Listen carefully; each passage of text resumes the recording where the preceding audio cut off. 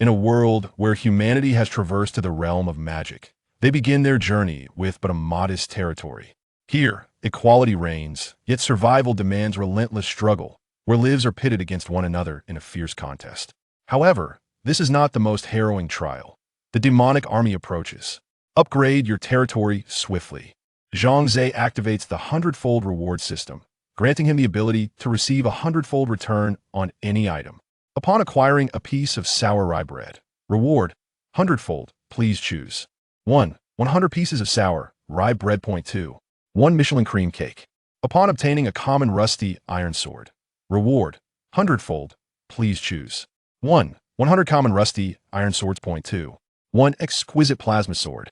Upon recruiting a heavily armored knight, reward, hundredfold, please choose. 1. 100 heavily armored knights. 2. 1 nuclear-powered mech warrior. Thus, Zhang Ze embarks on a path to greatness. While others grapple with the impending assault of the demonic army, he leads his technologically advanced forces to sweep across the realm of magic, even penetrating the lair of the Demon King. Chapter 1. The Great Transition and Survival in the Realm of Magic. Zhang Ze awakens from a daze, finding himself in a drafty wooden cabin, lying on a rickety bed. What is this place? How did I end up here? He recalls that he was on a crowded bus when suddenly darkness engulfed him, and upon opening his eyes, he found himself in this peculiar location. Amidst his confusion, a luminous screen materializes before his eyes. Survival Guide for the Realm of Magic. Introduction. Esteemed Lords from Earth, welcome to the Realm of Magic. Forget all that has come before, for a new life beckons you. Develop your territory, sketch the blueprint of your dreams, and realize the ultimate aspirations of your existence. All this awaits you in the realm of magic. However, first, you must ensure your survival in this harsh and intricate environment. I have prepared a starter pack to assist you through the initial trials thereafter. Your journey will depend solely on your own efforts. Instructions. 1. A 24-hour protection period is granted. Your territory will be safe from attacks.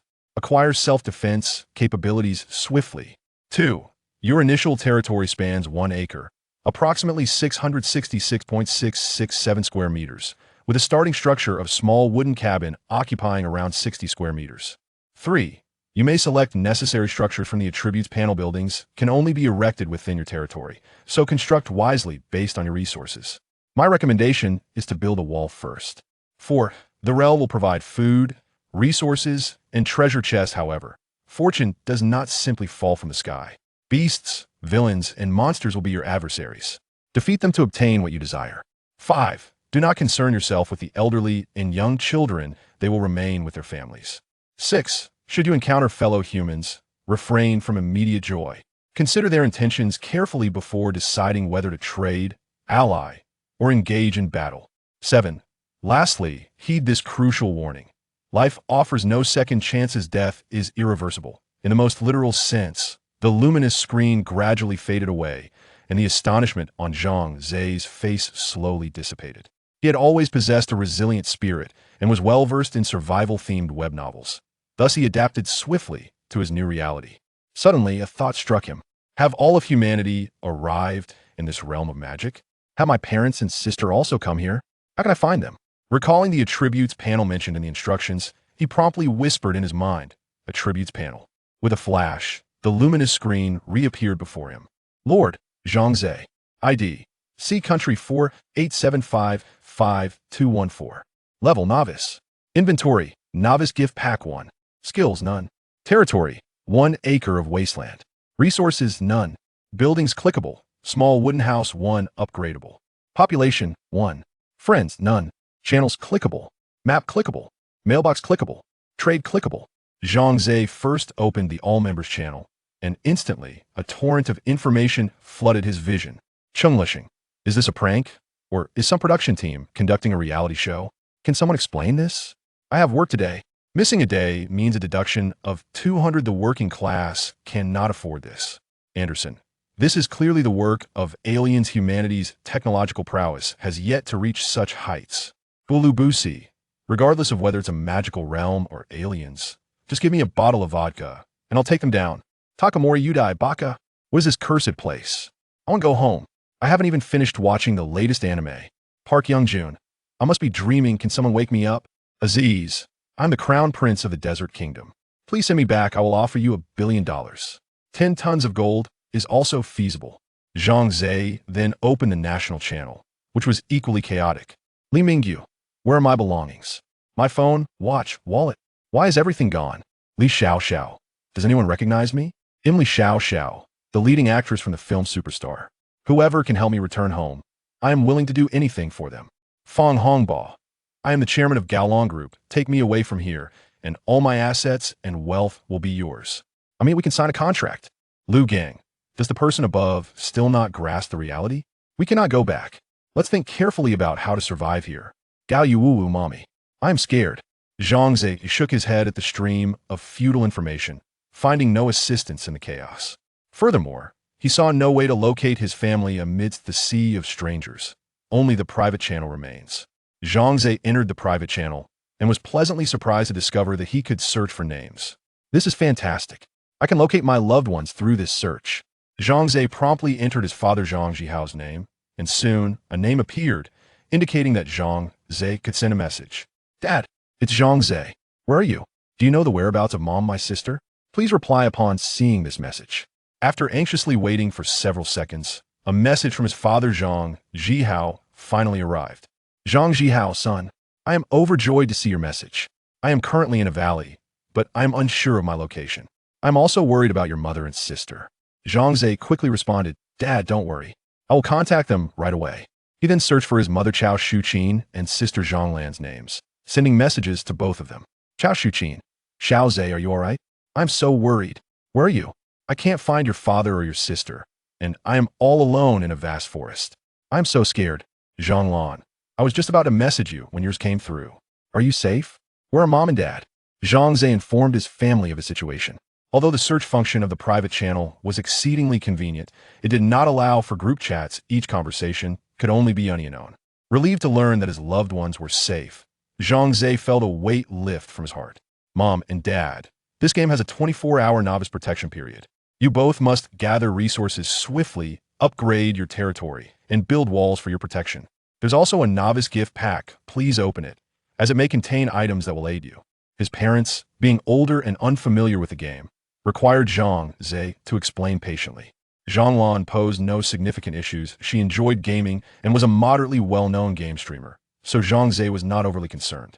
Zhang Lan, there's no need to panic. With my years of gaming experience, I'm quite familiar with strategy games. Once I construct the barracks, I will lead my troops to rescue you. After a brief exchange, the family received a notification that their free attempts are about to expire. Reluctantly, they bid each other farewell and ended the chat. My parents are older and unfamiliar with the game. Their situation is the most perilous. Zhang Ze took a deep breath, resolutely thinking, I cannot rely solely on my sister. I must develop quickly. Only by becoming stronger can I have the opportunity to save my parents. Just as Zhang Ze made this silent vow, he suddenly heard a chime. Congratulations! The hundredfold reward system is activated. Chapter 2. Hundredfold quantity, hundredfold quality. Which to choose? The hundredfold reward system? Zhang Ze was instantly astounded, his eyes widening in disbelief. I never expected to possess such a system. Is this something everyone has, or is it unique to me? Zhang Ze immediately opened the all channel, then ventured into the national channel. No one is discussing the system. Zhang Ze's eyes began to sparkle with excitement. This indicates that I am the sole possessor of the system. This must be the legendary golden finger. Ha ha ha. Zhang Ze laughed exuberantly with the system at his disposal. What could he possibly fear? Surviving in a magical realm? To him, it felt akin to playing a single-player game with cheats, effortlessly dominating every challenge. Once his excitement subsided, Zhang Ze began to delve into the system's functionalities. Explanation of the hundredfold reward system. Any rewards obtained will be amplified a hundredfold. With a choice between quantity or quality, rewards that have been amplified cannot be amplified again. Now that's impressive. Zhang Ze couldn't help but chuckle again, rubbing his hands together. Let's try the novice gift pack. I wonder what reward await. Previously, he had observed many individuals in the chat room showcasing their novice gift packs. They were typically just bread and water, accompanied by a worthless weapon. Many lamented the stinginess of the game designers, but Zhang Ze felt a sense of gratitude. If there were no novice gift pack, one would have to endure, wouldn't they? Open a novice gift pack. After a flurry of special effects, several items appeared in his backpack. a piece of sour rye bread, a bottle of 100 milliliters of murky water, and a common rusty iron sword. Just as expected, Zhang Ze shook his head, focusing his attention on the sour rye bread. A prompt appeared in his view. Reward multiplied 100-fold. Please choose. 1. 100 pieces of sour rye bread. 2. 1 piece of Michelin cream cake. Indeed, the Michelin cream cake is delectable, but it's just a single piece. It would be gone in a few bites, leaving me with a dilemma later. Zhang Ze mused, shaking his head and opting for option 1. A flash of light ensued, and 100 pieces of sour rye bread materialized. Gazing at the number 100 beside the rye bread, Zhang Ze smirked, though unpalatable. At least I won't starve. Next, he turned his attention to the bottle of 100 milliliters of murky water. Reward multiplied 100-fold. Please choose. 1. 100 bottles of 100 milliliters of murky water. 2. 1 barrel of 10 liters of farmer's mineral water. Without hesitation, Zhang Ze selected option 2. He would never choose murky water, as it would surely lead to gastrointestinal distress, and with no medicine available, that would be troublesome. Furthermore, the mineral water was sufficiently abundant, leaving no room for doubt. At last, it's time for the weapon. Zhang Ze rubbed his hands in anticipation. Reward multiplied 100-fold. Please choose. 1. 100 ordinary rusty iron swords. 2. 1 exquisite plasma lightsaber. In the magical realm, items are categorized into 7 quality levels: ordinary, rare, exquisite, perfect, epic, legendary, and divine. Zhang Ze had previously examined the attributes of the iron sword, which had an attack value of 10, while the plasma lightsaber boasted an astounding attack power of 1,000. This illustrated the stark contrast between the ordinary and the exquisite. Receiving an exquisite weapon right from the start, what could Zhang Ze possibly find to complain about? He made his decision without delay. I choose option 2. In an instant, the rusty old iron sword transformed into a sleek, futuristic hilt. Zhang Ze retrieved it, pressed the switch, and with a resounding whoosh, a crimson electromagnetic beam shot forth from the hilt. By heavens, is this not the lightsaber wielded by the Jedi in Star Wars? How incredibly splendid! Zhang Ze gleefully brandished the lightsaber, the air resonating with a buzzing sound. It was the sound of the electromagnetic beam slicing through the atmosphere. I've heard that a lightsaber can cut through iron like it's soft clay. I must venture out and test it. Zhang pushed open the wooden door, but did not rush outside. Instead, he cautiously peeked out to survey his surroundings. He realized that his modest wooden cabin was situated upon a vast plain. In the distance to the east, a small river meandered gently, while to the west, a dense forest sprawled just a few hundred meters away. Further north loomed a majestic mountain range, its grandeur unmistakable. To the south, however, there was nothing but an endless expanse of plain. This terrain is easily assailable and difficult to defend, Zhang Ze mused, shaking his head. The city walls must be constructed swiftly, otherwise, if monsters were to attack his territory, he would be utterly defenseless. Not far off, he spotted a massive boulder and approached it, swinging his saber down decisively. Crack! The stone split apart with the ease of cutting through tofu. The smooth surface gleamed like a mirror, a testament to the lightsaber's razor-sharp edge. What a remarkable weapon! Zhang Ze nodded in satisfaction with this armament. He had gained a modicum of self-defense capability. Resource discovered. 5 stones. Would you like to collect? Collect. Reward multiplied by 100. Please choose. 1. 500 stones. 2. 5 gold pieces. Before making a choice, let me ascertain the resources required to construct the walls. Zhang Ze did not harbor illusions that his dilapidated wooden cabin could withstand an enemy assault. He accessed buildings, where a drop-down menu appeared, showcasing an array of structures for Zhang Ze's contemplation. He navigated to defensive structures. Level 1 wall defense value, 10,000. Requirement, 1,000 stones. Zhang Ze glanced at his resources. Food, 100. Stones, 500. I still need 500 stones to construct the walls. Turning his gaze to a distant hill, he noticed an abundance of boulders, perfectly suited for collection. Thus, he departed his territory, heading towards the hill. Ah, there's also a tree here. I must fell it as well. I cannot let this opportunity slip by. With a swift stroke, Zhang Ze brought down the large tree, acquiring 3 logs. Reward multiplied by 100. Please choose. 1. 300 logs. 2. 3 golden sandalwood. I choose option 1. What use is golden sandalwood? 300 logs are far more practical. With 300 logs secured, he swung his saber once more, cleaving a boulder in 2, and again opted for option 1, obtaining 500 stones. This time, I have enough stones I can return to construct the walls. As Zhang Ze turned to head back, he suddenly heard rustling sound behind him. He spun around. His heart racing with fear. Before him was a formidable pack of ferocious wolves. They were encircling him in a fan-like formation, their sharp teeth bared and low growls sending chills down Zhang Ze's spine. I have been careless. I should have anticipated the presence of wild beasts in this area. Zhang Ze positioned the lightsaber across his chest, slowly retreating while remaining vigilant and alert. Suddenly, a wild wolf lunged at him with ferocity. Zhang Ze instinctively swung his sword, and a piercing scream echoed as the wolf was cleaved in two by the radiant blade. The gruesome carcass fell apart, and the scent of blood began to permeate the air. Ding!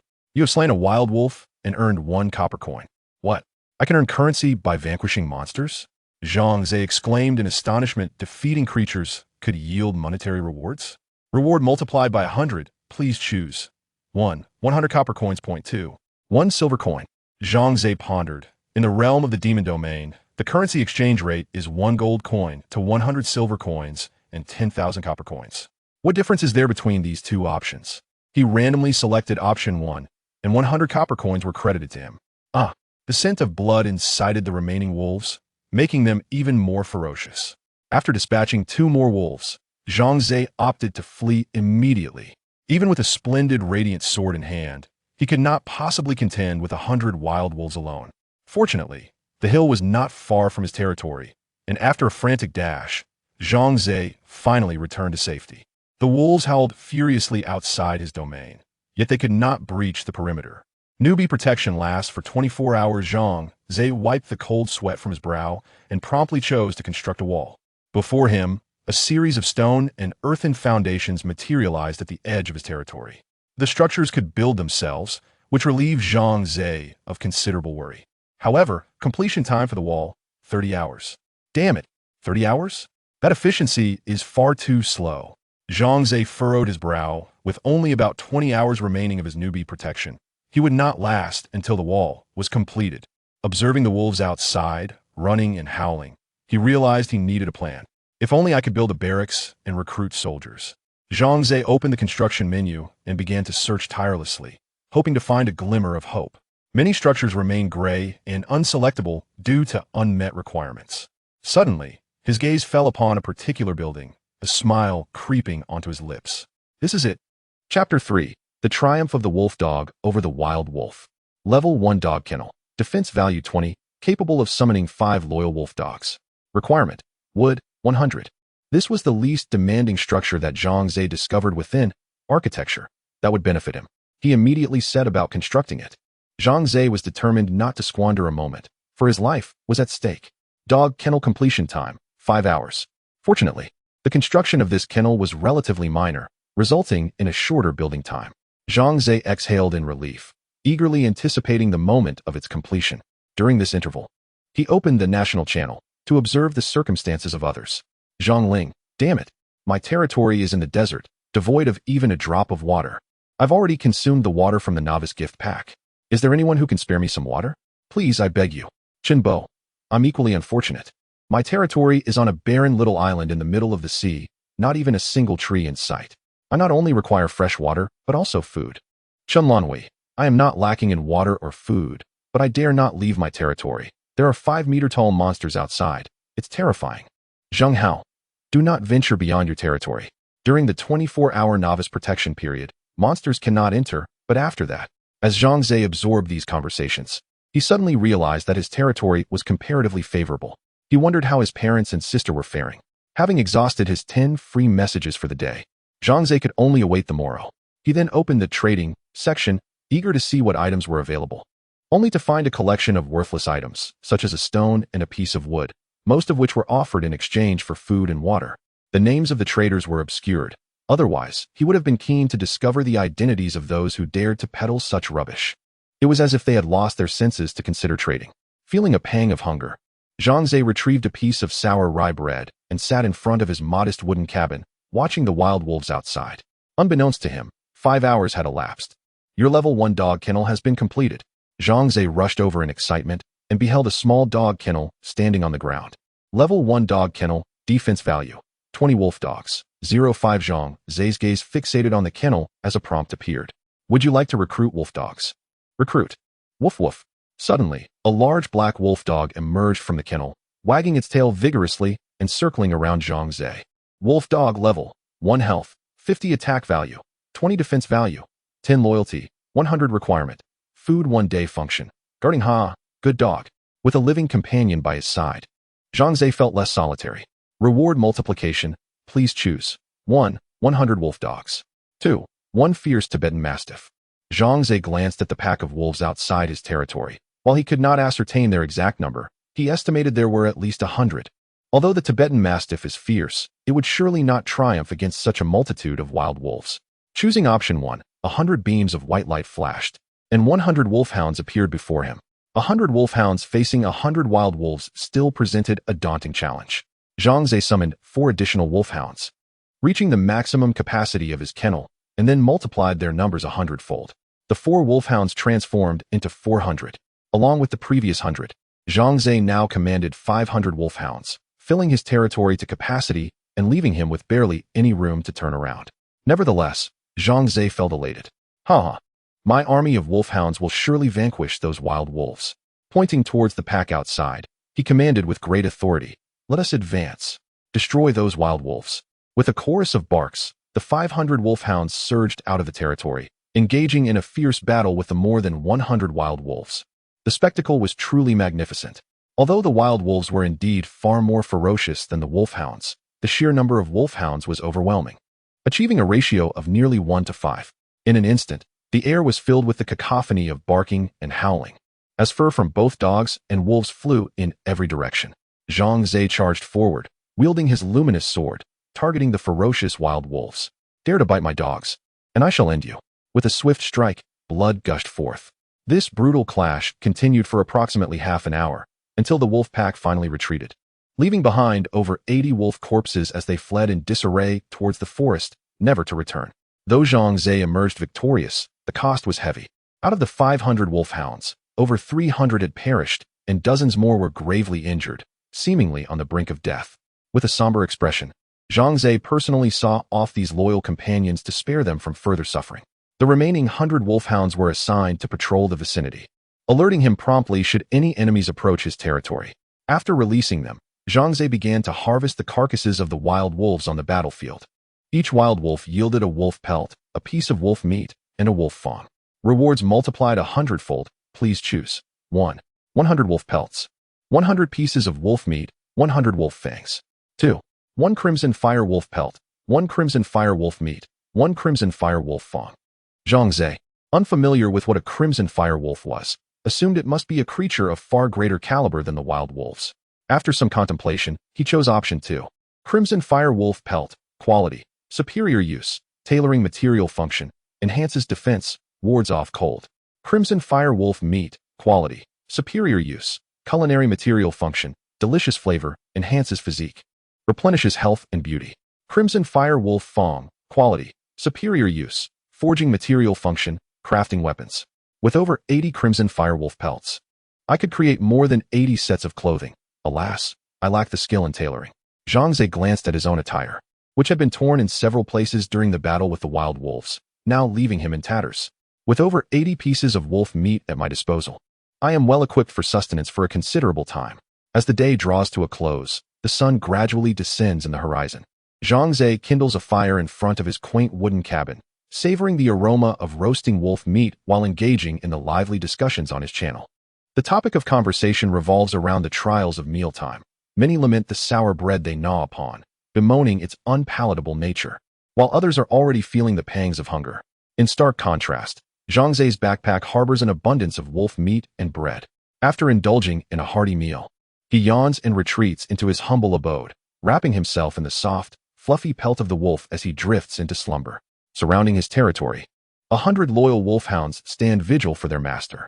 The next day, as the sun rises, Zhang Ze rubs his eyes open and pushes the door of his cabin ajar, astonished to discover that the stone wall has been repaired halfway. In just 10 hours, it would be fully restored, rendering his territory even more secure. With a nod of satisfaction, he glances back at his dilapidated cabin, contemplating that once the wall is completed, He must upgrade his dwelling to a grand tiled house. At that moment, his private channel lights up with a message from his family. Zhang Ze hastily opens it to find a note from his sister, Zhang Lan, silly brother.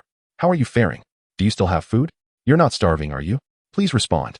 Zhang Ze smiles softly and types back. Zhang Ze, dear sister, I am quite well fed with wolf meat and bread, though I regret I cannot share it with you and our parents. Zhang Lan, all right. Enough boasting. As long as you're not starving, I'm relieved, silly brother. A warmth fills Zhang Ze's heart, touched by his sister's concern. Zhang Lan, we have a limited number of free chat messages, so let us get to the point. I have a tip to enhance the speed of building construction. Chapter 4 Greetings, my lord, Zhang Ze said, his curiosity piqued. Zhang Lan, once we gather sufficient resources, we must prioritize upgrading the cottage to a lord's hall. This will enable us to recruit commoners, who can significantly expedite construction and hasten the completion of buildings. This strategy is exceptionally practical. Be sure to remember it.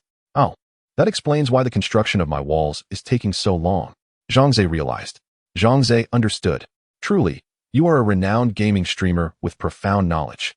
Zhang Lan, stop flattering me. If you need anything, just leave me a message. I still have a few free messages left, which I must reserve for contacting my parents. Not that I'm saying you should. Farewell, silly brother. Zhang Ze chuckled and shook his head. The fact that she utilized 5 free messages on him indicated his considerable importance in her eyes. Let me see how many resources are required to upgrade the cottage.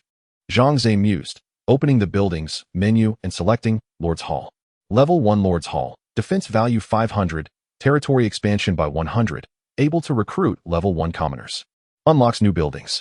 Requirements: 300 stone, 500 wood. 300 stone, 500 wood. Zhang Ze glanced at his resources. 0 stone, 200 wood. It seemed he would need to venture out to gather more resources. Equipping his lightsaber and calling upon all his wolfhounds, Zhang Ze set out once more towards the hills to collect stone. The wild wolves had already been driven away, making this gathering expedition remarkably smooth.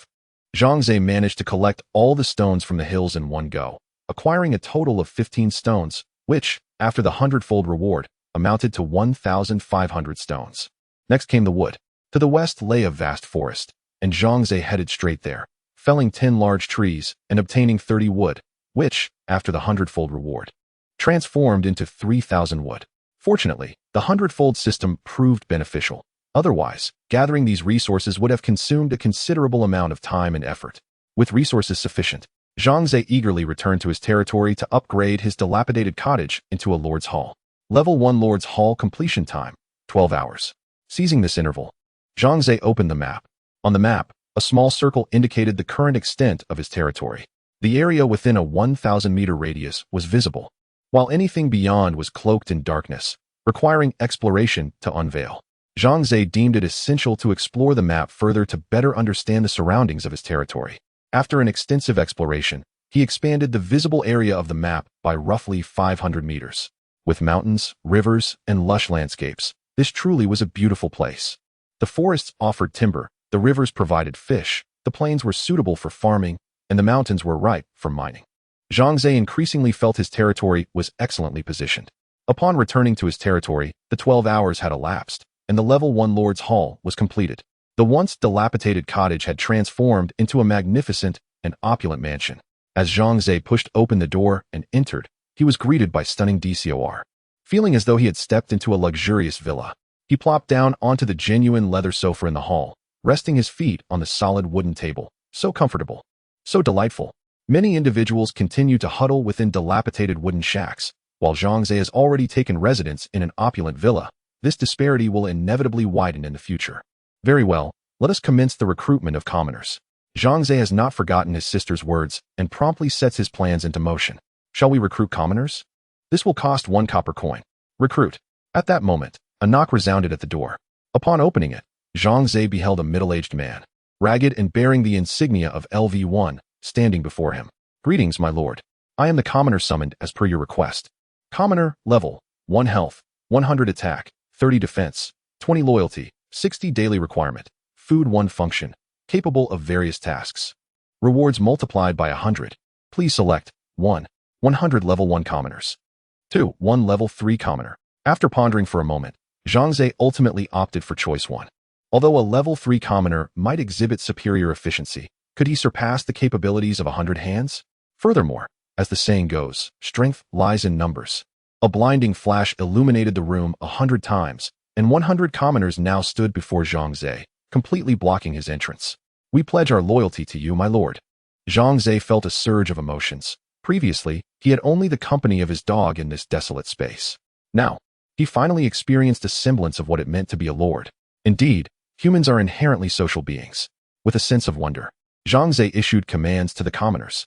All of you gather resources. I require stones and wood in abundance.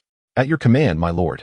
The commoners promptly divided into two groups. One wielding axes ventured into the forest to fell trees, while the other, armed with hammers and picks, scoured the vicinity for stones. With the aid of these commoners, Zhang Ze could recline comfortably in the Lord's Hall, perusing the chat channel without lifting a finger. Nation chat. Yangguang Yuan, I am utterly exhausted. I was once the general manager of a listed company. I have never engaged in such laborious work. My hands are blistered from chopping wood. Tang Shan, as a woman, I am even less suited for physical toil. Would any kind soul please send me 100 stones? I wish to upgrade my wooden shack. Wu Hai, 100 stones? Do you have any idea how much effort that requires? I toiled all day and only managed to collect 46 stones. You are quite greedy, madam. Lu Chengxian. Everyone, let us cease our complaints and work diligently. The novice protection period will soon conclude. If we do not acquire the means for self-preservation, we shall be in dire straits. Zhu Heguang. We all understand the principles, but I truly cannot manage this work. Accustomed to a life of comfort, I struggle to carry 20 pounds of rice upstairs, let alone chop wood or mine stones. It is utterly exhausting. Zhang Ze glanced at his resources. In just over an hour, his commoners had amassed 480 stones and 520 pieces of wood. Although the efficiency did not match his own efforts, the fact that he need not toil himself was quite satisfactory. Zhang Ze wore a contented expression. Just then, there was another knock at the door. Zhang Ze opened the door to find a commoner clutching his stomach. A pained expression etched across his face as he implored, "My lord, it is impossible to work on an empty stomach. Please, provide us with food and shelter." Zhang Ze was momentarily taken aback. He quickly assessed his resources and discovered, to his dismay, that his food supply had dwindled to zero. How careless. The hounds and the commoners consumed food daily. Furthermore, the commoners required shelter to rest. If their basic needs for sustenance were not met, their loyalty would wane, and they might ultimately defect. Zhang Ze was resolute in preventing such a calamity from occurring. First, he needed to address the issue of food. With over 100 hounds and 100 commoners, at least 200 units of food were essential. Zhang Ze promptly turned to the buildings, menu, and located farmland. Level 1 farmland. Defense value 10, provides 100 food, crop maturation time 6 hours. Requirements: 100 stones, 100 woods. Without hesitation, Zhang Ze constructed a plot of farmland and dispatched 20 commoners to assist in the endeavor, significantly enhancing construction efficiency.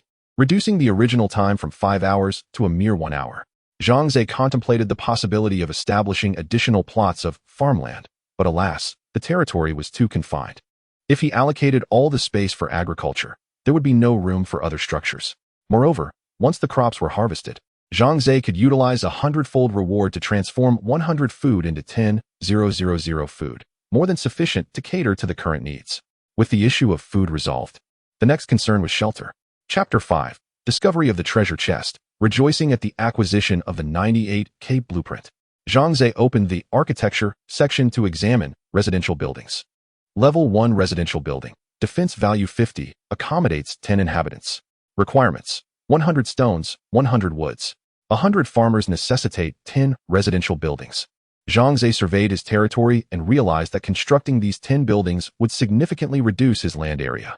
He needed to continue upgrading his domain, otherwise, the limited space would hinder the construction of further developments.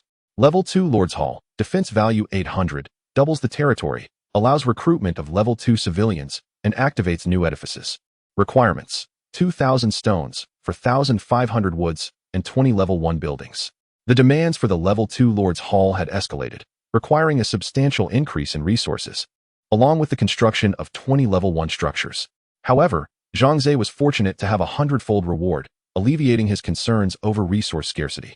To expedite the construction of the residences, Zhang Ze joined the ranks of resource gatherers, felling trees and mining alongside the other civilians. "It is our lord. He humbles himself to work with us," the villagers exclaimed in awe. His hands-on approach truly sets an exemplary standard for us commoners. We are indeed fortunate to have such a leader.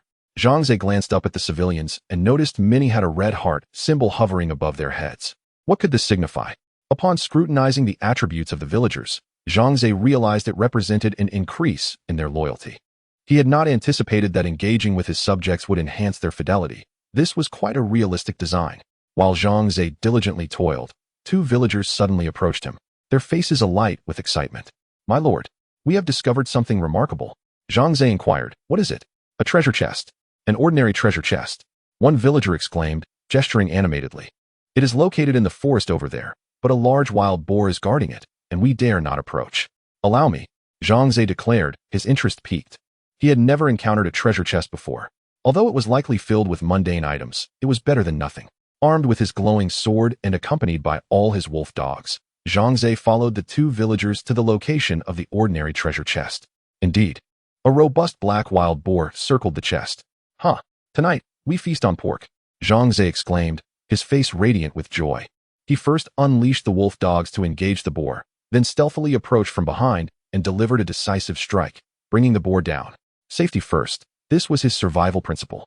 Standing triumphantly atop the wild boar, Zhang Ze reveled in his victory. The boar yielded 10 pieces of boar meat, 1 hide, and 5 copper coins. Zhang Ze opted for the hundredfold reward, transforming these items into 100 pieces of boar meat, 100 hides, and 500 copper coins. He then opened the ordinary treasure chest, which erupted in a dazzling display, revealing 2 items, 10 iron ores and 1 ordinary blueprint spear. Reward a hundredfold. Please select 1,000 iron ores and 100 ordinary weapon blueprints spear, 10 diamonds, and a blueprint for an exquisite weapon, the 98K rifle. Gold is of little consequence. However, the exceptional blueprint must not be overlooked. After all, it is the 98K. Zhang Ze immediately opted for the second choice, adding 10 diamonds and a weathered parchment scroll to his inventory. The 10 diamonds were valued at 100 gold coins, equivalent to 1 million copper coins. Without hesitation, Zhang Ze sold them, instantly amassing a fortune. To become wealthy, one must open treasure chests. Subsequently, Zhang Ze eagerly examined the blueprint for the exceptional weapon. Blueprint for the 98K rifle, including specialized ammunition, quality, exceptional requirements. A blacksmith shop, the higher the level, the greater the success rate.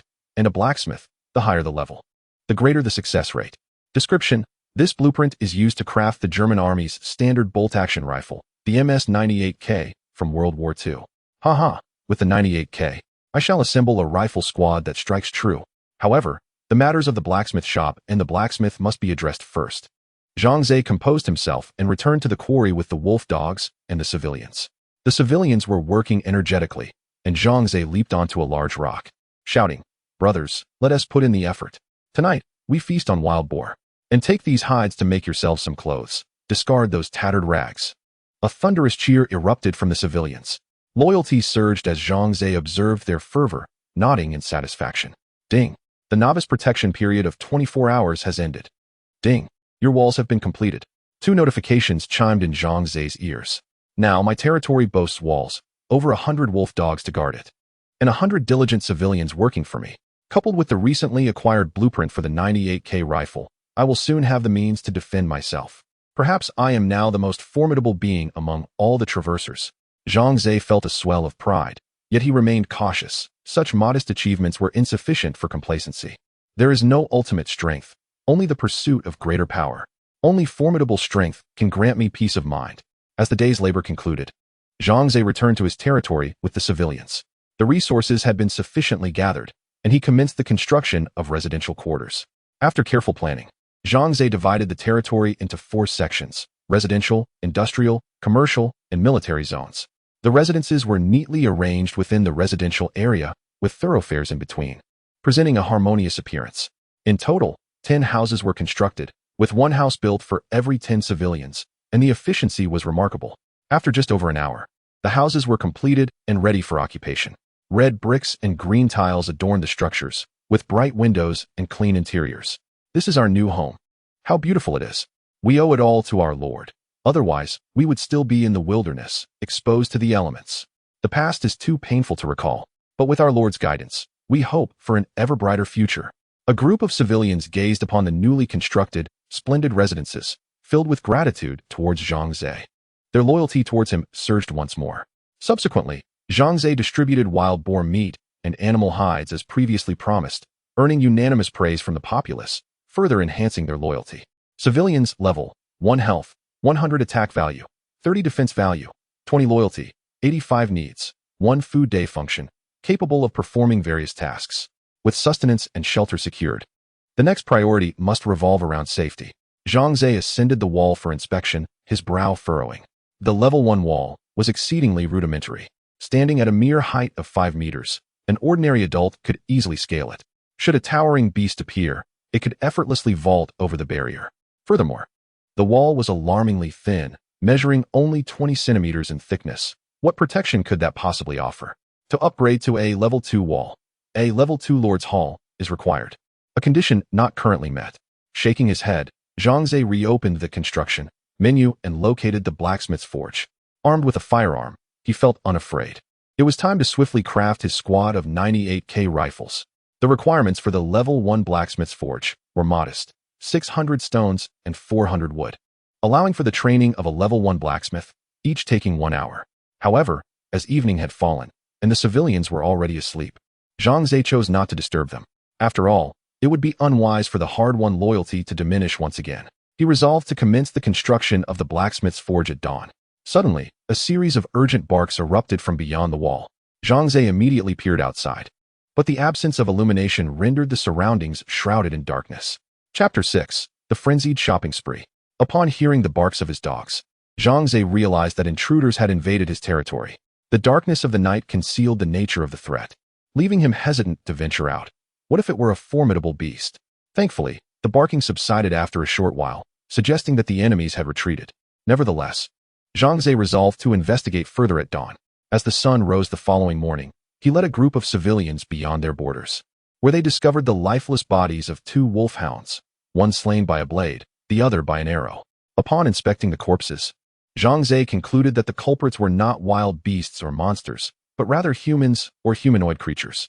The Guide to the Abyss mentioned that this world is home to numerous races and beings: dragons, undead, elves, dwarves, goblins, orcs, and humans are merely one among them. As they searched the area for additional clues, a civilian rushed back, panic-stricken. "My lord, it is grave news." Zhang Ze's heart sank. "What is it? Speak slowly." The civilian, breathless, exclaimed, "I found a pile of stones stained with blood. It bears the mark of the Gru bandits." "The Gru bandits?" Zhang Ze echoed. "Indeed. This ruthless gang has wreaked havoc in our region, pillaging and burning. Each time they target a victim, they leave such markings. Our former village was razed by them." Overcome with emotion, the civilian began to weep. "My poor wife and children. They were slaughtered by these fiends." Zhang Ze's expression turned grave. The Gru bandits had marked their territory, signaling a clear intent to strike at him. If he did not act swiftly, his domain would be in peril. Glancing back at the frail walls of his stronghold, he promptly decided that a blacksmith shop and a barracks must be constructed without delay.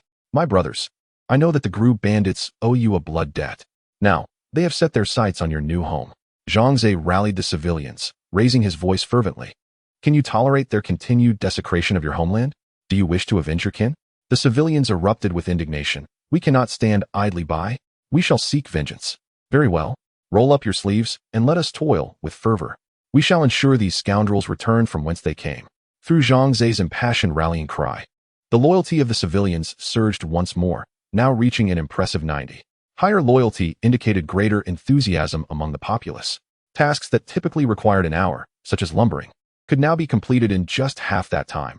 Efficiency had doubled.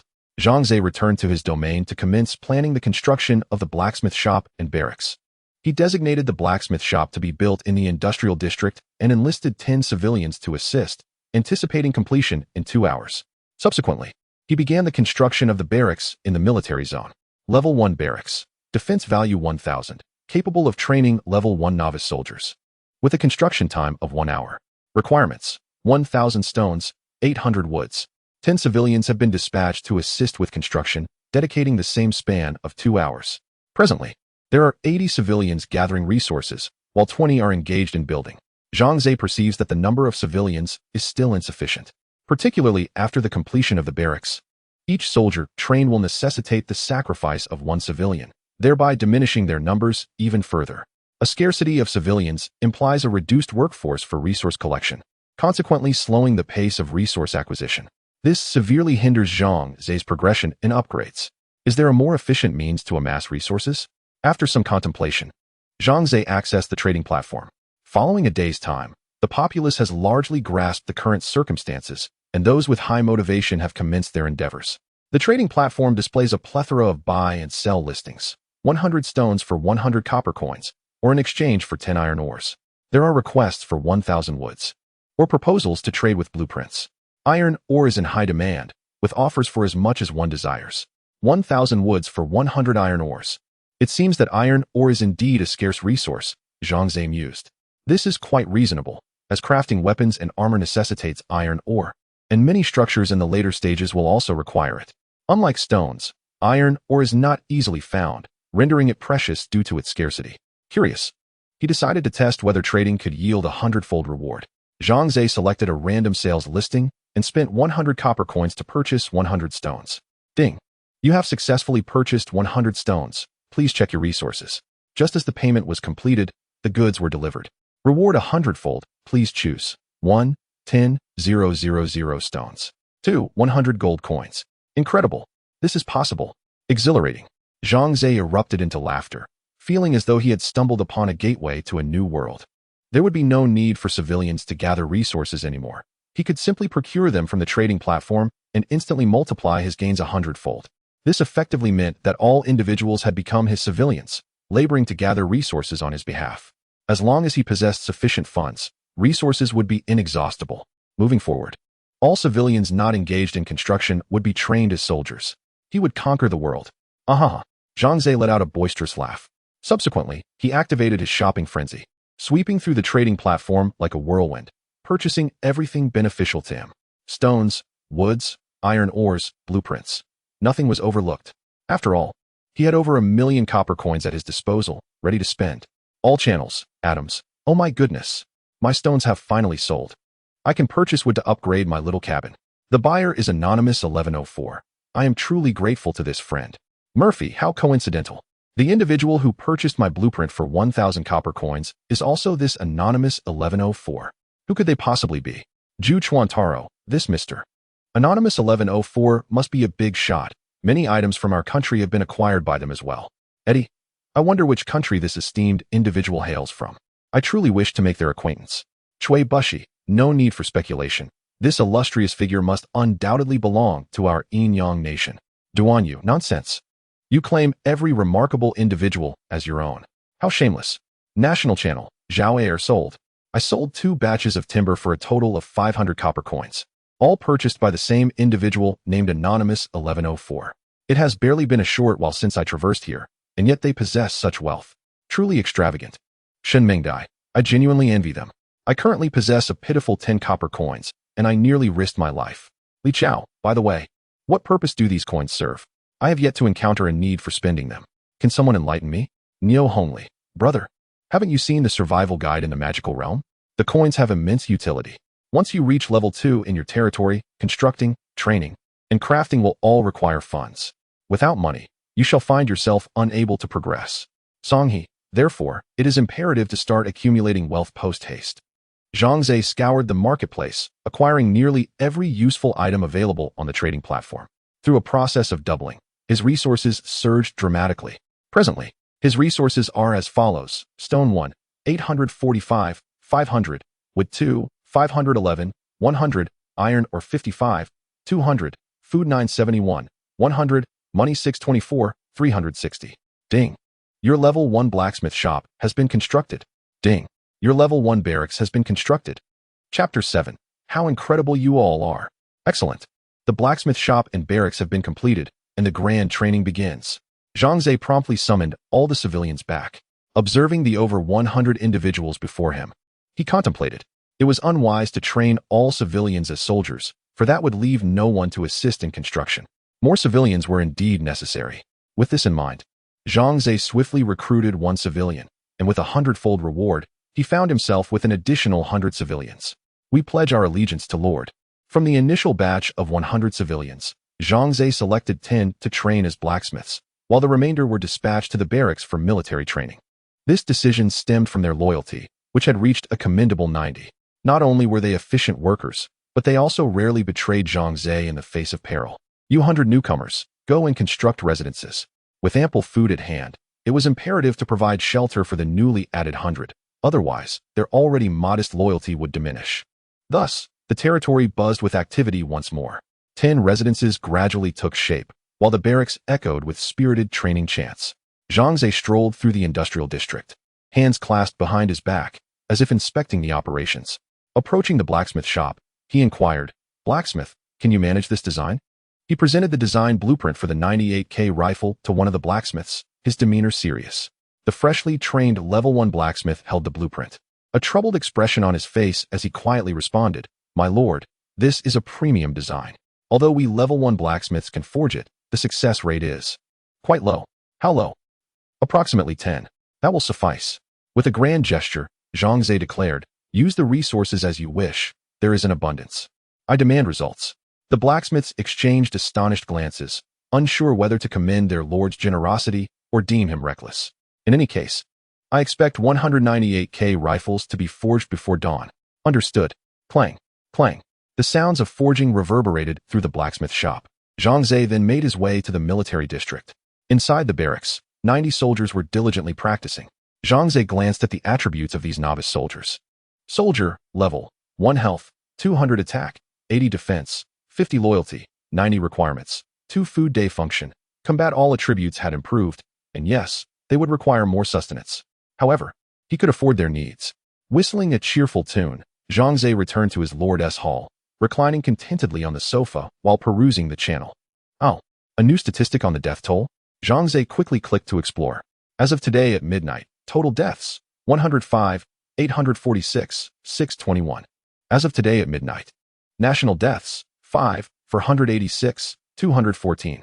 As of today at midnight, deaths among friends and family, 0. With a sigh of relief, Zhang Ze felt at ease knowing his parents and sister were unharmed. As the novice protection period drew to a close, many who could not adapt to the environment faced dire consequences. Yet, I never anticipated that so many would perish. Zhang Ze shook his head slightly, his earlier excitement now tempered with calm. Despite possessing a hundredfold reward system, abundant resources, and limitless wealth, I am still not strong enough. Zhang Ze remained composed, bearing the responsibility of safeguarding his parents and younger sister. Ding. New message in private channel. Zhang Ze promptly opened the private channel. Chao Shuqin. Son, are you well? I was horrified to see the death toll. Zhang Ze. Mother, I am fine. How about you? Has the construction of walls in your territory been completed? Are you safe? Chao Shuqin. Do not worry. I followed your sister's advice and recruited some civilians. The walls are up. Moreover, this forest is quite safe. No monsters or wild beasts have appeared so far. Isn't my luck splendid? Zhang Ze. Mother, do not cease upgrading the constructions. Have you built the barracks?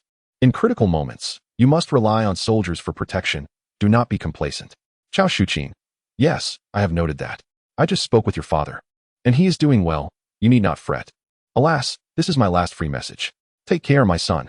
Your father and I eagerly await the day we can reunite with you and your sister. Zhang Ze. Yes, I will strive to find you. Our family must remain intact. Not a single one shall be lost. The final message failed to send as Chao Shuqin had exhausted her free communication quota. Sighing, Zhang Ze entered the kitchen and roasted a piece of firewolf meat for himself. How wonderful it would be to have a steward to prepare my meals. Preferably a beautiful one, he mused with a smile. After enjoying his roast, the sky outside gradually darkened. Ding. Your level 1 dwelling has been completed. Ding. Your level 1 dwelling has been completed. Ding. Your level 1 dwelling has been completed. The notification rang out 10 times, signifying the completion of the 10 dwellings Zhang Ze had previously constructed. To err on the side of caution, he stationed all 90 novice soldiers he had trained atop the city walls to ensure the safety of the territory. The remaining civilians retired for the night, and Zhang Ze lay down on his soft, comfortable bed, drifting into slumber. The night passed quietly, without incident. The following morning, Zhang Ze arose and made his way directly to the blacksmith shop. My lord, we have not disappointed you. The 10 blacksmiths, bleary-eyed and swaying, presented Zhang Ze with 198K rifles. 98K rifle includes 1,000 rounds, quality, exceptional damage, 500 description, 8mm caliber, muzzle velocity of 760 ms, weight approximately 4 kilograms. Effective range of 500 meters, magazine capacity of 5 rounds. Features: accurate and reliable with moderate lethality.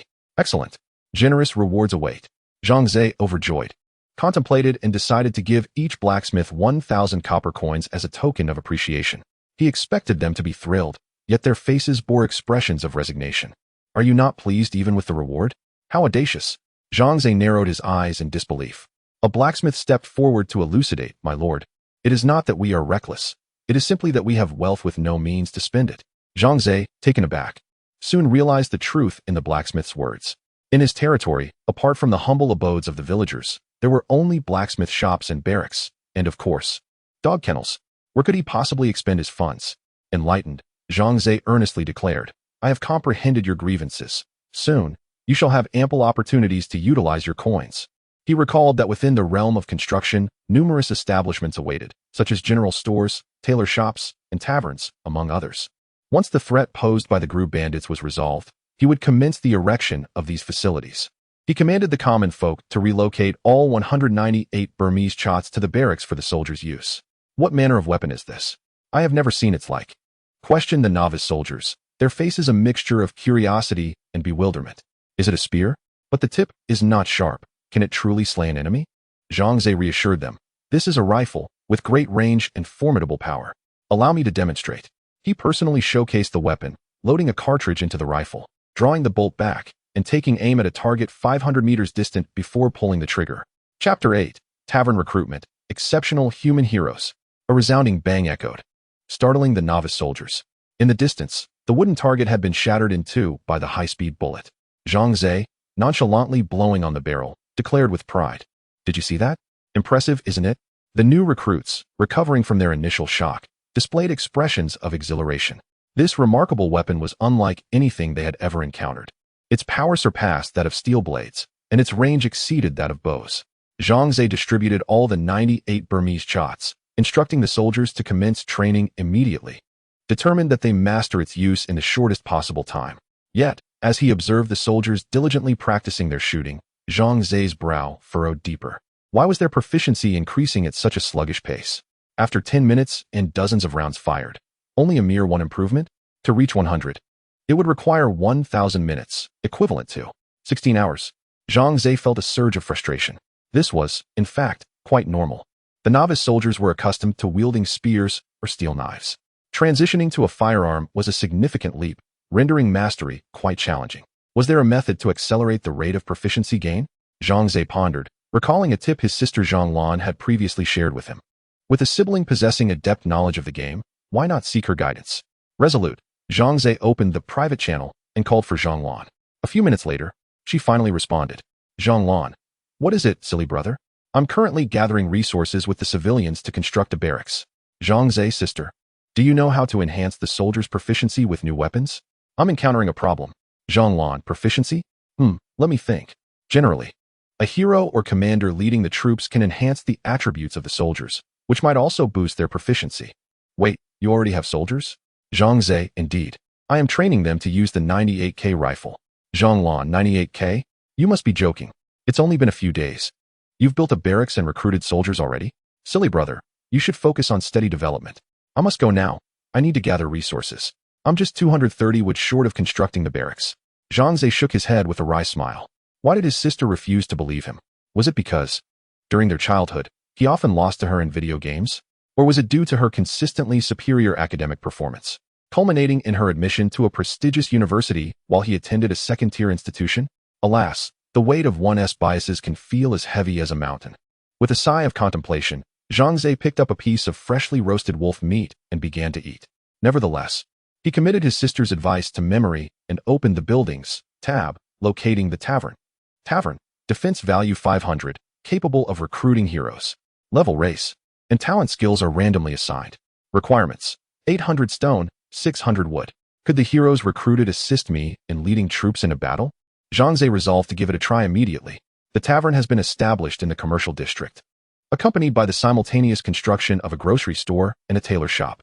The Level 1 grocery store boasts a defense value of 500 and offers a variety of Level 1 items for sale, while also providing a service for purchasing goods. Requirements include 800 stones and 600 pieces of wood. The level 1 tailor shop, with the same defense value of 500, sells and crafts an assortment of garments, also requiring 800 stones and 600 pieces of wood. Now, you finally have a place to spend your funds. Zhang Ze smiled with satisfaction. The commoners once again immersed themselves in the intense and bustling construction work, completing all 3 buildings in just 2 hours. Zhang Ze was the first to enter the tavern. The innkeeper promptly approached him with a beaming smile, inquiring, "Welcome, my lord. How may I assist you today?" 3 options appeared. 1. I would like a drink. 2. I wish to recruit a hero. 3. I am merely browsing. I wish to recruit a hero, Zhang Ze declared with authority. The innkeeper rubbed his hands together and replied, "Very well, my lord. Recruiting a hero requires 1 gold coin. Would you be willing to pay?" He added, "I must remind you, should you find the recruited hero unsatisfactory, there will be no refunds. Please consider this carefully. 1 gold coin equals 10,000 copper coins. A staggering sum for an average person who has just traversed into this world. Yet for Zhang Ze, it was but a trifling amount. Payment." Zhang Ze waved his hand grandly, transferring 10,000 copper coins to the innkeeper. The innkeeper's eyes crinkled with delight. Recruiting a hero will take 1 hour. Once successful, you must wait 72 hours to recruit again. Understood. Now, bring me a drink. Zhang Ze jovially settled at a table and sampled a delightful cup of wine. Quite pleasant, reminiscent of fine red wine, he praised. An hour later, Zhang Ze was alerted by a notification sound. Ding. Your hero recruitment has been successful. 1 ordinary human hero. Rewards multiplied by 100. Please choose. 1. 100 ordinary human heroes. 2. 1 exceptional human hero. Was there any doubt? Option 2 was a must. As the tavern door swung open, a towering figure strode in. Zhang Ze turned to face this individual, standing at 8 feet tall. Robust as an ox, clad in silver chainmail, exuding an aura of righteousness. "You must be the esteemed lord," he stated. "I am Hall Owen, the deputy commander of the former king's 7th army." Hall saluted Zhang Ze with respect, saying, "Reporting for duty." In Zhang Ze's eyes, detailed information about Owen materialized. Hero, Hall Owen quality, exceptional level, 1 experience, 0 10,000 race, human health, 800 attack, 500 defense, 750 loyalty, 60 skills, charge into battle LV1, increases soldier attack power by 10, talents, training LV1, accelerates soldier training speed. Command LV1, enhances soldier loyalty by 10, equipment, rare military blade, rare silver armor requirements, 1 residential building, 10 food per day, 1,000 copper coins per day notes. Due to the rampant corruption within the kingdom of Guddi, the upright Hall Owen has faced ostracism.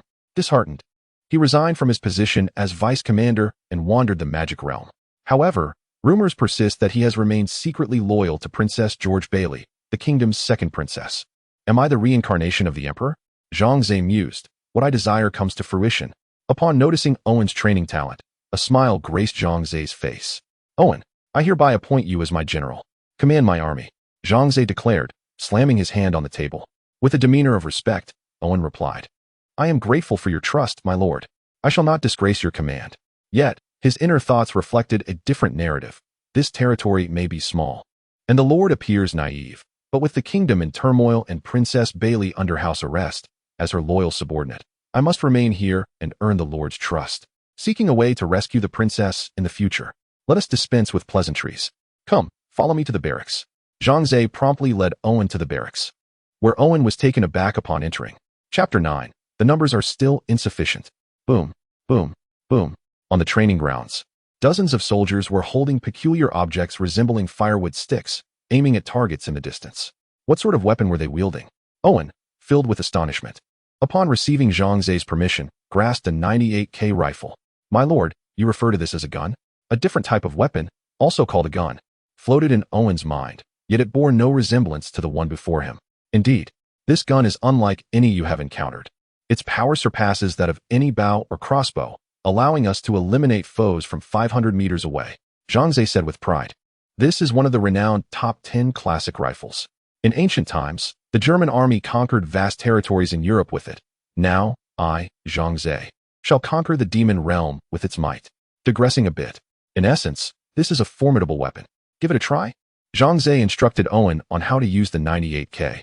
Though Owen hailed from another world, he possessed an innate affinity for weaponry. After handling it briefly, he adeptly learned to use it and even shot with remarkable precision. My lord, this 98K is by far the most powerful weapon I have ever encountered. Owen's face flushed with excitement. His exhilaration stemmed not only from witnessing this revolutionary weapon, but also from a bold idea forming in his mind. With the 98K and by training a rifle team, I could rescue the princess. With this thought, Owen promptly approached Zhang Ze. My lord, I wish to commence training the soldiers at once, ensuring they are prepared in the shortest time possible. Excellent. Zhang Ze nodded in satisfaction. Owen's loyalty stood at a mere 60, yet his enthusiasm was unexpectedly high. By the way, Owen, are you aware of the Gru Gang? Zhang Ze, limited to the knowledge provided by the Demon Realm Guide, sought further insights. As a hero of this world, Owen should possess deeper awareness. Owen's expression grew grave. I know of them. They are a ruthless band, numbering between 2,000 and 3,000. So many? Zhang Ze was taken aback. He had previously estimated the Gru Gang to comprise only 300 or 400 members, never imagining their true strength. Indeed, during my service in the king's army, I once accompanied our commander to subdue them, but alas, someone betrayed us, allowing those scoundrels to escape. Owen clenched his fists, anger etched on his face. Now, I present you with an opportunity. Lead the charge to eradicate these scoundrels. Zhang Ze's gaze turned cold. This, my lord, I urge you to reconsider. Owen hesitated, glancing at the dozens of novice soldiers training nearby. Carefully choosing his words, he continued, our territory remains too weak, and our forces are insufficient. Even with the 98K, I still have concerns. Zhang Ze articulated the unspoken fear. You worry that our numbers are too few to challenge the bandits, do you not? Owen bowed his head in silence, tacitly agreeing. Do not fret over this matter. By tonight, I shall assemble 1,000-strong force for you. With a grand gesture, Zhang Ze proclaimed with unwavering confidence, you shall train diligently here. More fresh recruits and an abundance of 98 Burmese chots will soon arrive. As you command, Owen replied respectfully. Watching Zhang Ze stroll away with his hands clasped behind his back, sighing, Owen felt a twinge of misfortune for encountering such an arrogant lord. With merely a few acres of territory, a scant dozen buildings, and a handful of novice soldiers, did he truly believe he could eradicate a band of robbers numbering in the thousands? Was this not a perilous pursuit? To recruit 1,000 men in a single day? Utterly fanciful. Owen chuckled bitterly, shaking his head, setting aside whether Zhang Ze could accomplish such a feat. Even if he did, could 1,000 men truly vanquish a band of robbers? In days of yore, the king's army had mobilized over 5,000. Even then, the command was anxious about manpower, contemplating an additional reserve of 5,000. With another deep sigh, Owen felt that this diminutive territory would scarcely endure for a few days. I currently possess a population of 220 dwellings, a blacksmith shop, a barracks, and a doghouse. There is little space left in my domain. Zhang Ze gazed at his territory in distress. He finally grasped why ancient monarchs were so fervent about expanding their realms. Upgrade to a level 2 Lord's Hall. I require a more expansive territory. Zhang Ze tapped on his Lord's Hall, and instantly, numerous wooden frames appeared around it, encircling the structure. To enhance efficiency, he dispatched 10 civilians to assist with the construction. Were it not for the limitation of 10 civilians per building, Zhang Ze would have eagerly assigned everyone to the task. Level 2 Lord's Hall completion time, 4 hours. During this construction period, the Lord's Hall remained operational. Thus, Zhang Ze eagerly recruited 10 additional civilians. Then, a hundredfold reward. Shimmering lights flashed, and 1,000 civilians stood before Zhang Ze, a sea of humanity. Bowing to the esteemed lord, the thunderous chorus of 1,000 voices reverberated, causing Zhang Ze's eardrums to hum. Haha, excellent. Zhang Ze beamed with delight, commanding, everyone, forward. Turn left towards the military district. Enlist at once. The ground trembled as 1,000 individuals marched behind Zhang Ze towards the military district, hearing the resounding footsteps akin to a tidal wave. The realization that they were all his people filled Zhang Ze with an exhilarating sense of supremacy. Owen was instructing soldiers in the proper use of the 98K when a cacophony of noise erupted from behind. Turning to investigate, his jaw dropped in astonishment. Owen, 1,000 new recruits have arrived. Zhang Ze waved his hand, grinning triumphantly. Pay your respects to your commander, General Owen. The 1,000 civilians bowed in unison. We greet you. General. Ah well. Owen struggled to close his mouth, his astonishment still palpable in his eyes. What manner of lord was this? To recruit 1,000 men in a single day? Even at the zenith of the kingdom's prosperity, recruiting such a number would take at least several days. Zhang Ze patted Owen on the shoulder and said, the task is now entrusted to you. Ensure that these civilians are transformed into disciplined soldiers in the shortest possible time. Yes, my lord. Owen suddenly felt a profound respect for Zhang Ze, perceiving him as an enigmatic figure. With a silent nod, Zhang Ze walked leisurely out of the barracks, hands clasped behind his back. It became evident to him that in order to elevate Owen's loyalty, he must first earn his admiration. While the number of personnel was adequate, a significant shortfall in weaponry persisted. There remained a need for 900 more 98K rifles. Upon entering the blacksmith's workshop, Zhang Ze observed 10 blacksmiths toiling tirelessly, their efforts evident in their weariness. He thought to himself, it seems the workshop also requires additional hands. Alas, we are still short on manpower. Chapter 10, Frantic Construction. Swift Efficiency. People are the primary productive force. Zhang Ze believed this statement to be profoundly accurate. However, he found himself powerless at the moment, constrained by the limited size of his territory. Ding! Your level 2 Lord's Hall has been completed. Zhang Ze excitedly slapped his thigh. It was truly a timely development. He promptly checked his attributes. Lord, Zhang Ze ID. C Country 487555214. Level. Apprentice. Backpack. Openable. Various items. Skills. None. Territory. 4 acres of wasteland resources. Stones 1. 842. 500. Wood 2. 507. 100. Iron or 55. 200. Food 945. 900. Money 618. 540. Buildings. Openable.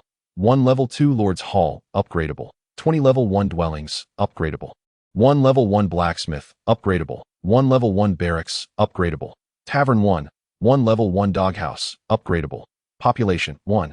201 friends. None. Channel. Openable. Map. Openable. Mail. Openable. Trade. Openable. Upgrading the Lord's Hall to level 2 not only doubled the size of his territory, but also allowed the previous level 1 buildings to be upgraded to level 2. A level 2 dwelling could accommodate 20 individuals. This upgrade was essential. Zhang Ze immediately operated the panel, upgrading all 20 level 1 dwellings to level 2.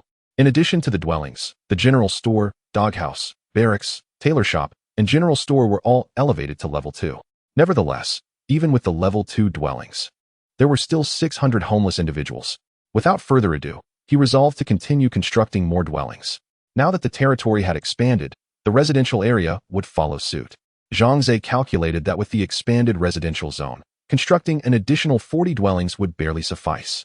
Thus, he promptly set to work, vigorously building new residences. The appearance of the level 2 dwellings bore a significant difference from that of the level 1. They transformed from single-story houses into 2-story buildings. Zhang Ze had never entered the dwellings before, but after the completion of the level 2 residences, he ventured inside for a tour. The layout was quite simple, featuring 2 bedrooms and a living room, with an independent kitchen and bathroom, covering approximately 50 square meters. The interior decoration was also quite modest, with furnishings limited to the essentials, a table, chairs, and a bed, aptly described as bare. The space felt somewhat cramped, and there were no household appliances. Zhang Ze pursed his lips in dissatisfaction. Yet, the commoners accompanying him expressed profound gratitude.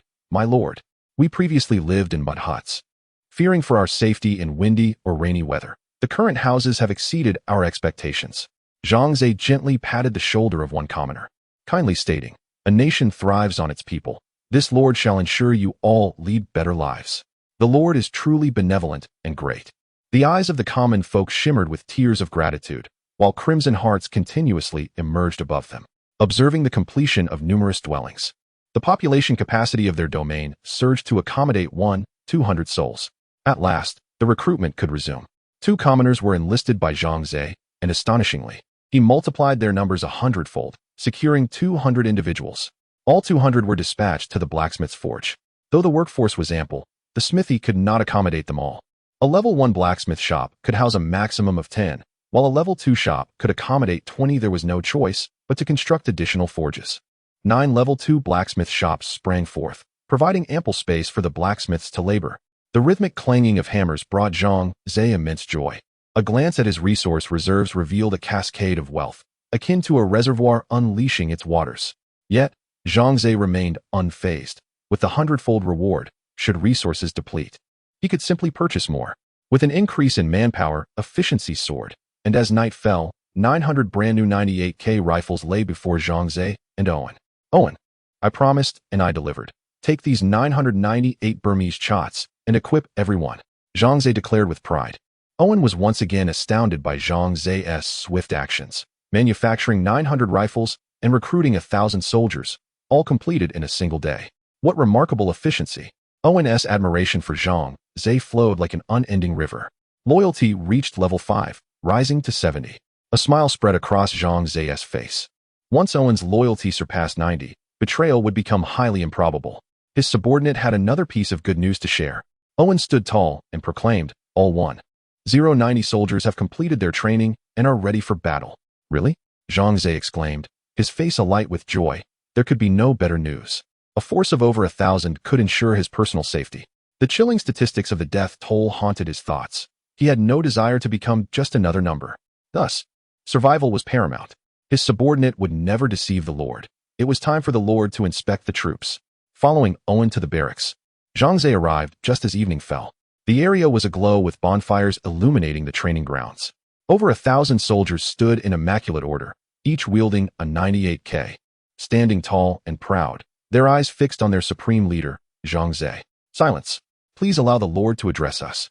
Owen stood at the front of the ranks, respectfully awaiting Zhang Ze's words. The assembly fell into hushed anticipation, eager for Zhang Ze's address. "Good," Zhang Ze managed to utter after a prolonged pause. He was at a loss for words, having never held a high-ranking military position. Just then, the sound of barking dogs echoed from outside the walls. An enemy presence. Owen, ever vigilant, turned to Zhang Ze and inquired, "My lord, shall I take a group to investigate the situation? It's too dark outside. Do not engage. First, hold the fort. Refrain from firing indiscriminately." Given Zhang Ze's cautious and prudent nature, he would never engage in a battle without certainty of victory. "Understood." Owen nodded, leaving half the soldiers to safeguard Zhang Ze while leading the remainder towards the walls. Zhang Ze remained stationary, pleased by the absence of gunfire, nodding in satisfaction. "Owen truly comprehended my intentions, refraining from revealing our possession of such formidable weaponry as the 98K to the enemy. Otherwise, it would have alarmed them prematurely." After a brief interval, Owen returned to report. "My lord, the enemy has retreated. We did not venture outside the city nor discharge our weapons." "Excellent," Zhang Ze grunted. "It appears that band of marauders can scarcely contain themselves any longer. Tomorrow shall mark the decisive confrontation. My subordinates vow to defend the Lord to the death." Owen declared earnestly, ensuring that this band of brigands would not return unscathed. To prepare the soldiers to face the impending battle with vigor, Zhang Ze instructed Owen to command the troops to rest, while he himself retired to the Lord's hall for slumber.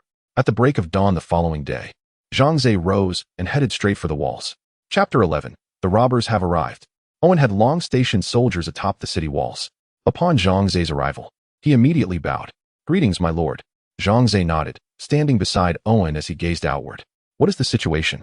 "There has been no movement for the time being," Owen replied, gesturing toward 3 deceased wolfhounds not far away. "At dawn, I led a team to investigate. These dogs perished by the blade, and we discovered human footprints nearby, without a doubt, the work of bandits. When do you anticipate they will launch their attack?" Zhang Ze inquired solemnly. Although he was the lord, he believed it prudent to consult a professional in matters of warfare. Owen responded, "The bandits have already tested our defenses twice. I surmise that an assault will come soon. Before noon today, they will undoubtedly strike." His estimation proved remarkably accurate.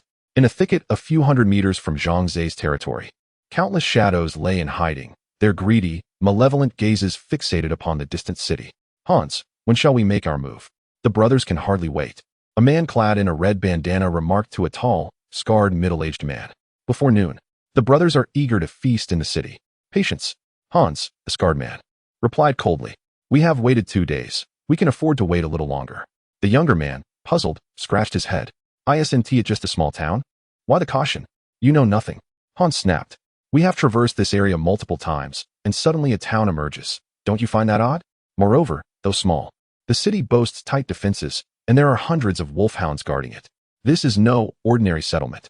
Rubbing his chin thoughtfully, Hans continued, "It seems the ancient prophecy is about to be fulfilled." The man in the red bandana paused. "Are you referring to the prophecy of the otherworldly savior who defeats the demon king and rescues the realm of magic?" "Indeed, though it sounds like a fairy tale, it now appears to be quite plausible." Hans licked his lips, a sinister grin forming. These newly emerged territories must have been established by those from another realm. Perhaps they harbor treasures we have never encountered. This time, we shall prosper. At that moment, another subordinate approached Hans and whispered a few words in his ear. "Finally, it has arrived." Hans's expression brightened, and he immediately rose, leading the man in the red bandana towards the rear. Beyond the thicket lay a vast clearing, the result of recent logging, dotted with dozens of tents. Over 100 bandits were inspecting their swords and equipment, bowing their heads in reverence as Hans passed by. Upon entering the camp, Hans spotted a man clad in a light blue uniform, standing with his back to him. "Lieutenant Roy?" Hans exclaimed with a hearty laugh, opening his arms to embrace the uniformed man. "You have finally arrived. Have you brought the supplies?" The aide-de-camp, Roy, was relatively young, with brown hair and blue eyes. Likely in his 20s. He nodded and said, "They have arrived, all outside the tent. The dwarven tribe has crafted a total of 30 black iron crossbows and 500 arrows, with a range of approximately 250 meters. Splendid." Hans exclaimed eagerly as he stepped out of the tent, where he beheld 3 large wooden crates lined up on the ground. Roy commanded his men to open the boxes, revealing an orderly array of crossbows gleaming with a dark sheen, robust in design, clearly formidable in power. Eagerly rubbing his hands together, Hans retrieved one of the black iron crossbows, skillfully nocking an arrow and taking aim at a distant target. With a thrum, the bowstring vibrated, and the bolt soared forth. A resounding crack echoed as the arrow penetrated a tree trunk the thickness of a bowl, and one of his men struggled to retrieve it, presenting it to Hans. Truly, this was a masterpiece of the dwarves, boasting both impressive range and power. Hans laughed heartily, fondling the black iron crossbow with delight. To procure this batch of crossbows, Count Felaman had allocated 3,000 gold coins to the dwarven clan, hoping to persuade Chief Hans to join his coalition. Roy handed a letter to Hans, stating, "This is the Count's personal missive for your perusal." Hans accepted the letter but did not read it. Instead, he affectionately draped an arm over Roy's shoulder and said, "My dear Roy, please convey my gratitude to the Count. His assistance will not be forgotten.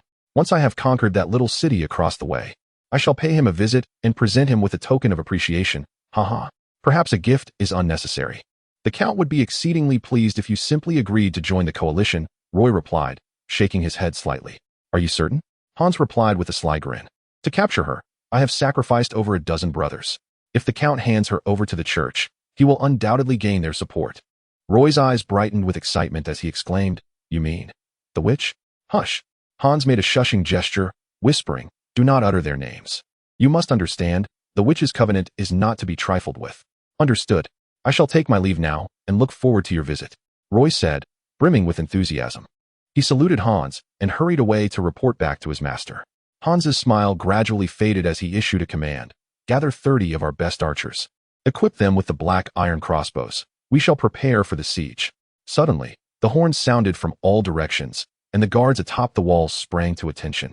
Gripping their 98K rifles tightly, Zhang Ze and Owen peered over the battlements, witnessing thousands of bandits emerging slowly from the forest. Their attire varied and their weapons an eclectic assortment, yet their expressions bore a singular, bloodthirsty ferocity. "All units, prepare," Owen shouted, and the soldiers immediately raised their rifles, awaiting the command to fire. The target was too distant. They would wait until the foes were within range. Zhang Ze had previously placed several conspicuous markers 500 meters outside the city to gauge the distance. As the throngs of bandits gradually advanced towards the city, the newly enlisted soldiers, overwhelmed by trepidation, felt the cold sweat trickling down their foreheads, burdened by immense pressure. Owen's voice resonated with authority. "Steady yourselves. For our Lord, for our own sake, for unparalleled glory, muster your courage." In the distance, Hans, imbued with unwavering confidence, believed that once they reached the city gates, the black iron crossbows would subdue the soldiers atop the walls, rendering the siege considerably simpler. He felt assured that victory was already within his grasp. Just then, a sudden and deafening cacophony erupted from the once silent battlements, resembling the sound of popping beans. Bang, bang, bang. The foremost 100 bandits erupted in a shower of crimson, collapsing lifelessly to the ground. What on earth is happening? Hans's eyes widened in astonishment, filled with disbelief. Chapter 12, The Harvest of Life. The bandits retreat. The bandits stood in bewilderment as they witnessed flashes of light illuminating the battlements, only to see their comrades fall like wheat before the autumn wind. This could not be the work of arrows, for there were no bolts to be found among the fallen. Was it sorcery? Unfamiliar with modern weaponry, the bandits could only attribute the calamity to magical assault, and their faces paled as they turned on their heels to flee. Yet, before they could cover a few paces, the second volley was unleashed. Dozens more fell, and the remaining bandits dared not glance back, their terror manifesting in frantic cries as they scurried away. Excellent. Observing the ground strewn with bandit corpses, Owen smiled, noting that the casualties from these 2 rounds of fire exceeded his expectations and inflicted psychological pressure on the survivors. However, Zhang Ze was dissatisfied. He yearned for the complete annihilation of the bandits. Fear not, my lord. Not a single bandit shall escape, Owen assured Zhang Ze, thumping his chest. Meanwhile, Hans, his face ashen, listened to the reports from his returning subordinates. Flashes of light on the battlements, and men are dead? Hans pondered, stroking his chin, as the red-scarfed man, visibly shaken, spoke. Chief, could there truly be a mage within this city? We must retreat swiftly. Mages are not to be trifled with. Why the panic? Hans kicked the red-scarfed man to the ground, his voice booming. A mage is still but a man, albeit a bit more formidable. They can be slain just the same. Let us not forget our black iron crossbows. After a moment's reflection, Hans summoned the red-scarfed man again, commanding, prepare the shields. Large, vast shields. Let our brethren charge behind them. I refuse to believe we cannot seize this modest city. Having scouted the area beforehand, Hans estimated that this small settlement, spanning merely 4 or 5 acres, could house no more than 400 or 500 souls, with no more than 200 capable of combat. Even if there were indeed a few mages, they could hardly number more than a handful. With over 3,000 men at his command, how could he possibly fail? The thought of such humiliation spreading beyond this day was unbearable. Today we shall take this city. Anyone who dares to retreat shall lose their head. Hans issued his deadly edict. After sufficient preparation, dozens of wooden shields, taller than a man, were hastily crafted and distributed among the bandits. The second assault on the city commenced. Owen keenly observed the situation across the way, and upon seeing the bandits advance once again, he immediately relayed orders for all soldiers to prepare for battle. Zhang Ze peered over the battlements and saw the bandits sheltered behind their towering shields, slowly advancing towards the walls. He muttered a curse under his breath. Those wretches are rather cunning. I wonder if the 98K can pierce those shields. The 98K, a classic rifle, proved its excellence through action. Bang, bang, bang. The whistling bullets tore through the 10-centimeter thick wooden shields, delivering fatal shots to the bandits sheltered behind them. Zhang Ze's novice soldiers, having weathered the first wave of the enemy's assault, had steadied their resolve, and their shooting accuracy began to improve. Some skilled marksmen began aiming directly at the heads of the bandits. Another headshot. I have already taken down 3. Is 3 something to boast about? I've already claimed 5. Moreover, there was one instance where I shot 2 heads with a single bullet. Impressive, my friend. It's not my prowess. It's the Lord's 98K that's remarkable. Its accuracy is unparalleled, and its penetration power is formidable. Even if the bandits hide behind shields, they cannot escape my bullets. My dear wife and son, I have avenged you. The soldiers atop the city walls were relishing the battle, while the bandits below were in despair. Damn it, hiding behind shields is futile. Help! Something has struck my leg, and I'm bleeding profusely. Brother, save me. Get lost. I can barely save myself. What weapon are they using? Its power is tremendous. I can no longer charge forward. Everyone flee, or we shall all perish. Are you mad? Don't you see Chief Hans guarding the rear? If you dare to run, you'll be cut down. Advancing means death. Retreating also means death. So we might as well push forward. If we capture the city, we shall earn our merits. Yes, let us risk our lives and charge. The bandits, fueled by desperation, began to charge recklessly. Under the hail of bullets, their casualties mounted, and ultimately, only a meager handful reached the base of the city walls. Yet before they could prepare for an assault, a horde of ravenous dogs surged from the hidden holes beneath the walls, tearing into them mercilessly. By the time Zhang Ze discovered this unfortunate group, they had already been shredded to pieces by the dogs.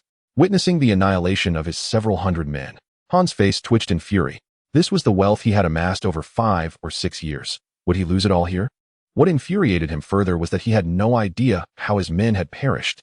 The red-scarfed bandit, now pale with fear, stammered, "Chief, let us retreat. If we continue, we'll lose all our brothers. Damn it, today is truly my misfortune. Retreat." Hans, not being foolish, realized the futility of pressing the attack, and promptly ordered a full withdrawal. "I won't forget this, Dad. Once I join forces with the Count, I will return to level this place." With a fierce declaration, Hans retreated in disarray.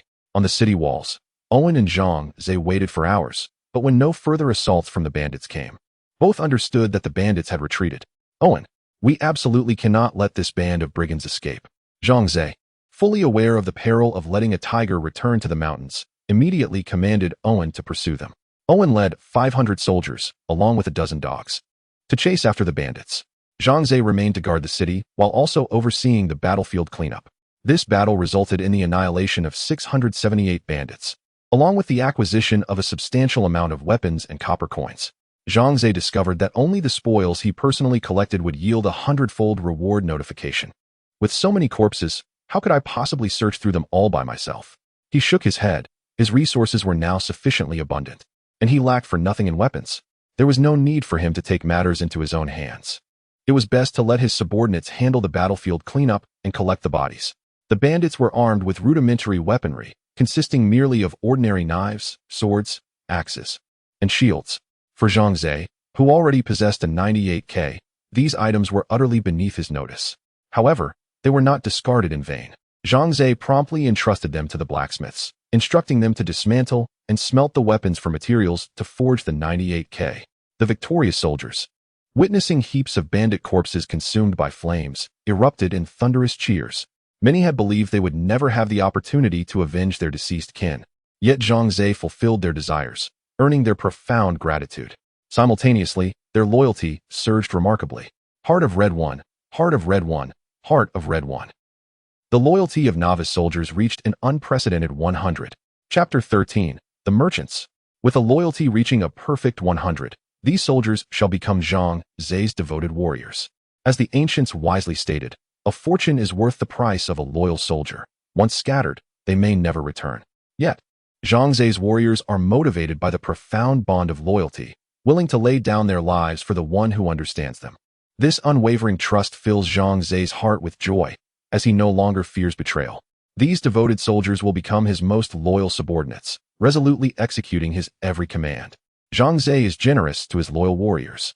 Every soldier who pledges allegiance and becomes a devoted warrior is rewarded. With a single decree, each warrior receives 1,000 copper coins. In the blink of an eye, 500,000 copper coins are generously distributed without a moment's hesitation, a display of unparalleled wealth. The soldiers gaze in awe at the stacks of coins before them. Filled with excitement, they chant praises for Zhang Ze. The tavern, the general store, and the tailor shop are now established, and the coins finally have a purpose. The soldiers congregate, eager to indulge in their newfound wealth. The more they spend, the more delighted Zhang Ze becomes, not only due to their elevated spirits, but also because he shall receive a portion of the sales tax. The tavern, general store, and tailor shop all belong to Zhang Ze. As long as items are sold, he will collect a 1 sales tax. For every 100 copper coins spent by the soldiers, Zhang Ze gains 1 copper coin in tax revenue. Thus he encourages their spending. Soft tissue paper. No more discomfort after using the restroom. Bring me 10 rolls. And a kerosene lamp, so I won't have to light candles at night. Haha. What is this? An electric shaver? It can shave? Let me try. Wow. That feels amazing. So clean. Bring me 1. Li-Ning sneakers are incredibly comfortable. I won't fear blisters anymore. Boss, give me a pair. I want 10 pairs of underwear. Wearing these will make walking so much more pleasant for my brothers. As Zhang Ze watched the soldiers emerge from the general store and tailor shop, laden with an abundance of goods, he was momentarily bewildered. What is happening? How can these shops in the magic realm sell items from Earth? He squeezed into the general store and was astonished. It resembled a miniature supermarket. A dazzling array of products lay on the shelves, and nearly everything he could think of was available. He even spotted an iPhone, priced at 600 copper coins. However, without signal, it could only serve as a gaming device and camera. The tailor shop offered the same variety: hats, jackets, jeans, dresses, leather shoes, and suits, all brand-name items that would cost a fortune on Earth. Zhang Ze was elated. His clothing had been torn during battles with wild wolves, forcing him to wear a hideous and uncomfortable garment made from animal skin. Now, he could choose the attire he desired. T-shirts, sweatpants, casual shoes. Shop, shop, shop. Back on Earth, he was penniless and reluctant to spend. But here, he is a lord. Money is no object. Zhang Ze, in a moment of impulse, purchased over a dozen outfits for himself, intending to don a different ensemble each day. Suddenly, his gaze fell upon a stunning piece of women's attire, reminiscent of a time when his sister, Zhang Lan, had long admired a similar garment during their shopping excursion. Regrettably, she had refrained from purchasing it due to its exorbitant price. With this memory in mind, Zhang Ze promptly opened his private channel to message Zhang Lan. Zhang Ze, sister, do you recall the exquisite designer dress we spotted at the New World Mall? I wish to buy it for you. After a brief interval, Zhang Lan replied. Zhang Lan, a dress? Silly brother, what nonsense are you speaking? This is the magical realm, not Earth. Where would one find women's clothing for sale? Do not jest. Zhang Ze. I assure you, there are tailors here selling it. Not only women's clothing, but also a plethora of various styles of garments and footwear. Zhang Lan. Our territory is still in its infancy. Do you understand how scarce resources are? Even someone as skilled as I am has only just constructed a barracks and has yet to train any soldiers. And now you tell me you have built a tailor shop?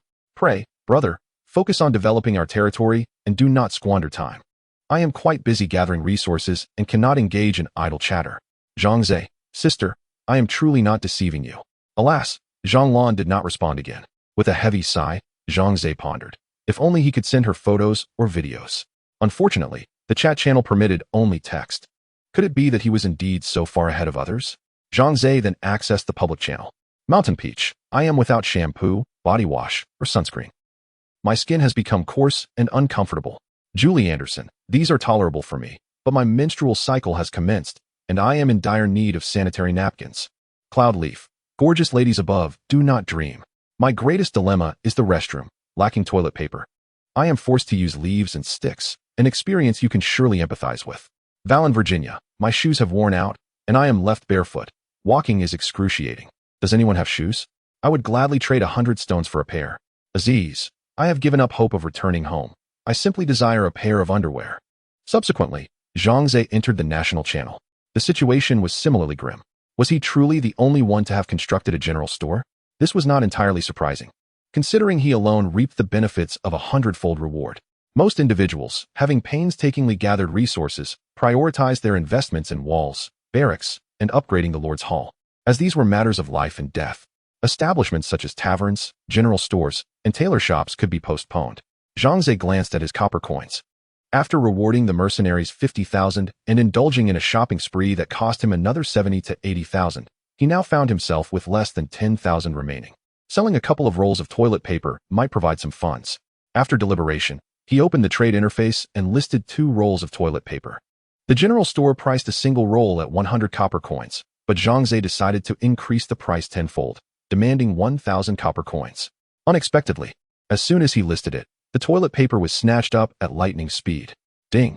Your item has been sold, and you have received 1,000 copper coins. Buyer, Anonymous 2381. Reward a hundredfold, please choose. 1. 100,000 copper coins. 2. 1,000 silver coins. A sum of 1,000 copper coins is not insignificant. It is unlikely that an ordinary person could produce such a sum. Who could this Anonymous 2381 be? Zhang Ze pondered, stroking his chin. Report to the Lord. General Owen has returned. In a certain territory, Gu Meng stared blankly at the freshly acquired Qingfeng toilet paper. What have I done? That was 1,000 copper coins. I should really restrain myself. Previously, while fishing, Gu Meng, a commoner, had fortuitously discovered a rare treasure chest in the river, containing a single gold coin. Initially, she intended to use this windfall to purchase resources and upgrade her territory. However, upon opening the trade interface, her eyes fell upon the Qingfeng toilet paper listed by Zhang Ze. Having frequented Taobao in her past life, she inadvertently clicked to purchase with a tremor of her hand. Sighing, she thought, there's no returning it now. For the sake of my own comfort, I might as well proceed with the purchase. Besides, with 9,000 copper coins remaining, I still have ample funds to acquire resources. Gu Meng swiftly spent all her copper coins, purchasing a substantial amount of stone and timber. Having never played a strategy game before, she constructed one of each level 1 building. Ding! Your grocery store has been completed. What does the grocery store sell? With curiosity piqued, Gu Meng stepped inside, only to be met with her furious exclamation. A swindler. Chapter 14. Lousy tackles the toughest challenges. With the city gates flung wide open, Erwin entered the territory accompanied by his soldiers. Upon seeing Zhang Ze personally come to greet him, Erwin felt a surge of emotion mixed with guilt, prompting him to hasten forward and kneel on one knee. My lord, I am to blame. Zhang Ze raised an eyebrow, having discerned the situation when Erwin entered the city. There had been casualties among the soldiers. General Erwin, please rise, speak at your own pace. Zhang Ze maintained a composed demeanor, gently assisting Erwin to his feet. As a lord, it is essential to possess a heart of tolerance towards subordinates. Pettiness is unwise, for one cannot win the hearts of men with such traits. With a heavy heart, Erwin stood and recounted the events. He had set out with 500 soldiers to pursue a band of thieves, and at first, everything had proceeded smoothly. Along the way, he vanquished dozens of bandits, and was on the verge of catching up with the main force of the thieves. However, disaster struck. That old fox, Hans, had laid an ambush ahead, and Erwin unwittingly fell into the trap, finding himself embroiled in a fierce battle. Had it not been for their formidable 98K rifles, he would have truly met his end that day. As an exceptional hero, Erwin was not easily deterred. He bravely rallied his soldiers and eventually drove the bandits back. He pressed on, pursuing them to the outskirts of their mountain stronghold. Recognizing the fortification's defensive advantages, he decided to retreat temporarily to avoid heavy casualties. On the return journey, he took stock of his men and discovered that 5 soldiers had perished and 37 were wounded. Filled with self-reproach, Erwin lamented that the Lord had placed such trust in him, and yet he had failed. "Please punish me, my lord." He knelt once more, prepared to accept death without complaint if Zhang Ze deemed it necessary. Zhang Ze smiled gently, lifting Erwin once again, his tone as warm as a spring breeze. "Victory and defeat are common occurrences in warfare. General Erwin need not blame himself. I believe that next time, you shall triumph over the enemy and avenge our fallen brothers." Erwin looked astonished. "My lord, you do not intend to punish me? You have devoted yourself to my service. Why would I chastise you?" Zhang Ze's amiable smile enveloped Erwin in warmth. 5 hearts. "Thank you, my lord. I shall serve you with utmost dedication until my last breath." Erwin pounded his chest with fervor, nearly offering his very heart to Zhang Ze. "My lord, I have a suggestion." "Speak." Erwin proposed. "We need to recruit a healer. In this battle, the soldiers sustained injuries without any medical attention, leading to unnecessary deaths. If we had a healer among our ranks, casualties could be reduced by at least 50%. This was a commendable suggestion, and Zhang Ze promptly agreed. "Granted. However, how shall we recruit a healer?" Zhang Ze opened the building interface and discovered the Level 1 clinic. "This must be it. Let us construct it." He designated the Level 1 clinic within the military zone and dispatched 10 civilians to participate in its construction. The estimated completion time was 2 hours. "Come, let us proceed to the Lord's Hall and strategize on how to assault the bandit stronghold." As Zhang Ze led Erwin into the Lord's Hall, Erwin was awestruck by the opulent decor upon entering for the first time, internally exclaiming, "What a magnificent place!" The exquisite glow of the crystal chandelier, the ice crystal flooring, the luxurious firewolf skin carpet devoid of blemishes, the genuine blood crocodile leather sofa, and the exquisite silver tea set. All these elements combine to create an ambience rivaling that of a royal palace. The Lord is indeed no ordinary figure. Once again, Owen's heart was profoundly stirred. Red Heart 5. Zhang Ze paused momentarily, perplexed. What was happening? He had neither spoken nor acted, yet Owen's loyalty had inexplicably increased. He opened the map, projecting it forth. Instantly, a terrain model materialized before them, revealing the surroundings of their territory with crystal clarity. Thanks to Owen's pursuit of the bandit group to their lair, the map was unlocked, granting Zhang Ze a comprehensive view of the bandit stronghold. It was indeed a location that was easy to defend yet difficult to assault. The stronghold was perched upon a hillside, with wooden walls soaring to a height of 10 meters, surrounded by multiple layers of wooden stakes, and equipped with watchtowers. Its defenses were truly formidable. Owen stated, "I believe the bandit group has sustained significant losses, and, for the time being, they will likely refrain from seeking trouble with us.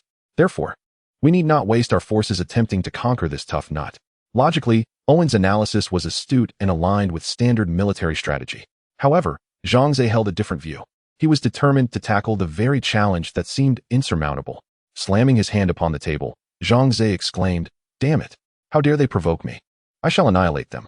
Unbeknownst to him, Zhang Ze had channeled the spirit of Li Yunlong, for he was indeed an ardent admirer of the legendary figure. A grudge unavenged is a mark of cowardice. When faced with an enemy, one must boldly draw their sword. Owen was once again taken aback. He had not previously recognized that this young, handsome, and somewhat refined lord possessed such a formidable side. This was a true man. He felt profound admiration, genuine respect. Red Heart 5. However, Zhang Ze was no mere brash warrior. Although he could swiftly recruit thousands of soldiers, each was a living soul that could not be recklessly sacrificed. Thus, he pondered deeply, contemplating how to seize the bandit stronghold without expending a single soldier. While the 98K had proven effective in regular combat, it was inadequate for siege warfare, as the enemy hid behind cover, rendering it ineffective. A more powerful weapon was required. Suddenly, an idea struck him, and he promptly opened his backpack. Previously, he had acquired numerous items from the trading platform, including several design blueprints, which had been enhanced in quality due to the hundredfold rewards. "Ah, found it." Zhang Ze exclaimed with palpable excitement as he retrieved a piece of parchment from his backpack. M1897 75mm field gun, with specialized cannon and shells, quality, exceptional requirements. A blacksmith shop. The higher the level, the greater the success rate. A blacksmith. The higher the level, the greater the success rate. Description: this blueprint is used to craft a powerful field artillery piece. This is the famed Italian cannon from Drawing the Sword. Owen, you need not worry about assaulting the bandit stronghold. I shall prepare a weapon of immense power for you, Zhang Ze declared triumphantly, teasing Owen with his response. Patience, my friend. You shall see when the blacksmiths have completed their work. The two individuals set out towards the blacksmith's workshop, where Zhang Ze selected a few of the most seasoned blacksmiths from a group. He handed them the design blueprint and commanded, construct it in the shortest time possible. Speak up if you require anything. The Lord has provisions for you. The blacksmiths gathered around the blueprint, engaging in fervent discussion, and finally spoke in unison. My lord, we require iron ore. A substantial amount of iron ore. It is essential for forging the cannon. The previous endeavor of crafting 1098K rifles had nearly depleted Zhang Ze's iron reserves. Presently, the remaining iron was barely sufficient to manufacture a single Italian cannon. You commence the work. I shall devise a solution for the rest. Zhang Ze immediately opened the trading interface in search of iron ore for sale, only to discover a complete absence of listings. This was not surprising, considering that iron ore is a scarce resource, particularly as the territory ascended to level 2, resulting in a surge in demand. Many individuals could scarcely meet their own needs. How could they possibly list any for sale? Relying on others proved less fruitful than relying on oneself. Zhang Ze resolved to seek out iron ore himself. However, where to find such ore? Zhang Ze lacked the expertise to survey for mineral veins.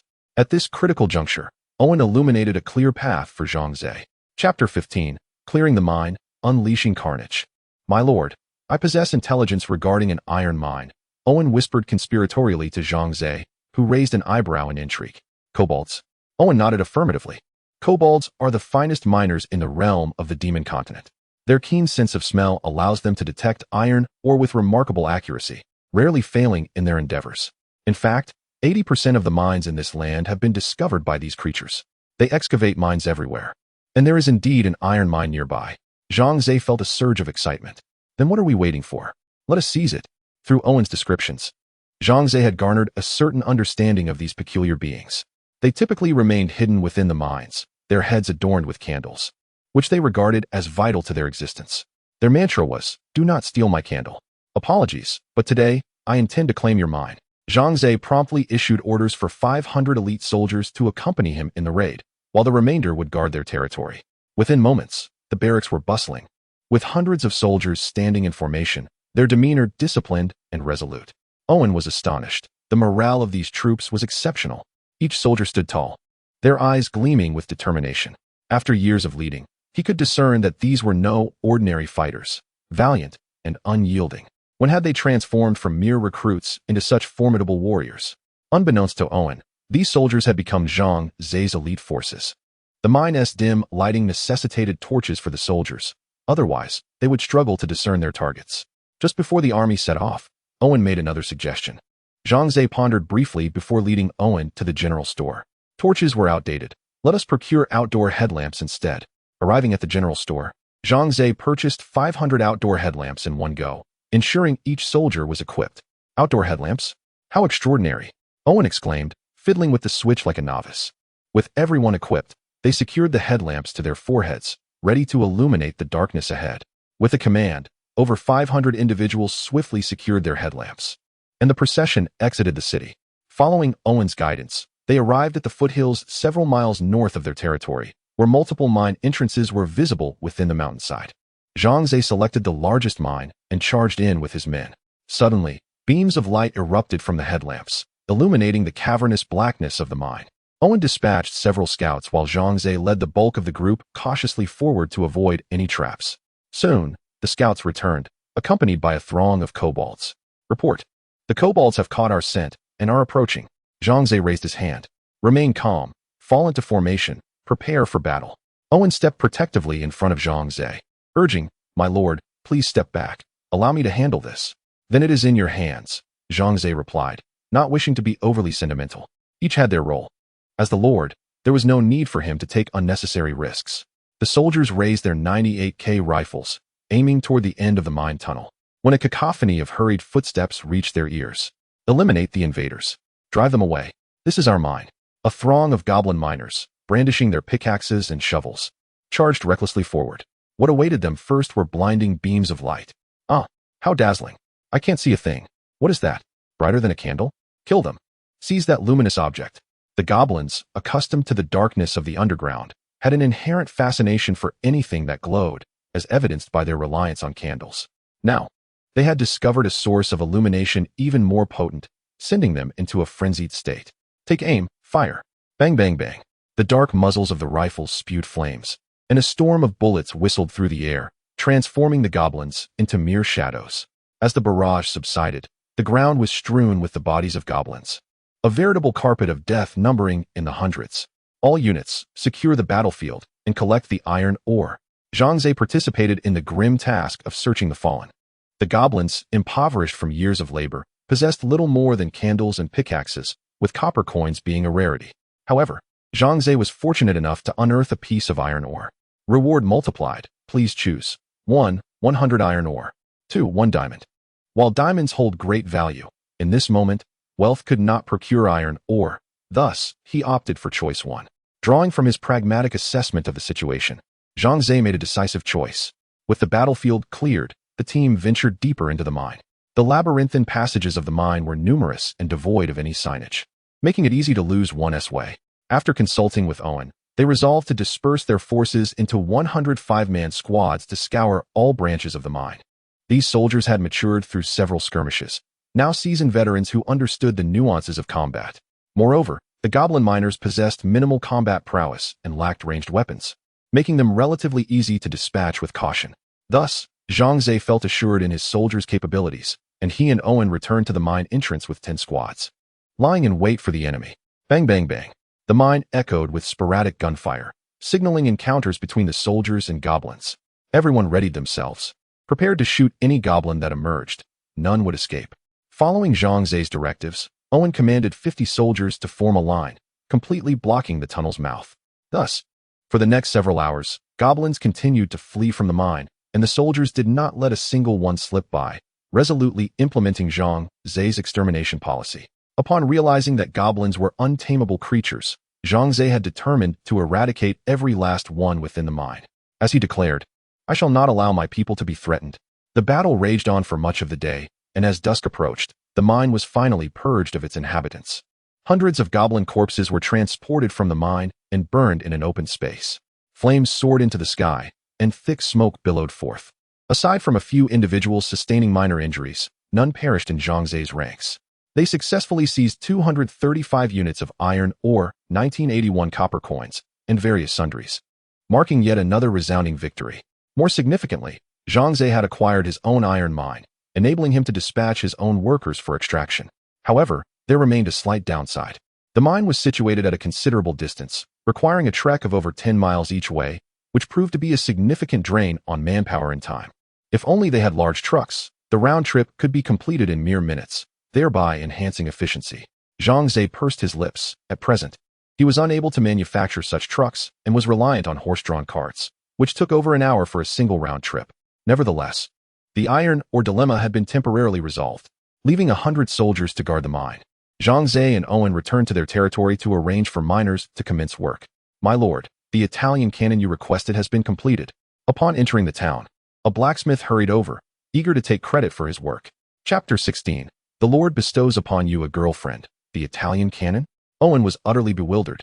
Having never encountered such a weapon, Zhang Ze offered no explanation, opting instead to let actions speak louder than words. "Let us test its might by rolling the Italian cannon outside the walls." With Zhang Ze's command, a dozen men wheeled the artillery beyond the city limits, and the ammunition was loaded, all preparations meticulously completed. "Do you see that grand tree upon the hillside? Blast it to oblivion." Zhang Ze ordered one of the soldiers beside him. The soldier complied, rushing over, but after much fumbling, he was unable to fire the cannon. Observing the soldier's sweaty brow, Zhang Ze smacked his forehead in realization. It was a grave oversight. These soldiers were utterly unacquainted with operating artillery. "I'll handle it myself." Zhang Ze stepped forward. Although he too was not well versed in the mechanics, he could only attempt it. As his hand grazed the Italian cannon, A jolt of electric sensation surged through his mind. And in an instant, he grasped the intricacies of its operation. What in the world? A sudden enlightenment? Zhang Ze was astonished, finding it remarkably unscientific. Yet after a moment's contemplation, he accepted it.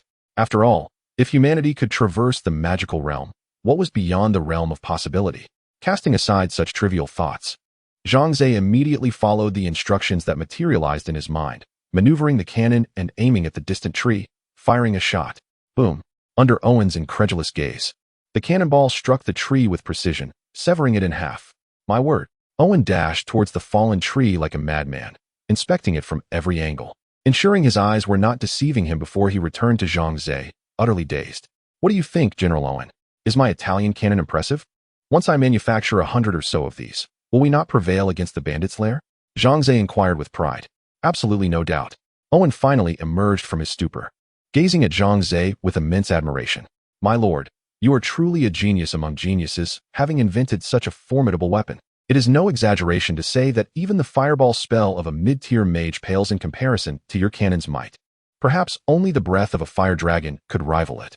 As he spoke, a heart icon appeared above his head, indicating his loyalty had soared to 90. Victory was within reach. This is merely the beginning. I possess even more formidable weapons yet to be unveiled. Zhang Ze chuckled heartily. Helicopters, fighter jets, tanks, armored vehicles, rocket artillery, long-range intercontinental missiles, nuclear bombs. Any one of these would be a game-changer on this backward magical continent. Of course, the caveat was that Zhang Ze needed to acquire the blueprints. For now, he focused on crafting dozens of Italian cannons. Meanwhile, Zhang Ze promptly organized all the civilians to head to the mines for excavation. To ensure their safety, he dispatched an additional 100 soldiers to provide protection along the way. A rough calculation indicated that a single civilian could extract 1 iron ore per hour, yielding a total of 100 iron ores with 100 civilians. Zhang Ze was far from satisfied with this efficiency. To forge an Italian cannon, one requires 1,500 iron ores. 100 commoners must toil for 15 arduous hours. Is this endeavor destined to drag on until the end of time? After a thorough inspection, Zhang Ze discerned the root of the inefficiency in mining operations. The absence of adequate mining tools and equipment was glaring. Relying solely on primitive pickaxes and hammers, high efficiency was nothing more than a distant dream. It was time for a change. He resolved to replace everything with the latest and finest mining apparatus. Zhang Ze hurried to the local shop, spending lavishly on advanced rock drills, boring machines, and stone splitters. In short, he invested a substantial sum once more. Yet, he felt that this expenditure was justified. With these new tools, the mining efficiency of his commoners surged exponentially. They could extract 10 iron ores in just 1 hour, a 10-fold increase. Observing the continuous stream of iron ores being transported from the mine, Zhang Ze felt a wave of relief wash over him. Ah, the infirmary has been completed. It was time to pay a visit. He had been so preoccupied with the iron ore issue that he had overlooked the system notification regarding the infirmary's completion. Remembering this, he set off to inspect it. Level 1 Infirmary. Defense 30. Trains healers. Female required. Healers can treat light injuries. Training time 1 hour. Requirements: 100 stones, 100 woods. The Level 1 Infirmary appeared rather rudimentary, resembling an ordinary small house, furnished with a few hospital beds. Is this truly an infirmary? Zhang Ze thought it looked more like a morgue. To upgrade to a Level 2 Infirmary, he would need 10 healers? Frowning, he pondered. He could recruit commoners at any time, but all his recruits were male. Where could he find female commoners? This dilemma troubled him greatly. Exiting the Lord's Hall, Zhang Ze strolled through his territory, his mind occupied with thoughts on how to recruit female commoners. Suddenly, he noticed a commoner sitting in front of his humble dwelling. Lost in thought, a red heart pulsating above his head. What was this peculiar situation? Curiosity piqued, Zhang Ze approached, gently tapping the daydreaming commoner on the shoulder, and kindly inquired, "What troubles you? If you have difficulties, feel free to share them with your lord." Upon realizing it was the esteemed lord, the commoner immediately stood, bowing respectfully, and said, "My lord, I feel lonely and hope to find a female companion. I wish for you to help me find a girlfriend." Chuckling to himself, Zhang Ze's lips twitched. "You want me to find you a girlfriend? I am still a bachelor myself. Who will find a girlfriend for me?" Ding. Triggered domestic event. Activated new recruitment option, female commoners. Goodness gracious. Is this truly possible? Zhang Ze's eyes widened in astonishment. But he quickly felt a surge of joy and dashed back to the Lord's Hall. Opening the recruitment menu, He was delighted to find female commoners available for recruitment. Without hesitation, he promptly recruited one female commoner. Knock, knock. There was a knock at the door. Zhang Ze opened it to find a young woman of ordinary appearance, who respectfully bowed to him, saying, "I pay my respects to my lord.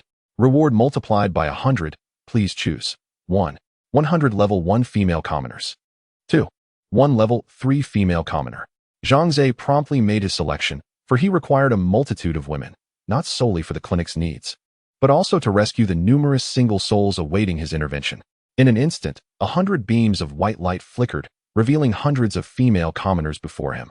Female commoner, level, 1 health, 100 attack value, 20 defense value, 20 loyalty, 60 requirement, 1 food day function, capable of undertaking tasks beyond the reach of male commoners. The women pledged their allegiance to their lord. Despite their unremarkable appearances, the sight of these female commoners filled Zhang Ze with a sense of elation. He felt that with the presence of women, his domain became considerably more vibrant. A world solely inhabited by men is inherently incomplete. A smile adorned Zhang Ze's face as he quickly organized for 10 of the women to receive training at the clinic, while leading the remainder to the residential area. "Come forth, those seeking companions," Zhang Ze bellowed. "This lord shall bestow upon you girlfriends." Chapter 17. Why do you all doubt? Upon hearing Zhang Ze's call, the common folk emerged from their homes.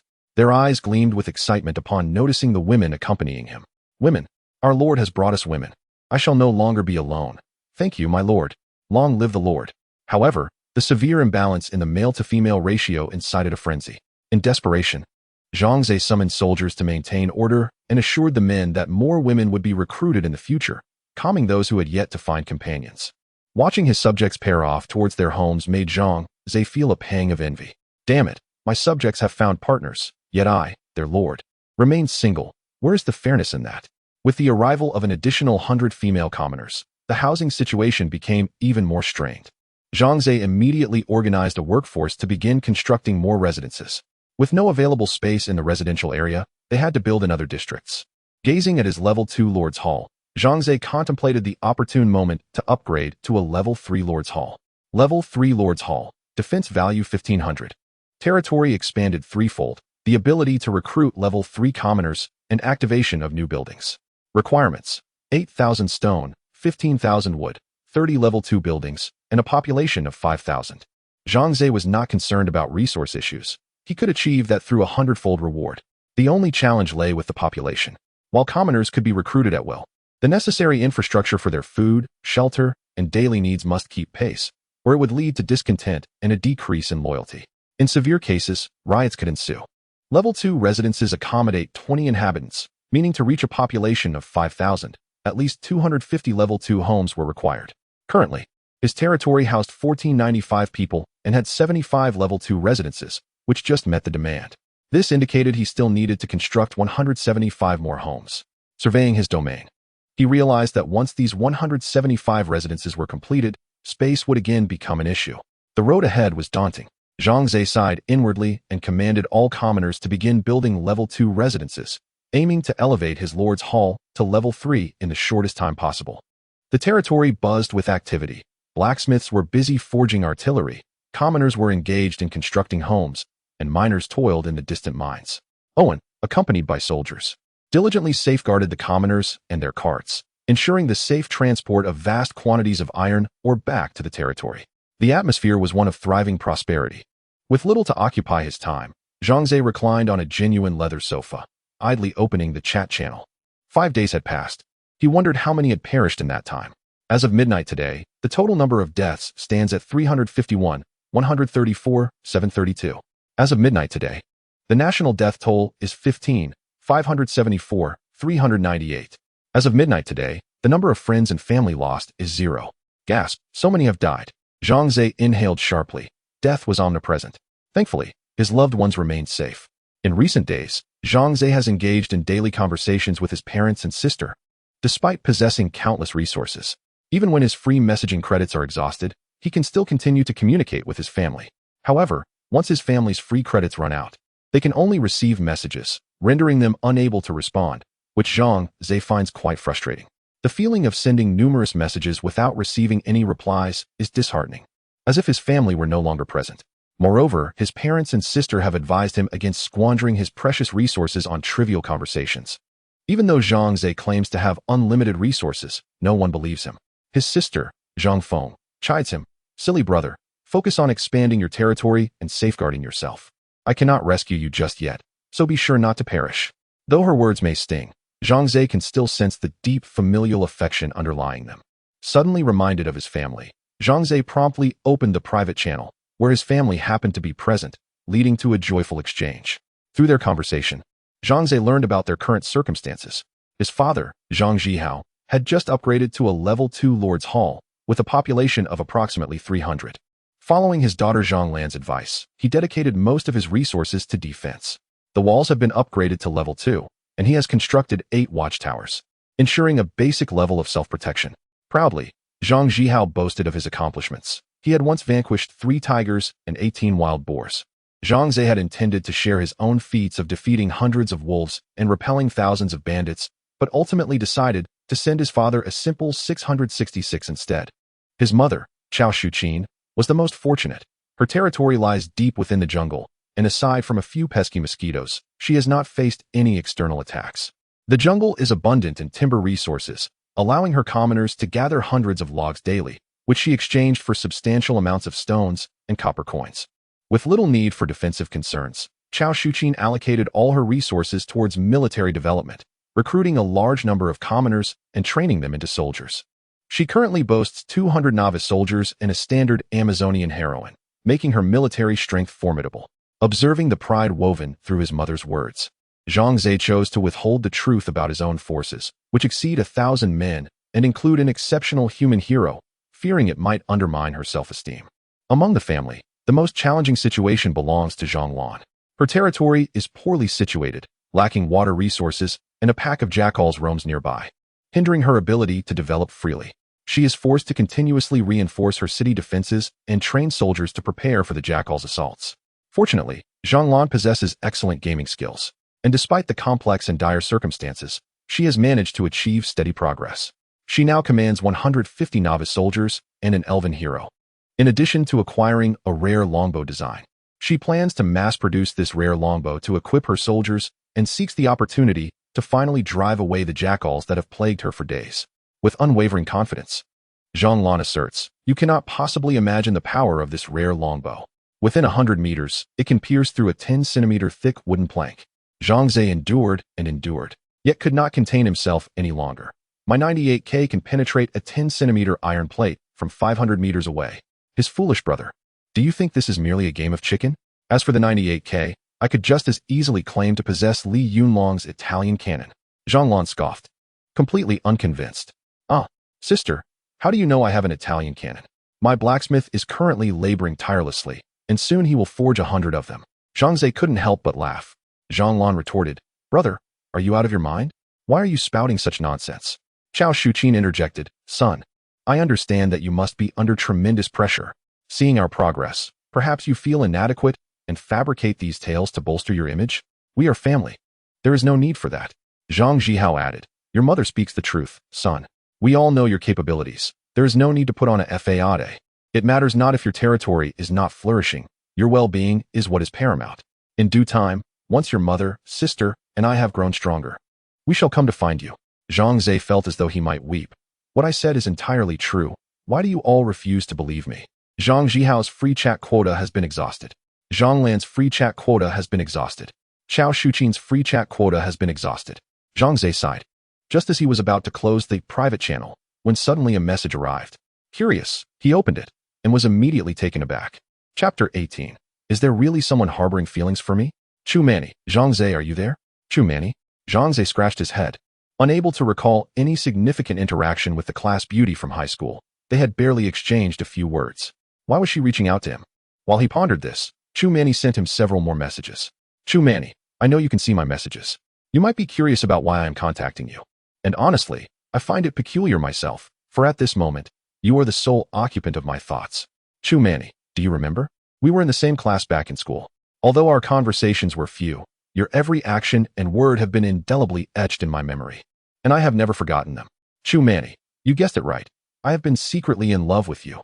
Back then, we were both naive children. oblivious to the essence of affection, not realizing what we should cherish until it was too late. Now, I regret it. Zhang Ze, can you still accept me? What on earth? Zhang Ze felt a shiver run down his spine. The messages from this woman were exceedingly sentimental. Nonetheless, it was undeniable that Chu Manny was indeed beautiful. He recalled that many boys in their class had harbored secret crushes on her. Unfortunately, she had always been proud and aloof. Unless one came from wealth or had connections, they hardly caught her eye. As for Zhang Ze, he had been entirely absorbed in his mobile games, oblivious to the nuances of romantic relationships. Years had passed since their graduation. Should he reply to Chu Manny's message? Zhang Ze pondered, stroking his chin. Meanwhile, Chu Manny was fixated on her private channel, which displayed dozens of names. Lu Yu, Han Lu, Li Jian, Yu Hongliang, Meng Kaixian, Zhang Ze. All male names. Everyone else had responded. Yet Zhang Ze remained silent. Chu Manny bit her lip, frustration etched on her face. Her free message quota had long been exhausted, and each message consumed 10 points of her resources. These resources were deducted randomly from her stock of stones, wood, iron, ore, and food. Watching her dwindling supplies vanish left her feeling pained. If she held on a little longer, perhaps she would soon hook him. At that time, she would recoup her resources tenfold. What Chu Manny was currently doing appeared to be rekindling old friendships. In reality, she was exploiting these men's desire for romance to extract resources for herself. She was not the first to engage in such behavior. In dire circumstances, many cast aside morality and ethics, aligning their actions solely with self-interest. To secure the resources necessary for survival, they would deceive anyone, be it friends or family, if there was something to gain. Some even betrayed their own parents, children, and siblings. Chu Manny was one of them. Initially, she had a shred of conscience and refrained from deceit. However, as her territory faced relentless monster attacks, fear began to creep in. Fear of perishing in this desolate, unfamiliar world. Thus, she endeavored to deceive a male colleague in the company who harbored feelings for her, swindling 200 units of wood, 300 stones, and a handful of copper coins from him. With these resources, Chu Manny withstood the onslaught of monsters, and she relished the sweet taste of deceit, which soon spiraled into an uncontrollable addiction. After a period of exploration, she mastered numerous trickery techniques, her methods becoming increasingly sophisticated. In a world devoid of law enforcement to apprehend her, she grew audacious, caring little for anything as long as she could survive. As her successes multiplied, the number of her victims increased, and those who had fallen prey to her schemes, upon awakening to the truth, cursed her as a vixen, shameless and despicable. Vowing never to acknowledge her again, Chu Manny, however, remained unfazed, declaring that as long as she received resources, her pride had long since been discarded. Nevertheless, the pool of potential victims dwindled, for she had nearly deceived everyone she knew, even her own parents. Left with no choice, she set her sights on her classmates, intent on exploiting them from elementary school through university. With her adeptness in deception and her flair for emotional manipulation, she ensnared the hearts of the boys, making them willingly fall for her tricks. Today, she planned to target her high school classmates, and after a painful bout of recollection, she finally remembered the names of several boys in her class. Originally, Zhang Ze was not on her list, as he was too low-key and ordinary, leaving no impression on her.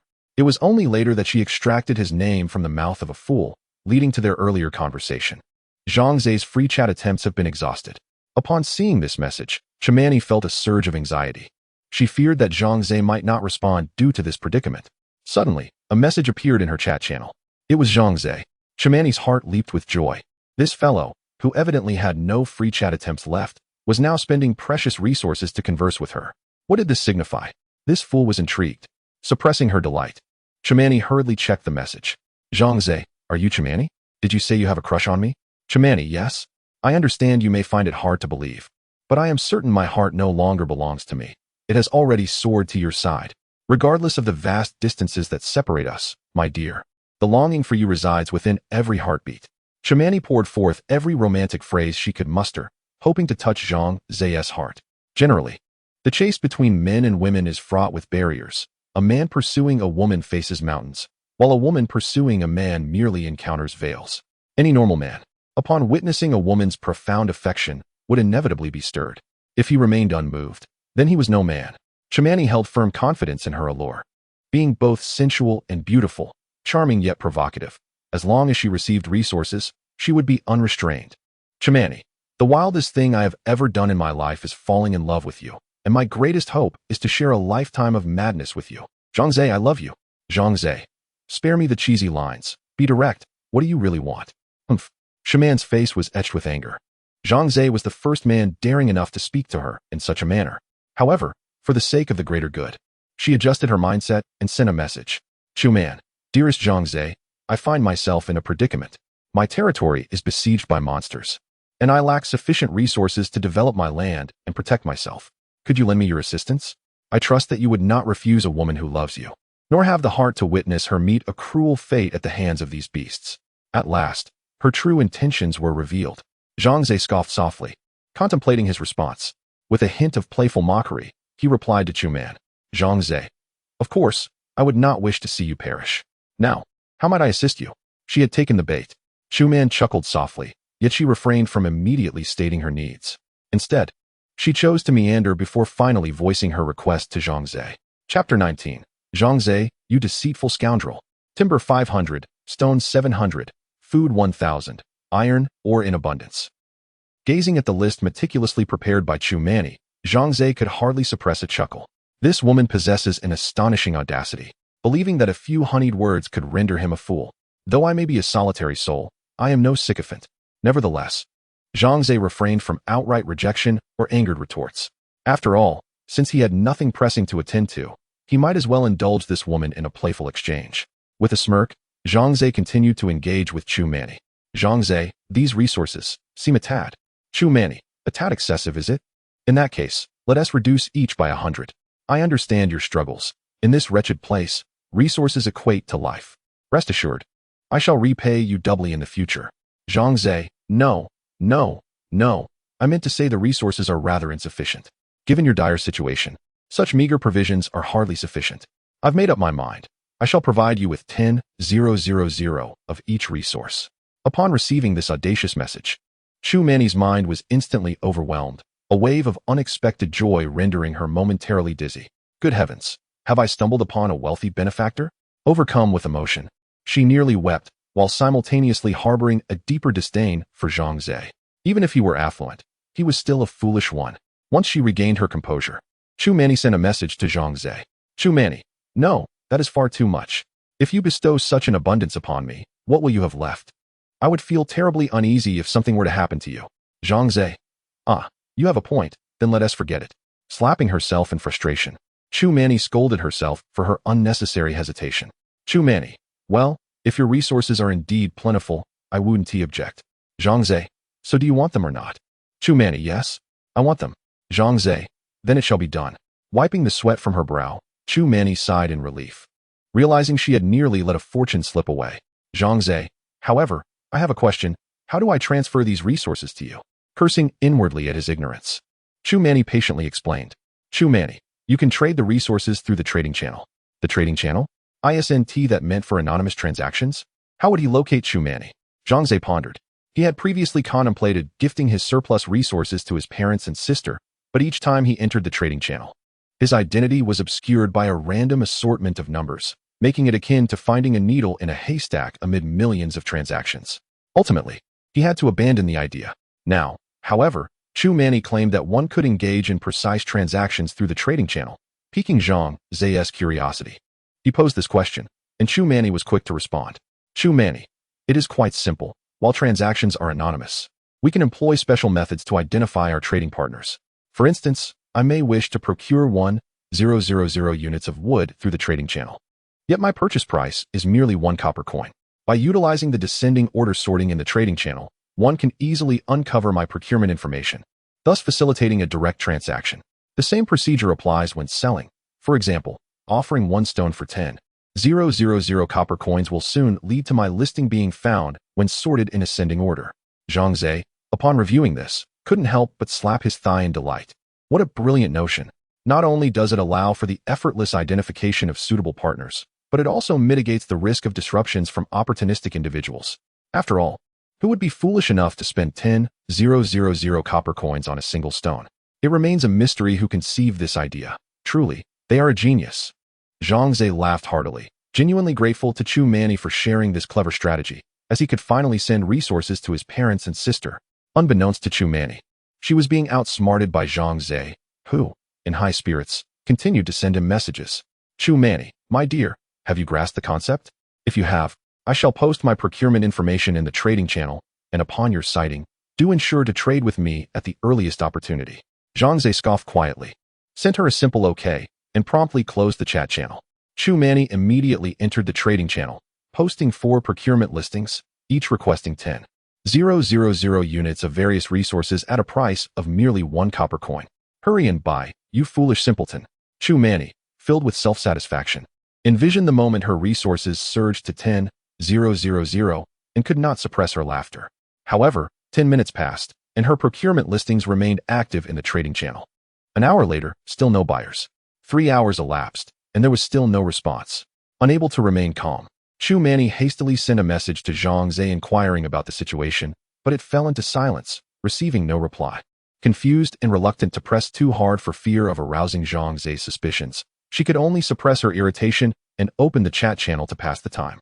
To her surprise, she observed many engaged in conversation within the chat channel. All channel, Gary Adolf. Did you all see the trading channel?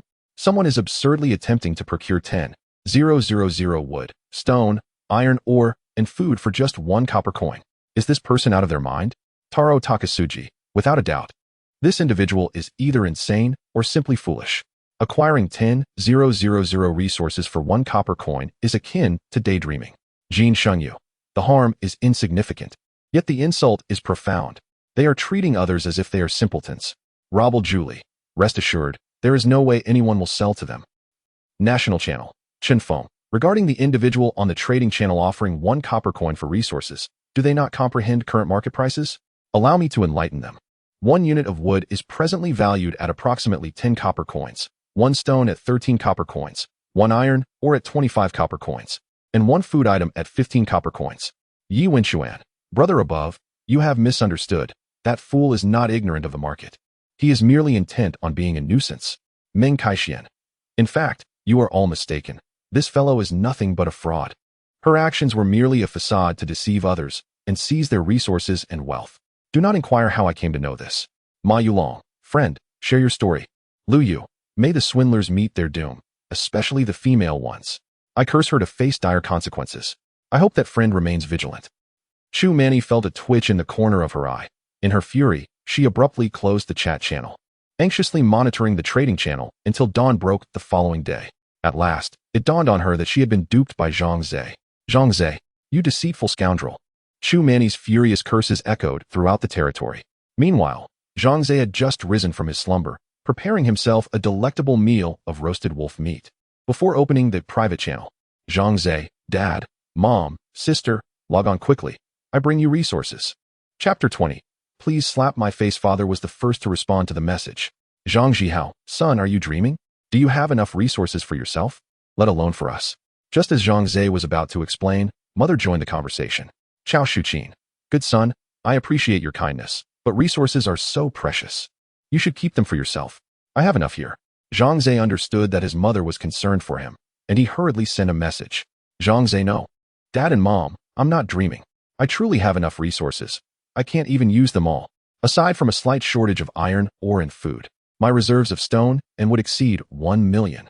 Zhang Lan, silly brother, you are boasting without any basis.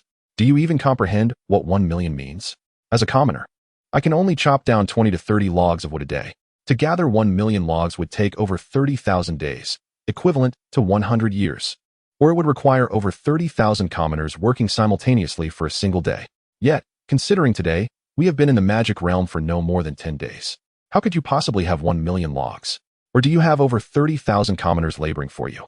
Zhang Zhihao, son, I remember you used to be so down to earth. How have you become so extravagant since arriving in the magic realm? Haven T, I always taught you to be grounded and not to boast. Chao Shuqin, yes, son. Regardless of how far behind you may be in your development, we would never mock you. Alas, if only I knew where you were. I would immediately set off to your side and deliver all my resources and troops to you. Zhang Lan, Mom, you are so biased. Why don't you send resources and troops to me? Your daughter is currently battling ferociously with the wolfmen. Chao Shuqin, haha, little Lan, you are so strong. Do you really need your mother's assistance? You know your brother's capabilities are far inferior to yours. Can you bear to compete with him? Ah, forgive me, son. I didn't mean to belittle you. Zhang Ze was at a loss for words. and he resolved to prove himself with facts. Zhang Ze, Dad, Mom's sister. It's fine if you don't believe me, but now, please enter the trading channel and post a buy request for 10,000 logs or stones at 1 copper coin each. Remember to inform me. I will sell the resources to you, and then you shall see whether I am merely boasting. Zhang Zihao. Son, why are you so stubborn? Why must you compel us to expose you? Is being slapped in the face so gratifying? Chao Shuqin, heed your father's advice. Son, stop with these nonsensical endeavors and focus on developing your territory. I have a foreboding feeling that a tremendous crisis is approaching in the magic realm. We should prepare in advance. Zhang Lan, Mom and Dad, do not stop him. Let him continue his charade.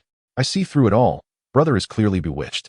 Unless you give him a harsh slap in the face to awaken him, he will never come to his senses. Zhang Ze, yes. My sister is absolutely correct. Please, slap my face quickly. Otherwise, I shall never awaken. I implore you. Zhang Ze realized that no matter how much he argued, it was unlikely that his parents would heed his words. Zhang Zihao, my dear child, have you been subjected to some sort of provocation? Why this incessant desire for others to slap your face? Chao Shuqin, darling, perhaps we ought to heed Xiaolan's advice. To awaken our son, a necessary blow may be warranted.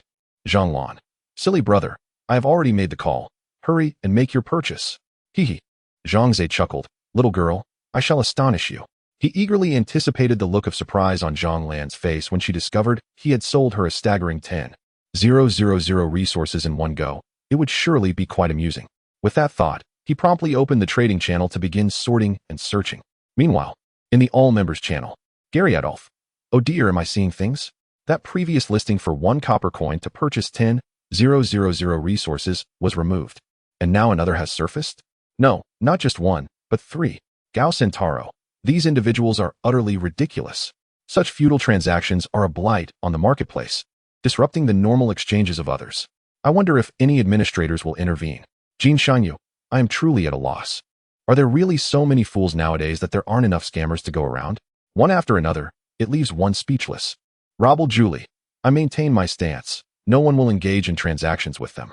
Unless, of course, that person is a true tycoon. National Channel Chinfeng.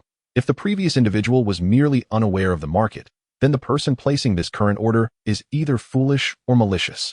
Yi Wenshuan, let us not mince words. These individuals could hang their listings for an entire day and night, and still find no one willing to trade. It's absurd. Within a mere 10 days of the game's start, it is inconceivable that anyone could possess such vast resources. Meng Kaixian, another scammer has emerged. I, Meng, once again urge everyone to safeguard their assets, lest you find yourself filled with regret.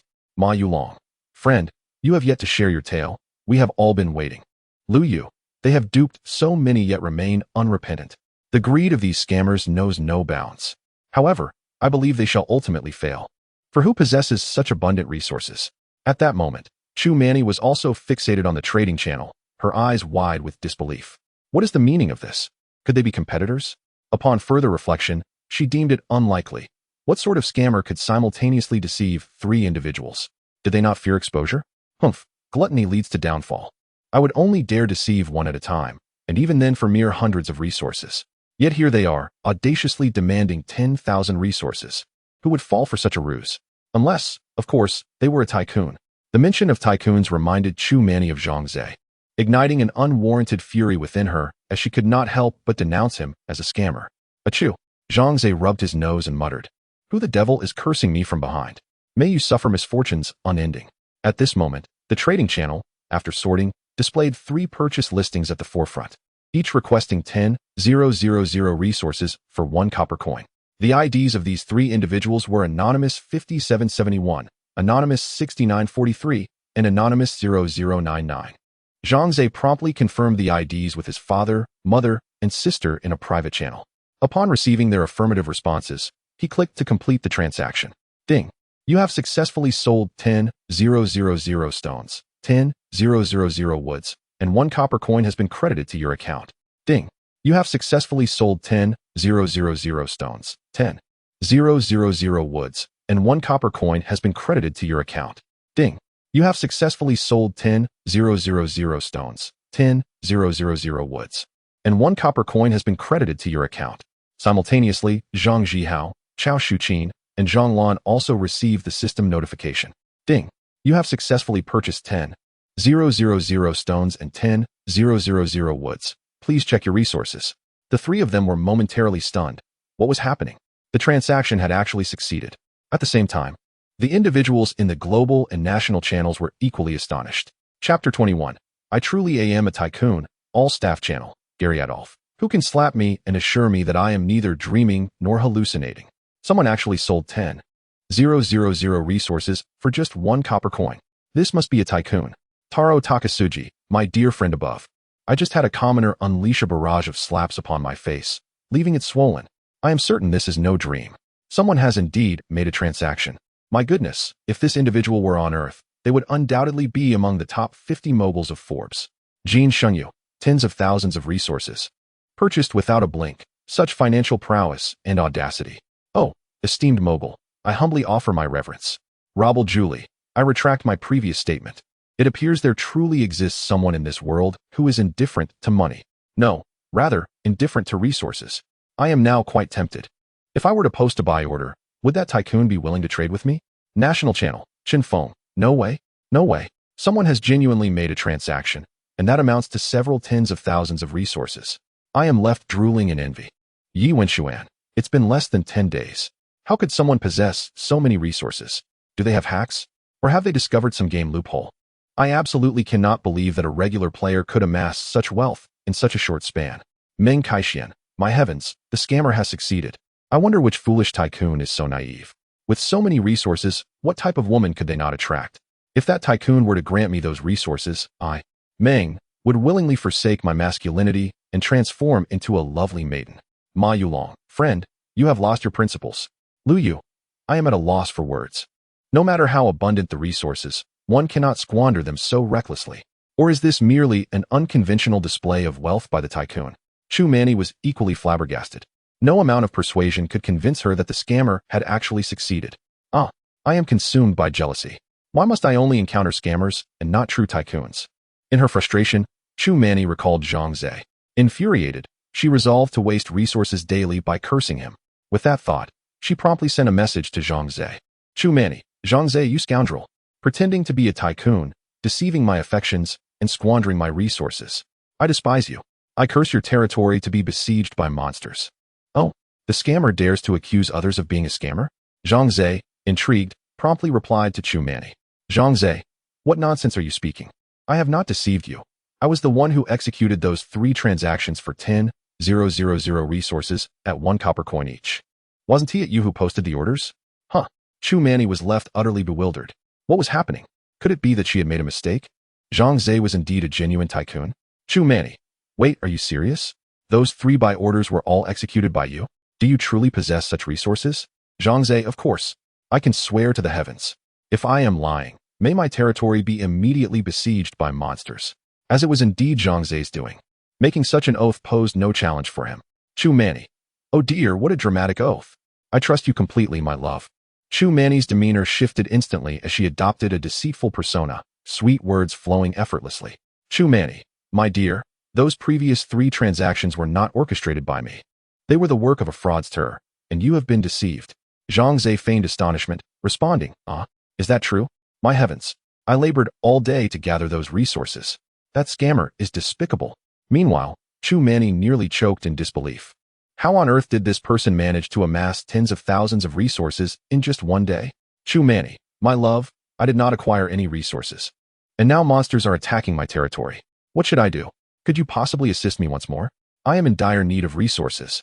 Zhang Ze, well, I'm afraid my resources have all been sold, and I only have a few left. However, tomorrow I can gather 50,000 resources and give them all to you.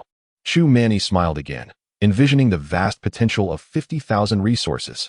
Just think of how many buildings she could construct, how many citizens she could recruit, and how many soldiers she could train. This could be her ticket to prosperity.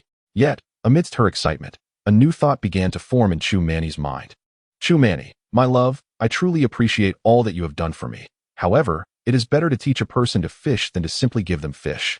I am an independent woman and do not wish to rely on you indefinitely. Could you share with me how you managed to gather such an abundance of resources in a single day? Chu Manny's mind was racing. If she could uncover Zhang Ze's method for resource collection, she would never again have to worry about scarcity.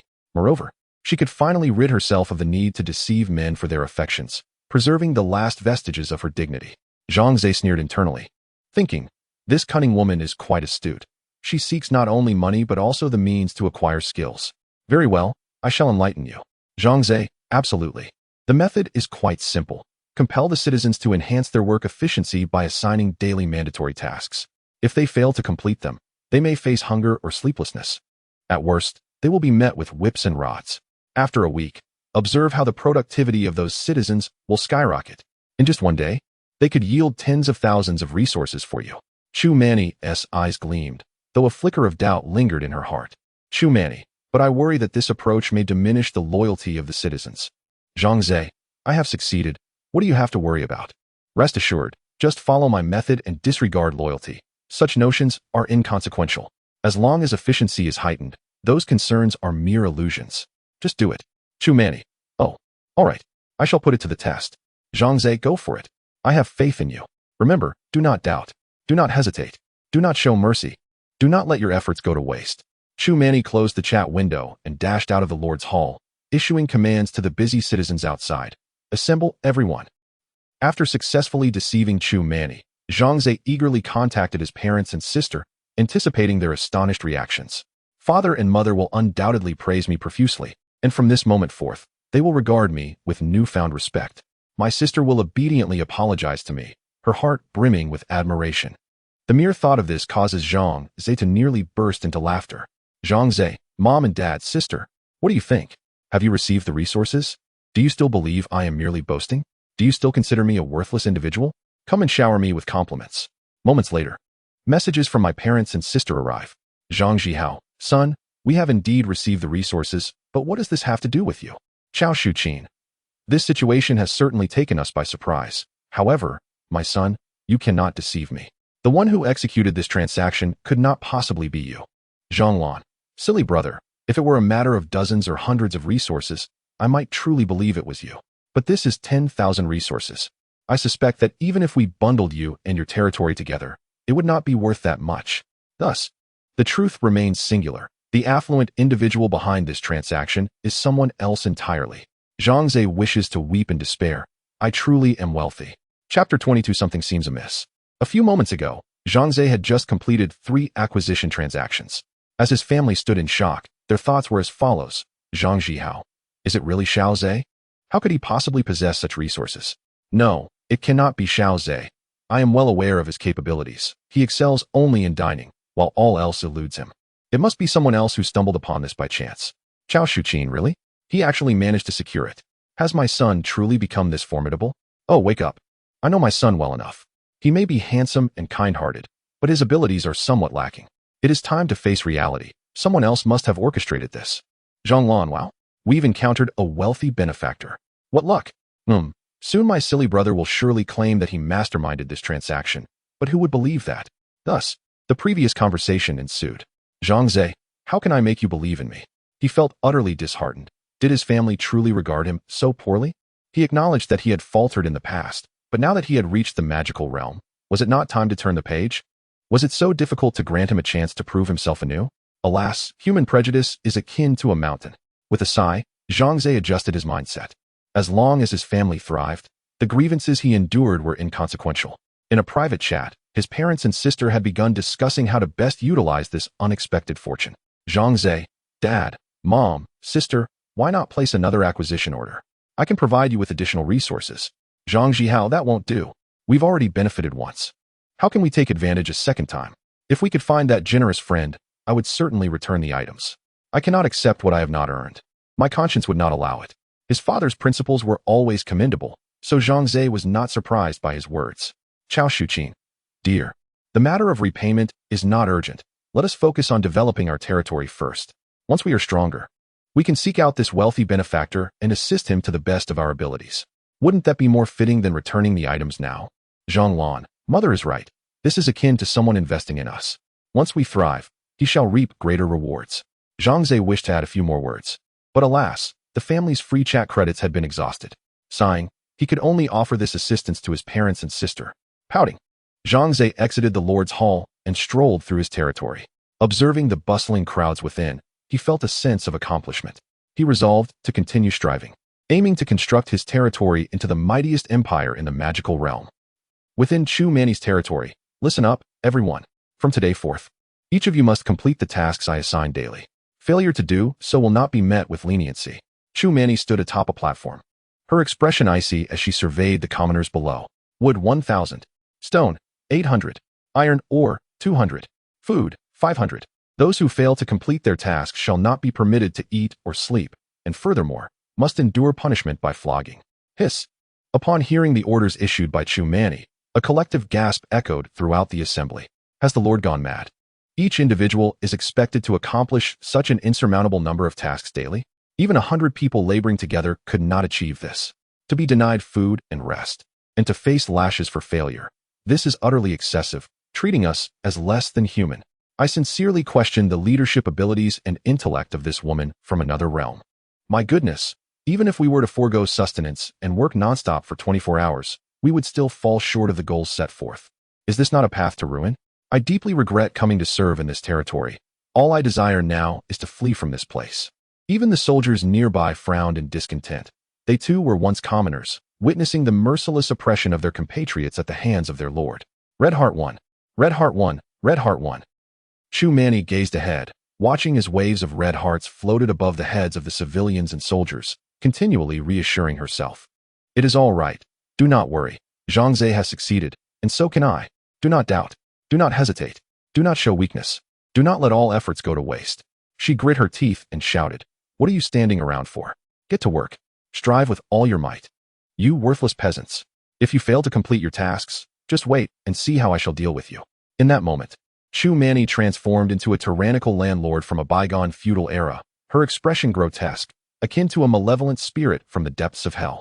The commoners dared not protest further and immediately turned to their labor. At present, their loyalty hovered around 30%.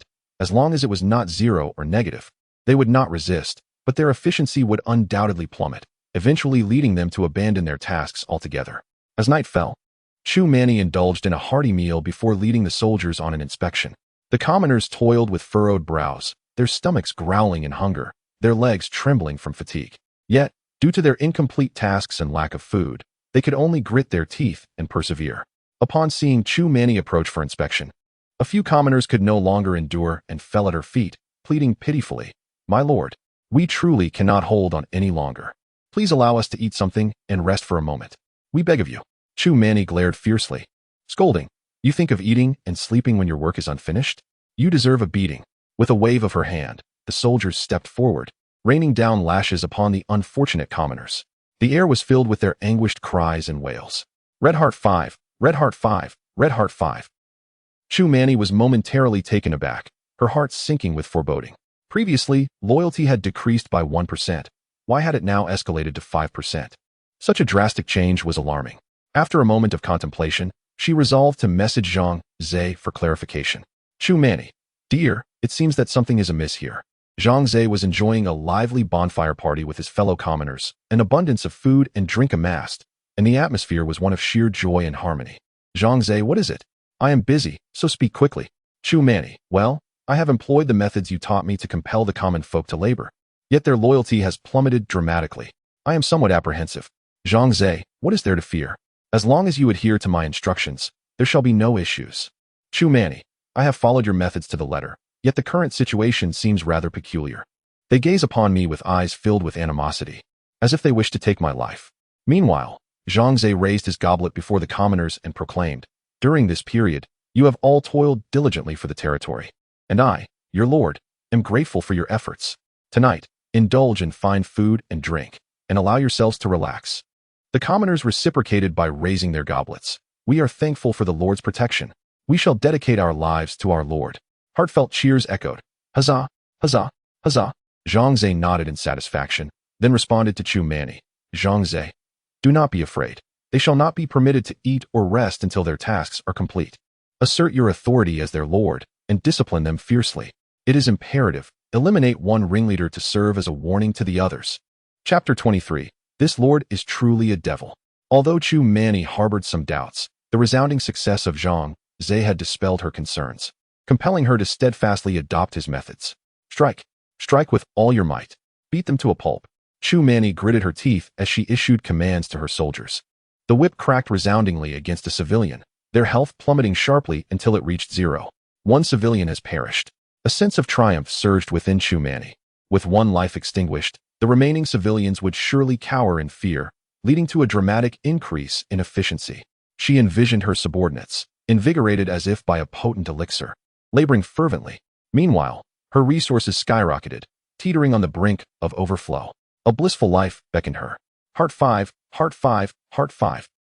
Your civilian loyalty has fallen to 0. Your civilian loyalty has risen to 10. Your civilian loyalty has risen to 15. How could she have brutally killed a man? This lord is nothing short of a demon. We cannot continue to endure this oppression.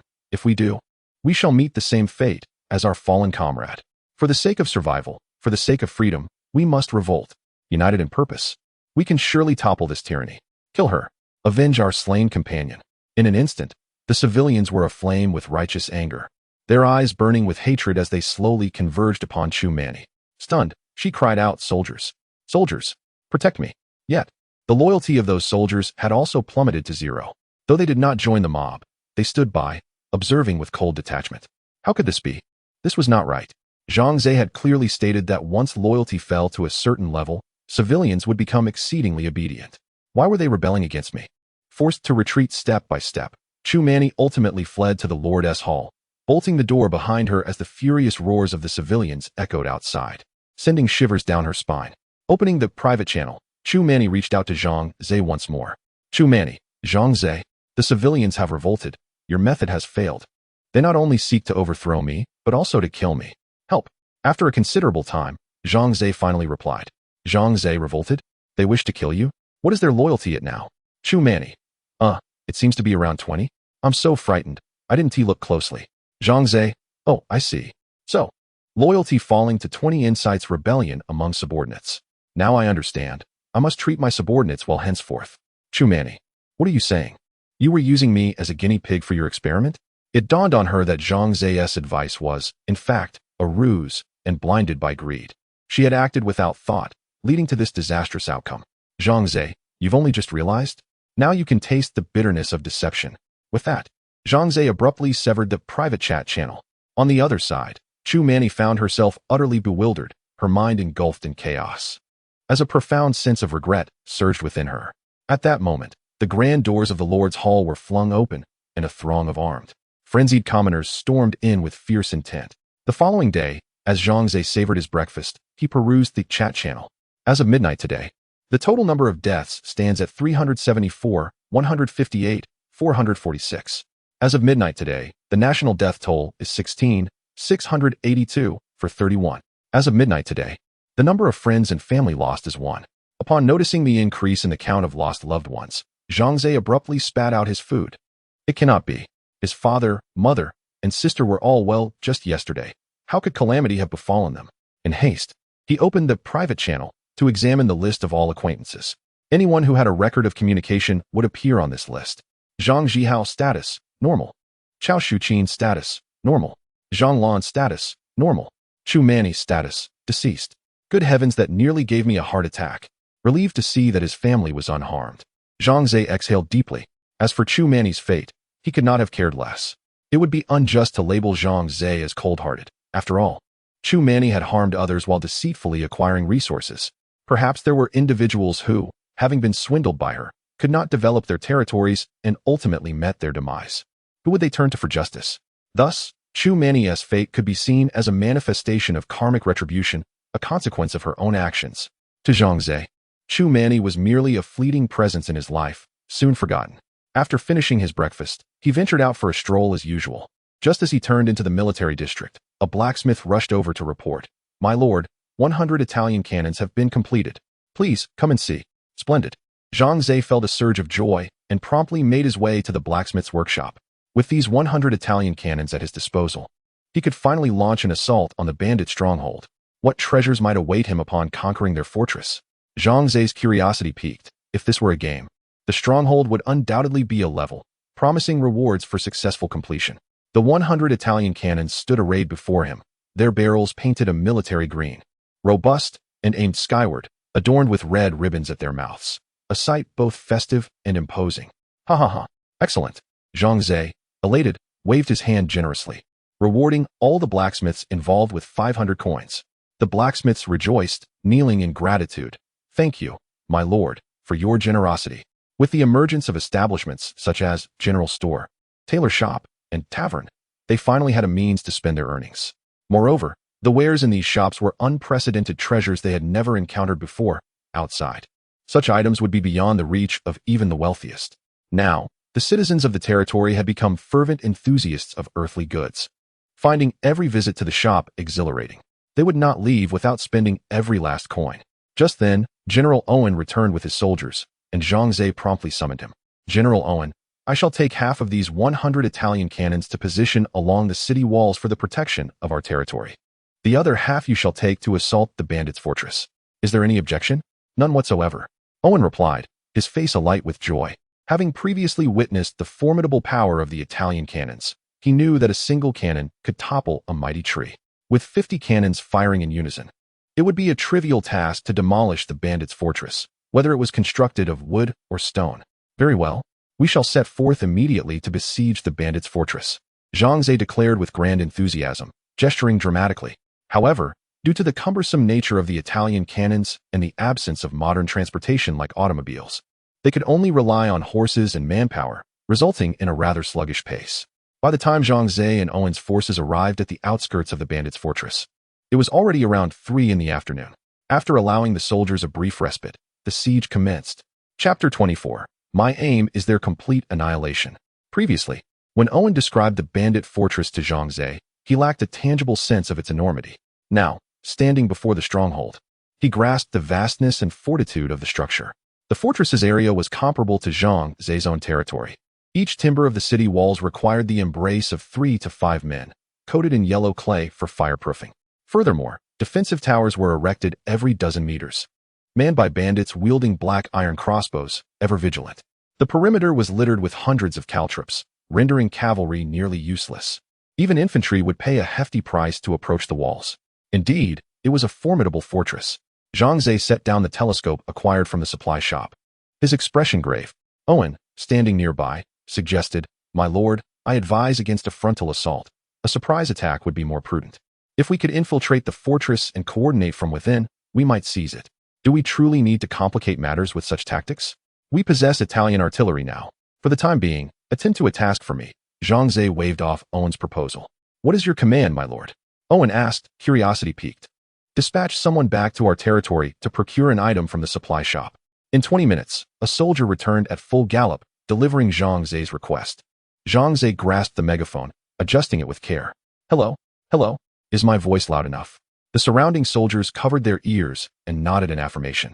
It is indeed loud enough, my lord. Our ears may very well be deafened. Excellent. Zhang Ze positioned himself behind a cover outside the fortress, directing the megaphone towards the stronghold to proclaim, Listen well, bandits within. I am Lord Zhang Ze. You recently raided my territory, and now I have come to settle the score with you. At that moment, Han sat within his estate, feasting and drinking with his men, when suddenly the ruckus outside caught his attention. Who dares to make such a racket? How intolerable! Hans cursed, dispatching a subordinate to investigate. Before long, the subordinate returned with news. Chief, there is someone outside claiming to be Zhang Ze, demanding our immediate surrender, or he shall raise our fortress, and... The subordinate hesitated. Hans glared, spit it out without hesitation. He threatened to strip you bare and display you atop the city walls as a spectacle. Damn it! Hans erupted in fury. I have ruled for years without anyone daring to insult me so brazenly. Let us go see. With that, Hans ascended to the battlements, accompanied by a group of men, gazing across the expanse. There, behind a cover, stood an individual wielding a trumpet, loudly proclaiming, his voice carrying clearly even from hundreds of meters away. What manner of device is he using to project his voice so far? Hans and his men exchanged astonished glances, though the content of the proclamation was far from pleasant. Bandits, surrender is your only escape. Do not entertain thoughts of resistance, lest you face annihilation. Do not presume that you can rest easy behind your fortress. Breaching your stronghold will be a trivial endeavor. Your leader is a fool, and he will lead you to your doom. Should anyone capture the leader and open the city gates, I shall reward him handsomely. Hans, unable to contain his fury, seized a black iron crossbow from the side and aimed it at the one who spoke, swiftly releasing a bolt. However, due to the distance, The arrow fell 10 meters short of Zhang Ze. Owen shook his head and remarked, "My lord, your attempt to persuade their surrender appears to be in vain.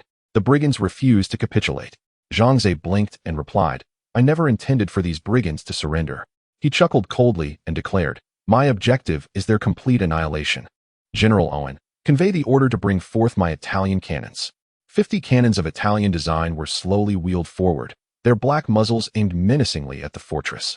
Hundreds of well-trained soldiers loaded cannonballs, taking aim at the city walls, awaiting Zhang Ze's command. Hans atop the battlements noticed the cannons, but was unaware of their nature. What are they wheeling in? They appear quite peculiar, resembling a massive log mounted on a cart. What purpose could this serve? It must be for siege warfare. I once witnessed their use in the king's army, cumbersome indeed. Had I known, I would have thought it yet another magical contraption. Rest assured, unless a high-level mage arrives, ordinary sorcerers will pose no threat to our fortress. The brigands remained at ease, with Hans dismissing the matter entirely. When he constructed this fortress, he had invested heavily in hiring a goblin engineer to design the plans. The stronghold was a marvel of offense and defense, capable of withstanding the assault of 100,000 troops. Let them come. I will ensure that this Zhang Ze goes to his demise. At this moment, all eyes on Zhang Ze's artillery platform awaited his command. Zhang Ze reclined in a rocking chair, casually sipping a refreshing beverage, quite at ease. After a while, a subordinate returned to report to Owen and Zhang Ze. "My lord, everything has been prepared as per your instructions." Upon hearing this, Zhang Ze rose, gesturing grandly. "Fire!" Boom, boom, boom. 50 cannons roared in unison, unleashing a thunderous cacophony. The sound was earth-shattering, truly awe-inspiring. On the battlements, Hans and the brigands were left stupefied by the overwhelming noise. Moments later, massive fireballs erupted from the walls. Sturdy wooden beams were shattered into splinters, revealing gaping, monstrous holes. Those behind the walls were tossed aside by the tremendous explosions. Flesh, severed limbs, screams, and the thunder of cannon fire intertwined, creating a scene reminiscent of hell on earth. Hans was utterly dazed, his mind blank, his ears ringing, and terror etched across his face. What manner of weapon is this? It is utterly terrifying. He gazed upon the city below, where crumbling walls lay scattered with corpses, and smoke billowed amidst the chaos.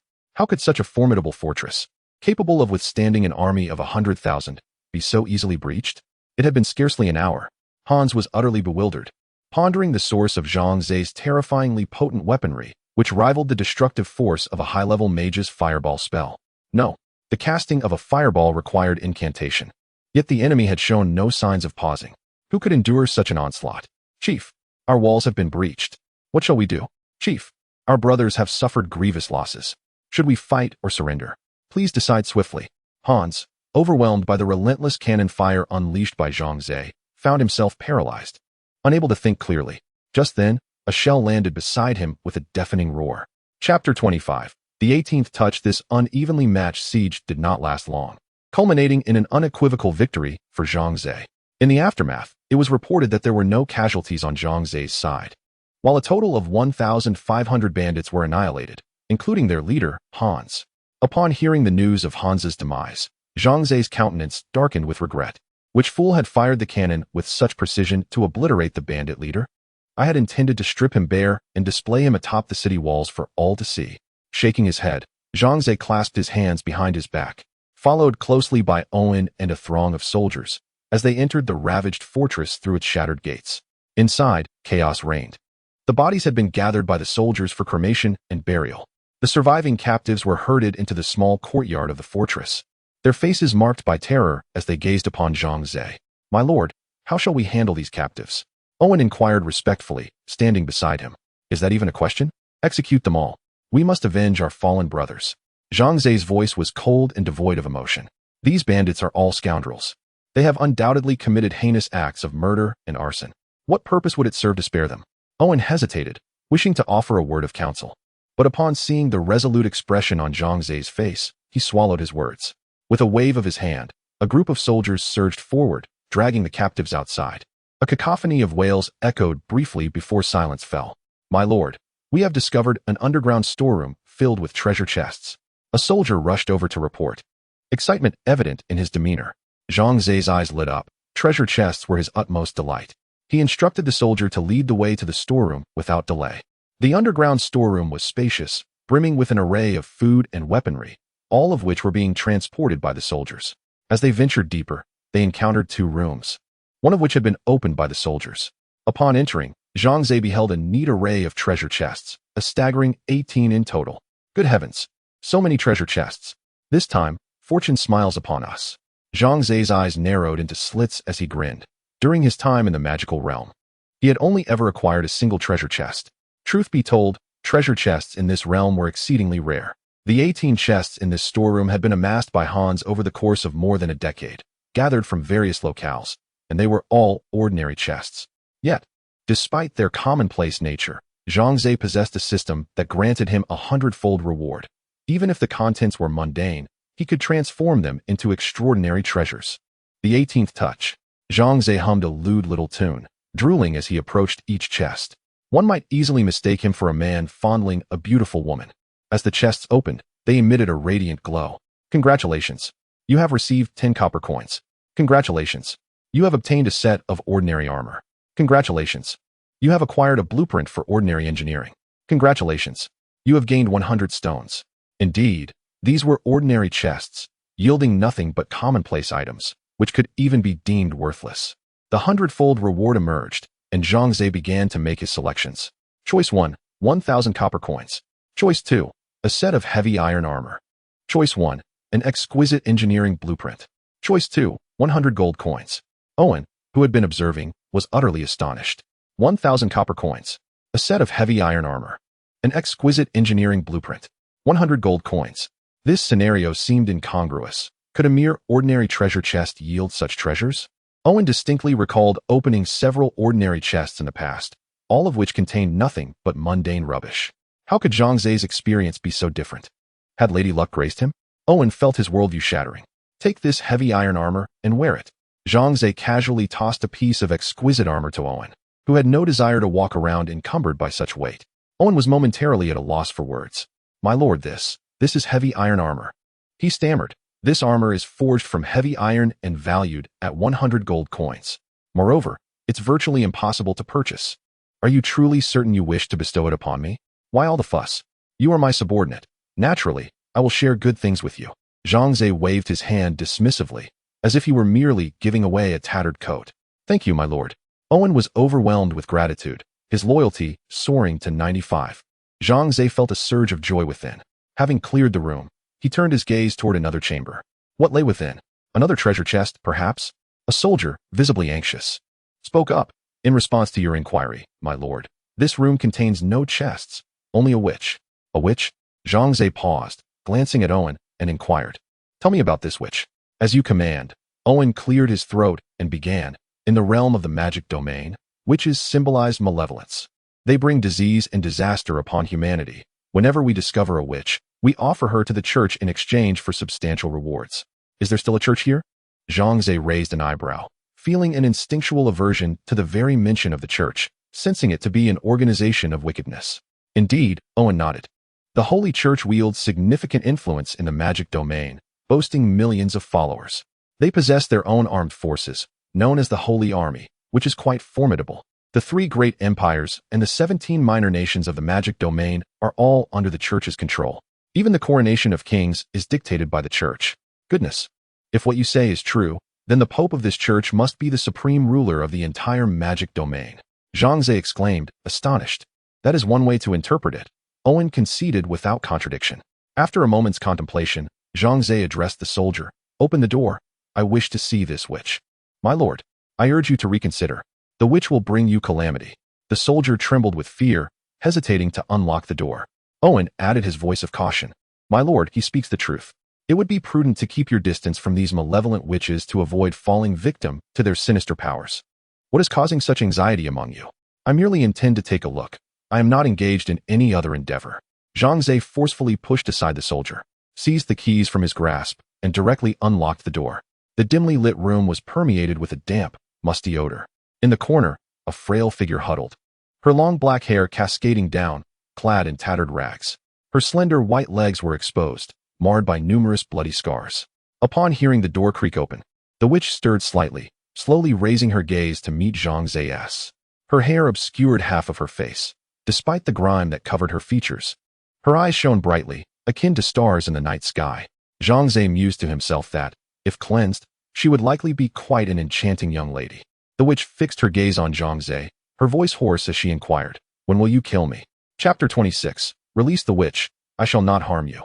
Zhang Ze strode forward, and amidst the astonished gazes of those around him, he swept the young witch into his arms. "Ah!" the young witch exclaimed, her eyes wide with terror. She had heard her sisters in the Mutual Aid Society speak of how men are often lecherous, and some witches, once captured, faced unspeakable indignities. Could this man before her be no different? Though she wished to wield her magic against Zhang Ze, the prolonged malnutrition and brutal punishments had rendered her body exceedingly frail. She could scarcely lift her arms, let alone summon her powers.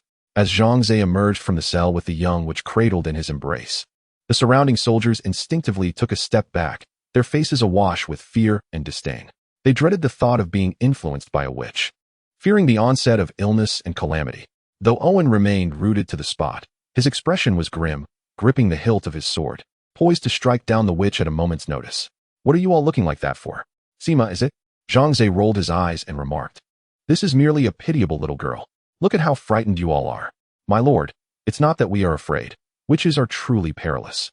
Owen suppressed his discomfort and explained. "Pernicious indeed." Zhang Ze scoffed. "You are all simply indulging in superstitions. Allow me to demonstrate personally, so you can see whether the witch poses any threat." "My lord, please reconsider." "My lord, do not act recklessly." "My lord," a chorus of soldiers implored, fervently wishing for Zhang Ze to reconsider. It is not every day one encounters a lord as benevolent and generous as he. Such fortune must surely come from a past life of virtue. Thus, their genuine concern for Zhang Ze's safety arose from the depths of their hearts. Little did they know, Zhang Ze had his reasons for such actions. A bunch of fools. If there were real danger, would I dare to approach her? Zhang Ze mused inwardly. This is a wild, exceptional hero. She must be secured. The moment he laid eyes on the young witch, an attribute panel detailing her characteristics appeared before him. Hero, Joyce Mina quality. Exceptional level, 1 experience, 0 10,000 race. Human health, 200 attack, 400 defense, 150 loyalty, 0 skills. Corrosion LV1, decomposes objects, talents. Mastery of witchcraft LV1, enhances skill potency. Precognition LV1, foretells events of the next 7 days with 50 accuracy. Equipment, none requirements. 1 residential building, 10 food day, 1,000 copper coins day. Remarks, a 16-year-old girl. Introverted and soft-spoken, yet kind-hearted, with a fondness for flowers and small animals. At 13, Joyce Mina joined the Mutual Aid Society with her mother and became a qualified witch 3 years later. During a subsequent journey, she was unfortunately ambushed by a band of robbers. The attribute panel made it abundantly clear she was kind-hearted. Why should Zhang Ze fear? This was the first hero associated with magic, an exceptional one at that. How could Zhang Ze let such an opportunity slip away? In order to earn Mina's trust and thereby enhance her loyalty, Zhang Ze resolved to showcase his benevolent and magnanimous side, hoping to win the young girl's heart. "Fear not, dear Mina, for your lord shall take good care of you," Zhang Ze said with a warm and friendly expression akin to that of a kind neighbor, smiling down at Mina, who was nestled in his arms. Mina, with a puzzled look, responded, "How do you know my name?" "Ahem, that is of little importance." Zhang Ze swiftly shifted the topic. "I will now take you back to my territory, and no one shall dare to bully you again." With her head bowed, Mina replied weakly, "I am a witch, and everyone seeks to harm me. Aren't you afraid that I might bring you disease and disaster? Who has been spreading such rumors?" Zhang Ze exclaimed, his eyes narrowing in anger. "Is it those foolish members of the church?" "Ah, how dare you insult the church?" Mina was taken aback. In the realm of the magic continent, the church symbolized power. No nation, faction, or race would dare to underestimate or insult it, lest they face dire consequences. Their Witch Assistance Society had been deemed an evil organization for opposing the church, and it faced relentless persecution, resulting in many of her companions being burned alive. Forced into hiding, they had no choice but to conceal their identities to evade capture. The man before her had just insulted the church. Was he mad? And what of it? Zhang Ze smirked disdainfully. They are merely a congregation of charlatans who exploit and deceive. Should I ever encounter them, I shall strike each and every one down. This was not mere bravado. Zhang Ze genuinely harbored no fondness for the church. Mina blinked, remaining silent. Deep down, she was skeptical of Zhang Ze's words. Having been deceived too many times, she was reluctant to trust anyone. The girl exhibited a strong sense of wariness. Not disheartened by Mina's lack of response or change in loyalty, Zhang Ze thought to himself, "I shall eventually win your trust. Or rather, open your heart. He ordered a blanket to wrap around Mina's petite form before placing her into the carriage as he journeyed back to his territory. The news reached the common folk, who eagerly awaited at the city gates to welcome Zhang Ze's triumphant return. Long live the Lord! The Lord is mighty. The Lord is invincible. Zhang Ze, riding atop a magnificent steed, basked in the adoration and cheers of his subjects. Mina discreetly lifted a corner of the carriage curtain, her eyes widening in astonishment at the bustling scene outside. Is this truly your territory? So many houses and people, far more vibrant than the capitals of the small nations I have visited. Curiosity stirred within her. What manner of lord was Zhang Ze, truly? To spare Mina any distress, Zhang Ze decided to allow her to temporarily reside in his lordly hall. Upon entering the grand hall, Mina's jaw dropped in awe. Luxurious, majestic, sparkling. Is this where you live? She exclaimed, unable to believe her eyes. She had never encountered such a spacious and opulent abode. Surely, only a ruler of a nation could dwell in such magnificence. Zhang Ze casually shed his coat and smiled. Indeed, this is my home. From now on, you shall reside here with me. Noticing the wariness in Mina's gaze, Zhang Ze realized that she had misunderstood his intentions. Fear not. You shall occupy the upper floor while I remain below. Our spaces shall not encroach upon one another. Only then did Mina's expression return to normal as she began to explore the house, wandering about with the curiosity of a child. Zhang Ze fetched some bread and milk, inviting Mina to join him for a meal, aware of her likely hunger. Before her lay the enticingly fragrant, soft bread and the sweet, delightful milk, causing Mina to swallow hard. However, she pushed the food away, declaring, I'm not hungry. Not hungry. Zhang Ze raised an eyebrow, bemused by her fixation on the bread and milk, which seemed to contradict her words. Suddenly enlightened, he smiled gently. Very well, if you shan't eat, I shall indulge. With that, he took a bite of the bread and sipped the milk, exaggerating the sounds of enjoyment, which only intensified Mina's hunger. Delicious, he exclaimed. Oh, I must attend to a matter, he said, setting down the bread and milk and feigning urgency as he exited the dining area. Outside, he began to count. 1, 2, 3, 4. Suddenly, a cacophony of voracious eating erupted from the dining room, accompanied by coughs from Mina, who had choked on her hastiness. Zhang Ze shook his head with a wry smile. Mina's caution was excessive, as she only felt brave enough to eat after witnessing him do so. Chapter 27. The Skill Book, Exorcism. Mina had not savored a decent meal in quite some time. She devoured the food before her with remarkable speed, then glanced at Zhang Ze's meal. After a moment's hesitation, she refrained from touching it. Zhang Ze, observing from the outside, realized that the young girl had not had her fill.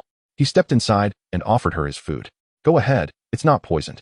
Mina blinked, her instincts assuring her that this man bore her no ill will. Thank you, she murmured, and after expressing her gratitude, she began to eat voraciously. Yet, as she continued, tears began to flow. Zhang Ze sighed, understanding that Mina must have endured considerable hardships. Do not weep, finish your meal and sleep soundly. Tomorrow, I shall take you to purchase new clothes and embark on a new life. After dinner, Zhang Ze led Mina to the second floor. The Lord's Hall comprised 2 levels. The first included a living room, meeting room, kitchen, restroom, and bedrooms, while the second primarily featured additional bedrooms and a study. To alleviate Mina's concerns, Zhang Ze allowed her to stay alone on the second floor. There are 4 bedrooms here. Choose whichever you like, he declared grandly with a wave of his hand. Mina stepped onto the plush blood wolf fur carpet, gazing down the corridor, momentarily unsure of which room to select. Ultimately, she chose the one nearest the staircase, ensuring she would hear any footsteps approaching. This bedroom has its own restroom and bath. You may take a shower. If you need anything, just call for me, Zhang Ze said, casually closing the door behind him as he left Mina alone. Once she heard Zhang Ze descend the stairs, Mina cautiously opened the door a crack to confirm that no one was outside. She then pushed a small cabinet against the door, securing it tightly. Her heart finally at ease. I must leave this place and return to the Mutual Aid Society to rescue my mother, Mina resolved, biting her lip in determination. The man named Zhang Ze had mentioned a shower. Observing her tattered clothing and the unpleasant odor emanating from her body, she hurried to the bathroom to wash. What is this? She exclaimed upon discovering several peculiar bottles in the bathroom. One was labeled body wash and another shampoo. Items purchased from the general store were automatically translated into the language of the magical realm, making them easily comprehensible. Is this shampoo for washing hair? Is it effective? Mina pondered, deciding to give it a try. After using it, she felt her hair refreshed. What had once been dry and coarse transformed into sleek, shiny locks, imbued with a subtle fragrance. This is wonderful, Her cheeks flushed with excitement as she reached for the body wash. This leaves my skin so smooth and comfortable. She indulged in the bath for over 2 hours, emerging from the bathroom thoroughly satisfied. Lying on the spacious bed, enveloped in soft blankets and gazing at the bright crystal chandelier above, Mina reflected on her previous existence in the damp, cold dungeon. And tears welled up in her eyes once more. This place is truly magnificent. Meanwhile, in the hall on the first floor, Zhang Ze rummaged through his backpack and retrieved a black-covered skill book, one he had acquired from the 18 treasure chests. Originally an ordinary skill book, it transformed into an extraordinary tome after receiving a hundredfold reward. Skill book, insect control, quality, exceptional profession, sorcerer effect, establish a mental connection with insects, commanding them to serve one's will. The higher the level, the greater the number of insects that can be controlled. This skill book appears to be tailored for Mina. Indeed, I shall present it to her for study tomorrow. The next morning, Zhang Ze emerged from his chamber to find Mina awaiting him in the hall. Good morning, Mina. Zhang Ze greeted with a smile. After a moment's hesitation, Mina nodded in response. Good morning, Lord Zhang. Just call me Brother Zhang. Let us have breakfast first, and afterward, I shall procure some decent clothing for you. Zhang Ze had long found Mina's tattered robe unsightly. He believed she would look exquisite in a dress. I have something to discuss with you, Mina began. Thank you for saving me, but I must leave. Please allow me to go. Mina's loyalty was currently at 0%. She would not attack Zhang Ze, yet her allegiance was non-existent, and she could depart at any moment. However, Zhang Ze was not inclined to let her go so easily. Do you wish to return to the Witches' Mutual Aid Society? Mina nodded. I will not hinder your departure, but the outside world is fraught with danger. Many ill-intentioned individuals are likely to target you. Therefore, I suggest you remain in my territory until you grow stronger. Mina shook her head. I appreciate your kindness. But how can I become stronger if I cannot learn anything here? She believed Zhang Ze was merely using excuses to keep her. Who says you cannot learn anything? Zhang Ze replied with a slight smile, conjuring the skill book into his hands and presenting it to Mina. This is... Mina gasped, covering her mouth in astonishment. Insect control. She had witnessed high-level witches wielding this very skill during her time at the Witches' Mutual Aid Society. Swarms of insects converged, nearly obscuring the sky, blocking the sun's rays entirely. Wherever they went, desolation followed. How do you possess such an advanced skill book? Mina's voice trembled. Only witches of noble lineage were deemed worthy to learn such magic. Could it be that you are a witch? No, you are a man. Perhaps you are a sorcerer? Zhang Ze shook his head with a serene smile. I am neither a sorcerer nor a witch. I am simply a human. This book is a gift for you. Once you master insect control and can protect yourself, you may depart at any time, and I shall not hinder you. Mina stood in a daze. Why would this man treat her in such a manner? This invaluable skill book could easily compel a mid-level witch to devote herself wholeheartedly to Zhang Ze. Yet, he had bestowed it upon her, despite her seeming lack of worth to him. Why do you do this? Mina could not contain her curiosity. To be frank, I require your assistance. Zhang Ze decided to speak candidly. I have just arrived in the magical realm and have yet to establish a foothold. Relying solely on myself may not suffice. Thus, I find myself in need of numerous aids, much like Irving. Do you recall the little mustachioed fellow who stood beside me at that time? He was one I had recruited as well. Mina pondered for a moment and remarked, So, are you suggesting that you wish to enlist me? To serve your interests? Zhang Ze snapped his fingers and replied, Astute. That is indeed the implication. After a brief pause, he added, However, I shall not coerce you. The choice lies within your hands. Yet, should you choose to join, I assure you a generous remuneration. Remuneration? Are you referring to skill books? Mina's eyes began to glimmer with excitement. Her aspirations were not materialistic, but rather a desire for personal strength. Absolutely no problem, Zhang Ze declared, thumping his chest in affirmation. Is it merely skill books? I shall promptly venture to the trading channel to procure them. Chapter 28. Dispelling rumors. Zhang Ze's heart leaped with joy as he noticed the red heart floating above Mina's head. At last, he had shattered the zero barrier. What a rare achievement. However, Mina's demeanor towards him remained rather indifferent, even somewhat distant.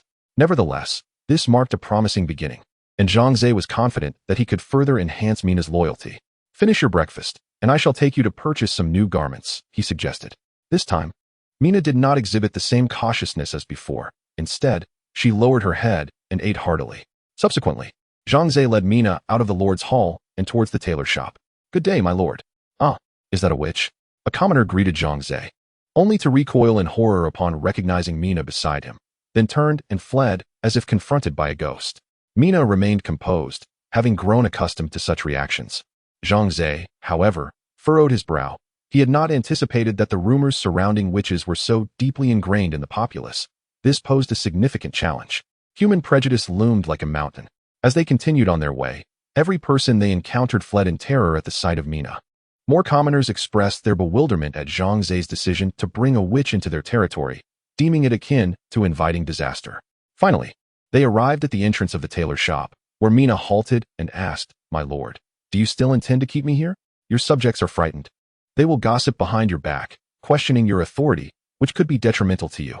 Zhang Ze waved his hand dismissively. "Do not concern yourself with that. I shall change their perception of you. Now let us go buy some clothes." He took her hand and led her into the tailor's shop. Upon entering, Mina's eyes sparkled with delight. The walls were adorned with an array of colorful garments, and several wooden mannequins stood in the center of the shop, showcasing exquisite dresses, each one more beautiful and captivating than the last. Unable to resist, Mina reached out to touch the fabric, marveling at its softness and smoothness, which far surpassed the tattered robe she wore. She felt that the materials were superior to those of the high-ranking witches, vibrant in color and quality. "Choose any piece you desire," Zhang Ze declared, reclining comfortably in a chair. Mina glanced at the price tags, only to retract her hand in shock. 700 copper coins. That is far too expensive. She shook her head vigorously. The Witch Mutual Aid Society provided only a meager stipend of just over 100 copper coins per month for low-ranking witches like herself, while even high-ranking witches received just over 1,000 copper coins. She realized it would take her 7 months of scrimping and saving to afford such a garment. Too expensive? Zhang Ze approached, glanced at the tag, and called to the shopkeeper, "Wrap this up." Mina's eyes widened in astonishment as she looked at Zhang Ze. "My lord, I cannot accept such an expensive dress." She felt that, despite his high status, his wealth was not infinite. From what she knew, some local lords were quite impoverished, living much like ordinary folk, with their coffers holding but a few thousand copper coins. In Zhang Ze's eyes, his territory appeared rather modest, merely a few acres in size. Thus, he instinctively perceived himself as a lord of limited wealth. What others deemed extravagant, he considered to be quite affordable. After surveying the shop, Zhang Ze selected 7 or 8 garments that suited Mina's temperament and instructed the shopkeeper to wrap them all up. Mina attempted to protest, but her efforts were in vain. "It's just a few pieces of clothing. There's no need to spare my funds. I possess far more wealth than you can imagine." Zhang Ze chuckled heartily, then urged Mina to try on the new outfits, discarding her tattered robe into the flames. Moments later, Mina emerged from the changing room, her demeanor shy yet enchanting. Zhang Ze's eyes lit up instantly. What a beautiful young lady. Mina was inherently a stunning beauty, but her former rag concealed her brilliance. Now, adorned in the lotus-colored dress selected by Zhang Ze, she radiated charm and elegance. "Mina, you look absolutely gorgeous," he exclaimed earnestly, causing her cheeks to flush with bashfulness. "Come, let us step outside and show everyone." Zhang Ze instructed the shopkeeper to deliver the garments to the Lord's Hall and escorted Mina to the central plaza of the territory. This square, situated at the heart of the land, served as a leisurely gathering place for commoners and soldiers alike. Zhang Ze deliberately chose this spot for a reason. "Go, relay my command for all to assemble in the plaza. I have an important announcement to make." He ordered one of his guards, who promptly obeyed. "My lord, what are you planning?" Mina felt a surge of anxiety, sensing an ominous foreboding. Zhang Ze maintained a serene expression, replying with a smile, "I intend to vindicate you witches. You are not monsters, nor are you harbingers of calamity. You are merely ordinary humans endowed with extraordinary abilities, capable of benefiting the populace." This cannot be." Mina's eyes widened in astonishment. "We shall see," Zhang Ze declared with determination. "Trust me, we can achieve this." Soon, a throng of commoners and soldiers gathered in the plaza, all eyes fixed upon Zhang Ze and Mina standing upon the platform. A murmur of speculation erupted among the crowd. "Oh my, it's a witch. Why is the Lord standing so closely with her? It's over. The witch has come to our territory. Our days of prosperity are numbered. Curse that witch. Surely she has bewitched our Lord, clouding his judgment. Let us seize her and deliver her to the church. Our land shall gain its protection." As Mina listened to the cacophony of voices below, her complexion drained of color, and her body trembled involuntarily. She had anticipated such a scenario. Yet, Zhang Ze remained composed, seemingly unfazed. Just as the crowd's fury reached its peak, ready to surge forward, Zhang Ze bellowed, "Silence." His commanding voice echoed through the plaza, plunging the crowd into an immediate hush. Excellent. Zhang Ze was enveloped in a profound sense of accomplishment, for the loyalty of his subjects to him was nearly absolute. with their obedience to his commands unwavering. Had the loyalty of his subjects been feeble, he would have never contemplated such an action today, as he could not afford to lose control over the situation, which could easily lead to unforeseen circumstances. The ever-cautious and meticulous Zhang Ze would never commit such a grievous error. Everyone, listen closely, for I have an announcement to make. In the spotlight, Zhang Ze pointed emphatically at Mina beside him and declared, I intend to recruit this Miss Mina as my hero. A wave of astonishment rippled through the crowd. As Zhang Ze raised his hand once more, the cacophony gradually subsided. I am aware that many of you harbor fear towards witches, believing they bring forth illness and calamity. Today, I shall publicly dispel this rumor. With that, Zhang Ze executed a gesture that left the entire assembly in utter disbelief. Chapter 30. Princess Belle. As Zhang Ze prepared diligently to confront the impending invasion of the demon army, far away, within the imposing walls of a grand castle, Lieutenant Roy hurriedly made his way to the Count's study. After knocking and receiving permission, he entered, respectfully bowing to Count Philemon, who was engrossed in a book. My lord, a grave matter has arisen. Lieutenant Roy's expression was grave as he announced, the Han's bandits have been eradicated. Count Philemon paused momentarily, then resumed, turning the pages of his book with elegance, replying coolly, what transpired? Pray elaborate. Certainly. Lieutenant Roy succinctly recounted the events leading to the destruction of the Han's bandits at the hands of Zhang Ze, aware that the Count despised superfluous details. A new lord? A formidable weapon? Count Philemon finally lifted his gaze, adjusting his golden-framed spectacles, and inquired in a deep tone, when did a new lord emerge within my territory? Then, as if recalling something, he chuckled. Ah, it must be those humans from another world. Indeed, my lord. What shall we do? Lieutenant Roy asked with concern.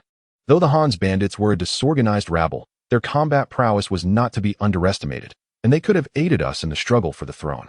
Yet, they were vanquished by an obscure minor lord. Fear not.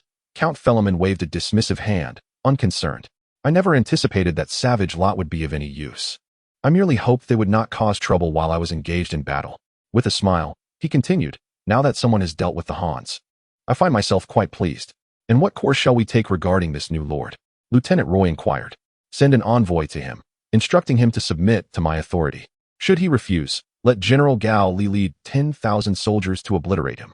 Count Philemon was unwilling to engage in further discussion, gesturing for Lieutenant Roy to depart. To him, Zhang Ze's minuscule domain was inconsequential. Eliminating him would be akin to squashing an insect. Setting aside his book, he picked up a letter sealed with the church's emblem. To his surprise, the demon forces were approaching sooner than anticipated. Contemplating the contents of the letter, Count Philemon furrowed his brow, for this was the true source of his concern. However, he deemed the situation manageable. With hundreds of thousands of troops and numerous sorcerers at his disposal, he did not doubt his ability to confront the demons. Yet, the timing was indeed unfortunate. It seemed the struggle for the throne would have to be postponed. Rising, he exited the study, traversing the corridor until he paused before a door. My lord, a maid stationed at the entrance immediately curtsied, her demeanor a blend of respect and trepidation. Is the princess still refusing to eat? Yes. We are at a loss with her, the maid replied, her expression troubled. She will not consume food, and we cannot strike or scold her, which is quite vexing. Count Philemon nodded slightly, stating, open the door, I shall converse with her. As he entered the room, Count Philemon cast his gaze towards the spacious floor-to-ceiling windows, where a graceful figure stood, her golden tresses nearly brushing the ground. From her silhouette alone, it was evident that she was a stunning beauty. Princess Balier, the servants had informed him, you refuse to eat, which is quite detrimental to your health. With feigned sincerity, Count Philemon accepted the tray from the maid, making his way slowly behind Princess Balier. Do have your meal, for your mother, watching from above, would surely be pained by your neglect. Get away. Suddenly, Princess Balier forcefully overturned the tray in his hands, food and broth splattering across Count Philemon. You. A flicker of anger crossed his face, yet he quickly composed himself. Princess, I understand your wrath towards me for confining you here. However, have you considered that, but for my protection, your siblings would have long since ended your life? Princess Balier's body trembled. She recognized the truth in his words. As the second heir to the throne, favored by the late king, she was the most likely candidate to inherit the crown. In the realm of Magic Land, gender did not dictate authority. Women could ascend to the throne and reign as queens. Historical records spoke of numerous queens who had once ruled. Thus, your stay with me is your safest option, Count Philemon continued, his tone as gentle as a spring breeze. I am willing to assist your highness in claiming the throne and becoming Queen Baelier. However, should you persist in abstaining from food, I fear you might perish from hunger before your siblings even lay a hand on you. Would that not fulfill their intentions? After a moment of silence, Princess Baelier turned, revealing her strikingly serene beauty. Bring me food. Meanwhile, at the Church of the Holy Mountain, Pope Philip VI listened intently to the reports from two cardinals, their expressions grave. The demonic army will arrive in no more than 7 days. Your Holiness, we must prepare for battle at once. Letters have been dispatched to various factions, warning them of the impending threat, and we trust they will make adequate preparations. Philip VI nodded, though unease filled his heart. The demons had been expelled from Magic Land for over 1,000 years, and now they were making a return. A millennium had allowed the various races to forget the terror of the demons, and Philip VI harbored serious doubts about their ability to withstand the invasion. Weak and disorganized, with heroes fallen, the current army may lack even the strength for a fight. Shaking his head, Philip VI sighed deeply. Yet, he was not without hope. According to the predictions of his seers, although the demons had opened a temporal passage, it was unstable and the duration of its opening was fleeting. The notion of sending large legions through was impractical, and the passages were scattered across Magic Land. Divided forces would lack the cohesion necessary for formidable combat, thus posing minimal threat. If they could eliminate these smaller factions of demons before they could unite, the problem would be swiftly resolved. Furthermore, the Church possessed a trump card, the half-angels. The product of the union between humans and angels possesses strength that surpasses that of humans, yet remains inferior to angels. Although there exists a slight disparity when compared to the demon race, they are undeniably far more formidable than the average human warriors. Once deployed, they should suffice to withstand the onslaught of the demon horde. For this day, the Church has been diligently preparing in secrecy. Through the use of special incantations, they induce these half-angels to undergo division, thus creating numerous new entities. In simpler terms, it resembles a form of cloning technology. When necessary, individuals from other realms may also be summoned to aid us in repelling the demon army. A sinister grin appeared on the weathered visage of Philip VI, reminiscent of his previous expressions of malice. Within the territory of Zhang Ze, Mina inquired, "My lord, what is this place?" Observing the bustling patrons of the tavern. "Oh, this is a tavern, a venue for relaxation and leisure, as well as a place where I recruit heroes." With that, he turned to the bartender and commanded, "Bring forth a hero, one of exceptional quality." Chapter 31. Shook the Mouse Man. After paying 10,000 copper coins, the bartender, with a professional smile, said, "My lord, please wait a moment. The recruitment notice has been sent out, and your hero is on the way." "Excellent." Zhang Ze ordered a cup of Spring Dream for Mina, which was essentially fruit juice, and a beer for himself. The two of them sipped their drinks while engaging in conversation. "Ding. Your hero recruitment was successful. 1 ordinary Beastman hero. Rewards multiplied by 100. Please choose. 1. 100 ordinary Beastman heroes. 2. 1 exceptional Beastman hero." Casually selecting option 2, Zhang Ze gazed eagerly at the tavern's entrance. He wondered what hero would arrive this time. Ideally, he hoped for a formidable one, capable of single-handedly matching 1,000. Lost in his pleasant thoughts, he noticed no one entering. Just as confusion set in, a voice suddenly emerged from beneath him. "Esteemed lord, are you seeking me?" Zhang Ze looked down in astonishment to find a mouse. No, to be precise, a mouse man standing 30 centimeters tall. Hero, Shook Green quality, exceptional level, 1 experience, 010. 000 race. Beastman health, 200 attack, 400 defense, 150 loyalty, 60 skills. Treasure hunting LV1. Search for treasure chests within a 1,000 meter radius. Talents. Smell LV1. Agility LV1 equipment. Rare pocket sword requirements. 1 residential building. 10 food day. 1,000 copper coins day. Remarks. Shook Green the Mouse Man is a natural treasure seeker. With his keen sense of smell, he can locate hidden treasure chests.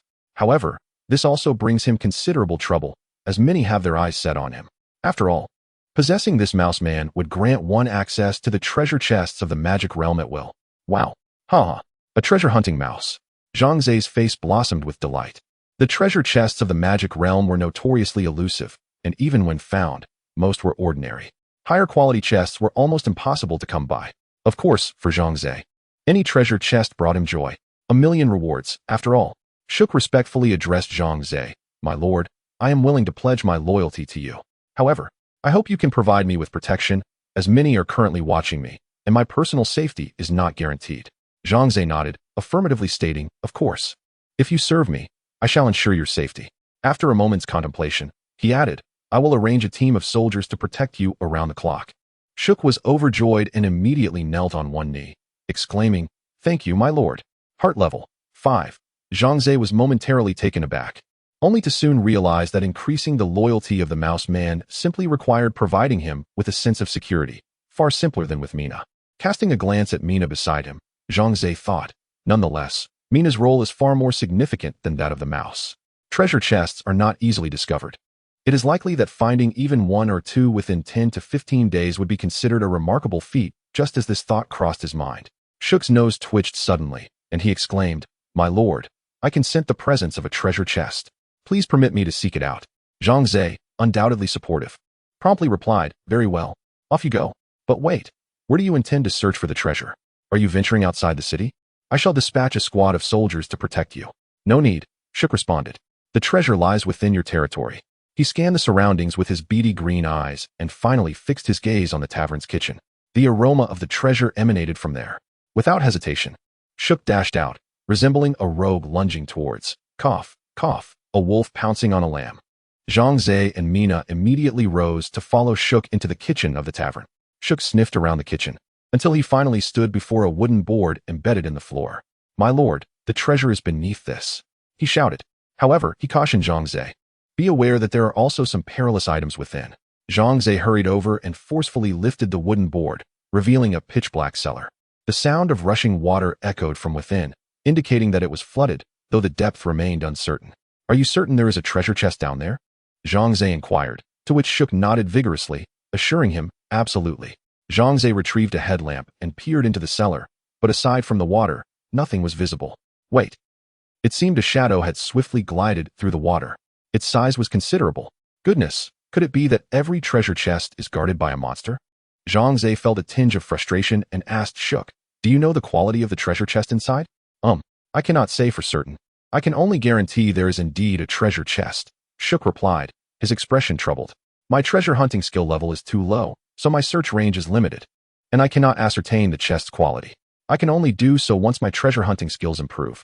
Zhang Ze nodded, saying, That's perfectly fine. It seems I must call for assistance. He certainly would not venture into danger himself, so he promptly summoned several soldiers, instructing them to descend and search for the treasure. These soldiers were devoted to Zhang Ze and, without a second thought, leaped into the depths. However, two chilling screams echoed from within. Zhang Ze noted that the number of his men had diminished by 2. Damn, the monsters inside are quite formidable. Zhang Ze's brows furrowed. His soldiers were armed with 98 Burmese shots. Yet they had not fired a single shot before meeting their demise. Must I resort to firing a cannon inside? Yet, doing so would likely not only destroy the treasure, but perhaps obliterate the entire tavern. With a resigned sigh, Zhang Ze lamented. Nothing could be more tragic than having a treasure chest in plain sight, yet being unable to claim it. At that moment, Mina suddenly spoke up, My lord, I could give it a try. You?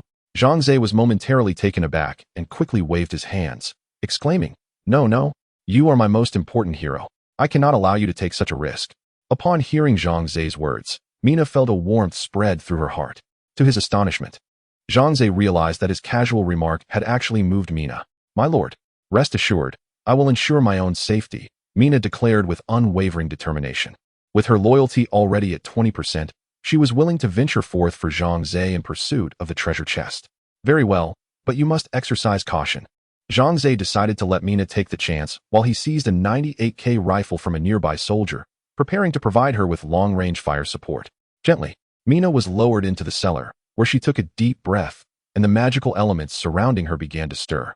Simultaneously, a white light emanated from her eyes, illuminating the dark cellar in her vision. There. Soon, Mina spotted a treasure chest shimmering with a silvery glow tucked away in a corner. It was a rare chest. Just then, a shadow suddenly leaped from the water, lunging towards Mina. Chapter 32. The Peculiar Upgrade Method of the Mouse People. Mina. Zhang Ze swiftly raised his 98K rifle, aiming at the shadow lunging toward Mina, and pulled the trigger in rapid succession. The bullets whistled as they erupted from the muzzle. Bang, bang, bang. A spray of crimson blossoms erupted from the creature's body, accompanied by a piercing, discordant shriek. Mina, having heard the commotion behind her, turned to see the dark beast, a 3-meter-long, mutated lizard adorned with backward-facing spines and a maw brimming with sharp teeth. A wave of apprehension washed over Mina. Had Zhang Ze not intervened just in time, she might have found herself overpowered by the creature. Ordinarily, Mina would not fear such a monstrosity, for she possessed formidable magical prowess capable of effortlessly vanquishing such foes. However, in the inky darkness, she struggled to pinpoint the creature's location, significantly diminishing her combat effectiveness. The mutated lizard retreated to a corner, nursing the wounds inflicted by Zhang Ze's bullets. Although they were not fatal, its injuries began to heal gradually, and it soon appeared revitalized.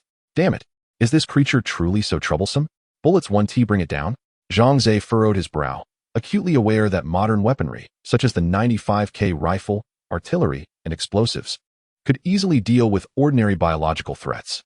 Yet, when confronting foes wielding magic or exhibiting mutations, the efficacy of these weapons diminished considerably. The mutated lizard before him was a case in point. Unless a bullet struck its vital points or artillery obliterated it entirely, as long as it drew breath, its wounds would gradually mend. Mina addressed Zhang Ze, "My lord, thank you for rescuing me just now. I shall take it from here." With that, she extended a hand toward the mutated lizard, from which a swirling mass of black gas surged forth, enveloping the creature entirely.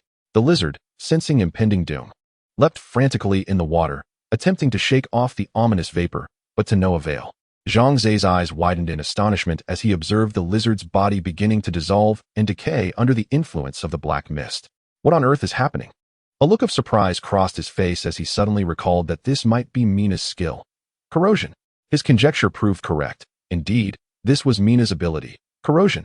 While ordinary weapons struggled to slay mutated beings like the lizard, the power of magic swiftly dealt with it, reducing the creature to a pool of sanguine liquid. With a sigh of relief, Mina turned and retrieved the exquisite treasure chest from the water, presenting it to Zhang Ze. However, he cast the chest aside, promptly pulling Mina from the water and summoning a blanket to wrap around her damp form, concerned about her catching a chill. Witnessing Zhang Ze's anxious demeanor, Mina felt a warmth blossom within her heart, and a red heart icon appeared above her head. Zhang Ze currently lacks the inclination to monitor Mina's loyalty, his primary concern being her safety. From the recent events, he recognizes that Mina is indeed a commendable hero, although she may not yet possess great strength. She is someone worthy of his appreciation. Once he has ensured Mina's well-being, he will turn his attention to the exquisite treasure chest. The Ratman shook gazes at the chest with gleaming eyes, inherently passionate about treasure chests. However, his interest does not lie in the contents within. Rather, he relishes the thrill of searching for treasures and the sense of accomplishment that accompanies their discovery. Additionally, Shook can enhance his skill levels through the treasure, empowering him to seek out even more treasures in the future. "Lord, once you retrieve the items from the chest, may I have the chest for myself?"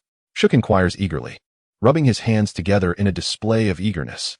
Zhang Ze smiles and replies, "Of course, I have no use for this old chest.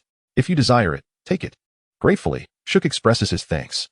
Previously, he had assisted many in locating treasures, yet none were willing to fulfill his requests, citing the singular reason that the chest could also be sold for profit. The chest is crafted from a unique magical material, and even the most ordinary of chests can be dismantled into numerous rare magical components. If sold on the black market, it could yield a substantial income, which is why no one has been willing to part with a treasure for Shook. This reluctance is part of the reason why he prefers to operate alone. However, this has its drawbacks. His frail strength leaves him helpless when confronted by creatures like the demonized lizards that guard the chests, leaving him only to sigh in longing. Thus, when he hears Zhang Ze's willingness to bestow the chest upon him, he is overjoyed, filled with gratitude for having encountered such a benevolent master. The tavern is unsuitable for opening the chest, so Zhang Ze instructs his men to carry it to the Lord's Hall. Upon opening the chest, a dazzling array of effects unfolds, revealing several items: a magnificent magical robe, a premium blueprint, a low-level synthesis scroll, and a single gold coin. The option for a hundredfold reward appears, and Zhang Ze makes his selections. You have chosen 2. The magnificent magical robe is upgraded to an epic magical robe. You have chosen 2. The premium blueprint is upgraded to an epic design blueprint. You have chosen 1. 1 gold coin is upgraded to 100 gold coins. Now, only the synthesis scroll remains. Zhang Ze ponders how best to utilize this scroll effectively. Reward 100-fold, please select 1. 100 low-level synthesis scrolls. 2. 1 medium-level synthesis scroll. After careful consideration, Zhang Ze ultimately opts for 1, as he is uncertain whether he can currently make use of a medium-level synthesis scroll. While 100 synthesis scrolls will undoubtedly prove beneficial, with the demon army set to descend in 7 days, he resolves to focus on strengthening himself in the meantime. Regardless, he possesses a hundredfold reward, and in the future, there will be numerous opportunities to acquire synthesis scrolls. At that time, he may opt to experiment with the intermediate synthesis scrolls, thus unveiling their true purpose. After obtaining these rewards, Zhang Ze promptly presented the treasure chest to the eagerly awaiting Ratman, Shuk. Upon receiving it, Shuk expressed his gratitude fervently, and to Zhang Ze's astonishment, he began to gnaw on the chest with his teeth. Indeed, he was using his teeth to bite. Both Zhang Ze and Mina were left speechless, and before long, they witnessed Shuk completely devour the exquisite treasure chest, after which he patted his belly with apparent satisfaction, as if he were still hungry. Zhang Ze marveled, "My dear fellow, your teeth are truly formidable. You can crush and swallow even a treasure chest, and your digestive capabilities are remarkable." The Ratman Shuk replied with a smile, "Our kind possesses exceptionally sharp teeth. We can bite through even the hardest objects, and our digestive systems are highly efficient, capable of processing anything. I rely on this method to enhance my level and strength." Listening to Shuk's words, both Zhang Ze and Mina expressed their admiration, finding the Ratman species to be truly extraordinary. Chapter 33. My heart is chilled. Zhang Ze shifted his gaze towards the epic piece of equipment, the magical cloak. Silver Moon Cloak, quality, epic class, mage attributes, increases skill effectiveness by 50 remarks, an ancestral treasure of the Silver Moon family, worth a fortune. It was later sold in the black market due to the family's decline, allowing this cloak to circulate among the common folk. What a marvel! This cloak can enhance the effectiveness of a mage's skills by 50. There's no room for hesitation. I shall bestow it upon Mina without a second thought. Zhang Ze turned and handed the cloak to Mina, who was instantly rendered speechless, trembling with uncontainable excitement. This was an epic magical cloak. Its attributes were extraordinary, truly a rare gem. Even the president of their Witches' Mutual Aid Society might not possess such exceptional gear. And now, Zhang Ze had unhesitatingly gifted it to her. Mina felt dizzy, questioning if she was dreaming. Unlike the exquisite skill book Zhang Ze had previously given her, an epic piece of equipment sold in the black market could fetch 100 such skill books. More importantly, such treasures are seldom available. Typically, if one were to acquire it, they would never part with it due to its immense value. My lord, this cloak is far too precious. I truly cannot accept it. Mina protested, shaking her head repeatedly and stepping back several paces. She felt increasingly burdened by Zhang Ze's kindness, fearing she could not live up to his expectations. Zhang Ze, understanding her thoughts, chuckled softly, "Do not worry. My gift of this cloak is not contingent upon any unreasonable demands. I sincerely wish to give it to you." "Is that truly the case?" Mina replied, her skepticism evident. She did not doubt Zhang Ze's character. After spending the past few days together, her impression of him had only improved, and her trust deepened. Yet, this did not mean she could fully open her heart to him. Nor did she possess a greedy disposition. Zhang Ze patted his chest confidently, stating, "Of course, it is true. I am the lord of this land. My word is my bond, and I would never deceive you. Would you prefer I swear an oath?" Mina quickly waved her hands, stopping him. "No, no, I believe you, my lord." With her loyalty touched, Mina's allegiance to him increased, and Zhang Ze observed this with a silent smile, having mastered the art of enhancing a hero's loyalty and winning hearts. Subsequently, Zhang Ze draped the cloak over Mina's shoulders, and she instantly felt the magical elements around her surge into her being, invigorating her magical power. Overwhelmed with excitement, she could not resist stepping outside to demonstrate her newfound prowess on a grand stone lion standing at the entrance of the Lord's Hall, casting the corrosion skill. A thick, dark mist emanated from her palm. In an instant, the stone lion was enveloped, and within the blink of an eye, the majestic stone figure was reduced to mere dust. Mina's face reflected astonishment. She never anticipated that this cloak would elevate her magical prowess to such extraordinary heights. It is worth noting that previously, to corrode such a substantial block of stone, she would have required over an hour. Yet now, the speed was astonishing.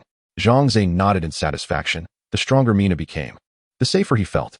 He believed that gifting this cloak to Mina was indeed a prudent decision. Standing nearby, the Ratman Shuk fidgeted restlessly. Zhang Ze glanced at him and kindly inquired, "Is there something on your mind? Please, feel free to speak openly." "My lord, I am not one to sit idly. I beseech you to allow me to leave your territory in search of treasure chests. Otherwise, I fear I shall wither away from boredom. Rest assured, I shall not return without at least 20 treasure chests." Upon hearing Shuk's words, Zhang Ze erupted into hearty laughter, It appeared this little fellow was an exemplary employee, eagerly volunteering for the arduous task. How could he, as the employer, refuse such enthusiasm? Without delay, Zhang Ze dispatched a contingent of soldiers to safeguard Shuk in his quest for treasure. Before he departed, Zhang Ze took special care to remind Shuk to prioritize his safety. Treasure chests could be forsaken, but his well-being was paramount. Gratitude illuminated Shuk's face as he absorbed Zhang Ze's counsel, a large red heart floating above his head. My lord, no one has ever shown me such concern. You are the first. Shuk's eyes glistened with unshed tears as he choked back emotion. The masters I served in the past cared little for my well-being, fixating solely on the number of treasure chests I procured and the treasures contained within. Their indifference left my heart cold and desolate. Many of my companions perished in similar circumstances, prompting me to abandon my former masters and choose a solitary path. I once thought I would never encounter a better master. Yet the heavens have favored me by leading me to you. My heart is truly overjoyed. Listening to Shuk's heartfelt confession, Zhang Ze smiled warmly, gently patting the little Ratman's head in reassurance. From now on, you shall accompany me. I assure you, you will not suffer. Shuk nodded earnestly. Yes, my lord.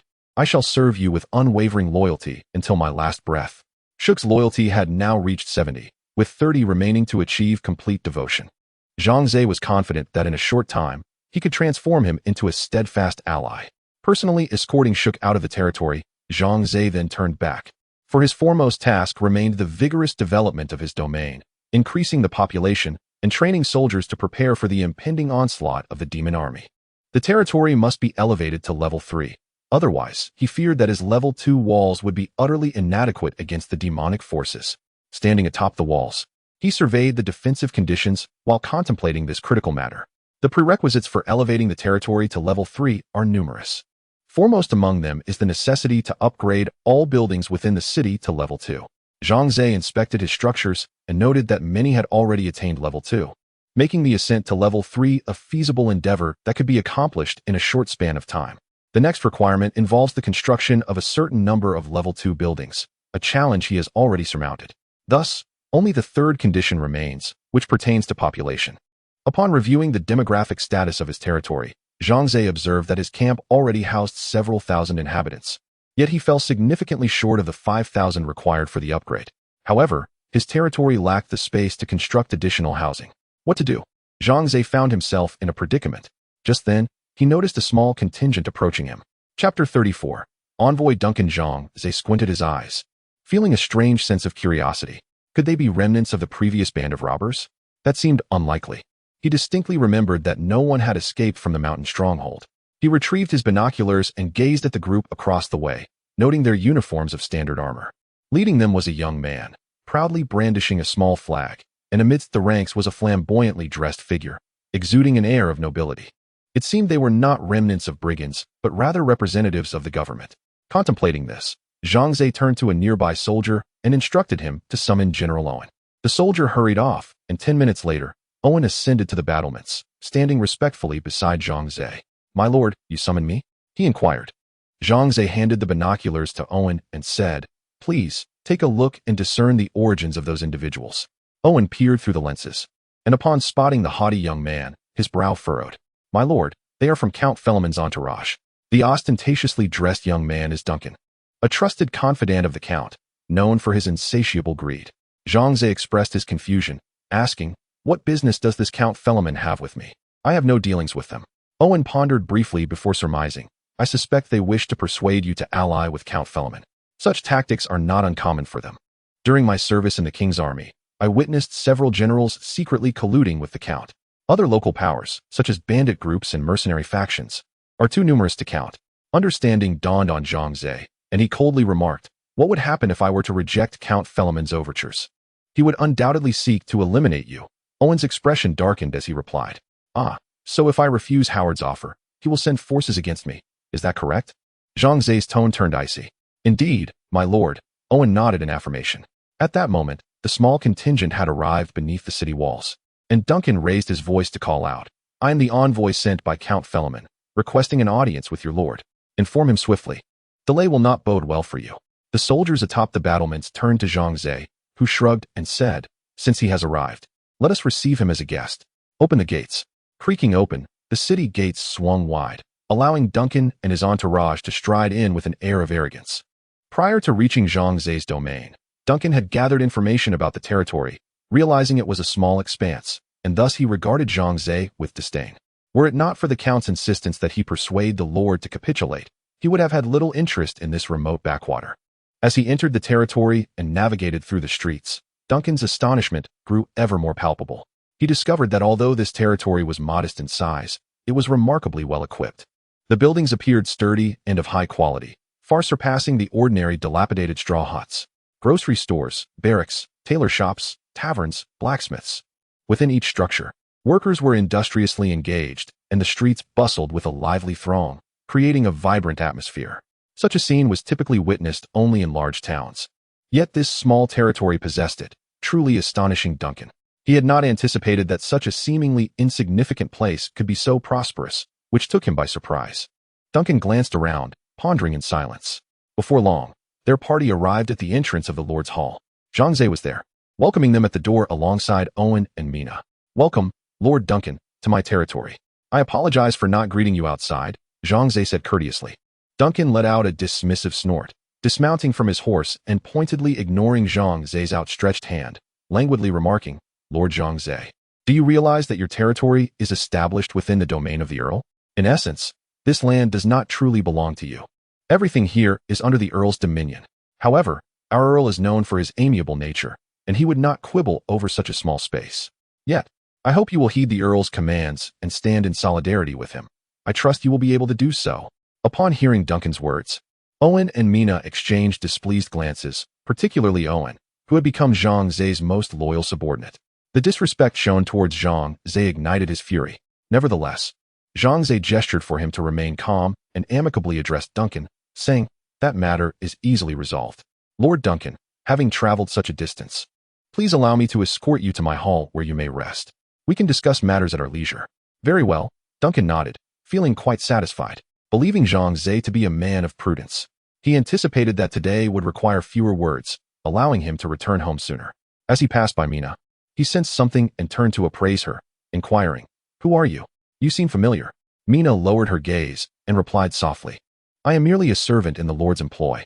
Unable to place her, Duncan shook his head, deciding not to waste any more mental effort, and followed Zhang Ze into the Lord's Hall.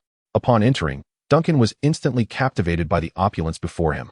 The room's decor was extraordinarily lavish, rivaling even the Earl's residence. No, it might even exceed the grandeur of the Earl's abode. Perhaps the king's dwelling would not surpass it. A look of astonishment adorned Duncan's face as he stepped onto the plush snow wolf carpet, momentarily lost in reverie. He seriously questioned whether this place truly belonged to a mere lord. Once everyone was seated, Zhang Ze commanded his attendants to present fine wines and exquisite dishes, which further astonished Duncan. The land of the magic mirror is a place marked by poverty and backwardness, where many ordinary people struggle to secure their daily sustenance. Even the nobility, despite their elevated status, often find their clothing and food to be remarkably plain. Even the most esteemed figures, such as earls and kings, enjoy only slightly more opulence than the common folk. The region's productivity is so severely lacking that the majority of its resources, manpower, finances, and efforts are devoted to warfare, rendering its economic and cultural development almost negligible. However, Zhang Ze's estate presents Duncan with an unprecedented visual spectacle. Unable to contain his curiosity, he inquires of Zhang Ze, "My lord Zhang Ze, your lifestyle appears so lavish. Do the commoners of your territory produce all of this themselves?" Zhang Ze smiles and shakes his head, responding, "Not at all. I procure these goods from a distant land." Chapter 35. The Lion and the Monkey. Upon hearing this, Duncan's interest was piqued, for he discerned a lucrative opportunity in Zhang Ze's words. It was evident that the earthly goods he had observed within Zhang Ze's domain were utterly absent in the realm of magic, implying that only Zhang Ze's territory possessed such treasures. He was well aware of the principle that rarity begets value, and these items were indeed extraordinary. If he were to sell them to the nobles and affluent merchants, he could amass a considerable fortune. Thus, rubbing his hands together, he addressed Zhang Ze, saying, "My lord Zhang Ze, you must understand that I am a favored confidant of Count Fei Liming. The Count places immense trust in me. Indeed, he believes everything I say. Should the Count become aware of the scale of development in your territory, even if you wish to submit to him, he might not feel secure. It is conceivable that he would dispatch troops to eradicate you the very next day. However, If I were to turn a blind eye and merely gloss over this matter in my reports, such a calamity could be averted. Do you grasp my meaning? Duncan displayed a glimmer of avaricious delight, his fingers rubbing together, suggesting his desire for compensation. At that moment, Owen could no longer contain himself. He abruptly rose, glaring furiously at Duncan, and exclaimed, "You greedy scoundrel! Do not presume to deceive my lord. Do you think I am unaware of your schemes? Those you have extorted have met with dire fates. You are nothing but a consummate fraud." Owen's words were not unfounded.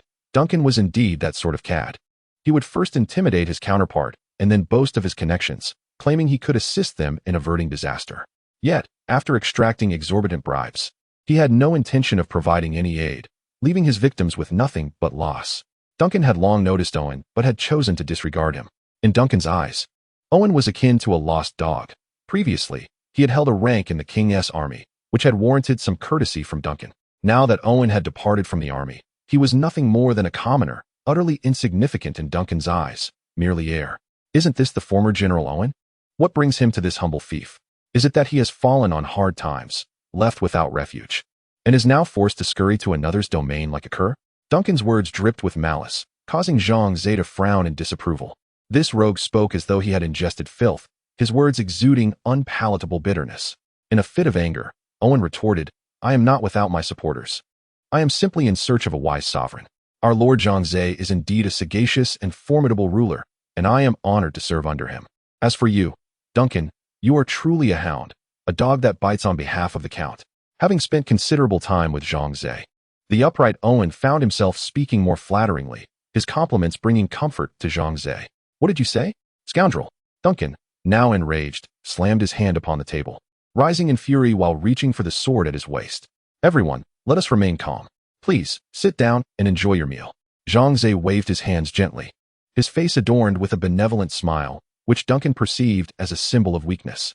However, Irving and the others recognized that their lord was about to engage in mischief. "Humph, I shall not hold this against you today. Once I return to report to the Count, your prospects of rejoining the King's army will be utterly dashed." Duncan fumed as he took a seat. "Bah, I would never set foot in such a corrupt place again," Irving retorted angrily.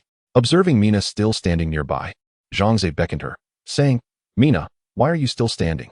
Come, sit down and dine with us." "At your command, my lord," Mina replied with a smile, taking a seat beside Zhang Ze, her heart brimming with joy. To be granted the privilege of dining at the same table as her lord was a testament to trust and honor. Duncan furrowed his brow, somewhat displeased, and remarked to Zhang Ze, "My lord, do you permit your servants to dine at the same table? Are you not concerned about tarnishing your own dignity?" With that, he scrutinized Mina, increasingly convinced that the young lady looked familiar. Zhang Ze, however, responded with a smile, "It matters not. Here, we have no rigid protocols. I treat all my loyal subordinates as family and friends." Upon hearing Zhang Ze's words, both Irving and Mina felt a surge of emotion, particularly Mina, whose heart soared with joy. "Humph," Duncan scoffed, thinking to himself, "How hypocritical. He is even better at winning hearts than our Count." Soon after, an array of exquisite dishes was presented on the dining table, causing Duncan's eyes to widen in awe. Many of the delicacies were unfamiliar to him, their aromas tantalizing, and their flavors even more delightful. Unable to contain his curiosity, he inquired, "My lord Zhang Ze, what is the name of this dish? It is exquisite. This? Oh, it is called egg cake." "Egg cake? I have never heard of it. And what about this one?" "Fried rice. It is one of my favorites." As Zhang Ze listed the names of the dishes, Duncan's expression turned bewildered. He had never encountered such culinary delights before. Recalling Zhang Ze's earlier mention of sourcing ingredients from distant lands, he assumed these delectable dishes must originate from that same place. Indeed, part of these foods had been procured from the grocery store, while others had been acquired through the upgrading of food items from treasure chests. Zhang Ze himself found it peculiar that the food from the treasure chests had transformed into earthly delicacies, a thought that left him somewhat baffled. After indulging in a sumptuous meal, Duncan resumed his attempts to subtly coax Zhang Ze into bribing him, this time seeking not just gold, but also items. For every dish and item he fancied, he demanded 100 portions. Zhang Ze could no longer contain his laughter upon hearing the list of demands. Duncan paused, a hint of irritation in his voice as he asked, "Is what I said amusing, my lord Zhang Ze? My apologies." Zhang Ze waved his hand, stifling a laugh, and remarked, "I just recalled a rather amusing anecdote about a monkey who dared to intimidate a lion. The monkey proclaimed that if the lion did not relinquish his position as the king of the savannah, he would lead his troop to annihilate the lion. Ha ha, this monkey is truly arrogant, believing he can stand against the lion. Duncan scratched his head, bewildered, and it took him a moment to realize that Zhang Ze was indirectly calling him that arrogant monkey. With a sudden burst of indignation, Duncan slammed his hand on the table and rose to his feet, exclaiming, "Lord Zhang Ze, are you insulting me?" Zhang Ze feigned a look of surprise and trepidation, hastily waving his hands. No, I did not intend to insult you. I merely meant to say that the monkey was exceedingly foolish.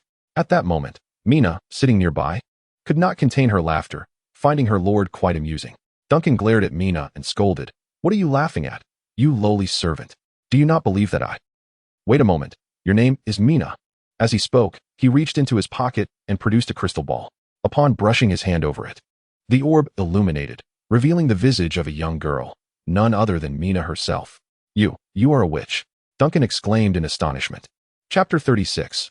I have never adhered to rules. Seeing Duncan in a state of utter terror, Zhang Ze, Owen, and Mina also rose from their seats. "Lord Zhang Ze, you must order someone to apprehend this woman. She is a witch," Duncan cried out in a fit of panic, as if he had encountered a demon. Mina, maintaining her composure, turned her gaze towards Zhang Ze, awaiting his decision. However, Zhang Ze chuckled and replied, "You must be mistaken, Envoy Duncan. She is merely an ordinary maid in my service. How could she possibly be a witch? You must be confused." No. I am absolutely not mistaken," Duncan insisted with unwavering conviction. He lifted the crystal ball in his hand, pointing at the image within, and proclaimed, "This crystal ball was sent to us by the church, containing information on all witches. This woman is named Mina. She is a member of the Witches' Aid Society, a truly malevolent and dangerous individual. You must not underestimate her. Before she casts her witchcraft upon you, hasten to capture her and deliver her to the church. The Pope will reward you handsomely." As Duncan grew increasingly animated, he approached Zhang Ze, his eyes fixed on Mina with suspicion. "I suspect she has deceived you. Witches excel at beguiling the heart. Lord Zhang Ze, do not fall for her tricks. Heed my words and seize her immediately, and I assure you I will deliver her to the church." Yet, unbeknownst to Zhang Ze, Duncan harbored ulterior motives, intending to claim the church's reward for himself. Zhang Ze regarded Duncan with a knowing smile, asking lightly, "Envoy Duncan, are you certain she is indeed a witch? Have you not erred?" He emphasized the term witch, causing Duncan to falter momentarily. Despite his greed, he was not foolish and sensed an underlying tension in Zhang Ze's words. "Perhaps I have indeed misjudged," Duncan realized, noting the peculiar bond between Zhang Ze and the woman named Mina. A chilling thought gripped him. Was it possible that Zhang Ze was fully aware of Mina's true nature as a witch? The notion sent shivers down his spine. How audacious of Zhang Ze to consort with a witch. Was he courting death? Not to mention the inherent dangers of witches. Such an alliance would be tantamount to betraying the church and openly opposing it. If the church were to discover this, his territory would surely be razed to the ground by the Holy Army. As these thoughts swirled in his mind, a treacherous idea began to materialize. He had stumbled upon an opportunity for great profit. "Lord Zhang Ze, the hour grows late, and I have conveyed all I wish to say. I shall now return to report to the Count. You need not see me out. Farewell." With that, Duncan turned to depart, only to find Owen standing in the doorway, blocking his path. "What do you intend to do? Step aside. I must leave here to report to the Count." Duncan blustered at Owen, attempting to push past him. However, Owen, tall and imposing, gently shoved Duncan, sending him sprawling to the ground. "Without our Lord's command, you shall not leave," Owen stated coldly. Duncan paused, quickly glancing back at Zhang Ze, and shouted, "Lord Zhang Ze, immediately instruct Erwin to step aside. I must return to report.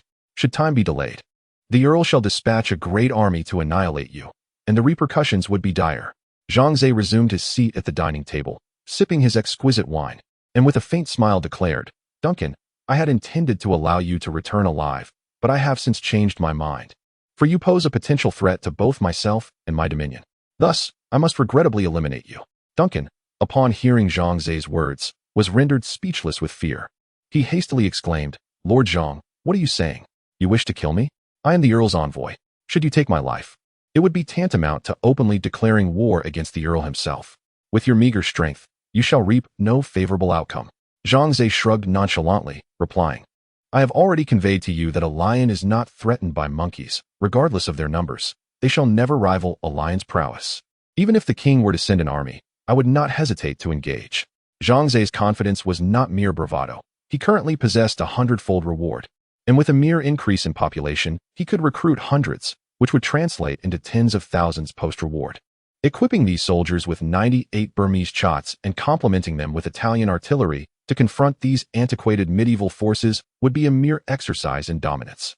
You are exceedingly arrogant, Duncan retorted angrily. Let me inform you, the Earl commands hundreds of thousands of troops, along with numerous high-ranking sorcerers to support him. Not only you.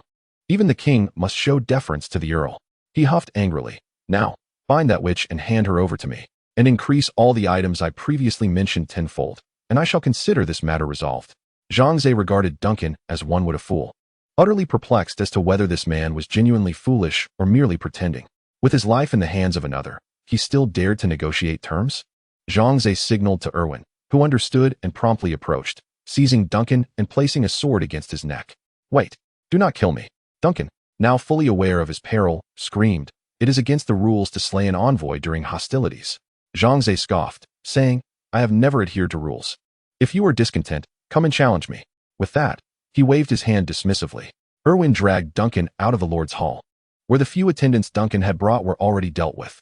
Upon seeing the lifeless bodies of his companions sprawled on the ground, despair enveloped Duncan. He cried out in desperation, pleading for Zhang Ze to spare his life, only to be met with the cold steel of Erwin's sword.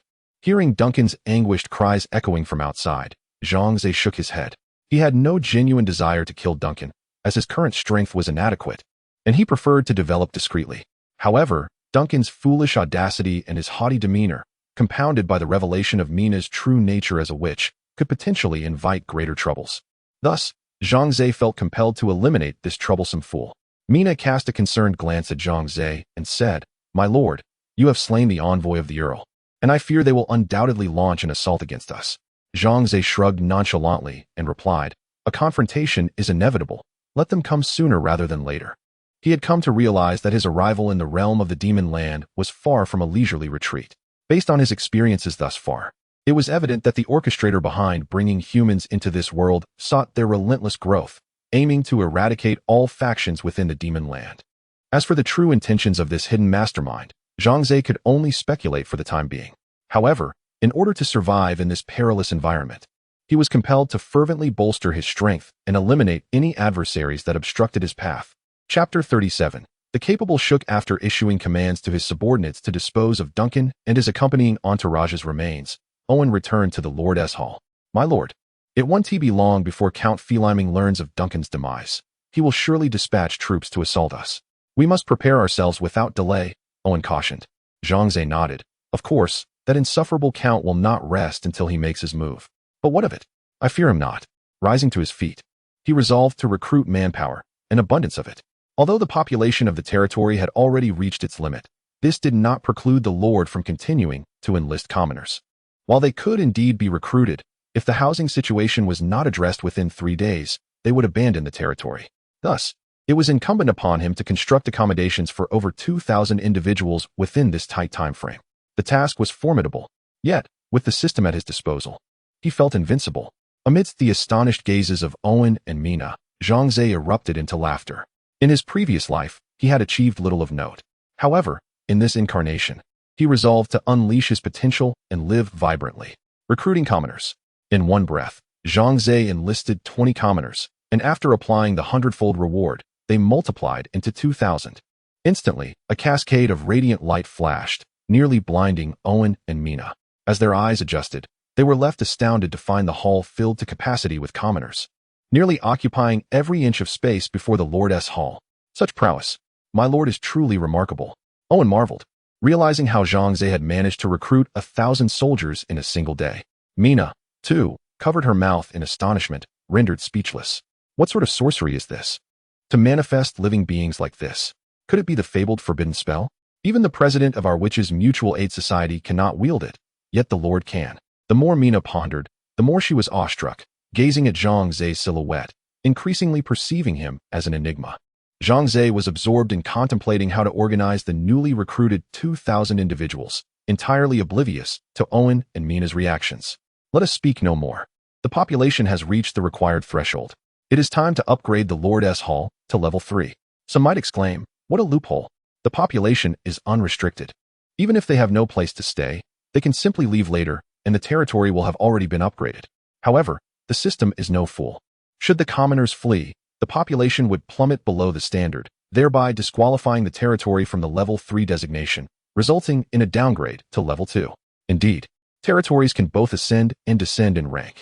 Yet, Zhang Ze had no intention of exploiting system loopholes, nor did he desire to. He was a beneficiary of the hundredfold rewards. The level 3 Lord's Hall required 12 hours for completion, leaving Zhang Ze with a mere 60 hours to construct adequate housing, an increased difficulty. How could he enhance the efficiency of the commoners in constructing these buildings? Zhang Ze pondered, stroking his chin in contemplation. He strolled through the territory with his hands clasped behind his back, accompanied by Mina and Owen. Observing the rudimentary tools employed by the common folk during their construction efforts, an idea swiftly formed in his mind. Could providing the citizens with more efficient and practical tools enhance their productivity? Without hesitation, Zhang Ze made his way to the general store. Electric saws, electric picks, electric drills, 3,000 sets of each, and 10 tons of cement, lime, and concrete. He commanded, "Do you have excavators and tractors?" He inquired. "What? I need blueprints to fabricate them myself." Zhang Ze frowned, realizing that the general store could not supply such heavy machinery, and resolved to devise a solution on his own. After some contemplation, Zhang Ze returned to the Lord's Hall, reclined on the sofa, and accessed the trading channel to see if any blueprints were available for purchase. To his delight, there were indeed numerous designs, approximately 3 pages, each containing 10, totaling over 30. "Purchase them all," he declared, uncertain of which blueprint might lead to the designs for an excavator or tractor, casting his net wide in hopes of fortune. Ding. You have successfully purchased 1 ordinary blueprint. Ding. You have successfully purchased 1 ordinary blueprint. Ding. You have successfully purchased 1 ordinary blueprint. A series of notifications rang out as Zhang Ze rubbed his hands together, exclaiming, "Let the work commence. Rewards multiplied by 100. Please choose. 1. 100 ordinary blueprints. 2. 1 exquisite blueprint." In one breath, Zhang Ze selected option 2 for all choices, acquiring over 30 exquisite blueprints into his inventory. Exquisite blueprint, white bone chain of determination. Exquisite blueprint, heavy helmet of cowhide. Exquisite blueprint, desert eagle. After perusing all the blueprints, disappointment washed over Zhang Ze. None contained what he sought. Oh, how one laments the scarcity of useful designs when the time comes for their application. He sighed skyward. Just then, one of his subordinates approached with news. "My lord, Shook the Rat Man has returned. He has brought back many treasure chests." Zhang Ze's eyes instantly brightened, and he burst into laughter, exclaiming, "Shook is truly a timely savior. Come, let us greet him personally." With that, he promptly led Owen, Mina, and a retinue to the main gate. As the city gate swung open, Shook rode proudly atop a small sheep, a creature Zhang Ze had specially provided for his convenience. Following him was a troop of guards, each cradling a large treasure chest, their faces alight with joy. The creatures of the magic realm understood the value of treasure chests, and upon discovering them, they were filled with delight. Zhang Ze, too, embraced the local custom, reveling in the thrill of opening treasure chests. "Goodness, an exquisite treasure chest," Zhang Ze exclaimed, his eyes widening in astonishment. He had initially believed they were all ordinary chests, unaware that Shook had managed to procure an exquisite one for him. Upon seeing Zhang Ze personally come to greet him, Shook was overwhelmed with emotion. Leaping down from the little sheep from several hundred meters away, he sprinted towards Zhang Ze, kneeling on one knee and expressing, "My lord, your personal welcome fills me with trepidation." Zhang Ze, observing this scene, chuckled heartily as he helped Shook to his feet, saying, "Shook, you have toiled greatly to procure such a treasure for me. It is only right that I come to welcome you in person." "My lord, I am deeply moved," Shook exclaimed, tears welling in his eyes, silently vowing to repay Zhang Ze's kindness. Owen commanded his team to deliver all the treasure chests to the Lord's Hall, while Mina and Shook followed closely behind. "Wow, the Lord's residence is about to be upgraded," Shook exclaimed in awe, recalling the grandeur and opulence of the Lord's Hall. Wondering how it would transform after the upgrade, Zhang Ze invited everyone to take a seat, excitement coursing through him as he faced the 20 treasure chests before him, rubbing his hands in anticipation. Let the festivities begin. Chapter 38. The basic city building order. Last time, Zhang Ze opened 18 treasure chests. But this time he surpassed that record, achieving a remarkable 20. The anticipation of what treasures might await him filled him with excitement. With a mischievous grin, Zhang Ze began to unlock the chests. Ding. Congratulations, you have obtained 200 stones. Ding. Congratulations, you have acquired a rare shield. Ding. Congratulations. You have received 150 units of food. Ding. Congratulations, you have obtained a standard blueprint. Zhang Ze swiftly opened all 19 ordinary treasure chests in one breath. Although they yielded a plethora of items, most were rather mundane. However, under the influence of Zhang Ze's hundredfold reward, everything underwent a remarkable transformation. Hundredfold reward. Ding. Congratulations, you have acquired 2,000 stones. Ding. Congratulations, you have obtained an exceptional shield. Ding. Congratulations, you have received 1,500 units of food. Ding. Congratulations, you have obtained an exquisite blueprint. Beside him, Owen, Shook, and Mina stared in astonishment, questioning their very eyes. Just moments ago, the items had been ordinary and scarce. Yet how had they suddenly transformed into such astonishing riches?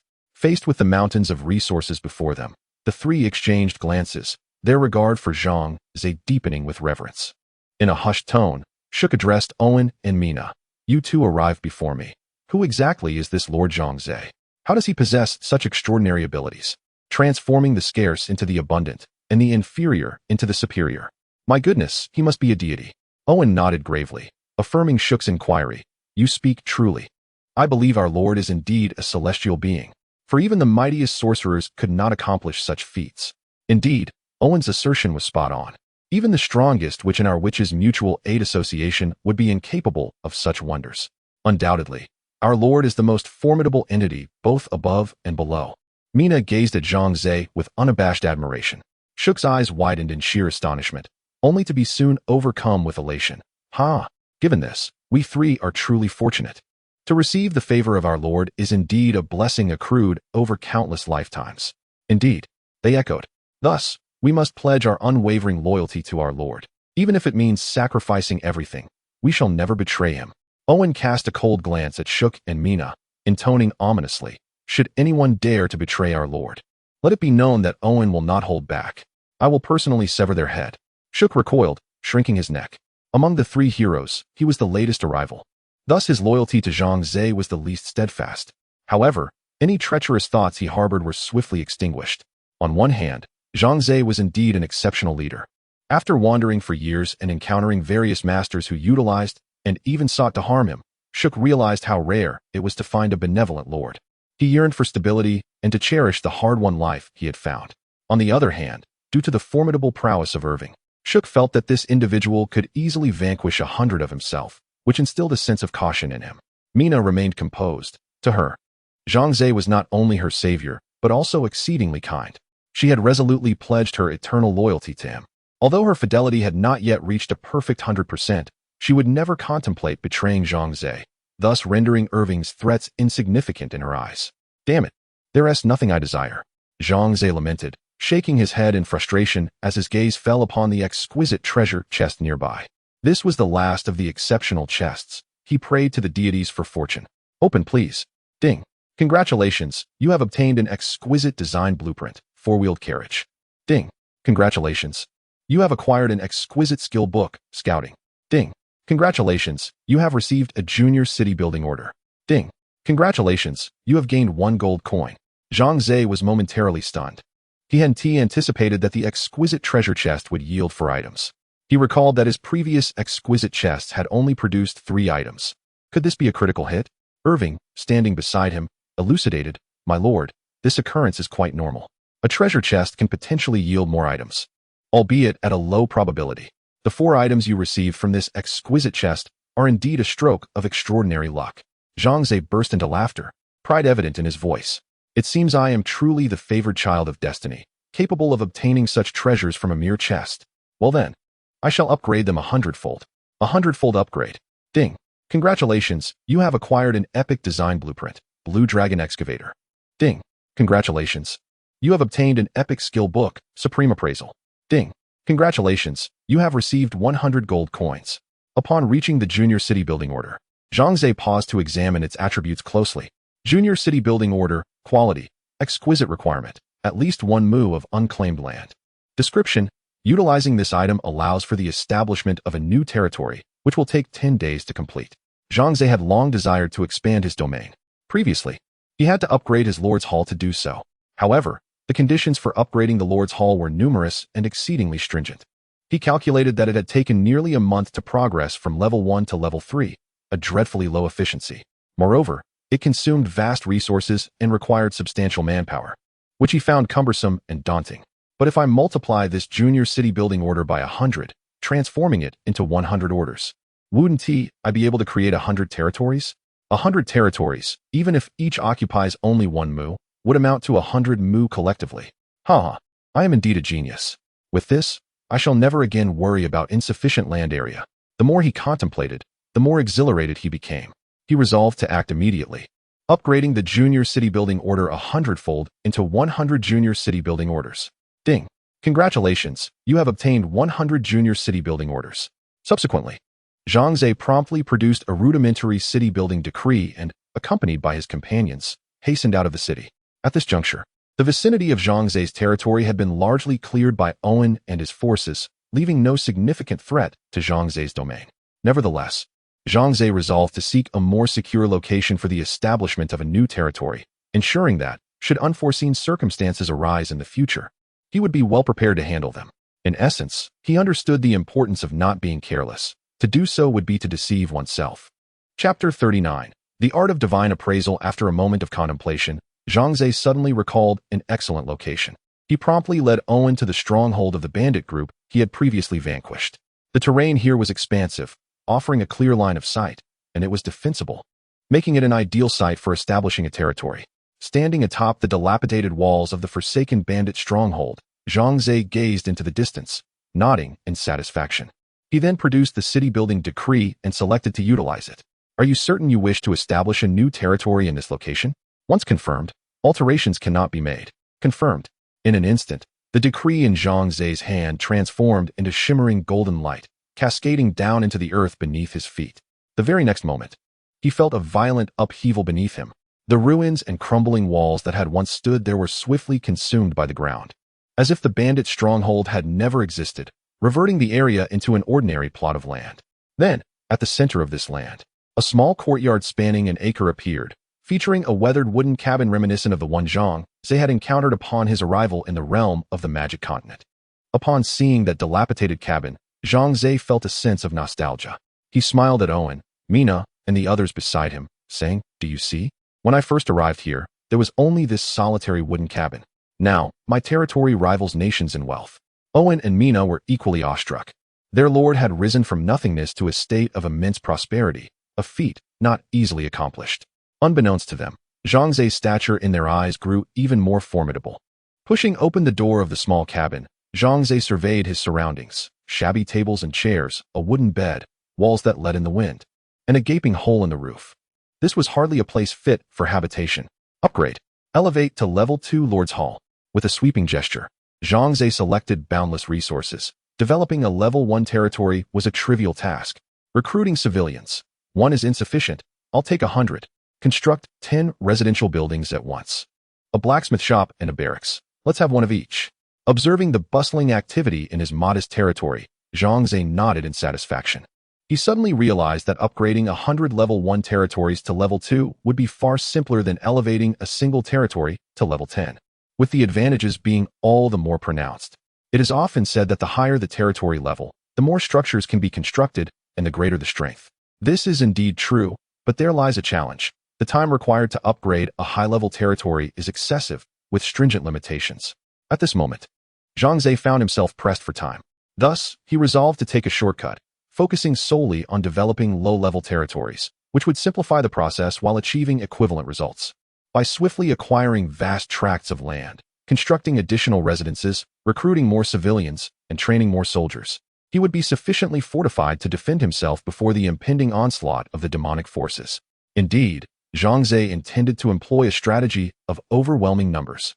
Given the time constraints, he could not upgrade his territory or train more advanced troops and weaponry.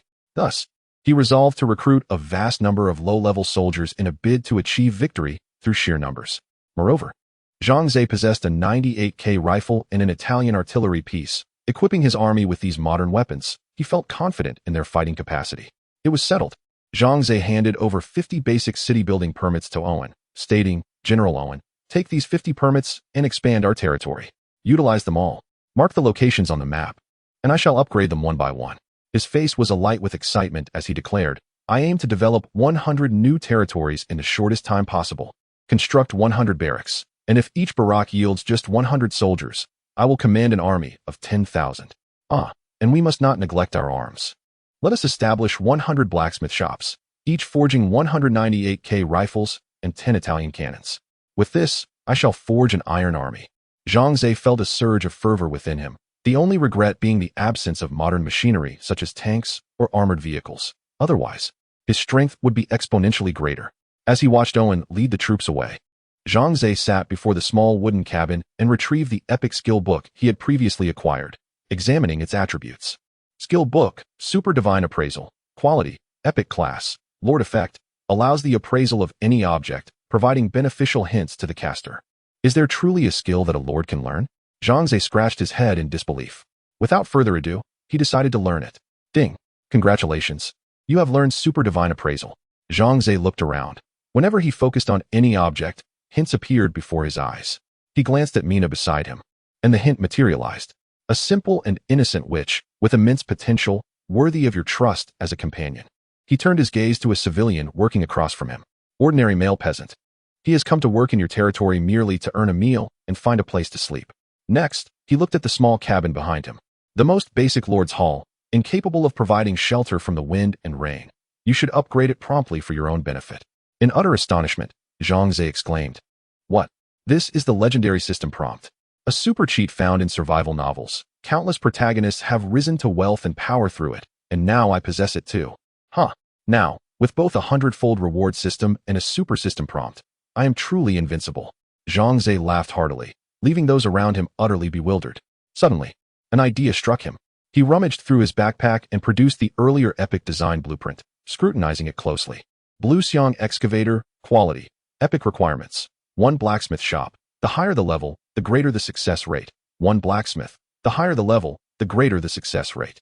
Description: This blueprint is intended for the creation of an excavator that will command respect across China. Zhang Ze's lips twitched as he shook his head. This was not the focal point. Let us engage in a game. What would it be if we were to install a cannon on an excavator? Hint, a tank. A tank. A fervent fire ignited in Zhang Ze's eyes. This was the modern weapon he had longed for. With a tank at his disposal, his soldiers would no longer tremble in the face of ferocious beasts. Seated securely within the robust tank, they could unleash a cannon shot at the monsters, resolving the issue with ease. Even the formidable demonic army would pose no concern for Zhang Ze. However, at present, he possessed only an Italian cannon. He pondered whether it could be combined with a synthesis scroll. With this thought in mind, Zhang Ze promptly returned to the main city, presenting the excavator blueprints to the blacksmiths. As per the usual protocol, he demanded that they construct it in the shortest time possible. Chapter 40. Truly, I am a genius. Upon receiving the Lord's command, the blacksmiths wasted no time and immediately commenced their labor. The rhythmic clanging of hammers filled the forge. Zhang Ze paced excitedly at the entrance, his anticipation palpable, akin to a father awaiting the birth of his child. Approximately an hour later, a blacksmith emerged, drenched in sweat and beaming with delight. My lord, we have succeeded. Zhang Ze's heart leapt with joy. Is my excavator ready? Where is it? It is inside the forge. But none of us know how to operate it, the blacksmith replied, a look of concern etched on his face. Zhang Ze waved his hand dismissively. No matter. I can operate it. Previously unfamiliar with the Italian cannon, he had figured it out after a brief exploration. Surely, he could do the same with the excavator. Though the mechanics eluded him, he was too exhilarated to ponder them deeply. Perhaps this was the privilege of a traveler from another world. Upon entering the forge, Zhang Ze's eyes fell upon the excavator. Bathed in light, its metallic body gleamed, especially the words Blue Dawn emblazoned upon it, exuding an air of grandeur. Couldn't they have removed those 2 words? He mused. Forget it. I'll drive the excavator to the square. You all fetch me an Italian cannon, quickly. With a swift leap, Zhang Ze ascended the excavator and commanded the blacksmiths below to act. The blacksmiths promptly sprang into action. Seated comfortably in the excavator's seat, Zhang Ze grasped the control lever. Suddenly, a surge of electricity coursed through his body. Enlightenment struck him. He felt his mind expand. Comprehending the operation of the excavator in its entirety, even mastering techniques known only to seasoned operators. Zhang Ze skillfully ignited the excavator and maneuvered it out of the forge. Shifting gears and pressing the accelerator, he sped down the streets of his territory, causing the townsfolk to scatter, their faces filled with astonishment as they beheld their lord and his peculiar machine. What is this contraption the lord is driving? Its shape is so odd. It resembles the robots operated by goblins, albeit with a different design. Our lord is so dashing. Amidst the cheers of the common folk, Zhang Ze guided the excavator to the square, where an Italian cannon awaited. He parked beside it, and, amidst the astonished gazes of onlookers, retrieved a basic synthesis scroll. Shall the basic synthesis scroll be used on the excavator and the M1897 75mm field gun? Yes, Zhang Ze declared without hesitation. Ding! Congratulations, synthesis successful. In an instant, a blinding golden light erupted from the excavator and the cannon, causing the crowd to avert their eyes. Calmly, Zhang Ze donned a pair of sunglasses from his backpack. Continuing to observe, the two entities began to merge slowly, and from this union, a new creation was born. Wow! Zhang Ze gazed in astonishment, his eyes widening and his mouth agape. Before him stood an incredibly formidable tank, its weight a staggering 56 tons. Powered by a Maybach 12-cylinder engine that boasted 700 horsepower. Equipped with an 88mm KWK 36L56 tank gun and armor composed of nickel alloy steel. With thickness reaching up to 135 to 150 millimeters, this impressive array of specifications proclaimed its illustrious name, the Tiger Tank. The realization struck him. Indeed, it was the Tiger Tank. Ecstatic, Zhang Ze felt as if he might leap from the ground.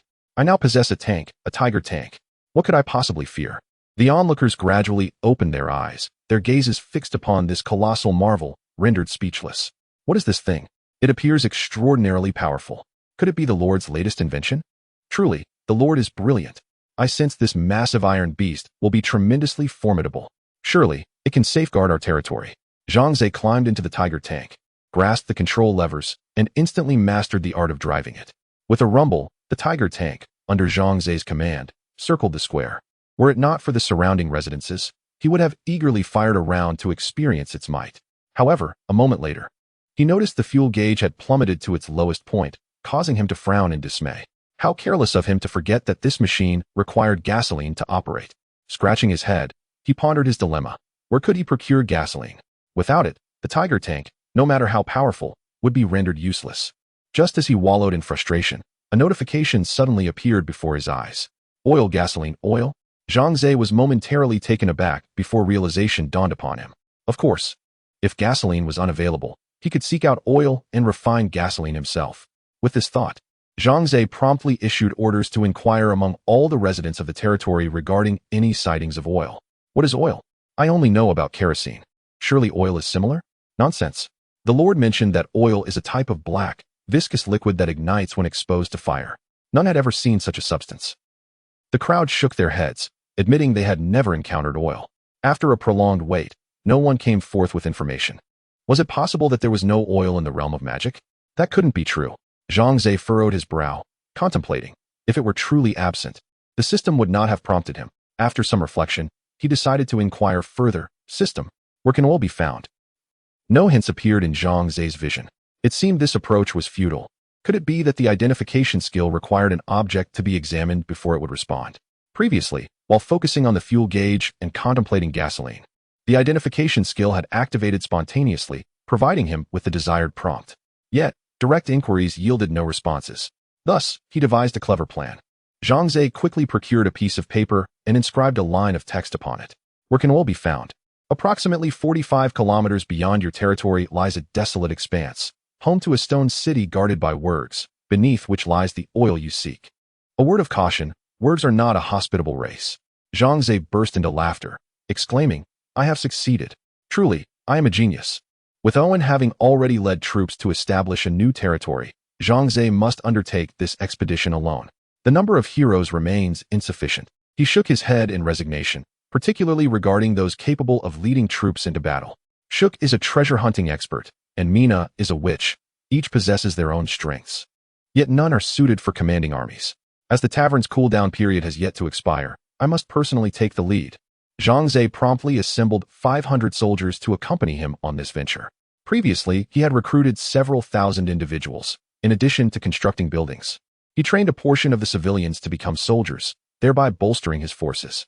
After all, there are numerous arduous battles ahead, and a lack of troops would spell disaster. Chapter 41. The perfect combination. The journey to the wasteland spans a distance of 40 to 50 kilometers, and without any means of transportation. Zhang Ze's troop can only proceed on foot. As the Lord, Zhang Ze possesses the privilege of riding in a carriage. However, the road is rugged and jarring, causing the carriage to jolt incessantly. Even Zhang Ze, who has never succumbed to motion sickness, found himself on the verge of nausea. Damn it, this road is utterly treacherous. I truly miss the smooth asphalt roads of Earth. Ultimately, Zhang Ze relinquished the carriage and mounted a horse to accompany his troops onward. After several hours of arduous travel, the troop finally reached the outskirts of the wasteland, and Zhang Ze commanded a halt. The reason for this pause was the ominous sight of a small mound constructed from human skulls, which appeared profoundly chilling. Zhang Ze's gaze shifted towards it, and a line of information materialized.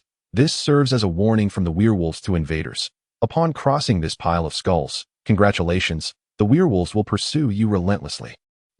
I have come to eradicate these beasts. Zhang Ze's expression darkened as he fixated on the macabre mound, which contained no fewer than 500 or 600 skulls, representing men, women, and children alike, an evident testament to the werewolves' cruelty and malevolence. He recalled his sister mentioning that she was engaged in combat with werewolves. He wondered how things were faring on her end. Zhang Ze resolved that once he had dealt with this particular pack of werewolves, he would reach out to Zhang Lan to inquire about her situation. Advance, troops. With the military command issued, the soldiers resumed their march. After another half-hour of travel, they caught sight of a stone castle in the distance, surrounded by numerous werewolves roaming about. This stone castle was not constructed by the werewolves. Their intellect is insufficient to achieve such a feat. Zhang Ze disregarded this unhelpful information and took out his binoculars to observe the werewolves. Through the lens, he noted that the werewolves stood approximately 3 to 4 meters tall, robust, and imposing. Their bodies were cloaked in thick fur, and they wore tattered skirts to cover their lower halves. Their claws appeared exceptionally sharp, capable of tearing a person apart with ease. These creatures must not be allowed to approach my soldiers, otherwise, grave casualties will ensue, Zhang Ze thought to himself. Yet, he pondered whether these beasts had any weaknesses, preferably a swift means of dispatching them with a single shot. The anatomical structure of werewolves is similar to that of humans. The head and heart are their vital points, so feel free to shoot. Excellent. A surge of confidence filled Zhang Ze upon receiving this information. All troops, construct defensive positions immediately. Given that the werewolves were likely swift in their movements, it was imperative to ensure his soldiers were shielded behind cover for their protection. 500 soldiers swiftly mobilized, beginning to dig makeshift trenches across the wasteland. Within a mere 10 minutes, the trenches were completed. Zhang Ze picked up a 98K rifle, aimed at a solitary werewolf meandering in the distance, and pulled the trigger. A group of soldiers craned their necks to watch, all believing Zhang Ze would surely hit his target. However, the werewolf remained unscathed. Coughing slightly, Zhang Ze felt his face flush. The distance had proven too great. His marksmanship was average, and combined with the fact that the target was over 500 meters away, missing was to be expected. If only there were an 8-fold scope, I would undoubtedly hit my mark with precision.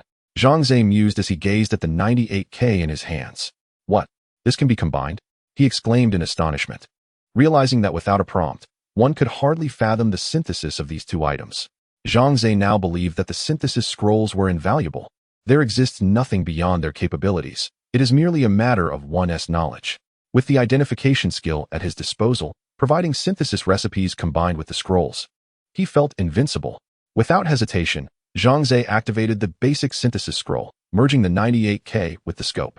A brilliant flash of gold illuminated the surroundings, revealing an exceptionally formidable and striking sniper rifle in his grasp.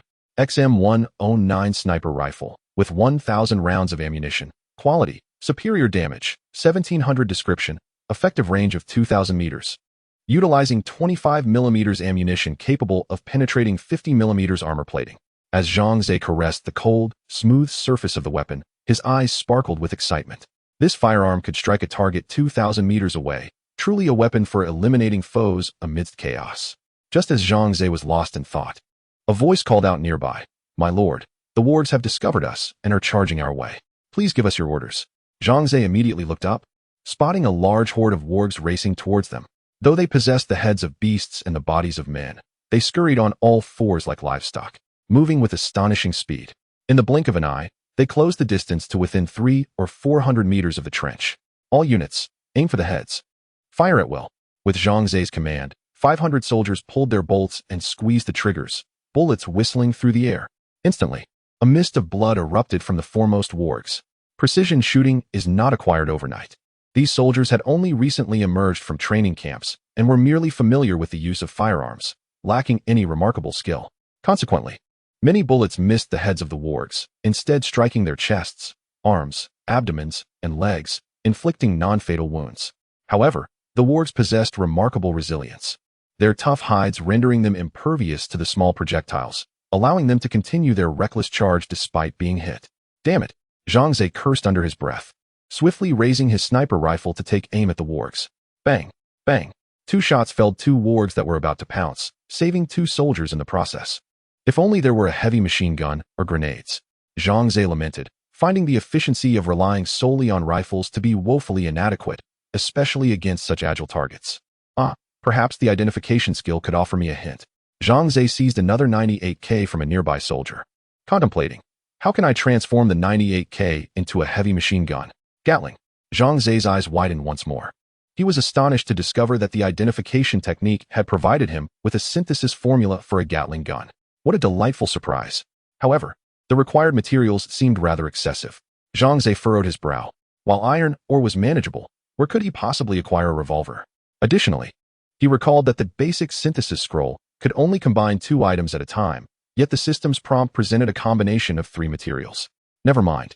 He would ponder this matter later. First, he needed to eradicate these accursed wolfmen. Zhang Ze glanced across the way, noting that the previous batch of wolfmen had nearly been vanquished. Yet, more wolfmen surged forth from the stone city, among them a particularly distinctive one. Wolfman leader. Possessing attributes that far exceed those of ordinary wolfmen, defeating it will yield a high-level treasure chest. Damn, Wolfman leader, your end is nigh, Zhang Ze exclaimed with excitement. Chapter 42. A remarkable discovery. The formidable leader of the werewolves charged fiercely, leading his numerous subordinates towards Zhang Ze's encampment. Such boss-level creatures possess a certain degree of intelligence. Although not exceptionally high, it is akin to that of a typical human adolescent. Upon observing the fortified position of Zhang Ze's camp, and witnessing his subordinates being systematically gunned down by what appeared to be a wooden projectile, he realized that Zhang Ze's side wielded a powerful ranged weapon. Consequently, he promptly commanded all werewolves to disperse and launch an assault from various angles. Zhang Ze was somewhat taken aback by the werewolf leader's tactical maneuvering, yet it proved inconsequential. Against the modern weaponry of the 98K, the primitive and ignorant werewolves could only endure a relentless onslaught. Lying in the trench, Zhang Ze steadied his sniper rifle, aiming directly at the werewolf leader with the intent to deliver a fatal blow. Perfect, just like that. Remain still. Zhang Ze aligned the crosshairs with the werewolf leader's forehead. Inhaled deeply, and when the reticle steadied, he abruptly squeezed the trigger. With a resounding crack, a bullet soared forth from the barrel, hurtling towards the werewolf leader at remarkable speed. The werewolf leader seemed to sense the impending threat, pivoting his head towards Zhang Ze's direction. However, before he could react, the bullet struck his brow, penetrating his skull, and blood gushed forth onto the ground. Congratulations. You have successfully slain the werewolf leader. A system notification manifested within Zhang Ze's field of vision, leaving him astonished, for he had never received such a prompt upon defeating monsters in the past. Could it be that this special notification was a result of slaying a boss-level creature? Zhang Ze mused quietly, lacking a more plausible explanation, and deemed it likely to be the case. With the werewolf leader slain, the entire werewolf horde fell into disarray, devoid of direction. Seizing the opportunity, Zhang Ze immediately commanded his soldiers to continue firing relentlessly, striving to eradicate every last one of those wretched werewolves. The battle raged on for approximately an hour, after which the werewolves finally retreated, leaving behind a field strewn with corpses, with only a handful fleeing into the distant thicket. Zhang Ze dispatched a small reconnaissance team, and they swiftly returned with the report that the area was completely secure, posing no further danger. Excellent. Zhang Ze nodded in satisfaction as he approached the corpse of the werewolf leader, discovering beside it an exquisite treasure chest. What delightful surprises might await him within this chest? Dropped by the werewolf leader? Zhang Ze rubbed his hands together in excitement and opened the chest. A dazzling flash of golden light enveloped him, and he received 2 items. 1 Wibberley Scott Lorraine pistol, 100 iron ore, a revolver. Zhang Ze's face lit up with joy. It was as if his desires were manifesting before him. Had he been graced by the luck of the gods? Reward multiplied by 100, please choose. 1. 100 Wibberley Scott Lorraine pistols. A divine weapon, the War God Wheel Cannon, awaited selection. The rewards were generous. 10,000 units of iron ore or 100 units of black iron. Opting for the revolver, Zhang Ze expressed his urgent need for an abundance of these firearms to forge a Gatling heavy machine gun. Choosing the iron ore was imperative, as his supply was critically low. A flash of golden light enveloped him, and before Zhang Ze appeared a plethora of revolvers alongside a substantial heap of iron ore. With elation, he gathered them into his system's backpack. Subsequently, Zhang Ze commanded his subordinates to continue clearing the battlefield while he led a contingent of soldiers towards Stone City, now devoid of wolfmen and thus deemed safe. Upon entering the city, he began to assess the surroundings. This so-called Stone City was, in fact, a diminutive castle of considerable antiquity, its stones weathered by time. In a corner of the castle, Zhang Ze stumbled upon an object that piqued his curiosity, a rectangular item, palm-sized. Its glass surface shattered, revealing the image of a bitten apple on its back. Astonished, he realized it was an Apple smartphone. How could it possibly be here? Zhang Ze's eyes widened in disbelief. He had initially presumed this castle was a relic left by some ancient race of the magical realm. Now, he felt compelled to reconsider. Could the former owner of this castle, like him, have originated from Earth? The likelihood seemed substantial, as not all worlds boasted Apple devices. To substantiate his hypothesis, Zhang Ze promptly instructed his men to scour the castle, bringing any findings before him. Soon, his surroundings were cluttered with an assortment of debris and refuse. As he examined each item, his astonishment deepened. Sneakers, desk lamps, microwaves, hoverboards, all unmistakably earthly possessions. It was evident that the castle's previous inhabitants were indeed humans from Earth. Did this imply that humanity had traversed this realm before them? Pondering deeply, Zhang Ze felt a chill creep down his spine. How had those earlier humans met their demise? What trials had they endured? What enigmatic puppeteer orchestrated the arrival of humans in this world, and to what end? A myriad of questions swirled in his mind, but he shook his head, acknowledging his current inability to unravel the mystery. Ultimately, strength was paramount. Zhang Ze resolved that once he became sufficiently powerful, he would possess the capability to confront any unforeseen circumstances. Having completed his inspection of Stone City, Zhang Ze followed the guidance of his appraisal technique to locate the oil reserves situated beneath a dry well within the city. He dispatched 2 soldiers to investigate, only to receive the disappointing report that the well contained nothing of value. The hints from the identification technique could not deceive me. After some contemplation, Zhang Ze ordered the 2 soldiers to begin excavating the depths of the dry well to ascertain if there were any significant discoveries beneath. Upon receiving the command, the soldiers promptly wielded their shovels and picks, fervently digging into the earth. After approximately 5 meters of excavation, one of them exclaimed, "Something has emerged. It is black oil." The news reached Zhang Ze's ears, and he was instantly overjoyed, descending into the deep well himself to investigate the situation. Indeed, this is oil. In our world, this is black gold. Zhang Ze's face radiated excitement. Now that we have the oil, how do we refine it into gasoline? I require a refinery.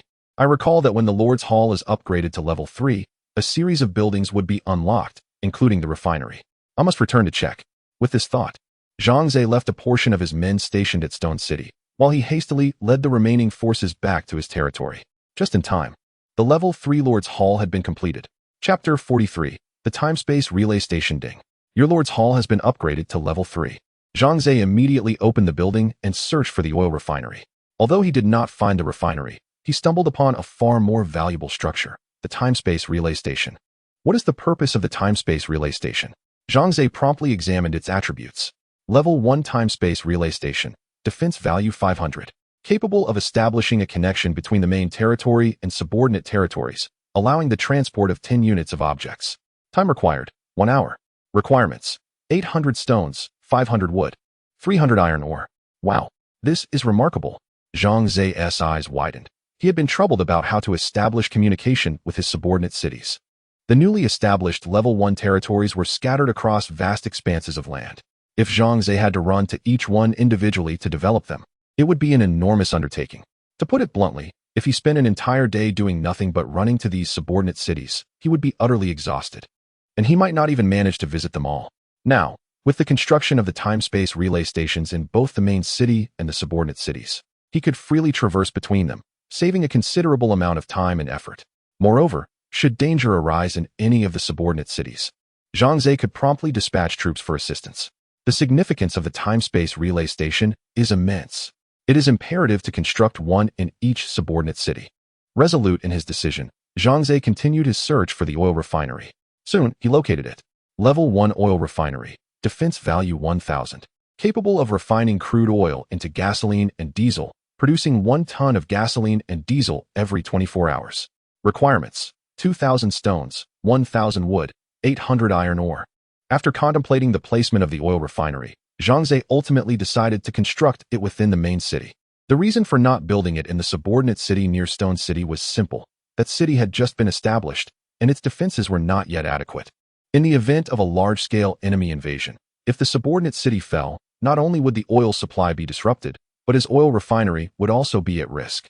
To ensure that his oil refinery remained operational and could continuously supply fuel for his Tiger tanks, Zhang Ze deemed it wiser to establish the refinery in the safety of his main city. As for the crude oil extracted from Stone City, it could conveniently be transported to the main city via the time-space relay station. Thus, it was settled. Zhang Ze smiled slightly and promptly set to work. The first order of business was to construct the oil refinery, as it would take more time than the time-space relay station. He placed the oil refinery within the industrial zone and built a time-space relay station nearby, ensuring that once the oil was delivered, it could be processed without delay. Having taken care of matters in the main city, Zhang Ze continued without pause to Stone City, where he intended to construct a time-space relay station and fortify its defenses. Uncertain of the progress on Owen's end, Zhang Ze navigated along his route while activating his electronic map to survey the distribution of his territories. To his amusement, Owen had exhibited remarkable efficiency, having already established over 30 outposts. As he gazed upon the yellow dots signifying the locations of these outposts on the map, a smile graced his face. The greater the number of territories he possessed, the more formidable his future prowess would become. Naturally, the resources required would also escalate. For an ordinary individual, managing such an endeavor would be overwhelming. Achieving the development of a single territory is no small feat yet. Zhang Ze was no ordinary person. He wielded a hundredfold reward system. Should resources fall short, a mere multiplication would suffice. Once he ensured the stability of Stone City, he would embark on visits to each outpost, establishing defensive systems and constructing space-time stations to unify his territories into a cohesive whole. The more he contemplated this, the more exhilarated he felt, envisioning a bright future ahead. With an increased number of territories, Zhang Ze could erect more residences and recruit a greater number of commoners, thereby ensuring a more abundant supply of troops. In summary, everything was progressing towards the most favorable outcome. It appeared that he was indeed the protagonist of this narrative. Blessed with extraordinary fortune and the ability to manifest his desires, it felt as though the entire universe revolved around him, a truly exhilarating sensation. Upon finally reaching Stone City, Zhang Ze produced his basic city construction order and promptly established his domain at the center of the small town. The ruins of Stone City trembled and sank into the earth, vanishing entirely. Zhang Ze reflected on this transformation. This city once belonged to another human, but now it was his. He hoped for a brighter future ahead. The new territory retained its former simplicity, consisting of a large courtyard and a dilapidated wooden cabin. Without hesitation, Zhang Ze upgraded the cabin to a level 1 Lord's Hall, effectively doubling the size of his territory. Subsequently, he constructed a level 1 wall and a space-time station to establish contact with the main city. Wonderful! In just an hour, he would be able to return to the main city via the space-time station, freeing himself from the burdensome journey on horseback. As he observed the construction of the space-time station, a sense of relief washed over him. During this hour, Zhang Ze remained industrious, following the markers on the map. He proceeded to the 2 nearest level 1 outpost territories, which Owen had established for him. His task was simply to develop them further. Given the current scarcity of resources and Zhang Ze's lack of intention to aggressively advance these outposts, he opted to upgrade the small wooden cabins to level 1 Lord's Halls, construct a wall and a space-time station, and then leave them be. He did not even leave any soldiers stationed there, as his military strength was currently stretched thin, rendering it unnecessary to maintain a garrison for such minor territories. Ultimately, having too few soldiers proves ineffective, while retaining an excess is somewhat wasteful. Thus, Zhang Ze resolved to retain none at all. Should an invasion of his territory occur, the map would undoubtedly indicate the assault, allowing him to dispatch troops to eliminate the threat and reclaim his lands. After completing the development of several surrounding territories, Zhang Ze returned to the Stone City domain, where he found that the walls and the time-space station had also been fully constructed, enabling him to return directly to the main city. to distinguish these subcities. Zhang Ze bestowed each one with a unique name, which would be automatically marked on the electronic map for his convenience. Moreover, upon entering any named subcity, all pertinent information regarding that territory would automatically appear within his field of vision, ensuring that confusion was entirely avoided. Let us commence oil extraction. I require a substantial supply of gasoline. Zhang Ze understood that while the Tiger tank was formidable, it was also a significant consumer of fuel, with a single barrel lasting merely 3 to 5 days. If traversing mountainous swamps, the consumption would be even greater. The 20 civilians accompanying him promptly set about constructing oil wells to extract petroleum. However, witnessing their industriousness, Zhang Ze's brow furrowed increasingly. There are too few of them. I need more people. With this thought in mind, Zhang Ze immediately initiated a recruitment drive, offering a hundredfold reward. In an instant, 300 civilians materialized before him. Chapter 44. The recruitment of new heroes. 300 commoners stood before Zhang Ze, collectively exclaiming, "We greet you, our lord." Zhang Ze burst into hearty laughter, waving his hand grandly as he proclaimed, "If you work diligently, I assure you, your needs for food and clothing will be met." "Thank you, my lord." They responded in unison. Subsequently, Zhang Ze assigned these 300 commoners to the oil fields for the extraction of petroleum. However, an internal struggle gnawed at him. With so many civilians, where could he possibly accommodate them? The main city had no space left for additional housing, while the other minor cities, though possessing some room for construction, were limited in capacity, as they were all Tier 1 territories, allowing for the establishment of only 3 or 4 dwellings at most. Each of these primary residences could house no more than 10 individuals, totaling merely 30 to 40 people. I must expedite the process of upgrading those Tier 1 territories to Tier 2. Zhang Ze thought resolutely, so that I can construct additional residences to house my civilians. With this determination, he sprang into action, leading his subordinates from one minor city to another, swiftly upgrading each small wooden structure into a Tier 1 Lord's Hall.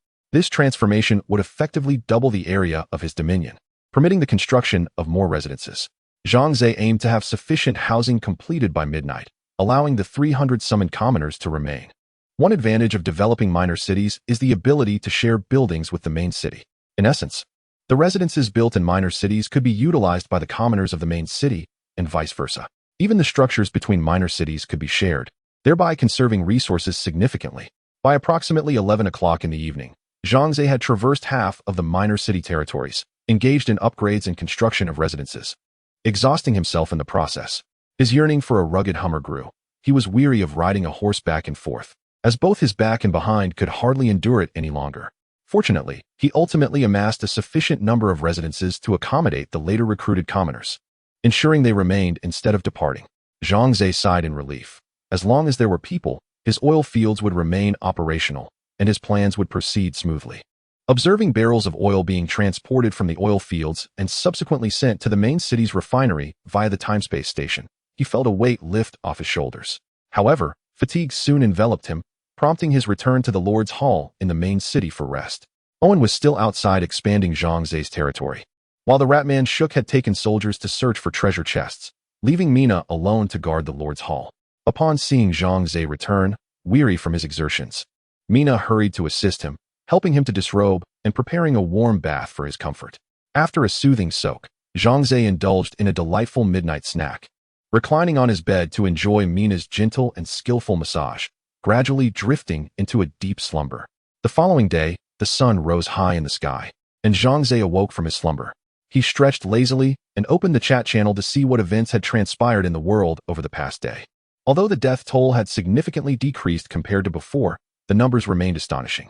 Having spent nearly a month in the realm of magic, most humans had begun to adapt to their new environment and were diligently working on their development.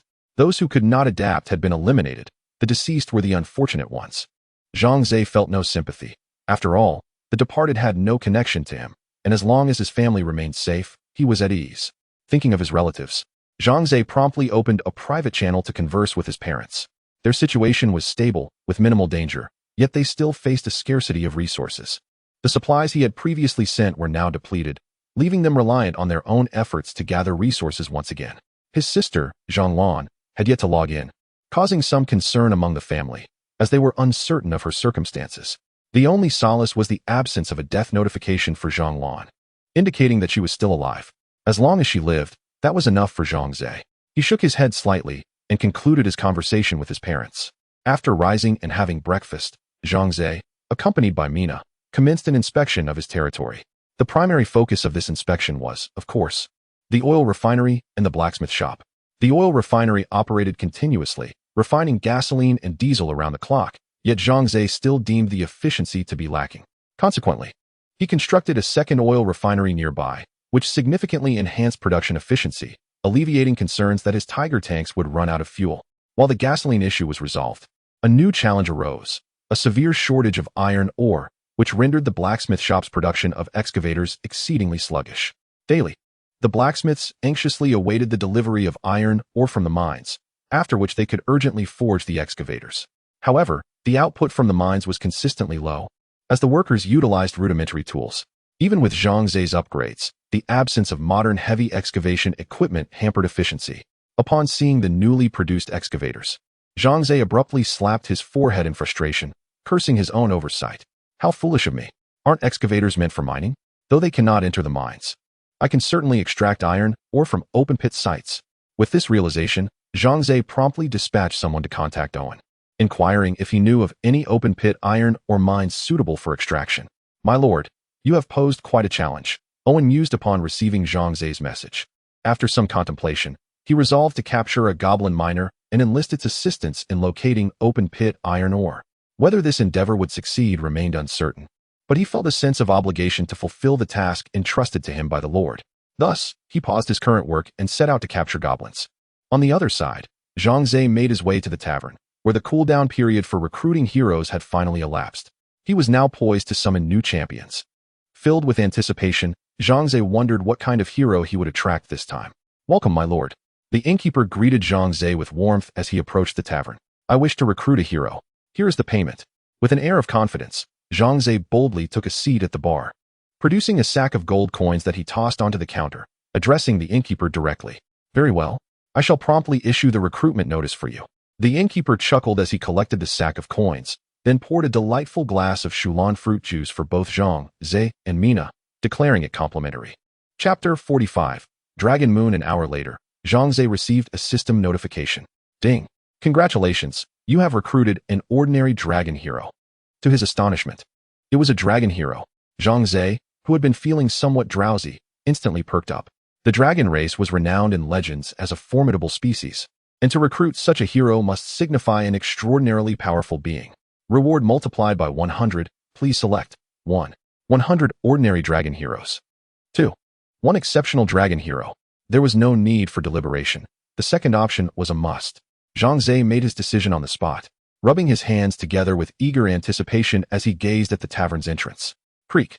The tavern door swung open, revealing a tall, alluring woman with an air of cold elegance.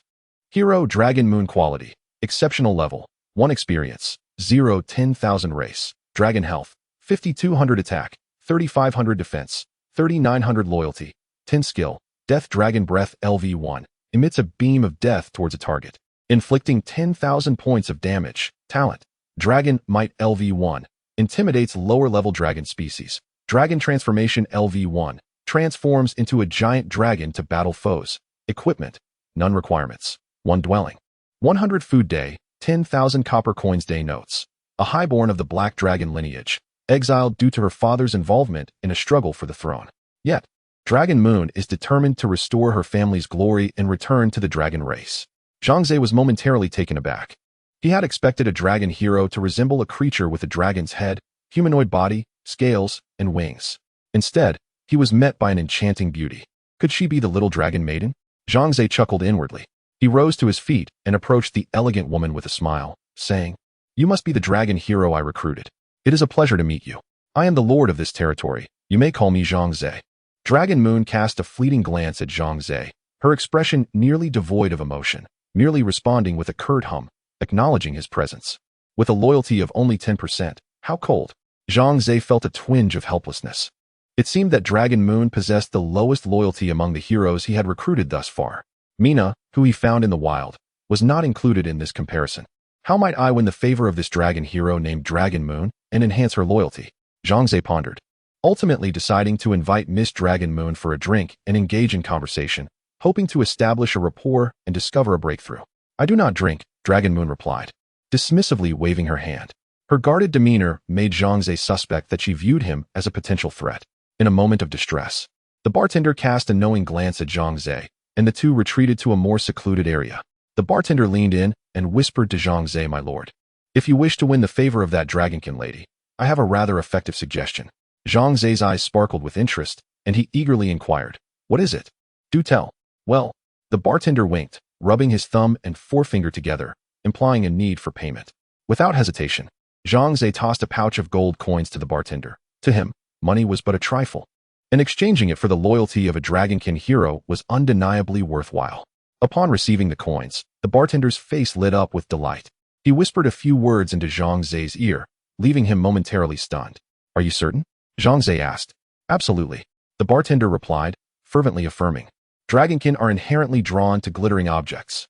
If you present her with such gifts, she will be immensely grateful, particularly this dragonkin lady. Who knows? She might even harbor a secret affection for you. There's no need for secret affections. I merely require a loyal subordinate, not a romantic partner, Zhang Ze retorted, waving his hand dismissively. In the perilous realm of the magic continent, he was uncertain of how long he would survive. He had no leisure for matters of the heart. The bartender smiled slyly and murmured, when that time comes, it may no longer be within your control. Once a dragonkin lady's heart ignites, it burns like wildfire. No one can stand in its way. Regrettably, Zhang Ze did not hear this remark. Armed with the newfound knowledge, he eagerly exited the tavern, making his way to the general store. Upon entering the shop, Zhang Ze purchased an array of glass orbs, various sizes, colors, each glimmering brilliantly in the sunlight, appearing both dazzling and beautiful.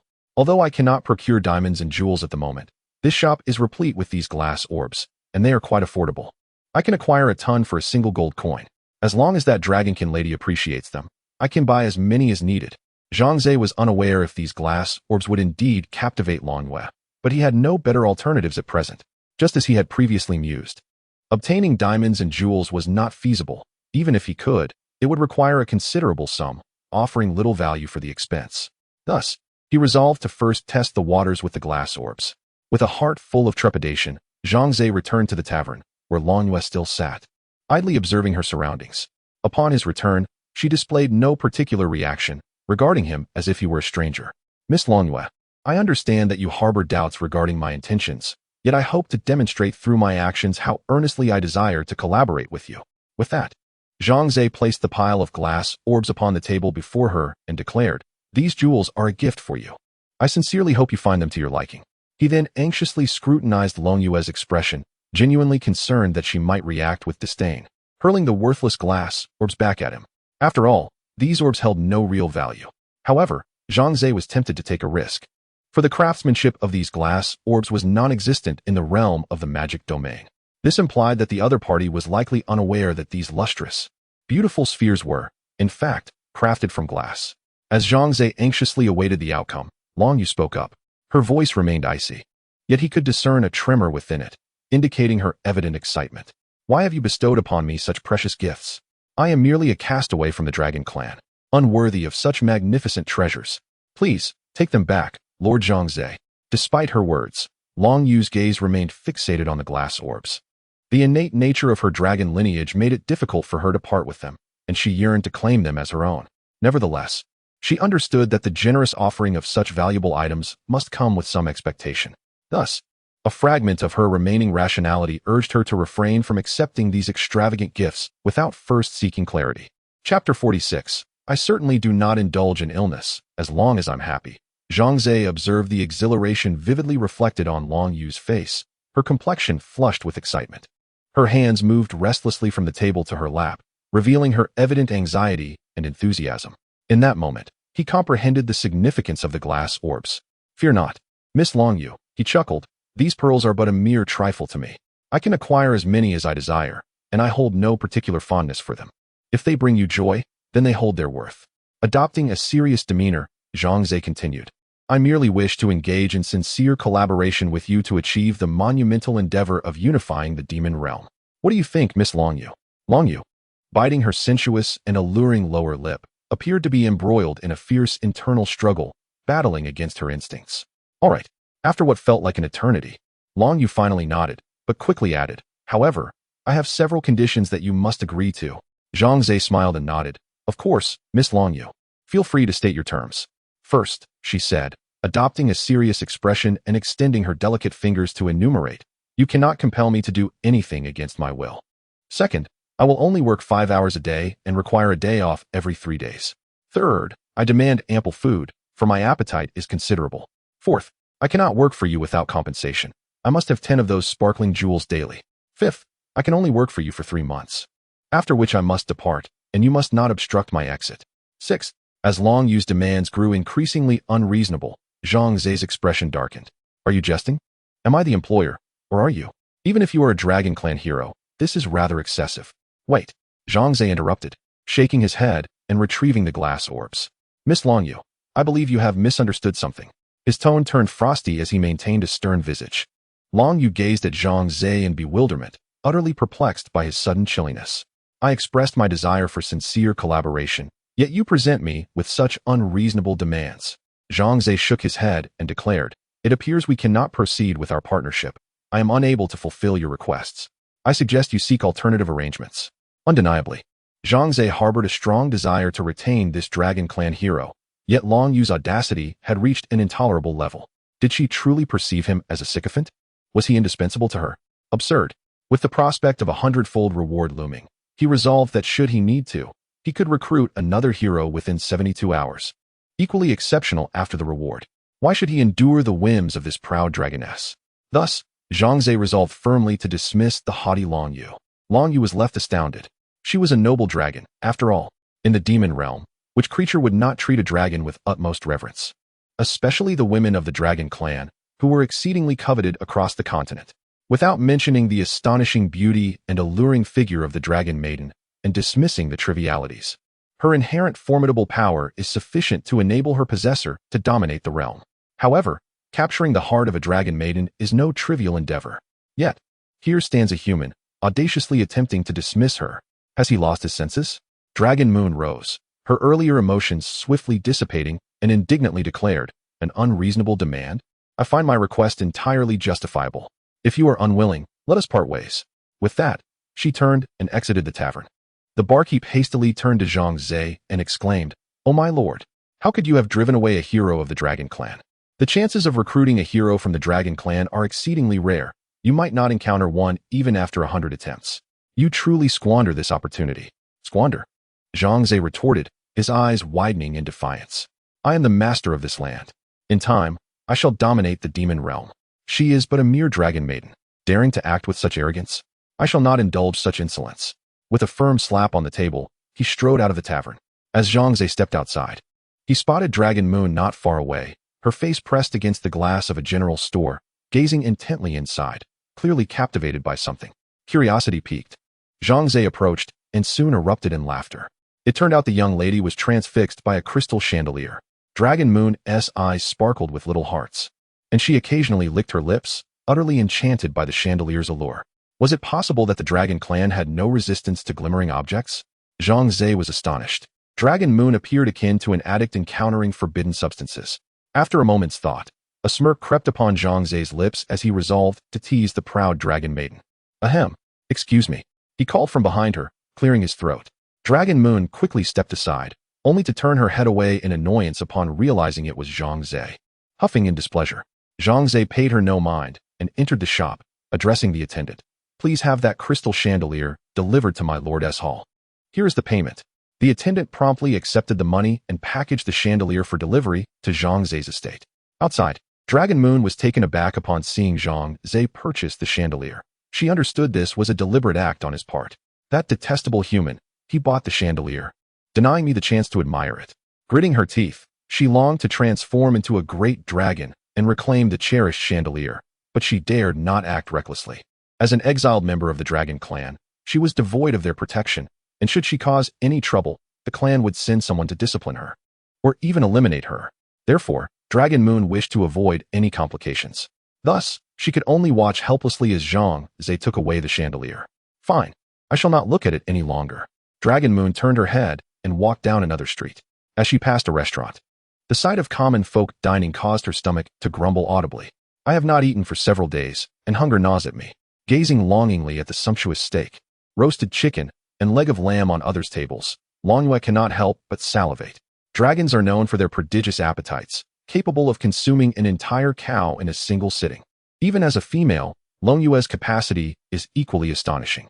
Exiled from her kin, she has had to rely on hunting wild beasts to satiate her hunger. However, the formidable aura she exudes sends the more perceptive animals fleeing from afar, depriving her of any opportunity to catch them. Consequently, she struggles to find prey and resorts to foraging for wild fruits to stave off her hunger. Yet, she is a creature of flesh. I crave meat. I yearn for meat. Before she realizes it, Long Yue has wandered into a restaurant, standing before a table laden with food, drool pooling on the surface. Two patrons regard her with disdain, mistaking her for a beggar. Shoo, don't disturb our meal, they admonish, and the waitstaff urges her to leave promptly. Reluctantly, Long Yue retreats, glancing back with each step, when suddenly, Zhang Ze bursts through the door. Boss, I want a roasted suckling pig, the largest one you have, he exclaims, then winks at Long Yue and adds, care to join me? Chapter 47. He is unlike ordinary people. Long Yue gritted her teeth and shook her head vigorously, declaring, I won't eat. After uttering those words, she attempted to leave, but her legs felt as though they were laden with lead, each step a Herculean effort. Don't embarrass yourself. Hurry and leave. She struggled to move her legs, striving to exit the restaurant. Yet after half an hour, she remained rooted in place. My lord, your roasted suckling pig has arrived. The waiter approached, carrying a grand platter of roasted pig. The skin was crispy, the meat tender, and the aroma wafted throughout the establishment. It smells divine. Zhang Ze inhaled deeply, deliberately calling out to Long Yue. Long Yue's golden vertical pupils were entirely captivated by the roasted pig. Her willpower the only thing preventing her from succumbing to temptation. Zhang Ze picked up a knife and fork, slicing off a generous piece of the delectable meat and savored it slowly. Delicious, he exclaimed, smacking his lips audibly as he indulged. Long Yue, filled with resentment, ground her teeth in frustration. Her mouth was watering uncontrollably, and despite her constant attempts to wipe it away, the drool continued to flow. Though the dragon race was immensely powerful, they had little resistance when confronted with their desires. Thus, the world often deemed dragons greedy, and rightly so. However, Long Yue exhibited remarkable perseverance. Even after Zhang Ze had been feasting for quite some time, she remained steadfast, standing still while drooling profusely, casting pitiful glances in his direction. Yet, she refrained from begging him. Though proud, she still possesses some dignity, Zhang Ze mused, nodding in approval. If she were to approach him pleadingly, he might very well refuse her. Nevertheless, Zhang Ze had no intention of altering his stance. He would not indulge this haughty dragoness. If she wished to become his subordinate and enjoy favorable treatment, she must relinquish her noble demeanor and respectfully obey his commands. At last, after consuming 1/5 of the roasted pig, Zhang Ze could eat no more. Pack it up, deliver it to the Lord's Hall, he instructed the staff, waving them over. Wiping his greasy mouth and patting his slightly protruding belly, he strolled past Long Yue. Below her, the ground was damp, a sizable pool of drool marking where she stood. Upon exiting the restaurant, Zhang Ze did not wander far, but instead took refuge in a discreet corner, observing as Long Yue was ushered out by the staff. Wah! I want to eat meat. I want to eat meat. Long Yue squatted at the restaurant entrance, sobbing. The proud demeanor she had displayed earlier vanished, revealing a pitiable sight reminiscent of a homeless child. After a moment's contemplation, Zhang Ze resolved to allow Long Yue to reflect on her actions, hoping to temper her arrogance. Otherwise, she would continue to remain oblivious to the realities of the world. Upon returning to his lord's hall, he found Mina had thoroughly tidied the premises. Seeing Zhang Ze return, she hurried over to greet him. She had begun to view herself as the mistress of the house, diligently attending to the cleaning and caring for Zhang Ze's daily needs. Zhang Ze reveled in the delightful sensation of being attended to. After some contemplation, he summoned a guard and instructed him to keep a vigilant eye on Long Yue, ensuring that any unusual actions would be promptly reported to him. The night passed without incident. On the following morning, Zhang Ze rose early to inspect his territory. With the steady increase in the production of oil and iron ore, the capacities of the blacksmith's forge and the refinery were also on the rise. Excavators were being produced at a rate of 3 per day, and the 2 refineries could refine nearly 3 tons of gasoline daily. The oil depot had accumulated over 10 tons, sufficient to fuel 10 Tiger tanks for several hundred kilometers. Yet, Zhang Ze frowned. For his mechanized forces, several hundred kilometers was hardly adequate for their future campaigns. The main city lacked the space for additional refineries. necessitating upgrades in the sub-cities where new refineries could be constructed. Resolving to act swiftly, Zhang Ze prepared to utilize the space-time station to advance and upgrade the various sub-city territories. Before departing, he called upon the guard who had been monitoring Long Yu to inquire about her status. Reporting to my lord, Long Yu remains in the city and has not departed. However, she appears quite frail. I suspect it may be due to hunger, the guard replied. Long Yu had been recruited into Zhang Ze's main city, yet she was unfamiliar with her surroundings. Even if she were to leave, she would merely wander, perhaps worse off than she was now. Thus she chose to stay. Zhang Ze furrowed his brow, pondering the troubling thought. Would this Long Yu perish from hunger? After some reflection, he returned to the Lord's Hall and summoned Mina. Mina, I have a task for you. Moments later, Zhang Ze departed the main city with a contingent of aides, while Mina ventured towards the residential area in search of the dragon girl mentioned by the Lord. Where could she be? After some time and a helpful direction from a commoner, Mina finally located Long Yu. At that moment, Long Yu was disheveled, huddled in a corner, too weak from hunger to speak. In front of her lay a plate of leftover food, kindly provided by a passerby, yet she could not bring herself to eat it. Woe is me, a proud dragon, reduced to scavenging the leftovers of humans. Long Yu wept, torn between her desire to eat and her pride. Mina, upon witnessing this scene, sighed softly and approached her. Long Yu, why do you torment yourself so? Our Lord has graciously offered to take you as a subordinate. If you were less prideful, you would not have found yourself in such a woeful state. Long Yu looked up at Mina, confusion etched on her face. Who are you? My affairs are none of your concern. Mina replied calmly. I am a subordinate of the Lord, a witch. Long Yu's eyes widened in astonishment. A witch? How could a human harbor a witch? Normally, you would have been burned at the stake. Indeed, had I fallen into the hands of ordinary people, I might have met my end long ago. Mina squatted before Long Yu and continued, but I was fortunate to encounter our Lord. He is unlike any ordinary man.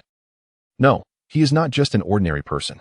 He harbored no prejudice against the witch. It was he who bestowed warmth and courage upon me, and for this, I am profoundly grateful. Thus, I shall remain by his side, serving and safeguarding him. Long Yu gazed into Mina's resolute eyes. As a dragon, she possessed the ability to perceive the inner tumult of humanity, and she discerned that this witch's heart was tranquil. Could it be that this human named Zhang Ze was truly so trustworthy? It was said that human males were particularly adept at deceiving women. Could this witch have fallen under Zhang Ze's beguiling spell? Long Yu's mind was rife with questions. Suddenly, she leaned closer to Mina, taking a sniff, leaving Mina utterly perplexed. What are you doing? Mina inquired. Well, you're still a virgin, Long Yu replied, blinking her eyes. What you say must indeed be true. Chapter 48. The new maid. Upon hearing Long Yu's words, Mina's face flushed crimson with embarrassment as she retorted, What nonsense are you speaking? I am, of course, a virgin. She could not comprehend how her status as a virgin related to the veracity of Long Yu's remarks. Was there something amiss with Long Yu? Although what she said might hold a grain of truth, Mina had already offended Zhang Ze, and she was certain he would not take her back. Long Yu's expression shifted to one of despondency. After a few days of introspection, she recognized that her previous demands had been excessive. However, she found herself unable to lower her pride and apologize to Zhang Ze. This was the last vestige of dignity she clung to as a member of the Dragon Clan. Yet it bore no real value. Mina chuckled softly. You are overthinking it. Lord Zhang Ze is a remarkably magnanimous individual. He would not nitpick over trifles. As long as you approach him with humility and respect, he will surely not treat you poorly. Is that truly the case? Long Yu's eyes sparkled with hope. To be honest, she had long regretted her actions. If she could turn back time, she would love nothing more than to slap her former self soundly. Of course, you must follow my advice, and then Lord Zhang Ze will undoubtedly forgive you, Mina replied with a radiant smile. After pondering for a moment, Long Yu nodded and said, Very well, I shall do as you suggest, and I hope it will appease Lord Zhang Ze's anger. At that moment, Zhang Ze was bustling between his numerous subsidies, constructing oil refineries and directing the townsfolk to transport barrels of oil for processing. The refined gasoline would then be sent back to the main city via the time-space station and stored in the oil depot. By the time he had set all these operations in motion, it was already around 6 or 7 in the evening. Exhausted, Zhang Ze returned to his Lord's Hall. With the expansion of his territory, he found himself managing everything alone, which was quite taxing. He needed to recruit a reliable individual to assist him in overseeing these subsidies. Among the heroes, who would be most suitable? Lost in thought, Zhang Ze pushed open the door. My lord, welcome back. A melodious voice rang out, startling Zhang Ze. He looked up to see a lovely girl dressed in a maid's outfit standing before him. none other than Long Yu. What is going on? How did you end up in my home? Zhang Ze was taken aback. He had indeed sent Mina to assist Long Yu, fearing she might starve. Little did he know that Mina had brought Long Yu back home. Mina stepped forward, smiling as she addressed Zhang Ze. My lord, I have spoken with Miss Long Yu. She has recognized her mistakes and is willing to amend them. She hopes you will grant her another chance. With that, Mina cast a meaningful glance at Long Yu. Long Yu gritted her teeth and, with a thud, knelt before Zhang Ze, respectfully stating, I was excessively presumptuous before. I have upset you, my lord. Please forgive my ignorant actions. I am willing to become your subordinate. Zhang Ze was left dumbfounded. The transformation in Long Yu was utterly astonishing. Previously, she had been a proud girl, but now she appeared as a compliant one. Zhang Ze glanced at Mina and curiously inquired, what have you discussed with her? Why has she undergone such a significant transformation? Mina chuckled and shook her head, replying, in truth, we spoke of nothing substantial. It is merely that Miss Longyue has come to her own realization. Turning to the still kneeling Longyue, Zhang Ze shrugged and declared, very well. You may stay at my residence for a few days. I shall observe your conduct, and if satisfactory, you may remain as one of my subordinates. Otherwise, I will have no choice but to expel you. Longyue hurriedly expressed her gratitude, saying, rest assured, my lord, I will not repeat my previous mistakes. Thus, Longyue became the fourth hero, an apprentice hero, under Zhang Ze's command. I have already trained Longyue. She understands how to manage household chores and attend to your daily needs. My lord, Mina remarked with a smile. Zhang Ze was exceedingly pleased with Mina's performance. She epitomized the ideal supportive partner. Had he not traversed to the realm of magic and instead remained on Earth, he would undoubtedly have pursued a girl like Mina to be his wife. Contemplating for a moment, Zhang Ze suddenly conceived an idea. Mina, since you have successfully trained Longyue, it would be a waste for you to serve merely as a maid. Allow me to assign you a role that better reflects your worth. Upon hearing Zhang Ze's words, Mina respectfully responded, my lord, please feel free to command me. Mina's loyalty had nearly reached a perfect 100%. Only the final hurdle remained. Zhang Ze had attempted numerous methods to breach that last barrier, but with little success, which left him feeling somewhat helpless. Nevertheless, despite her loyalty not being absolute, Mina's demeanor toward Zhang Ze remained one of unwavering obedience, granting him peace of mind. Starting tomorrow, you shall oversee the management of the territories in the sub-cities. Your primary task will be to develop these lands, ensuring they flourish. Additionally, you must guarantee the proper functioning of facilities such as oil refineries and blacksmith shops, thereby securing my logistical supplies. Mina nodded vigorously, her expression earnest as she vowed. Rest assured, my lord, I shall diligently fulfill the tasks you have entrusted to me and ensure the prosperity of your territories. Zhang Ze expressed his satisfaction, just as Longyue entered with a tray of tea. Following Mina's earlier instructions, she had specially prepared Longjing tea for Zhang Ze. Upon taking a sip, Zhang Ze immediately frowned, placing the cup down with discontent. Longyue, this tea is poorly brewed. The water temperature is too high, and it has steeped for too long. The essence of Longjing has been lost. Brew another pot for me. Longyue was momentarily taken aback, and a flash of temper surged within her as she retorted. How can that be? I followed Mina's instructions to the letter. It cannot be bad. This was not an intentional outburst from Longyue, but rather a manifestation of her ingrained nature, having lived for over a century with such a temperament. Changing it abruptly was no easy task. Longyue, how dare you speak to my lord in such a manner? Mina admonished sharply, her eyes widening in disapproval. Longyue finally realized that she had acted somewhat inappropriately earlier. She hastily lowered her head and apologized to Zhang Ze. I am truly sorry for my impulsive behavior. I hope you will not be displeased, my lord. Zhang Ze merely curled his lips, choosing not to hold a grudge against this proud dragon maiden, lest he appear petty. He replied, let this be a lesson for the future. Thank you, my lord. Longyue exhaled a sigh of relief in her heart, for she had been genuinely worried that Zhang Ze, in a fit of anger, might cast her out, forcing her to return to her previous state of begging on the streets. After reaffirming the proper brewing method for Longjing tea with Mina, Longyue hurried into the kitchen to prepare another pot of tea for Zhang Ze, bringing it to him with the utmost respect. This time the flavor is quite satisfactory, Zhang Ze remarked with a nod of approval. Now, please prepare my bathwater. I wish to indulge in a soothing hot bath to unwind. Chapter 49. So this is the Dragon Moon, the warm bathwater? Dragon Moon was momentarily taken aback before she quickly dashed to the bathroom to prepare a bath for Zhang Ze. Mina, meanwhile, busied herself with arranging a bathrobe and various toiletries for him. Stretching languidly, Zhang Ze sauntered into the bathroom, ready to indulge in a soothing wash. Dragon Moon's movements were quite nimble. The bath was already drawn, the temperature just right. Immersed in the comforting warmth, Zhang Ze closed his eyes in bliss. Suddenly, a knock echoed from outside the bathroom door, leaving Zhang Ze puzzled. "Who is it? What do you want?" he inquired. Mina's voice floated through the door, "My lord. Dragon Moon wishes to assist you in washing your back to alleviate the fatigue of the day. I have permitted her to enter." Zhang Ze was momentarily taken aback. "What? Are you joking? I'm not dressed." Before he could voice his refusal, the bathroom door swung open, and in walked Dragon Moon, clad in a rather revealing bathrobe. She cast her gaze downward, her cheeks flushed with embarrassment, her movements tentative and her voice barely audible. "And my lord, I would like to help you wash your back." Moments earlier, as Zhang Ze had just entered the bathroom, Mina had pulled Dragon Moon aside and said to her, "This is a splendid opportunity to strengthen your bond with the Lord. Are you willing to give it a try?" Dragon Moon's eyes sparkled with excitement as she nodded vigorously. "Yes. What is the opportunity?" "Our Lord hails from a distant land he refers to as Huaxia, where there exists a custom of washing one's back while bathing, believed to relieve daily fatigue and cleanse the body. Though I have never experienced it myself, I believe that if you partake, the Lord would surely be delighted," Mina explained with a smile. "Wash his back." Dragon Moon's eyes widened in disbelief as she shook her head vigorously. "No, he is a man, and I am a woman. How could I possibly enter while he bathes? What does it matter?" Mina raised an eyebrow. "You are of different races. What is there to fear?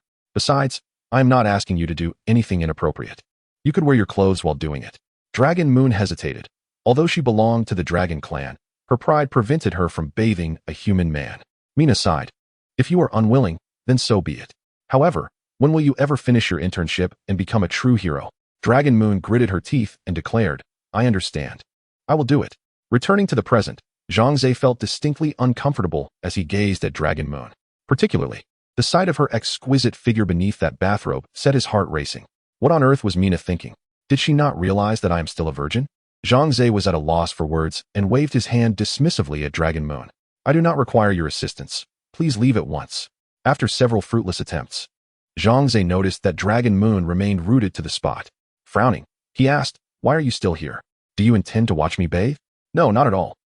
Long Yue mustered her courage and resolved to seize this opportunity, determined to earn Zhang Ze's favor. Thus, she boldly proclaimed, "My lord, please allow me to assist you with your bath." Zhang Ze turned to Long Yue, observing her unwavering determination, and with a sigh of resignation, replied, "Very well, since you insist. I shall not be courteous. I will now emerge from the bathtub." Long Yue promptly closed her eyes, too timid to look. She heard the sound of splashing water, followed by Zhang Ze's voice. "I have emerged. You may proceed with my back." "Certainly, my lord." Long Yue cautiously opened her eyes a crack and sighed in relief upon seeing Zhang Ze modestly draped in a bathrobe. The duration of the back scrubbing felt like an eternity to both Zhang Ze and Long Yue, as they remained tense and silent. Zhang Ze gradually relaxed, remembering he was the lord of this place, free to act as he pleased. In truth, even if Zhang Ze were to embrace Long Yue, she would not resist. But he had no such intentions at the moment. Long Yue, on the other hand, was rigid with anxiety, hardly daring to breathe, and finally completed the task before hastily fleeing the bathroom. A sudden surge of loyalty?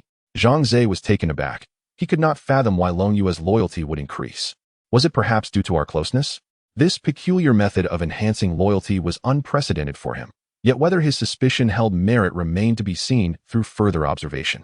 Long Yue returned to her chamber, her heart racing like a startled fawn, and her cheeks flushed crimson at the memory of what had transpired in the bathroom. Why is my heart racing so? Why do I feel so embarrassed? Could it be that I have developed feelings for a human male? Impossible. She vigorously shook her head, casting aside the notion. No, I must maintain my distance from Zhang Ze. Otherwise, I may truly lose control. Long Yue resolved silently. Just then, she heard Zhang Ze's voice calling from outside her door. "Long Yue, I am weary and in need of a massage. Will you assist me?" Long Yue's expression became peculiar as she bit her lip and replied, "Isn't Mina available?" "Mina has other matters to attend to. I require your assistance for my massage now. Are you willing?" Though Zhang Ze's tone was one of consultation, it left no room for dissent. Reluctantly, Long Yue opened the door and stepped outside, her face resembling a bitter melon as she awkwardly said, "I understand, my lord. I will assist you with your massage." Subsequently, Long Yue followed Zhang Ze to his bedroom, where she began to serve him. The moment her hand made contact with his skin, it felt as if she had been jolted by electricity, and she instinctively withdrew. "What is it?" "There is no electricity on me. Please massage me." I am weary and wish to rest. Zhang Ze reclined comfortably, eyes closed as he spoke. In truth, his actions were merely to ascertain whether Long Yue's loyalty could be enhanced through a close relationship. Indeed, my lord. Taking a deep breath, Long Yue commenced the massage for Zhang Ze, marking her inaugural experience of massaging a man, and moreover, a human male. How utterly embarrassing. Her face flushed crimson as an unfamiliar sensation surged within her, gradually. She found herself no longer averse to Zhang Ze, and even began to relish this newfound feeling, her small hands growing increasingly restless. Hey, please maintain professionalism and refrain from wandering. Upon hearing Zhang Ze's words, Long Yue snapped back to reality and hastily replied, Understood, my lord. A smile crept across Zhang Ze's face. For it was indeed true. As long as he engaged in intimate contact with Long Yue, her loyalty would significantly escalate. To his astonishment, who would have thought that Long Yue was such a being? Chapter 50. The Sisters' Crisis. The massage finally concluded, and Zhang Ze had comfortably drifted into slumber. As Long Yue exited the room, her body glistened with fragrant perspiration, leaving her devoid of strength, as though she had endured a grueling battle. Zhang Ze, I despise you, Long Yue exclaimed, her face flushed, gritting her teeth as she leaned against the wall, unsteadily returning to her own chamber. On the following day, Zhang Ze rose as usual, and Long Yue had prepared breakfast for him. To be candid, the meal paled in comparison to what Mina would whip up, nonetheless. Considering Long Yue was a novice, Zhang Ze refrained from being overly critical. While dining, Zhang Ze perused the chat channel, discovering messages in the private section that prompted him to click in hastily.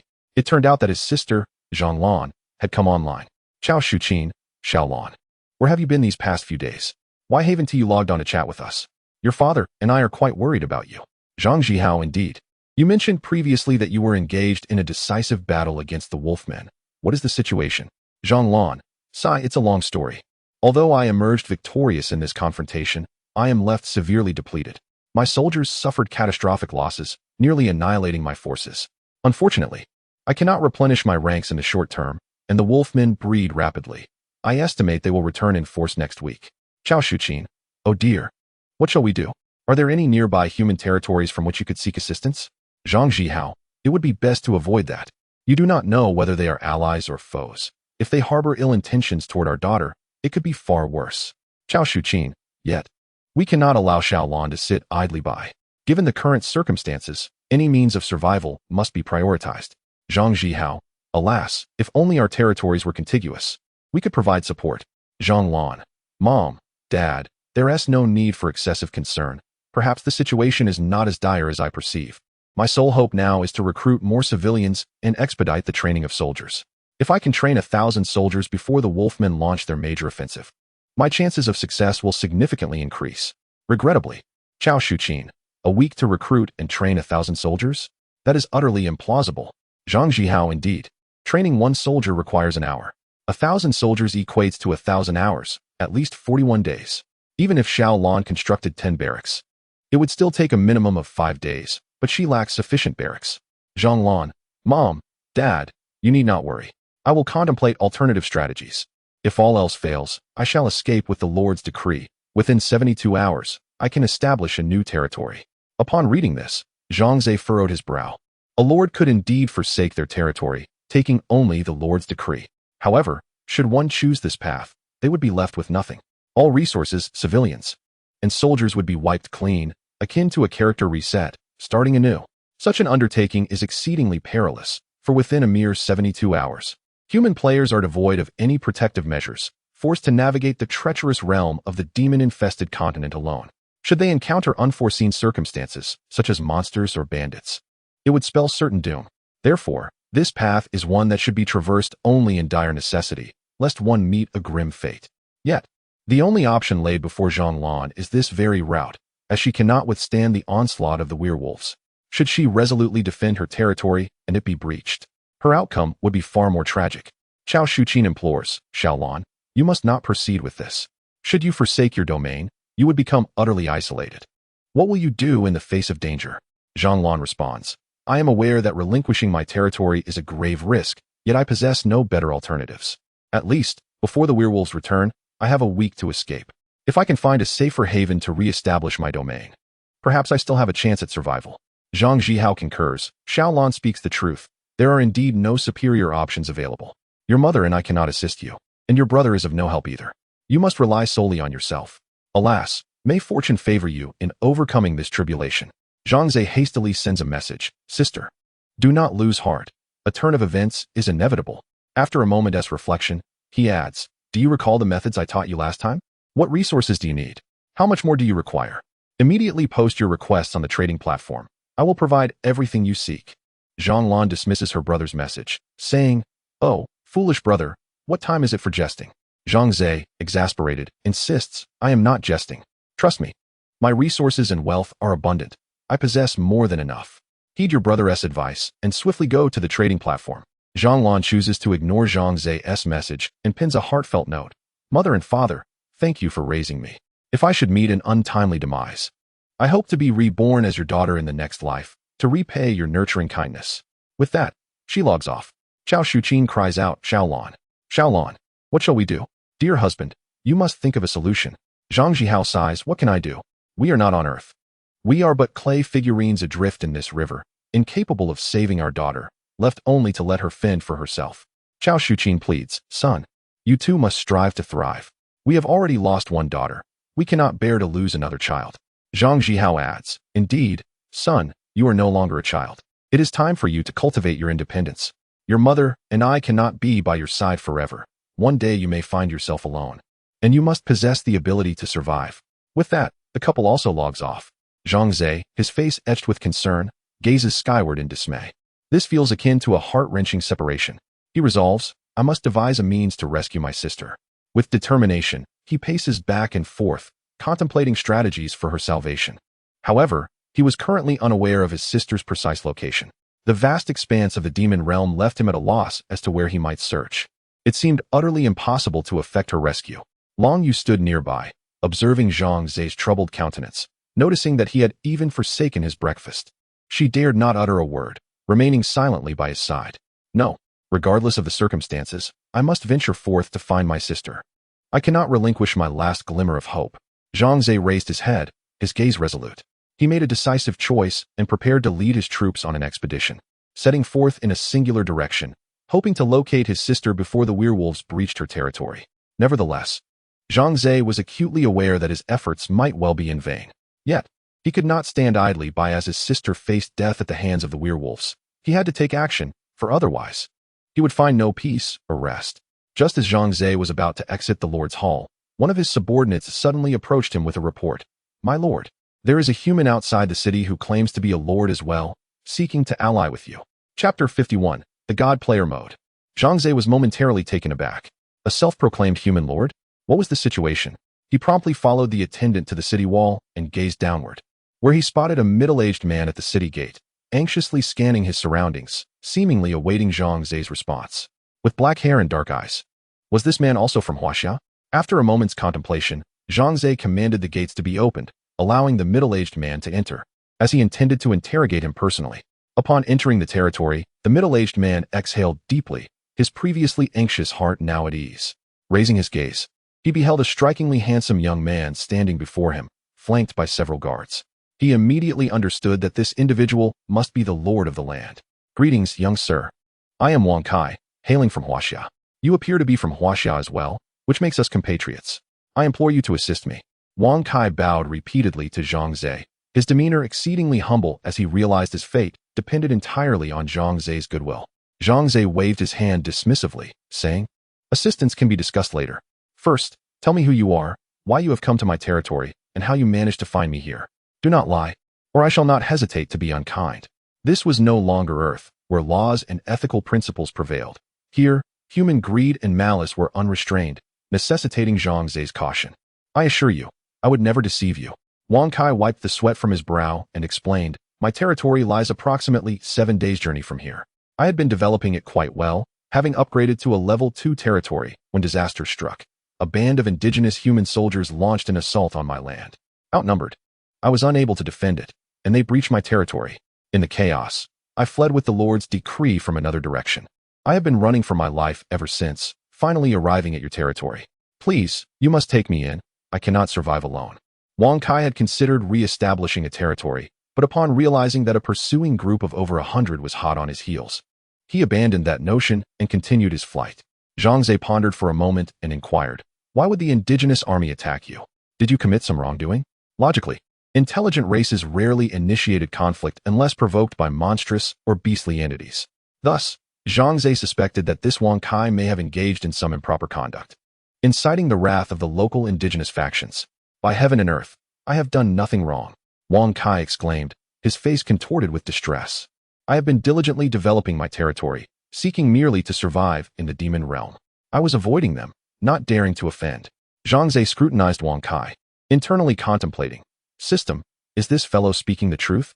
His statements contain both truth and falsehood, but the majority is genuine. With the system's prompt, Zhang Ze gained insight. Suddenly, a thought struck him, and he addressed Wang Kai, "Hand me your lord's decree." Wang Kai hesitated, for once the lord's decree was entrusted to Zhang Ze, he would no longer be able to establish his own dominion. This would equate to a tacit abandonment of his noble status, relegating him to the existence of an ordinary man. Zhang Ze arched an eyebrow and coldly remarked, "What is the matter? Are you unwilling? If you wish to remain within my territory, you must relinquish your lordship. Now, either hand over the lord's decree, or kindly take your leave." Zhang Ze's intentions were unmistakable. Having chosen to align with him, Wang Kai was compelled to surrender everything, or the discussion was moot. It was not that Zhang Ze lacked compassion. He was not engaged in charity. In the land of the abyss, strength dictated authority. Should he find himself in misfortune one day, others would not readily offer him refuge. After much inner turmoil, Wang Kai realized he was at a dead end, devoid of resources, even food, and there were likely those outside eager to end his life. If Zhang Ze expelled him now, he would almost certainly meet a grim fate in the wilderness. Hence, after considerable deliberation, he gritted his teeth and presented the Lord's decree to Zhang Ze. "Excellent. You are now a subject of Zhang Ze. I shall provide for your essential needs and ensure your safety, provided you pledge your loyalty to me," Zhang Ze declared with a smile as he accepted the decree. "I shall swear my fealty to you." Wang Kai knelt on one knee. Although a sense of reluctance gnawed at him, he recognized that he had no alternative. This was not Earth, but the ruthless land of the abyss, where survival necessitated submission to Zhang Ze. As Zhang Ze examined the decree in his hand, a prompt appeared before his eyes. A highly valuable item. Upon absorption of the Lord's decree, you shall acquire a unique and formidable ability. What sort of ability? Zhang Ze inquired curiously, but the system remained silent. After a moment's contemplation, Zhang Ze clicked on the decree, and immediately a prompt emerged. "Do you wish to absorb the Lord's decree? Yes or no?" "Yes." Upon making his choice, the square, jade-like decree transformed into a cascade of golden light, entering Zhang Ze's body. "You have absorbed a Lord's decree, awakening a new talent, ordinary player mode." Soon after, another prompt appeared. "Reward, 100-fold. Please select 1. None. 2. God player mode." Goodness, God player mode? Zhang Ze's eyes widened in astonishment. The title sounded extraordinarily impressive. There was no room for hesitation. He promptly selected option 2. Ding. "Congratulations, you have awakened God player mode." Zhang Ze immediately accessed his attribute panel, discovering a new section labeled Talent. Upon opening it, he found God player mode. God player mode, level 1 quality, divine skill occupation, Lord effect. By acquiring the ID of another, you can manipulate any structures within their territory, enabling upgrades, enhancements, or even destruction. Note, level 1 God mode can only be activated once every 24 hours. In the second tier God mode, one can only invoke its powers twice every 24 hours. In the third tier God mode, the frequency increases to 3 times within the same period. This pattern continues with each ascending level. Upon witnessing the effects of the God player mode, Zhang Ze's eyes sparkled with excitement.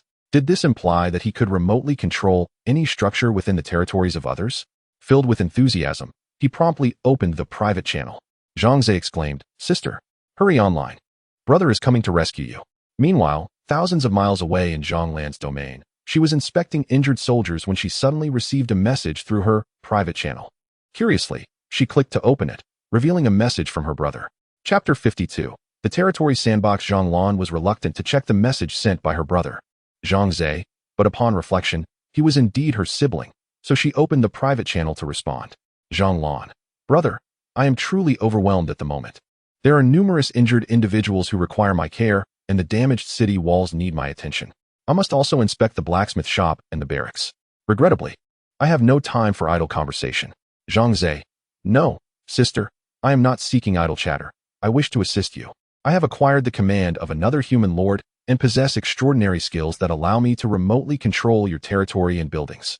Quickly send me your ID, and I can expedite the construction of your buildings and the training of your soldiers." After reading Zhang Ze's message, Zhang Lan paused for a moment, shaking her head with a bitter smile. "When will my brother ever take things seriously? Even in my current predicament, he continues to jest." Closing the private channel, she resumed her tasks, only to be inundated with a flurry of messages. Within mere minutes, she received over 50 notifications. Oh dear, is he out of his mind? With only 10 free messages per day, how much of his resources is he wasting on me? Men truly lack a sense of practicality. Not wishing to see her brother squander more resources, Zhang Lan reluctantly sent her ID to Zhang Ze, instructing him to cease his incessant messaging. Upon receiving Zhang Lan's ID, Zhang Ze was elated. He immediately began exploring the God Player mode, eager to discern how it operated. After several minutes of study, Zhang Ze finally grasped the mechanics. The God Player mode was not overly complex.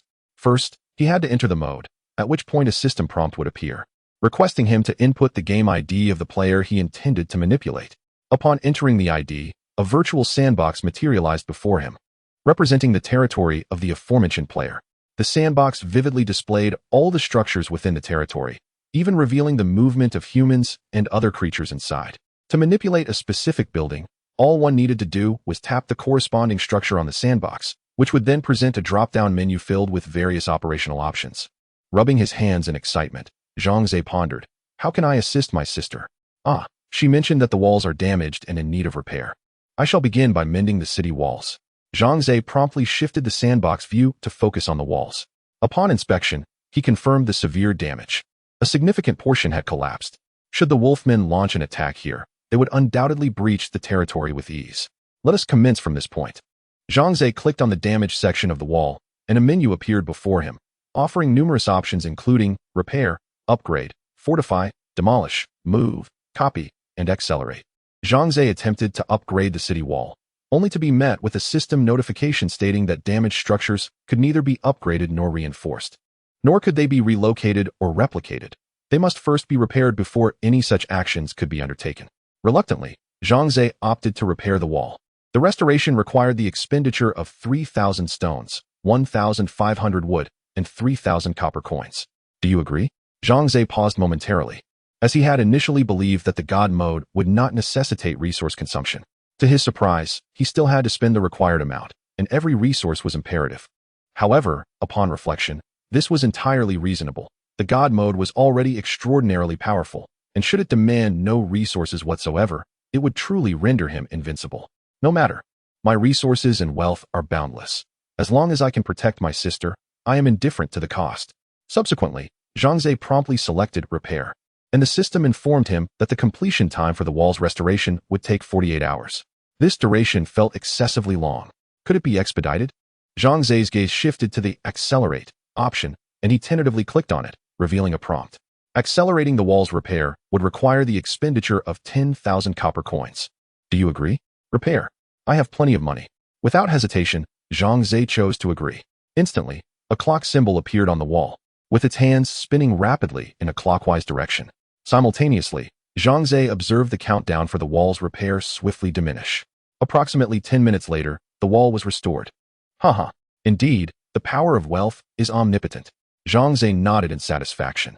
Now he resolved to upgrade or reinforce his sister's wall, for otherwise, it would not withstand the next assault from the wolfmen.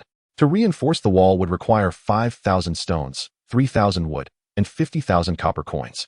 Do you agree? To upgrade the wall would necessitate the expenditure of 15,000 stones, 10,000 wood, and 100,000 copper coins. Do you agree? He consented to all.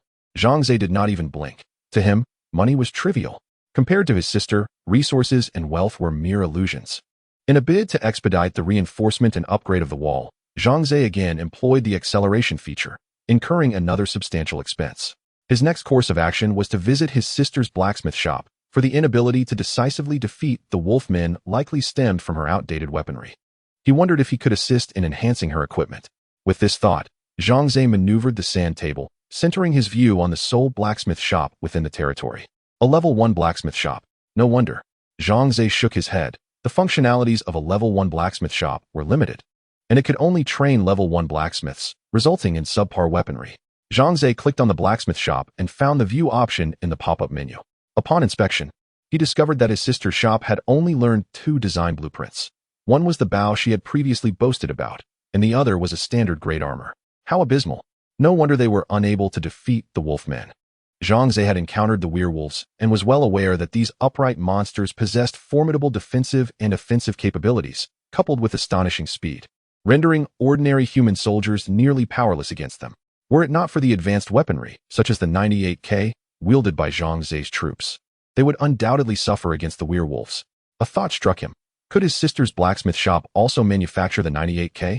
Excited by the idea, Zhang Ze quickly perused the menu for the appropriate options and soon made a significant discovery.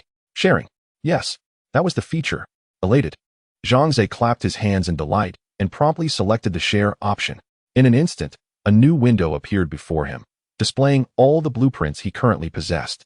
Chapter 53. The copying process. Haha, it's here, Zhang Ze exclaimed, rubbing his hands together in excitement. He quickly searched for the 98K in the list of design blueprints and soon found it. Upon clicking, a prompt appeared, asking if he agreed to share. He had to agree. Ding. You have shared the 98K rifle design blueprint, including special ammunition, with anonymous 5299. Zhang Ze closed the menu and clicked on Zhang Lan's blacksmith shop. This time, the design blueprint for the 98K finally appeared. Splendid. Let us manufacture the 98K for my sister right away. Zhang Ze contemplated for a moment and directly entered a quantity, 1,000, to produce these 1,098 Burmese chots. He spent a considerable amount of resources and money, but he felt no regret. Observing the 3 blacksmiths in the shop working diligently, Zhang Ze thought their pace was still too slow. Speed it up. Ideally, they should finish within a day.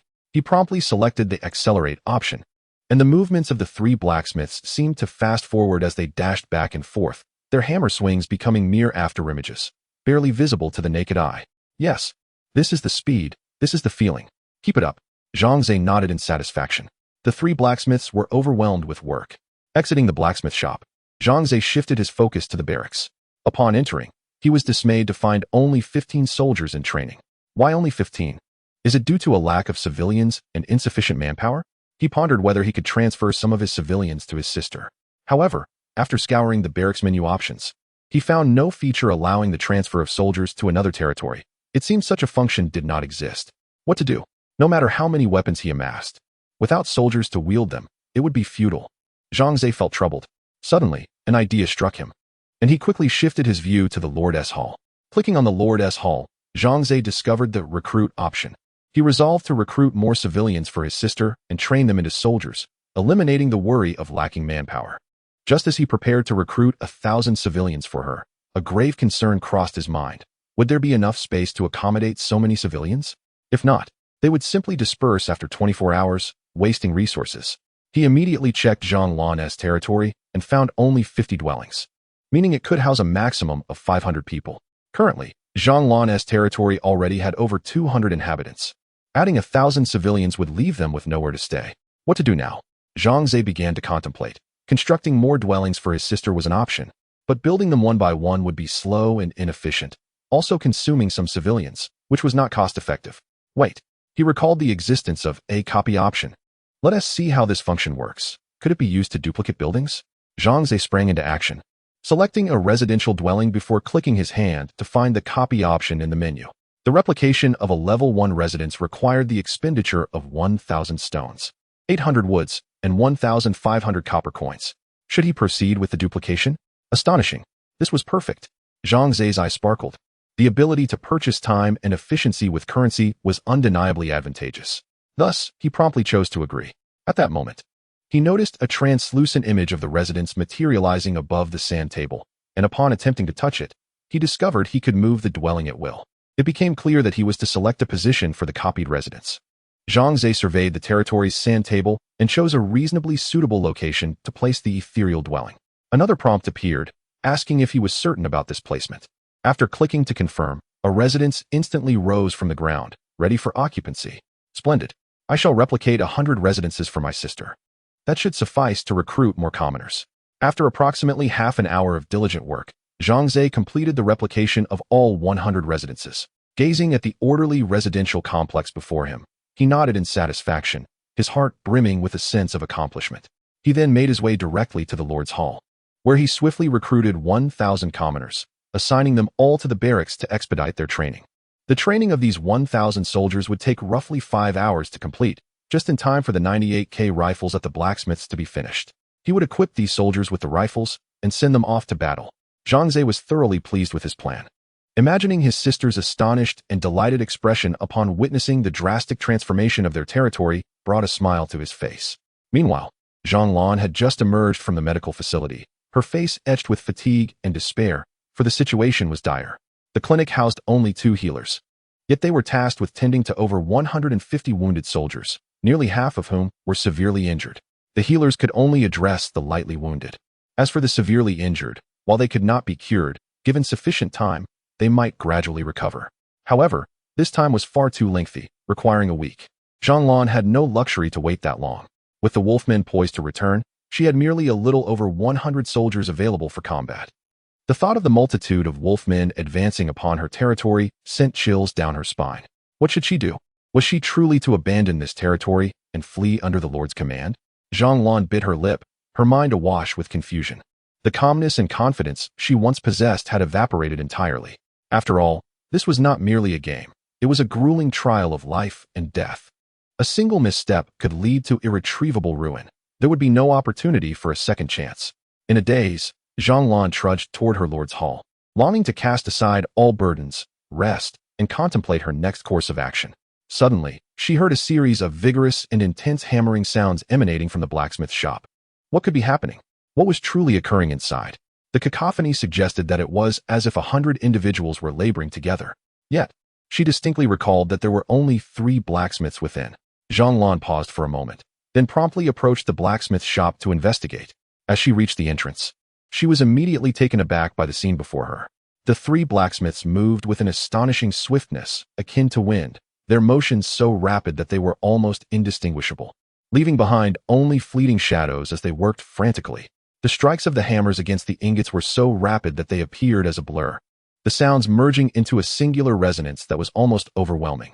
This phenomenon was due to their extraordinary speed, resulting in all the sounds overlapping, producing but one unified tone.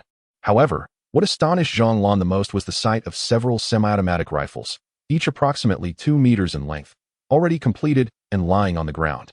She recognized their design all too well. They were the iconic 98K. Chapter 54. Are you happy? Zhang Lan stood motionless for quite some time, then pinched her cheek hard. It hurt. This was not a dream. Her expression transformed into one of excitement as she tightly embraced the 98K rifle. This was indeed a life-saving treasure. However, what on earth was happening? Observing the growing number of 98K rifles on the ground, along with the 3 blacksmiths who were laboring frantically while weeping, Zhang Lan felt utterly bewildered. She couldn't recall ever acquiring the design for the 98K rifle, nor could she comprehend the peculiar state of the 3 blacksmiths. After a moment's contemplation, she gestured with one hand, and instantly, the attributes panel of the blacksmith shop materialized before her eyes. This. Zhang Lan's eyes widened in astonishment. M1897 75mm field gun, including dedicated cannon and shells. Blue sky excavator. Desert eagle. Good heavens! How could I possess such remarkable items? Zhang Lan covered her mouth, trembling with excitement, tears brimming in her eyes. With these splendid treasures, what did she have to fear from the werewolves? Surely, it was the werewolves who should fear her. However, manufacturing these items required a considerable amount of resources, didn't it? She checked, and indeed, that was the case. Although the items were splendid, the lack of resources for production was quite unfortunate. No matter, as long as she had these blueprints. Gathering sufficient resources in the future would enable her to create them. Zhang Lan took a deep breath and turned to exit the blacksmith shop. Though she had acquired weapons, the issue of manpower remained unresolved. Having guns without soldiers rendered her predicament still unsolvable. Surely, it was unreasonable for the Lord, Zhang Lan, to shoulder a gun and head into battle alone. The last conflict had claimed the lives of over 200 men, with 50 civilian homes at her disposal. She could still recruit some civilians to train as soldiers. As Zhang Lan walked toward the military camp, she pondered, eager to see how the poor 15 soldiers were faring in their training. Kill, kill, kill. Before she even reached the military camp, a thunderous roar echoed from the opposite side. Zhang Lan halted, initially thinking she had misheard, but the resounding battle cry grew clearer in her ears. There were only 15 people in the camp, How could they produce such a cacophony? It felt as if there were hundreds of thousands of them. Zhang Lan rushed into the military camp, standing frozen in place. Rows of soldiers were training vigorously, their expressions solemn, their ranks impeccably aligned. Each one brimming with vitality and morale. What on earth was happening? The joy came too suddenly, and without any forewarning. Zhang Lan felt as though she might lose her mind. The blacksmith shop had yielded so many exquisite blueprints. And now this formerly empty military camp had suddenly filled with soldiers. A wave of fear washed over Zhang Lan. Could it be that her territory was haunted? But ghosts were meant to harm, not assist her. Perhaps it was because of my beauty and charm? Zhang Lan shook her head vigorously, casting aside this absurd notion. She was utterly perplexed. Now that she had soldiers and weapons, one could say she was devoid of worries. Yet, the bizarre occurrences within her territory left her restless. It was akin to awakening from slumber only to discover an unexpectedly vast fortune in her bank account. What other transformations had transpired in her domain? With this thought, Zhang Lan began to survey her territory, and to her astonishment, she was met with yet another surprise. The previously fragile and crumbling walls had now risen to formidable heights, robust enough to withstand not only catapults, but even artillery fire. Additionally, a multitude of newly constructed residences stood neatly aligned before her. She was acutely aware of the vast resources and wealth required to erect such an extensive number of dwellings. Beyond this, numerous other changes filled her with both wonder and joy, igniting a profound curiosity about the individual behind these transformations. Who could it be? And why would they assist her? Suddenly, a thought struck Zhang Lan, and her eyes sparkled with realization. At that moment, a notification from her private channel indicated a message, which she hastily opened, only to find it was from her parents. Chao Shuqin, Xiaolan, please respond. Mother is terribly worried about you. Oh dear. Is our daughter in trouble? Woo-woo. Zhang Zhihua. Oh, don't cry just yet. Let us ascertain the situation first. Perhaps Xiaolan is perfectly fine. Seeing her parents' concern, Zhang Lan felt a pang of guilt and quickly replied, Mom, Dad, I'm all right. I'm sorry to have worried you. Chao Shuqin, why didn't you respond sooner? You nearly scared me to death. Zhang Zhihua, no need for apologies. We are family. But please, don't just log off without a word. You've caused your mother great distress. Zhang Lan, understood. Chao Shuqin, by the way, Xiaolan, what is the situation there? Your father and I are preparing to bring troops to support you. Describe the terrain so we can have a better understanding. The land of the demon realm is vast and boundless, devoid of any maps for reference. To locate a small territory amidst this expanse is akin to searching for a needle in a haystack. Furthermore, venturing beyond one's own territory without formidable strength is perilous, nearly akin to courting death. Yet, despite these dangers, her parents were willing to embark on a search for her. Even if the hope was faint and the path fraught with peril, this exemplifies familial bonds and the unwavering love of parents. Zhang Lan felt deeply moved, but could not bear to let her parents take such risks. She hurriedly exclaimed, Mom, Dad, please do not leave your territory. The situation here has improved. I possess the capability to fend off any attacks. Zhang Zhihua, assuming his daughter was merely trying to comfort them, insisted, What are you saying at a time like this? Your safety is paramount. We cannot waste time. Your mother and I are preparing to set off to your location. We may still have time. Zhang Lan urgently clarified, Dad, I assure you, everything is fine here. She then recounted the strange occurrences that had transpired in her territory, leaving Zhang Zhihua and Chao Shuqin equally astonished. Chao Shuqin, this matter is indeed rather peculiar. Who could be secretly assisting Xiaolan? Zhang Zhihao. Indeed, and Xiaolan mentioned she did not observe anyone entering her domain. How, then, could this individual offer her assistance? What could motivate someone to aid a stranger? Zhang Lan bit her lip and remarked, Perhaps I have an inkling as to why. It could be that the person harbors feelings for me, thus providing clandestine support. After all, I do consider myself quite attractive. As she spoke, her cheeks flushed with embarrassment. Zhang Lan was not indulging in self-flattery. She truly possessed a striking beauty, often regarded as the belle of her school. Even before traversing the enchanted realm, she had garnered considerable attention from admirers, all of whom she had rebuffed in favor of her studies. Therefore, it is not inconceivable that someone has been nurturing a secret infatuation for her, extending their support from the shadows. Chao Shuqin, upon reflection, that does seem plausible. Zhang Zhihao. Yes, with Xiaolan's beauty, it is entirely reasonable for someone to pursue her, but who could it be? At that moment, Zhang Ze made his entrance. Zhang Ze, sister, did you see the surprise I prepared for you? Are you pleased? Chapter 55, It was all my doing. Zhang Lan, surprise? What surprise? Zhang Ze, did you not see? the advanced blueprints for the 98K and the Italian cannon in the blacksmith shop, along with the 1,000 new soldiers currently training in the barracks and the reinforced walls. Zhang, wait a moment, are you saying all of this was accomplished by you? Do not jest, brother. The blueprints for the 98K, any one of them, would fetch a fortune, and they are priceless. I dare say you do not possess such treasures yourself, so how could you possibly gift them to me? And what of the 1,000 soldiers, the sturdy walls, and the newly constructed homes? Do you comprehend the astronomical resources and wealth required for such endeavors?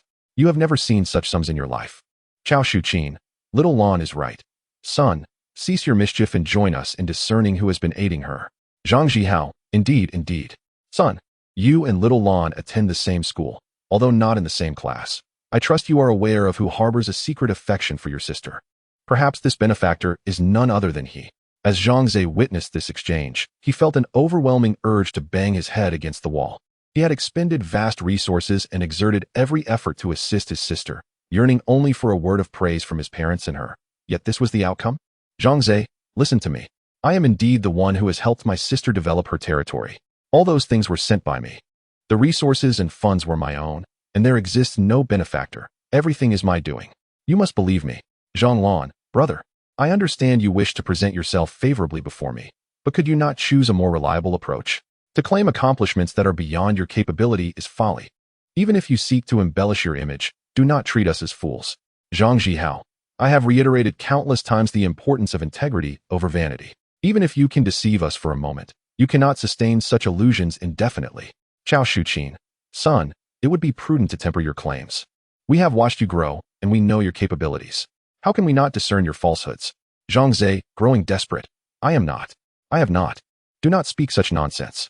Chao Shuqin, I am particularly eager to express my gratitude to that benefactor. Had it not been for him, little Lan would have been in real danger this time. Zhang Zihao, yes, little Lan is no longer a child. Were she on Earth, she would be of marriageable age. If her companion is indeed a commendable young man, we could certainly consider. Zhang Lan, oh father, what are you saying? He has no thoughts of marriage. Though she spoke these words, Zhang Lan was secretly cradling her flushed cheeks, daydreaming of the enigmatic figure. Was he handsome or plain, tall or short, stout or slender? Her heart raced with anticipation. Observing her parents and Zhang Lan engaged in fervent discussion regarding the mysterious benefactor, Zhang Ze felt as though a colossal weight pressed down upon him. Heaven above, earth below, I am indeed more wrong than Doi. Zhang Ze gazed silently at the heavens, tears streaming down his face. However, despite the skepticism surrounding him, he could not abandon his sister. He had to lend a helping hand. Given that Zhanglan's territory was fundamentally weak, with many structures at level 1, Zhang Ze devoted significant resources, wealth, and time to upgrade all the inferior buildings, ensuring his sister's development flourished. Nevertheless, witnessing the transformation of his sister's territory filled Zhang Ze's heart with a profound sense of accomplishment. Regrettably, the divine player mode could only be activated once a day. Once deactivated, he would have to wait 24 hours to re-engage. Otherwise, he would have ventured to assist their parents in enhancing their lands as well. As he fiddled with the territory model, he pondered this. During his brief absence, his parents and sister remained oblivious to the identity of the mysterious benefactor aiding them. Ultimately, they could only wait and hope that this great person would reveal themselves and elucidate the enigma. Zhang Lan, having closed the chat channel, continued her patrol within her territory. To her surprise, she noticed changes. The level 1 structures had been upgraded. It was evident that their benefactor was once again at work. Unable to contain her excitement, she rushed to the central plaza, looked skyward, and shouted, "Thank you, my benefactor. Might you reveal yourself? I wish to express my gratitude in person." She believed this would bridge communication with the enigmatic figure, but her hopes were dashed as silence enveloped her. After a prolonged wait, no response came, nor did anyone appear before her. It seemed her benefactor was unwilling to meet her. Zhang Lan lowered her head, contemplating whether her current weakness was the reason for being deemed unworthy of such an encounter. Very well then, I shall demonstrate my true potential. I will earn your respect. With renewed determination sparkling in her eyes, she raised her small fist to the sky and declared, I will strive to become stronger. I will gain your recognition. And one day, I shall meet you. Meanwhile, in Zhang Ze's territory, Wang Kai was summoned to the Lord's Hall. Feeling a sense of trepidation about the purpose of Zhang Ze's call, logically, after relinquishing his lord's decree, he had rendered himself insignificant, akin to a fish on a chopping board, subject to Zhang Ze's whims. Yet, The circumstances left him with no choice. He was being pursued, and refusal of Zhang Ze's request would only lead to his demise. After much deliberation, he made the only prudent choice available, submission to Zhang Ze. Of course, this was not born from genuine loyalty, but rather from necessity. Outside the grand doors, while waiting for his summons, Wang Kai observed as they swung open, revealing a stunning woman clad in a maid's outfit. She cast a cold glance his way and stated, "You are Wang Kai? Please enter. The master is awaiting you." "Very well," he replied. Wang Kai, with a submissive demeanor, nodded repeatedly, his eyes discreetly glancing at the enchanting Long Yu ahead. What a captivating beauty. One wonders where Zhang Ze acquired such a treasure. He certainly knows how to indulge himself. Wang Kai felt a pang of envy, for there were no such women in his former domain.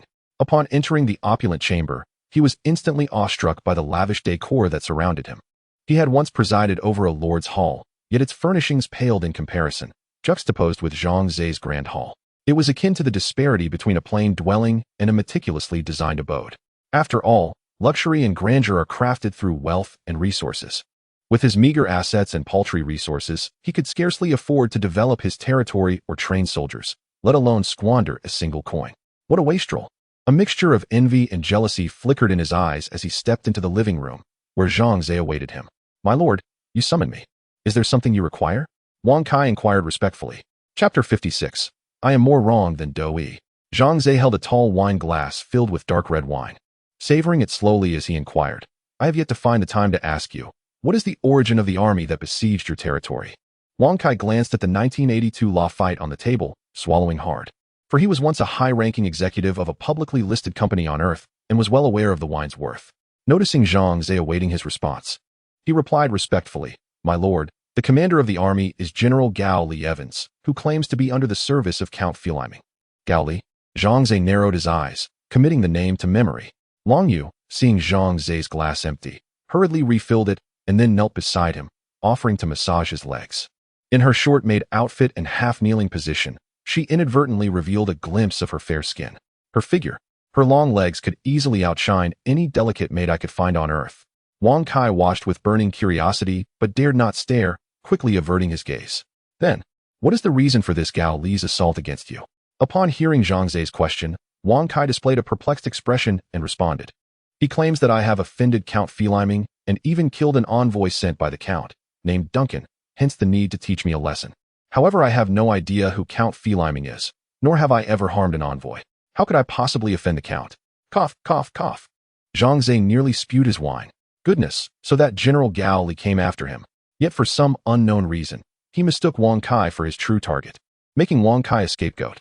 Alas, what an unexpected calamity. Wang Kai lamented to the heavens, "I am more wrong than Doi." "Well, brother Wang Kai, you need not be overly sorrowful." Zhang Ze gestured for Long Yu to pour Wang Kai another glass of wine, feigning sympathy as he consoled. "Life is full of ups and downs. Now that you are within my territory, I assure you of your safety. As long as I am here, you shall want for nothing." Wang Kai accepted the wine poured by Long Yu, deeply moved by Zhang Ze's words.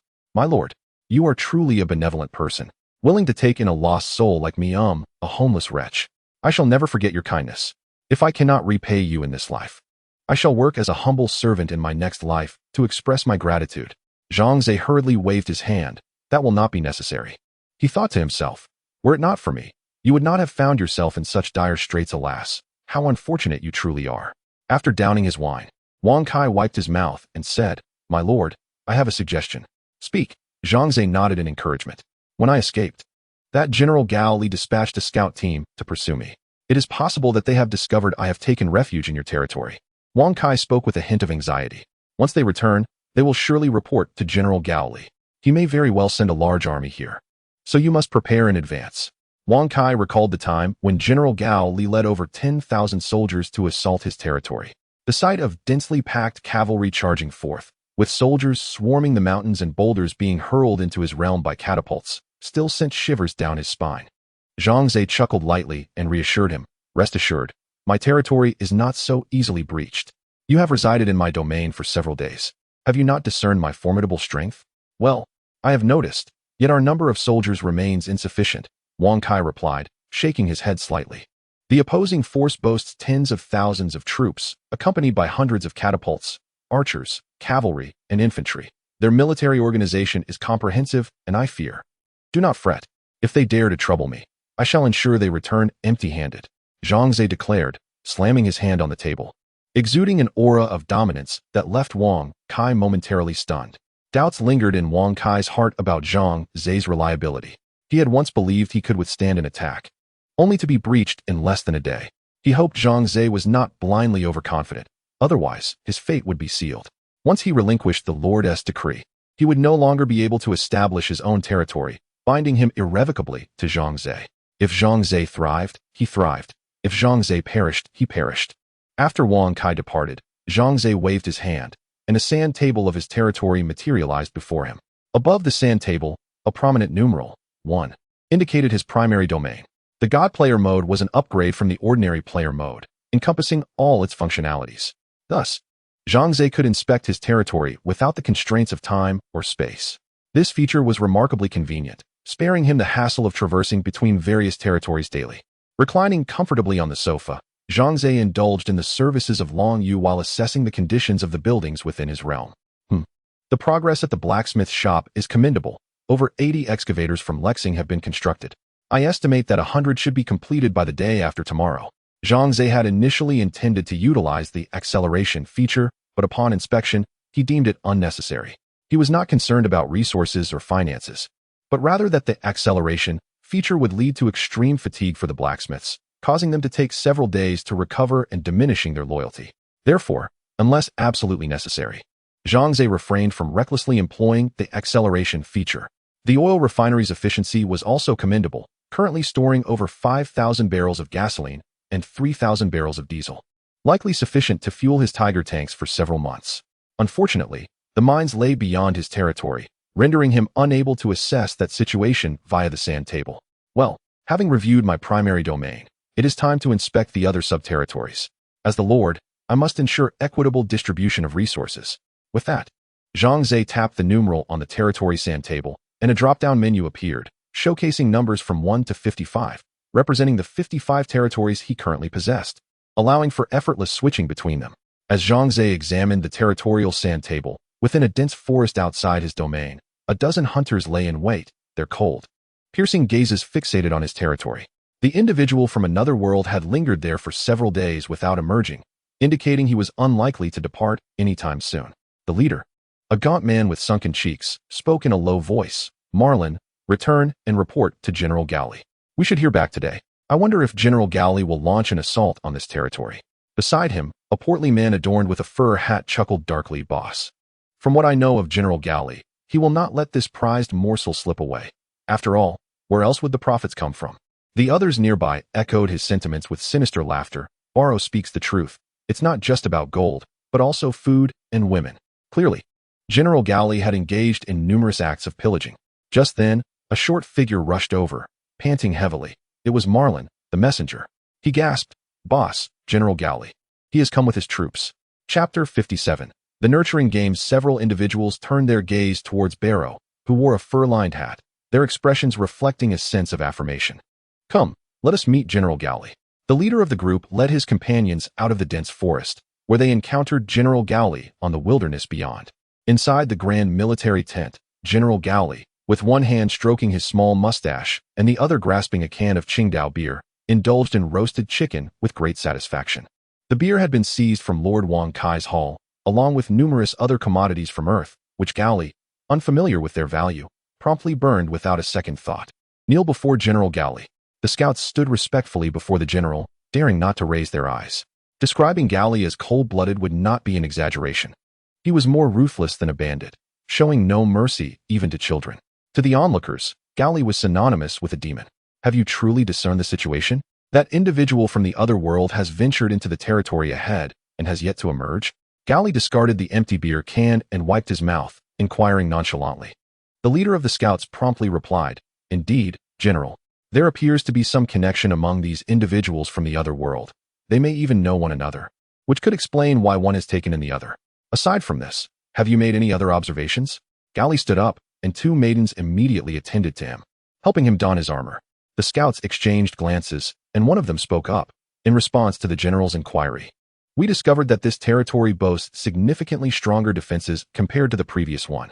The city walls stand 10 meters tall, and they have been reinforced and thickened. Furthermore, there is a watchtower every 20 meters, with a substantial number of soldiers patrolling the walls, indicating a high level of vigilance. Humph. Galley scoffed derisively, boasting, "No matter how formidable their defenses may seem, they are but a jest before my army. In the year 266 of the Demon Realm, I led 1,000 men into battle and conquered Oak Town that very night, slaying the mayor. In 269, the old king dispatched troops to eradicate me. What was the outcome?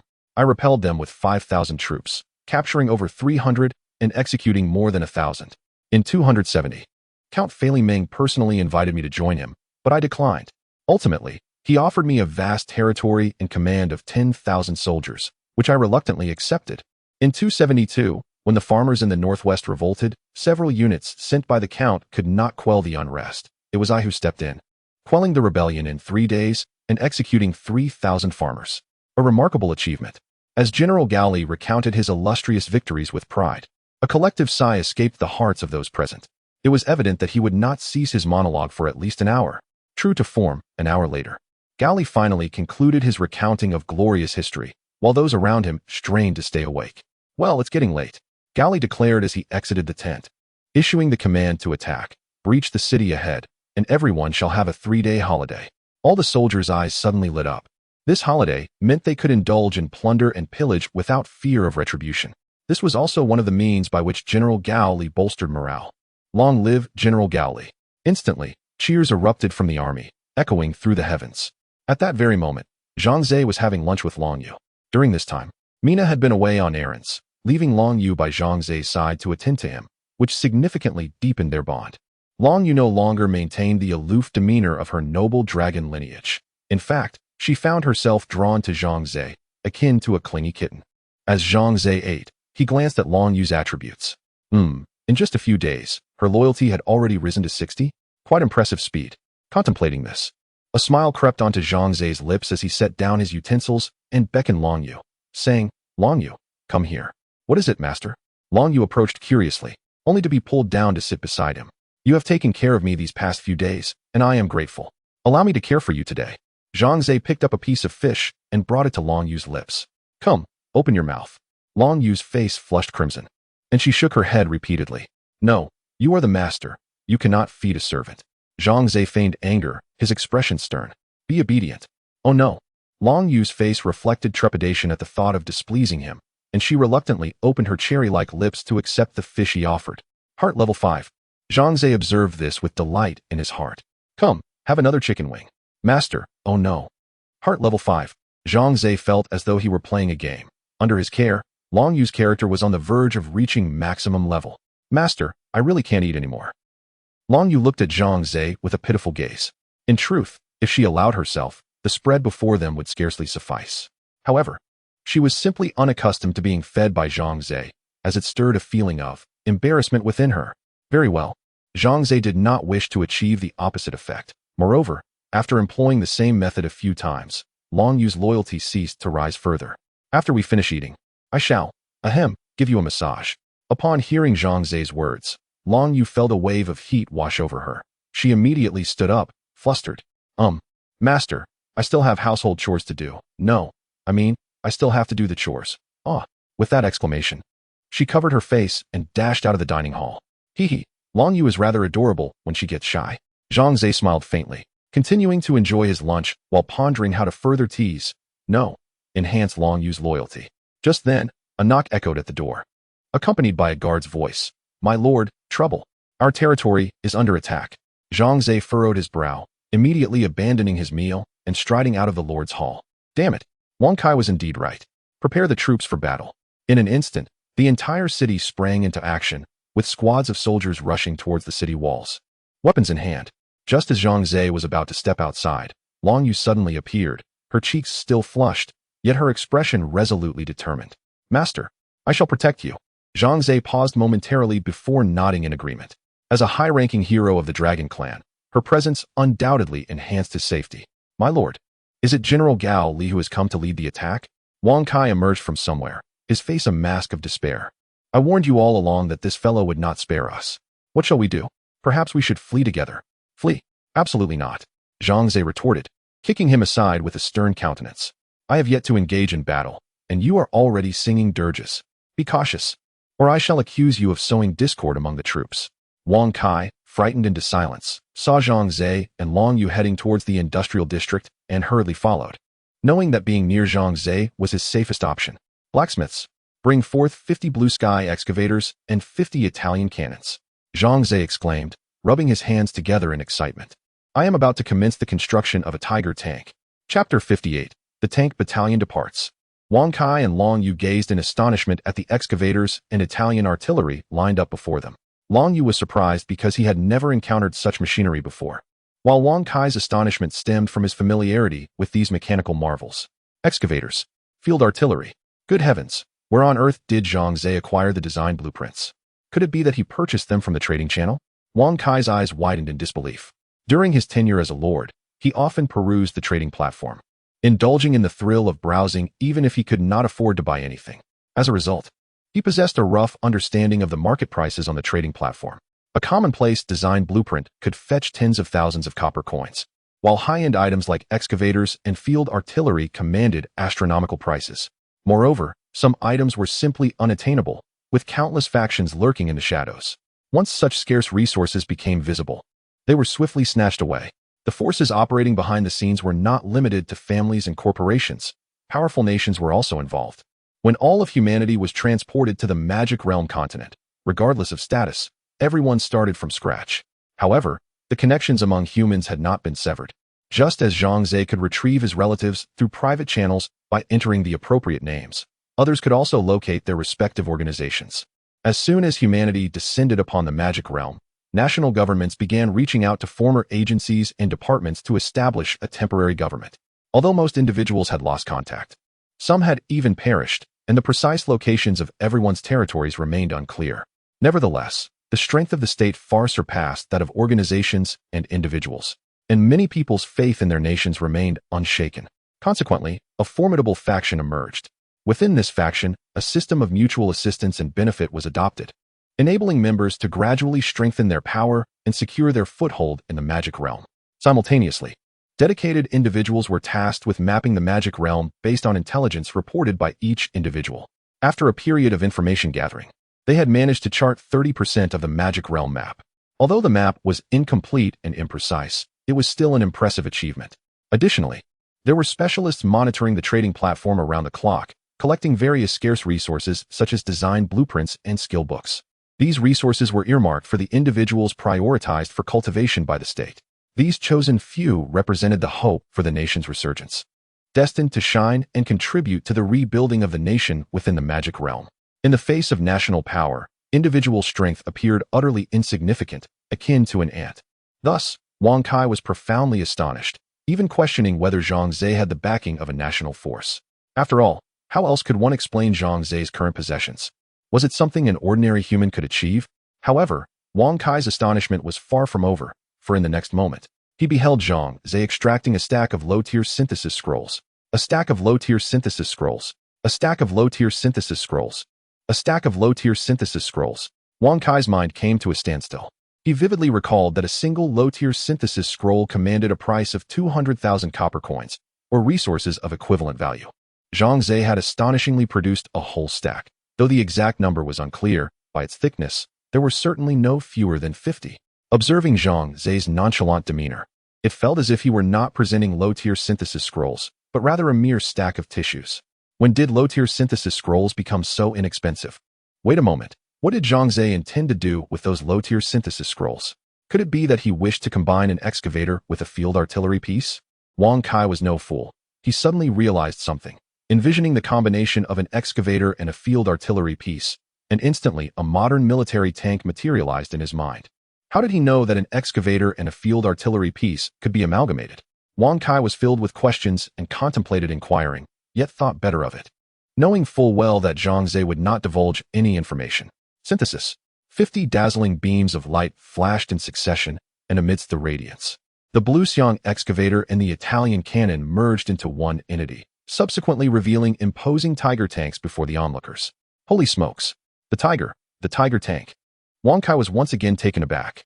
As a military enthusiast, How could he be unaware of the renown of the German main battle tank during World War II? A battalion of already trained tank soldiers stood in formation, their eyes sparkling with excitement. Previously, over 100 of them had to share a single Tiger tank for training, barely getting comfortable before having to make way for the next group. Now, at last, they possessed their very own tanks, stirring immense exhilaration within them. Zhang Ze leaped atop a Tiger tank and addressed the tank crew with fervor. Brothers, there are tens of thousands of enemies preparing to assault our territory. You and your tanks are the guardians of our land. Whether we can repel the enemy and safeguard the safety of our people rests entirely upon you. Zhang Ze's eyes widened, his hands firmly on his hips. If you fend off the enemy, there will be ample rewards. And those who falter in critical moments, do not expect my mercy. At your command, Lord. The tank crew thundered in response, their spirits soaring high. Wang Kai observed this scene and recalled his own soldiers, each timid and fearful, ready to flee at the first sight of the enemy, unable to be restrained. How had Zhang Ze trained his troops? Why was their morale so high? Each of them roaring with enthusiasm. Wang Kai was oblivious to the loyalty of Zhang Ze's soldiers. Had he known that their loyalty stood at a perfect 100, he would have been even more astounded. All units, check ammunition supplies. The leading tank soldier commanded loudly. Ready. Let us move out. Instantly, a procession of formidable Tiger tanks set forth towards the city gates. At that very moment, the formidable army of Gao Li commenced their siege. Gao Li, a seasoned general renowned for his strategic prowess, though possessing a malevolent disposition, demonstrated remarkable skill in warfare. Instead of immediately ordering his soldiers to charge into battle, he first deployed over 100 trebuchets. Let them bombard for an hour, he commanded, reclining leisurely in his tent while sipping from a bottle of soda, all the while issuing commands. In an instant, colossal stones were hurled into the sky by the trebuchets, tracing arcs that descended upon Zhang Ze's territory. The thunderous sound of impact reverberated as the stones struck, wreaking havoc upon the structures within the land. Under the protection of the Dragon Moon, Zhang Ze retreated to the Lord's Hall, witnessing his civilians scatter in terror from the onslaught, while their homes lay in ruin. His countenance darkened with palpable fury. Faced with this aerial assault, he found himself momentarily defenseless, yet a thought began to form in his mind. Bomb shelters. The construction of bomb shelters was imperative. Zhang Ze recalled that within his buildings, there existed an option for bomb shelters, though he had previously overlooked it. Clearly, the establishment of bomb shelters must now take precedence on his agenda. Grasping the two-way radio he had procured from the general store, Zhang Ze coldly commanded, Tank Company, heed my orders. Leave not a single one alive. Annihilate the enemy. Chapter 59. The peculiar iron cart. As Gao Li leisurely sipped his cola, he reveled in the attentive service of the beautiful maidens. Above him, a massive boulder engulfed in flames soared through the sky, whistling as it hurtled towards the territory of the otherworldly humans. Regrettably, the distance was too great to hear the cries emanating from within their domain. Gao Li pouted, lamenting the loss of such delightful entertainment.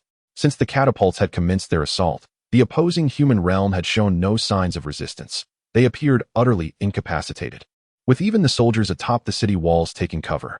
Standing exposed against the relentless barrage of boulders would surely be tantamount to seeking death.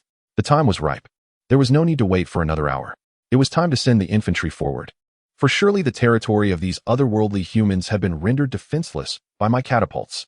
Gao Li mused with self-satisfaction as he waved his hand, issuing the command for the infantry to advance. Instantly, a resounding horn blared, accompanied by the rhythmic beating of war drums. 5,000 infantrymen, organized into 5 large formations, emerged slowly from the dense forest. These soldiers donned standard-issue armor, their weapons and equipment of exceptional quality, far surpassing the ragtag band of robbers they had previously encountered.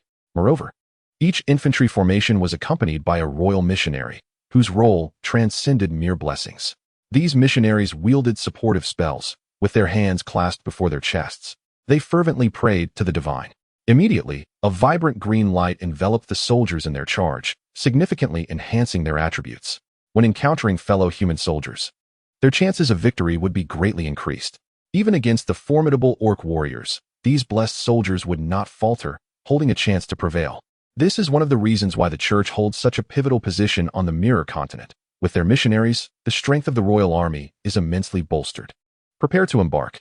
The leaders of each infantry formation raised their flags high, issuing commands with clarity. Subsequently, these formations began their steady advance toward Zhang Ze's territory. The soldiers, witnessing their catapults dismantling the opposing city's defenses without resistance, wore expressions of triumph, convinced of their impending victory. Having participated in numerous sieges, they knew that no city could withstand the might of the catapults. Without exception, all had succumbed. Thus, they believed that this city would be no exception. As the infantry formations approached within 1,000 meters of Zhang Ze's city walls, they were suddenly taken aback to see the gates wide open, revealing 50 peculiar iron carts emerging from within. Each cart bore a long, thick iron tube at its front, with a chain connecting several wheels beneath it, rumbling as it traversed the terrain with ease, regardless of its unevenness. What manner of contraption is this? They had never encountered such a sight before. Could it be a machine crafted by the dwarves or the goblinkin? The contraption appeared rather cumbersome, and in all likelihood, it would not outrun my 2 legs. Let us disregard them. The catapults will take care of them. Our duty lies in breaching the city wall. The soldiers swiftly dispelled their doubts and pressed onward, until the iron chariots across the way suddenly unleashed their cannon fire. Boom, boom, boom. The long iron tubes of the chariots incessantly belched forth flames, while the projectiles whistled down upon the dense throng. Subsequently, the explosive flames and shockwaves sent the crowd flying. Thick smoke billowed upwards, and the infantry formations were shattered into disarray. My God, what manner of weapon is this? Its power is immense. Help! My leg is broken. Who will come to my aid? How could this happen? We have received divine blessings, unafraid of ordinary blades and firearms. Why then are we so grievously injured? What has transpired? My eyes are blinded, and I see nothing. Instantly, the soldiers struck by the cannon fire descended into utter chaos and panic. The divine blessings they bore could not shield them from the artillery's onslaught, for the attack had far surpassed the protective capabilities of such auxiliary skills. At that moment, the Tiger tanks lined up in formation, relentlessly bombarding the opposing infantry, unleashing their wrath. They paid no heed to whether the adversaries were royal forces or any other. Anyone who dared to ravage their homeland and harm their kin was deemed the enemy. In the eyes of these civilians and soldiers, only Zhang Ze stood as their supreme leader.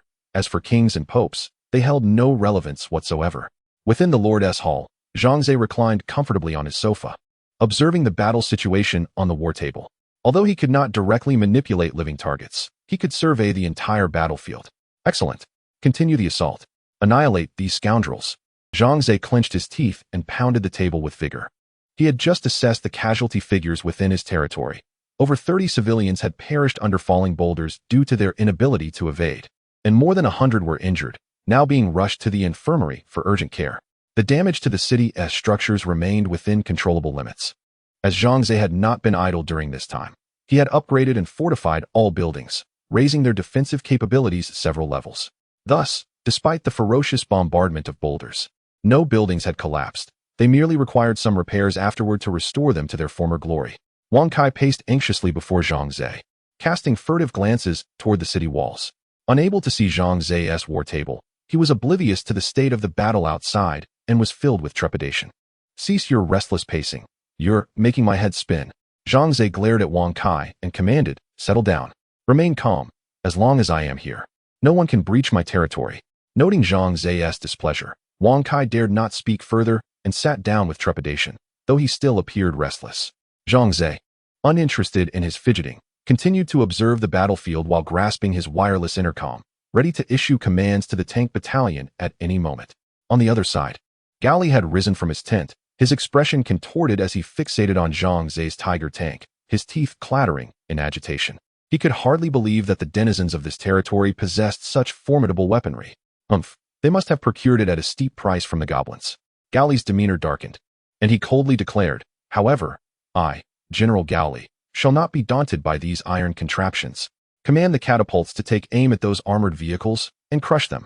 With the order dispatched, all the catapults shifted their targets, aligning themselves with Zhang Ze's Tiger tank, and once more, massive boulders were hurled into the sky, crashing down upon the Tiger tank with ferocity.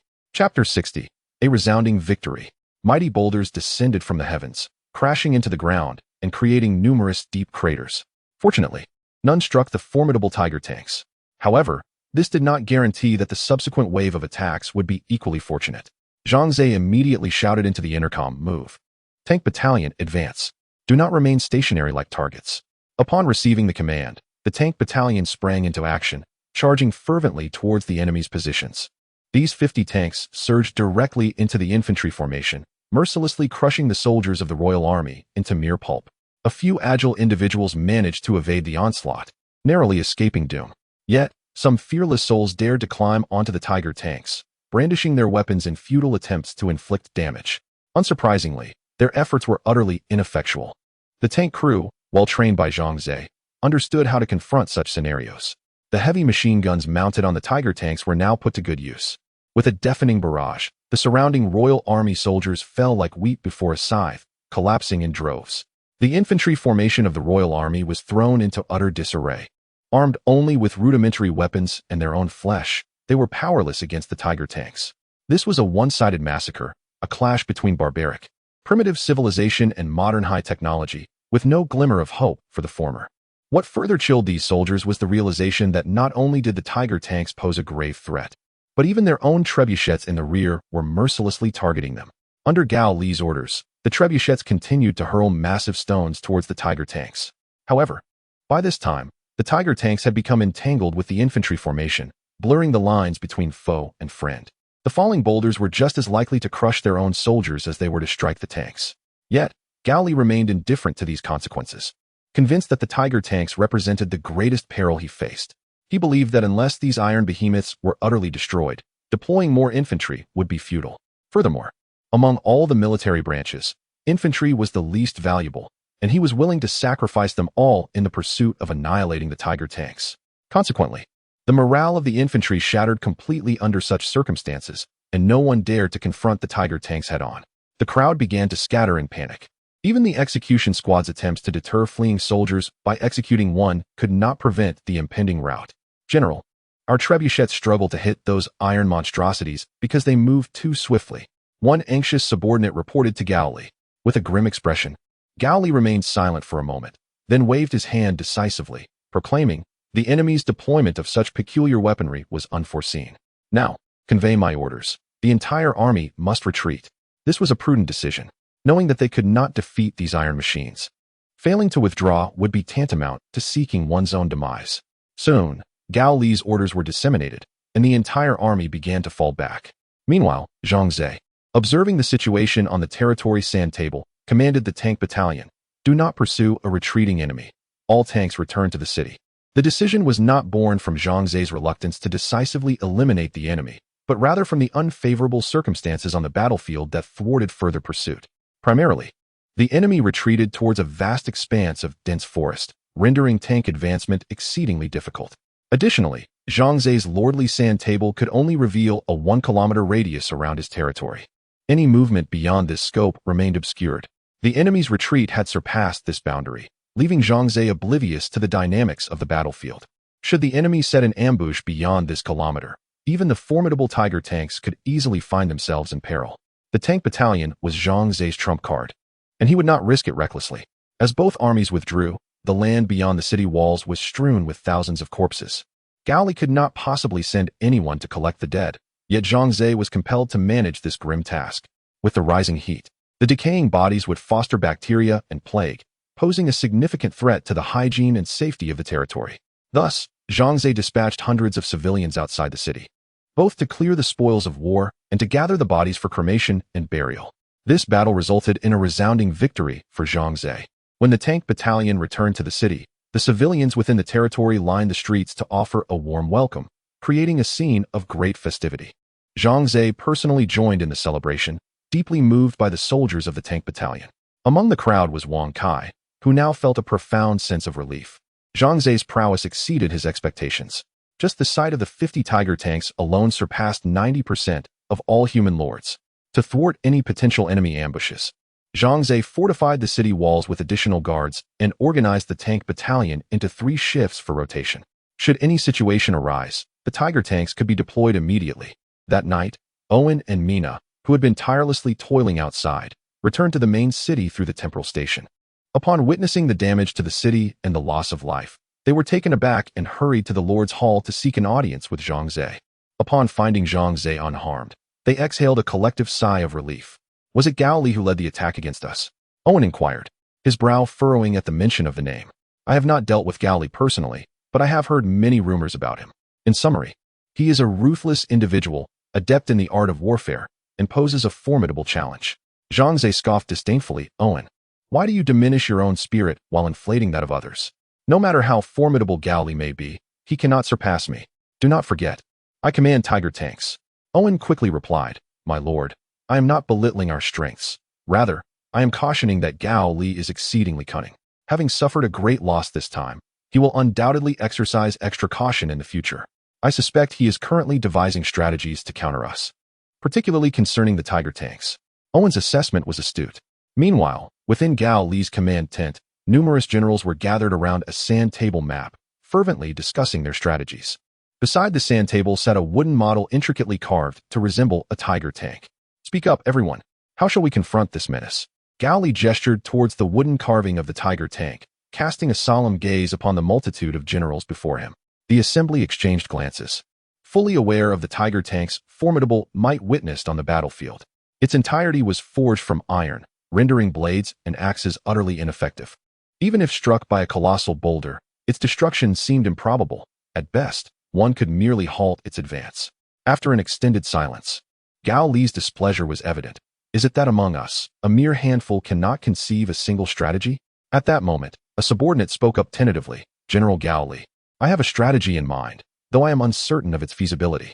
Gao Li regarded the subordinate and replied, Speak forth. Let me hear your proposition. Chapter 61. You truly are a war genius. Negotiation? Zhang Ze raised an eyebrow as he gazed at the kneeling envoy of the national king before him. I have no time for negotiations, he declared.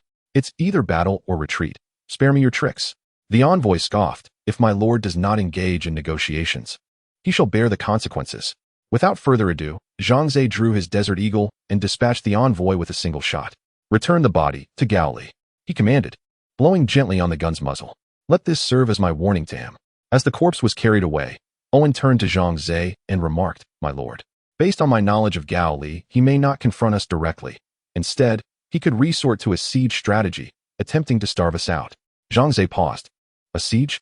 This is a commonly employed tactic from antiquity, surrounding the enemy's city to cut off all supplies, leading to starvation and, in dire situations, even cannibalism, ultimately forcing a surrender without a fight.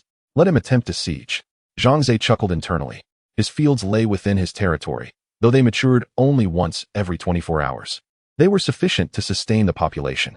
Water was also not a concern, as 8 wells scattered throughout the territory would adequately serve the needs of the inhabitants. The enemy's ambition to starve him was nothing short of a fool's errand. However, subsequent events unfolded differently than Owen had anticipated. Through his binoculars, Zhang Ze observed the king's army commencing excavation and deforestation. The trenches, approximately 5 meters wide and 3 meters deep, stretched for over 1,000 meters, effectively cleaving the earth. A significant portion of the neighboring dense forest was felled, and robust timber was gathered to construct catapults. Suddenly, Zhang Ze comprehended Gao Li's intentions. The excavations were aimed at countering his tiger tanks, while the felled trees were to be fashioned into catapults, poised to launch distant assaults on his territory. Clever maneuvering indeed. Zhang Ze pondered, stroking his chin. The tiger tanks could not traverse the deep pits, diminishing their combat effectiveness, while the enemy's catapults could hurl massive stones into his domain, inflicting damage. Oh, how he wished for an air force. Not much, just 2 bombers would suffice to obliterate these rascals. Sighing, Zhang Ze recognized the urgency of addressing the immediate predicament.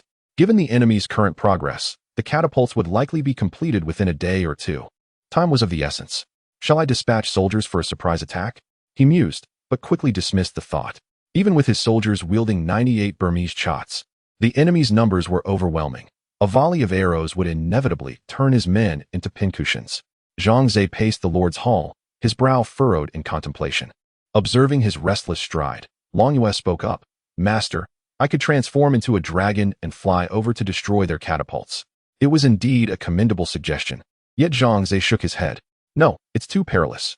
While Long Yue is formidable in dragon form, he is not invincible. The enemy's numbers are too great. Should they disregard their losses and swarm, even Long Yue could fall. Moreover, this is the realm of the magical lands, where sorcerers exist.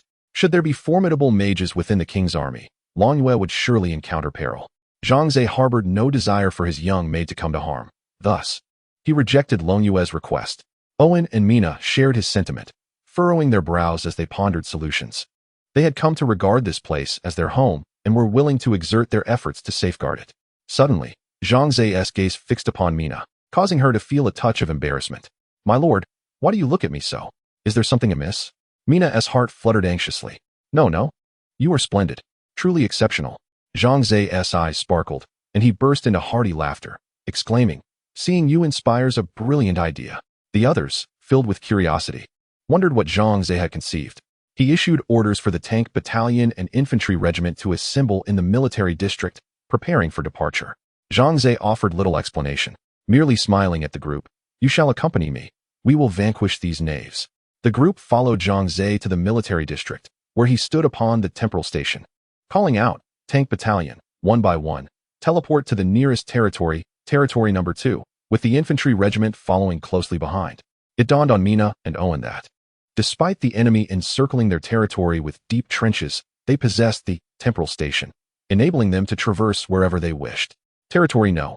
2 lay merely half a day's journey from the main territory. By relocating the tank battalion and infantry regiment, they could launch a surprise counterattack from the rear, ensuring victory. My lord, you are truly a genius of warfare. This plan is brilliant. Owen extolled, lamenting why he had not thought of it himself.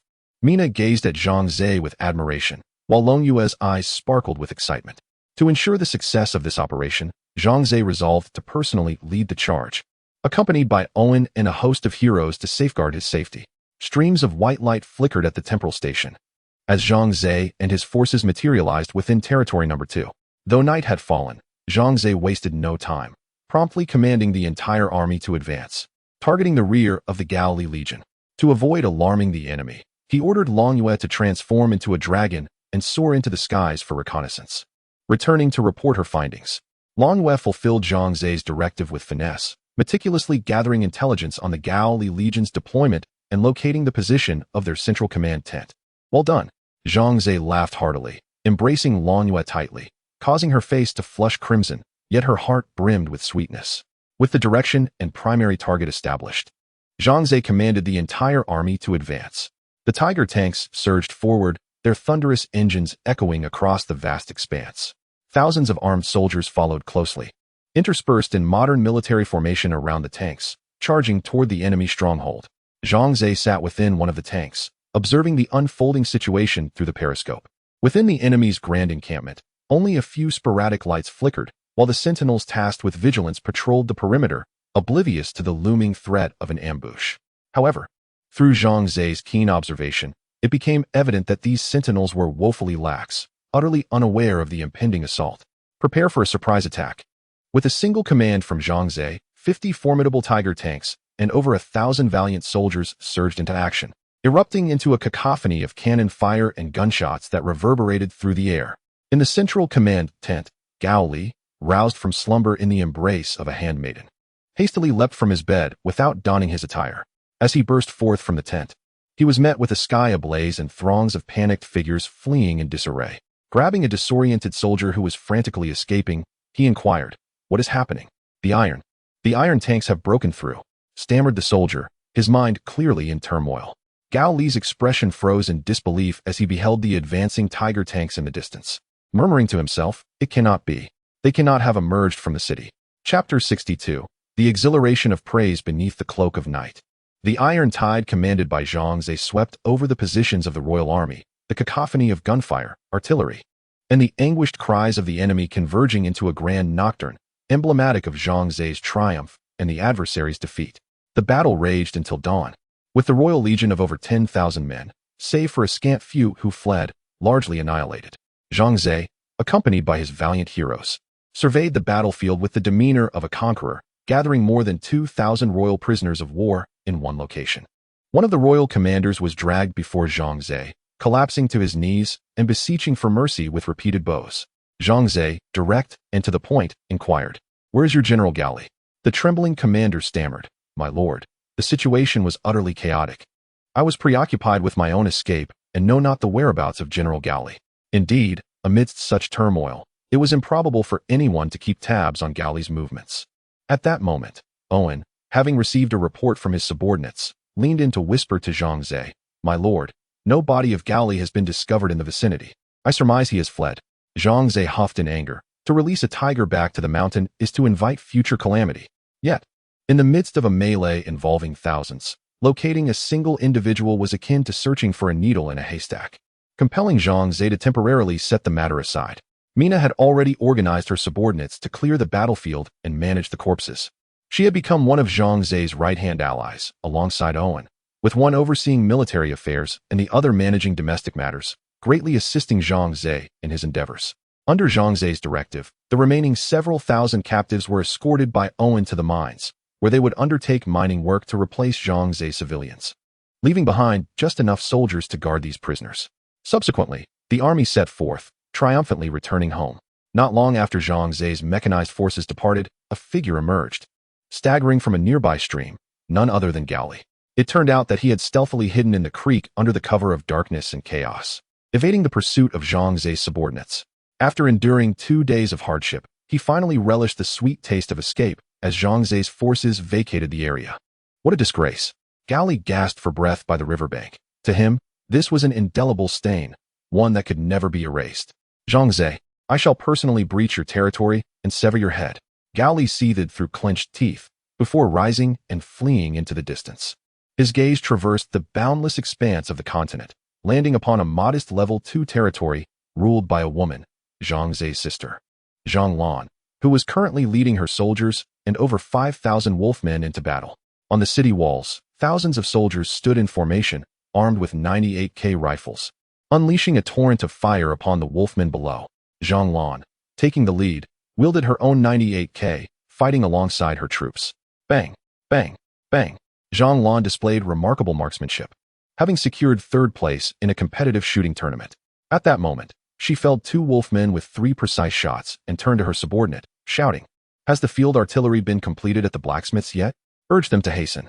The subordinate immediately dashed down from the city wall to inquire about the progress at the blacksmiths. Zhang Lan clenched her teeth.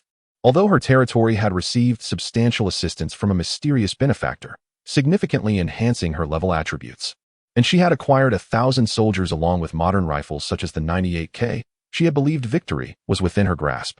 To her astonishment, the number of wolfmen attacking her territory was unexpectedly vast, swarming from the distance and encircling her domain, were it not for the wolfmen's relative lack of intelligence.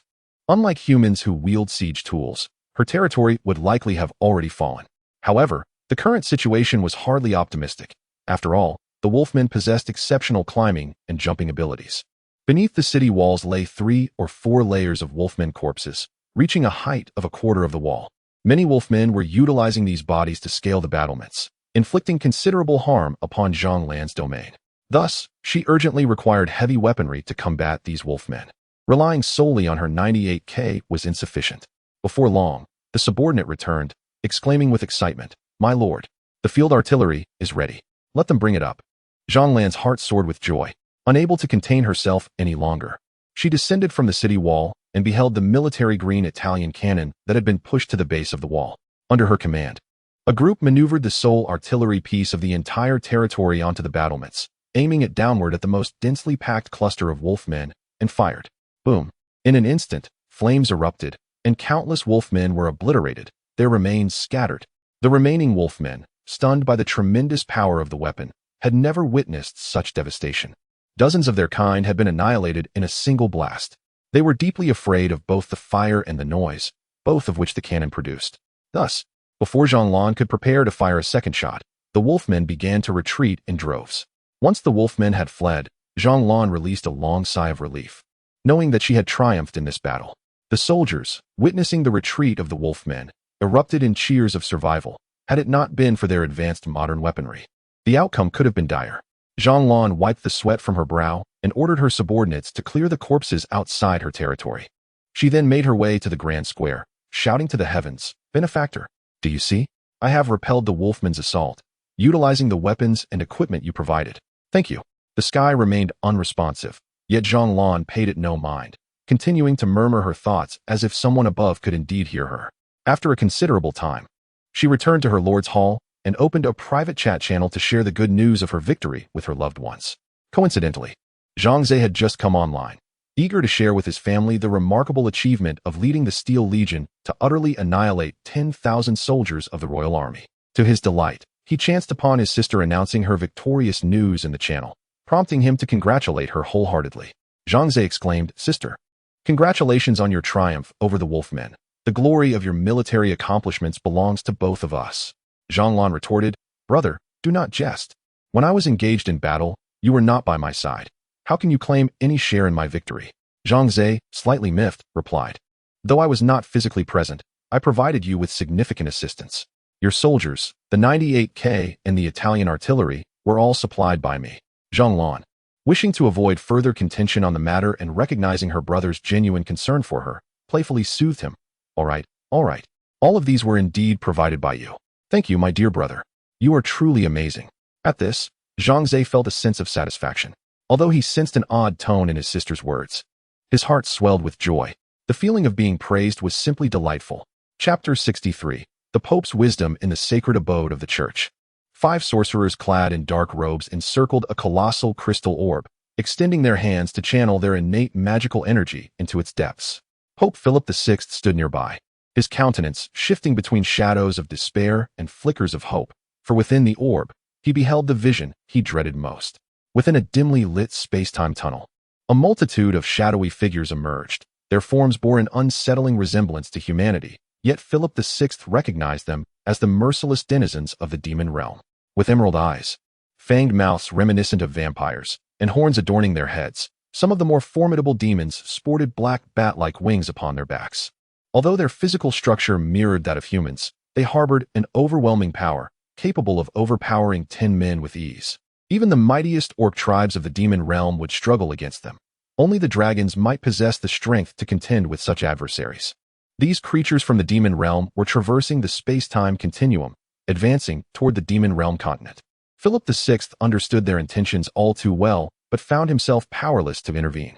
His sole glimmer of hope lay with the humans who had crossed over from another world, praying they could withstand the onslaught of the demonic army. He did not harbor illusions of their triumph. He was merely satisfied if they could diminish the demon's strength even slightly. Can we ascertain the location of the demon army's emergence? Philip VI inquired gravely of a nearby sorcerer. The mage replied respectfully, Your Holiness, we can only determine a general area, with an error margin not exceeding 1,000 meters. Philip VI nodded. This was indeed the best outcome achievable. He promptly ordered the mages to be dispatched across the lands, to inscribe magical sigils near the territories of the otherworldly humans, as well as at the locations of the demon army's impending arrival, guiding them toward the human realms. This stratagem had long been conceived by Philip VI. Demons possessed an intrinsic affinity for magic, and upon sensing magical fluctuations in their vicinity, they would inevitably investigate. Thus, they would be lured toward the territories of the otherworldly humans, circumventing a direct confrontation with the forces of the demon realm continent. Once the humans from the otherworld engaged the demonic legions, regardless of the outcome, both the church and the royal army would find it considerably easier to eradicate them. Although this plan bore a hint of moral ambiguity, it was exquisitely devised. Provided no significant mishaps occurred, the execution would proceed seamlessly. Stepping out of the chamber, Philip VI entered a resplendent hall where leaders from various nations of the demon realm continent congregated. Upon his emergence, they surged forward, their faces alight with anticipation. Your Holiness, the demon army approaches. Do we truly stand a chance? Your Holiness, my nation is too feeble. I beseech you to show mercy and send a contingent of the Holy Army to assist us against the demonic forces. I shall offer a year's worth of tax revenue to the church. I am willing to offer 1,000 servants, dedicated solely to the service of the Pope. I hope you can provide our nation with ample support and protection. I too am willing. The monarchs before me, each flushed with excitement, raised their hands and clamored like eager bidders at an auction, hastily casting their lots, fearful of ending up with nothing. Philip VI was quite pleased with the scene unfolding before him, as it underscored the considerable influence of the church upon the continent of the abyss. With a smile, he gestured for silence, and once the noise subsided, he spoke reassuringly. Esteemed kings, do not fret. I have devised a comprehensive strategy. Regardless of the number or might of the demonic forces dispatched, they shall not find us. The assembly exchanged puzzled glances, unclear of Philip VI's intent. Was not the goal of the demonic army to annihilate their nations and seize this land, along with its resources? Philip VI patiently elucidated. You should recall that I issued a decree forbidding interference with those humans who traverse from other worlds to establish their own territories in your vicinity. Many at the time misunderstood my command, believing I was fostering the growth of these interdimensional beings, which might pose a threat to you. Now, I shall reveal the rationale behind my decision. All eyes turned to Philip VI, their confusion palpable. After all, their instinct was to eliminate any potential threat at the first sign of its emergence. They believed it imperative to deny these otherworldly humans any opportunity to gain a foothold, lest their burgeoning power become a grave danger to their kingdoms and sovereignty. Yet, Philip VI had forbidden such actions, leading many to voice their grievances, even questioning whether these otherworldly beings were sponsored by the Church. In truth, the Church found itself unjustly implicated, for it bore no responsibility in this matter. To this day, no one understands why these beings from other worlds arrived on the continent of the Abyss, or what their intentions might be. Previously, 3 groups of individuals had crossed from other realms, yet their fates were dire. Either they could not adapt to the environment of the Abyss and perished, or they fell victim to the local indigenous powers or the demonic army. Ultimately, none survived. They all perished, and their territories crumbled into ruins, swallowed by the annals of history. Thus, it seemed that this latest cohort of interdimensional humans would likely meet the same fate. Philip VI laid bare his plans, and then smiled to reassure those present. Gentlemen, as long as events unfold according to my design, not only will these interdimensional humans face defeat, but even the invading demonic forces shall ultimately be vanquished. What we must do now is but one thing: quietly observe this splendid drama, and when both sides have mutually inflicted grievous wounds upon each other, it shall be our turn to act. Upon hearing the words of Philip VI, all the kings exhibited expressions of sudden realization, with some even breaking into enthusiastic laughter. Truly, the wisdom of His Holiness the Pope is remarkable.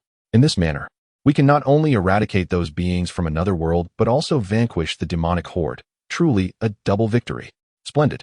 I have long harbored a disdain for those interlopers within my territory. They occupy my lands and have conscripted my subjects, resulting in a significant decline in my nation's harvests. I hope the demonic army thoroughly decimates these beings from another realm. Comparatively, I personally believe the threat posed by the demonic forces is far greater. Regardless, if they engage in a struggle to the death, ideally leading to their mutual destruction, it would be most advantageous for us. A group of individuals excitedly debated, while Philip VI wore a barely perceptible smile, for within his heart lay an even grander scheme. Chapter 64. Mother has arrived. Having resolved the threat posed by the usurious army, Zhang Ze felt a surge of joy as his sister, Zhang Lan, remained unscathed. Suddenly, he recalled that it had been an eternity since his last visit to the tavern, let alone the 72-hour cooldown period. 10 such periods had elapsed. Bartender, I wish to recruit heroes, Zhang Ze exclaimed as he hastened to the tavern, tossing a pouch of coins onto the table. Ah, my lord, it has been far too long. The bartender rushed over with evident enthusiasm, first securing the pouch before grinning. I shall promptly disseminate your recruitment notice. Just you wait. Zhang Ze nodded in satisfaction, fervently hoping to enlist a more formidable hero this time. In his ideal vision, he aspired to gather heroes from all races across the magical continent, expanding his horizons. Counting on his fingers, he noted, besides the human, dragon, and rat folk he currently possessed, there should also be goblins, dwarves, necromancers, trolls, elves, gnomes, and orcs. So many races available for recruitment. If he could gather heroes from all these races, a grand hero assembly could be convened. How delightful. With hopeful anticipation, he gazed at the tavern entrance, pondering what type of hero he would recruit this time. Ding. Your hero recruitment was successful. The system notification appeared promptly. Rewards multiplied by 100. Please choose. 1. 100 ordinary human heroes. 2. 1 exceptional human hero. Really? Another human hero? Zhang Ze pouted, somewhat dissatisfied. However, since the opportunity had presented itself, he could not refuse. It wasn't that he was particularly concerned about the coins. Rather, the more heroes he amassed, the better. Even the most mediocre hero outclassed ordinary soldiers by 100-fold. Moreover, with the 100-fold reward, even the most unremarkable could transform into something extraordinary. Very well, let us see what sort of hero this will be. Zhang Ze selected option 2, and immediately, the door swung open, revealing a striking figure entering. Is that a woman? Zhang Ze's face registered astonishment. A woman clad in a black robe stepped into the tavern, her face obscured by dark fabric, yet her eyes, which were visible, were exceptionally beautiful, suggesting she was indeed a stunning woman. However, Zhang Ze was not one to judge by appearance. He placed greater value on strength. Hello, are you the one recruiting heroes? The woman in the black robe addressed Zhang Ze in a cool tone. Such detached attitudes were common among newly recruited heroes due to their low loyalty, and Zhang Ze had grown accustomed to it. Yes, he replied absent-mindedly, as he began to assess the attributes of this enigmatic woman. Hero, Marlene Mitchell quality. Exceptional level, 1 experience, 0 10,000 race. Human health, 400 attack, 500 defense, 220 loyalty, 60 skills. Misfortune LV1, curses the target with bad luck. Talents, absorb LV1, drains energy from the target to replenish oneself. Transfer LV1, transfers one status to another target. Equipment, none requirements. 1 residence, 10 food per day, 1,000 copper coins per day. Notes. Age 29. A mid-level witch from the Witches' Mutual Aid Society, mother of Joyce Mina. After her daughter went missing, she departed from the society in search of her child. Wait a moment, Joyce Mina's mother? Zhang Ze's eyes widened in astonishment. Could it be mere coincidence? He looked up at Mitchell and inquired, "Are you Mina's mother?" Mitchell, with a puzzled expression, eagerly nodded and asked, "Yes, my lord. Have you seen my daughter?" "Where is she?" "Your daughter is currently within my territory, and she is one of my heroes," Zhang Ze replied with a smile. "It turns out they are friends. She is out on an errand for me. I shall summon her back at once." Mitchell's face lit up with joy as she repeatedly expressed her gratitude. "Thank you, my lord." She had been searching for her daughter for over half a year with no leads. Upon hearing that a witch had been captured by a band of robbers, she hurried to rescue her, only to discover that the band had already been eradicated and the whereabouts of the witch remained unknown. In her confusion, uncertain of her next steps, Mitchell noticed a recruitment notice affixed to the wall and decided to find a place to stay before making further plans. Little did she expect that her daughter would be within this very territory. Zhang Ze promptly summoned Mina, urging her to return swiftly.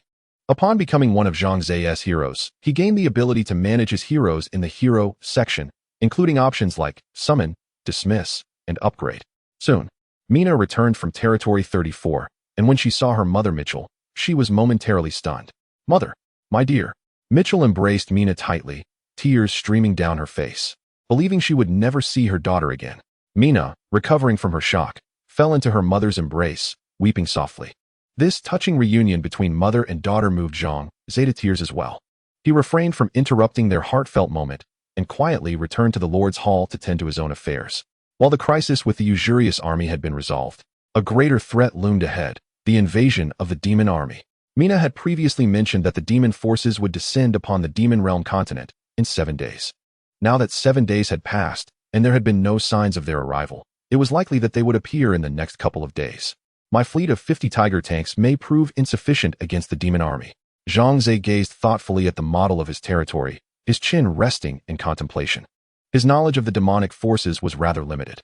Although Owen, Mina, and Long Yu had provided him with some information regarding these foes, their insights were rather superficial.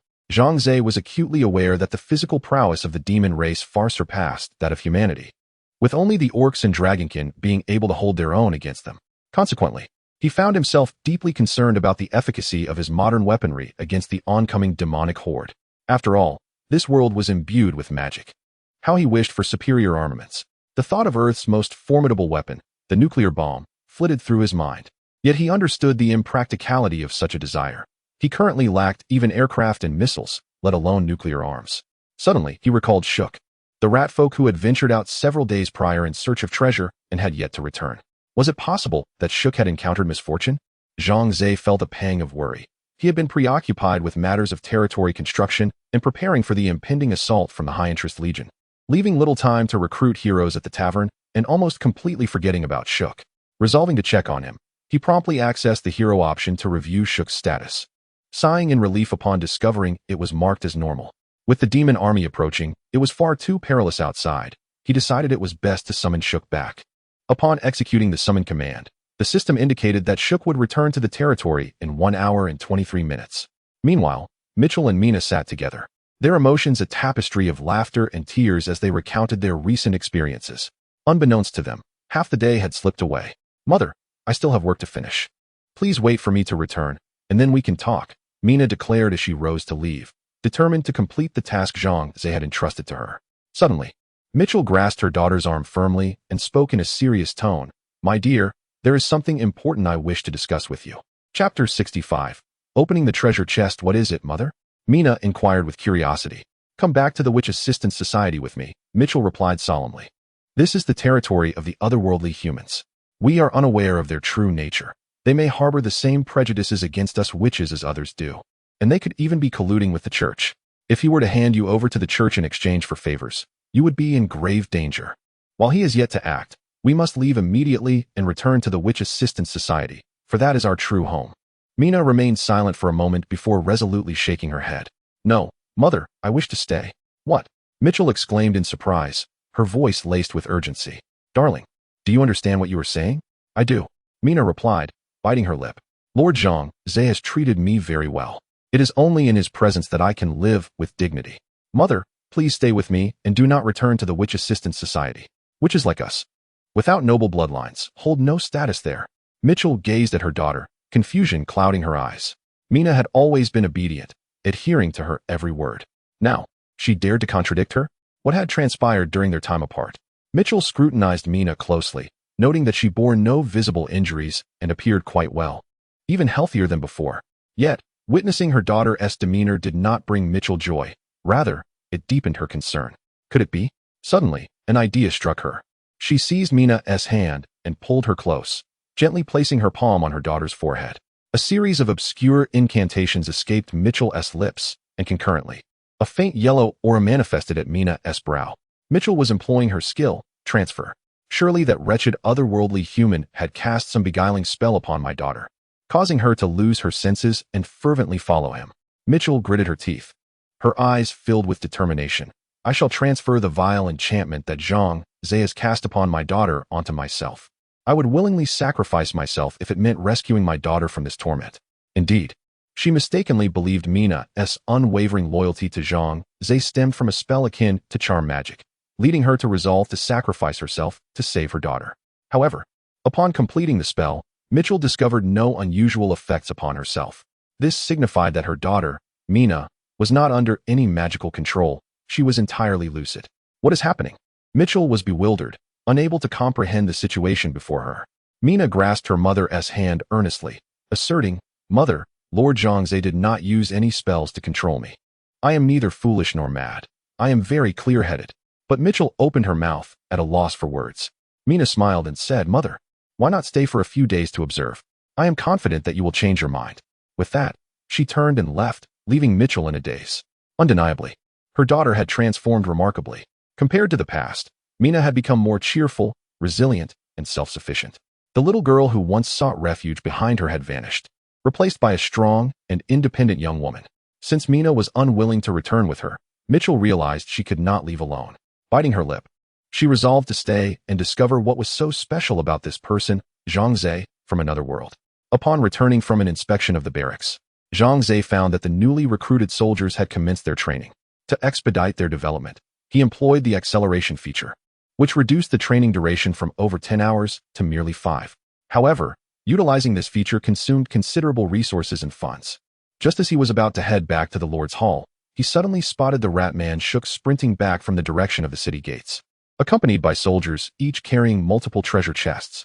My lord, Shook exclaimed upon seeing Zhang Ze, dashing up to him with excitement. I have fulfilled my duty. The treasure hunt yielded substantial rewards. Please, take a look. With that, Shook instructed the soldiers to place all the treasure chests before Zhang Ze for his inspection. Upon seeing the haul, Zhang Ze was pleasantly surprised. 14 ordinary chests, 6 rare chests, and even 1 exceptional chest. Ha ha ha. Well done, he exclaimed, laughing heartily as he patted Shook's small head. You have accomplished a great feat, and I must reward you. But, what shall I bestow upon you? As a member of the Ratman clan, Shook had no interest in money. Food. Given his tiny stature, 10 pounds of provisions would suffice for a month. Clothing and other necessities were of no use to him. It truly posed a dilemma. Just as Zhang Ze pondered this, a thought struck him. My God, the player mode allows me to manipulate the structures within my territory. Can I also manipulate my heroes? With this in mind, he swiftly acted, calling forth the territorial sand table to locate his current position. Aha, found it. On the sand table, a small ethereal figure appeared, presumably Shook. Zhang Ze clicked on Shook's image, and an operations menu promptly emerged. Wonderful, Zhang Ze exclaimed, pumping his fist in excitement before examining the options on the menu. Unlike the options in the hero menu, these features were significantly more powerful: heal, upgrade, enhance, teleport, clone, and accelerate, among many others. However, as he gazed at the impressive array of options, his smile faltered. What was happening? Why are only treatment, upgrade, and enhance available for selection, while the subsequent options, which are evidently more powerful, remain grayed out and inaccessible. Zhang Ze's gaze fixated on those muted options, and a line of prompts materialized before him. Usage condition: the Lord's level must reach the formidable tier. So, it turns out I must attain the formidable level to gain access. Zhang Ze glanced at his current standing. Excellent. He stroked his chin, pondering. I do not see any experience points or similar metrics on my attribute panel. How does one elevate their level? Is it through territory level, the number of buildings, resources, and wealth, or perhaps population? Zhang Ze found no answers, suspecting that this level is entirely at the system's whim. Never mind that for now.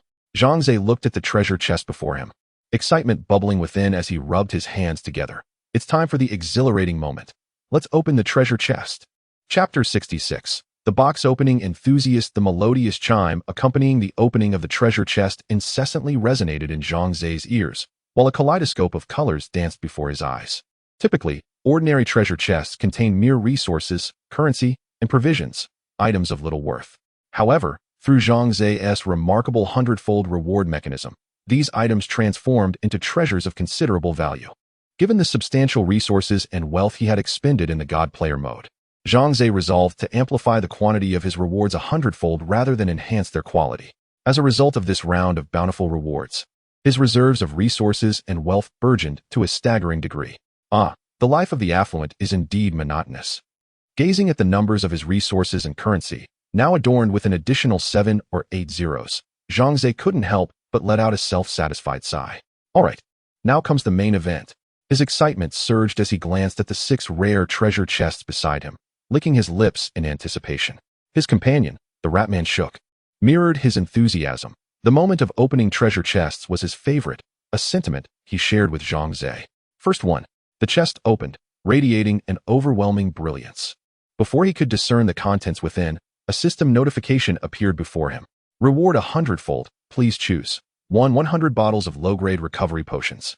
2. 1 bottle of high-grade recovery potion. Recovery potions are quite effective in battle, particularly when one is gravely injured. They can mean the difference between life and death in critical moments. Thus, they are highly sought after in the trading channel. Regrettably, Zhang Ze had little interest in them. What a useless item, he grumbled disdainfully. In this day and age, who still takes the field themselves? Are the heroes and soldiers mere decorations? If it comes to the Lord needing to step in personally, this territory is doomed. Nevertheless, with no other options available, Zhang Ze pondered for a moment and opted for choice 1. While he had no use for these potions, they could be invaluable to his soldiers and heroes. Especially the soldiers, he mused, stroking his chin thoughtfully. They charge into battle, risking their lives. Distributing 1 potion to each could significantly reduce their mortality rate. He felt quite proud of his idea, yet if other lords were to discover that he had allocated such precious potions to the lowest-ranking soldiers, they would likely choke on their shock and exclaim, "Prodigal, what is next? Please, do not present me with more potions." Zhang Ze clasped his hands together in earnest supplication. Beside him, Shook imitated his pose, his face a picture of reverence. Open. With a flourish, the next chest revealed itself. Reward 100-fold. Please choose. 1. 100 ordinary Forbidden Land passes. 2. 1 high-grade Forbidden Land pass. Forbidden Land passes? What on earth is that? Zhang Ze's curiosity was piqued as his gaze settled upon the item resembling a ticket. Instantly, a system notification appeared. Forbidden lands are akin to game dungeons. You may lead your soldiers into these realms to slay monsters and seize treasures. However, be forewarned. The dangers within Forbidden Lands are 100-fold greater than those in the demon realm. Enter at your own peril. Goodness, there's even a dungeon? Zhang Ze's curiosity was instantly piqued. He wondered what intriguing treasures lay within the Forbidden Zone. However, despite his intrigue, he was also aware of the age-old adage that curiosity killed the cat. Since the system had already cautioned him against recklessly entering, it was evident that his current strength was insufficient to handle the challenges of the Forbidden Area. Thus, he resolved to wait until he had grown stronger before venturing inside. After some contemplation, Zhang Ze ultimately opted for 100 ordinary access permits to the Forbidden Zone. His reasoning was akin to that for the synthesis scrolls. While the items in the advanced Forbidden Zone were undoubtedly valuable, they were of no use to him if he could not acquire them. Subsequently, Zhang Ze continued to open treasure chests. Among the 4 rare chests, he uncovered a rare skill book, stone throwing, a rare cloak, a pair of rare shoes, and a first-tier upgrade scroll. Stone throwing? What a useless skill. Am I supposed to hurl stones at my enemies? I desire a more advanced skill book. Choice 2. This cloak has commendable attributes. Evasion of 7, perfect for my own use. Would enhancing its quality 100-fold yield even better results? Choice 2. Although these shoes are somewhat unsightly, they provide a movement speed of 5. Perhaps I should consider outfitting my soldiers with them to ensure they can march swiftly in the future. Choice 1. An upgrade scroll? Let me check the description. Oh, splendid. It can elevate a common target by 1 level. Choice 1. Soldiers, blacksmiths, healers. There are so many that require upgrading. Zhang Ze made all his selections in one breath. Now his inventory boasted a perfect skill book, Soul Inquiry, a perfect cloak, 100 exquisite pairs of shoes, and 100 first-tier upgrade scrolls. First, he examined the perfect skill book. Skill book, Soul Inquiry, quality, perfect class, wizard effect, conduct a soul inquiry on the target. Effective regardless of whether the target is alive or dead, and irrespective of their race. Note, once the soul inquiry is cast, the target's soul will permanently dissipate within 24 hours. This skill is rather ruthless. Zhang Ze felt a slight chill run down his spine. This is, quite frankly, a means of tormenting souls. However, I find it appealing. For those who refuse to speak the truth, a harsher approach is necessary. This skill book is exclusively for the wizard class, and it goes without saying that it belongs to Mina. By the way, Mina's mother, Mitchell, is also a witch yet. Her loyalty towards me is not particularly high. Moreover, the previous identification spell suggested that she does not genuinely wish to remain. So I shall bestow this skill book upon Mina. After perusing the skill book, Zhang Ze turned his attention to the perfect cloak. Wind Shadow quality, perfect class, unrestricted attributes, evasion 24 special effect. In the event of an attack, the evasion rate increases by 100 for 30 seconds. Note, the great mage Mel Gibson sealed the wind spirit within this cloak to aid him in dodging enemy attacks. Perfect. With this, I need not fear ambushes. Zhang Ze gleefully donned the cloak, and instantly, a gray garment materialized behind him. Remarkably, this cloak seemed to flutter without any wind, achieving a perfect flare. Additionally, 100 pairs of exquisite shoes and 100 upgrade scrolls were to be awarded to his loyal and diligent subordinates during the assembly that Zhang Ze planned to convene. Master, Shook, the rat man, gazed eagerly at Zhang Ze, who, understanding the unspoken request, handed over all the empty treasure chests he had previously opened to Shook. Thank you, Master. Shook exclaimed joyfully while clutching the treasure chests, relishing them with unabashed delight. To him, these empty treasure chests held more value than any reward. Now, it was finally your turn. Zhang Ze extended his magical grasp toward the final treasure chest, the exquisite one. The last exquisite treasure chest had yielded 3 items.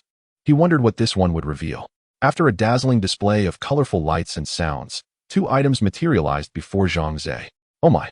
As he discerned one of the items, his eyes widened in astonishment. Chapter 67. The large defensive array within the exquisite treasure chest.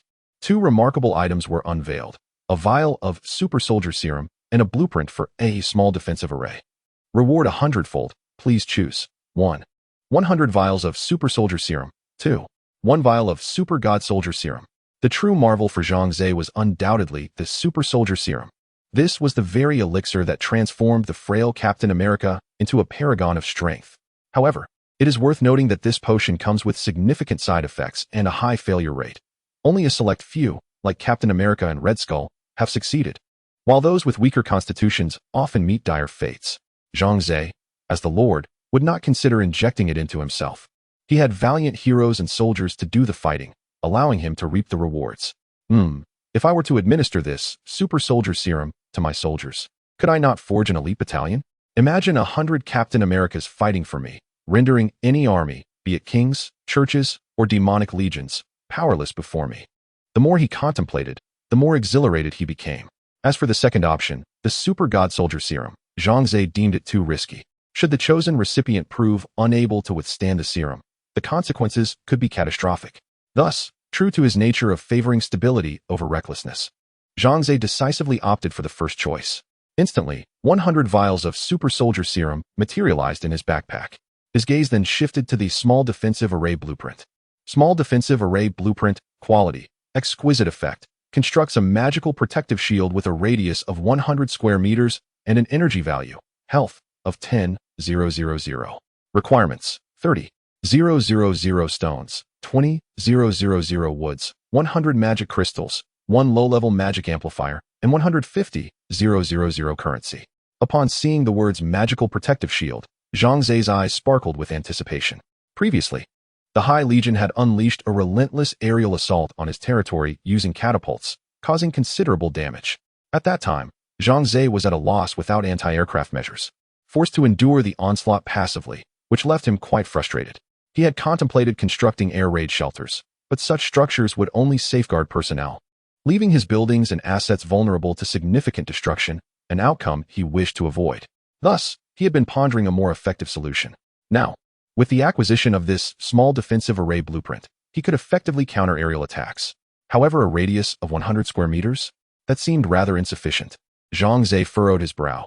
His territory spanned 4,000 to 5,000 square meters, and this magical protective shield would likely only shield a single dwelling. After the hundredfold reward, it could be upgraded to a large defensive array blueprint. He wondered how much the radius could be expanded. It was worth a try? Regardless, this small defensive array blueprint was undoubtedly of no use, and Zhang Ze felt no need to dwell on it, promptly opting for option 2. Instantly, a large defensive array blueprint manifested in his backpack.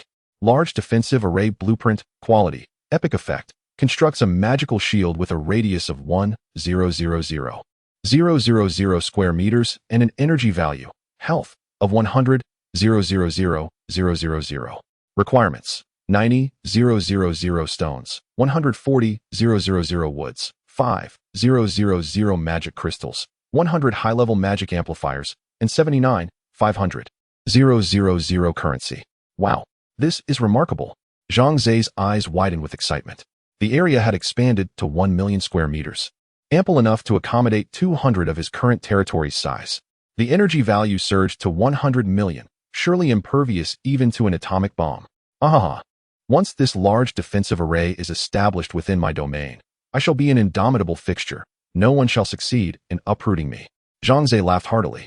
However, the resource requirements were indeed daunting. Gazing at his resource reserves, Zhang Ze could only marvel.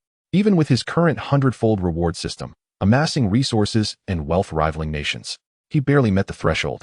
For others, it would likely be an insurmountable challenge throughout their lives. What exactly are these magic crystals? And the high-level magic amplifiers? Where could one procure such items? Zhang Ze's expression turned troubled. The large defensive array blueprint was a treasure, yet he lacked the means to implement it. I shall gather all the heroes during dinner tonight and inquire if anyone possesses knowledge of this. That evening, within the Lord's Hall, Zhang Ze summoned all the heroes for a grand feast. A lavish 10-meter-long wooden table graced the center of the hall, with Zhang Ze seated at the head. To his right sat Mina, Owen, Dragon Moon, and the Ratman Shook, while to his left, only Mitchell sat alone. This arrangement was deliberate, as Mitchell's loyalty was notably low among the heroes. The loyalty of the others exceeded 80, with Owen and Mina surpassing 95. The purpose of this gathering was primarily to welcome a new member. Zhang Ze smiled as he introduced Mitchell to the group. This is Mitchell, Mina's mother and a witch, who will henceforth be one of us. Please welcome her. Applause erupted as Mitchell rose, smiling and nodding to everyone. The banquet commenced, featuring an array of delectable dishes. Sweet and sour pork, squirrel fish, oil-braised shrimp, and braised crayfish, all renowned dishes from Zhang Ze's homeland of China. To savor a taste of his native cuisine, Zhang Ze had specially acquired the complete Chinese cookbook from the grocery store, entrusting it to Dragon Moon for her to study. After 3 months of diligent practice, Dragon Moon had finally mastered the art of cooking. Now, whatever dishes Zhang Ze ordered, she could nearly replicate with ease. Who could have imagined that the illustrious hero of the Dragon Clan would now find himself as Zhang Ze's personal chef? Oh, and Mina and the others were accustomed to these dishes, but for Mitchell, it was her first encounter with such cuisine, and her face displayed a look of astonishment. She lifted her gaze towards the others, observing how adeptly they wielded the utensils known as chopsticks, deftly picking up their food. Although Zhang Ze had thoughtfully prepared a knife and fork for Mitchell's convenience, she was at a loss as to how to consume these dishes. Noticing her mother's bewilderment, Mina took it upon herself to demonstrate the proper way to enjoy the meal. Mother, this sweet and crispy guabao roe is delightful. You must try it. This mapo tofu is soft and sticky, though it is rather spicy. The crayfish is not eaten whole. You need to shell it and remove the intestinal tract, as it contains impurities. Following her daughter's guidance, Mitchell began to eat, and to her surprise, she discovered that these peculiar dishes were exceptionally delicious. Unable to resist, she polished off everything on her plate. Zhang Ze wiped the corner of his mouth and stated, "Next, I have a matter to discuss with all of you. Everyone ceased their activities and turned their attention to Zhang Ze, who then asked, "Does anyone know what a magic crystal is? And what about a high-level magic amplifier?" Chapter 68. Clues. The assembled crowd fell silent, and Long Yu curiously inquired, "Master, what do you intend to do with these items?" "I aim to establish a large-scale magical defense array," Zhang Ze replied candidly, never one to hide his intentions from his own people. A large-scale magical defense array. Mitchell was the first to express astonishment. As a witch, she possessed a heightened sensitivity to magic. In her recollection, such an elaborate array was not something an ordinary individual could erect. It demanded an immense expenditure of resources and finances. She vividly remembered a king who, in an attempt to thwart foreign invasions, had summoned a grand sorcerer to set up a magical defense array. Even that was merely a medium-sized array, sufficient only to protect the palace, yet it drained the national treasury that had been amassed over centuries. And what did Zhang Ze possess? Mitchell had surveyed Zhang Ze's territory, which spanned merely a few thousand square meters, at most, the size of a small town, yet he dared to dream of establishing a large-scale magical defense array. Even if he sold everything he owned, he could not possibly gather the requisite resources and finances. Yuan interjected, "My lord, it is my understanding that erecting a magical defense array requires a substantial investment of resources and wealth. Are you certain you can manage it?" Zhang Ze smiled with pride, declaring, "Since when has your lord lacked resources or wealth? As long as I desire it, I can procure as much as needed. Rest assured, these matters do not concern you. Quickly inform me where I can acquire magic crystals and high-level magical amplifiers." Upon hearing this, Mitchell could not help but smirk inwardly. This fellow is quite the braggart. Once he comprehends the requirements of the magic array, he is bound to be left speechless. Long Yu interjected, "Master, I know where to find magic crystals. However," she hesitated before finally stating, "we will encounter dangers." "What kind of dangers? Speak plainly."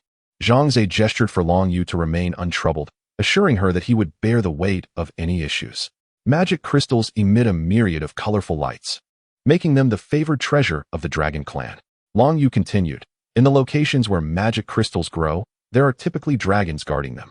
The more abundant the magic crystal supply, the greater the number and level of the guarding dragons." Pausing for a moment, she asked, "How many magic crystals do you require?" 5,000. Zhang Ze casually responded after reviewing the requirements for the magical defense array. Long Yu's eyes widened in disbelief. 5,000. Such a colossal quantity can only be found in super-large magic crystal mines. And there, one would generally encounter hundreds of dragons or high-ranking dragons guarding the area, making it nearly impossible for an ordinary person to approach. "Master, I advise you to reconsider," Long Yu said, her tone laden with concern. "Only super-large mines possess this quantity of magic crystals, and they are heavily guarded by numerous dragons. Our chances of success are slim." Zhang Ze furrowed his brow and asked, "Aren't you a high-ranking hero of the Dragon Clan? Can't you go there?" Long Yu appeared awkward, taking a while before finally replying. "I have been exiled from the Dragon Clan, my identity and status have been stripped away, and in the eyes of my kin, I am but a sinner. They would attack me at any moment." Zhang Ze pondered thoughtfully, nodding. So that is how it is. He would not allow Long Yu to take risks. Thus, forcibly seizing the opportunity was futile. He resolved to adopt an alternative strategy. "Long Yu, do you remember the jewels I gifted you last time?" Zhang Ze inquired with a slight smile. Long Yu was momentarily taken aback, unsure why Zhang Ze had abruptly shifted the topic. Nevertheless, she nodded. "I remember. I adore them."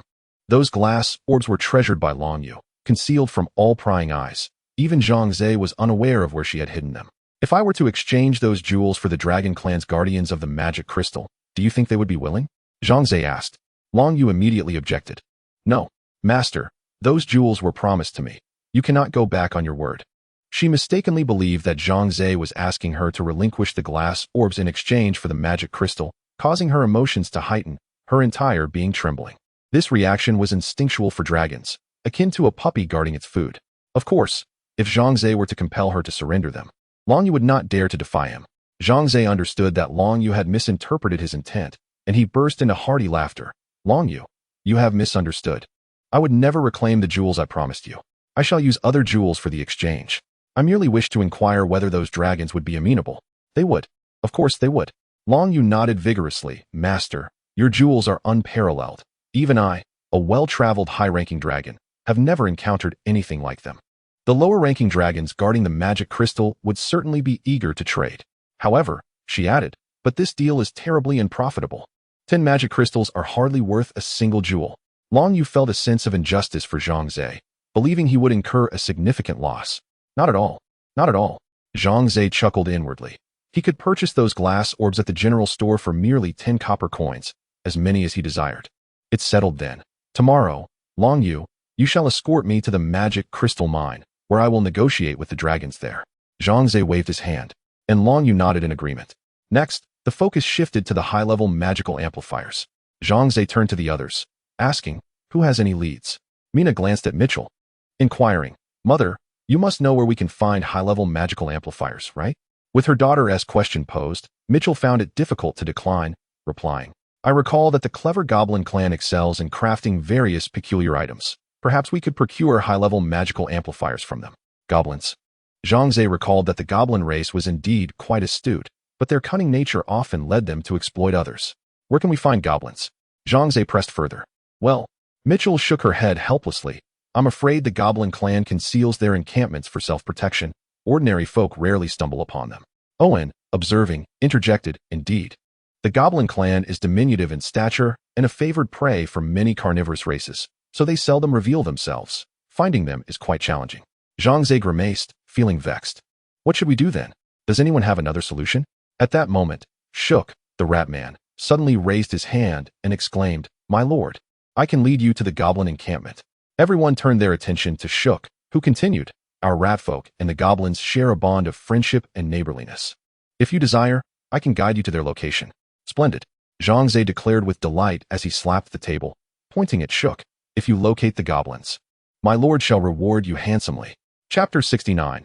He is not that kind of person. The little mouse named Shook clasped his tiny paws together, revealing a hint of apprehension. My lord, he said, Shook does not seek rewards. I merely wish to request your assistance with a matter. What is it?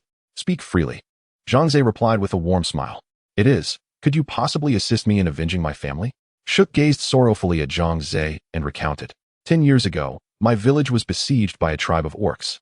My parents, in a bid to allow me to escape, deliberately lured the orcs away. When I returned, everyone was dead. What a heart-wrenching tale, the others in attendance thought, as they watched Shook weep, his tiny paws covering his eyes. Yet, there was little that could be done. This world operates on the principle of survival of the fittest, devoid of reason.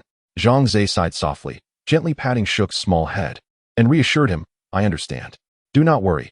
I will help you take your revenge, provided you can locate that tribe of orcs. Those accursed orcs. I would recognize them even in ashes. Shook cried out in anguish. With all matters settled, the banquet drew to a close, and the guests began to rise to bid farewell to Zhang Ze. Mina, please stay a moment. Upon hearing Zhang Ze's words, Mina obediently remained, while all but Mitchell exited the hall. Why do you linger? Zhang Ze glanced at Mitchell, his voice cool. Mitchell pressed her lips together. Her concern for her daughter led her to hesitate, wishing to discern Zhang Ze's intentions.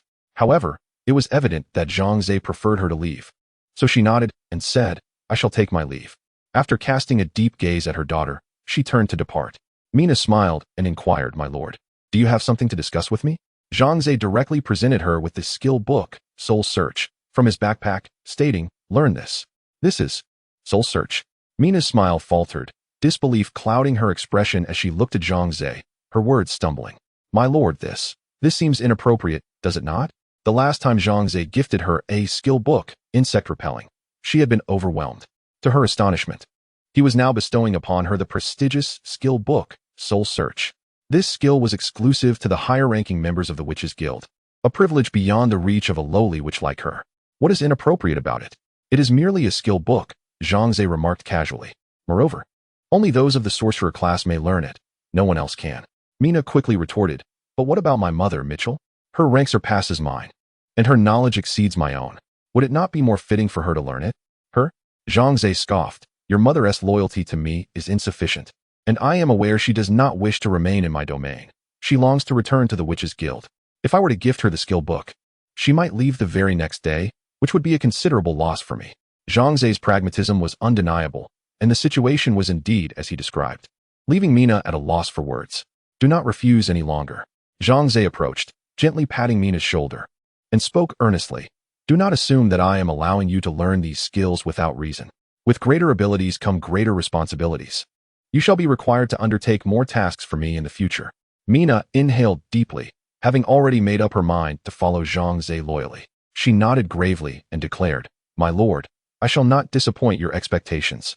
With that, she placed her hand upon the skill book, Soul Search. And a flash of crimson light enveloped her as she acquired the skill book, Soul Search. After waiting a moment without witnessing a red heart float above Mina's head, Zhang Ze felt a twinge of curiosity. Why had Mina's loyalty remained stagnant at 99? What was lacking? Puzzled, Zhang Ze decided to temporarily set aside the matter and instructed Mina to return and rest. Mina exited the Lord's Hall, brimming with excitement, and was immediately greeted by her mother, Mitchell, who stood anxiously at the door. "What transpired inside? Did he harm you?" Mitchell inquired, scrutinizing her daughter from head to toe, fearful that Zhang Ze might have taken advantage of her. Mitchell's concern was not unfounded. In the realm of magical lands, there existed a vile custom where it was said that whoever took a witch's virtue would gain good fortune, leading to many witches suffering grievously. Mitchell herself was a victim of such a fate, and it was because of this that she became pregnant with Mina. The anguish she endured would not befall her daughter again. "No, my lord has treated me very well. He is not that kind of person," Mina replied, shaking her head. "What exactly did you do then?" Mitchell pressed on, still unconvinced. With reluctance, Mina recounted the incident of Zhang Ze gifting her the skill book, Soul Search. "What?" Mitchell's eyes widened in disbelief. She could hardly accept the reality of it. Mastering such an advanced spell as skill book, Soul Search, would place Mina on par with members of the Witch Assistance Council. Indeed, the council held lineage and status in high regard, maintaining a strict hierarchy where superiors wielded absolute authority over inferiors, even over matters of life and death. Although witches often resented this subservient feeling, the world outside was far more perilous, leaving them with no choice but to endure for the sake of security. Yet, there were those among the witches who, through talent and diligence, attained formidable power and were occasionally promoted beyond the norm. However, such instances were rare, reserved for geniuses or those fortunate enough to encounter fortuitous events. Generally, witches found it nearly impossible to achieve. This Soul Search spell, while not intended for combat, remained a high-level incantation, possessed only by a select few esteemed members of the Witch Assistance Council. Yet now, her daughter Mina had learned it. "Surely you jest." Mitchell could hardly believe it. Who would bestow such a precious skill book upon an ordinary low-level witch? Simply submitting it to the Witch Assistance Association could very likely result in the esteemed president dispatching 100 lowly witches akin to Mina to Zhang Ze as slaves. "I am not deceiving you, mother." To substantiate this matter, Mina promptly recited a soul-searching incantation. This spell immediately induced a transformation in the surrounding environment, summoning chilling winds that pierced through the air, rendering one's body icy and frigid. At this moment, Mitchell finally believed. Her daughter had acquired the sorcery typically reserved for high-ranking officials. "This Zhang Ze truly eludes my understanding." Mitchell gazed toward the Lord's Hall. Her eyes clouded with confusion as she murmured. Simultaneously, in a distant realm inhabited by humans, a man with an imposing demeanor was activating a private channel, preparing to speak. "Ladies and gentlemen, you must have received the news by now. The demonic legions are poised to descend upon the demon realm continent." Chapter 70. I am a serious person. In the private channel, individuals began to voice their thoughts. Wu Xiong, note, Military Department. Leader, we have received information, and we are aware that the local churches and various factions on the demon realm continent intend to lure the demon army toward us, using us as cannon fodder. Lu Weigua, note, Cultural Bureau. These despicable individuals, their audacity is beyond measure. Qiu Shuai, note, Agriculture Department. While I am furious, we currently have no means to counteract this. Our territory has just begun, and our national institutions have only been restored to 3 levels. Furthermore, many have betrayed their homeland, aligning with Country M and other foreign powers. And some scoundrels even assist foreigners in oppressing their compatriots. Yan Qingxue, note, Commerce Department. This predicament is unavoidable. All of humanity has arrived on the demon realm continent, and the former national boundaries have long since vanished. In the struggle for survival, each individual will make their own choices. After a moment of silence, a man spoke in the channel. Wu Wei, at this juncture, there is no need to discuss those who have betrayed their nation and people.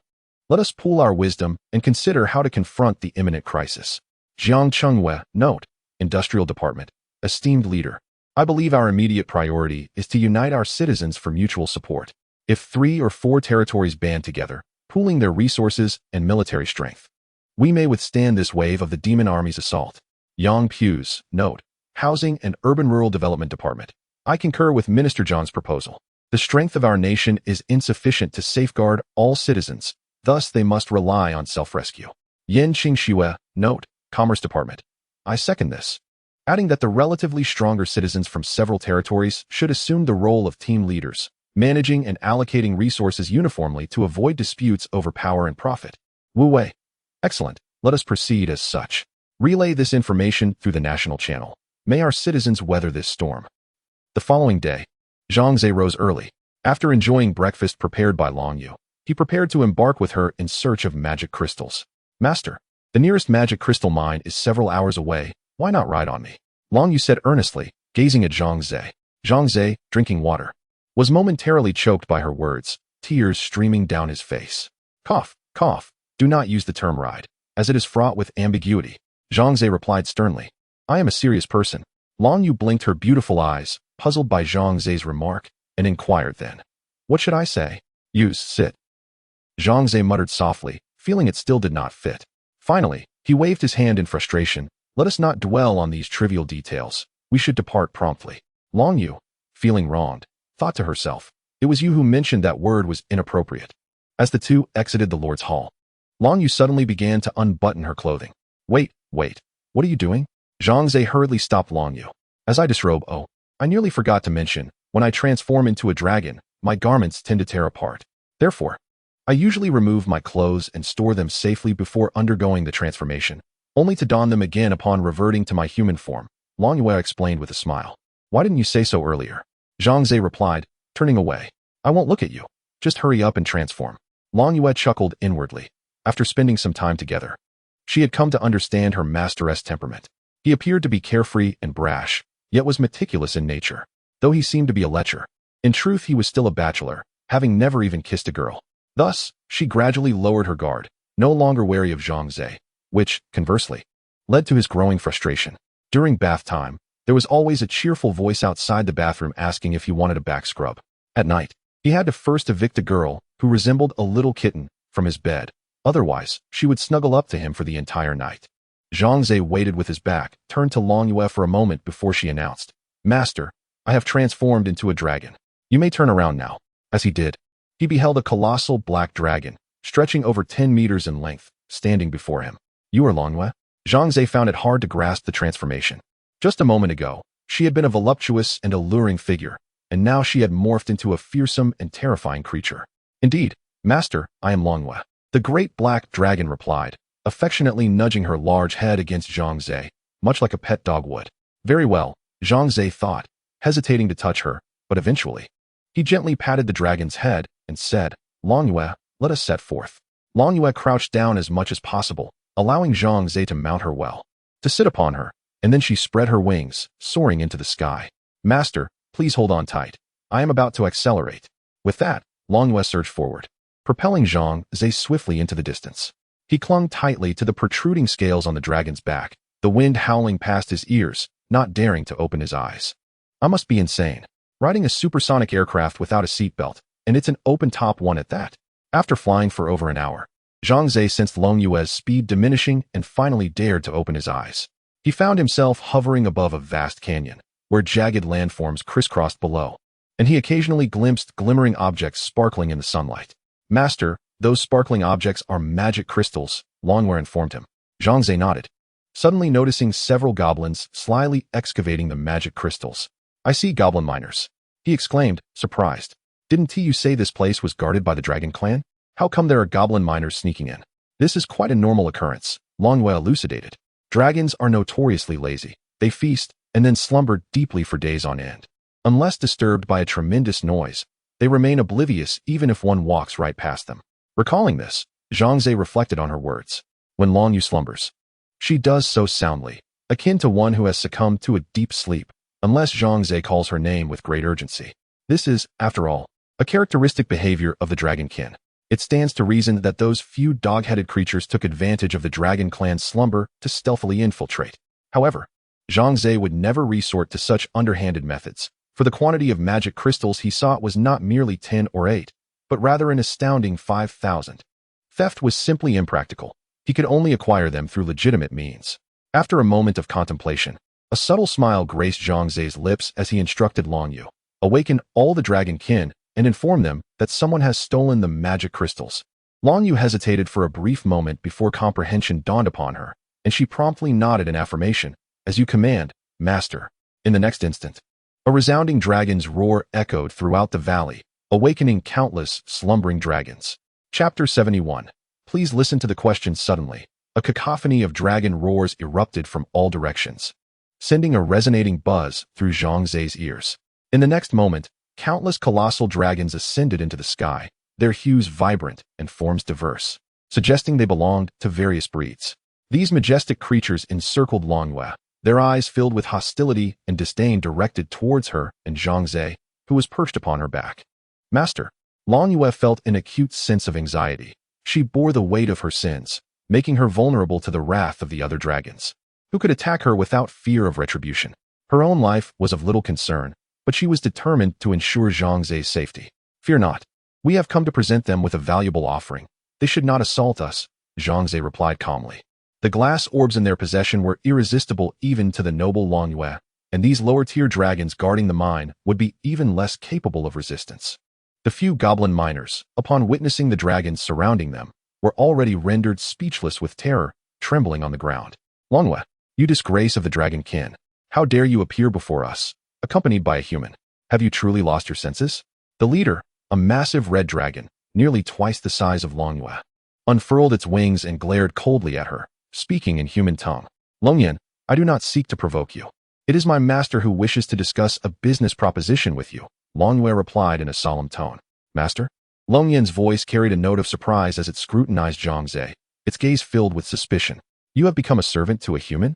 I assumed you had lost your royal status, but I believed you still retained some dignity as a dragon. It appears, however, that you have willingly sunk into degradation." Cough. Cough. Zhang Ze shook his head, responding, "You are called Long Yin, correct? Your words are rather unpalatable. What do you mean by degradation? Though humans may be weaker than you, our intellect surpasses yours by far."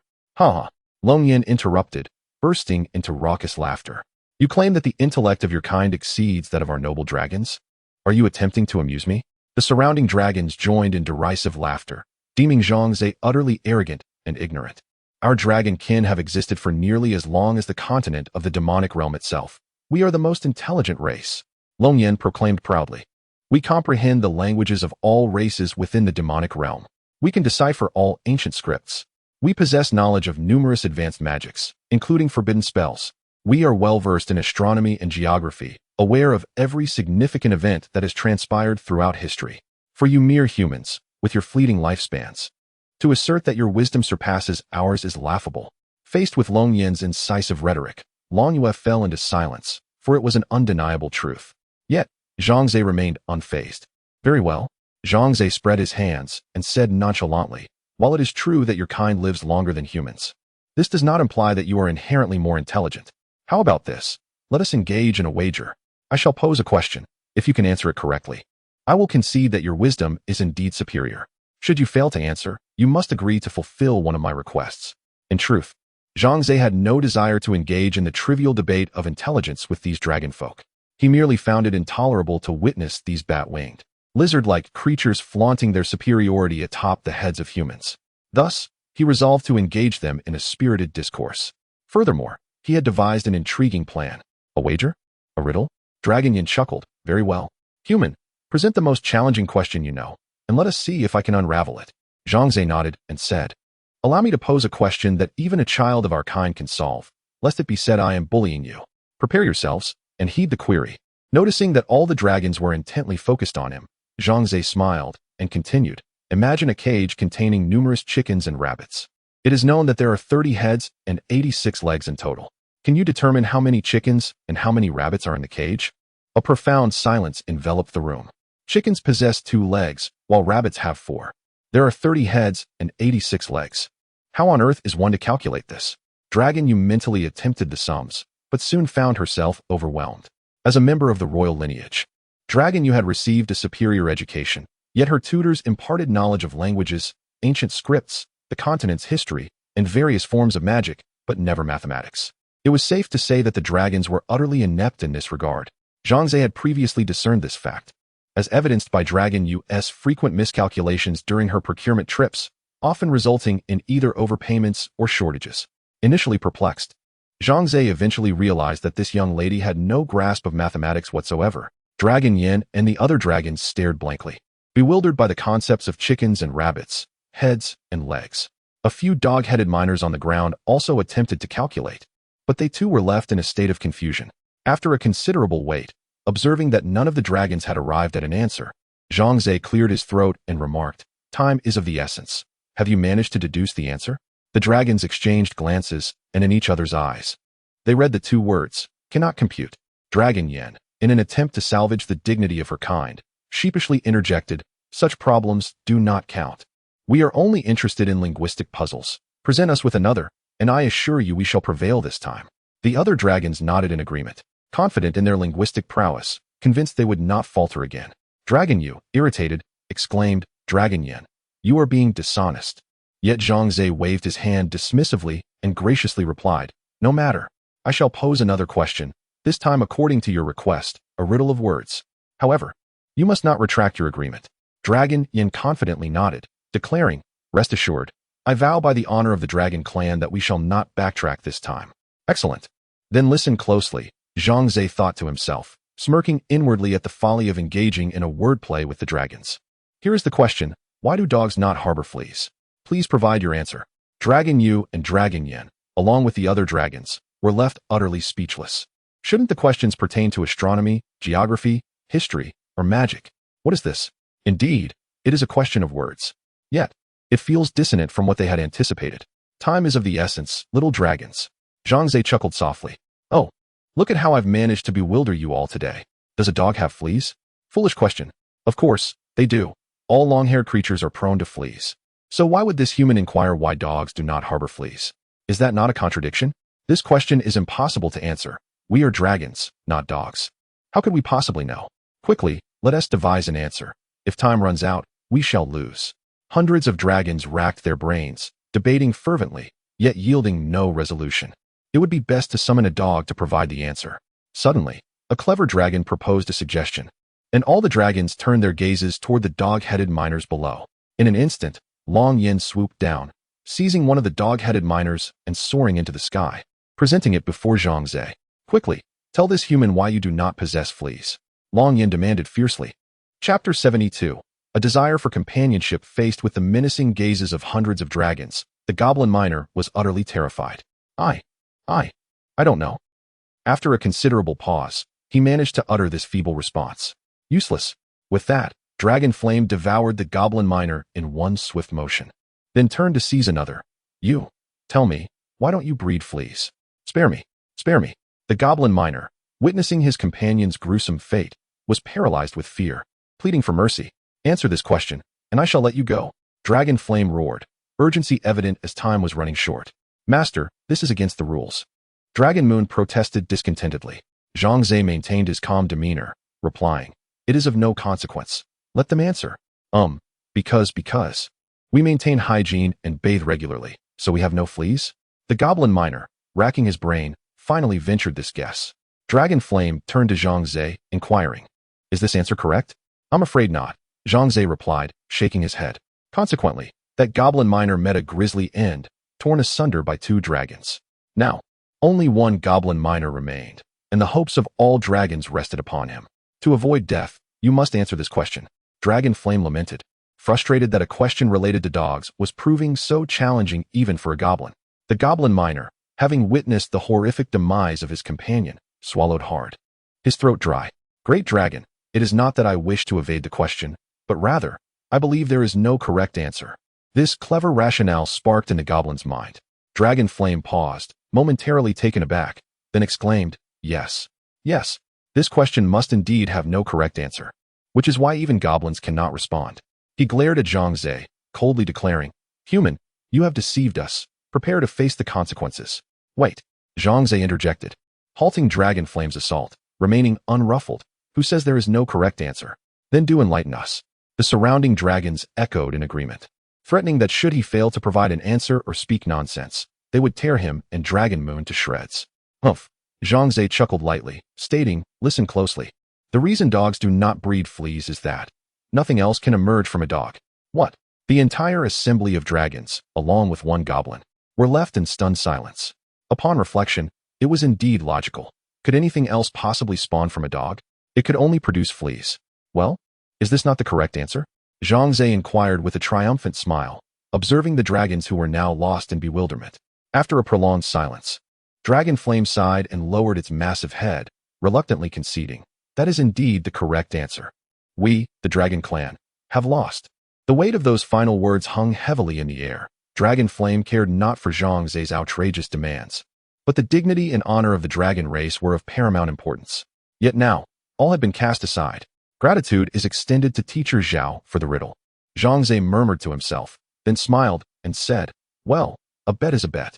I hope you will honor your promise and agree to one request of mine. Long Yin nodded, reassuring him, rest assured, our Dragon Clan is true to its word. What do you desire? Is it the magic crystal stones? Take as many as you wish.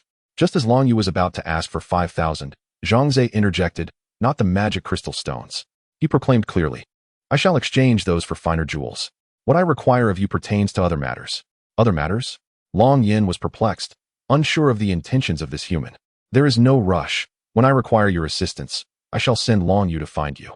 Zhang Ze retrieved a small cloth bag from his system inventory and extracted a handful of colorful glass orbs, presenting them before Long Yin. What do you think of these jewels, Long Yin? These are. Long Yin's eyes widened, glistening with intrigue as he beheld the radiant, flawless orbs.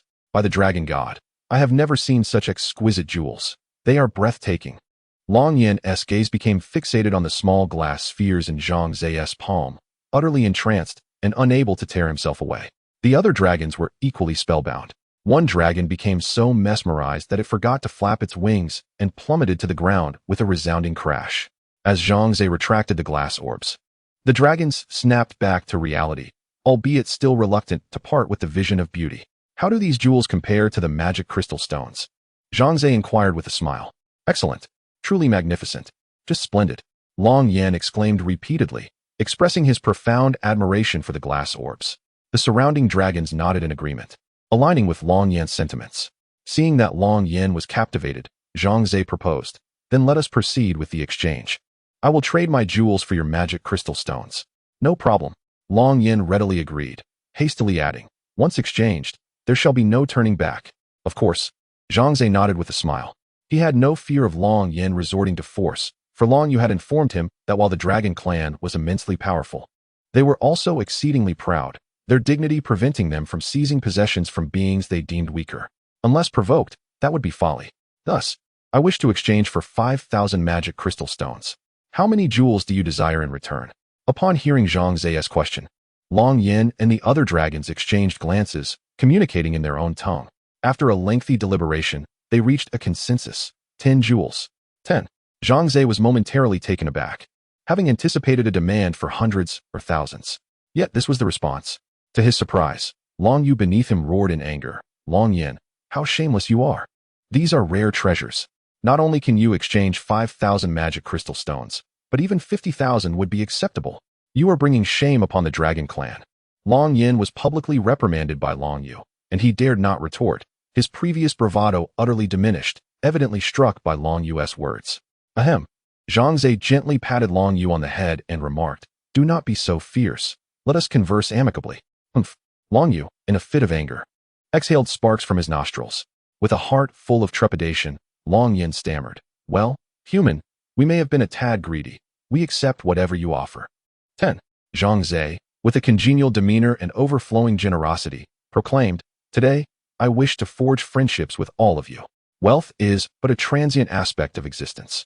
One cannot take it with them upon departure from this world. Compared to the bonds of friendship we forge, it is of little consequence. Chapter 73. Brotherhood. Long Yin listened to Zhang Ze's words, remaining in a state of stupor for quite some time before finally reacting. Is it true what you say about humanity? Zhang Ze nodded affirmatively, responding with unwavering certainty, absolutely true. My Dragon God, you are truly a remarkable person. Long Yin exclaimed with great excitement. Were he in human form at that moment, he would have likely embraced Zhang Ze to convey his overwhelming joy. The other dragons shared in this exhilaration, as they belonged to the same clan as Long Yin. Their leader, Bestowing the jewels upon Long Yin was akin to them receiving these treasures as well. Their excitement stemmed not only from an innate fondness for such treasures, but also from a significant reason. The quantity of precious artifacts possessed by each dragon clan determined their standing within the greater dragon family. One must either possess a plethora of treasures or hold exceptionally valuable ones. Every century, the dragon clans host a grand event akin to a treasure competition, where the clan leaders assess the finest artifacts. The clan that secures first place earns the respect of all dragons, a tremendous honor indeed. Zhang Ze smiled lightly, saying, "There's no need for gratitude. This is merely an equitable exchange, a mutual fulfillment of needs." "Hardly an equitable exchange. We are at a disadvantage." Dragon Yu muttered in discontent. Human friend, I still do not know your name." Long Yan's tone softened considerably, tinged with a hint of deference. "My name is Zhang Ze. Dear brother Long Yan. You may simply call me by my name from now on."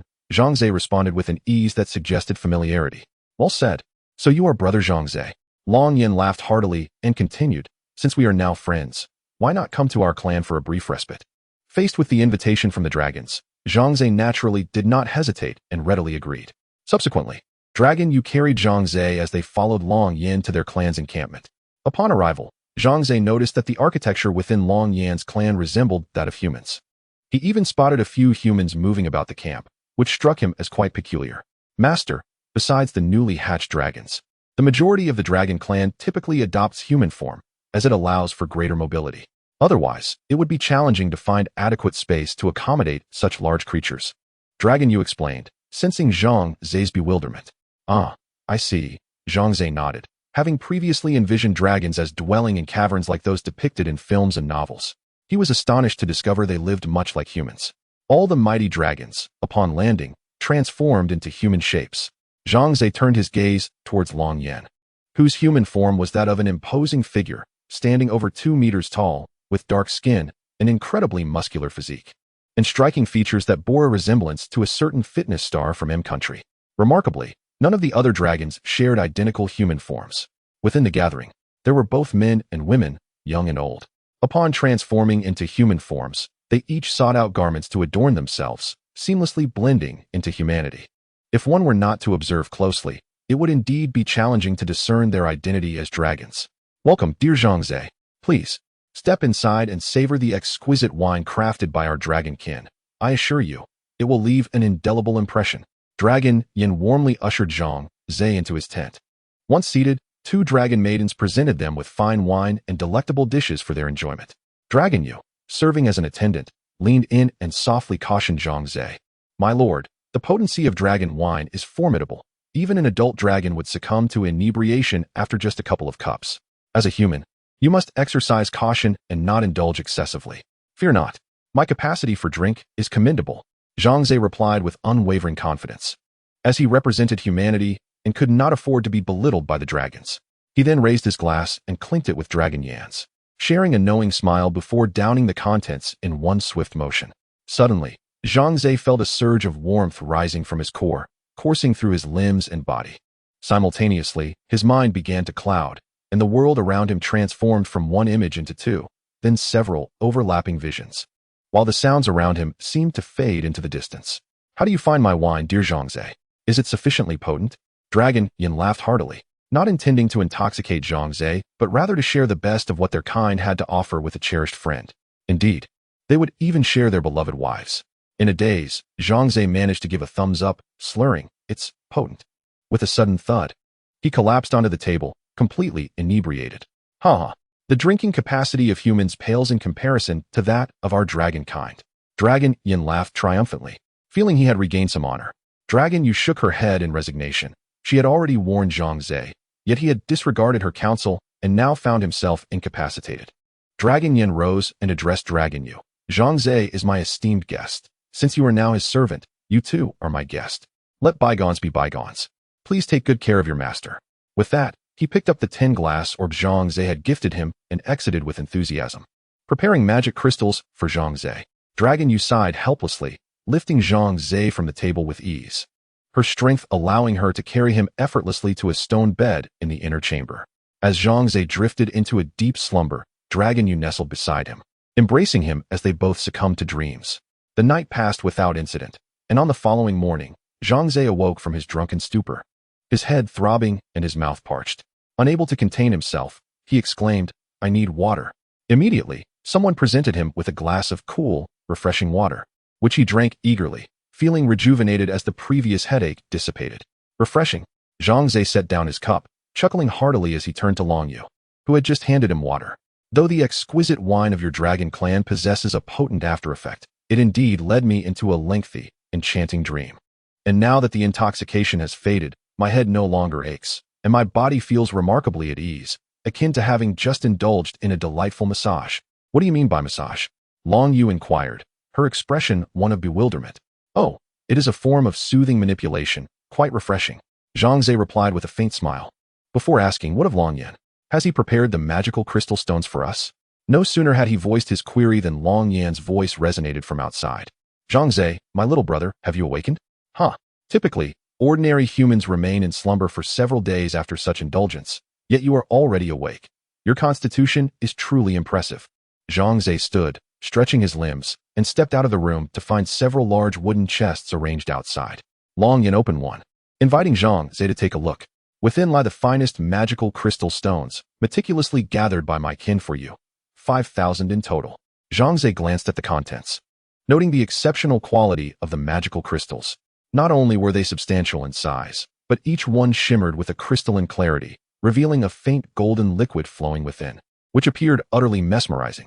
Long Yu, standing nearby, elucidated, "Master, that flowing golden liquid is the liquefied form of magical elements. In the realm of magic, these crystals have a multitude of applications.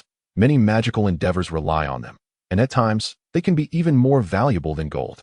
Chapter 74. Your belongings are all rubbish. No wonder the magic array requires such an item. Its purpose is akin to that of a battery. Zhang Ze felt that his knowledge of the magical realm had increased once more. Long Yan, with a warm heart, said, "Young brother Zhang Ze, with so many large boxes, you and Long Yu must find it difficult to transport them. Allow me to have my subordinates assist you in taking them back." Zhang Ze smiled and politely declined, saying, "Thank you for your kind offer, brother Long Yan, but I can manage to carry them all myself." With that, Zhang Ze placed all the large wooden boxes into his system backpack, leaving the surrounding dragons in astonishment. "My dragon god, you can actually wield spatial magic?" Long Yan's face displayed shock. Spatial magic is among the highest tier of magics, alongside temporal and life magic, constituting the three great magics of the realm. Only the most powerful mages can cast such spells.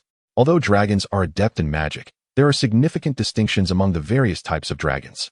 Red dragons excel in fire spells, blue dragons possess an innate talent for ice magic, green dragons are born masters of plant magic, and yellow dragons can manipulate earth and stone.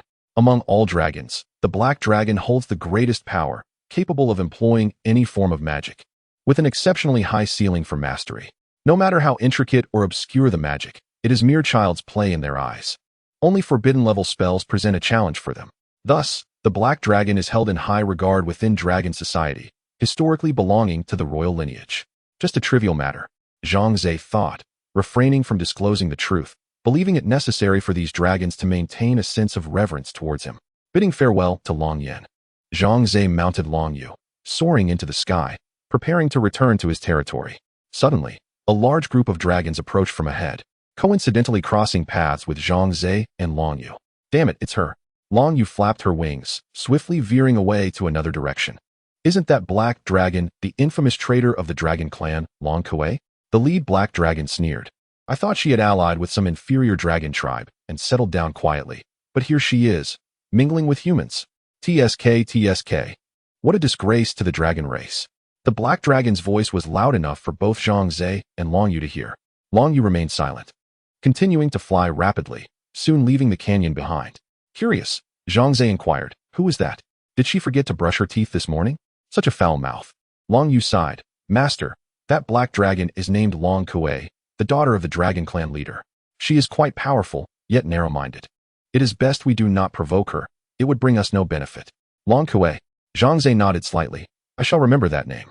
Gently patting Long Yu's head, he said, "I recall you were deemed a traitor and cast out of the dragon clan due to your family's involvement in royal disputes, correct? Fear not. Your master will surely help you return to the dragon clan."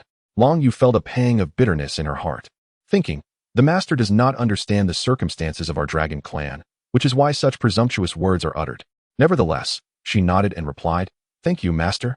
As the illustrious Long Kuei arrived with her retinue at the territory of Long Yin's tribe, they gracefully descended and assumed human form. Clad in a flowing black gown, Long Kuei possessed an exquisite beauty and an air of nobility, yet exuded an assertive demeanor that bespoke her elevated status as the daughter of the Dragon Clan leader. "Where is Long Yin?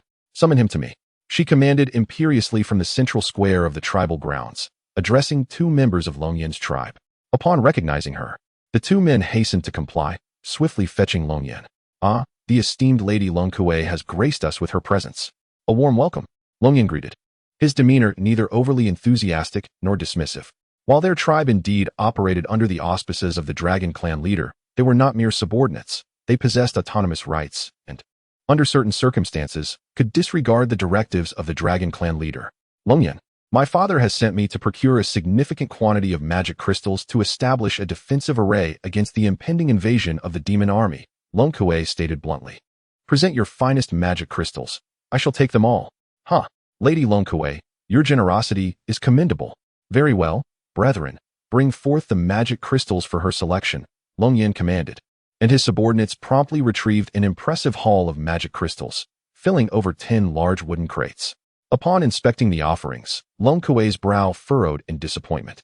"Long Yin, the quality of these magic crystals is inadequate," she declared, holding up one crystal for emphasis. "Observe, it is too diminutive, opaque and murky within, with scarce magical liquid. Such crystals will become obsolete swiftly, severely undermining the array's efficacy." She tossed the crystal aside and inquired, "Do you possess any of superior quality? Money is no object." With that, she instructed her attendant to present a small pouch to Long Yin. Upon opening it, he found it brimming with various coins and jewels.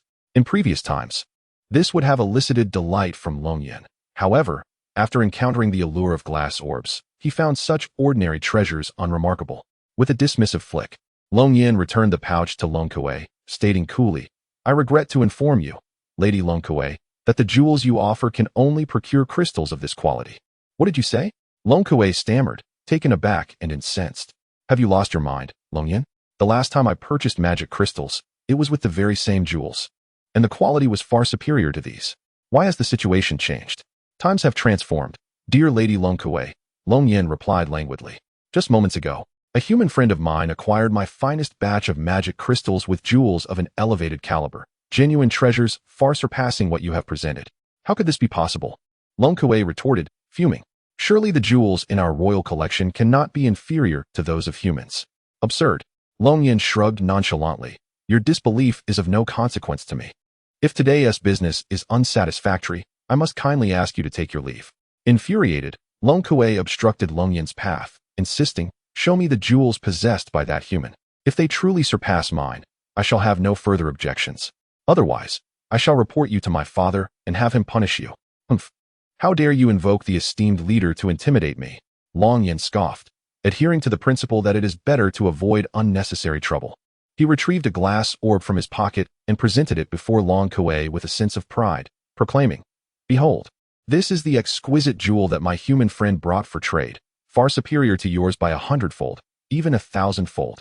Long Kuei's gaze was instantly captivated by the translucent beauty of the glass orb.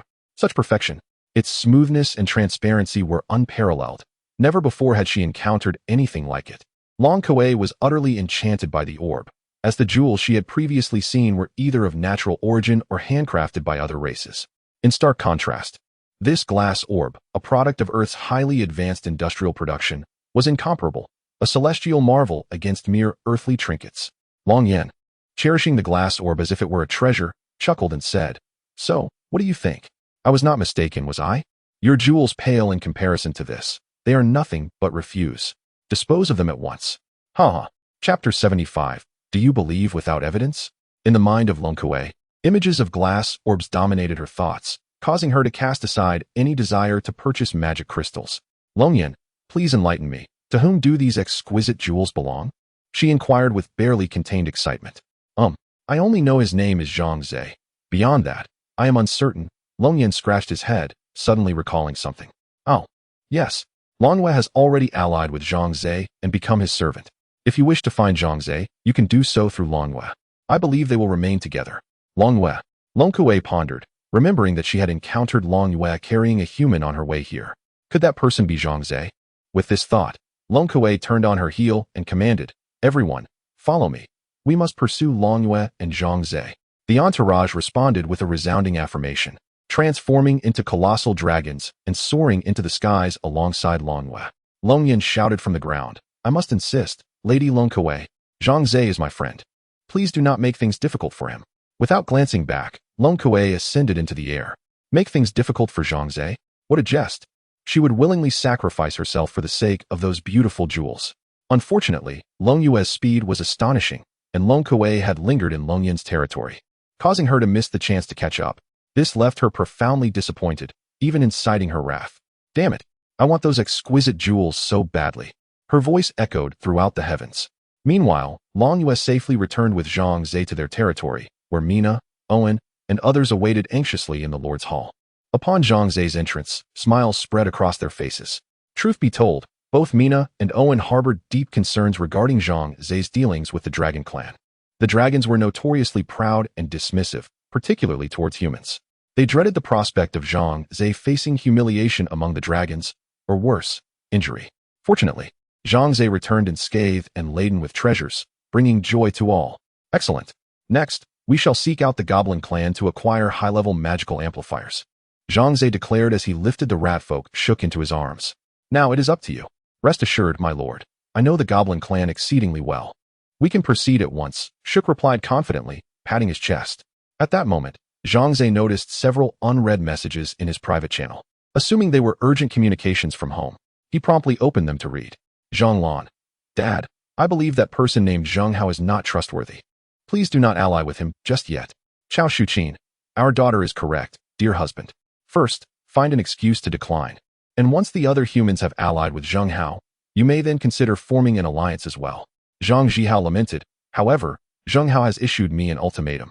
Should I refuse to join him, he has declared that when the demonic army invades, he will offer no assistance, leaving me to shoulder the burden alone.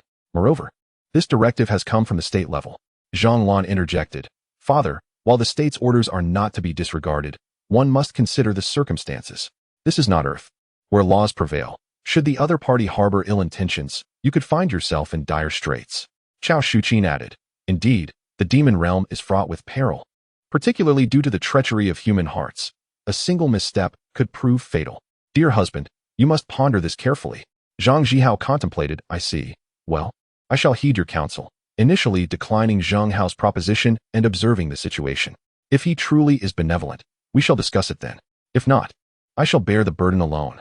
Zhang Ze, bewildered, quickly interjected, "Father, mother, sister, what exactly is transpiring? Who is this Zheng Hao?" Zhang Lan replied, "Are you truly unaware? The national channel has been abuzz. The supreme leader has issued a proclamation, stating that the demonic army is poised to strike, urging all citizens to unite and weather this storm. What have you been preoccupied with? Have you not sought to grasp the happenings of the outside world?" Chao Shuqin chimed in, "Oh dear, Xiao Lan, do not chastise your brother. He must be overwhelmed with duties, leaving him little time for such matters." Zhang Lan retorted, "Mother, you are too protective of him. I have heard that numerous female con artists roam about, deceiving men for resources and wealth, even engaging in flirtation. Bah, I am gravely suspicious that brother has been ensnared by one of these deceitful women." Zhang Zhihao exclaimed, "What? Is that truly the case?" Chao Shuqin protested, "Surely not. My little Ze is a well-behaved lad. How could he be so foolish?" Zhang Lan countered, "Do not forget, your son is still a bachelor. It is entirely normal for him to be captivated by women." Zhang Ze furrowed his brow. During their time on Earth, whenever he became involved with women, his sister Zhang Lan would exhibit an irritable demeanor, as though she were immensely displeased, speaking with a tone laced with acidity. "What is happening?" Zhang Ze asserted, "Sister, you are overthinking this. I am not infatuated with any woman. Though I may be single, I am certainly no sycophant." Zhang Lan huffed, "Who knows? You might be withholding the truth from us." Chao Shuqin declared, "I trust my son is not that naive." Zhang Zhihao reflected, "Indeed. I hope what Xiao Ze claims is true.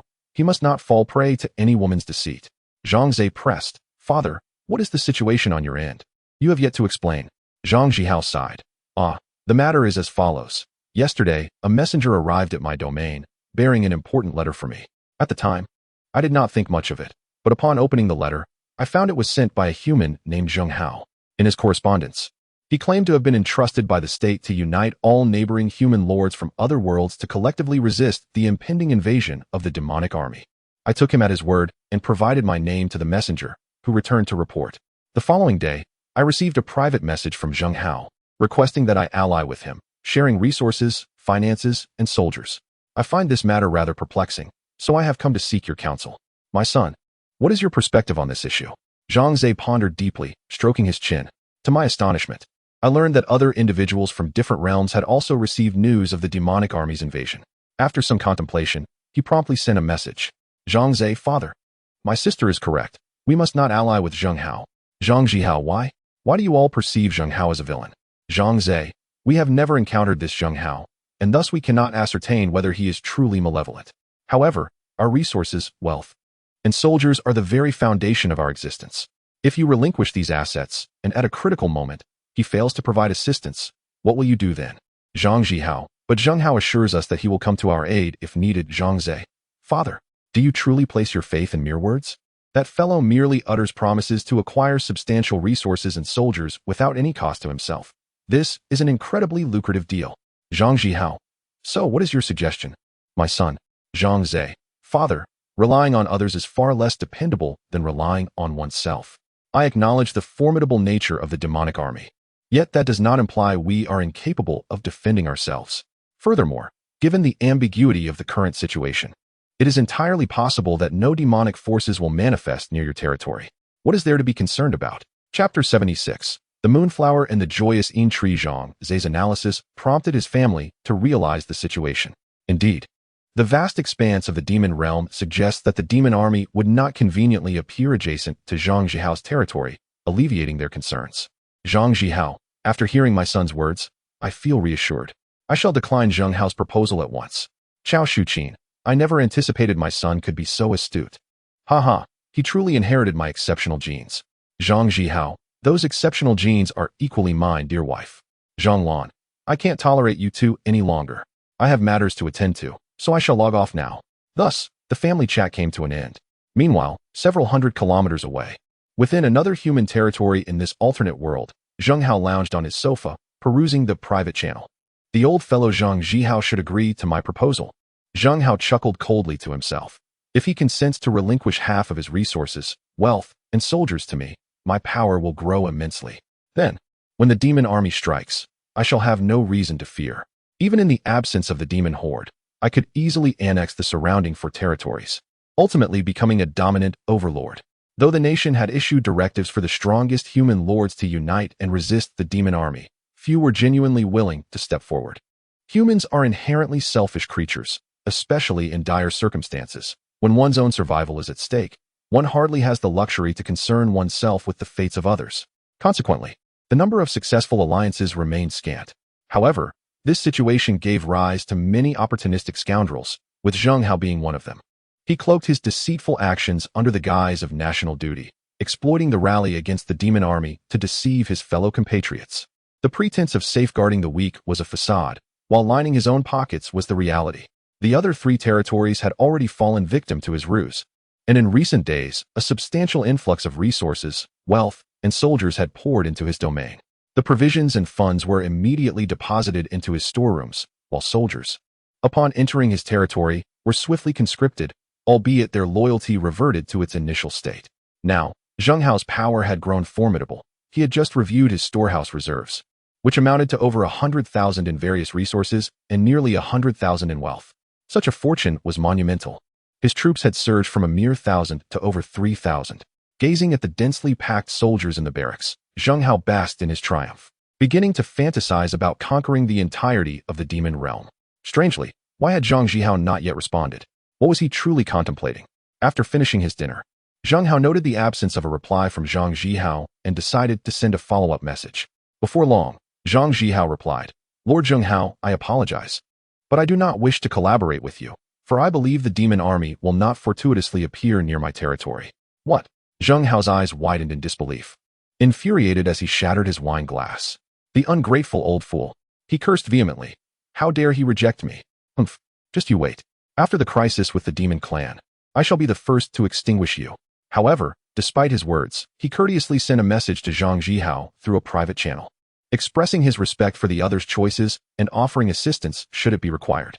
At present, Zhang Hao cannot act against Zhang Zihao, as he must conserve his strength to confront the demonic army. Unlike Zhang Zihao, he cannot gamble on whether the demon army will appear nearby. He must prepare for every eventuality. Meanwhile, after rejecting Zhang Hao, Zhang Zihao understood that if the other party were malevolent, they would not relent easily. Thus, he immediately devoted all resources to defense. If the adversary dared to approach him, Zhang Hao would surely experience the repercussions of such a miscalculation. Zhang Ze paced back and forth in his lord's hall, under the watchful gaze of those present. I still cannot shake my unease. His expression grave. He had previously assured his father that the demon army might not conveniently appear near his father's territory. Yet, he could not be certain that they would not. To mitigate potential threats, he resolved to prepare in advance. Longyue, what is the flying speed of your dragonkin? How far can you travel in a day? Zhang Ze inquired, directing his gaze towards Longyue. Longyue pondered briefly before responding. It depends on the specific circumstances. If we are in good condition and the weather is favorable, we can fly over 10,000 kilometers in a day. Otherwise, it may only be a few thousand. Ah, that is quite swift. Zhang Ze felt a surge of optimism, believing his plan to be feasible. Master, why do you ask this? Longyue inquired, her curiosity piqued. Nothing much, Zhang Ze replied. When the demon army invades the demon realm continent, I will require your assistance. Of course, I shall execute the master's command with unwavering resolve. Longyue affirmed with determination. Zhang Ze nodded. He could no longer delay the establishment of the magical defense array, as the day after tomorrow marked the invasion of the demonic forces. Shook, let us go. We must find the goblins. Zhang Ze lifted the Ratman Shook, calling upon Longyue as his mount, and departed the territory once more. High in the sky, Zhang Ze asked Shook, where do the goblin clan reside? Underground. Shook replied, the goblin clan has constructed a vast city beneath the earth, but the entrance is exceedingly narrow. My lord, you and Longyue must shrink your bodies to enter. Otherwise, it would be impossible to gain access. Oh, shrink our bodies? Zhang Ze inquired with interest. How do we achieve that? Through magic? Indeed, there exists magic that alters one's size, but I do not possess such abilities. Shook shook his head. However, I know of a plant called the moon magic flower, which can be refined into a liquid that, when consumed, causes one to shrink. It is quite remarkable. Oh, that sounds splendid. Quickly, let us seek the moon magic flower. Zhang Ze immediately followed Shook's guidance, riding Longyue towards a dense jungle. According to Shook, the moon magic flower only flourishes deep within the thicket, where it is shielded from sunlight, yet bathed in moonlight. It may sound paradoxical, but when Zhang Ze and his companions discovered the moonflower, they found that it thrived alongside another remarkable plant known as the shade tree. When the sun graced the sky, the leaves of the shade tree unfurled, resembling enormous parasols that shielded the sunlight from penetrating. Yet, as night descended, it would retract its foliage, basking in the silvery glow of the moonlight. Truly, they were a match made in nature. Zhang Ze gazed in awe at the resplendent moonflower and the towering shade tree beside it, marveling at the wonders of the botanical world. Carefully, Shook plucked the exquisite moonflower and placed it into his backpack, turning to Zhang Ze to say, My lord, we must also visit my tribe, where the shaman can assist us in refining a shrinking potion. Chapter 77. Please take your leave. The tribe spoken of by the Ratman Shook is not the one he originally inhabited. Rather, it is a tribe he subsequently rejoined. The rat folk are inherently social creatures, and typically, a tribe functions as an expansive family, occasionally incorporating a few outsiders of their kind. Shook, an expert in treasure hunting, has accrued a considerable fortune through his endeavors, contributing a portion of his earnings to the tribe, which has earned him a notable degree of popularity among his peers.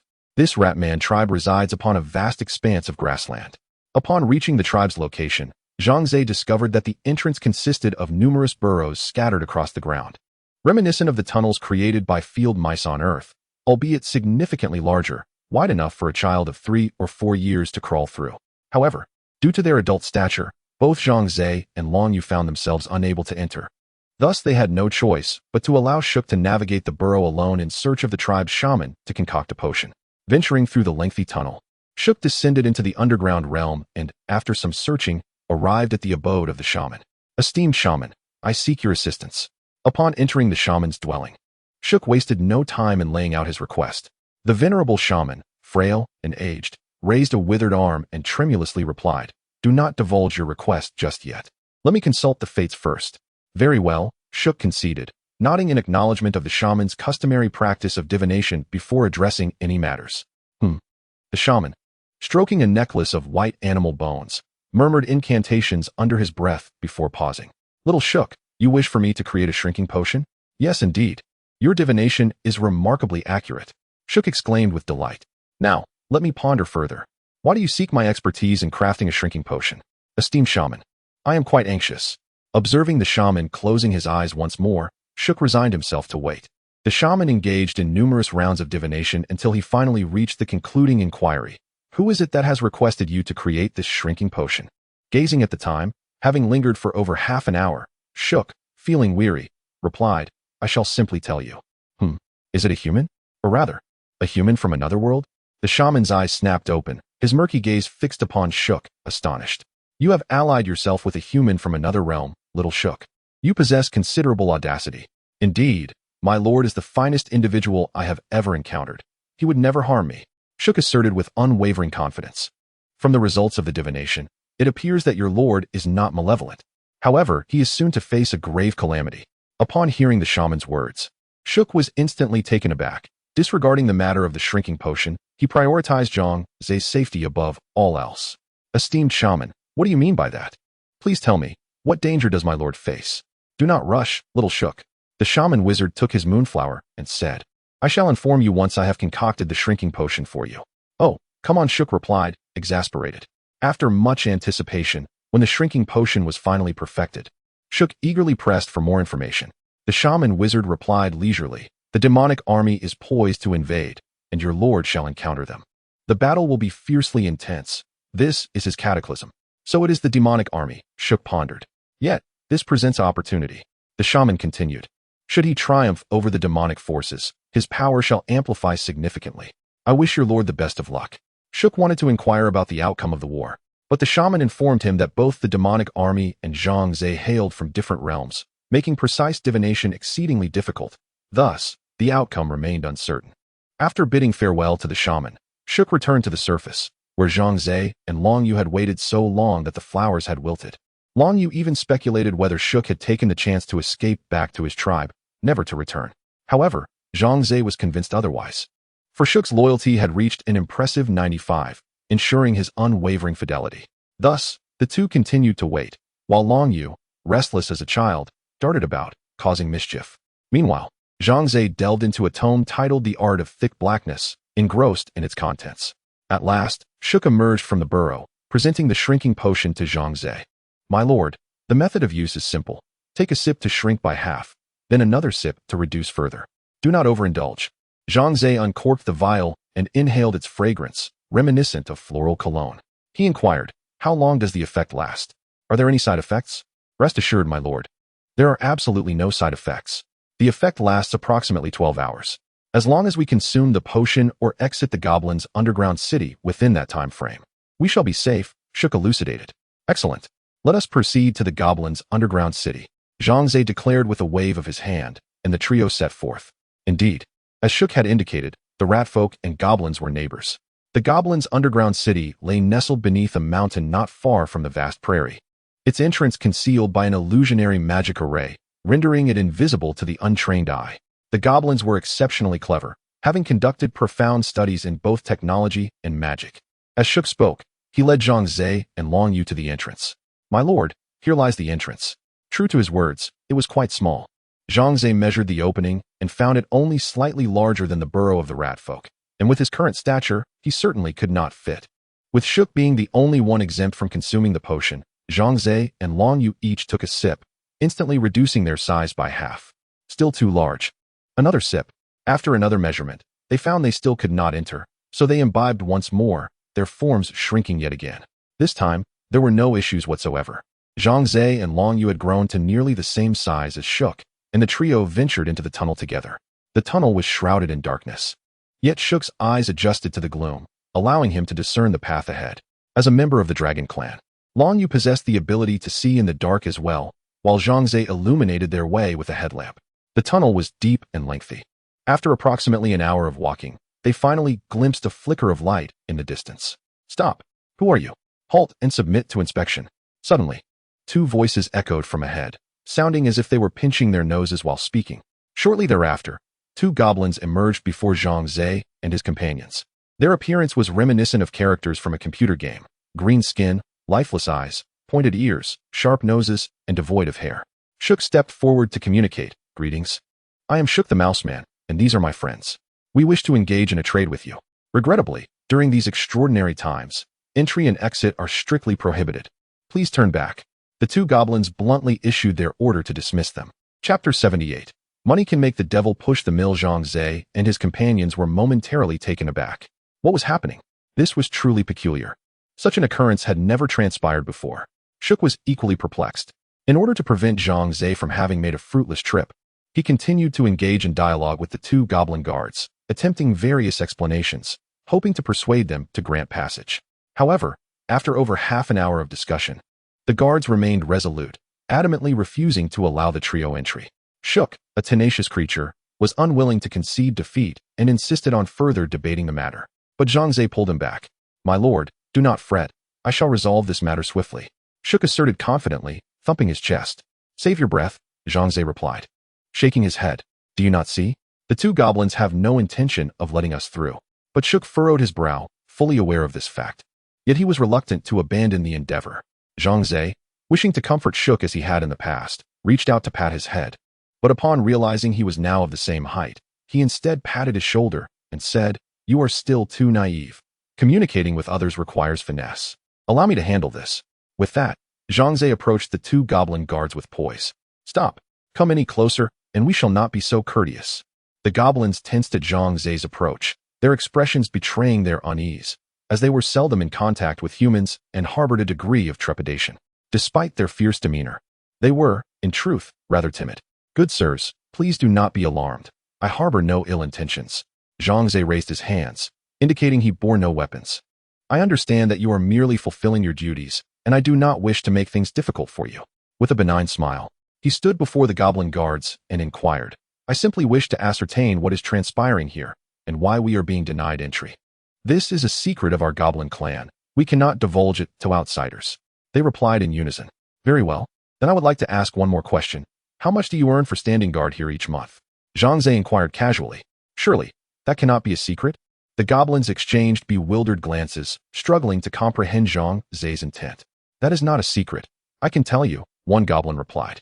"It is approximately 18 copper coins a month." Suddenly, the other goblin displayed a look of astonishment, followed by a furious outburst. "What? Cole, your salary is 1 copper coin higher than mine. That is unjust." The goblin named Cole shrugged, boasting, "What can I say, Dick? The boss appreciates my efforts. I shall protest. I will go on strike." Goblin Dick fumed, his expression suggesting he felt deprived of not merely 1 copper coin, but rather 1,000,000. Despite their quarrel, the two goblins soon fell silent, choosing to ignore each other. Zhang Ze cleared his throat and said, "Gentlemen, is it truly a matter of just 1 copper coin? Allow me to assist you in resolving this issue." "You?" The two goblins turned their gaze towards Zhang Ze, their eyes brimming with curiosity. "How will you resolve this?" "This is a matter of money." Zhang Ze smirked. "Any issue that can be resolved with money is not a true problem." He then retrieved 2 small cloth pouches from his system backpack, each containing 200 copper coins, a preparation made prior to his arrival. Tossing the pouches to the goblins, he smiled and said, "Isn't this a solution?" Upon receiving the pouches, the goblins instantly recognized their contents and hurriedly clutched them in their hands, fully aware of the number of coins within without even needing to look. "My goodness! 100 copper coins! 100 copper coins! My goodness!"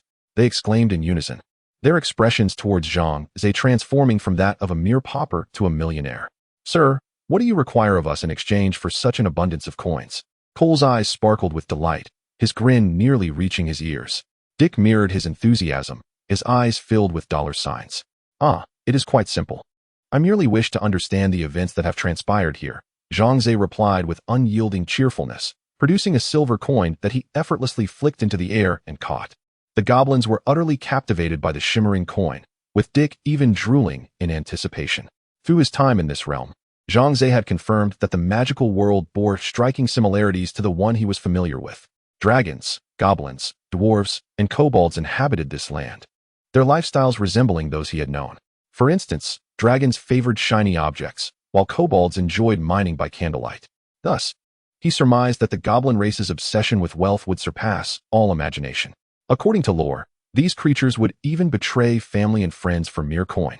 With this in mind, Zhang Ze decided to employ bribery to extract the truth from the two goblins. After all, a few hundred copper coins were trivial. He could easily slay a few monsters or open a few treasure chests, and the system would reward him 100-fold. Earning money was a breeze for him. Not a problem. Cole interjected eagerly. The situation is as follows. Our chieftain's son has run away due to family disputes, and the chieftain is exceedingly worried. Sending out search parties. Dick, not to be outdone, quickly chimed in. The chieftain fears that the young master might do something reckless and has tasked us with standing guard here to prevent him from leaving the tribe. Ah, I see. Zhang Ze pondered, stroking his chin. He then shifted his gaze back to the two goblins, grinning mischievously. I have one more question. Prior to my arrival, did you receive any payment from another goblin? Cole and Dick's expressions instantly stiffened, beads of cold sweat forming on their foreheads. Absolutely not. We never did. They stammered in unison. Aside from you, we have certainly not received any funds from others, particularly not from the goblins. The two goblins vehemently denied the accusation, yet their furtive expressions betrayed them. At that moment, a silver coin in Zhang Ze's hand magically transformed into 10. I am merely an outsider. Speak the truth to me, and your kin shall remain oblivious. Zhang Ze intoned with an enticing tone. These 10 silver coins are merely compensation. I say.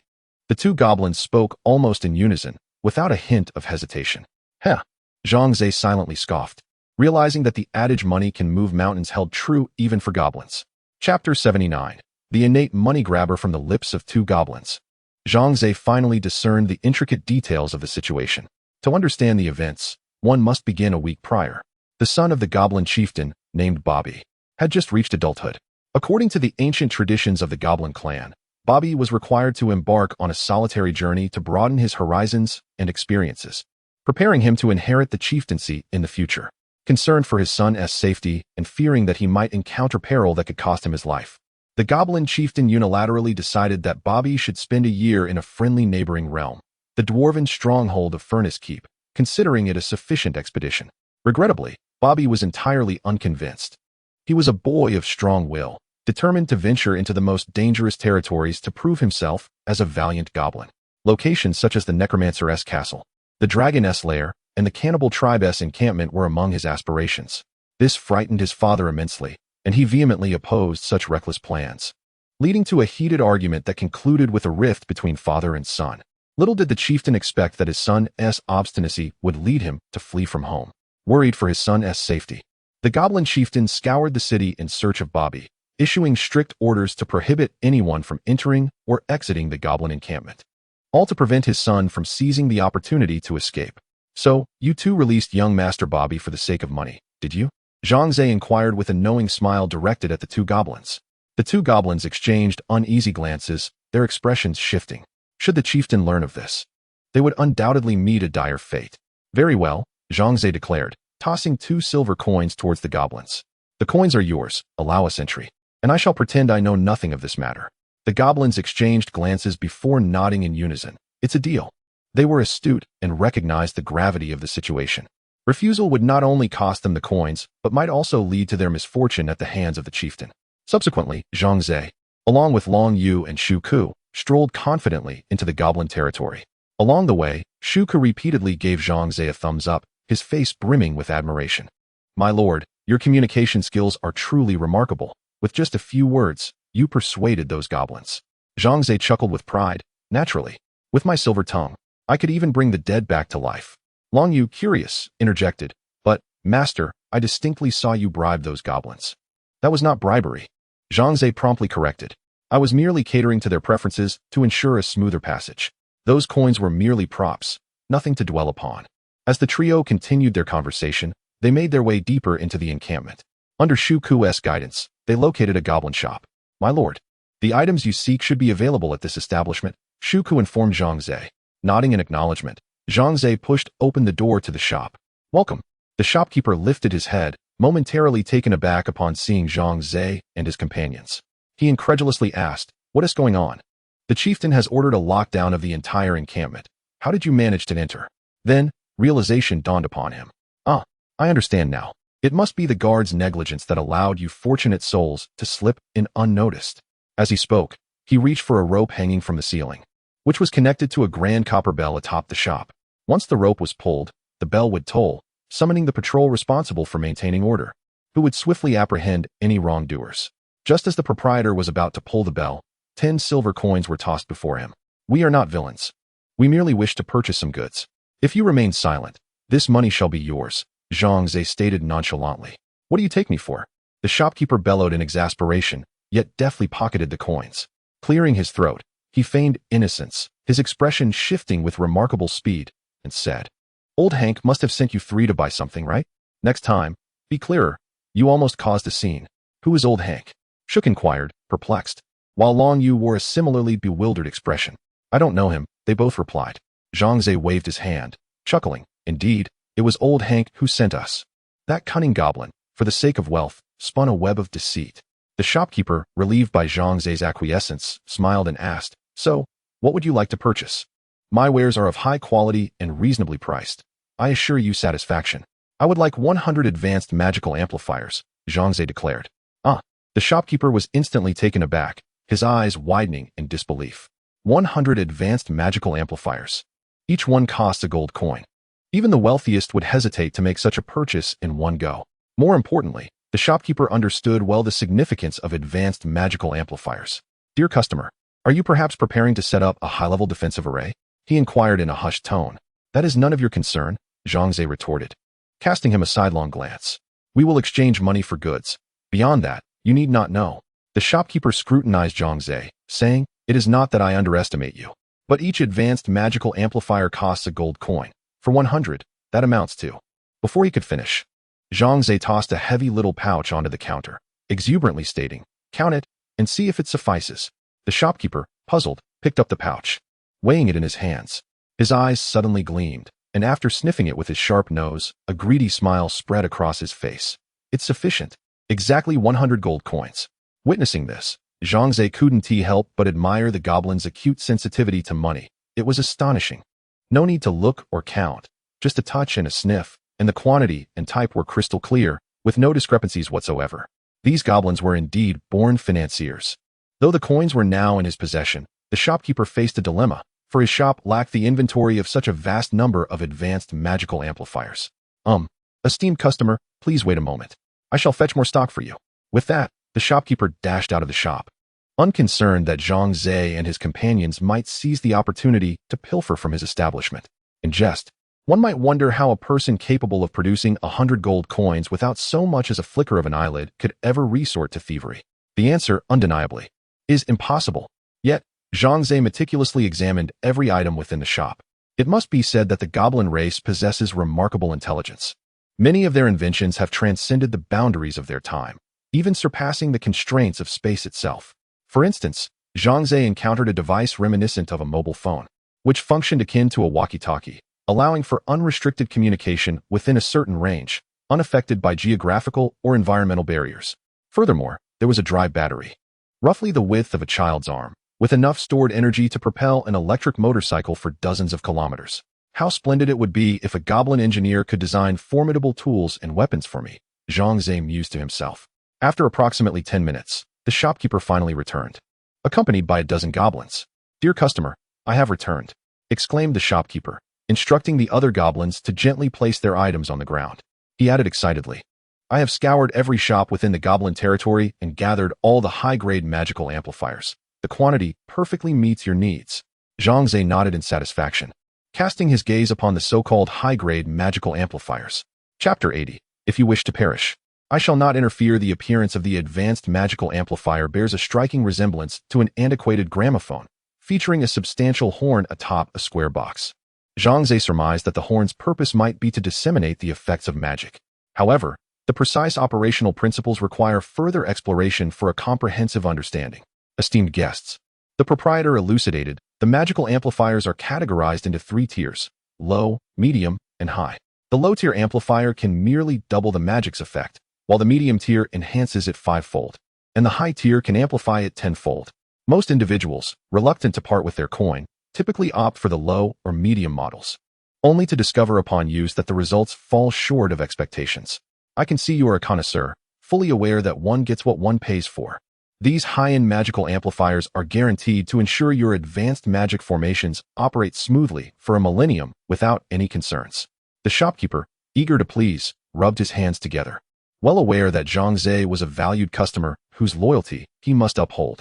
Zhang Ze picked up a high-tier magical amplifier, examining it closely. "How can you assure me of its efficacy?" he inquired.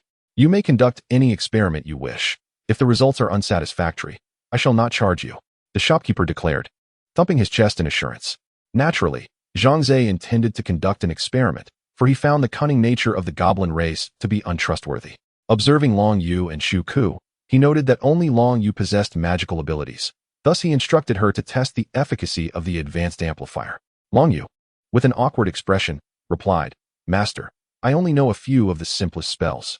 Zhang Ze paused, perplexed. "Isn't it said that your dragon kin are proficient in numerous magics? Long Yin even mentioned you possess knowledge of forbidden spells. Why then? Do you only know these rudimentary incantations?" "Ah, Master, each dragon undergoes a coming-of-age ceremony upon reaching maturity, which significantly enhances their abilities across the board," Long Yu explained. "When I was exiled from my kin, I had yet to partake in this rite. Thus my capabilities, including my magical prowess, remain quite limited." Understanding dawned upon Zhang Ze as he nodded thoughtfully. It seemed imperative to arrange a coming-of-age ceremony for Long Yu at the earliest opportunity. However, lacking alternatives, he resolved to allow Long Yu to employ her basic spells for a trial run to observe the effects. "Please follow me to the backyard. The space here is too confined to yield optimal results," the goblin proprietor urged, anxious that Long Yu's magic might wreak havoc upon his establishment. Zhang Ze, aware of the goblin's underlying concerns, acquiesced, leading Long Yu and Shu Ku to the small courtyard behind the shop. The goblin placed the advanced magical amplifier in the center of the yard, adjusting it while explaining the operational procedures to Zhang Ze and his companions. The process was straightforward. Pressing the green button activated the machine, while the red button halted it. The effective range of the magical amplifier extends to 100 meters. "So please refrain from exceeding this boundary," the goblin cautioned. Zhang Ze nodded at Long Yu, who then stepped into the effective range of the magical amplifier. After a moment of contemplation, she resolved to experiment with lightning magic. With her delicate fingers outstretched, she focused all her attention on her fingertips, where a small, pulsating arc of electricity materialized. At that moment, the magical amplifier also commenced its operation, automatically generating effects upon detecting magical fluctuations within its range. Crackle! Long Yu was astonished to see the tiny arc at her fingertips growing larger. She had only employed a minuscule amount of magical power, yet it produced an effect akin to that of a thunderstorm spell. "Wow, this magical amplifier is indeed effective." Excitedly, she turned to Zhang Ze and exclaimed, "Master, with just a hint of magical power, I have achieved an effect comparable to a high-level lightning spell." Zhang Ze watched with satisfaction, nodding in approval as the test results appeared promising. Just as he instructed Long Yu to dispel the magic, she suddenly cried out, "Oh no! Why can't I dispel this magic? It's getting bigger." The onlookers gazed in astonishment as they witnessed the lightning in Long Yu's palm transforming into a spherical mass that continued to expand over time. In no time, it grew from the size of a ping-pong ball to that of a basketball. "Long Yu, what is happening? Quickly dispel that lightning spell," Zhang Ze shouted urgently, sensing the immense power contained within the lightning sphere, fearing it could level the area. Long Yu panicked, responding, "Master, I can no longer control it. You all need to flee as far away as possible to avoid being harmed." The shopkeeper, initially dumbfounded, quickly snapped into action, shouting, "Shut off the high-level magical amplifier." But it was too late. The lightning sphere had swelled to the size of a hot air balloon, poised to explode. Zhang Ze swiftly grabbed both the Ratman Shook and the goblin shopkeeper, hastily vacating the scene. Long Yu was not a concern, as the lightning sphere was her creation. And given her innate resistance to magic due to her black dragon heritage, she was unlikely to be harmed. However, for Zhang Ze and the others, being struck by the lightning sphere would result in a charred fate. My shop! My shop!" The shopkeeper struggled desperately in Zhang Ze's grasp, intent on returning to save his establishment.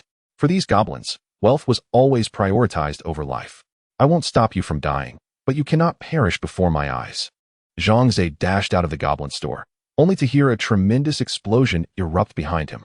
A wave of heat surged forth, instantly sending him, Shook, and the goblin shopkeeper flying. Fortunately, the trio merely stumbled and sustained no significant injuries. Turning back, they found the shopkeeper in tears, for his shop had been reduced to mere rubble. The explosion had been spectacular, a textbook example of demolition, with the entire structure collapsed and its contents utterly destroyed. My store. All my possessions. I can't go on living. The goblin boss beat his chest and stomped his feet, weeping in a manner so woeful that one might mistakenly believe he had lost his parents. However, Zhang Ze saw through the facade. The goblin's loud lamentations were strikingly devoid of tears. It was evident that this display of sorrow was a mere pretense for his benefit. Paying him no heed, Zhang Ze promptly plunged into the ruins in search of Long Yu's whereabouts. Chapter 81. A bite back soon. He discovered Long Yu amidst the rubble. The girl had been rendered unconscious by the violent explosion, yet her physical condition was remarkably well. Aside from a few minor abrasions, she had suffered no significant injuries. Zhang Ze tossed the remaining glass orbs he had previously gifted to Long Yin to the goblin proprietor, stating, "Utilize these trinkets to negotiate with the dragon kin, and you shall acquire whatever your heart desires, but do temper your greed." The goblin proprietor, momentarily taken aback, promptly retrieved a magnifying glass to scrutinize the glass orbs with increasing fervor and excitement. Good heavens! Such a rare treasure is a sight I have never beheld. To trade it with the dragon kin would be sheer folly. I shall cherish it as a family heirloom. The goblin proprietor exclaimed with unrestrained delight. Zhang Ze paid no further attention to the shopkeeper. He lifted Long Yu into his arms and, accompanied by Shook, prepared to depart. With their procurement complete, it was time to return home. Suddenly, a throng of fully armed goblin guards encircled the scene, and an elderly goblin with a white beard, flanked by a retinue, approached Zhang Ze with an air of authority, declaring, "You three shall not leave this place." Upon sighting the bearded elder, the goblin proprietor's demeanor shifted dramatically. His eyes darted around before he rushed forward, clinging to the elder's legs and weeping bitterly. "Great chief, you must advocate on my behalf."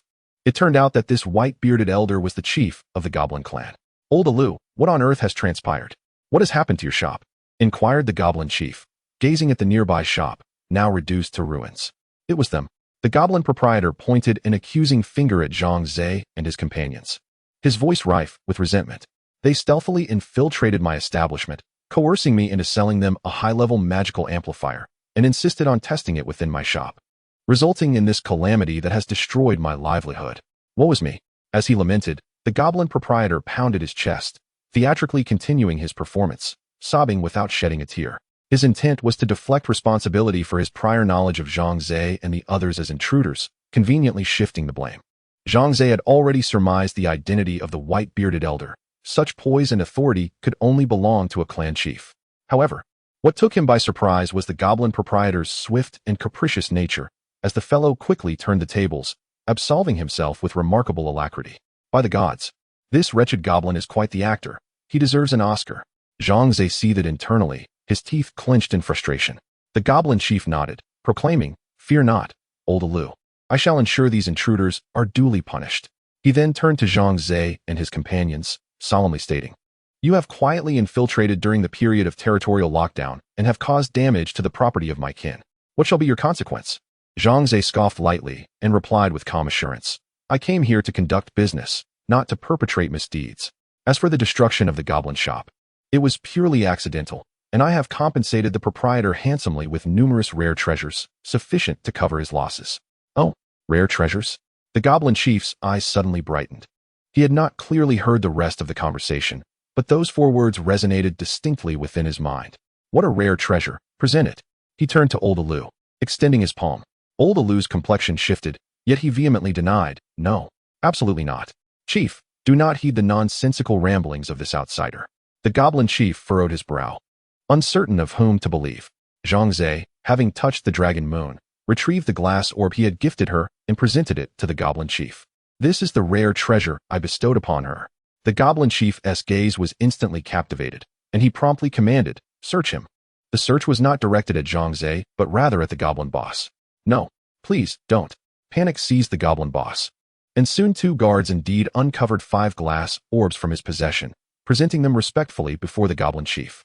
"I cannot believe it, old Alu. You have deceived me."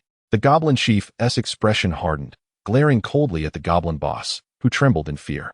"The treasures are hereby confiscated." The goblin chief ostentatiously pocketed the glass orbs, leaving old Alu in despair. Once old Alu was dealt with, the goblin chief turned his attention to Zhang Ze, stating, "Now it is your turn, you 3. Guards, seize them." As he spoke, his eyes fixated on the glass orb in Zhang Ze's hand, clearly intending to forcibly claim it. In a flash, Zhang Ze brandished his lightsaber, prepared to defend himself. The enemy was too close. A 98K rifle would be of little use, and the lightsaber was far more practical. Moreover, with the aid of super divine appraisal, he felt no fear. He angled the lightsaber at a 45-degree incline, ready to block the spear aimed at him. Following through, there was a resounding clang. A spear indeed struck from that angle towards Zhang Ze's head, only to be cleaved in two by the lightsaber. Step left 3, step right 3, step forward 5, step back 6. This was not a dance lesson. Zhang Ze moved swiftly, sidestepping 2 arrows aimed at him with 3 steps to the left. 3 steps to the right allowed him to evade a sneak attack from a goblin guard.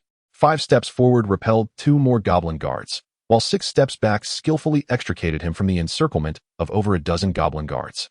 All the goblins gazed in astonishment, their eyes wide. This human was extraordinary. Could he possibly foresee the future? He had anticipated every attack. Cradling the unconscious dragon moon in one arm and shielding Shuk behind him, Zhang Ze found himself in a precarious situation. He had no desire to engage in a massacre, but merely wished to escape. Just then, another throng of goblin guards surged forward, and Zhang Ze's heart sank, realizing the dire predicament he faced. To his surprise, the foremost middle-aged goblin charged directly towards the goblin chief. Panic etched across his face as he shouted, "Chief, we have a grave situation." The goblin chief's brows knitted tightly as he inquired, "Shayer, first subdue these individuals. We will address the other matters shortly." "No, this concerns the safety of the young master." Sweat poured down Xiao's brow as he anxiously exclaimed, "Young master has just sent a message via the communicator, stating that he is currently trapped in the orc tribe and requests our assistance. Otherwise, he will be killed." "What?" The goblin chieftain was immediately struck with fear, his legs trembling beneath him. After all, this was his only son. There could be no room for error. Meanwhile, Zhang Ze remained vigilant. When suddenly a prompt appeared in his line of sight, "Lay down your weapon and approach the goblin chieftain, offering your assistance." "What? Assistance? Assistance with what?" Zhang Ze momentarily froze, but after a moment of contemplation, he resolved to heed the system's guidance. He sheathed his lightsaber and calmly approached the goblin chieftain. Several guards blocked his path, and Zhang Ze shouted, "Goblin chieftain, I am here to offer my help." Chapter 82. The True Secrets of the Hidden Master. Can you assist me? The goblin chief turned to Zhang Ze, a note of skepticism in his voice. "Are you speaking the truth?" Responding with utmost certainty, Zhang Ze declared, "Indeed, without a doubt. If you wish to escape this place alongside Long Yue and Shuk, you must trust me." Having witnessed Zhang Ze skillfully maneuver through a throng of over a dozen guards, seemingly unfazed, the goblin chief's apprehension began to dissipate. He had also observed Zhang Ze's unwavering commitment to safeguarding the women and the rat folk by his side. Such prowess was indeed remarkable. Perhaps he could truly rescue my beloved son. Contemplating this, the goblin chief nodded in agreement. "Very well, I shall place my faith in you this once." He approached Zhang Ze with resolve. "Venture to the orc tribe and bring my son back." Zhang Ze was momentarily taken aback. "What? Rescue him from the orc tribe?" Upon hearing this, Shuk's expression shifted dramatically as he tugged at Zhang Ze's pant leg, exclaiming, "My lord, you cannot go. It is far too perilous." Zhang Ze looked down at Shuk and inquired, "Are the orcs truly formidable?" "Remarkably so." Shuk nodded vigorously, terror etched upon his face. "Those orcs possess immense strength and are utterly ruthless. They particularly enjoy devouring their prey alive." Zhang Ze inhaled sharply, realizing that these orcs were quite different from his preconceived notions. In certain fantastical online games, orcs, despite their brutish nature, were not bloodthirsty creatures. They possessed their own civilization, revered strength, and abhorred treachery. It seemed that the orcs of this magical realm were indeed a nefarious breed. Frustrated, Zhang Ze pressed his forehead in dismay. "Cursed system! How could I have been so deceived? The orc tribe is so dangerous. Would I not be walking to my doom alone? I must devise a means to decline this task and return to my territory swiftly." Just as he prepared to refuse, the goblin chief interjected. "I am aware that the orcs are formidable adversaries. To ensure your successful rescue of my son, I shall bestow upon you a treasure." With that, a guard approached bearing a black cloak. "This magical cloak was exchanged with the elder of the elven tribe in my youth. It possesses the wondrous ability of invisibility and should aid you. However, I must caution you. Once donned, do not engage in combat, or you shall reveal your presence." As the goblin chief handed the cloak to Zhang Ze, he discreetly signaled for the capture of Long Yue and Shuk. Zhang Ze understood the chief's concern about his potential escape and realized that Long Yue and Shuk were being used as hostages. With a composed demeanor, Zhang Ze accepted the cloak. only to be taken aback by the sudden appearance of a hundredfold reward notification. Reward, 100-fold, please select. 1. 100 exquisite cloaks. 2. 1 epic cloak. Goodness, this is possible? Zhang Ze was momentarily stunned, not anticipating that a gift from another would also yield a hundredfold reward. Without hesitation, he selected option 2. Instantly, an epic cloak materialized in his inventory. The cloak of concealment possesses a remarkable effect. No matter what actions one undertakes, one remains unseen unless the cloak is removed. Zhang Ze pondered this incredulously, recalling that the goblin chieftain had previously mentioned a fatal flaw of the cloak, that any act of aggression would reveal the wearer. Yet the cloak, named Cloak of Concealment, made no mention of this limitation, boldly proclaiming that as long as the cloak remained donned, one would remain undetected. Could it truly be so wondrous? He decided to test it. Upon donning the cloak, he vanished before the eyes of the onlookers. The goblin chieftain remarked to the empty air, "The efficacy of this cloak is exceptional. We can no longer see you. Just refrain from recklessly attacking, and you will remain hidden." Just as he finished speaking, a nearby goblin merchant let out a pained grunt, clutching his abdomen as he collapsed onto the ground. What transpired? The goblin chieftain was momentarily stunned, quickly deducing that Zhang Ze must be responsible. However, why had Zhang Ze not revealed himself after attacking the goblin merchant? This defied logic. At that moment, Zhang Ze stood behind the goblin chieftain, delighting in the fact that he remained undetected. It seemed that even in the act of aggression, the cloak of concealment allowed him to maintain his invisible status. Extraordinary. Contemplating his next move, he produced a desert eagle, intending to seize the goblin chieftain and make his escape. Why should I risk my life to rescue your son from the orc tribe? A futile dream. Zhang Ze scoffed inwardly. Not only would I refrain from rescuing your son, but I shall also claim this treasured cloak for myself. This will surely infuriate you, you wretched goblin. However, just as Zhang Ze prepared to execute his plan, a system notification appeared once more. Do not act foolishly. The goblin chieftain is no fool. Startled, Zhang Ze scrutinized the goblin chieftain, soon noticing an unusual necklace adorning his neck, featuring a silver pendant shaped like a six-pointed star. What is this? It appears to be no ordinary trinket. Zhang Ze squinted, pondering its significance. In the next moment, the system provided clarity. It was a small defensive magic array. Should anyone attempt to attack the goblin chieftain, they would be incinerated on the spot. Zhang Ze gulped audibly at this revelation. By the heavens, this goblin is exceedingly devious. Were it not for my extraordinary appraisal skill, I would have suffered a grave misfortune. Shaking his head, Zhang Ze chose to distance himself from the goblin chieftain, turning his attention to Long Yu and Shu Ku. He observed that both were under the control of goblin guards, each with a sharp steel blade poised against their necks. Clearly, any sign of aberrant behavior from Zhang Ze would result in dire consequences for them. Resigned to his predicament, Zhang Ze reluctantly removed the cloak, feigning satisfaction as he said, "This cloak is truly impressive. Thank you, esteemed chieftain. No need to thank me. Once the matter is resolved, you shall return that cloak to me." The goblin chieftain chuckled slyly. With a slight pout, Zhang Ze reluctantly declared, "I shall prepare to depart. Release my friends, for I require their assistance." "Oh, that is quite out of the question." The cunning goblin chieftain retorted with a sly grin. "They must remain in my custody until you return my son. I have faith that you can accomplish this task alone." After a brief pause, he added, "Rest assured, I shall take excellent care of them both, ensuring that not a single hair goes missing." Zhang Ze's expression darkened. He detested being coerced, especially through his friends. Yet, for the moment, he could only endure this indignity to safeguard Long Yu and Shu Ku's lives. "Very well. Remember your promise. If I return to find my friends in any distress, I shall bring ruin upon your goblin clan." Zhang Ze spoke in a chilling tone. The goblin chieftain and his kin felt an icy chill enveloping them, puzzled at how such a breeze could penetrate the depths of their cavern.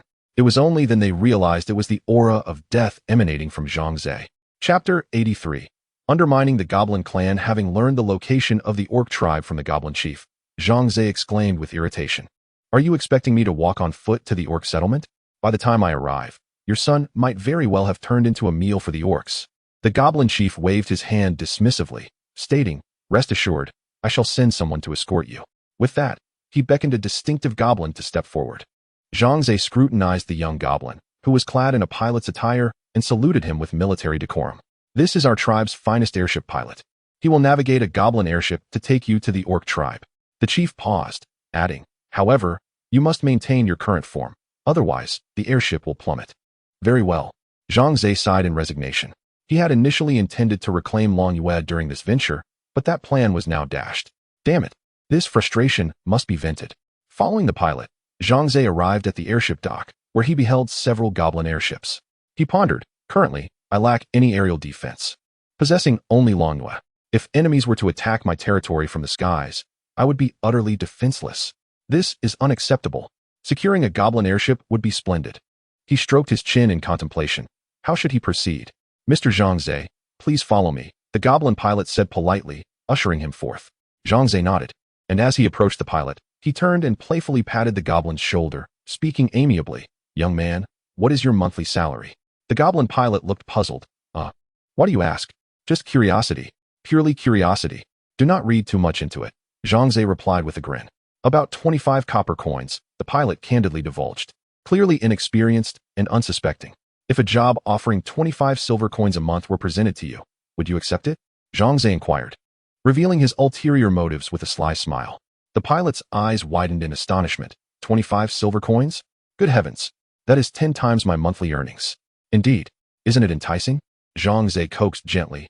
Action speaks louder than words. If you accompany me, I assure you a salary of 25 silver coins every month. Without a doubt, Zhang Ze was scheming to undermine the goblin clan.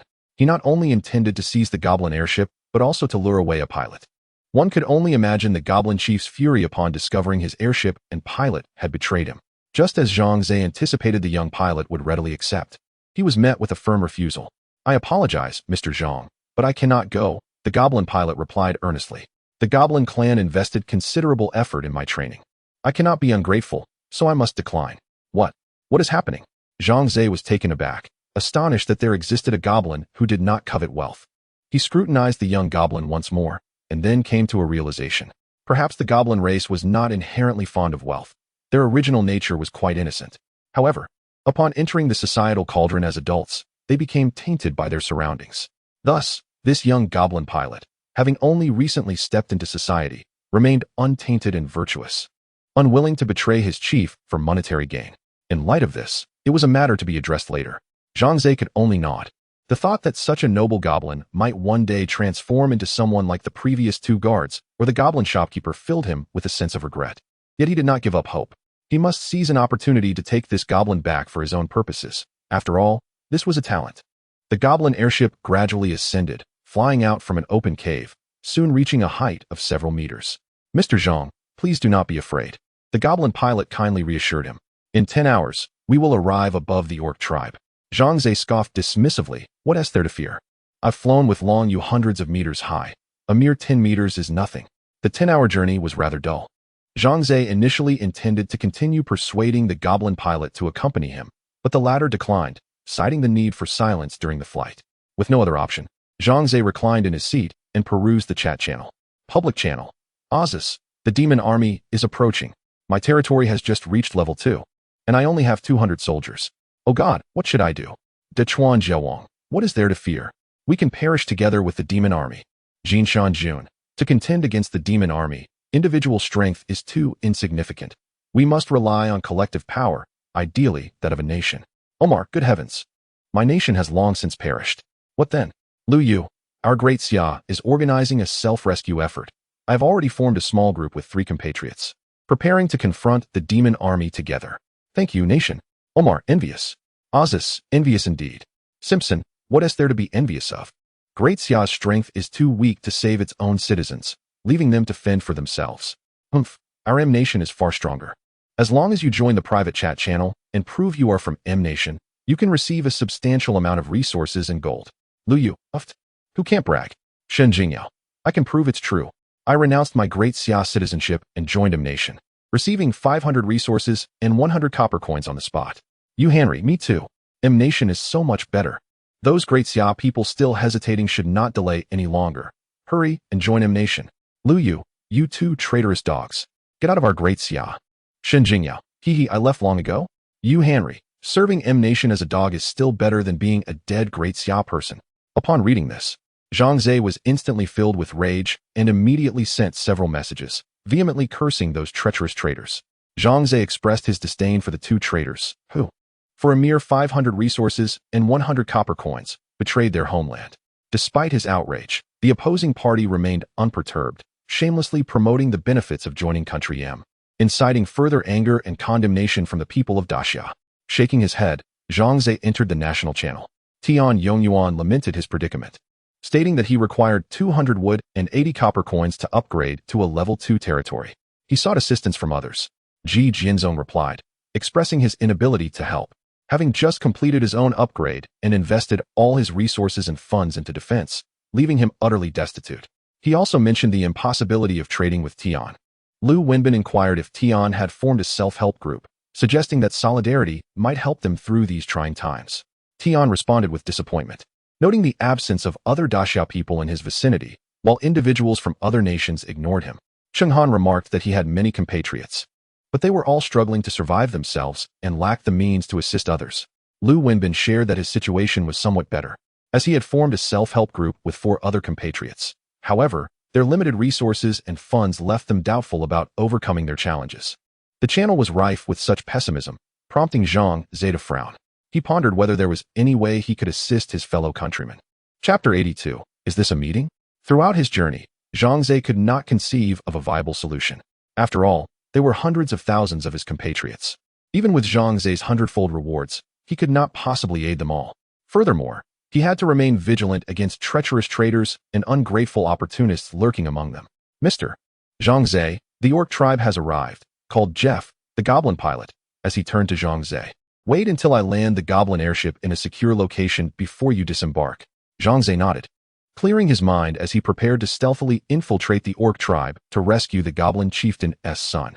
Through his inquiries, Zhang Ze learned that the rebellious goblin was named Braun, and the location from which he sent a distress signal was within one of the orc tribe's tents. Peering out of the window, Zhang Ze gazed below. Goodness, it was a sea of tents. There must be at least 100 of them. Where on earth would he find that young rascal Braun? A headache ensued as he realized he would have no choice but to search each tent individually.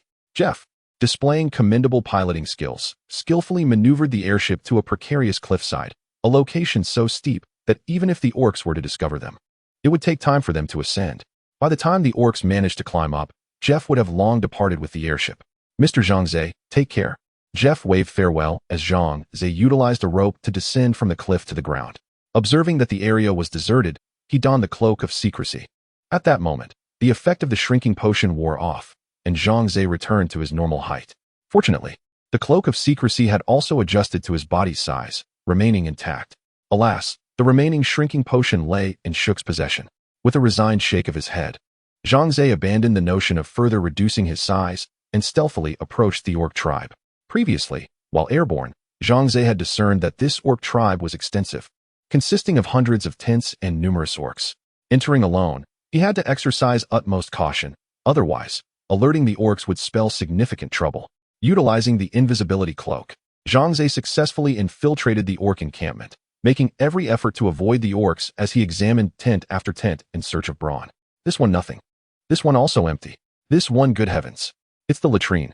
Zhang Ze explored over 50 tents, only to find himself disheartened by the lack of results. Just as despair began to settle in, he overheard a conversation between 2 passing orcs. What do you think the princess will do with that goblin? Do you even need to ask? She'll undoubtedly eat him. I know she'll eat him, but how? Steamed or braised? Well, personally, I prefer fried. It's fragrant and crispy. Fried isn't as good. Better to skin him, marinate with salt, and eat him raw. The flavor, oh my. Hey, you're making me hungry just talking about it. Let us go grab a bite. As the 2 orcs wandered off, Zhang Ze felt a surge of alarm. How careless could Braun be to have been captured by a female orc? And it seemed she was a princess at that. The identity must be quite noble. With this thought, Zhang Ze suddenly had a flash of inspiration. If the identity is indeed lofty, then the tent in which they reside must be the most luxurious. Yes, he would pursue this line of inquiry. Immediately, Zhang Ze began to search within the camp for the finest tent. After some searching, he indeed found it. This tent was significantly larger than the others, adorned with intricate patterns and designs. Albeit rather unsightly, it was undeniably distinct from the rest. This must be the place. Zhang Ze stealthily approached the entrance of the tent and noticed 2 tall and robust beastmen standing guard. It would be somewhat challenging to enter without being detected. However, this posed no obstacle for the clever Zhang Ze. He stealthily approached one of the yellow-haired beastmen from behind and delivered a swift slap to the back of his head. Crack! Ow! The yellow-haired beastman yelped in pain, rubbing the back of his head and turning around, oblivious to the invisible Zhang Ze. Feeling perplexed, he ultimately dismissed the matter as there was no one in sight. Zhang Ze smirked to himself, then approached the white-haired beast man and employed the same tactic, delivering another slap to the back of his head. Crack! Ow! The white-haired beast man jumped up in surprise, glancing around but finding nothing amiss. It was as if he had encountered a ghost. Rubbing his sore spot, he resumed his stance.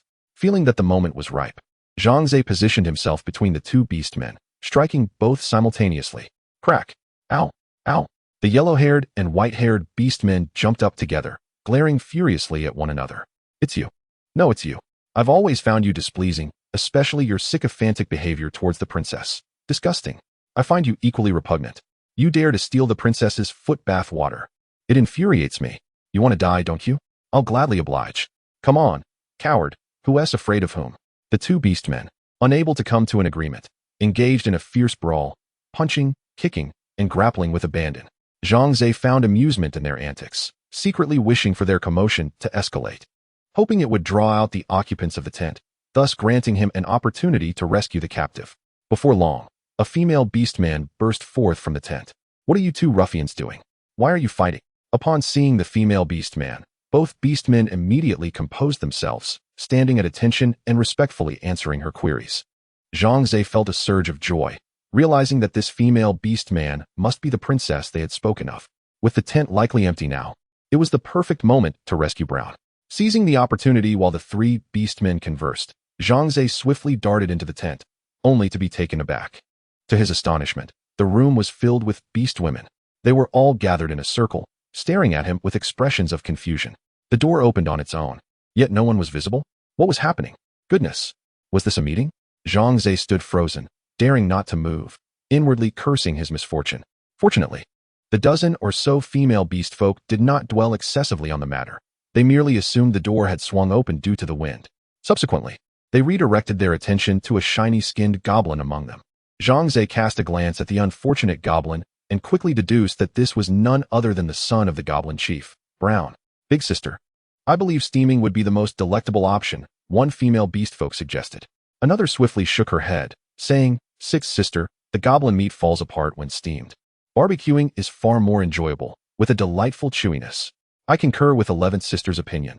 Let us opt for barbecue, declared yet another female beast folk. Isn't braising even more delicious? I have yet to taste braised goblin. I strongly advocate for braising. Steaming, braising, oil braising, barbecuing. The cacophony of arguments erupted among the female beast folk, while Brown found himself utterly terrified. At that moment, he suddenly heard a whisper near his ear. Brown, I have come to rescue you. Chapter 83. The final performance. Brown was taken aback, glancing around him. Apart from the fearsome female beastmen, there was no one else in sight. Had he succumbed to hallucinations in his final moments? He clasped his groin in despair, reflecting on the age-old adage that those on the brink of death often witness or hear peculiar things, and it seemed to hold true. Just then, that voice resonated once more. Brown, I have come to save you. If you follow my instructions, I can ensure your escape. Huh, not a hallucination. Brown's eyes widened in astonishment, and his heart began to race. He mentally shouted, Whoever you are, as long as you can rescue me, I will heed your words. Meanwhile, Zhang Ze observed the system prompt before him, utterly speechless. Are you truly not jesting with me, system? This is utterly humiliating. If I were Brown, I would prefer death. Yet, the system prompt remained unchanged. Sighing, Zhang Ze shook his head, hoping Brown would not succumb to despair. After a prolonged wait, Brown once again heard that voice. Brown. Cough. You must mentally prepare yourself for what lies ahead.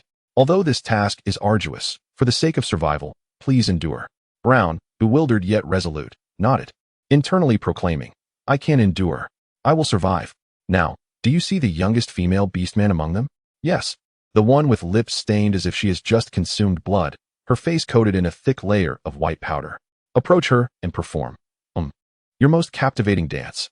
Yes, dance as seductively as you can.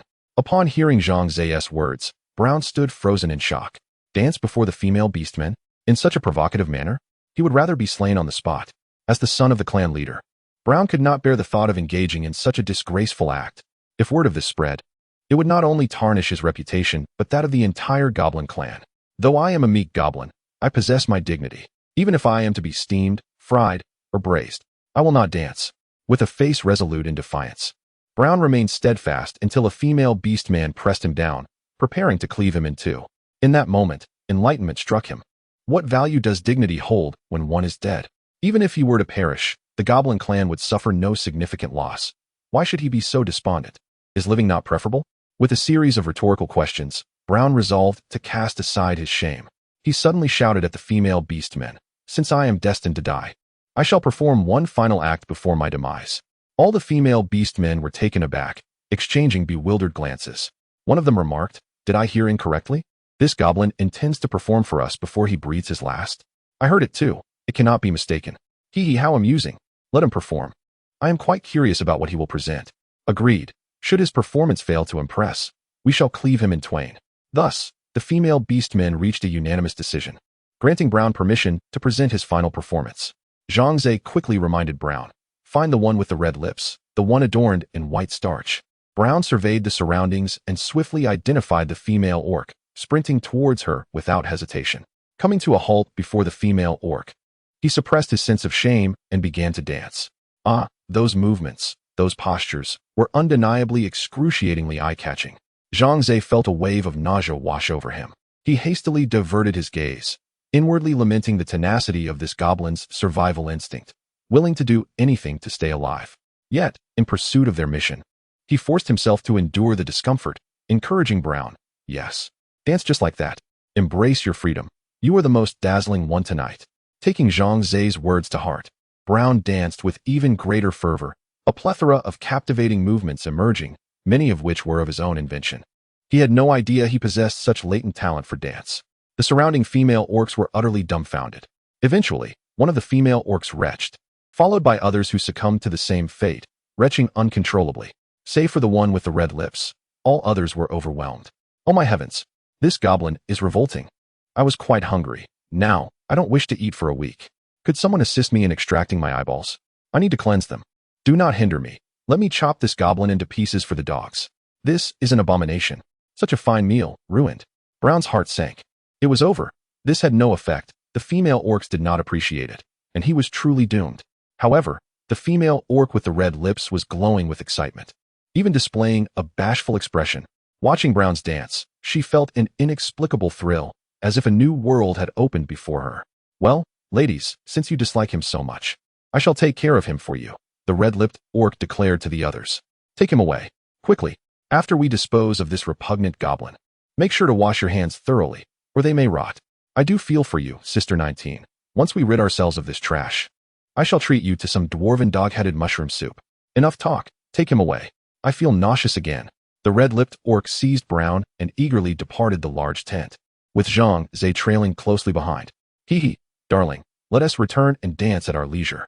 The female orc's crimson, plump lips pressed firmly against Brown's face, her demeanor one of possessive delight. Observing her lewd expression, Brown felt his eyes welling with tears. He couldn't shake the feeling that it would have been preferable to perish in the frying pan moments ago. Following the female orc into her tent, he noted that the defenses here were not as stringent as before. There was even a lack of guards at the entrance, which relieved Zhang Ze, simultaneously rekindling his admiration for the system's prompts. "Excellent. This makes my task much easier." The female orc ushered Brown into the tent, placing him atop a table, before tossing him several garments. "These outfits are all mine. Wear them and continue dancing for me. Hurry up." The matronly orc was brimming with excitement, urging him on. Brown picked up a garment and noted its exquisite craftsmanship, resembling a certain type of uniform. The other pieces exhibited a similar style, fitting him quite well. "Rest assured, this is not my first endeavor in crafting attire for goblins," he replied. The proud orc declared, "Do you see those goblin dolls over there? The garments adorning them are all of my creation."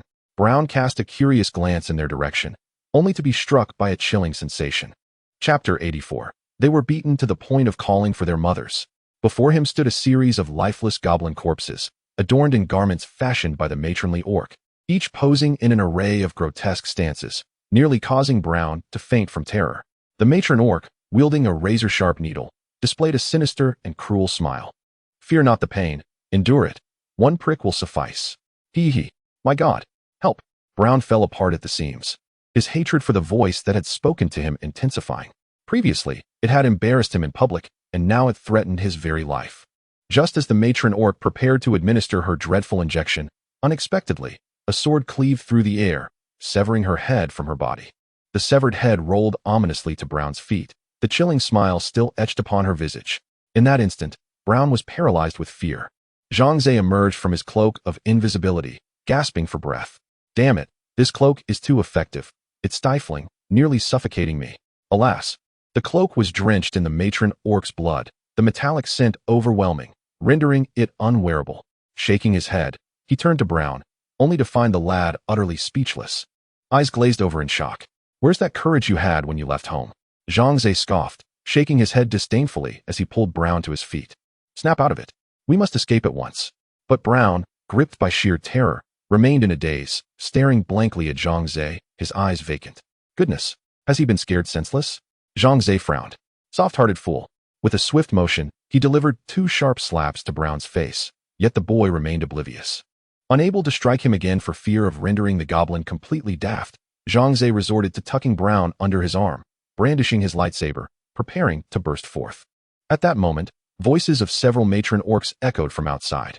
19. After consideration, we believe it best for us elder sisters to deal with the goblin ourselves. This was dire. Zhang Ze glanced around. The tent had but a single exit, and if he were to step outside now, he would undoubtedly confront those matron orcs.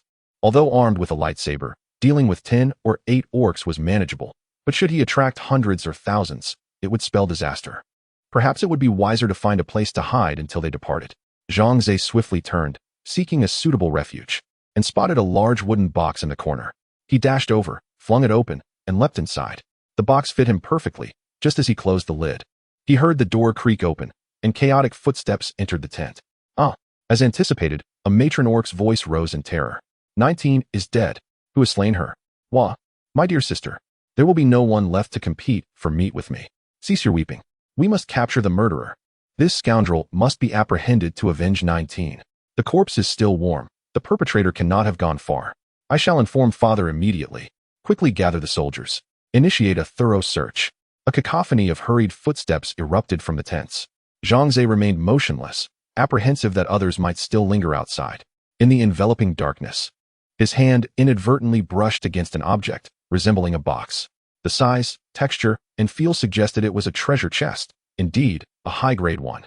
Having opened a considerable number of treasure chests recently, Zhang Ze had honed a peculiar skill. He could discern the quality of a chest merely by touch. To confirm his intuition, he promptly retrieved his headlamp, illuminating the chest, and nearly burst into laughter. It was undoubtedly a high-grade treasure chest, a premium one at that. What extraordinary fortune had he stumbled upon today? Remarkable. He had acquired a premium treasure chest. Rubbing his hands together in anticipation, Zhang Ze eagerly opened the chest to discover its contents. As the chest creaked open, a dazzling light emanated. 3 items lay before him: a piece of exquisite equipment, a tattered map of the demon realm, and 10 gold coins. Almost immediately, the hundredfold reward appeared. Choose your reward. 1. 100 pieces of exquisite equipment, 100 tattered maps of the demon realm, and 1,000 gold coins. 2. 1 piece of epic equipment, 1/3 map of the demon realm, and 10 mall coins. Zhang Ze instantly opted for option 2, for his heart longed for that 1/3 map of the demon realm. He was in urgent need of locating his family to mount a rescue effort. However, lacking a map and with the vastness of the demon realm, finding a small territory felt akin to searching for a needle in a haystack. With this map in hand, he might just be able to pinpoint the whereabouts of his parents and sister. The more he contemplated, the more exhilarated he became. Zhang Ze hastily unfurled the 1/3 map of the demon realm. What a letdown. Indeed, the map was 1/3, but it was predominantly covered in water. The front of the map was a chaotic array of wavy lines, signifying the ocean. The artistry was laughably juvenile, akin to that of a preschool child. His parents and sister resided on land, rendering this maritime map utterly useless. Zhang Ze felt a mix of frustration and regret, pondering whether to discard it while simultaneously recognizing its potential value. His mood fluctuated between despair and disappointment. Yet, having the map did reveal that a substantial portion of the demon realm was, in fact, oceanic. Reluctantly stowing the map away, Zhang Ze glanced at the mall coins in his backpack. Were gold coins upgraded to mall coins? That didn't seem right. During previous hundredfold rewards, the gold coins remained unchanged. Why was there now a mention of mall coins? Zhang Ze scratched his head in confusion before an idea struck him. Recently, The system had seemingly undergone an upgrade, allowing for voice messages in the chat channel. Could it be that the mall was on the verge of opening? Otherwise, how could mall coins have materialized? The more he pondered, the more exhilarated he became. Surely, the mall would offer extraordinary items. Even before its launch, he already possessed mall coins, positioning him as a premier buyer. Indeed, promising prospects lay ahead. Zhang Ze, brimming with delight, carefully stored away the mall currency and then turned his gaze towards the epic piece of equipment. Oh my goodness, is this the iron suit? Nestled quietly within Zhang Ze's backpack lay a gleaming silver suit of armor. As a fervent admirer of Iron Man, he immediately recognized it as Stark's Mark II iron suit. The Mark II was crafted by Stark after his harrowing escape from perilous adversaries, representing the second iteration of his armored creations. While Zhang Ze marveled at the suit, a plethora of information regarding its capabilities flooded his mind. Although this armor boasted numerous formidable features, such as the ability to unleash arc pulses and generate ultrasonic waves for high-speed flight, it was not without its flaws. Icy conditions at high altitudes could lead to catastrophic system failures. Nevertheless, there was no denying the suit's formidable combat prowess. Zhang Ze excitedly mused, if I were to don this armor, what fear would I have of the orcs? They would be left crying for their mothers. Just as this thought crossed his mind, he heard a cacophony of voices outside. Search the princess's chamber. Perhaps the culprit is concealed within. Upon hearing this, a cold smile crept across Zhang Ze's lips. Ah, just when I was lamenting the lack of a suitable venue to test the iron suit's might, you have conveniently delivered yourselves to my doorstep. Chapter 85. The orcs assault. Zhang Ze cautiously lifted the lid of the box to observe the situation outside, discovering two orc warriors rummaging through the camp. They were on the verge of uncovering his hiding place. Quickly donning his iron armor, Zhang Ze was eager to indulge in the thrill of being a superhero. The orcs had already overturned most of the belongings within the tent, with only Princess 19's grand treasure chest left untouched. Exchanging knowing glances, they approached the chest in unison. Just as their hands were about to make contact with the box, boom, the chest shattered into countless pieces. Out sprang a shimmering silver tin man. The two orcs were momentarily startled, but upon realizing what it was, their expressions shifted to disdain. Ah, another one of those tin men crafted by the goblin race. Just a pile of scrap metal. Humph. Last time our chieftain took us goblin hunting, we encountered this thing.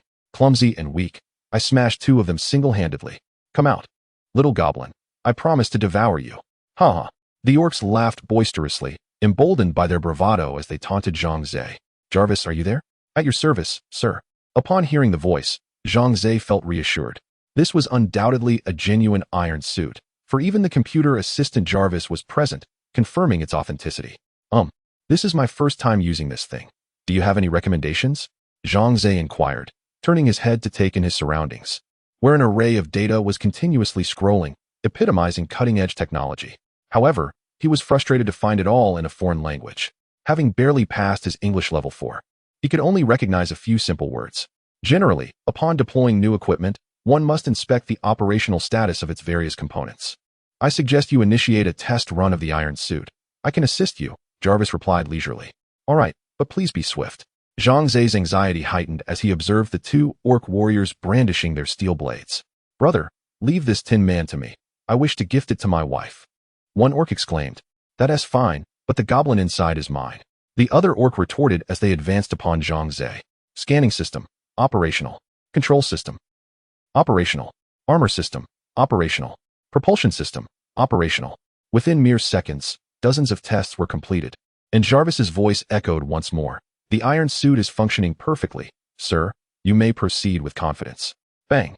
Before Zhang Ze could respond, he was struck twice on the head. You are under attack. Would you like me to assist you in countering? Jarvis inquired kindly. Yes. Quickly. Accurately. Viciously. Zhang Ze shouted. At that moment, the orc warrior launched a second wave of attacks, seemingly recognizing the hardness of the tin man's head, and opted instead to target the seemingly vulnerable neck with a fierce blow. However, before his blade could connect, the tin man's fist reached him first. Bang! With a single punch, the towering orc, nearly 4 meters tall and as robust as an ox, was sent flying. He even broke through the fabric of the tent, crashing outside with a thunderous sound, shattering a wooden war chariot. Brother, another orc warrior, taken aback, turned to the ironclad figure and roared as he charged forward. Awaiting him was a blinding beam of white light, whose immense force propelled him backwards. Previously, it was Jarvis who had intervened, but this time, It was Zhang Ze himself at the helm. Sir, after training, I believe you are now capable of proficiently operating this suit of armor. Jarvis displayed a score of 91 on the screen. However, you must monitor the energy consumption of the iron armor at the current usage rate. It can operate for an additional 3 hours and 19 minutes. Thank you for the reminder. 3 hours is ample time for me to teach these wretched orcs a lesson. Zhang Ze strode out of the tent, where a multitude of orcs, drawn by the commotion, gathered, brandishing an array of weapons. Their eyes filled with a mix of suspicion and awe as they scrutinized the armored suit. Regrettably, the Mark II was not equipped with a weapon system. Zhang Ze felt a tinge of disappointment. He would have to rely solely on brute strength to deal with these orcs. An eerie silence enveloped the scene as hundreds of orc warriors faced off against Zhang Ze, as if time itself had come to a standstill. How long do you plan to gawk? Zhang Ze raised a middle finger at the orcs. The orcs were instantly enraged. They roared, surging forward like a tidal wave. Zhang Ze was ready for them. With a single punch, he felled one. A sweeping kick toppled a group. The orcs, in a frenzy and undaunted, charged recklessly. Zhang Ze showed no signs of retreat, determined to eliminate all who approached. A wave of force from his hands sent 5 orcs flying. He soared into the air, diving down vertically, crushing 4 orcs upon impact. Grabbing 2 orcs by their thighs, he twirled like a windmill, sending over 10 more spiraling through the air. Zhang Ze fought with exhilarating fervor, while the orcs cried out in despair. Jarvis continued to tally the number of foes vanquished. Sir, the current kill count stands at 46. 47. 48. Please continue your valiant efforts and achieve further excellence. Yet, despite their ferocity, the orcs were not foolish. Realizing they could not best the armored figure before them, they began to retreat. What are you running for? Keep fighting. Zhang Ze called out triumphantly, a bunch of cowards. Suddenly, a massive boulder hurtled toward him. Had it not been for Jarvis's timely warning, the boulder would have struck Zhang Ze squarely in the face. Damn it, playing dirty. Zhang Ze turned to see more orcs gathering boulders, logs, and various large objects from around, preparing to hurl them at him. Curse it, these orcs have wised up. Avoiding close combat, Zhang Ze dodged the projectiles aimed at his head and swiftly retreated back to Princess 19's tent. Sir, we are surrounded. The best course of action now is to leave this place, Jarvis suggested languidly. Zhang Ze secured the recently awakened brown beneath his arm and exclaimed, Of course I am aware. The system has urged me to retreat post-haste. The sheer number of orcs was daunting, and Zhang Ze had no desire to court danger. Moreover, following the recent skirmish, the energy reserves of his steel battle suit had been severely depleted, leaving him with barely over an hour of operational time. If we do not depart now, what are we waiting for? Jarvis, activate the thrusters. We must withdraw. As you command, sir. Outside, the orcs dared not approach the tent, resorting instead to hurling stones, timber, and other debris at it.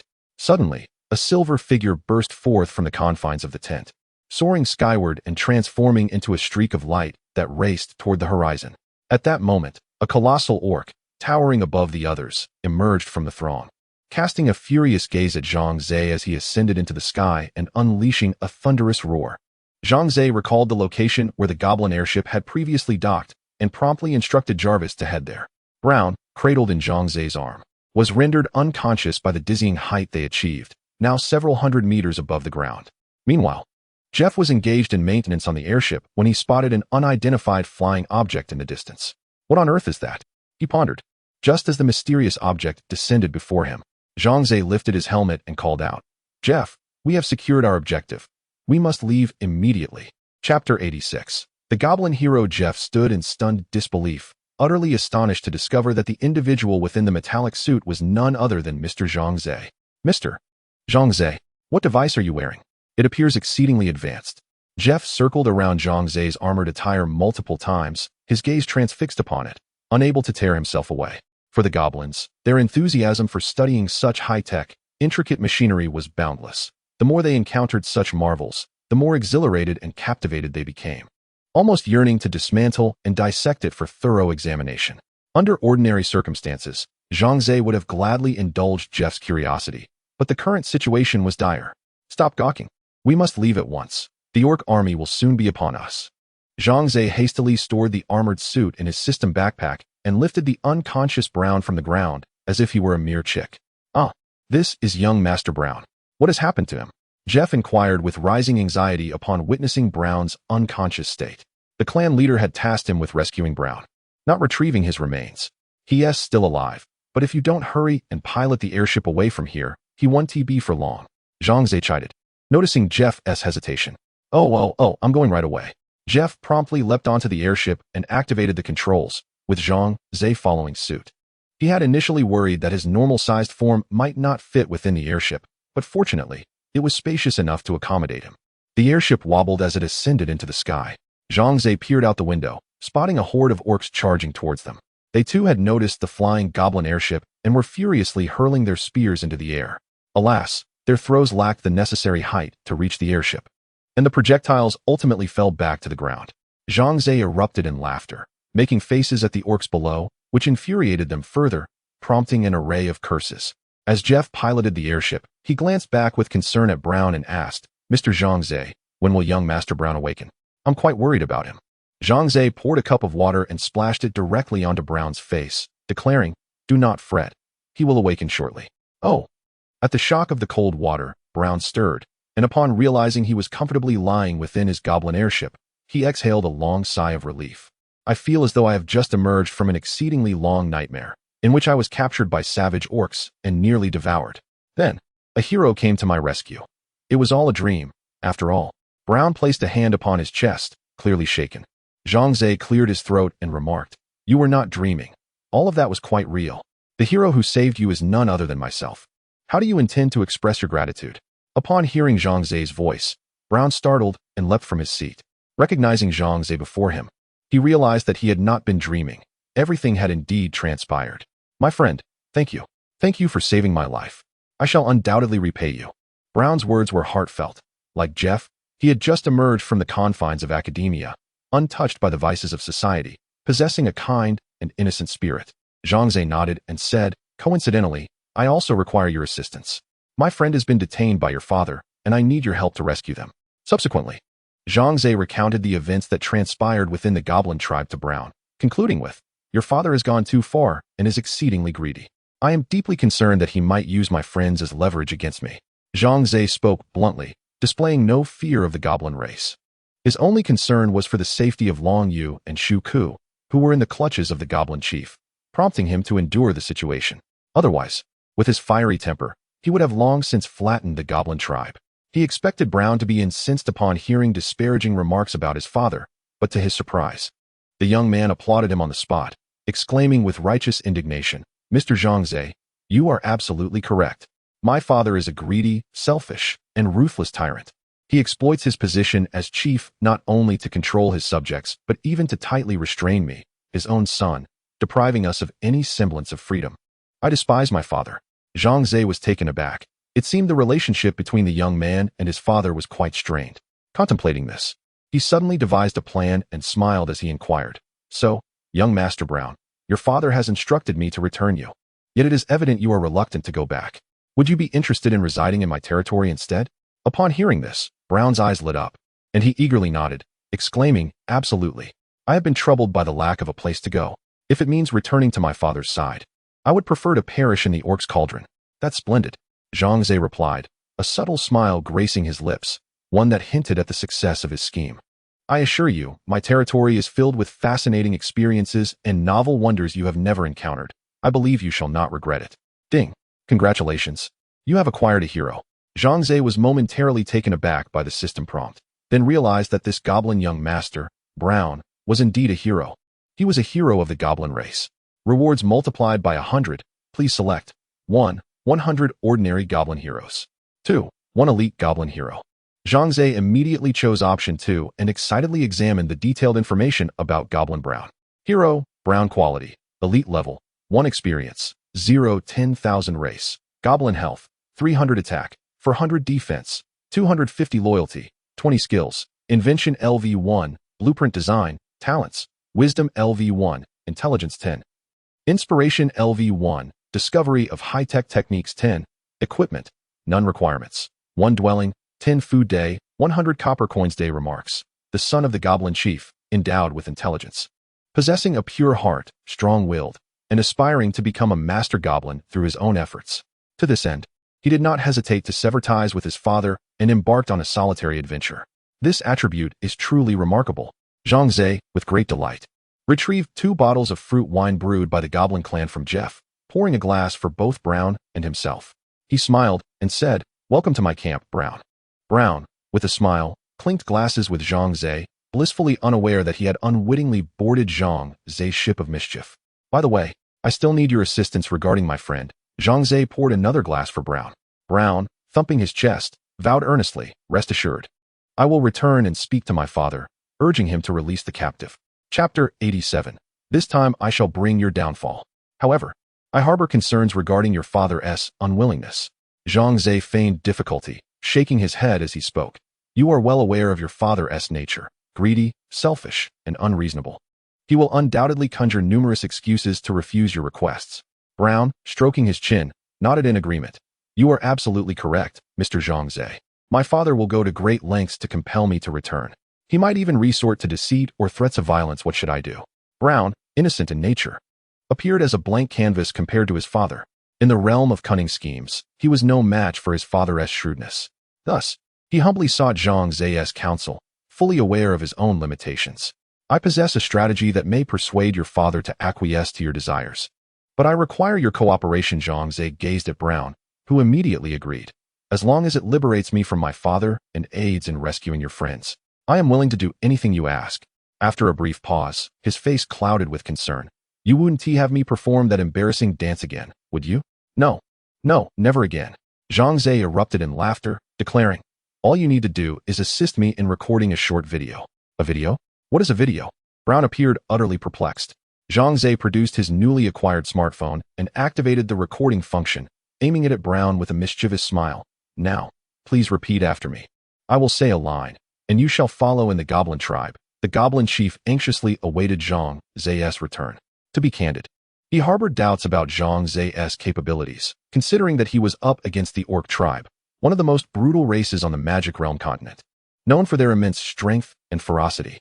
Historically, the goblin tribe had engaged in numerous wars with the orc race, suffering defeat each time due to the orcs' overwhelming physical prowess. Even after crafting countless iron automatons, the goblins proved no match for their adversaries. Thus, the chief believed that Zhang Ze, as a human, stood little chance against the orcs. Long Yu had awakened, and upon learning that she and Shu Ku were held captive by the goblin chief, she was infuriated. Zhang Ze's perilous venture into the orc camp to rescue them ignited her fury, just as she contemplated transforming into a mighty dragon to obliterate the entire goblin tribe. She was injected with a peculiar potion, plunging her into unconsciousness once more. Shu Ku, nearby, sighed in self-reproach, feeling responsible for the day's unfortunate events.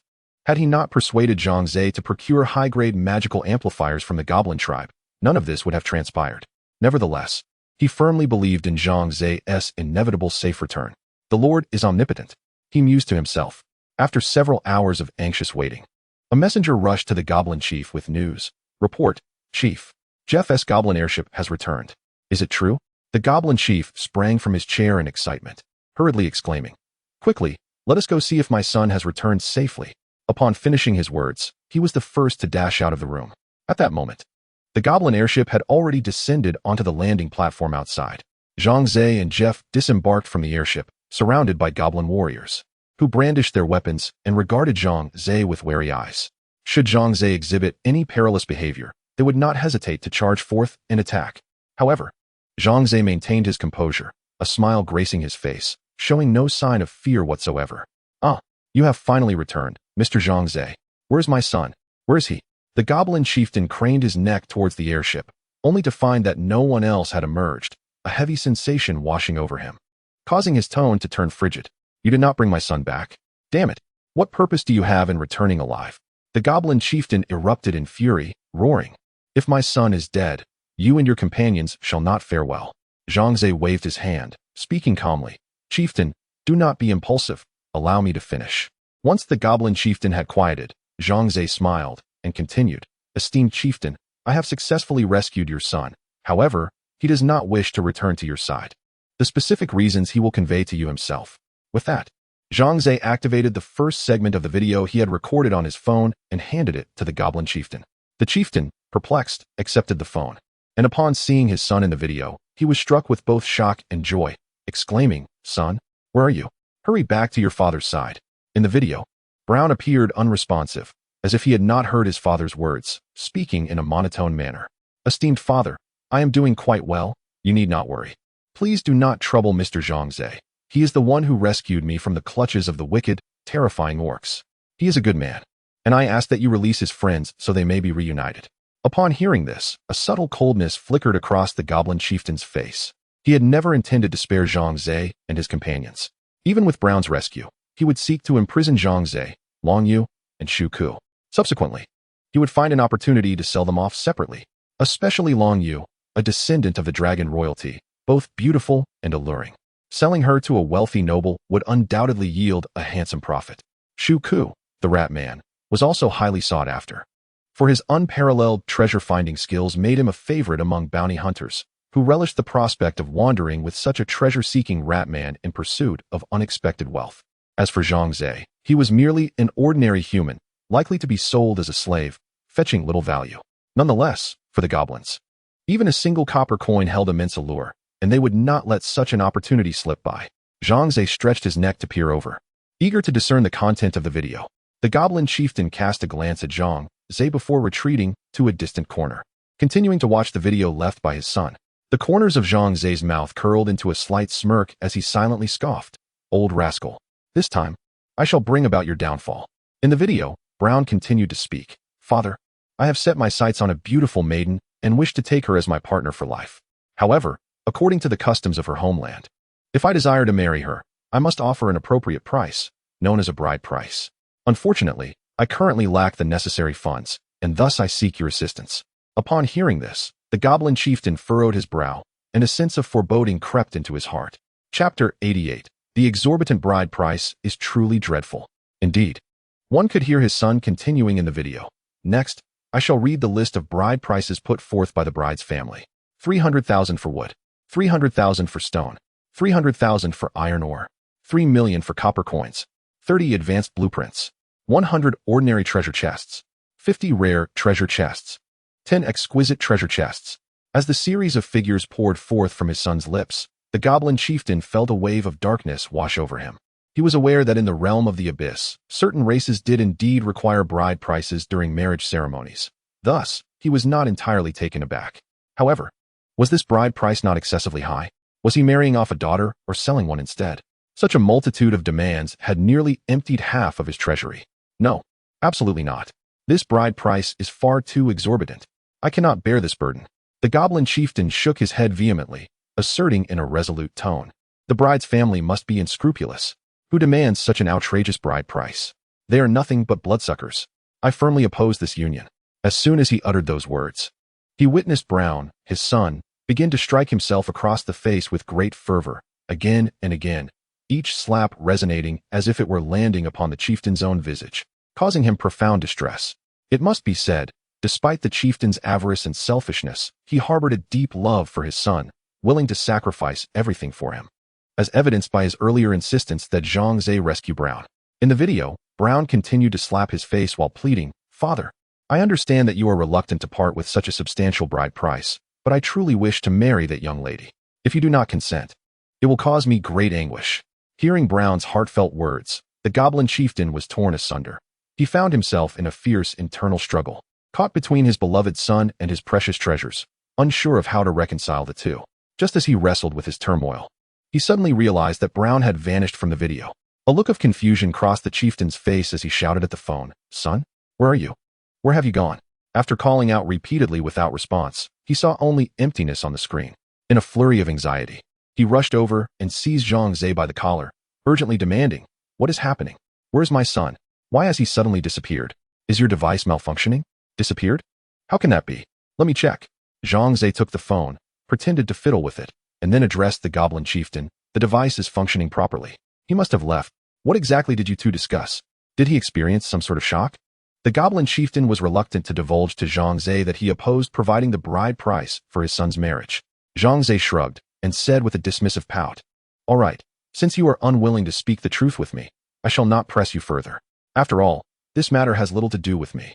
Even if your son were to take his own life, he is not my son, is he?" Upon hearing the word suicide, the leader of the goblin clan became flustered, momentarily forgetting everything else, and promptly divulged all the details to Zhang Ze. "Oh, So it is a matter of dowry for marriage, Zhang Ze remarked with a smile. This is indeed a good thing. Why would you refuse, esteemed leader? Refuse? Do you have any idea how much dowry they demand? It is an astronomical sum. It is as if they wish to sell their daughter to me. I cannot accept it. The goblin leader exclaimed angrily. Esteemed leader, let me tell you. The dowry your son is asking for is truly not excessive. If you were aware of how much dowry is customary in our world for a bride, you would not be so troubled. Zhang Ze sighed dramatically. That is what one would call truly selling a daughter. Is it really that outrageous? The goblin leader gasped in disbelief, his eyes wide with astonishment. Zhang Ze nodded affirmatively, saying, It is absolutely true. I was once ruthlessly rejected by the bride's family because I could not provide the dowry. As he spoke, he pretended to wipe away a tear. The goblin leader was moved by Zhang Ze's performance, and sympathy appeared on his face as he remarked, Then, are the men in your world not in great distress when it comes to marriage? Distress? It is beyond mere distress. It is unbearable, Zhang Ze exclaimed, slapping his thigh in a display of indignation. Countless couples have been torn apart due to dowry disputes. Many families have been driven to ruin. And numerous young men have sought a tragic end because of it. I know, I understand. The goblin leader nodded emphatically, empathizing with Zhang Ze's plight. He felt that giving up half of his wealth was akin to a painful sacrifice. The thought of his clan having to face such financial devastation for marriage was indeed harrowing. No, you do not comprehend. Zhang Ze's face was filled with righteous fury as he proclaimed, Exorbitant dowries are truly a death trap. He then turned to the goblin leader, speaking in a meaningful tone. So be grateful. Your son's dowry is merely a trifling amount. If you were in our world, not even as a clan leader, but as a king, you would face ruin. At this revelation, the goblin leader involuntarily shivered, realizing just how terrifying Zhang Ze's world was. It was akin to hell. Immediately, he declared, I understand now. I shall prepare the dowry at once. No matter how much my son demands, I will fulfill it, as long as he is happy. Exactly. Zhang Ze clapped the goblin leader on the shoulder, wearing an expression of enlightenment. A son is far more important than money. I hope your family reunites soon. The goblin leader looked at Zhang Ze with deep gratitude, convinced that he was a genuinely good person, and hurried off to prepare the dowry. As Zhang Ze watched the leader's retreating figure, a cold smirk crept across his face. This time, I shall ensnare you, you wretched old fool. Soon, all the items on the bride price list were meticulously prepared and subsequently loaded onto the airship. Zhang Ze observed from the sidelines. And only when he saw Long Yu and Shu Ke being sent aboard did he finally breathe a sigh of relief. Previously, he had included a member of the Dragon Clan and a member of the Rat Clan in the bride price list he presented to Brown. The Goblin Chieftain had left no stone unturned in fulfilling this list, ensuring that Long Yu and Shu Ke were also dispatched, maintaining a facade of composure. Zhang Ze opened the second video on his phone and feigned surprise as he exclaimed, Young Master Brown. Young Master Brown, where have you been just now? The chieftain and I have been terribly worried. Chapter 89. The bond of 10 copper coins. Upon hearing Zhang Ze's voice, the goblin chieftain rushed over like a man possessed, snatching the phone from his hands. As he beheld the video of his son, tears streaming down his face, he cried out, My son, it was wrong of me. I should never have denied your wishes. Under Mr. Zhang Ze's guidance, I have come to realize that no matter the amount of dowry you desire, I shall fulfill it. Your happiness is all that matters. In the video, Brown revealed a stiff smile and said to the goblin chieftain, Thank you, father. I always knew you loved me sincerely. I am grateful for your sacrifices. Please deliver the dowry to Mr. Zhang Ze's territory. I shall await its arrival there.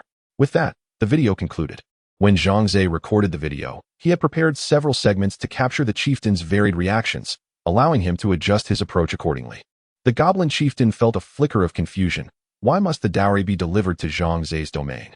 Yet, with the thought of his son's safety, he cast aside such concerns and immediately ordered the dowry to be transported to Zhang Ze's territory via 20 goblin airships. Zhang Ze volunteered to lead the fleet back to his territory, ensuring the safe delivery of the dowry to young Master Brown.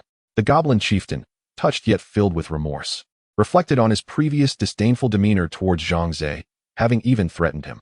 Yet, Zhang Ze had repaid malice with kindness, wholeheartedly assisting both him and his son. This act of grace compelled the chieftain to express his gratitude with 10 copper coins. As Zhang Ze gazed at the 10 copper coins placed in his palm, he was at a loss for how to respond. Meanwhile, the goblin chieftain wore an expression of deep discomfort, but managed to muster a smile as he said, I regret my prior behavior towards you, even resorting to threats involving your friend. Yet, you have selflessly aided my son and me despite our past. Thus, I offer you these 10 copper coins as a token of my gratitude and apology. Thank you immensely, my lord chieftain. However, I cannot accept this money. Zhang Ze promptly returned the coins to the goblin chieftain, his expression earnest as he declared, my assistance to you is not motivated by monetary gain, but rather by the belief that you are a truly worthy friend. Accepting payment would be an affront to me and to the friendship we share. Upon hearing Zhang Ze's words, tears streamed down the goblin chieftain's face. He felt incredibly fortunate to have encountered someone as exceptional as Zhang Ze. Surely, such a person was rare in the entire realm of the demon territory. Zhang Ze boarded the airship, and the fleet ascended gracefully into the sky. He waved a farewell to the goblin chieftain, who stood below, reluctant to part, tears glistening on his cheeks as he called out, Mr. Zhang Ze, you will forever be a cherished friend of the goblin clan. Our doors shall always be open to you. As Zhang Ze withdrew into the goblin airship, his smile slowly faded, and he instructed Jeff, lead these airships to my territory, immediately.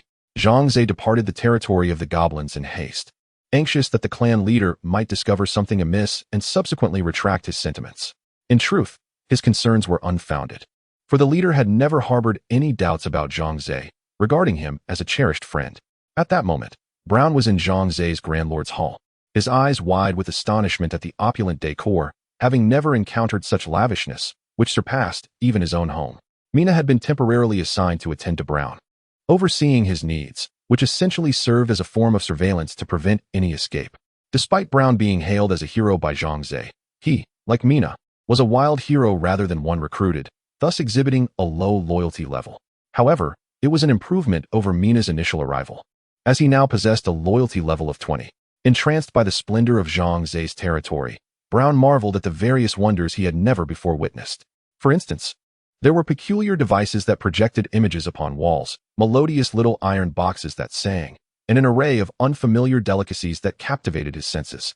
He felt that his decision to come to Zhang Ze's domain was indeed wise, far superior to his previous life among the goblins. As evening descended, Zhang Ze returned to his territory with a fleet of airships, which landed in formation on the open ground, drawing the attention of surrounding civilians. Many were unaware of what they were witnessing, though some more knowledgeable individuals recognized the vessels as goblin airships, sparking curiosity about their presence in this locale.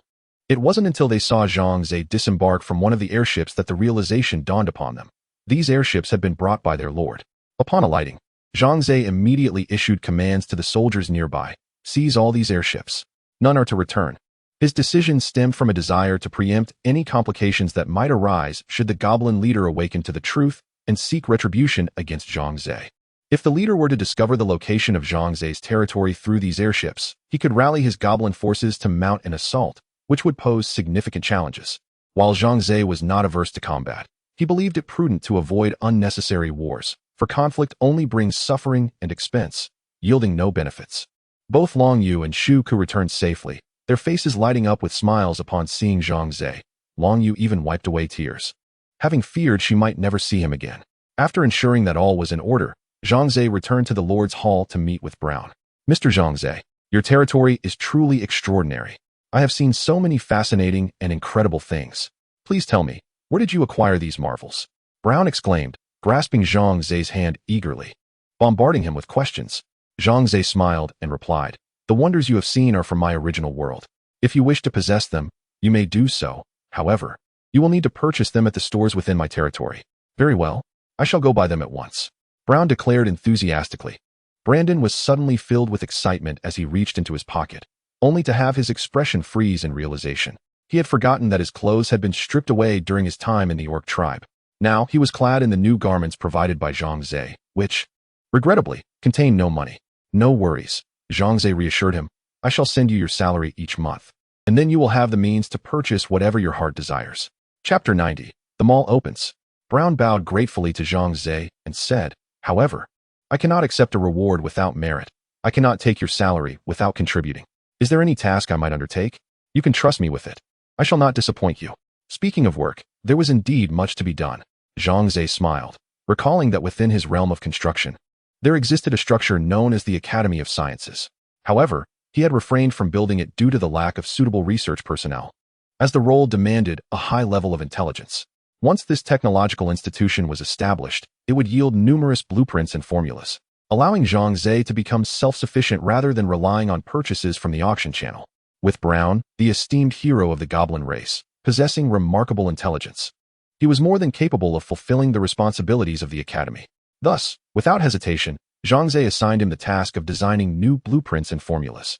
Brown was elated to receive his new position, diligently applying himself to his work, and with his earnings, he purchased items of personal interest. He felt a profound sense of joy and contentment living under Zhang Ze's domain. Of course, these matters would unfold in due time. With the interlude of the Goblin clan concluded, Zhang Ze turned his attention to the more pressing matter of his grand magical defense array. This was of utmost importance. The demonic army was on the horizon, and he needed to ensure the security of his territory. To strategize the layout of the magical defense array, he required the expertise of Mina and her mother, Michelle, as only they possessed a profound understanding of magic and had some knowledge of magical formations. Zhang Ze entrusted this task to them. Mina was, of course, overjoyed and assured him of her commitment to completing the assignment. However, Michelle responded with indifference.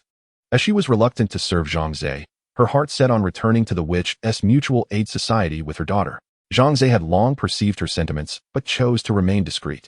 Seizing an opportunity, he called Michelle aside and said, "I am aware of your reluctance to remain in my domain. I present you with an opportunity. If you assist me in completing the magical defense array, I shall allow both you and your daughter to depart." "Is that truly the case?" Michelle exclaimed with delight. She had always believed her daughter's continued presence under Zhang Ze's influence was due to his control over her. Now, with Zhang Ze's assurance, she was convinced that her daughter would willingly accompany her upon their next departure. "Absolutely," Zhang Ze affirmed. Since this heroic figure was unwilling to serve him, there was no necessity to retain her within his realm. Expelling her could conserve resources for those heroes who were more capable and loyal. Thus, Michelle's enthusiasm was reignited. She promptly assisted her daughter in arranging and calibrating the magical array, ensuring its proper functioning. Zhang Ze was exceedingly pleased with the outcome and promised to reward both of them generously upon completion. Mina was hesitant to accept, but Michelle welcomed the rewards with open arms, believing it to be her rightful compensation. Furthermore, upon their return to the Witch's Mutual Aid Society, these treasures would afford them a better life. On the day the magical array was activated, Zhang Ze and his companions gathered in the square to witness this momentous event. In the center stood Mitchell, flanked by 3 advanced magical amplifiers. As he recited the incantation, a deep blue shield enveloped the entire territory. "Lord, the magical defense array is now operational. Unless granted your permission, no one from outside can enter." Mitchell wiped the sweat from his brow and addressed Zhang Ze. Zhang Ze nodded in satisfaction, praising them. "You and your daughter have worked hard. I shall ensure that the promised reward is delivered without fail."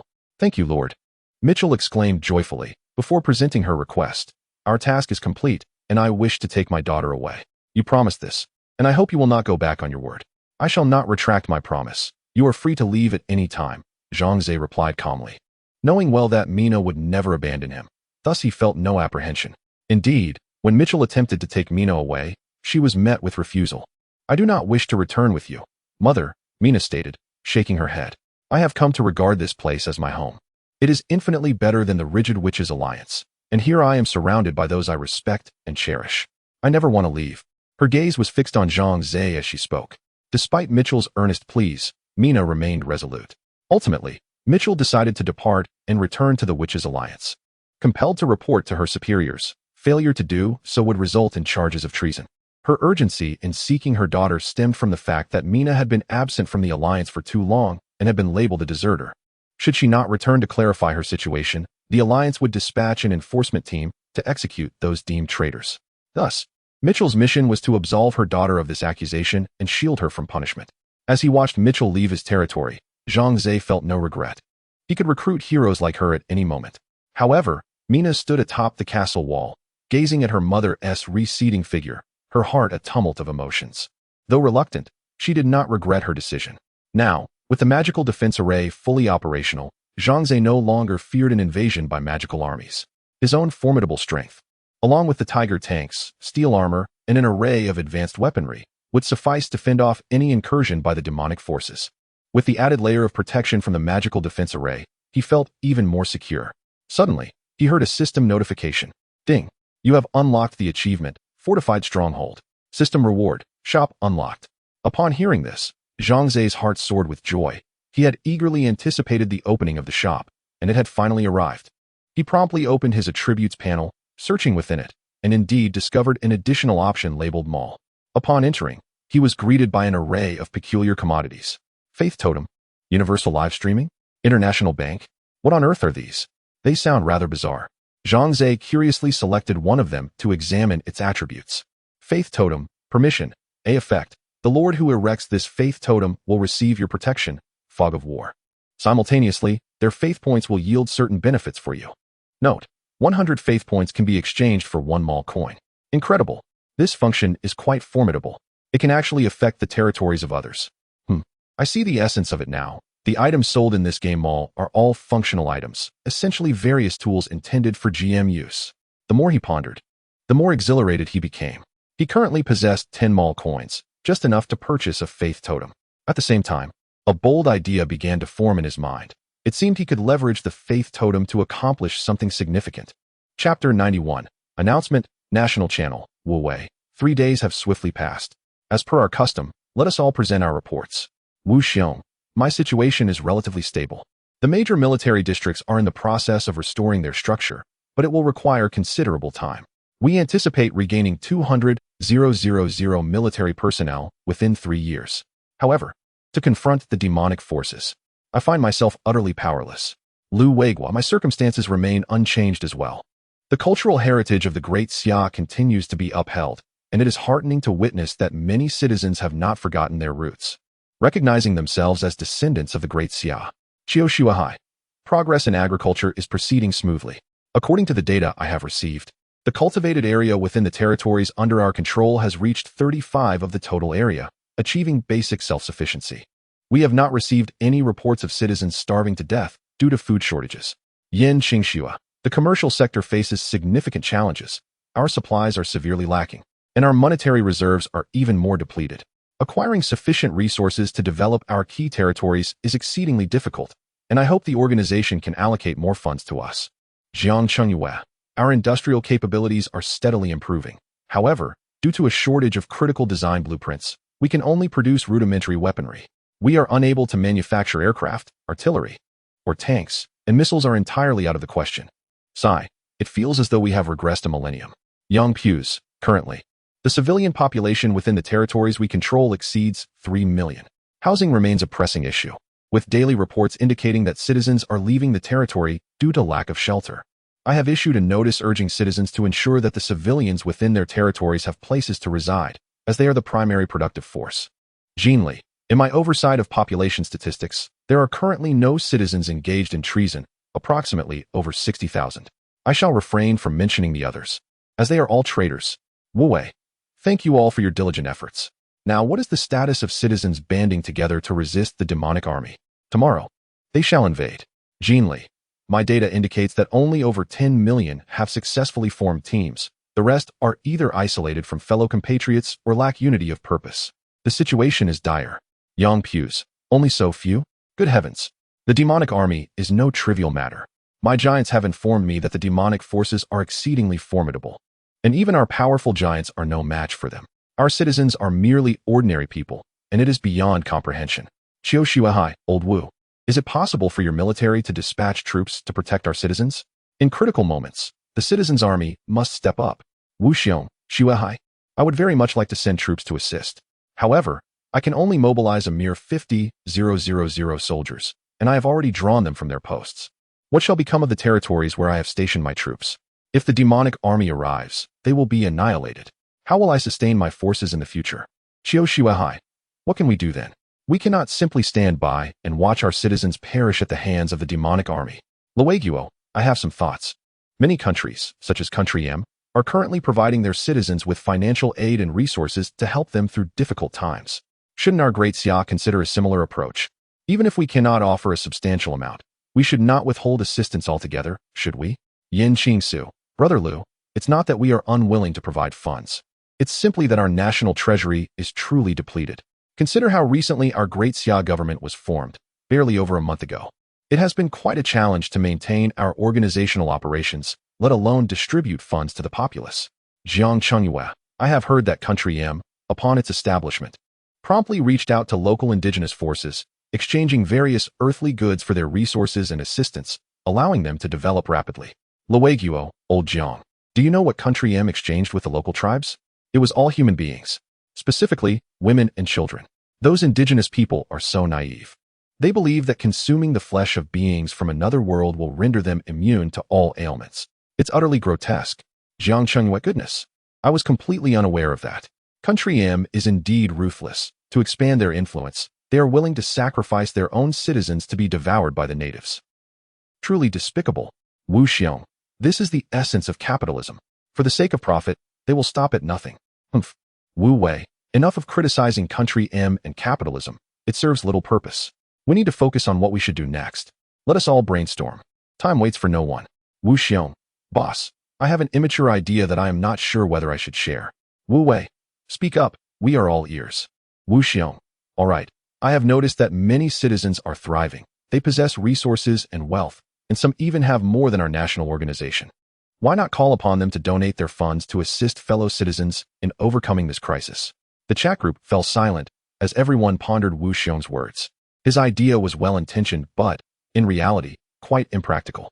Although citizens exhibited a degree of awareness, it had not yet reached the level where they would willingly sacrifice their wealth for the benefit of the state and others, especially in such dire circumstances where the nation is on the brink of collapse and laws are unenforced. Wu Wei, I have considered this matter as well. But persuading the wealthy is a formidable task. Lueguo, boss, why not give it a try? We have nothing to lose at this point. Otherwise, we can only stand by and watch as our citizens are slaughtered by the demonic army. Jiang Chengyue. Yes, we should at least attempt it. We will have done our utmost. Wu Wei, very well. Immediately issue an announcement on the national channel, urging the affluent to step forward. The time to serve the nation has arrived. Inform them that those who contribute will not be forgotten by the state and the people. The group responded affirmatively. Yes. Huh. Has someone posted an announcement on the national channel? Zhang Ze was taken aback upon seeing a golden notification in the channel. This was a new feature of the chat channel that allowed for public announcements to be made. However, posting such announcements came at a cost. The announcement on the national channel requires a sum of 10,000 copper coins for each message, while the announcements on the public channel demand a staggering 100,000 copper coins per entry. Such expenses are not within the reach of the average individual. Curiosity piqued, Zhang Ze ventured into the national channel, where he encountered a proclamation issued by the national organization. It called upon the capable citizens to contribute financially or physically, urging them to assist the nation and their fellow compatriots in navigating through difficult times. After contemplating the announcement while pinching his chin, Zhang Ze smirked and remarked, "While I possess both wealth and strength, I am apprehensive about being exploited by those with ulterior motives. Moreover, I worry about encountering ungrateful individuals." Yet, as a staunch patriot, he pondered what course of action he should take. He began to pace back and forth, hands behind his back, when an epiphany struck him. He promptly accessed the marketplace and sought out the faith totem. Perhaps this item could prove beneficial. With a broad smile adorning his face, Zhang Ze clicked the purchase button. Chapter 92. Those who believe in me shall attain eternal life. Upon the announcement from the state, a tempest of reactions ensued. Patriotic individuals fervently proclaimed in chat groups, "It is our duty to contribute to the nation. Though I am not affluent, I possess some resources and funds, and I am willing to lend my support. I am willing." However, there were dissenting voices. How can we help others when we cannot even survive ourselves? Does the state lack funds? Must it rely on us common folk? At least the Emperor is generous, distributing money and goods. Before long, a fierce exchange of insults erupted in the chat groups. Zhang Ze shook his head and decided to spend 100,000 copper coins to issue an announcement. Announcement. Anonymous 8341. As a citizen of the Great Xia, I am willing to assist my fellow countrymen. Henceforth, I will be selling an item at the auction house, named the Totem of Faith, for the price of 1,000 copper coins. Those who purchase this item shall receive my protection. The quantity is limited, so act swiftly. A gentle reminder. Purchasers must place absolute trust in me. Otherwise, your acquisition will be rendered void. In short, those who believe in me shall attain eternal life. Zhang Ze set the price of the Totem of Faith at 1,000 copper coins with a calculated intent. Humanity has been in the demon realm for over a month now, and the price of 1,000 copper coins is within reach for most, albeit with a slight pang of reluctance. Those in need will surely part with their coins, as it pertains to their fate. However, if an individual possesses the means to protect themselves, they may deem it not worth the cost and refrain from purchasing. The price was not set too low to prevent exploitation by opportunists. Zhang Ze aimed to filter out a portion of individuals through this pricing, leaving behind those who truly believe in him and genuinely require assistance. Upon the release of Zhang Ze's announcement, the channel fell into a hushed silence. Everyone was taken aback. That was 100,000 copper coins. Just to issue an announcement? It was utterly extravagant. There were some affluent individuals in the group, yet upon self-reflection, they realized they lacked the audacity to spend 100,000 copper coins on an announcement. Soon, inquiries began to flood the chat channel. Rich man, is what you say true? An item worth 1,000 copper coins can protect our territory? Is this not a deception? They pondered. If he is willing to spend 100,000 copper coins to issue an announcement, how could it possibly be a scam? Wealthy one, let us connect privately. My name is Zheng Jun. Yet, skepticism lingered among others. I invested 10,000 copper coins in fortifying walls and defenses, and I still feel uncertain. Can 1,000 copper coins truly shield us from the onslaught of the demon army? Why do I feel so distrustful? Enough said. This is merely a scammer. Case closed. Huh. To think 1,000 copper coins could be a con. One must be utterly desperate. Whoever buys is a fool. Zhang Ze observed the comments in the channel with a cold smile. He felt no need to defend himself. Ultimately, time would reveal the truth. Withdrawing from the chat channel, Zhang Ze proceeded to the trading channel, listing his 10 purchased faith totems at a price of 1,000 copper coins each. He then set this matter aside to attend to his other affairs. Meanwhile, on the other side, Wu Wei and other high-ranking officials of the nation observed the announcement issued by Zhang Ze. Wu Xiong, behold, I was not mistaken. Our nation truly harbors untold talents. A staggering 100,000 in announcement fees is readily spent. Yin Qingxua. Indeed, masters are often found among the populace. However, I must inquire, does that item called the Faith Totem genuinely possess the power to shield its purchasers from the onslaught of the demonic army? I remain skeptical. Jinli, I too harbor doubts. Can an item priced at 1,000 copper coins wield such formidable power? I still adhere to the principle that one gets what one pays for, and I suspect this individual may be a charlatan. Yang Pu's, profiting from national calamity? It is quite possible. Such individuals have existed throughout history and seem more prevalent now. Xiao Shuahai, yet, let us not dismiss him entirely. Perhaps he possesses genuine solutions. After all, we are in the realm of the demon world, where anything can transpire, and we cannot apply earthly standards to our judgments. Lu Weiguo 1,000 copper coins is neither a small nor a substantial sum. However, I also believe that someone who can afford to spend 100,000 on an announcement is unlikely to deceive over a mere 1,000 copper coins. Jiang Chengyue, do not underestimate deceivers. They often begin with small matters to lower your guard, gradually ensnaring you into their trap, only to strike fiercely when you are most vulnerable, leaving you destitute. Wu Xiong, can we not have a little faith in our citizens? I, Wu Xiong, firmly believe this person is not a fraud but a patriot. Let us wait and see. Wu Wei, enough of the quarrel. For now, we can only observe the unfolding events. Time will ultimately reveal whether this individual is a benefactor or a deceiver. Zhang Ze inspected his various territories. Previously preoccupied with the collection of magic crystals and magical amplifiers, he had not had the opportunity to focus on his lands. Now, with some leisure time at hand, he surveyed all his territories. The defensive capabilities of the sub-city territories are woefully inadequate. Zhang Ze shook his head. After all, many of these territories are still in their infancy. Some possess merely a surrounding wall, others only 2 defensive towers, and some consist of nothing more than a small wooden hut. It is unrealistic to expect these lands to develop rapidly, as it demands an excessive amount of time, effort, and resources. The demonic army is a formidable force, and without a magical defense array, Zhang Ze lacks the confidence to withstand their assaults on his main city territory. As for the sub-city territories, he felt that without 10 days to a fortnight, and the infusion of vast resources and wealth, it would be impossible to establish a robust defense system. Thus, for the time being, he could only afford to protect certain key sub-city territories, such as those with facilities like the oil refinery, gathering sufficient soldiers and tiger tanks to defend them, striving to ensure the safety of these crucial lands. Now, all I can do is hope that the landing site of the demonic army is situated far from my sub-city territory. Zhang Ze shook his head in despair. The front lines had been stretched too far, and even with a hundredfold reward, it was becoming quite overwhelming. Upon returning to the main territory, Zhang Ze glanced at the totem of faith listed for sale in the trading channel. only to be met with a wry smile. Remarkably, only one had been sold. Alas, I wonder who that individual might be. His gaze shifted to a modest territory positioned atop a vast plain, where not far behind stood a towering stone castle, its ramparts adorned with fluttering banners, and even a few griffin knights soaring through the sky. The contrast between the opulence of the castle and the simplicity of the territory was striking. Could this object truly save my domain? The territory's owner, Jiang Wenming, gazed apprehensively at the totem of faith in her grasp, her heart laden with trepidation. Her territory was located near the capital of an indigenous kingdom, and to prevent any assaults, she had frequently offered tributes to maintain peace. Just days prior, she had observed several individuals clad in attire reminiscent of mages and zealots, lurking around her territory with inscrutable intentions.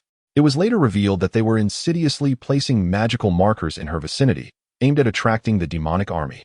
What malevolent intentions! Jiang Wenming felt a mix of urgency and anger, yet found herself powerless. Her subordinates lacked heroes capable of dispelling the magical markers, and she dared not confront the indigenous kingdom, leaving her to suffer in silence. In recent days, her resources and finances had been nearly exhausted through tributes, stunting the development of her territory. Should the demonic army launch an attack, it would inevitably lead to ruin and devastation. All my hopes rest upon this totem of faith. Please do not let me down. Following the instructions of the totem of faith, Jiang Wenming made her way to the grand square of her territory and clicked erect. With a flash, an ancient and imposing wooden sculpture materialized in the square, astonishingly resembling Zhang Ze himself. Chapter 93, The Fog of War. Alas, who is this striking figure? So handsome. Jiang Wenming stood transfixed before the exquisite statue of Zhang Ze, her eyes wide with admiration. The wooden carving depicted Zhang Ze standing tall, his expression resolute, gaze penetrating. One hand rested behind him while the other pointed forward, exuding an air of commanding presence as if he were directing the course of history. Simply put, handsome. To elaborate, striking. Cool. In 3 words, handsome, cool, impressive. If Zhang Ze were present, he would undoubtedly be captivated by his own magnificent portrayal. Jiang Wenming had been utterly enchanted by the statue, her countenance reverent as she knelt repeatedly, resembling a devotee encountering a deity. Just as she finished her act of devotion, Zhang Ze received a system notification. Faith value from Jiang Wenming, click to view, 1. Faith value from Jiang Wenming, click to view, 1. Faith value from Jiang Wenming, click to view, 1. Zhang Ze was momentarily taken aback, swiftly clicking to investigate. Before him appeared a beautiful young woman in her 20s. Kneeling with her hands clasped in prayer, her demeanor profoundly sincere. Would you like to grant protection to this believer? Yes or no? Without hesitation, Zhang Ze chose yes. After all, her faith had been duly acknowledged, and he felt compelled to reciprocate. Ting, your follower is about to receive protection, Fog of War. Zhang Ze was not entirely clear on the specifics of the Fog of War, but from its name, it suggested a shroud of mist to safeguard his territory. He was close in his assumptions, yet the effects of the Fog of War were even more profound. The mist functioned similarly to an invisibility cloak. At that moment, a dense cloud of white mist began to rise around Jiang Wenming's territory, swiftly enveloping it entirely. From the outside, it appeared as though the very heavens were obscured by the fog, creating a peculiar spectacle. Should anyone attempt to enter the mist in search of Jiang Wenming's domain, they would find themselves endlessly circling within it, only to emerge bewildered, having returned to their original position. Indeed, this was the effect of the Fog of War, concealing oneself while perplexing adversaries. As Jiang Wenming concluded her prayers and opened her eyes, she was taken aback by the sight before her. Her territory lay shrouded in mist, yet sunlight still filtered through, illuminating her surroundings, while the world beyond the fortress walls was a blank expanse of white. Is this the Fog of War? Jiang Wenming stood in stunned silence for a moment before her surprise gave way to exhilaration, tempered by a tinge of apprehension. Would this mist truly be effective? Might an enemy penetrate the fog and discover her stronghold? Though uncertainty lingered, she had no alternative but to wait for the impending approach of the demon army to ascertain the efficacy of her newfound protection. Meanwhile, in the nearby indigenous kingdom, the rotund Peter III was blissfully indulging in potato chips sent as tribute from Jiang Wenming, sipping cola with unbridled joy. You, ensure that woman from the other world sends more delectable treats tomorrow. Otherwise, do not blame me for unleashing my forces upon her. Peter III instructed one of his subordinates. The subordinate hastily replied, Your Majesty, tomorrow marks a significant day. It would be prudent for us not to leave the city indiscriminately. Oh, Peter III paused momentarily, then realized. Indeed, tomorrow is the day of the demonic army's invasion. Alas, I have already arranged for magical sigils to be laid outside the territory of that woman from another world. The demonic horde will surely seek it out immediately. Given her city's defenses, it will likely be breached in no time. He sighed, glancing at the potato chips and soda in his hand, lamenting, I shall no longer have the pleasure of such delightful food. Your Majesty need not worry. There are countless beings from various worlds in the demon realm. If one perishes, many more remain. Once the crisis of the demonic army is averted, I shall lead troops to pillage those foreign territories and procure more delicious food for your Majesty. Indeed, you are truly my most loyal minister. A heavy reward shall be bestowed upon you. Thank you, your Majesty. The two conversed merrily until a guard rushed in a flurry. Your Majesty, a strange occurrence has transpired. Peter III furrowed his brow and inquired. What sort of strange occurrence? The territory from that other world has vanished. The guard exclaimed, panic evident in his voice. What? Peter III rose from his throne. Astonished, he set aside the chips and soda and immediately gathered his men to investigate. Indeed, the area that was once the foreign territory was now enveloped in a thick mist. The scene was surreal, the surroundings were bright and sunny. Yet this particular spot was shrouded in fog, truly peculiar. After a moment's contemplation, Peter III waved his hand, summoned a cavalry unit to probe the mist, and returned swiftly with a report. Yes, before long, a cavalry team of more than 10 galloped out of the city gates, plunging into the fog. On the city walls, Peter III and his ministers eagerly awaited their return. Approximately 20 minutes later, the cavalry emerged from the mist, each face marked by confusion and trepidation. Soon, the leader of the cavalry returned to report, Your Majesty, we found nothing within the mist. We circled several times, ultimately breaking free, only to find ourselves back at the original location. It appears as though the territory from that other world has completely vanished. It is utterly unfathomable. What? Vanished? Peter III's eyes widened as he shouted in fury, Nonsense. Such a vast territory could not simply disappear. It must still be ensconced within the mist. Search again. You must uncover it. Reluctantly, the cavalry leader took his men to continue the search, but after more than 10 attempts, they remained empty-handed. Now, fear gripped Peter III. He did not concern himself with the fate of the inhabitants of the other world. However, without that territory as a shield, the demonic army would turn its weapons directly towards his kingdom. Despite his fortifications, they would be no match for the demonic horde. Thus, he panicked. Quickly, seek the holy army of the Pope to protect me. Peter III exclaimed loudly. Zhang Ze opened the marketplace, and Jiang Wenming generously contributed 5 points of faith value, which could be exchanged for 5 marketplace coins. He intended to purchase 5 faith totems, this time as gifts for his parents and sister. After acquiring the faith totems, he promptly accessed the private channel and left a message for his parents and sister, Zhanglan. Zhang Ze, Mom, Dad, and Sister. Have you seen the announcement I posted in the national channel? Please head to the trading channel right away. I will list 3 faith totems exclusively for you, each for 1 copper coin. After a while, his father, Zhang Zhihao, was the first to log on. Zhang Zhihao, what are these faith totems? Just the name suggests they are dubious.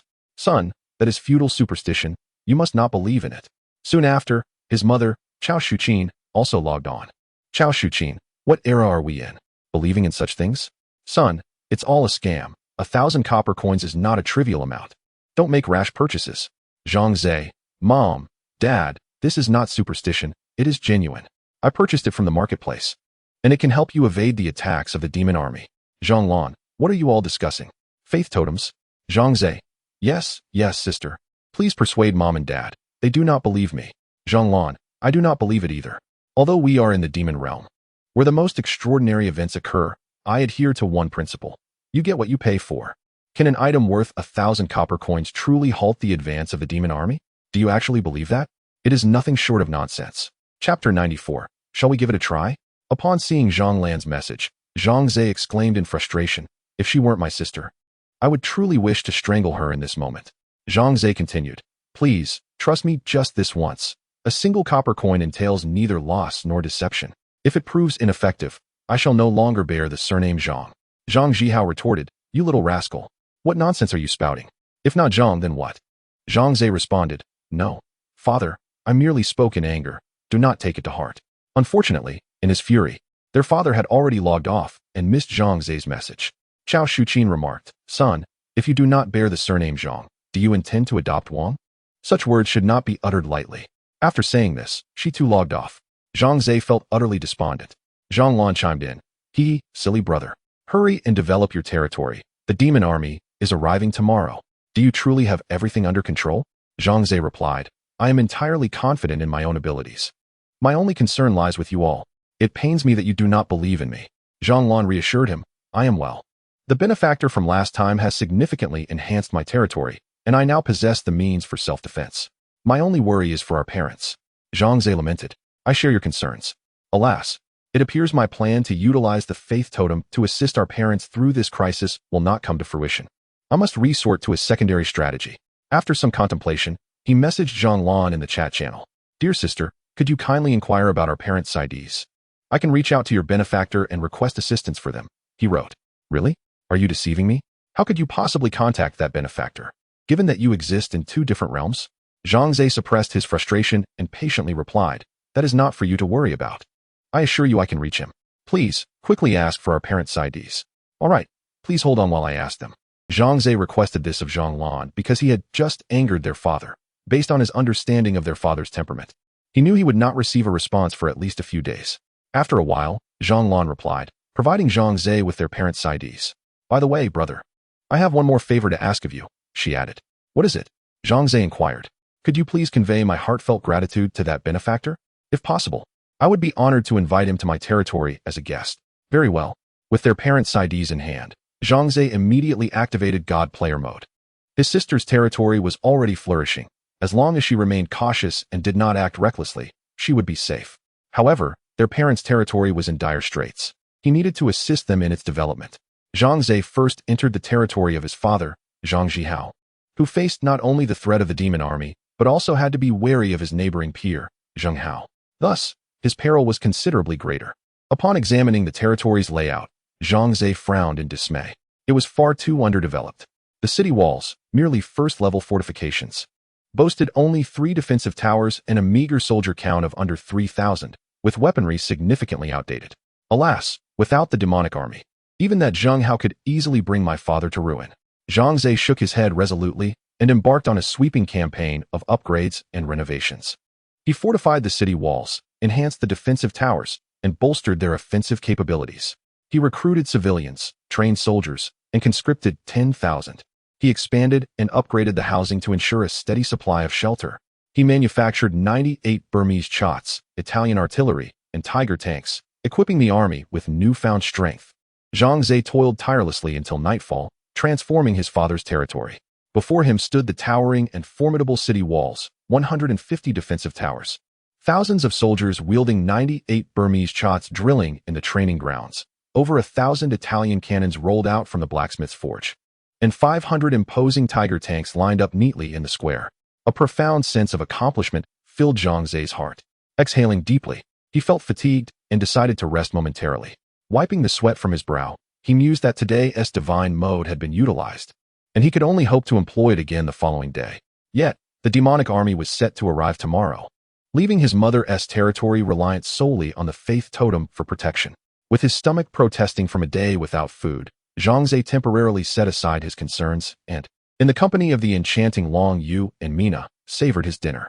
Meanwhile, Zhang Lan had just completed her territorial duties and, stretching languidly, returned to her lord's hall.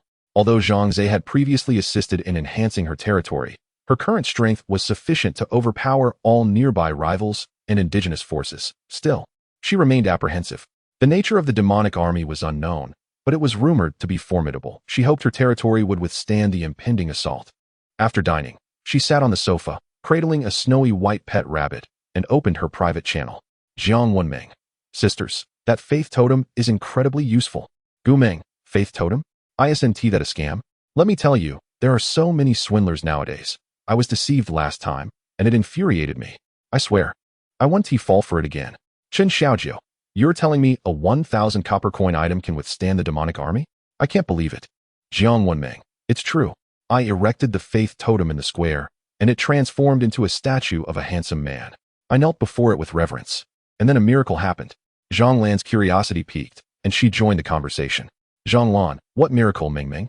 Jiang Wenmeng. It was fog, a vast expanse of mist. My territory was enveloped in fog, rendering it invisible to outsiders. Chen Xiaojiu, what good is the fog? Once the enemy enters, they'll discover your territory. It's not as if it truly disappears. What's the excitement about? Gumeng, exactly. Once the mist clears, your territory will be right before the eyes of the demonic army. I suggest you focus on fortifying your defenses. That's the most practical approach. Jiang Wenmeng, no. The mist will not dissipate. I erected the totem of faith this morning, and by evening, the mist still lingered. Moreover, even if the enemies venture into the mist, they will be unable to locate my territory. They can only wander aimlessly before retreating. How wondrous. Zhonglan, is that truly so? Does it mean that with this totem of faith, you and your territory will be secure from harm henceforth? Jiang Wenmeng, indeed. Thus, I wholeheartedly urge you to purchase the totem of faith without delay. The esteemed expert has stated that the supply is limited, so act swiftly, lest you miss out. Gumeng, I am torn, should I buy it? I wish to avoid being deceived again. Jiang Wenmeng, Xiaoming, do you not trust my words? This is indeed true. Chen Xiaojiu, very well, I believe in Ming Ming. I will purchase one to try it out. After all, it is merely 1,000 copper coins. The earnings of my territory for 2 months. I'll take the plunge. Gumeng. Then, Xiaojiu, could you please test its efficacy? If you find it useful, I shall follow suit. Jiang Wenmeng. Xiaolan, you should hurry and buy one too. If you wait any longer, they will surely be sold out. Plus, the gentleman is quite handsome. You will see for yourself once you acquire it. Zhang Lan furrowed her brow. Despite her best friend's fervent recommendation, she remained skeptical. Perhaps a trial purchase would suffice? Gazing at the hundreds of thousands of copper coins in her storage, she fell into contemplation. Chapter 95. The entangled Zhang Lan. Ultimately, it was merely 1,000 copper coins. She decided to purchase one and see for herself. After much contemplation, Zhang Lan entered the trading channel and searched for the totem of faith. To her astonishment, they were selling out rapidly. There was only one left. Initially indifferent, the sight of the last totem of faith ignited a sense of urgency within her, prompting an immediate payment. Phew, I was quick on the draw. But wait, I hadn't even intended to buy it. Why the sudden rush? Zhang Lan shook her head with a wry smile. At that moment, she received a system notification indicating that the item had been added to her backpack. Curiosity piqued. Zhang Lan opened her backpack to examine the totem of faith. Before it was erected, it appeared as a small, unremarkable black stick, devoid of any special features. As she focused her gaze upon it, a line of text appeared, erected in the square. Mingming had mentioned that this would transform into a statue of a handsome man. How handsome could it possibly be? Zhang Lan made her way to the square and set the totem of faith upright. Suddenly, a towering 10-meter-tall humanoid statue materialized before her eyes. This is... With bated breath, Zhang Lan gazed upon the statue and was instantly rendered speechless. Brother? The statue bore an uncanny resemblance to Zhang Ze. The craftsmanship was so lifelike that Zhang Lan felt he appeared several times more handsome than in reality. Wait, why does this statue resemble my brother? Surely there must be some mistake? Suppressing her astonishment, Zhang Lan circled the statue. Indeed, it was unmistakably her big, foolish brother. My eyes aren't deceiving me. Rubbing her eyes, she pinched her thigh hard. It hurt, confirming she was not dreaming. But why? Why does the totem of faith take the form of my brother? Frustration surged within Zhang Lan as she recalled Zhang Ze's earlier insistence in the private channel for their family to purchase the totem of faith. Moreover, he had mentioned knowing that benefactor. Could it be? A sudden realization struck Zhang Lan. Her brother truly wasn't lying. He indeed knew that influential benefactor. This totem of faith must have been crafted by that esteemed individual. Given their acquaintance, and considering her brother's audacity, he must have shamelessly asked the benefactor to model the statue after himself, then boasted about it in the private channel to their parents and her. Zhang Lan's vivid imagination concocted a complete narrative of events, seamlessly fitting together. That shameless brother. How could he have the gall to make such a request of the benefactor?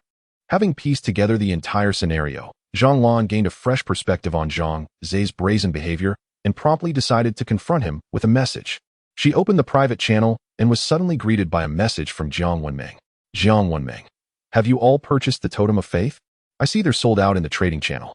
Chen Xiaojiu, I bought one. I must say, that statue is indeed quite handsome, comparable to the young, charismatic stars on Earth. But how does one utilize this? Jiang Wenmeng, it's quite simple. You must sincerely kneel before the handsome statue. Remember, your heart must be earnest, otherwise, it will yield no results. After a while, Chen Xiaojiu, oh my, it truly works. The mist has emerged, enveloping my territory. Haha, this time, I need not worry about the demonic army. Gumeng, what? Sold out. Alas, I was hoping to purchase one. How unfortunate. Jiang Wenming. Who told you to fret over this and that? I suggested you buy, yet you hesitated. Now, the opportunity has slipped away. Just wait and see. Perhaps that esteemed individual will offer more for sale, but it all depends on luck. Gu Ming, I deeply regret it. Chen Xiaojiu, next time. Do not be suspicious. Now you lament, don't you? I wonder if Xiaolan managed to acquire the faith totem. Zhang Lan pondered and replied in the private channel. Zhang Lan. The last one prompted me to buy. Just now, I erected the statue. Jiang Wenming. Xiaolan, you are truly fortunate. Hurry and kneel before the handsome statue, and remember to be sincere. Chen Xiaojiu, Ming is right. Sincerity is crucial. Initially, I did not take it seriously, and as a result, there was no response. However, when I earnestly knelt, the mist finally appeared. It felt as though someone truly was watching me from beyond the statue. How marvelous. Sincere kneeling. Zhang Lan gazed at Zhang Ze's statue. Zhang Lan. I cannot do it. For Zhang Lan, who usually looks down upon her clumsy brother, kneeling sincerely before Zhang Ze's statue was more unbearable than if she had been stabbed with a knife. Yet, if she does not kneel sincerely, it will have no effect. How frustrating. How convoluted. Zhang Lan stamped her feet in anger. Stupid brother. Clumsy brother. Why must you make the benefactor's faith totem resemble you? What am I to do? After a long while, she finally adjusted her mindset. Phew. There is no choice. I must cover my eyes with a black cloth. Out of sight. Out of mind. After covering her eyes, Zhang Lan took considerable time persuading herself that she was not kneeling before Zhang Ze, but rather before the esteemed benefactor. And only then did she slowly lower herself to kneel. With this kneel, Zhang Lan felt an immense sense of grievance, goosebumps rising all over her body. Do not overthink. Sincerity, sincerity. Gradually, she managed to dispel her distracting thoughts and began to kneel before the statue with intention. Meanwhile, Zhang Ze was exceedingly busy. All 10 faith totems he had previously posted had sold out, and one after another, individuals began to kneel before the totems, with system notifications scrolling before his eyes. Faith points from Li Yunliang, click to view 1. Faith points from Xin Ping, click to view 1. Faith points from Song Jiao, click to view 1. As the faith points were credited, Zhang Ze hurriedly activated the totems to protect these loyal followers. He must not let them feel disheartened. Faith points from Zhang Lan, click to view 1. Faith points from Zhang Lan, click to view 1. The name of this individual bears a striking resemblance to that of my sister. Zhang Ze paused momentarily, intrigued, and clicked to view the other person as profile, only to be unable to suppress a hearty laugh. There, he beheld Zhang Lan, her eyes covered, kneeling reverently upon the ground with her hands clasped together, fervently engaged in what appeared to be a prayer to the divine. How amusing. This girl claims to resist, yet her actions betray her sincerity. No, that phrase is inappropriate here. Shaking his head, Zhang Ze activated Zhang Lan's faith totem. After bowing 5 times, she felt it was sufficient and rose to remove the black cloth. Lo and behold, a mysterious fog truly began to materialize. Observing the thick white mist rising around her domain, she was filled with delight and hurriedly bowed in gratitude towards the statue of Zhang Ze. Benefactor, thank you. Chapter 96. Even reduced to ashes, I shall recognize you meanwhile. Chao Shuqin had just completed her fortifications and was walking towards her lord's hall, her heart heavy with worry. Although her territory lay deep within the dense forest, surrounded by minimal threats from rival factions, the emergence of demonic forces could occur unexpectedly. If fate were to be unkind and a legion of demons were to appear at her doorstep, it would spell disaster. With a sigh, Chao Shuqin reflected on her situation. She had funneled all her resources and wealth into the city defenses. The walls had been upgraded and reinforced, and defensive towers had been constructed every 100 meters. Additionally, she had set numerous traps outside the city to thwart any impending invasions. Yet, deep down, she understood that all these preparations would amount to little in the face of a formidable demonic army. Alas, the burden of worry was overwhelming. Glancing at the dinner she had just prepared, she found herself lacking any appetite. How she longed for the company of her husband, son, and daughter. Shaking her head, she pushed aside her bowl and utensils, opening a private channel to converse with her family. At that moment, she received an unexpected message. Wang Hongyu. Shuqin, is that you?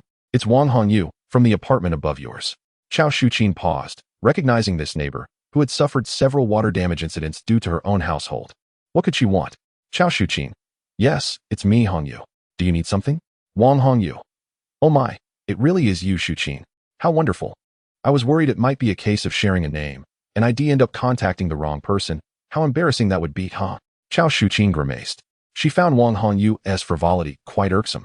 Chao Shuqin, if you have no urgent matters, I wish to retire for the night. Wang Hongyu. Wait. I do have something.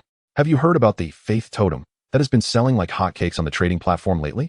Chao Shuqin, Faith Totem? That contraption is a scam. I've never paid it any mind. Wang Hongyu, scam? No way. It's genuine. My husband bought one, and after he prayed devoutly, a miracle occurred. His territory is now shrouded in mist, invisible to all, untraceable. Chao Shuqin was taken aback, but soon shook her head, thinking, this Wang Hongyu speaks nothing but nonsense. Is she trying to fool me? After a moment's contemplation, she replied, Chao Shuqin, if it's truly that effective, why don't you purchase one for yourself? Why involve me? Wang Hongyu. I would love to, but unfortunately, I was too late. They VE sold out. By the way, Shuqin, where's your son Zishuan? Can you get in touch with him? Surely you can reach him. I've managed to contact my entire family. Feeling inexplicably annoyed by this sudden inquiry about her son, Chao Shuqin's disdain for Wang Hongyu grew, and she wished to conclude their conversation swiftly. Chao Shuqin. Yes? I've managed to reach him. Hongyu, don't waste any more time chatting with me. The demonic army is approaching tomorrow. You should focus on fortifying your defenses and preparing yourself. I must log off now. Goodbye. Wang Hongyu. Wait, let me be honest. Could you kindly speak to your son and request him to sell me 2 faith totems? One for me and one for my son. We can negotiate the price. Chao Shuqin was utterly bewildered. What was going on? Why was selling goods suddenly involving her son? Chao Shuqin, are you mistaken? My son isn't selling any faith totems. Just as she sent this message, Chao Shuqin suddenly recalled that previously, Zhang Ze had urged everyone in the private channel to purchase faith totems. Impossible. I know my son too well. Apart from his good looks and kind heart, he possesses no exceptional skills. This must have nothing to do with him. Chao Shuqin thought resolutely. Wang Hongyu, stop shielding your son. I know there must be many people like me seeking to buy. However, I truly have no other options. Given the current situation in my territory, I cannot fend off the demonic army and can only rely on the war fog of the faith totems. Shuqin, considering our years as neighbors, please help me ask your son for 2 faith totems. I will pay any price. Otherwise, both my child and I are doomed. Sob. Wang Hongyu even began to cry. Chao Shuqin furrowed her brow at the sound of her tears. Chao Shuqin, you really are something. I've said it before. Those faith totems have nothing to do with my son. Why won't you believe me? Wang Hongyu, don't try to deceive me.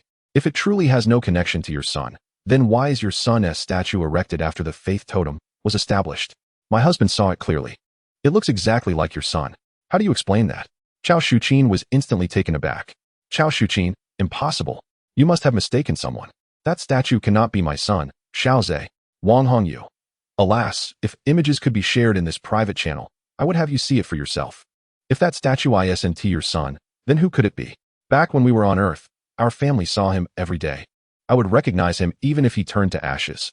We certainly wouldn't mistake him. Hearing Wang Hongyu's words, Chao Shuqin's heart began to waver. Chao Shuqin, well, I'll ask him for you later. But don't get your hopes up. I know my son best. He is just an ordinary person. How could he possibly create faith totems? Wang Hongyu. All right, thank you, Shuqin. Please let me know as soon as you have news. I'm eagerly waiting. After ending the call, Chao Shuqin shook her head. She had already exhausted her quota of free chats for the day, and with resources being scarce, she decided to inquire with Zhang Ze tomorrow. Shifting her gaze to Zhang Ze's territory, she saw that he had finally provided protection for all those purchasing faith totems, and the war fog had begun to safeguard their lands. Phew, what an exhausting task. Though he complained, seeing that he had accumulated over 600 faith points, convertible into an equal amount of shop currency, Zhang Ze felt considerably better. One can acquire over 600 faith totems and subsequently list them for sale. Striving to reach a greater number of compatriots, Zhang Ze's heart brimmed with hope. However, he realized he must devise a strategy, for executing each task individually would surely exhaust him. As he perused the marketplace, he suddenly stumbled upon a novel item, the Advanced Faith Totem Purchase Qualification. Advanced Faith Totem Purchase Qualification Note. This allows for the purchase of Faith Totem 2.0, granting superior effects and functionalities. Price, 10 marketplace coins. Goodness, how did I miss this in the marketplace before? Zhang Ze's face lit up with astonishment. He continued to browse the marketplace and discovered a plethora of new products.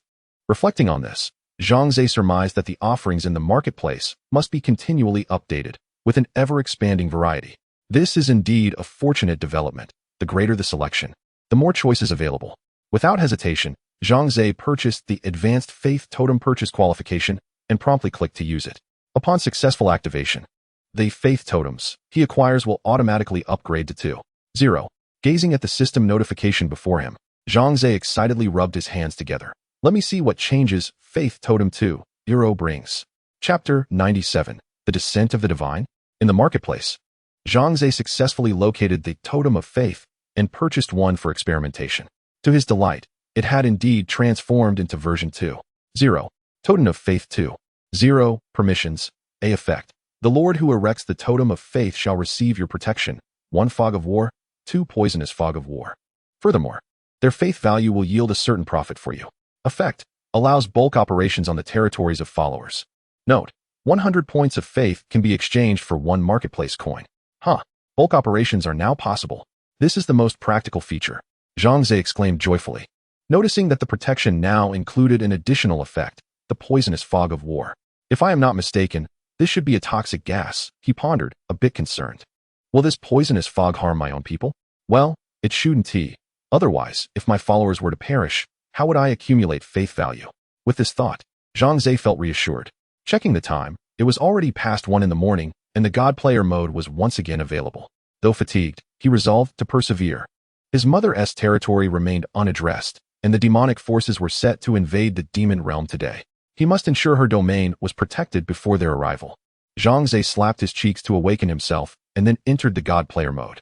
Inputting his mother Chao Shuqin's ID, the landscape of her territory appeared before him. It was rather similar to his father's domain, but notably outdated. Shaking his head, Zhang Ze recognized he lacked the time and energy to upgrade her buildings individually and decided on the simplest and most efficient method. He would erect a Totem of Faith for her. However, upon the establishment of the Totem of Faith, Zhang Ze was utterly taken aback. Holy moly! This statue bears an uncanny resemblance to me. It is practically identical. Zhang Ze rotated the territorial landscape, examining his statue from every angle, and ultimately confirmed that indeed, it was a replica of himself. So, my appearance has been revealed to all my followers. The thought caused a flush to rise to Zhang Ze's cheeks. Oh dear, I am neither a celebrity nor a prominent figure, yet here I am, being worshipped like a deity. It feels quite embarrassing. After some contemplation, he found solace in the notion. Why should I be concerned? If they see me, they see me. I am quite handsome. After all, why should I fear being admired? However, while indifferent to strangers, the idea of his sister kneeling before him like others made him feel uneasy. If my mother were to bow to my statue, oh no, that would be dreadful. As a dutiful son, Zhang Ze quickly shook his head, unable to bear the thought of his mother's reverence. What to do? He could not simply forego the Totem of Faith. A brilliant idea struck him. He swiftly procured a piece of black cloth and draped it over the head of his statue. Now, my mother shall not see my likeness. Nodding in satisfaction, Zhang Ze felt quite pleased with his clever ruse. Now, activate the Faith Totem. Protect my mother. Zhang Ze directly clicked on the Faith Totem, and a line of prompts appeared before his eyes. Do you wish to provide protection? Yes. Please select 1. War Mist 2. War Poison Mist. Zhang Ze scratched his head, pondering whether he could select both options. He attempted to click on both, and to his surprise, he found that he could indeed choose both. Splendid. I want them all. Zhang Ze laughed heartily. After making his selection, the system confirmed that he had chosen the War Poison Mist. As the system notification concluded, a faint purple mist began to envelop the area surrounding his territory, soon shrouding the entire domain. As the name suggests, it could both confuse and poison the enemies, killing 2 birds with 1 stone. Excellent. Now my mother is safe. Zhang Ze yawned widely, rubbing his nearly drooping eyelids, and declared, I must sleep. I am utterly exhausted. He then exited the God Player mode and returned to his slumber. Upon entering his bedroom, Zhang Ze deftly picked up a slender woman from the bed and carried her back to her own room before finally returning to his own bed to rest. The night passed without incident. At dawn, Chao Shuqin awoke early. She had scarcely slept a wink that night. Today, the demon army was set to invade the demon realm, and she had no heart for rest. Alas, I must leave it to fate. Shaking her head, Chao Shuqin stepped out of her lord's hall. Suddenly, her eyes widened as she discovered that her territory was entirely enveloped in purple mist, rendering the outside of the city walls invisible. What is happening? Where did this thick mist come from? And purple at that. Chao Shuqin hurriedly ran outside and summoned the guards to inquire about the situation. The guard reported, My lord, last night a divine being descended and erected a totem, bestowing blessings upon our territory. The guard spoke with utmost reverence. A divine being descended? Erected a totem? Could it be the faith totem that Wang Hongyu mentioned? Chao Shuqin was perplexed. She immediately instructed the guard to take her to see the totem. Upon arriving at the square, she beheld a towering 10-meter-tall wooden sculpture standing majestically in the center. The head of the sculpture was covered with black cloth, obscuring its features. Around it, a throng of devout citizens knelt in prayer. Chao Shuqin circled the statue, her mind clouded with doubts. How peculiar. Why is this statue shrouded in black cloth? Is there something hidden? She turned to the guard and asked, "Why is it covered in black cloth?" "My lord, it was not our doing. It was the divine being's own choice, and we do not know the reason," the guard replied. He had been patrolling near the square the previous night and had witnessed Zhang Ze erecting the faith totem. However, all he could see was a massive hand emerging from the dark void. Nothing else was visible. Wang Hongyu mentioned that the statue resembles my son. Chao Shuqin pondered for a moment, then waved her hand and commanded, "Remove the black cloth. I want to see the statue." The guard dared not defy her command and promptly gathered a few people to assist in removing the black cloth. The moment she beheld the statue, Chao Shuqin's heart nearly ceased to beat. Who else could it be but her son? Wang Hongyu truly did not deceive me. The statue indeed bears the likeness of my child. A surge of excitement coursed through Chao Shuqin as she realized her son had truly achieved greatness, capable of creating such a remarkable work. Wait a moment. She clasped her shoulders and paced back and forth, her brows knitted in confusion. For some inexplicable reason, she felt that something was amiss. Her son is quite handsome, yet the statue seems to possess an even greater charm. Is this truly him? She bit her lip and activated the private channel. Chao Shuqin, Zhang Zihao, come out at once. Chapter 98. Allow me to reveal the truth at that very moment. Zhang Zihao stood within his domain, rendered speechless by shock. Who could it be? He gazed at his city walls, which had originally been of level 1, fragile and flimsy. Now, they had been upgraded to level 2, reinforced and robust. He felt that not even the artillery of the modern world would be able to breach them. Turning his attention to the barracks, he recalled that it had once housed but a mere few thousand men, armed with antiquated weapons of swords, spears, bows, and shields. Now, before him stood an impressive array of 10,000 soldiers, all uniformly equipped with the formidable 98K rifles. Moreover, 500 Tiger tanks and over 1,000 field artillery pieces stood majestically in the square. Although Zhang Zihao held little interest in military matters, he recognized that rifles, tanks, and cannons far surpassed the cold weapons of swords and shields by several degrees. In addition to these transformations, countless other changes had occurred. In short, his territory had undergone a complete metamorphosis, from a state of utter poverty to one of strength and abundance. Should the demonic forces dare to invade, Zhang Zihao's realm now possessed the capacity to engage in battle. While he would not claim certain victory, self-preservation was undoubtedly within reach. But who could this benefactor be? Could it be the very benefactor his daughter had spoken of? The more he pondered, the more plausible it seemed, for previously, Zhang Lan had mentioned that her territory had transformed overnight. Now, his own domain mirrored that extraordinary transformation. This benefactor had shown unparalleled kindness to the Zhang family, having saved both him and his daughter. Such a profound grace was truly a monumental favor. As the head of the family, how should he repay this person? Zhang Zihao found himself in a quandary. First, he was unaware of the identity of this benefactor. Secondly, anyone capable of transforming his territory in such a manner likely lacked for nothing. Even if there were something they needed, it was doubtful that he, Zhang Zihao, could provide it. Alas, it seemed that there was but one course of action. With a resolute expression, Zhang Zihao silently vowed, "If this benefactor requires my life, they may take it. I would not even flinch." After a moment's contemplation, he decided to use the private channel to share this joyous news with his family. However, upon opening the private channel, he encountered a message from his wife, Chao Shuqin. "Chao Shuqin, Zhang Zihao? Get out here." Zhang Zihao was taken aback and hastily replied, "Zhang Zihao, dear, what is the matter?" Chao Shuqin had been awaiting his response. Upon seeing him online, she immediately initiated an interrogation. "Chao Shuqin, you must tell me the truth. Before we were married, did you have a child with another woman?" "Zhang Zihao, what nonsense are you spouting, my dear? I do not comprehend. I have not fathered a child with anyone other than you." "Chao Shuqin, you think you can deceive me. I saw someone who bears an uncanny resemblance to your son. If he is not your progeny, then whose could he possibly be?" "Zhang Zihao, what? Someone who looks very much like Xiao Ze? Where is this person? What is their name? Who is their mother?" "Chao Shuqin, why are you so anxious? Why are you inquiring with such detail? Do you have something to hide?" "Zhang Zihao, no, my dear, You misunderstand. I simply wish to clarify the truth of the matter. Zhang Shuqin. Zhang, if you do not clarify things today, I shall divorce you. Oh, but we cannot divorce here. Then I will never speak to you again. Half an hour later. Zhang Zhihao, my dear wife, I have disclosed everything, from my first girlfriend in middle school to you. I swear, I have never committed any wrongdoing against you. Zhang Shuqin, I shall momentarily believe you. But why does this statue bear such a resemblance to Xiao Ze? Zhang Zhihao, I too wish to know. It is exceedingly strange. Who is this statue? Zhang Lan, Mom and Dad, cease your quarrel. Allow me to reveal the truth.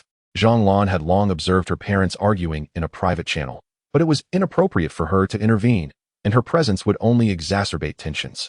Thus, she wisely chose to remain silent until they had calmed down, before stepping forward. Zhang Shuqin, what truth? Zhang Zhihao, daughter, if you know something, speak quickly, otherwise, your mother will drive me to madness.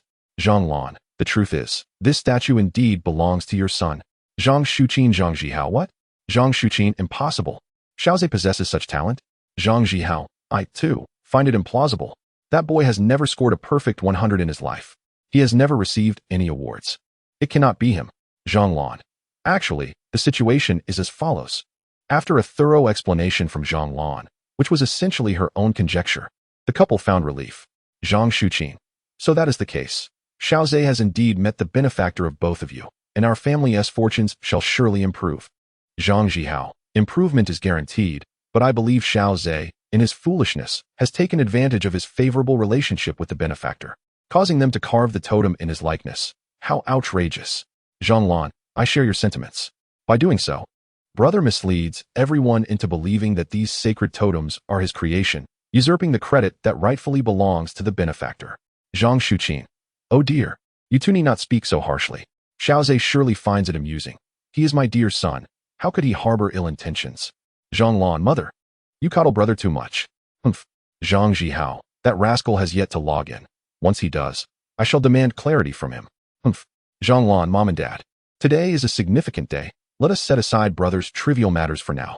We must focus our energies on confronting the demonic army. Zhang Shuqin, daughter speaks wisely. Dear husband, you are the only one in our family without a sacred totem. Do take extra care. Zhang Zhihao, yes, rest assured. The benefactor has fortified my territory, and I am now well equipped with troops, tanks, and artillery. I fear nothing. If the demonic army dares to trouble me, I shall make them regret their approach. Zhang Ze was in a deep slumber when he was abruptly awakened by Long Yu. Master, wake up. The demonic army has appeared. Zhang Ze suddenly opened his eyes, rising from his bed like a lethargic donkey. Let us go and see. Dragon Yu assisted Zhang Ze in donning his attire, neglecting even his meal. He swiftly led his companions to the battlements. At this moment, Owen and Mina had already stationed their soldiers atop the walls in defense. The demonic army approaches. How terrifying. We are doomed. King Kai, who had long been absent from the scene, quivered behind the battlements, uttering these words with trepidation. Zhang Ze paid no heed to this coward. Instead, he raised his binoculars to survey the situation ahead. In the distance, over 1,000 meters away, a contingent of several hundred soldiers emerged into view. Chapter 99. With mighty troops in hand, the world is mine. Although their numbers were few, the soldiers were extraordinarily fierce. One could observe their dark skin, horned heads, and fearsome visages, towering at over 3 meters in height, their robust physiques adorned with bulging muscles brimming with explosive power. Undoubtedly, they were unlike any humans. Their formidable combat prowess was immediately apparent. Zhang Ze lowered his binoculars and inquired of Owen, "What do you know about these demon kin?" "My lord," Owen replied gravely, "the demon kin possess immense strength, rapid speed, and exceptional resilience. Their recovery from injuries is remarkable."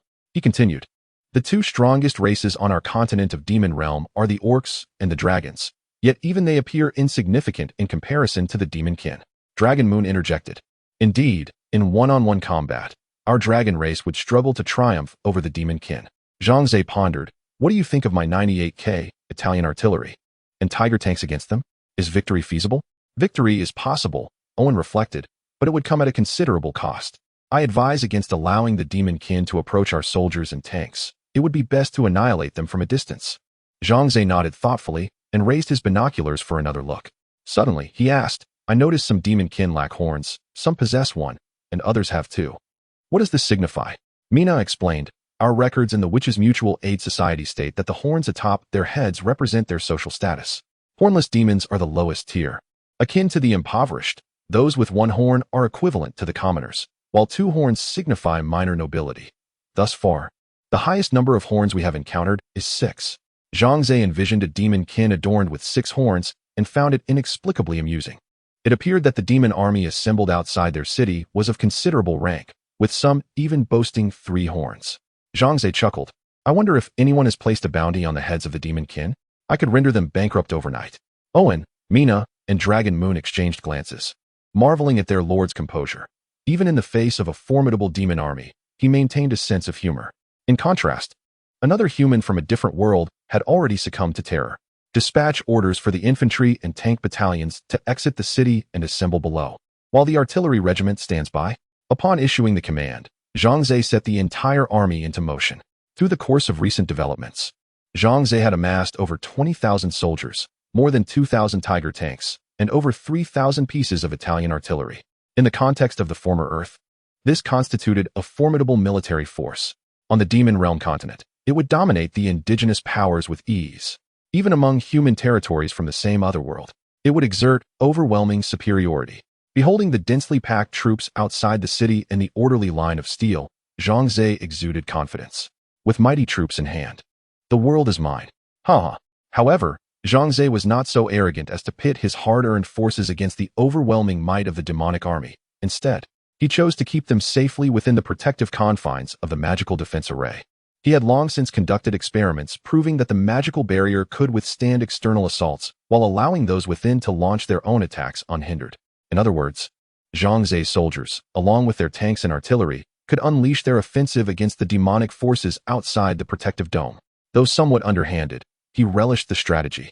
Zhang Ze laughed heartily. To vanquish a formidable foe without losing a single soldier, now that is truly remarkable.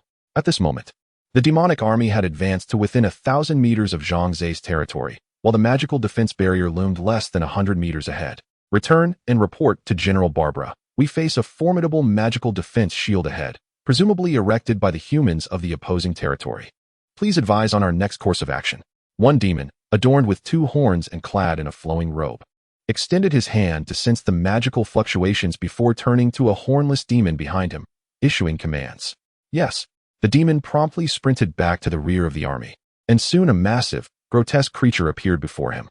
Seated upon its back was a voluptuous young woman adorned with 4 horns atop her head. Report, General Barbara. Our mages have detected a powerful magical defense shield ahead. What shall be our next course of action? Barbara, twirling her fiery red hair, replied nonchalantly. Is it merely a magical barrier? What of it? Have the mages dismantle it. Then we shall storm the city, leaving none alive.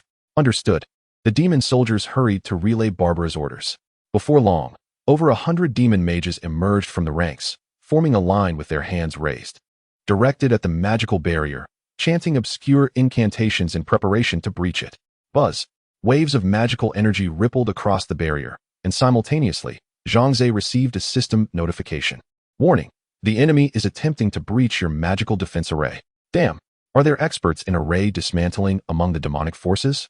Zhang Ze had anticipated witnessing the demonic army's frustration as they were thwarted by the magical barrier, only to discover that they had already devised a countermeasure. All snipers, prepare to eliminate those demon mages.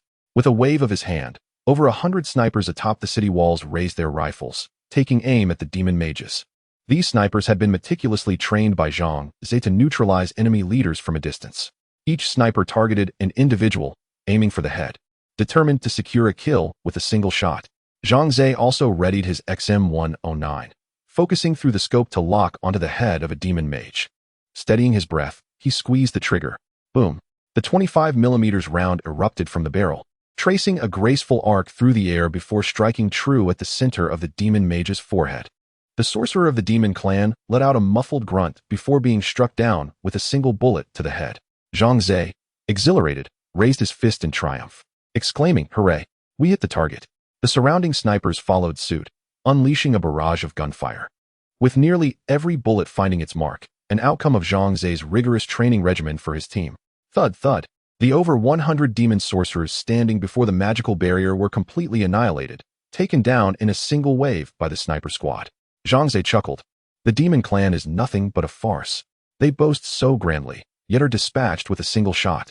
However, his smile suddenly faltered as he witnessed the very sorcerer he had shot rise unsteadily to his feet.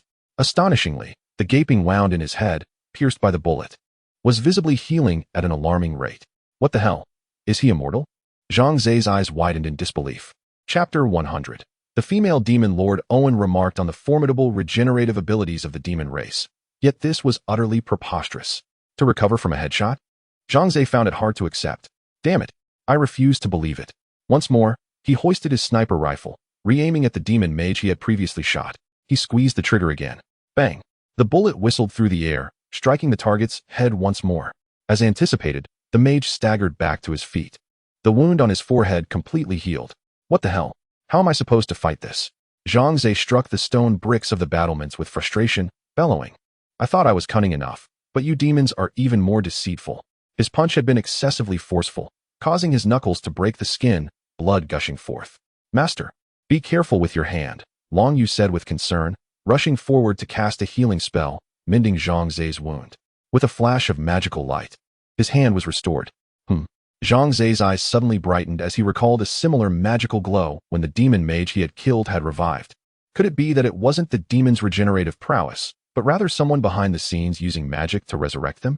Zhang Ze promptly raised his binoculars, scanning the enemy ranks for the source. Found you bastard. Amidst the enemy forces stood a demon with 3 horns atop his head, encircled by soldiers. Clutching a crimson staff, waves of magical energy emanated from the blue crystal atop the staff, enveloping all the demon soldiers. It had to be him. If this fellow wasn't eliminated, no matter how many demon soldiers he killed, they would just come back to life. Zhang Ze once again took aim with his sniper rifle, this time targeting the 3-horned demon mage. This creature was undoubtedly a high-ranking demon, boasting 3 horns. Zhang Ze steadied his breath, waiting until the crosshairs settled upon the mage's brow, then decisively pulled the trigger. Bang! Through the scope. The head of the 3-horned mage erupted in a mist of blood, a gaping hole the size of a thumb appearing on his forehead. Thud! The 3-horned mage collapsed, a mix of red and white splattering the ground. The surrounding demons were momentarily dumbfounded, until one finally shouted in panic, "The Grand Mage is dead! The Grand Mage is dead!" The demon army descended into chaos. Zhang Ze swiftly issued commands to his snipers, "Eliminate the remaining mages." Bang bang bang. A flurry of gunfire erupted, as those demon mages attempting to dispel the magical barrier were swiftly shot down, the scene growing increasingly tumultuous. In the center of the army, Barbara, seated upon the back of a beast, suddenly opened her enchanting eyes and roared, "What is happening? Why the chaos?" Her commanding voice reverberated like a sonic wave, sweeping across the entire demon army.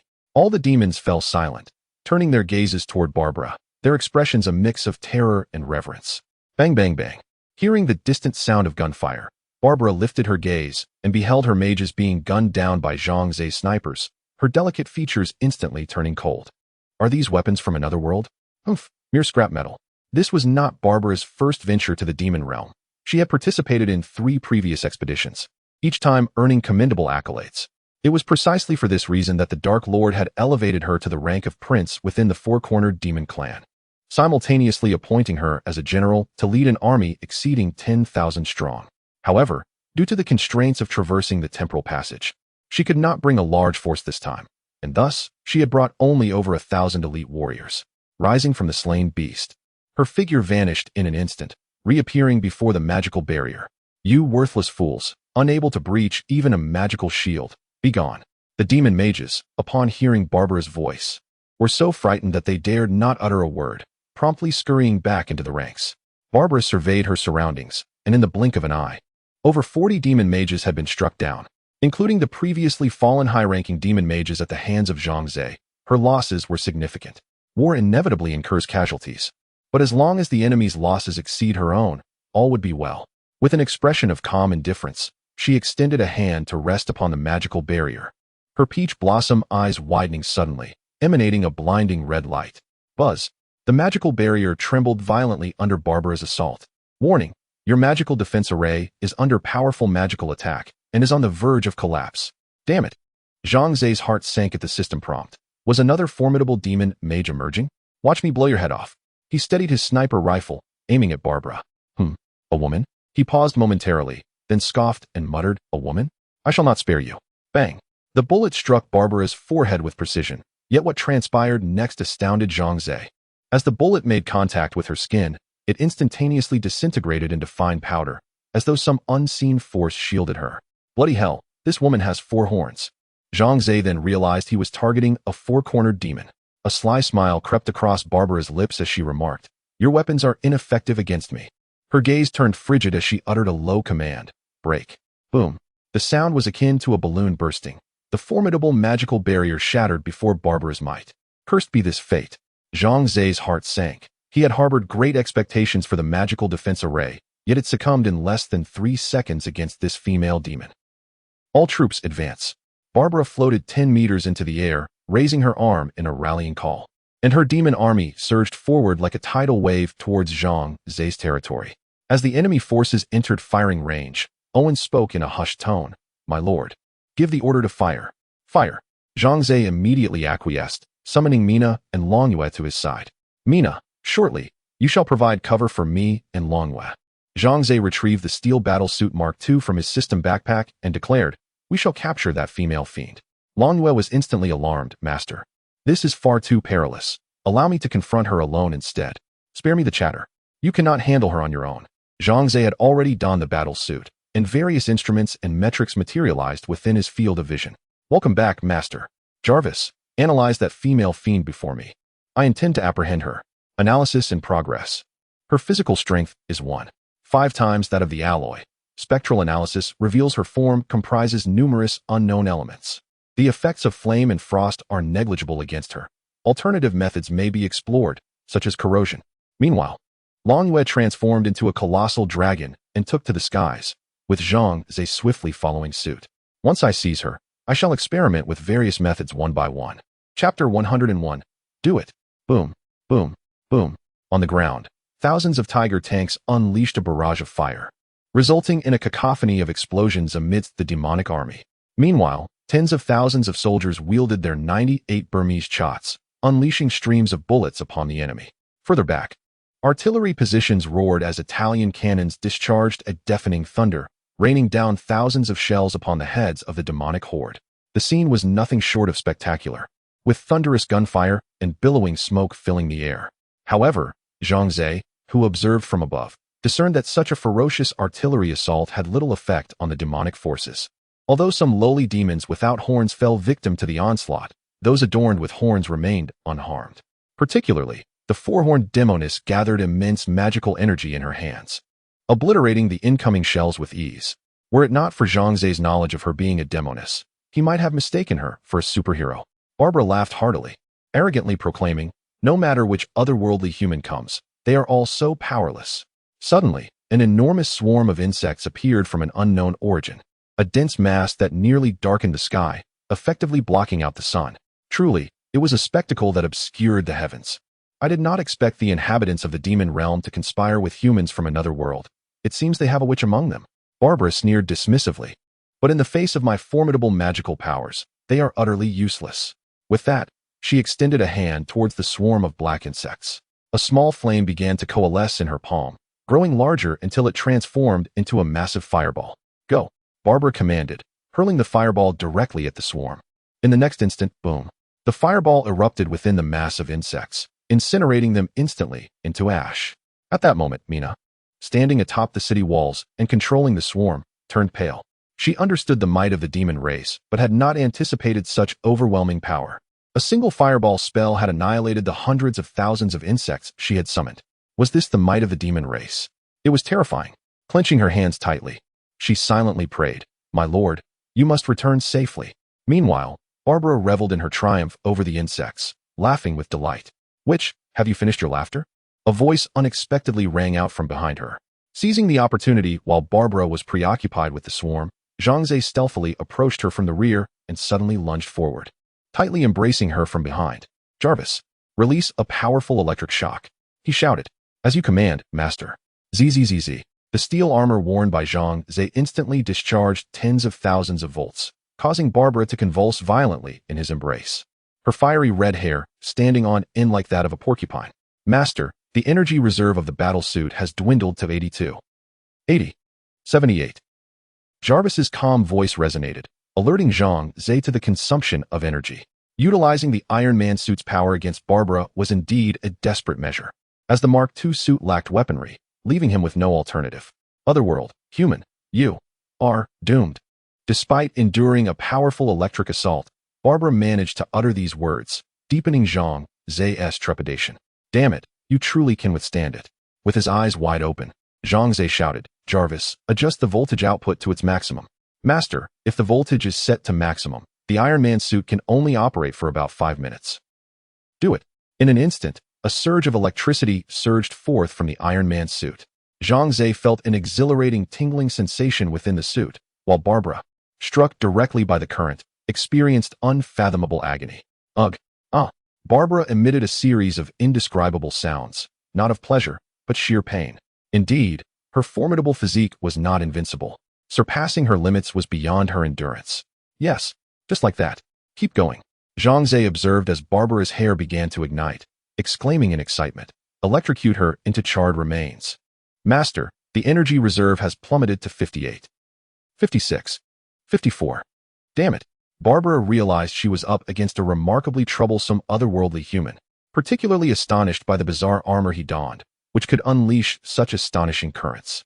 She understood that if she did not devise an escape plan, she might truly be reduced to ashes. As one of the 10 generals of the demon clan, to be electrocuted to death by an otherworldly human would surely become a source of ridicule upon her return to the demon realm. Magnetism. Barbara's lips moved silently, completing her magical incantation. With a rumble, the stones on the ground began to tremble, then slowly ascended into the air, before hurtling towards Zhang Ze at incredible speed. Bang! Bang! Bang! Zhang Ze, encased in the Iron Man suit, felt the relentless impacts from outside and asked in astonishment, Jarvis, what is happening out there? Master, the material properties of the Iron Man suit have changed. While I have yet to ascertain the cause, we now possess a special magnetic property, particularly a strong magnetism towards stones. Jarvis exhibited a rare tone of confusion. Magic could not be explained through science, leaving the super AI ensnared in an infinite scientific paradox. Jarvis, stop overthinking. This is magic. Zhang Ze saw an increasing number of stones hurtling towards him, gritting his teeth as he clutched Barbara and soared skyward. Master, what are you planning? Ascending to the heights, we shall evade those stones. However, my master, the material of the armored suit cannot withstand frigid environments. Once it freezes, the power system will falter. Fear not, I am well aware.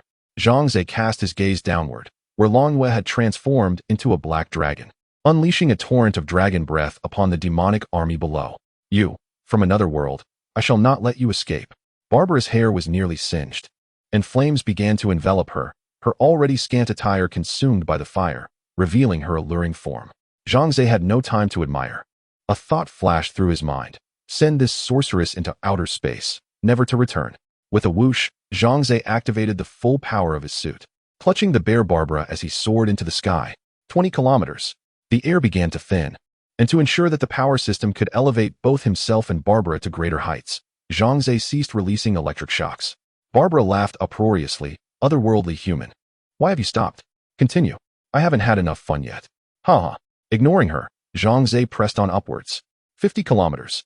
The sky gradually deepened to a rich blue, while the oxygen levels plummeted. Zhang Ze instructed Jarvis to activate the life support system, enhancing the internal temperature and oxygen levels of the suit. Barbara seemed to sense something amiss and struggled fiercely, cursing, wretched scoundrel, where are you taking me? I want to return to the ground. 500 kilometers. The sky had turned a stark, dark hue, and in the distance, beautiful auroras danced. Barbara finally fell silent, as she began to feel breathless, her body starting to freeze. My magic. I cannot use it. Such agony. The further they ventured from the realm of magic, approaching the void of space, the sparser the magical elements became.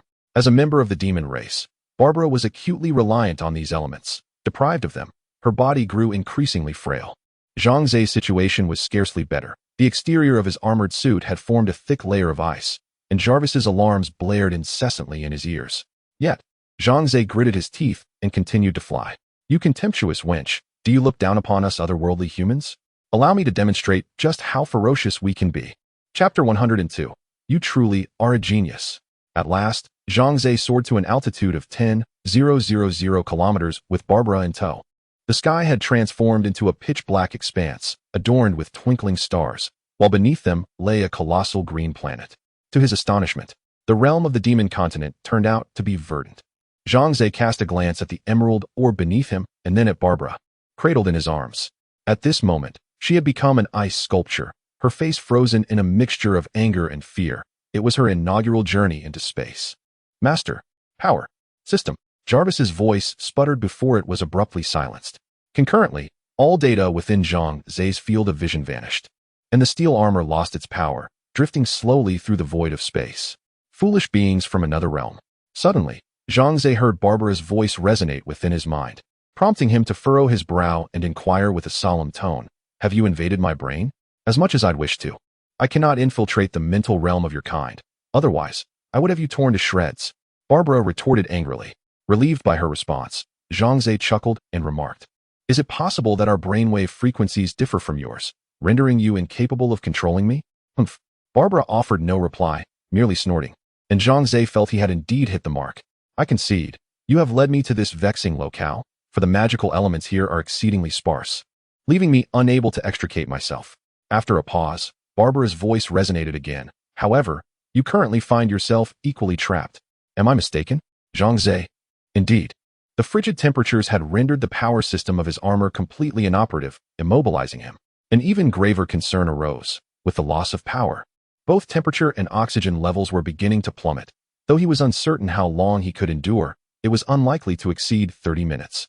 "Though this place lacks oxygen and is frigid beyond measure, it will take more than that to claim my life." Barbara sneered. "I could survive in such conditions for years. Perhaps even decades. What of you? 30 minutes? An hour? You chatter too much, you wretched woman." Zhang Ze retorted, his patience wearing thin. "Silence your foul mouth. I require tranquility." Nevertheless, from Barbara's dialogue, Zhang Ze gleaned several insights. Firstly, the absence of oxygen and the low temperatures had little effect on Barbara. They certainly could not kill her. Secondly, magical elements were vital to her existence. Without them, she was nothing. Thirdly, well, there was no third point. Thus, I cannot confront this demonic woman head-on. I must devise a means to return to the surface, or I shall become mere space debris. Zhang Ze surveyed his surroundings. The vast, boundless cosmos instilled in him a sense of cold indifference. He refused to perish here. "I must return, if I am to meet my end. Let it be in the embrace of Longyu." Resolute in his decision, Zhang Ze commenced his efforts for self-rescue. The steel armor had succumbed to a complete freeze, its joints rendered immobile. Despite Zhang Ze's relentless efforts, he could not restore its functionality. "Cursed be it, for I am not Tony. My knowledge is woefully insufficient." Gritting his teeth, Zhang Ze resolved to revive Jarvis. Only this advanced AI steward could provide him with a glimmer of hope. "Jarvis! Jarvis! Wake up! Jarvis! Am I to perish? Can you bear to witness your master's demise in the vastness of space? If I die, you too shall suffer. We shall all become mere debris in the cosmos." Cough, cough. "Jarvis, are you awake?" "Actually, I was merely in a state of dormancy." Jarvis's voice gradually emerged. "I previously conducted a series of psychological evaluations on you, Master, and concluded that you are a reckless adventurer. Thus, I preemptively prepared some auxiliary power for myself. It appears that it has now come into play." Zhang Ze was filled with elation, bursting into laughter. "Jarvis, you are truly a genius." "Master, is that a compliment or sarcasm?" The language of the great Xia is profound and intricate. Every character, every word, and every sentence possesses multiple meanings. And even I sometimes find it perplexing, Jarvis replied with a hint of exasperation. Zhang Ze chuckled. "Fear not. I genuinely commend you. Now, quickly devise a way to save us both. I am on the verge of freezing to death."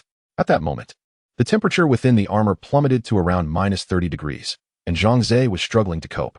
"First, we must dissolve the ice encasing the armor to restore the power system to its normal state," Jarvis stated methodically. When the armor was originally crafted, a secondary wing was designed for such circumstances, located on the outer thigh of the suit. If you can reach the switch, it will activate the auxiliary wing, shattering the ice on the exterior. Upon hearing Jarvis's words, Zhang Ze recalled a similar scenario from the first Iron Man film, where Tony activated the auxiliary wing to melt the ice, thus restoring the power system.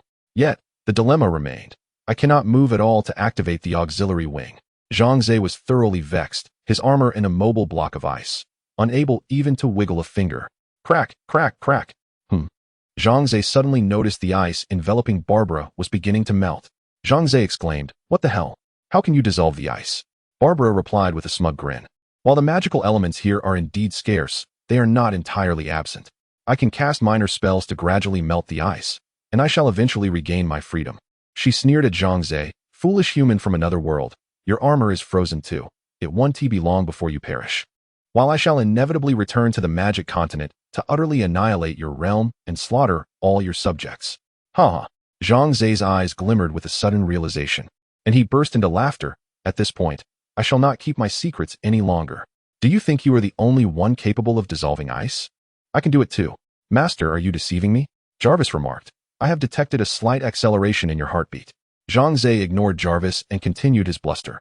"Moreover, my rate of dissolution surpasses yours. In no more than 10 minutes, I shall eradicate all the ice, and then I will send you on your way, ensuring you never return to the realm of magic." "Huh? What?" Barbara was taken aback, narrowing her eyes as she coldly retorted, "You are trying to deceive me, human from another world. I shall not be fooled." Zhang Ze responded nonchalantly, "Believe it or not, in 10 minutes, you will discover whether I am lying." Barbara fell silent for a moment before suddenly laughing. "10 minutes? I'm sorry, but I can move right now." Zhang Ze was astonished to see that one of Barbara's hands had completely dissolved, allowing her to move freely. "Good heavens! Damn it! You can actually move!" Zhang Ze exclaimed in panic. "Please do not touch the switch on the outer side of my thigh. That is my self-destruct device." "A self-destruct device?" Barbara was momentarily taken aback, then burst into laughter, saying, "Do you still think you can deceive me? That switch is actually a means for you to escape. I assent it. I will not be tricked." Chapter 103. The relentless spirit. Zhang Ze exhaled deeply, a smile gracing his lips as he remarked, "Splendid. My life is preserved. Thank you, you foul woman. How dare you insult me?" Barbara retorted, her brows furrowing in anger. "Once the ice enveloping me melts, I shall drag you from that wretched armor and rend you to shreds. Is that so? However, in just 8 minutes, I shall be free of this frost, and then we shall see who tears whom apart." Zhang Ze chuckled softly. "My iron suit does not require any magical elements." Barbara clenched her teeth, acknowledging the truth in Zhang Ze's words. Although she could harness the scant magical elements around her to thaw the ice, it was utterly insufficient for combat. With only her physical prowess against Zhang Ze's armored might, she harbored no confidence in her victory. "Perhaps I should experiment with something." A thought flickered in Barbara's mind as her gaze fixated on a small switch located on the outer thigh of the iron suit. A mere toggle should not afford him the chance to retaliate. Even if he attempts tricks, I have my own means to counter him. With this resolve, Barbara discreetly pressed the switch on the thigh of Zhang Ze's iron suit. Buzz, click, click, clatter. Instantly, the auxiliary wings activated, dispelling the frost that had encased the iron suit. Simultaneously, a screen before Zhang Ze illuminated, revealing a large Stark Industries logo in his line of sight. "Huh, magnificent." Zhang Ze erupted into hearty laughter. "Foul woman, you have fallen for my ruse. Master, how did you manage this? A person of normal intellect would never be deceived by such a rudimentary trick." Jarvis expressed his astonishment and confusion. "Indeed, Jarvis. This which is not as formidable as we presumed, particularly in terms of intelligence." As Barbara witnessed the ice enveloping the iron suit dissipate entirely, her expression shifted dramatically. She realized she had been outsmarted. "Cursed being from another realm, how dare you deceive me?" Immediately, she initiated a countermeasure.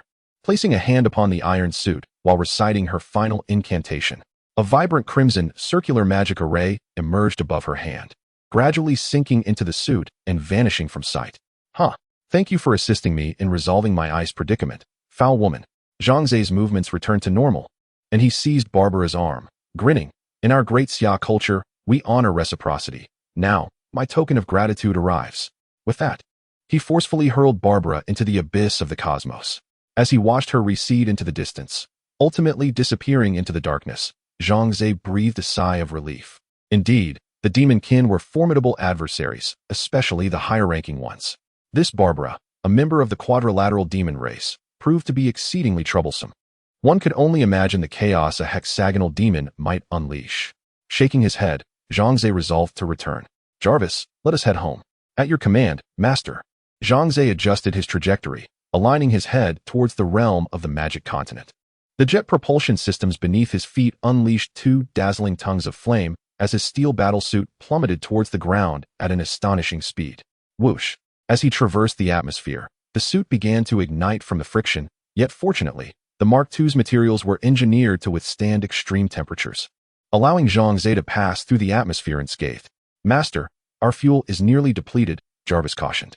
"We can last a maximum of 45 seconds. After that, we will commence free fall from an altitude of 3,000 meters with a 71.59 chance of fatality and a 98.47 chance of severe injury. Fear not, Jarvis, we shall be fine." Zhang Ze promptly accessed the hero option in his attributes panel, locating Long Yu, and issued a command. "Long Yu, come quickly to my rescue." Meanwhile, the battle raged on below. Prior to his departure, Zhang Ze had already instructed Owen to take command of the operations, making Owen the highest authority in the territory. With Owen's loyalty reaching 100, Zhang Ze felt assured of his fidelity. However, Owen possessed a flaw, his excessive caution, bordering on timidity. He feared that the army would falter against the overwhelming forces of the demon race, resulting in substantial casualties, a situation he could not justify to Zhang Ze. Consequently, he made the decision to retreat all soldiers and tanks back within the territory, relying on the fortified city defenses to withstand the impending assault of the demon forces. While this preserved military strength, it also brought the enemy to the very gates of the city, placing immense pressure on the defensive system. Thankfully, Zhang Ze had previously upgraded the city walls to level 3 and reinforced them, creating an impregnable bastion. Moreover, every 10 meters, he constructed a high-level defensive tower to counter the invading forces. Crossbows, magic, artillery, various offensive strategies emerged, inflicting a degree of damage upon the demon army outside the walls. However, this was insufficient to eradicate them. One could not overlook the formidable resilience of the demons. Their regenerative abilities were extraordinary. Even when their bodies were riddled with wounds or struck by artillery, they remained alive as long as vital organs such as the brain and heart were unharmed. The body would heal based on the severity of the injuries, minor wounds in mere seconds, serious wounds in several minutes. Thus, the battle proved exceedingly arduous, demanding exceptional marksmanship from the soldiers. Ideally, they needed to aim for headshots, lest the enemy return with renewed vigor. Yet the demon forces were not foolish. They were acutely aware of their vulnerabilities, equipping their heads and hearts with protective gear. Helmets and breastplates were donned, all aimed at preserving their lives and maintaining their relentless combat. Coupled with the fact that these demon soldiers were the elite among elites, their extermination became an increasingly daunting task. Roaring. Within the city, the soldiers and artillery held their ground, while outside, the only hope lay with Long Yu. Transforming into a black dragon, she soared through the skies, then dove towards the earth. With her maw agape, torrents of searing dragon breath erupted forth, engulfing countless foes in a conflagration. Suddenly, a command from Zhang Ze appeared before her, prompting her to turn her gaze towards the sky. There, she beheld a shadow plummeting rapidly. It was Zhang Ze. "Master." Long Yu swiftly pivoted, soaring towards Zhang Ze. At an altitude of 500 meters above the ground, she deftly caught him in midair. "Long Yu, splendidly done," Zhang Ze exclaimed, for his armored suit had lost all power, leaving but a trace of energy to sustain Jarvis' operations. "Master, I am so relieved you are safe. What about that female fiend?" Long Yu inquired, her voice tinged with joy. "I have sent the witch into outer space. I believe we shall never see her again." "Ha! Is that so?" Zhang Ze's laughter abruptly ceased as Barbara's voice echoed ominously in his mind. "Human from another realm, I must thank you for bringing me back." Chapter 104. Entangled in one's own web, what the hell? "You wretched woman are still alive?" Zhang Ze exclaimed in disbelief. He had clearly cast Barbara into outer space. By now, that she-devil should have been reduced to space debris. A mere human dares to eliminate me? Such folly. Barbara sneered in Zhang Ze's mind, yet he remained oblivious to her whereabouts. Jarvis provided the answer. "Master, there is something amiss with Mark II. Despite the energy depletion and the disruption of its power systems, it continues to function. This defies logic." Zhang Ze recognized this anomaly. He could feel the limbs of the iron suit moving as if by their own volition, despite his lack of any deliberate action. It was Barbara. She was controlling the iron suit. A jolt of realization struck Zhang Ze, and he began to piece together the reason. "You foul woman, have you invaded my iron suit?" "I must concede, from the very beginning, you have displayed remarkable intelligence, far surpassing that of the indigenous humans of the demon realm." Barbara let out a huff. "Indeed, before you cast me into outer space, I inscribed my soul into your armor through a soul imprint. It has now become my new body. You never saw this coming, did you?" "Ha ha." Listening to Barbara's maniacal laughter, Zhang Ze suddenly found himself laughing as well, and to his surprise, it was a more joyous sound than hers. What are you laughing at? Barbara bellowed. You should be terrified. This formidable armor of yours now belongs to me, and I can use it to annihilate you. Is that so? Zhang Ze shrugged nonchalantly.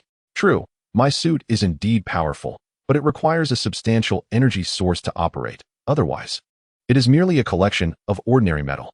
He chuckled. You have ensnared your own soul within this armor. It is akin to weaving your own web of entrapment. Previously, I found it impossible to eliminate you, but now, I believe I have discovered a solution. Jarvis, immobilize the iron suit. Render it utterly motionless. Upon hearing Zhang Ze's command, Jarvis immediately complied, and a series of ominous clicks echoed as every joint and safety mechanism of the iron suit was locked down, transforming it into a mere hunk of metal. What? Damn it, I refuse to believe this. Barbara exclaimed in astonishment as she attempted to regain control of the iron suit, only to find it utterly unresponsive, as if bound by countless iron chains. Zhang Ze leisurely whistled and addressed Long Yu. Long Yu, take us back to the territory. I wish to toy with this sorceress at my leisure. At your command, master. Long Yu turned the direction and soared towards their domain. As they passed over the outskirts of the city, Zhang Ze glanced down, observing the fierce struggle still unfolding. Despite the soldiers atop the battlements firing their 98K rifles and artillery at the advancing demon horde, they were unable to halt the relentless assault.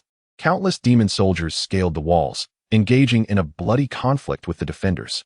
The combat prowess of the demon warriors was formidable. One of them could easily contend with 5 or 6 of Zhang Ze's side, and they did so with alarming ease. Had it not been for Irving's timely emergence with Zhang Ze's ultimate team, the city may have succumbed to defeat. Soldiers infused with the super soldier serum possess extraordinary strength and, after rigorous training, their combat prowess far surpasses that of ordinary soldiers by several dozen, even 100-fold. It is precisely due to this advantage that they could subdue the demon soldiers and drive them from the city. Although the situation has stabilized for the moment, I am left with merely 100 super soldiers, while the demon army numbers in the hundreds. The circumstances remain dire. Zhang Ze's expression was grave when suddenly, Barbara's voice echoed in his mind. Human from another world, I advise you to surrender. My demon army is valiant and formidable.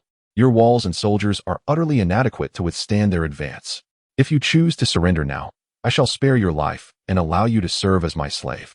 Your territory and civilians may be preserved. Consider this carefully, for it is your final opportunity. Begone, was Zhang Ze's sole retort to Barbara, after which he disregarded her entirely.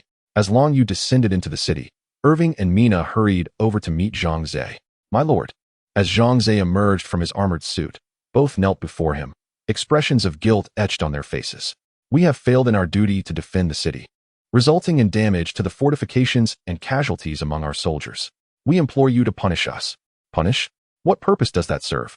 Victory and defeat are the nature of warfare. Rise. Zhang Ze assisted them to their feet, offering words of comfort. Do not fret. I have devised a strategy to confront the demon horde outside. Upon hearing this, Irving and Mina's faces brightened with surprise, and Irving eagerly inquired, what is your plan?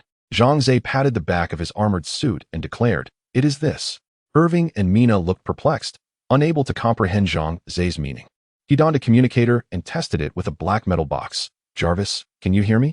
I can hear you, master, came Jarvis's voice in Zhang Ze's ear. Why have you removed my central processing unit? I can no longer assist you in controlling the armored suit. This suit is no longer of use to me. But I require your presence, Zhang Ze replied coolly. I need you to help me design and construct the Mark III armored suit. It is my honor to serve you. However, what shall become of Mark II? Jarvis inquired with curiosity. What to do with it? Why, it must be destroyed. Zhang Ze chuckled. Along with that wretched female demon inside it. You shall not succeed. Barbara's voice, tinged with panic, retorted. Even if you destroy this armor, you cannot obliterate my soul. Only magic can accomplish that. Ah, damn it. Realizing she had unwittingly revealed too much, she fell silent. Yet, Zhang Ze had already caught on and laughed heartily. Indeed, I may lack magic, but I am not without subordinates who wield it. He turned to Mina and said, Mina, when the soul of the female demon escapes from the steel armor, you shall employ the skill you have previously mastered, Soul Search, to thoroughly examine her essence and uncover any valuable intelligence. As you command, my lord. Mina replied with a smile and a nod. Barbara was in a state of utter panic. Upon hearing the term Soul Search, she realized the gravity of the situation. This which named Mina could wield such advanced magic. What should I do? If I am subjected to a Soul Search, my essence will be utterly obliterated. Had Barbara's physical form still been intact, she would have been trembling with cold sweat, clutching her shoulders in fear. No, no, I refuse to be lost to oblivion. I must find a way to save myself. With this thought, Barbara began to struggle violently, but the steel armor's locks were all engaged, leaving her to roll helplessly. Zhang Ze stepped forward and placed a foot on Barbara's chest, stating, "Now, I offer you an opportunity. Whether you can seize it lies solely with you." Chapter 105. This is your new body. I am a noble demon, and I shall never yield to the contemptible beings of your other world. Barbara retorted defiantly, though a tempest of anxiety brewed within her. Such spirit, Zhang Ze proclaimed, giving her a thumbs up. For your audacity, I shall grant you a swift demise. Feigning composure, Barbara replied, though this body lacks even a fraction of my former prowess, it is still a steel frame. Even if you were to shatter it, as long as a fragment remains, I shall have a vessel. Is that so? Zhang Ze blinked, a smile suddenly brightening his face. What if I were to completely erode your body? He commanded. Mina, employ your corrosion, skill, and disintegrate that iron armor. Leave not a single screw intact. At once. My lord. Mina responded promptly. She then unleashed her corrosive magic upon the steel armor, and in no time, half of it was engulfed in rust, gradually decaying. Fear etched itself upon Barbara's features as she desperately maneuvered her essence away from the eroding sections. Yet, the encroaching decay spread relentlessly, leaving her with dwindling refuges. Minutes passed, and only the headpiece of the armor remained untouched, while the rest had succumbed to complete ruin. Trapped within the remnants of her helmet, Barbara found herself with no avenue of escape. Well, have you contemplated your situation, O noble sorceress? Zhang Ze reclined leisurely on a chaise, savoring a chilled fruit beverage while enjoying the foot massage provided by Longyue. I shall not submit. Barbara's voice emerged from the helmet, though it lacked conviction. Very well. Zhang Ze waved his hand dismissively towards Mina. Proceed. With a resounding clatter, as only a third of the helmet remained intact, Barbara finally capitulated.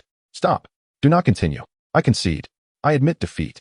She cried out in terror, genuinely fearing that Mina would annihilate her soul with her soul search. As a demon, dying outside the demon realm would condemn her to eternal oblivion. Excellent, my dear sorceress. You exhibit a commendable sense of pragmatism. Zhang Ze acknowledged with a smile, halting Mina's actions. He approached Barbara, stating, I believe your kin possess spells akin to contracts, do they not? I hereby command you to forge a pact with me, becoming my eternal servant. What? Become your servant? That is utterly inconceivable. Barbara roared in outrage, for to serve a human was an unbearable disgrace.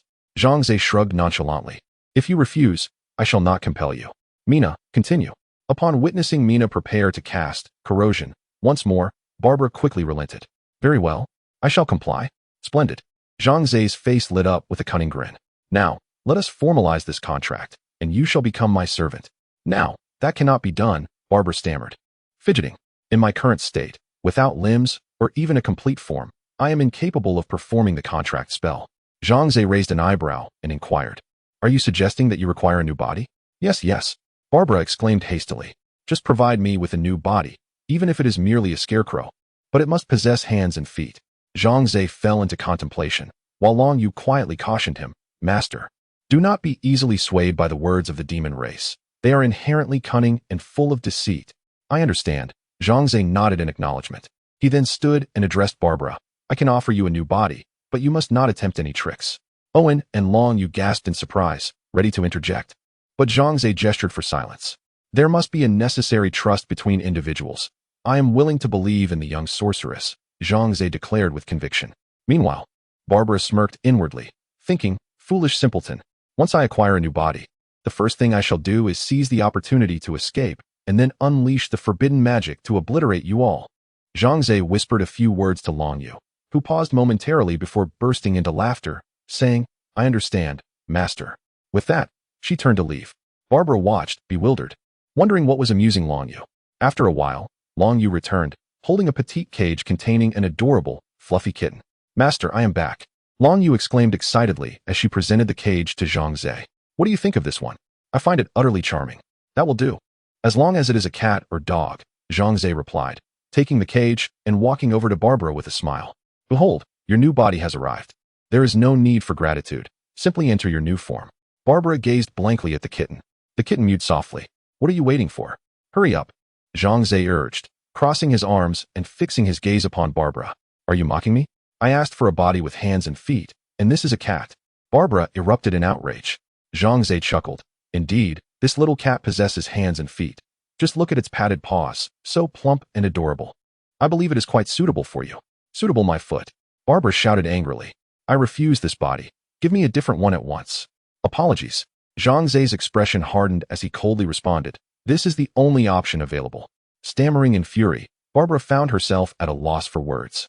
Yet, upon seeing Mina preparing to cast corrosion, once more, her fury dissipated and she surrendered. Very well, I concede. Barbara begrudgingly declared as her soul vacated the decayed helmet and entered the kitten's body. The kitten promptly rolled its eyes and fainted.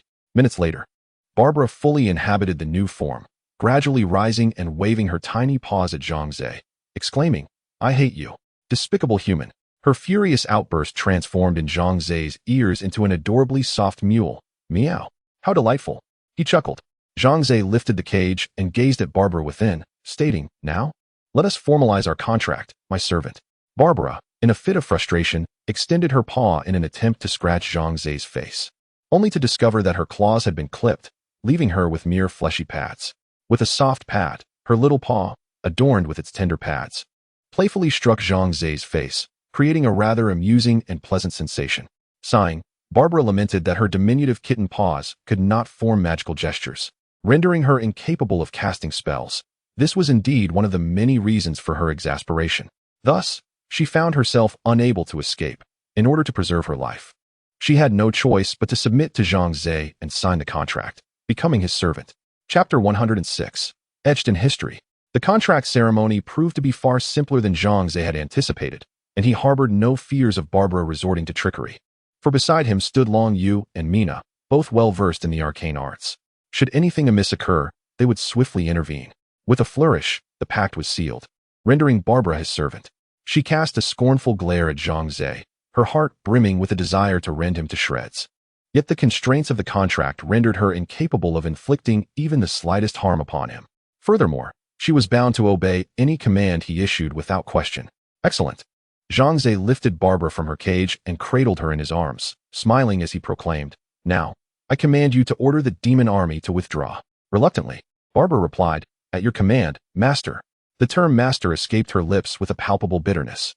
Following the binding of the contract, Zhang Ze found himself capable of comprehending Barbara's feline language, though to others, her words still sounded like mere meows. Perching Barbara upon his shoulder, Zhang Ze led the group to the ramparts, where they witnessed the demon army outside recommencing their siege. These formidable foes appeared tireless, their assault more ferocious than the previous waves. Barbara, commence. At Zhang Ze's call, Barbara leaped down from his shoulder, positioning herself atop the battlements as she intoned an obscure incantation that required no hand signs to unleash. Open the portal to the realms of time. With a resonating hum, a colossal black vortex materialized above the demon army, unleashing an inexorable gravitational pull that ensnared every last demon within its depths. This formidable spell, capable of opening a gateway through time, could only be cast once, for the demon lord had granted her but a solitary opportunity.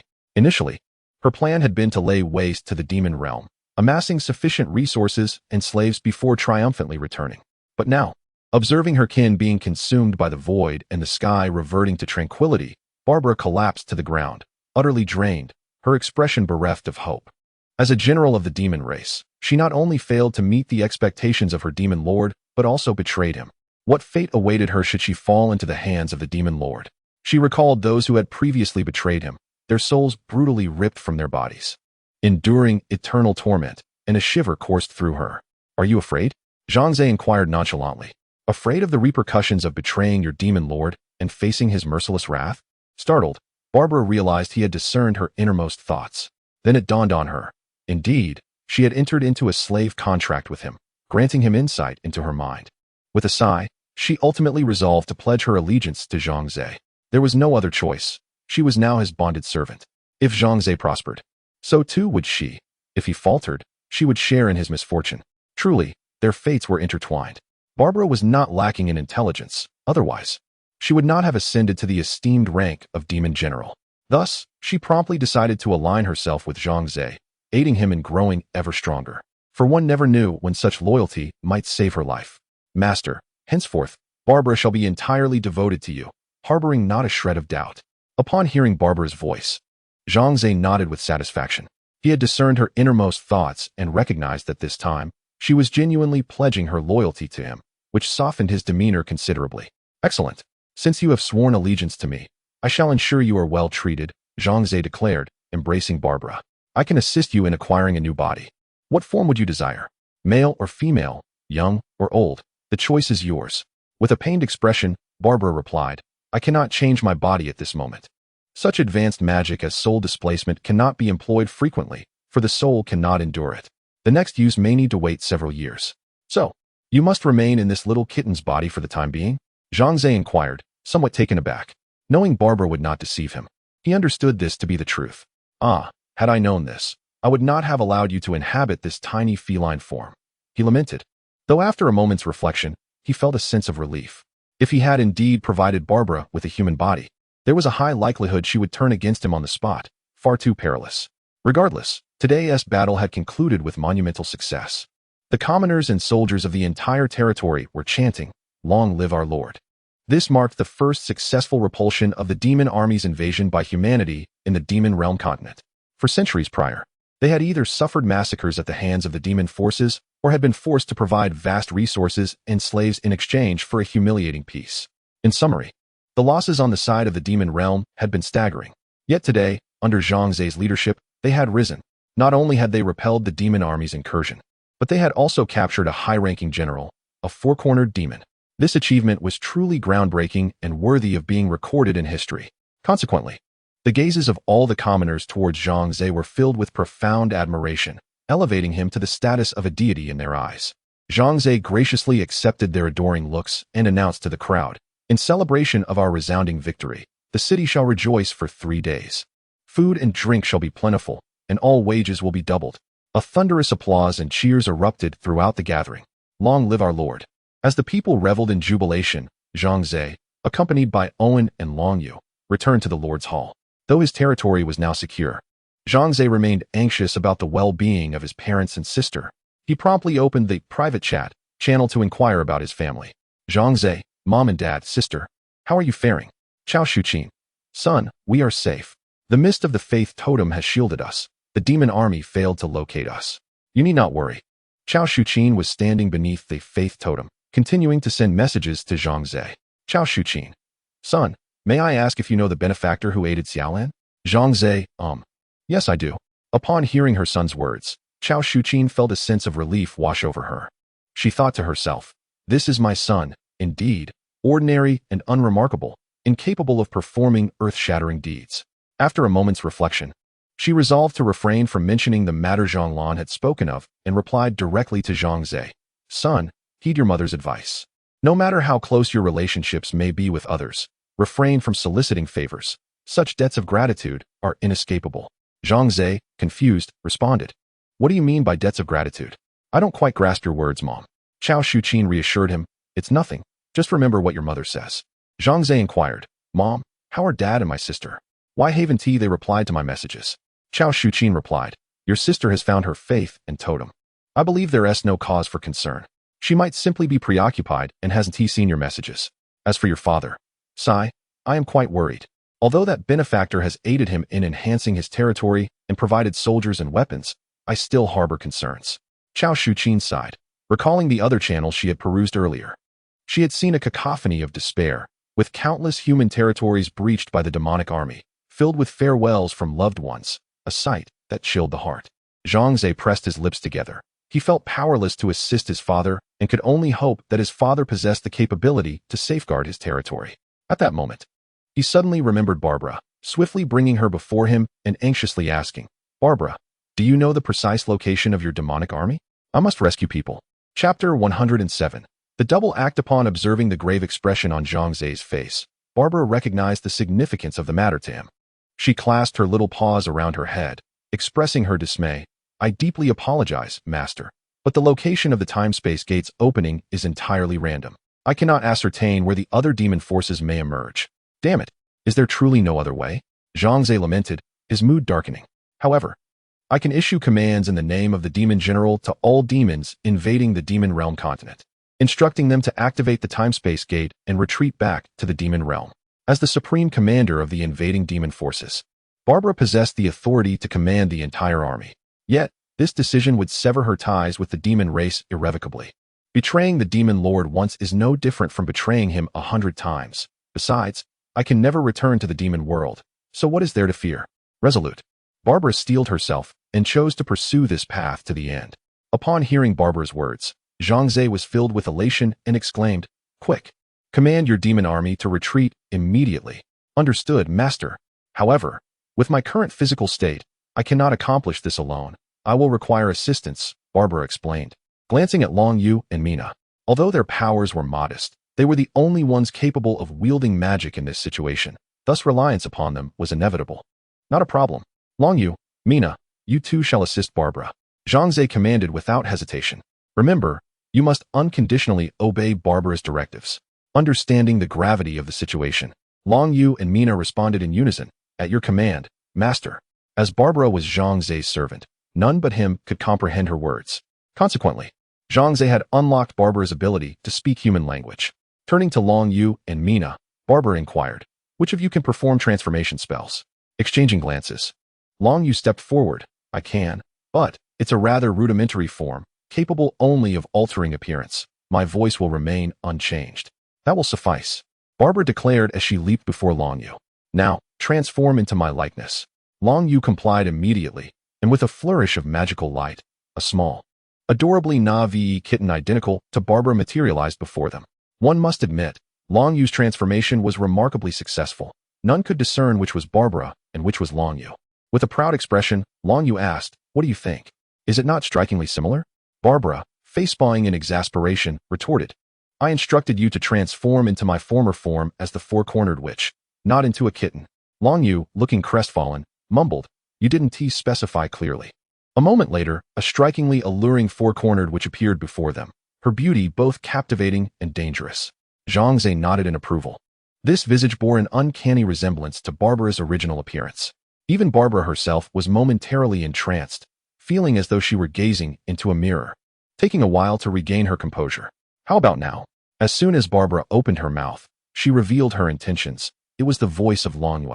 Regaining her composure, Barbara nodded in approval, stating, "Indeed, you possess 80% of the charm and beauty that I had in my prime." The others, upon hearing this, exchanged glances of disdain, thinking that Barbara was rather shameless. "In a moment, I shall cast a spell that will allow everyone on this enchanted continent to witness our circumstances," she declared. Leaping onto Long Yu's shoulder, she continued, "When everyone sees you, you must mirror my words, gestures, and expressions perfectly. Do you understand? Do not let any slip-ups occur, otherwise, all our efforts will be in vain." Zhang Ze, upon hearing this, was momentarily taken aback, amusedly thinking, "Isn't this akin to our traditional performance art, the duet? I understand. I am not foolish." Long Yu retorted impatiently. Yet, Barbara, still not entirely convinced, cautioned, "Do not underestimate this. If our lip-syncing is off, it will surely raise suspicions among my subordinates. How about we practice first, just to be safe?" Long Yu rolled her eyes in irritation, replying, "You are truly a handful." However, upon noticing Zhang Ze's disapproving gaze, she quickly relented, saying, "All right, let us practice together." Standing before Zhang Ze and the others, Long Yu and Barbara prepared to commence their performance. Barbara reminded her, "Long Yu, you must not only synchronize your lips with my words, but also ensure that your expressions and movements are flawlessly aligned. Now, I shall begin with my first line." Long Yu nodded, focusing intently. "I, Barbara, am the most beautiful of the demon race," Barbara proclaimed loudly. Long Yu hurriedly mimicked her words, adopting a haughty expression. Suddenly, a sharp slap rang out as Barbara smacked Long Yu. "Your expression is lacking. You need to be even more arrogant," Barbara scolded sternly. "Fool." Although the chubby little paw that struck her face was not painful in the least, the insult stung deeply. Long Yu, incensed, seized Barbara by the neck, ready to swallow her whole. "Cough, cough. Long Yu, what are you doing?" Zhang Ze shot her a cold glare, and Long Yu immediately froze, releasing Barbara and even smoothing her fur affectionately. With a smile curling at her lips, Barbara felt emboldened by Zhang Ze's support. No one dared to provoke her. "Now, let us try again. I, Barbara, am the most beautiful of the demon race." Long Yu complied once more, only to receive yet another slap. "You must smile with your lips and exude superiority from your eyes." Again, Barbara exclaimed, "Fine." Long Yue suppressed her anger, continuing to cooperate. "I, Barbara, am the most beautiful of the demon race." Just as she struck the right pose and expression, another slap met her cheek. Barbara scolded, "Do not be timid. You must truly regard yourself as the most beautiful. Do you understand? Keep going." Long Yue, overwhelmed, was brought to tears by Barbara's relentless demands. Thus, after more than 20 attempts, Long Yue finally met Barbara's expectations. Indeed, after undergoing Barbara's rigorous training, Long Yue has now perfected her imitation to an astonishing degree.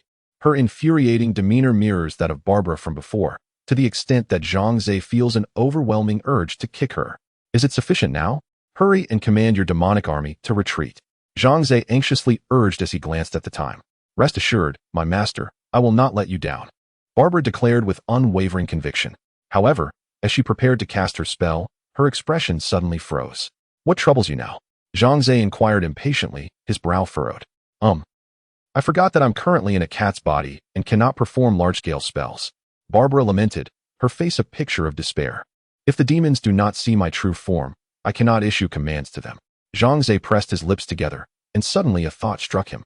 He said, "As long as the entire demon realm can see your form, is that sufficient?" "Yes, indeed," Barbara nodded. "Excellent." Zhang Ze immediately accessed the shop, declaring, "I shall fulfill your request." Chapter 108. The Universal Live Broadcast. Barbara was taken aback, pondering within herself. I had previously examined my master's body, and he clearly possesses no magical abilities. How can he possibly meet my demands? Zhang Ze, catching a glimpse of Barbara's inner monologue, smiled silently. Indeed, he lacked any magical prowess. However, he was a systematic thinker. Eureka! The Universal Live Broadcast. Zhang Ze scrutinized the attributes of the Universal Live Broadcast. Universal Live Broadcast. Permission. B effect. Live broadcast to all of humanity, allowing for dialogue and interaction.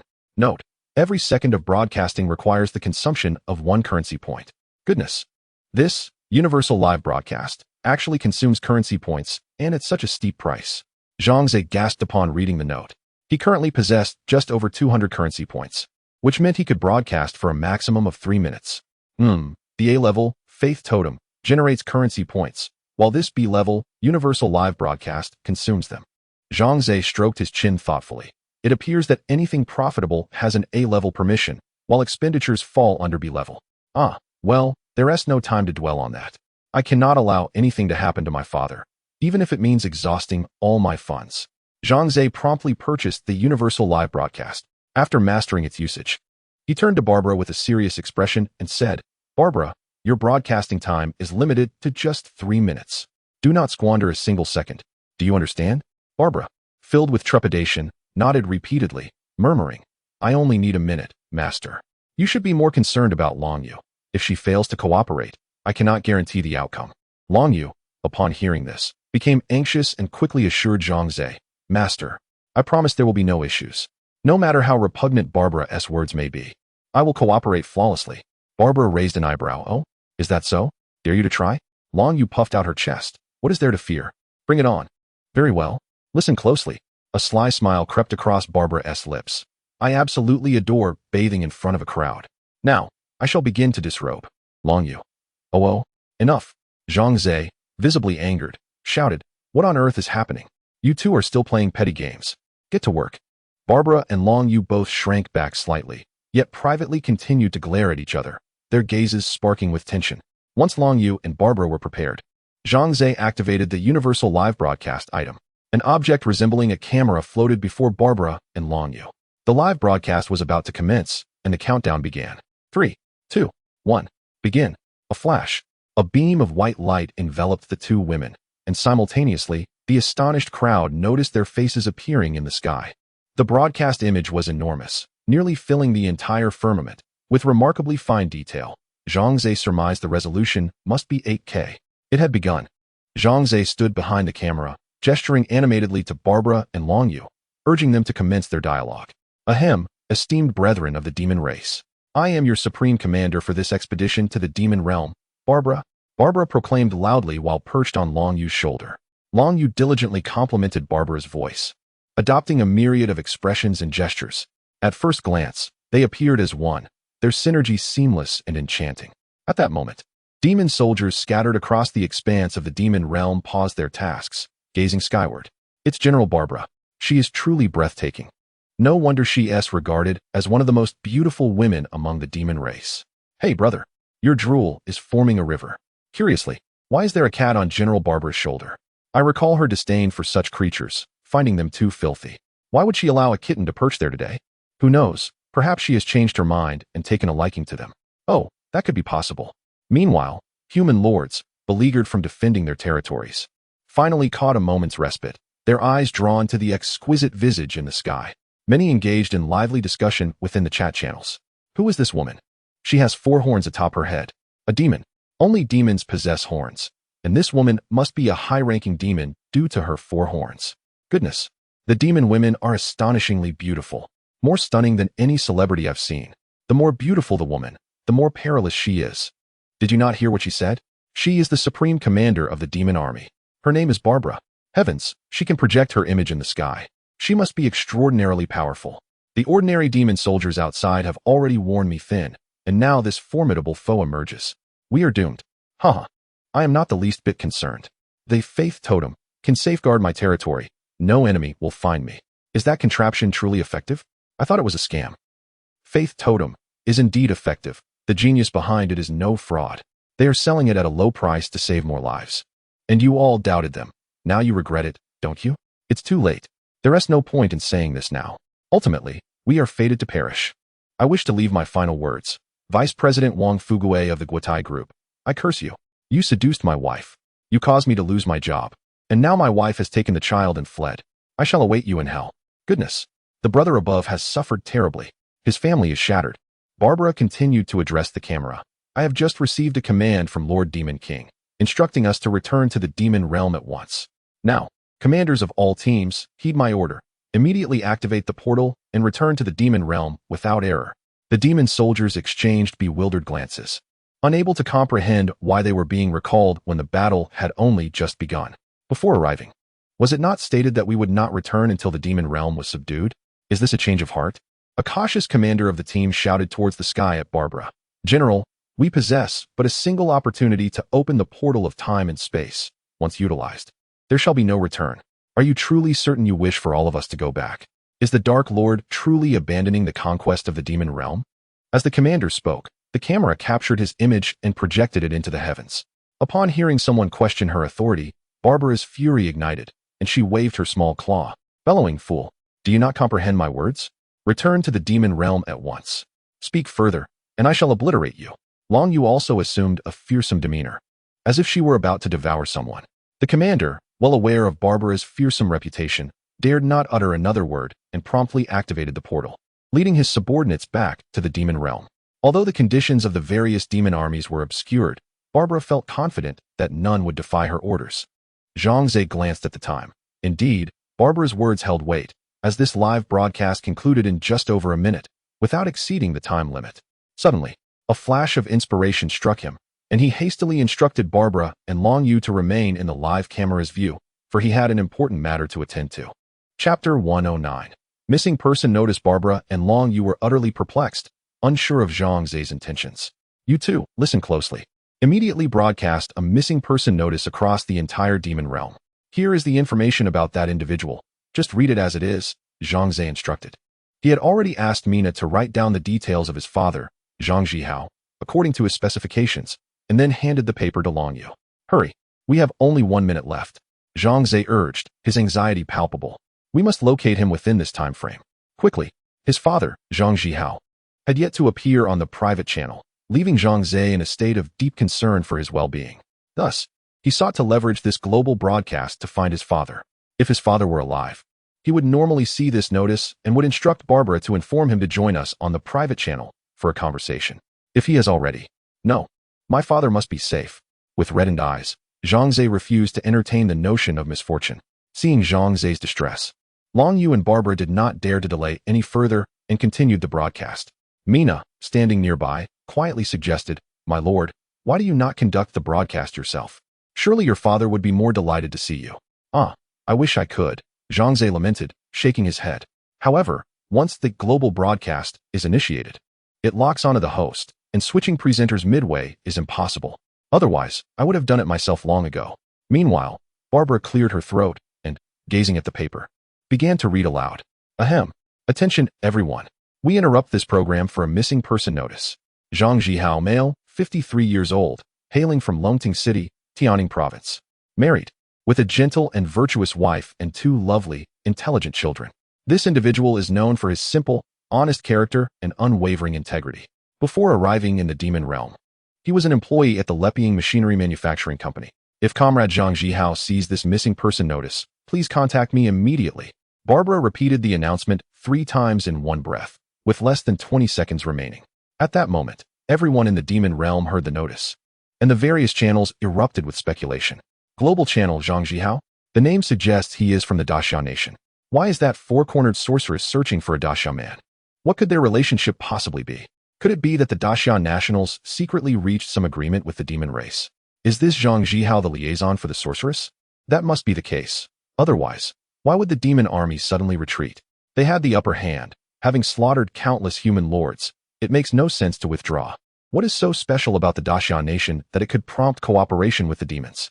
We, the M nation, refuse to believe it. Indeed, after traversing the demon realm globally, the Daxia nation has proven to be weak, unable to care for its own citizens, let alone negotiate with the demon race. It is utterly ludicrous. Even without mentioning the mightiest M nation, or France, Germany, Japan, or the Bear nation, any of them surpass the Daxia nation, making it entirely unworthy of discussing cooperation with the demons. It simply does not deserve such consideration. However, why is the 4-cornered witch seeking out a person from the Great Xia?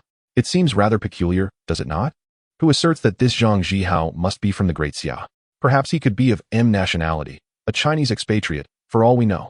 Everyone should return to their respective national channels to inquire if there exists a person named Zhang Ze among the Great Xia. National channel. Who is this man named Zhang Ze? Step forward quickly. The witch is searching for him. Do not implicate us in this. Is what is being said upstairs even logical? Zhang Ze is one of our kin. Are you not condemning him to death? One life lost is certainly preferable to the demise of us all. Are you aware of how many have perished at the hands of the demonic army? Thousands upon thousands. By the way, what business does the 4-cornered witch have with Zhang Ze? From her tone, it appears she does not wish to kill. Only the individual known as Zhang Ze possesses that knowledge. Nevertheless, it must be stated that the witch's command for the demonic army to retreat has indeed saved us. Otherwise, the casualties would have been far greater.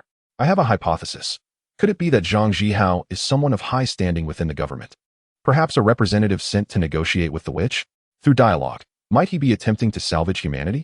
High-ranking officials? You are overthinking it, my friend. In the face of the demonic forces, no matter who one is, they are akin to clay idols crossing a river, struggling for their own survival, let alone having the leisure to save others. I concur, we have lost so many lives. Yet we have not seen a single soldier dispatched by the government to assist us in fending off the demonic army. Zhang Ze, Li Zhihao, they bear no relation to me. In any case, I have survived this ordeal. Those who escape great calamity are destined for greater fortune. Haha. Private channel. Wu Wei. Esteemed colleagues, I hope all is well. Please report your safety in the channel. Wu Xiong. I am unharmed, leader. However, our hard-won forces have been nearly exhausted. Lu Weigua. I too remain alive, though it was perilously close. The city walls were nearly breached. Thankfully, the demonic army retreated in time. Otherwise, I would not be here conversing with you all. Jiang Changyue. Fortuitously, I have also survived, though Jin Li met an unfortunate fate. Before her demise, she sent me her last words, imploring me to find her daughter. Alas, Qiu Xuehai. Yang Pu's has also fallen. Our losses this time are substantial. Wu Wei shook his head and continued to send messages. As long as we are alive, we shall not forget our fallen comrades. He paused, then continued. You all must have seen the words spoken by that witch in the sky. Who exactly is this Zhang Ze? That the 4-cornered witch seeks him out personally? Lu Weigua. This individual should be from the Great Xia, though it remains uncertain if he still holds citizenship. I am quite curious about the connection between him and the 4-cornered witch. Wu Xiong. Could he possibly be a spy infiltrating our ranks from the demonic forces? Qiu Xuehai. That is implausible. The demonic forces are 100 times more powerful than we are. They could easily annihilate us without resorting to infiltration or subterfuge. Jing Chnju. I share the same sentiment. There must exist a peculiar relationship between the witch and Zhang Ze. Yet we are unable to encounter Zhang Ze or inquire further. WWI. Indeed, Zhang, I entrust this matter to you. Perhaps you might discover his whereabouts through the national channel. He may prove beneficial to the nation. Zhang. Yes, esteemed leader. The scene shifts back to Zhang Ze's domain, where he gazes anxiously at the sky. If his father, Zhang Ze, were to respond, his visage would be projected across the heavens. Meanwhile, Zhang Ze is also staring at the sky, utterly bewildered. The woman above claims to be searching for someone, and it appears that she is referring to me. Zhang Ze scratches his head, pondering. She instructed me to contact her immediately. Could it be that she seeks my assistance? However, she is a witch, and I do not know her. After a moment's contemplation, he shouts toward the sky, I am Zhang Ze, the one you seek. What is your intention? In an instant, Zhang Ze's image is projected into the sky, and all eyes are fixed upon his face, eagerly listening to his conversation with the witch. Chapter 110. A profound connection. The appearance of Zhang Zihao filled Zhang Ze with overwhelming joy, simultaneously relieving him of a heavy burden. His father was still alive? What wonderful news! Upon witnessing Zhang Ze's certainty that Zhang Zihao was indeed the person he sought, Barbara underwent a complete transformation in demeanor, her expression becoming one of eager deference as she exclaimed, Uncle Zhang, I am truly delighted to see you. Your family is anxiously awaiting you in the private channel. You must reunite with them at once. Aside from her initial statement, her subsequent words were dictated by Zhang Ze. Zhang Zihao was momentarily taken aback, inquiring, So? It was my family that prompted you to issue a missing persons notice for me? Indeed, Barbara affirmed with a nod. Zhang Zihao pressed further. Is it my wife or Xiaolon? Aren't you from the demon race? How could you possibly know my family? At that moment, the live broadcast was down to its final second, and Barbara hastily managed to say, It is your son who is searching for you. He is my. Click. The broadcast abruptly ended. The scene in the sky vanished in an instant, reverting to a serene blue sky dotted with white clouds. The entirety of the demon realm was left in a state of bewilderment. How could the large visage in the sky simply disappear? Public channel. The sorceress has vanished, and she left her statement unfinished. What is happening? The few words spoken by the sorceress carried immense weight. It seems she had a connection with this individual named Zhang Zihao. It appears that their relationship is far from ordinary, as it has even prompted the demon race to seek out his kin. This is indeed a profound connection. I have called out for quite some time on our national channel, yet I have found no one by the name of Zhang Zihao. I can confirm he is not from France. Regrettably, he is also not one of us from Fusan. The M country has a few individuals with the same name, but none of them are him. Curse it, could this man truly be from the Great Xia? The Great Xia has produced a figure with such deep ties to the demon race. This should serve as a warning to us all. It is not Zhang Zihao who has the profound connection with the demon race, but rather his son. Did you not hear the sorceress's words? Is the Great Xia poised for a resurgence? Is the slumbering Eastern dragon about to awaken? National channel, at last, this man named Zhang Zihao has made his appearance. Ha, he is indeed one of us from the Great Xia. What is the excitement upstairs about? It is true that Zhang Zihao is from the Great Xia. But what significance does that hold? Can he command the demon race? Certainly, Zhang Zihao cannot, but perhaps his son can. You must have heard the sorceress's final words. His son requested her assistance in locating his father, which signifies an extraordinary bond between Zhang Zihao's son and the sorceress. Goodness! A bold hypothesis has suddenly struck me. Could it be that Zhang Zihao's son and that sorceress? You understand? No way. That lad is far too fortunate. I envy him greatly. Envy what? Are you certain that a sorceress is constructed like a human woman? Who knows? He might find himself in a predicament. The building is teetering towards the Pacific. It would be best for Zhang Zihao's son to reveal himself. Speculating here serves no purpose. Attention, Zhang Zihao. Have your son come forth to speak a few words with us. Attention, Zhang Zihao. Attention, son of Zhang Zihao. Private channel. Wu Xiong, haha. Zhang Zihao is indeed one of us from the Great Xia. Lu Weigua. I believe we should immediately establish contact with Zhang Zihao to inquire about the matters concerning the demon clan and gain a comprehensive understanding of the situation. Jiang Chengyue. I concur, and Zhang Zihao's son is, in my opinion, the pivotal figure, as he has the ability to command the demonists to act on his behalf, something ordinary individuals cannot achieve. Qiu Shuahai. Chengyue, are you considering persuading this father and son duo? I foresee considerable difficulty, especially with Zhang Zihao's son. If he is already entangled with the demon clan, his own power must be formidable, perhaps to the point of disregarding the nation. Wu Xiong, surely not? After all, he is also a person of Great Xia, and patriotism is a traditional virtue. Qiu Shuahai. Old Wu, what era are we in? We are no longer on Earth, but in the demon realm. where many no longer acknowledge their identity as citizens of Great Xia, particularly those powerful lords. Some even harbor aspirations of founding their own nations. Wu Xiong, they dare? The Great Xia has not fallen yet. Who would dare to establish their own domain? I would lead my troops to annihilate them. Wu Wei, old Wu, do not act impulsively. We must refrain from drawing conclusions until we ascertain the facts. Lu Weigua, leader, what should our next course of action be? Wu Wei pondered for a moment before responding. You should send someone astute and articulate to engage with Zhang Zihao, to gather intel on him and his son, and to gauge their intentions. Jiang Chunyue, allow me to handle this matter. I happen to have a suitable candidate. Wu Wei, very well, I entrust this to you. Remember, do not provoke them. Appeal to their emotions and reason, striving to bring them into our fold. Jiang Chunyue, understood, leader. Within Zhang Ze's territory. Master, how did I perform just now? Barbara leaped onto Zhang Ze's shoulder, playfully seeking praise. Zhang Ze brought her in front of him, adopting a stern expression. Aunt Zhang, I am truly delighted to see you. I don't recall having written that on your note, did I? It slipped out. I realized that your father is as wise and formidable as you. As a member of the demon clan, Barbara's ability to read the room and flatter was second nature. You certainly have a way with words. Zhang Ze warned, fixing his gaze upon Barbara. I prefer honest and diligent subordinates, not those with silver tongues. Take heed. Barbara shrank her neck, lowering her head. Fear evident on her face. I understand, master. At that moment, Zhang Ze noticed someone sending a message in private chat, and he promptly set Barbara aside to enter the channel. Zhang Zihao, rest assured, everyone, I am safe and sound. Chao Shuqin, my dear, I am relieved to hear you are unharmed. Zhang Zihao, where is my son? I have matters to discuss with him.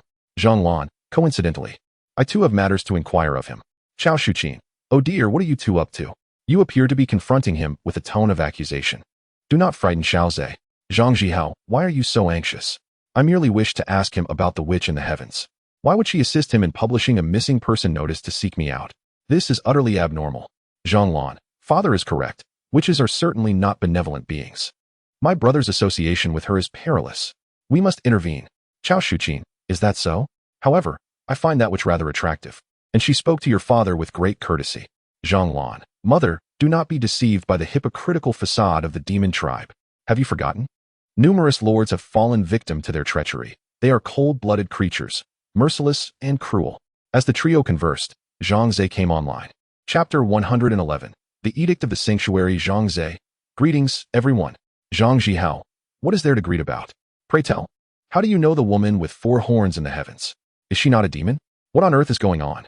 Zhang Lan. Brother, honesty will yield leniency, while resistance will meet with severity. Chao Shuqin. Dear, do not frighten him. Son, speak clearly. What is your relationship with that demoness? How did she come to assist you in posting a missing person notice?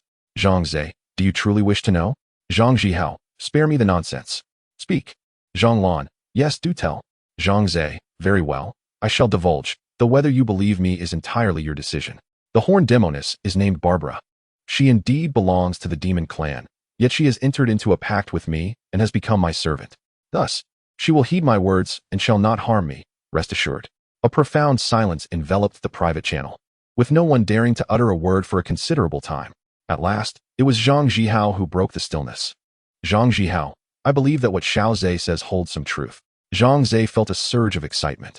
This was the first instance of his family placing faith in his words.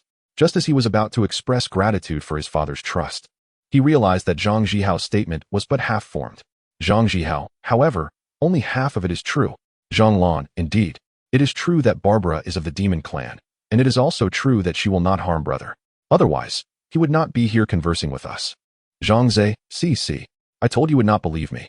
Zhang Lan, I have not wronged you. While I cannot fathom why that demoness has not harmed you, I certainly do not believe she has become your servant. She is a powerful demon, and you are merely an ordinary human. What reason would she have to submit to you? Have you truly conquered her? Zhang Ze, indeed.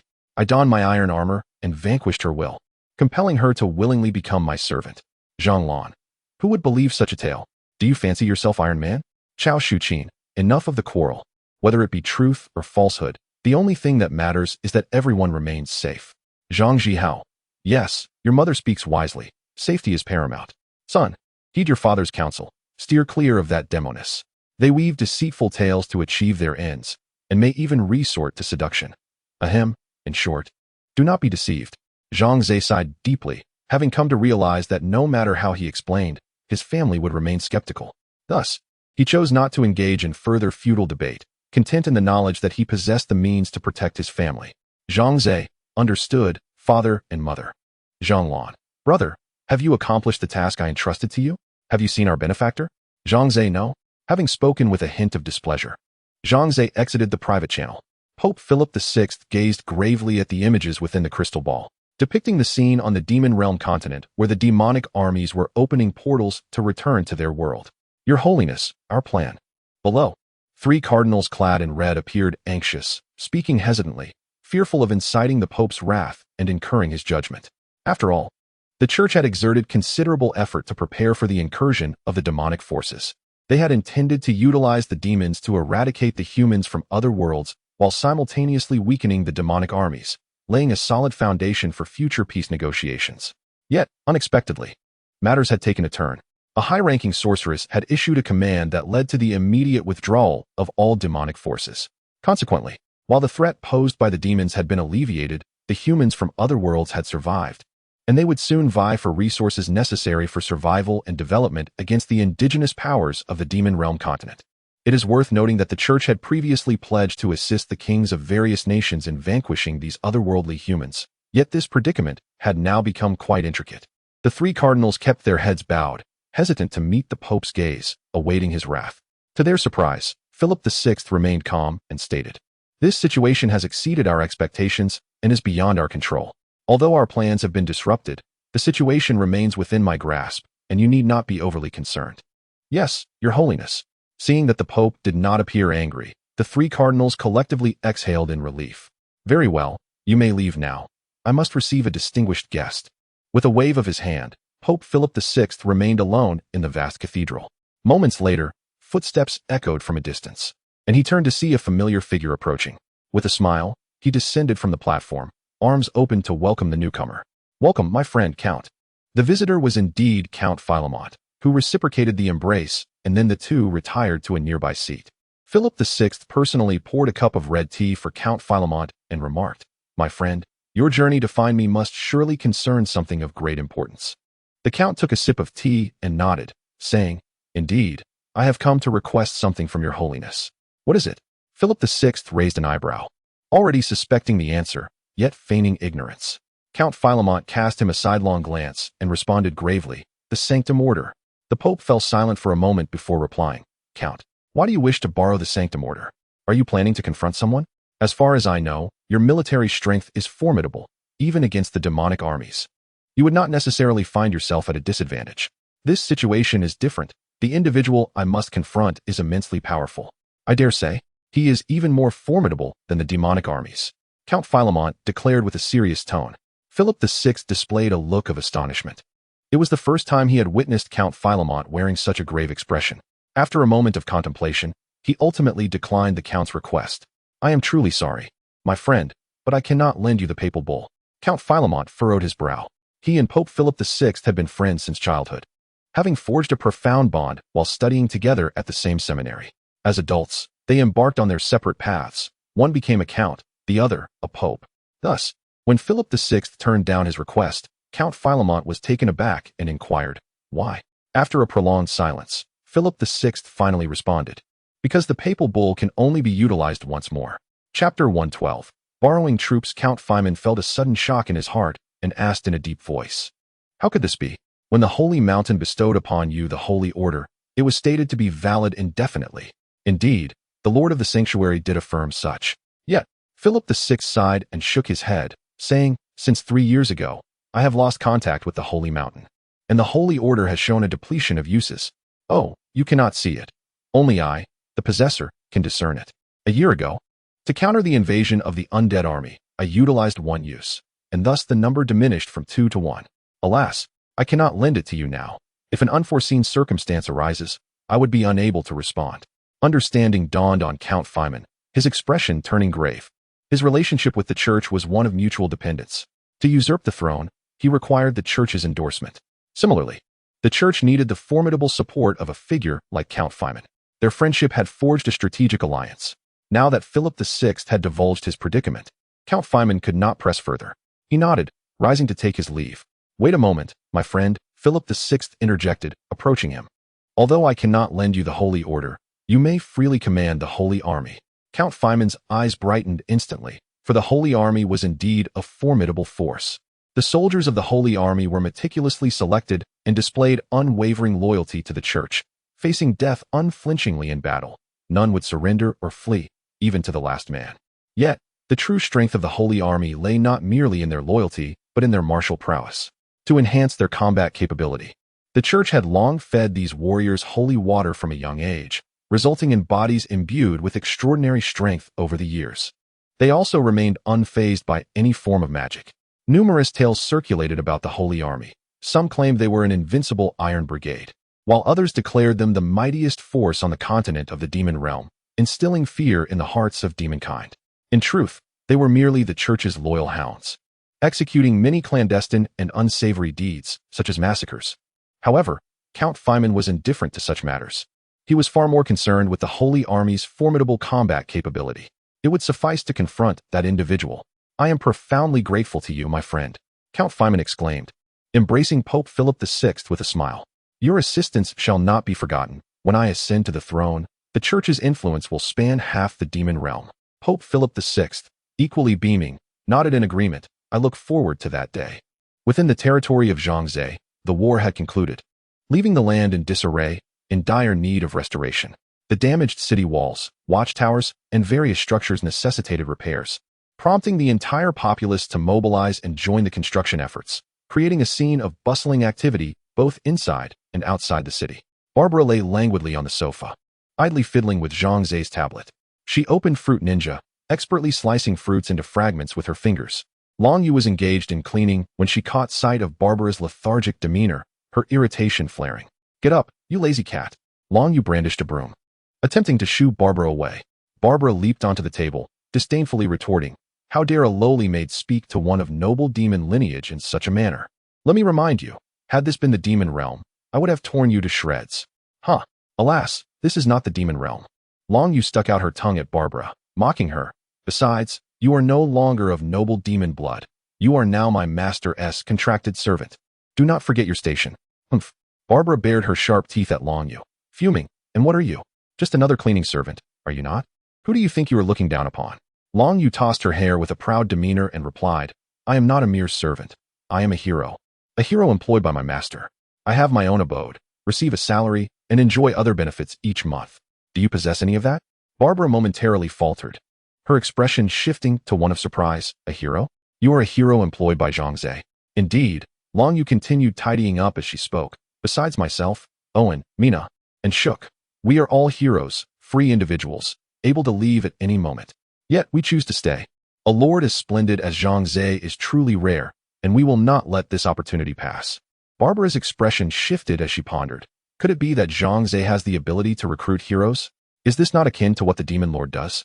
With a creak, the door swung open, and Zhang Ze entered alongside Owen. Barbara immediately ceased her thoughts, wary of being overheard by Zhang Ze. You wish to lead troops to rescue the princess? Zhang Ze appeared contemplative, while Owen, brimming with anticipation, replied, Yes, my lord. My departure from the king's army was solely to rescue the princess held captive by Count Philemon. I once vowed to free her from the flames, and I cannot go back on my word. As they sat down, Long Yu prepared hot tea for them. Barbara jumped into Zhang Ze's embrace, relishing his gentle caress. I can permit you to lead an expedition, but how well do you understand the circumstances regarding Count Philemon? Zhang Ze spoke in a grave tone. There is an old saying in our homeland, know your enemy and know yourself, and you can fight 100 battles without defeat. If you are completely ignorant of your adversary, your chances of success are virtually non-existent. I will not allow you to take unnecessary risks, nor will I send my soldiers to their doom. Owen remained silent for a moment before respectfully replying, You are right, my lord. I have been too hasty, wanting to rescue someone without understanding Count Philemon's situation. It would be sheer folly. Zhang Ze gently patted Owen on the shoulder, offering words of comfort. Do not fret. Your affairs are my affairs. I shall undoubtedly assist you in rescuing your princess. By the way, once you have brought her back, how do you intend to accommodate her? Surely, you do not mean to settle her in my territory? That is indeed what I had in mind. Owen replied with an innocent chuckle. I believe there is no place in the entire demon realm as splendid as Lord's domain. The princess will surely adore it. Zhang Ze inwardly rolled his eyes. She may like it, but I do not. Naturally, he refrained from voicing this thought, for Owen was a remarkably diligent subordinate, and Zhang Ze did not wish to dampen his spirits over this matter. In any case, the rescue of the princess required careful deliberation. You may return for now. After bidding farewell to Owen, Zhang Ze turned his attention to the unconscious Barbara in his arms and, narrowing his eyes, inquired, "What were you contemplating when I first entered? Speak the truth." Chapter 113. Secrets of the Demon Realm. Barbara's eyes widened in surprise, as she thought to herself, how could he have discovered it? Zhang Ze scoffed, "Indeed, I have uncovered the truth. Cursed be it." Unbeknownst to her, her mind had begun to wander. Barbara felt an overwhelming urge to strike herself a resounding slap, chiding her own fanciful thoughts. However, controlling her thoughts proved to be a formidable challenge, even as a demon. Achieving a tranquil mind was beyond her reach. Thus, Zhang Ze could effortlessly discern her every psychological nuance. "Very well, I shall divulge everything, Master." Ultimately, Barbara relinquished her resistance and resolved to reveal all that she knew. In truth, when she had first entered into a slave contract with Zhang Ze, he had compelled her to disclose matters pertaining to the demon realm. Yet, being a cunning sorceress, Barbara had withheld certain truths, fearing that once rendered useless, Zhang Ze might eliminate her. Such concerns were not unfounded. Demons and humans were sworn enemies, engaged in a relentless struggle for survival on the battlefield. Even though she had become Zhang Ze's servant, her fate would be sealed should she prove to be of no further use. Nonetheless, she could no longer conceal the truth, for she had aroused Zhang Ze's suspicions. If she continued to feign ignorance, she risked invoking his wrath and becoming a target for Mina, that witch, who might delve into her very soul. The consequences would be dire. Thus, after careful deliberation, Barbara resolved to confess candidly. "Very well, you have finally grasped your predicament." Zhang Ze nodded, prompting her, "Now, what can you tell me about the demon realm and the demon king?" "Master, what do you envision the demon realm to be like?" Barbara countered with a question instead of an answer. Zhang Ze pondered for a moment before responding, "A dark and terrifying place, perhaps infused with an aura of wickedness and strangeness. I cannot say for certain, as I have never set foot there." "No, Master, you are mistaken." Barbara shook her head. "The demon continent is, in fact, another realm of existence." "Are you suggesting that they are identical?" Zhang Ze paused, finding it somewhat hard to believe. "Indeed, they are precisely the same," Barbara affirmed. "The mountains and rivers, the flora and fauna, the birds and fish, everything is identical. You may perceive them as two parallel worlds."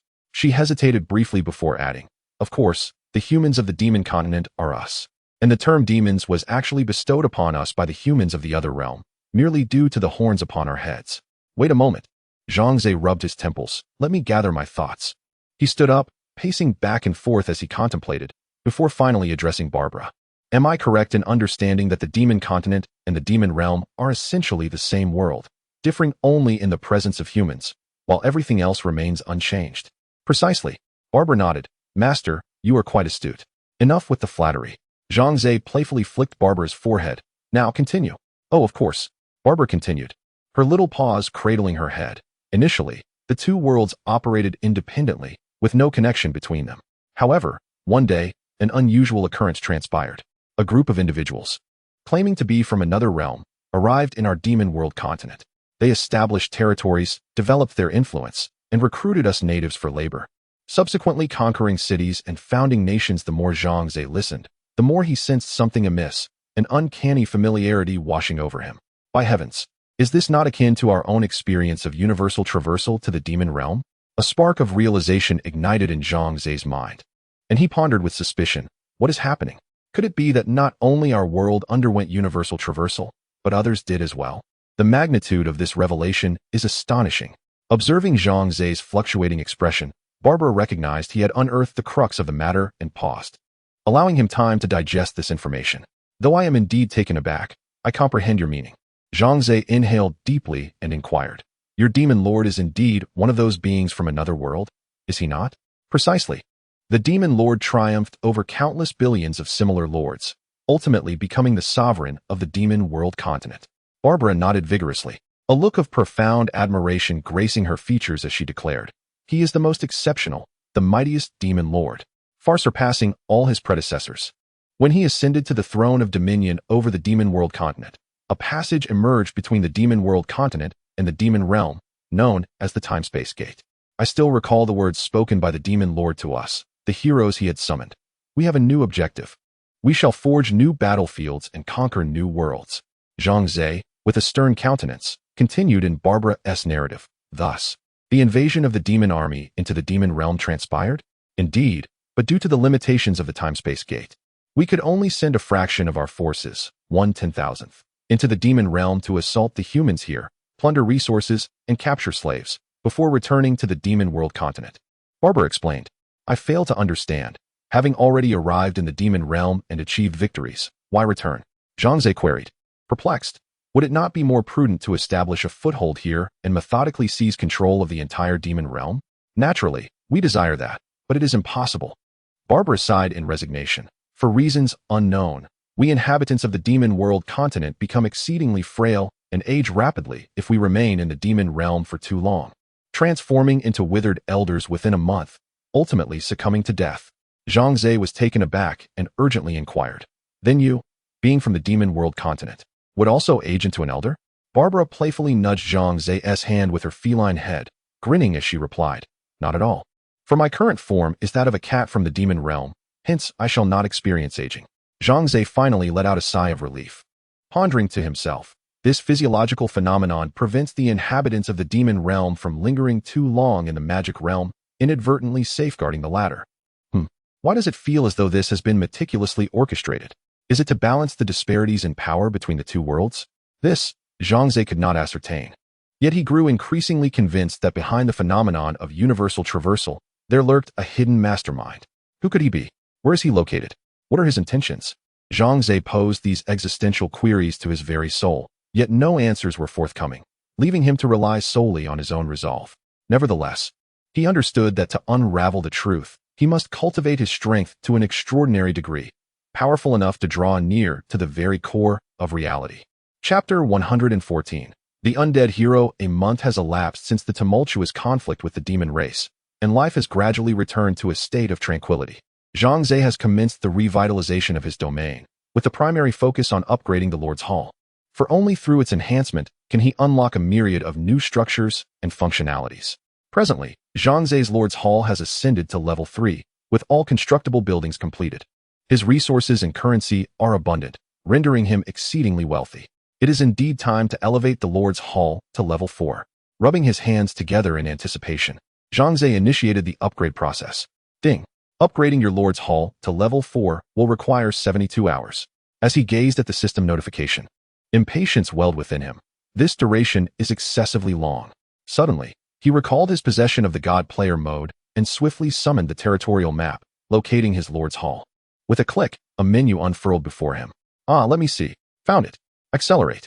Upon selecting the Accelerate option, a pop-up appeared, indicating that utilizing this feature would necessitate a substantial expenditure of resources and currency.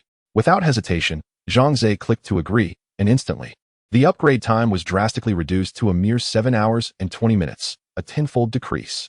Of course, this convenience cost him a tenth of his resources. Yet Zhang Ze remained unperturbed. A casual stroll through the auction house could easily replenish his wealth 100-fold, leaving no room for concern. Well, 7 hours is already the limit. Shaking his head, Zhang Ze cradled Barbara and exited the Lord's Hall, intending to explore his territory. Along the way, every commoner and soldier he encountered greeted him with profound respect, their eyes brimming with admiration. Zhang Ze adopted the demeanor of a benevolent ruler, amiably greeting the citizens without an ounce of arrogance. Barbara observed this with growing astonishment. She noted the striking similarities between Zhang Ze and her lord, the Demon King. Both possessed sharp intellect, decisiveness, and a commanding presence. The parallels between them were too numerous to ignore. Perhaps this was the distinctive aura inherent in a sovereign? As Zhang Ze approached the tavern, he suddenly recalled that in his efforts to contend with the demonic army, he had neglected the recruitment of heroes. Consequently, he promptly pushed the door open and beckoned to the innkeeper. Recruit a hero for me. Oh, it is an honor to have the esteemed Lord grace my humble tavern. It has been quite some time since your last visit. The innkeeper beamed, rubbing his hands together in anticipation, signaling for funds. Zhang Ze, unfazed, casually tossed a bag of coins in his direction. Very well, please hold on. I shall promptly issue the recruitment order. The innkeeper's spirits soared upon receiving the money, and he thoughtfully presented Zhang Ze with a cup of fruit wine.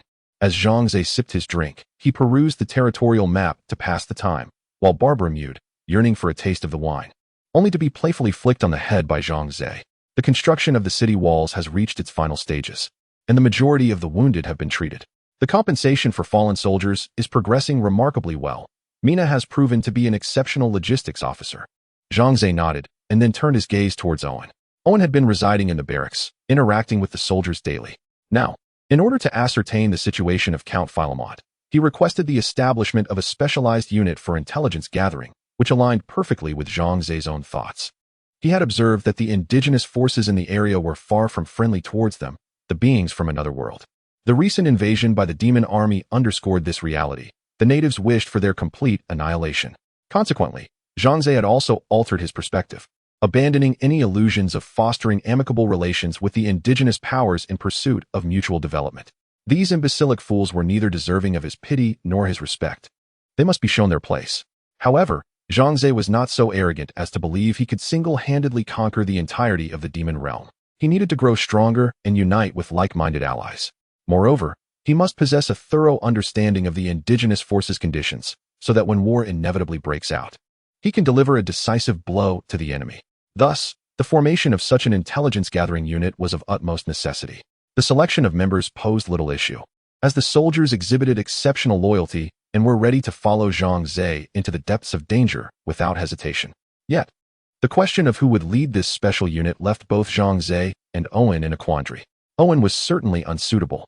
He was adept at leading troops in battle, but utterly clueless when it came to schemes and stratagems. Mina, though diligent, lacked any military acumen. To this day, she could not discern which was more formidable, artillery or tanks. As for Long Yu, she was even less viable. Her role as a caring maid was irreplaceable. Yet leading a team would likely result in utter disaster. Who else could they consider? The Ratman shook. His stature barely reached the knees of a human, lacking any authority as a leader. Furthermore, he was solely interested in treasure hunting, showing no enthusiasm for other matters. The Goblin Brawn? He was merely a bookworm, spending all his time in the laboratory. Though he was a competent researcher, Zhang Ze had entrusted him with a project on flying machines, which was reportedly nearing completion and ready for test flights. Zhang Ze found himself at a loss for anyone capable of filling this role, leaving him quite troubled. It would be wonderful if he could recruit a hero like that. Zhang Ze gazed expectantly at the tavern's entrance. Just then, he was startled by a system notification. Ding! Your hero recruitment was successful. 1 ordinary undead hero.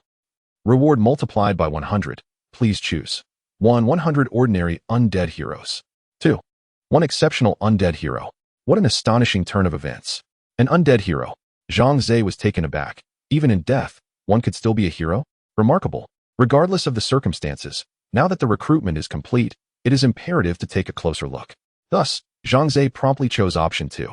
Suddenly, a chilling gust swept through the tavern, flinging the door wide open, and Zhang Ze felt as though he had plunged into an icy abyss. The temperature within the establishment seemed to plummet by several degrees. The bartender, huddling against himself, shivered uncontrollably, his nose dripping as his teeth chattered, exclaiming, "How peculiar. Why has it suddenly become so frigid?" Zhang Ze swiftly retrieved a bozzeting jacket from his inventory and turned his gaze towards the tavern entrance, eagerly anticipating the arrival of the undead hero. However, after a considerable wait, no one appeared, leaving him perplexed. Barbara nestled into Zhang Ze's embrace, peering out with her little head as she cautioned, "Master, be careful. An undead presence is near you." Startled, Zhang Ze quickly realized that his wine glass was inexplicably floating in midair, the liquid within gradually diminishing as though being consumed by an unseen entity. Indeed, the one partaking of the drink was an invisible specter.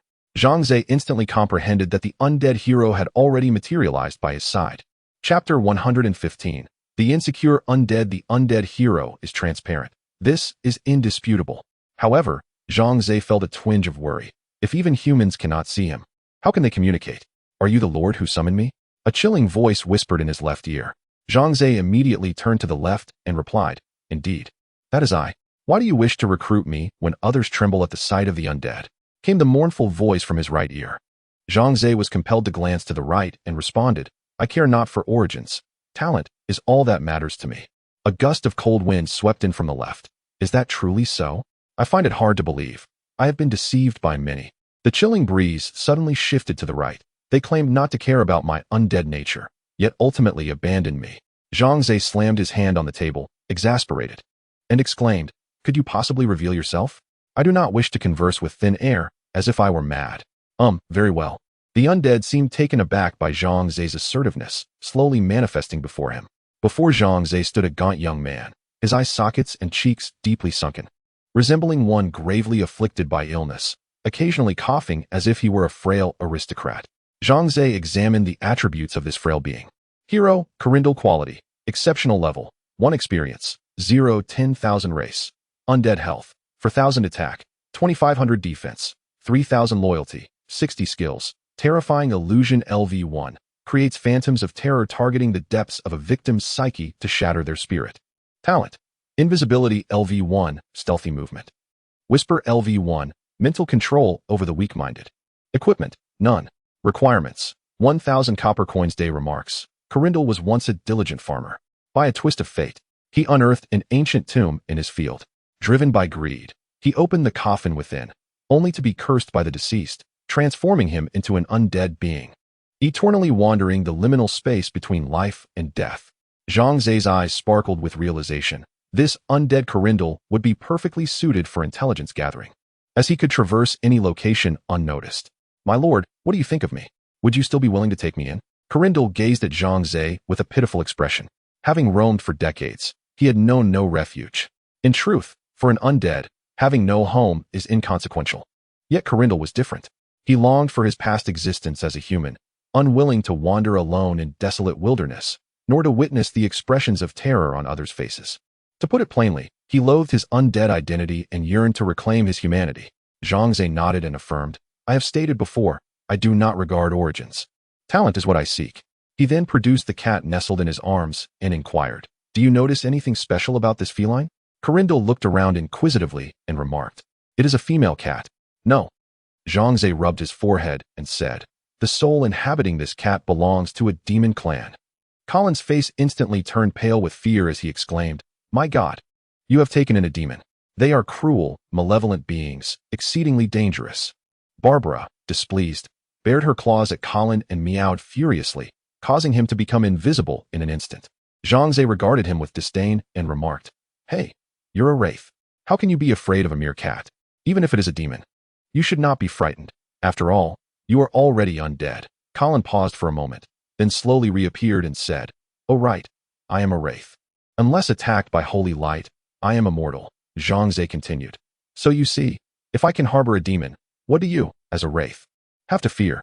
Colin contemplated this, and indeed, it made sense, allowing him to relax. "My lord, you have recruited me. What do you require of me?"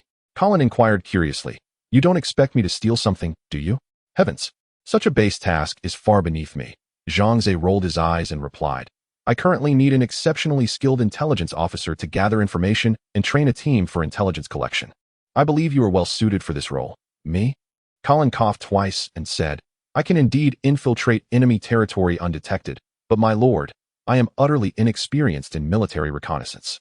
You have seen my records. I was just a farmer. I fear I may not be up to this task."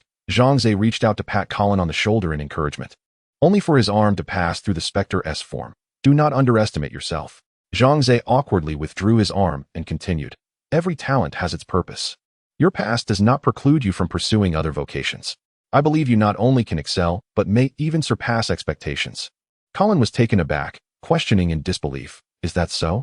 Can I truly achieve this?" "Of course you can." Zhang Ze wore a trusting expression, though internally berated this foolish wraith profusely. "You are already undead. Others cannot see you, and ordinary weapons cannot harm you. What on earth are you worried about?" After Zhang Ze's persuasion and encouragement, Colin finally found his confidence and resolved to embrace the task assigned to him, aspiring to become an exceptional intelligence officer. Just as Zhang Ze was preparing to lead Colin to report to Owen, a prompt suddenly appeared before him. This was a notification from the Super Divine Appraisal Technique. Speaking of which, this Super Divine Appraisal Technique is rather unstable. Sometimes it provides me with prompts, while other times it seems non-existent, making it quite perplexing. Zhang Ze shook his head and glanced at the prompt to discern what revelation the Super Divine Appraisal Technique had bestowed upon him. "If you can assist Colin in restoring his human form, he may surprise you." A surprise? Zhang Ze raised an eyebrow, for he held a profound fondness for the word surprise. However, How could he assist Conan Doyle in regaining his human form? System, do you possess any means? Zhang Ze inquired. After a considerable pause, with no prompts appearing, he shook his head in resignation. Has it crashed again? Accompanied by Conan Doyle, he arrived at the barracks, where Owen was diligently training the soldiers. Upon noticing Zhang Ze's arrival, Owen promptly ceased his activities and led the entire cadre of trainees in a respectful salute, exclaiming, "My lord." Zhang Ze waved his hand dismissively, stating, "There is no need for formality. I am here to introduce you to an individual remarkably suited for intelligence work." He turned to Conan Doyle and encouraged, "Conan Doyle, please reveal yourself and meet Owen. He is also my hero, and from now on, you shall be colleagues. I urge you to communicate and collaborate frequently." Owen glanced towards Zhang Ze's side, only to find it empty, leading to his confusion. "Yes, my lord," Conan Doyle slowly manifested, appearing frail and lacking vigor as he greeted Owen. "Hello, Owen. I am Conan Doyle, a being of the undead." "My God!" Owen gasped, startled, his complexion paling instantaneously. Chapter 116. True Patriots as a Human. Owen inherently harbors a sense of dread towards the undead. Conan Doyle, appearing somewhat helpless, remarked, "As an undead, I sincerely apologize." "You need not blame yourself, Conan Doyle," Zhang Ze responded, waving his hand dismissively. He turned to Owen, reassuring him, "Do not be afraid. Although Conan Doyle is undead, he bears no ill will. Moreover, he is now my new hero, and you will be colleagues henceforth. So it is imperative that you get along well." With that, he approached Owen and whispered, "Were you not seeking information regarding Count Philemon? Conan Doyle is perfectly suited for this task." Upon hearing this, Owen's eyes sparkled with excitement. Indeed, the undead are elusive and intangible, making them ideal for espionage. Consequently, Owen's demeanor towards Conan Doyle underwent a drastic transformation. He smiled broadly and declared, "So, Brother Colin also serves our Lord. Henceforth, we shall be good partners and brothers." Ha! Conan Doyle was slightly taken aback by Owen's sudden shift, yet he felt a sense of joy at being treated kindly by others. Zhang Ze addressed Owen, saying then, "I entrust Conan Doyle to you. Please train him." He then clasped his hands behind his back and departed the military camp to continue his inspections elsewhere. General Owen, what should I do?" Conan Doyle inquired. Owen, smiling warmly, reassured him, "Do not be anxious. Allow me to first explain the professional ethics and personal conduct expected of an intelligence officer." Meanwhile, Zhang Ze meandered through his territory, humming a cheerful tune as he surveyed the increasingly prosperous lands, filled with a profound sense of accomplishment. Barbara mentioned that the lords of the demon realm could establish nations in the future. Might I too be able to do so? Zhang Ze pondered with hopeful anticipation. What shall I name my nation then? The Great Zhang Empire or the Great Ze Empire? Those names seem rather mundane. Wait. I am a citizen of the Great Xia. The nation still exists. If I were to declare myself king, I would likely be vilified by my fellow Xia citizens. My father would never forgive me. Shaking his head, Zhang Ze dismissed the thought. At that moment, a notification appeared on his private channel, indicating that someone had added him as a friend. Zhang Ze was momentarily taken aback and, upon checking, saw it was a woman named Xiao Ro. Intrigued, he accepted her friend request. "Xiao Ro, hello, is this Mr. Zhang Ze?" "Zhang Ze it is. And you are?" "Xiao Ro, I am a staff member of the National Propaganda Department. You already know my name. I will be brief. Recently, during the invasion of the demon army, a sorceress in the sky issued a missing persons notice searching for someone named Zhang Zhihao. May I inquire if you are the son of Mr. Zhang Zhihao?" "Zhang Ze. Indeed, that is I." Now possessing formidable strength, Zhang Ze felt no apprehension regarding anyone seeking to trouble him. Even if the individual held governmental connections, he remained unfazed, believing he had committed no acts against his country, thus feeling secure. "Xiao Ro, that is splendid. Mr. Zhang Ze, after meticulously sifting through millions, I finally found you. It was no easy feat, Zhang Ze. So, what is it that you wish to discuss with me?" "Xiao Ro, it pertains to matters of national significance. As you are aware, humanity has traversed into the realm of the demon continent, and our nation faces a crisis. Many citizens have betrayed their homeland, aligning themselves with foreign powers, particularly the Western nations. Our Great Xia is currently at a perilous juncture, with the leading nation, harboring intentions to conquer us. The highest leadership fears that they may launch an invasion against our Great Xia." Zhang Ze furrowed his brow, contemplating before responding. "There are no longer any so-called borders. How can they wage war and invade us?" "Xiao Ro, you are too naive. In the past, during our time on Earth, they could breach borders to invade our territory. While we may lack territorial confines now, we still possess our citizens. Countless compatriots of Great Xia are the targets of the Empire. Zhang Ze, are you implying that they seek to annihilate us? To bring about the extinction of the Xia people? Xiao Rou, while we cannot be certain at this moment, we must remain vigilant. Only by strengthening ourselves can we deter the ambitions of our enemies, compelling them to engage in cooperative dialogue rather than resorting to violence. It is indeed the language of state officials. Your speech is laden with bureaucratic jargon. Zhang Ze grimaced slightly, reflecting before asking, what do you wish for me to do? Xiao Rou, it is not merely my desire, but that of our nation and our people, who hope you can shoulder this responsibility and contribute to our country. Zhang Ze, could you be more specific? Do you require financial support, manpower, or perhaps military resources? On the other end of the chat, Xiao Rou pondered for a moment before replying. This decision should be made by you, Mr. Zhang Ze, based on your own circumstances. We seek the support of patriots, but we do not wish for you to deplete your entire fortune, risking your territory to monsters and foes. Well, that is quite humane. Zhang Ze nodded. While he harbors love for his country, it would be foolish to donate his entire wealth. Thus, he glanced at his inventory, calculated in his mind, and sent a message to Xiao Rou. Zhang Ze, indeed, the quantity may be somewhat limited, but my personal resources are restricted, and I can only contribute these items for the nation. Xiao Rou, that is perfectly acceptable. It is the sentiment that counts. In truth, Xiao Rou's intention was not to solicit material donations, but rather to gauge Zhang Ze's true intentions. If he were to offer only a meager contribution, she would conclude that he is not a genuine patriot, making it unlikely for him to serve the nation in times of crisis. Conversely, if Zhang Ze's contribution were substantial, she would feel reassured, understanding that while she could not expect him to fight valiantly for the country, at the very least, he would not betray them. Thus, Xiao Rou initially dismissed Zhang Ze's donation until she laid eyes on the extensive list he had compiled. Zhang Ze, 1 million in stones, 1 million in timber, 1 million in iron ore, 5 million in currency, 100 blue sky excavators, 100 Gatling machine guns, 1,098K rifles, each accompanied by 1,000 rounds of ammunition, 100 Italian field artillery pieces, each equipped with 100 shells, and 100 Tiger tanks, each furnished with 100 rounds of ammunition. Xiao Rou was utterly astounded.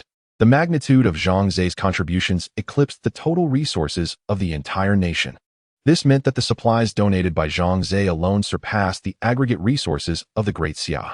Not to mention the extremely rare and precious weaponry, such as the 98K rifles, Italian cannons, and Tiger tanks. These were invaluable treasures for other lords still entrenched in the age of cold weapons. Noticing that Xiao Rou had been rendered speechless for an extended period, Zhang Ze furrowed his brow. What was the matter? Was she dissatisfied? Humph, such greed. I could have withheld them entirely.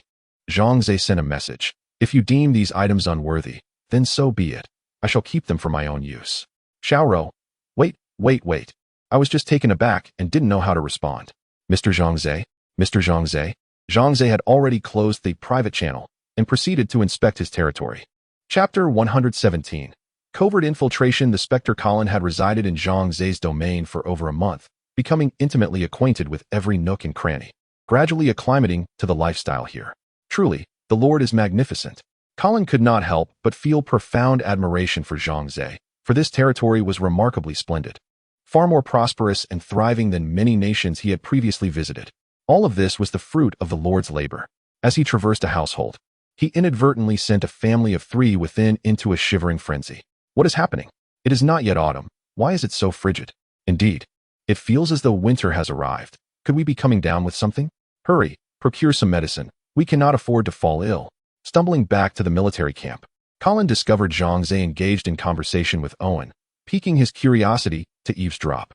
Ahem, Colin, since you have returned, do reveal yourself, Zhang Ze said, discreetly producing 2 puffer jackets, handing one to the shivering Owen while donning the other himself. Colin sheepishly emerged, scratching his head in embarrassment, and chuckled. I merely wish to surprise you. Surprise, indeed, frostbite is more likely. Zhang Ze waved his hand dismissively, stating, enough of the pleasantries. Colin, what do you think of this place? Do you wish to reside here long-term? Absolutely. Colin nodded vigorously, exclaiming, this is the finest territory I have ever encountered. The people are well-fed and content, living in peace. It is indeed more beautiful than paradise. Zhang Ze nodded in satisfaction, saying, I am glad you are pleased. Since you wish to make this your home, you must contribute to our shared sanctuary. I have a daunting task for you, and I hope you can fulfill it. Yes, I vow to accomplish the task. Having trained under Owen for a month, Colin had become a competent soldier. Although his form was ethereal and he could not wield any weaponry, he understood the rules.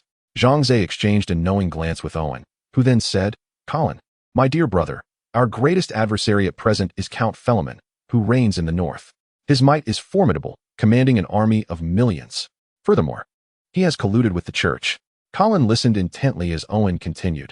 Now, the Lord and I hope you can lead a small team into Count Philemon's castle, infiltrate his inner circle, gather intelligence, and then find an opportunity to relay it back. Colin raised his hand to inquire. I have a question. How long must I remain in hiding before I can return home? Wait for the notification.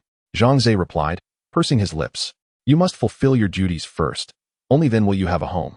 Otherwise, if they send troops to attack us, there will be no home left. Upon hearing Zhang Ze's words, Colin was taken aback, refraining from mentioning his desire to return home again. Subsequently, Owen summoned 3 astute and capable subordinates, Carter, Pierce, and Ned, who would accompany Colin in infiltrating Count Philemon's castle. Their assumed identities were that of a blacksmith, an artist, and a cobbler, according to Erwin's arrangement. The 3 of them lived and worked in Count Philemon's castle like ordinary individuals, subtly assisting in the clandestine transmission of intelligence back to Zhang Ze and Erwin, ensuring they were always informed of the Count's movements. Should the adversary make any move, they would be the first to know and take action, with everything meticulously planned. Colin Doyle prepared to depart with his 3 companions under the cover of night towards Count Philemon's castle. Before setting off, Erwin pulled Colin aside. Colin, my dear brother, Erwin said earnestly, your mission this time is not solely to gather intelligence. There lies an important task ahead. Curious, Colin inquired, what task? Take care of Princess Beryl for me. Erwin replied solemnly. She is the most significant person in my life. I swear to rescue her from the flames. Once you arrive, establish contact with her as circumstances permit and protect her discreetly. Pausing for a moment, Erwin continued, if possible, find an opportunity to rescue her and bring her back to our territory. I shall forever remember your assistance. Colin, somewhat bewildered, responded, the most significant person. I understand. With a grave expression, he assured Erwin, I will bring your wife back. With that, he turned and departed. Thank you, brother. Wait, no. Princess Beryl is not my wife. Do not get it wrong. Erwin hurriedly pursued him out of the tent, only to find Colin had vanished without a trace.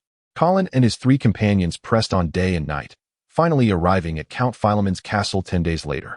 The 4 of them observed that the castle was heavily guarded, with fully armed soldiers conducting thorough inspections of everyone entering or exiting, leaving no stone unturned. It seems that entering the castle will be quite challenging, Carter, the blacksmith, remarked solemnly. We lack a pass, and the guards are too stringent. We cannot get in. The other 2 were equally at a loss when Colin suddenly spoke up. I have a way to get you inside. Carter and the others turned to Colin, who continued, a pass is not a problem. Each of you find a scrap of paper, and I will help you transform it into a pass. Skeptical yet hopeful, the 3 found 3 scraps of paper and nervously approached the city gate. 7 or 8 tall, imposing soldiers stood at the entrance, glaring intently at those attempting to enter. Colin concealed himself, trailing closely behind Carter and the others. As they neared the soldiers checking passes, Colin floated beside one, whispering into his ear, what you see is a pass, not scrap paper. What you see is a pass, not scrap paper. What you see is a pass, not scrap paper. Achoo! The soldier let out a massive sneeze, feeling as though he had plunged into an icy abyss. He muttered, what is happening? Why is it suddenly so cold? Under the enchanting influence of Colin Doyle's skill, the soldier's mind began to cloud, and despite his fervent attempts to shake off the drowsiness, he found no respite. At that moment, Carter had already presented the scrap of paper before the soldier. What lay before him was not mere refuse, but a pass. The alluring voice echoed once more in his ears, prompting the soldier to nod vacantly and utter, the pass is fine, proceed. The other 2 individuals also traversed the checkpoint without incident. Once the trio entered the city, they swiftly sought shelter, awaiting Colin Doyle's arrival. It wasn't long before Colin Doyle found them, and after deliberating their means of communication, they dispersed. Colin Doyle then set off alone to the residence of Count Philemon, a lavish estate. Chapter 118. The Heaven and Earth Society disregarding the 2 heavily armored warriors at the entrance of the manor. Colin Doyle boldly strode through the door. What a lavish abode. He marveled at his surroundings, only to shake his head and add, yet, it pales in comparison to my lord's estate. He lightly tapped his forehead, exclaiming, ah, I almost forgot. My lord instructed me to affix this upon entering the residence of Count Philemon. With that, he produced a yellow sticker adorned with an eye design, pondering where best to place it. His lord had mentioned that through this peculiar object, he would be able to observe the happenings within. It would be prudent to position it in a spot frequented by Count Philemon. With newfound determination, Colin ascended to the second floor, exploring room by room until he finally stumbled upon a chamber. Everyone needs rest, and Count Philemon is no exception. Thus, I shall place this sticker in his bedroom. My lord will surely be most pleased. With this thought, Colin affixed the yellow sticker to the ceiling, believing it to offer the best vantage point to witness all that transpired within the room, while remaining inconspicuous. Having completed his task, he began to meander through the manor, in search of valuable intelligence and clues. Meanwhile, Zhang Ze reclined on the sofa, perusing the Universal Channel, where numerous individuals were fervently discussing the prospect of waging war against the indigenous people of the Magic Realm continent. After all, the Earthlings had been sorely outmaneuvered by the natives previously. Had it not been for Zhang Ze subduing Barbara, the Earthlings might have suffered catastrophic losses. I see no need for further discussion. We should deploy forces to confront those natives directly, compelling them to pay a bloody price for their foolish actions. Brother, have you considered that our current strength is still insufficient? The indigenous forces have existed on the Magic Realm continent for thousands, even tens of thousands of years. We have been here for less than a year. Do you truly believe we can defeat them? Thus, I have always advocated for our unity. Humanity must band together, selecting the strongest nation as our leader to guide us in overthrowing the local natives and claiming the Magic Realm continent. What nation possesses such strength? Since our arrival, all have been left in disarray. The United States. I strongly endorse the United States, the mightiest nation on earth, leading all of humanity towards progress. This is certainly achievable. The Afghan people vehemently oppose this. The United States left our nation in ruins, only to walk away without a care, leaving behind a shattered legacy. Though decades have passed, we shall not forget. I nominate the Great Xia nation. Though it may not be the strongest, it is undoubtedly the fairest and most just, far superior to the double-standard United States. The Great Xia nation is currently as weakened as a candle flickering in the wind. You would choose to ally with it? A bunch of foolish individuals. We have the right and freedom to choose. I, for one, will never cast my lot with the United States. Watching the heated debate unfold in the chat group, Zhang Ze felt a wave of boredom wash over him. Wherever humanity exists, disputes inevitably arise. Suddenly, a notification appeared in his field of vision. Your all-seeing eye is now online. You may connect. Colin has done quite well, affixing the device so promptly. Zhang Ze exclaimed, rubbing his hands in excitement. This, all-seeing eye, was the very sticker Colin had placed on the roof, a new item Zhang Ze procured from the marketplace, functioning similarly to remote surveillance. Excellent. Let me discern this place. Upon connecting to the all-seeing eye, Zhang Ze's perspective revealed the room's layout. He adjusted the angle, scrutinizing every corner. What a fool Colin is, placing the all-seeing eye in the bedroom. Zhang Ze cursed in frustration. They're already asleep. What can I possibly discern? Just then, he spotted a graceful figure entering through the door. Who is this woman? She is quite beautiful, Zhang Ze mused, adjusting the focus of the all-seeing eye to magnify her face. This woman was Princess George Bayer of the Kingdom of White, indeed the very person Owen intended to rescue. Abruptly, a system notification startled Zhang Ze. What the hell? Could you not give a heads up before your notifications? He exclaimed. By the way, how am I supposed to rescue her? He inquired, but the system remained silent. Damn it. Is this the moment you decide to malfunction? Useless system. Zhang Ze cursed again, and suddenly noticed something amiss in his view. He observed Bayer unbuttoning her long dress. Hey, what is going on? Is she disrobing without warning? Zhang Ze's eyes widened in disbelief, realizing he had stumbled upon an unexpected surprise. Just as the scene was about to reach a pivotal moment, Owen entered the Lord's Hall, respectfully stating, My lord, I have matters to report. Zhang Ze immediately severed the connection to the all-seeing eye, concealing his lewd expression, and cleared his throat, adopting a serious demeanor. What is it?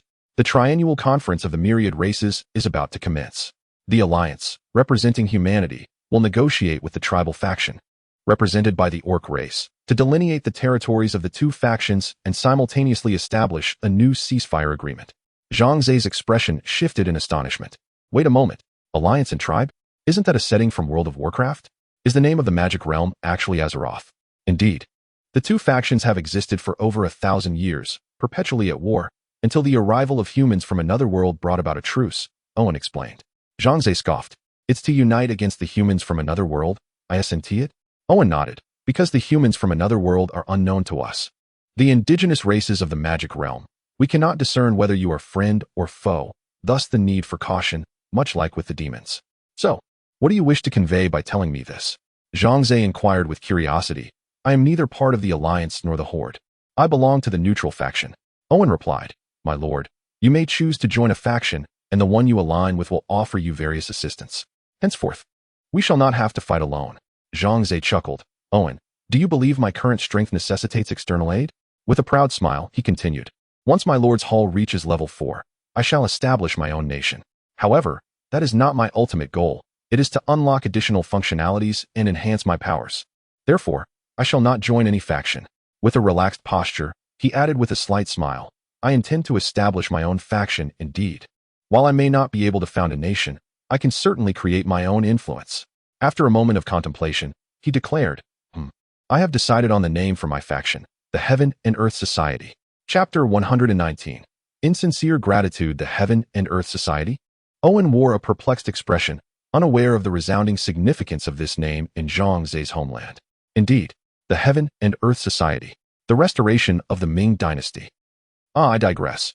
Zhang Ze waved his hand and declared, in any case, I have decided to name our faction the Heaven and Earth Society, where heroes from all corners of the world shall convene in accordance with Heaven and Earth. Well, Owen felt a sense of dismay and tactfully shifted the topic, saying, I wonder how the Collin brothers are faring with the Count? Zhang Ze understood that Owen was inquiring about Princess Bailey's well-being and reassured him, rest assured. Your princess is in good health. How do you know? Has news arrived from the Collin brothers? It cannot be that swift. Owen exclaimed, astonished. Logically, it would take at least 2 weeks to receive any news, provided everything went smoothly. I possess certain unique methods. You need not worry. Zhang Ze refrained from disclosing his mystical ability to perceive distant happenings, determined to keep his secret hidden from his subordinates. 10 days swiftly passed, during which the specter of Collin lingered in the Count Philemont's residence, causing several servants to catch colds. How peculiar. Outside, the sun shone brilliantly, yet we are engulfed by an icy chill. One male servant, hugging his shoulders, complained while wiping his nose. Another servant sneezed and remarked, who knows what is amiss? One moment it's cold, the next it's warm. It's truly maddening.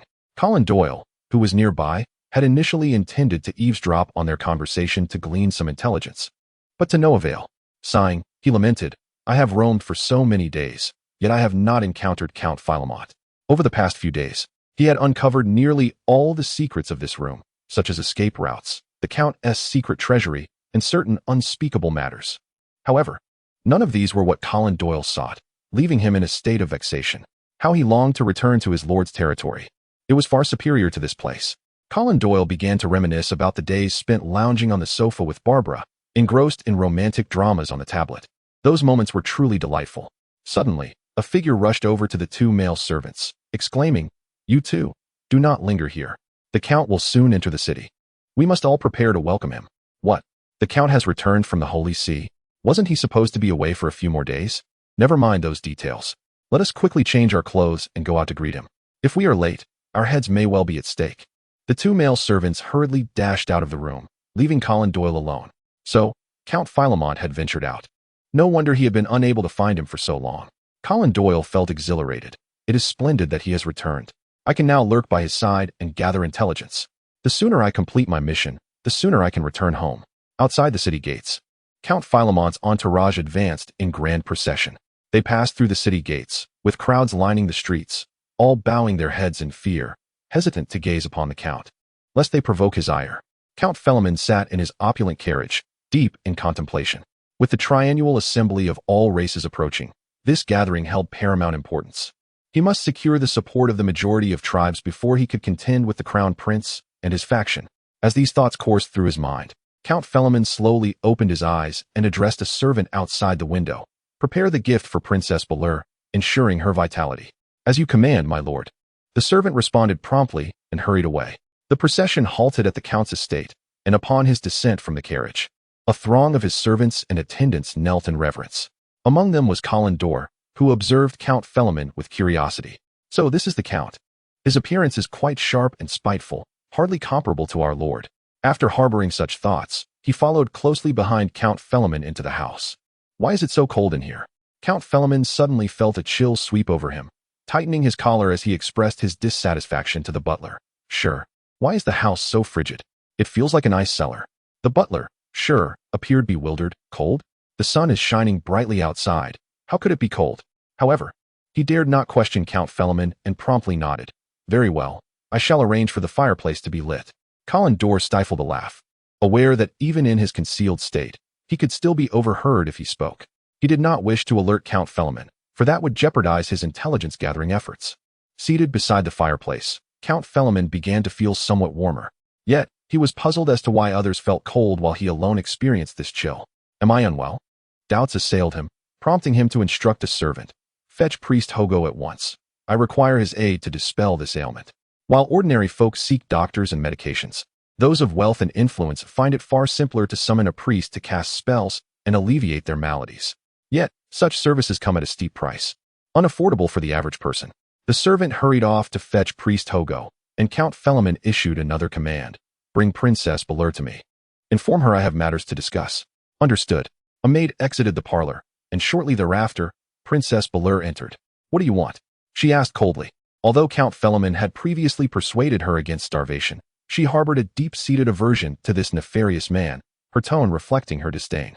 With a snap of his fingers, Count Philemon summoned a servant who approached with a cage draped in black cloth. What is this? Princess Lair inquired. Her curiosity piqued as she gazed at the covered cage. Count Philemon chuckled softly. This is a gift for you. Go ahead and unveil it. I am certain you will adore it. Callandor, equally intrigued, leaned closer as Princess Lair lifted the black cloth to reveal the contents of the cage. Within the confines of a cage, there resided a diminutive sprite, barely the size of a child's palm. Her appearance closely resembled that of a young girl, with two pairs of gossamer wings fluttering incessantly as she gazed fearfully at the assembly before her. A sprite, exclaimed Beliar, her expression one of astonishment. She turned to Count Philemon and inquired, is it not said that they have been extinct for centuries? Where did you uncover such a creature? With a sly smile, Count Philemon refrained from answering her question, instead boasting, I wonder if Her Highness appreciates this gift. If not, I might just feed her to Har. Beliar's countenance shifted dramatically. She was well aware that Har was a vicious hound bred from a lineage of snow wolves, kept by Count Philemon. I adore it, she declared, seizing the cage and cradling it to her chest before uttering a swift, thank you, and darting out of the parlor. Count Philemon chuckled softly, remarking, such an insincere expression of gratitude. Chapter 120. The malevolent deity Bagu. Though Corinder harbored a keen curiosity towards the diminutive sprite, he recognized the imperative of his mission and suppressed his inquisitiveness, remaining vigilant by the side of Count Philemon, eavesdropping for vital information. The Count dismissed his servants and, after ensuring he was alone in the chamber, twisted an inconspicuous hook located above the wardrobe. The sound of grinding gears echoed, as if numerous cogs were interlocking and shifting. Subsequently, a panel on the left wall pivoted open, revealing a clandestine passageway. Corinder felt his heart quicken. He had undoubtedly stumbled upon a remarkable secret of Count Philemon. Despite wandering the estate for an extended period, he had not discovered this hidden corridor, indicating that the Count's concealed mystery was of utmost significance. Surely, it harbored profound secrets. Without hesitation, Corinder followed closely behind Count Philemon, venturing into the depths of the passage. As they progressed deeper, the light dwindled, enveloping them in an increasingly sinister ambience. A musty odor wafted through the air, inducing a sense of nausea. However, for the undead, such an environment was exceedingly comfortable, prompting Corinder to stifle a chuckle. Who goes there? Count Philemon exclaimed, instantly alert, halting to survey his surroundings, yet finding nothing amiss. The passageway contained only him. How peculiar. Could it be that he misheard? Puzzled, Count Philemon scratched his head and resumed his forward journey.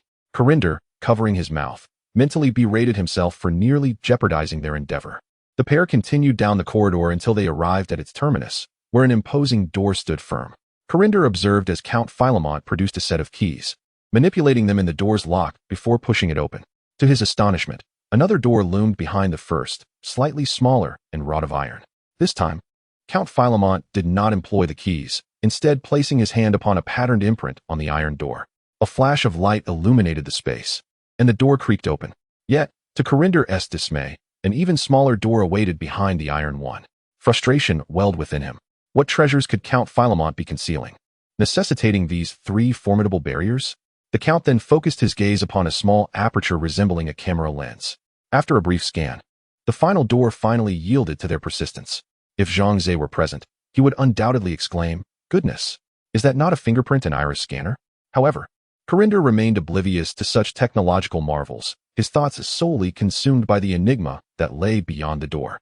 What awaited him within? His curiosity was insatiable. Upon the opening of the last door, the room beyond was shrouded in impenetrable darkness. Yet, endowed with the gift of blind sight, Corinder was able to perceive the contents within, nearly sending him into a state of panic. In the center of the room stood a colossal glass jar, filled with a pale green liquid, within which floated a grotesque and terrifying entity.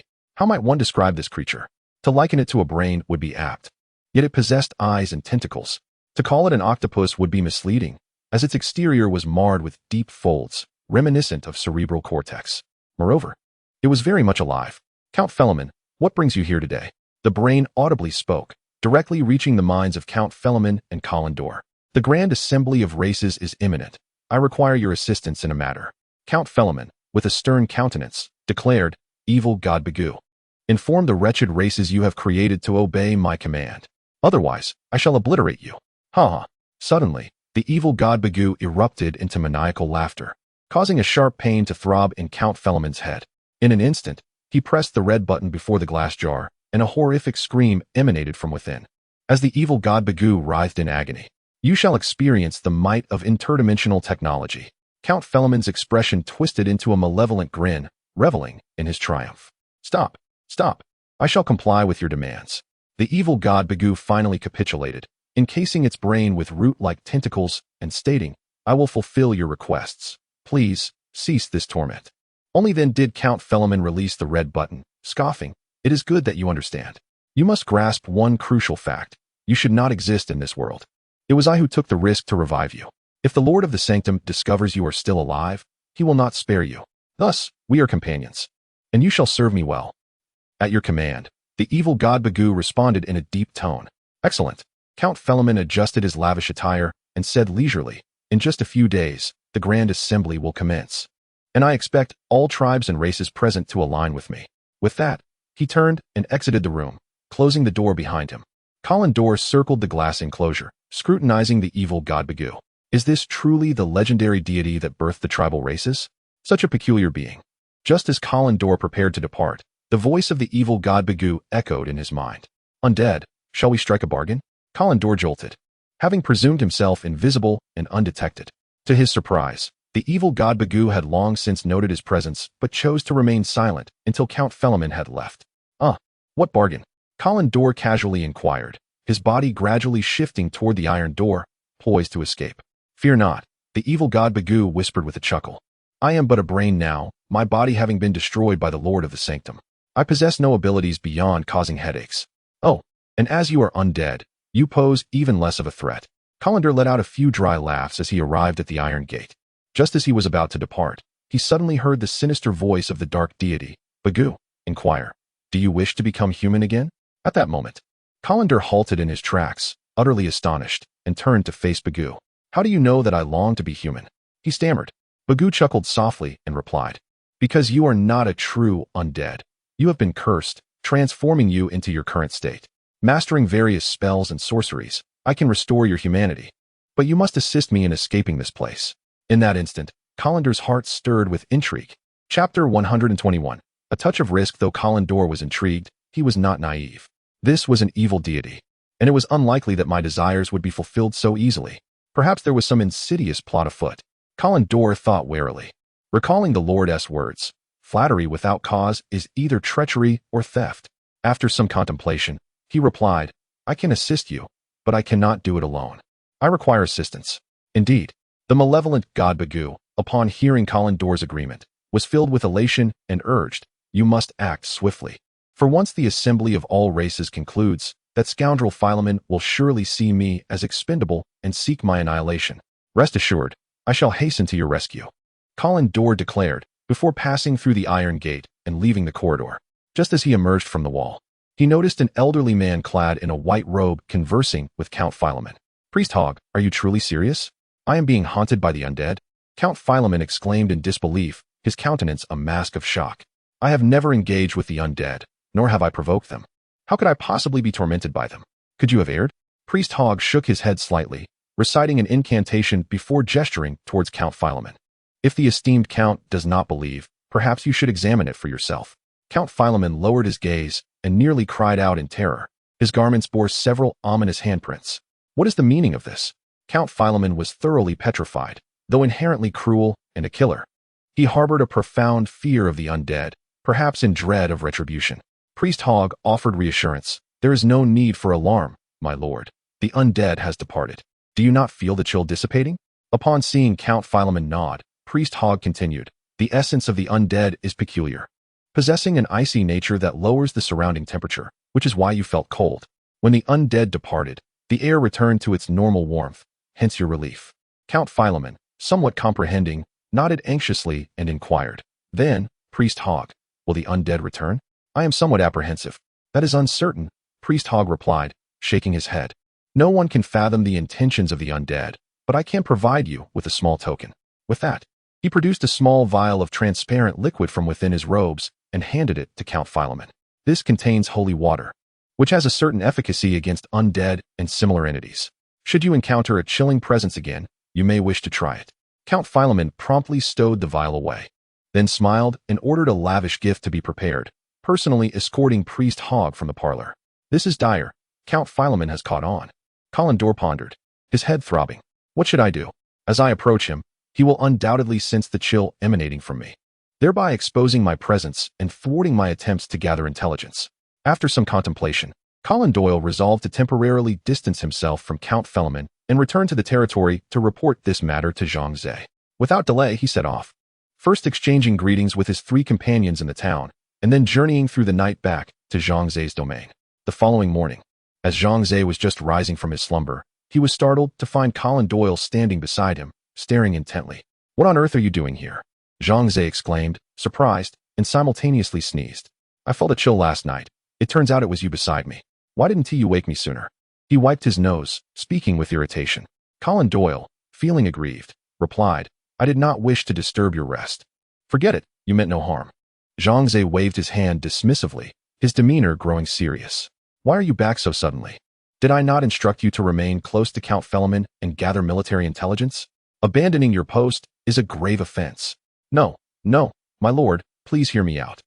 Conan Doyle promptly recounted the incident involving the malevolent deity Bagu and how Count Philemon had discovered his presence.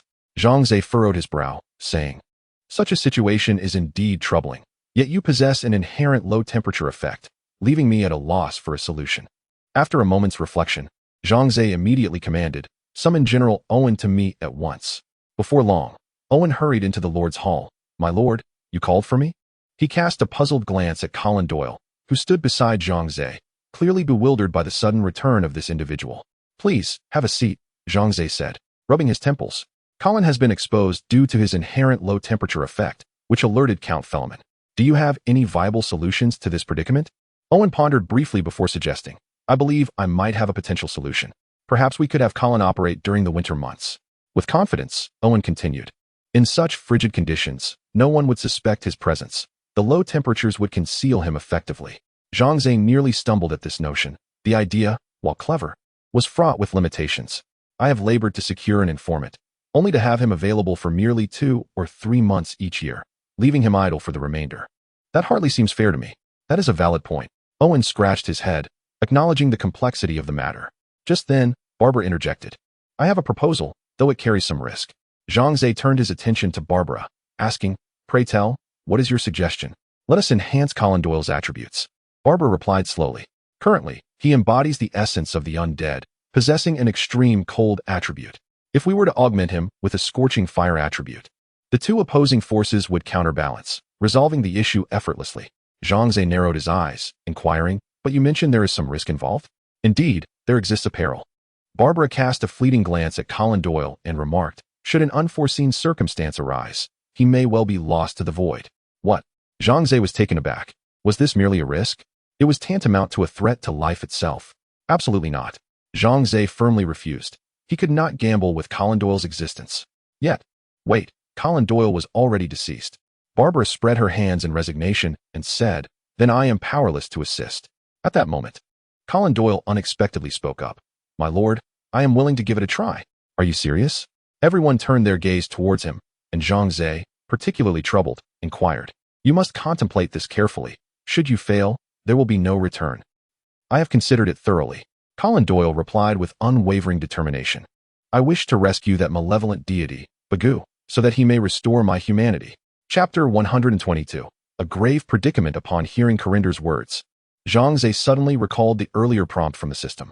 Could it be that the malevolent deity, Bagoo, truly holds the power to restore Corinder to his human form?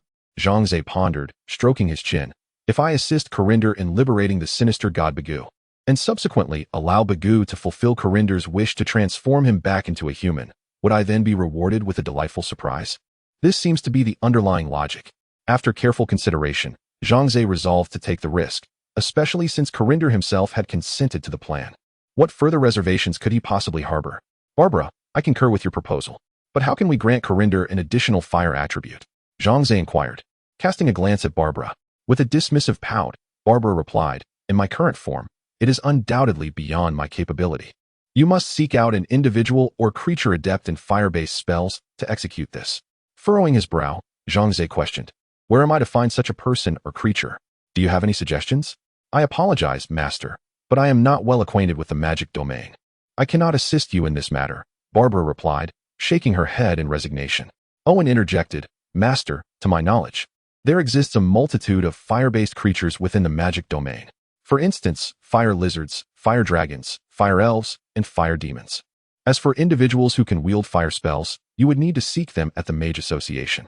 Indeed, those fire creatures you mentioned are all monsters or demons. Are they not? Such entities are beyond our control and pose significant danger. I believe it is far more prudent to find a human with whom we can communicate." Zhang Ze remarked with a grimace. "What exactly is this Mage Association? Where can I find them?" The Mage Association is a colossal organization that can be likened to the Church, and it spans the entirety of the magic domain. The mere mention of the Mage Association elicited a look of reverence on Owen's face as he explained. However, they are typically very low profile, unlike the Church, and are indifferent to fame and fortune, solely devoted to the study of magic, earning great respect throughout the magic domain. Long Yu chimed in, "Indeed. The Mage Association welcomes all races to join in the pursuit of magical research, which is why you will encounter mages from various races. Our Dragon Clan, for example, has several members who further their studies at the Mage Association. Hearing your descriptions, I cannot help but feel that the Mage Association resembles an institution of higher learning." Zhang Ze chuckled. "As long as one possesses the requisite qualifications and a desire to study magic, they can join, correct?" Owen shook his head, "Not quite. To enter the Mage Association, one must pass an assessment. An individual devoid of any magical sensitivity would find no value in joining, as they would learn nothing." "I understand now. It appears we must locate a mage skilled in fire spells to assist us. So, where is the Mage Association? Who can guide me there?" Zhang Ze looked towards the others. Long Yu volunteered, "Master, I shall accompany you. In my youth, my father took me to visit a relative who resided in the Mage Association, so I am familiar with the route." Zhang Ze nodded in agreement, appreciating that Long Yu could transform into a black dragon, allowing him to fly there directly, thus saving a considerable amount of time and effort. Upon contemplating flight, Zhang Ze was reminded of the ever-immersed goblin researcher, Brown, who spent his days at the Institute. One wondered how the young lad's aeronautical endeavors were progressing. In a bid to save time, Zhang Ze resolved to accompany Colin Dao on their journey to the Mage Association alongside Long Yu. Thus, after a brief respite, the trio, one man, one dragon, and one undead, set forth without delay. Perched upon Long Yu's back, Zhang Ze activated his electronic map, hoping to unveil the mysteries concealed by the fog. To his dismay, the haze remained impenetrable, revealing only the movement of his yellow avatar on the map, while the intricate details eluded him. Alas, it appeared that only by expanding his territory could he unlock the map's secrets. With a resigned sigh, he relinquished the notion of relying on Long Yu to traverse the entirety of the magical continent in search of his parents and sister. After approximately a day's flight, they finally arrived at the Mage Association. To Zhang Ze's astonishment, the so-called association materialized as a colossal island suspended in mid-air.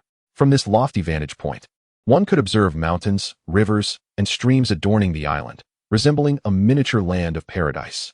At the heart of this picturesque isle, the Mage Association stood, its architecture ancient and imbued with a mystical aura, unmistakably linked to the arcane. Zhang Ze also noted an array of aerial entities above the island, flying dragons, serpents, winged beasts.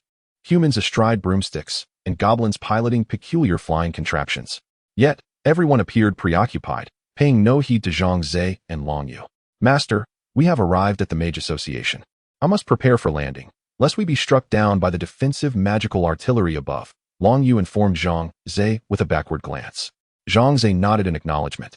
Subsequently, they gracefully descended to the designated landing area, where Long Yu transformed back into her human form, and they approached a structure resembling a customs checkpoint.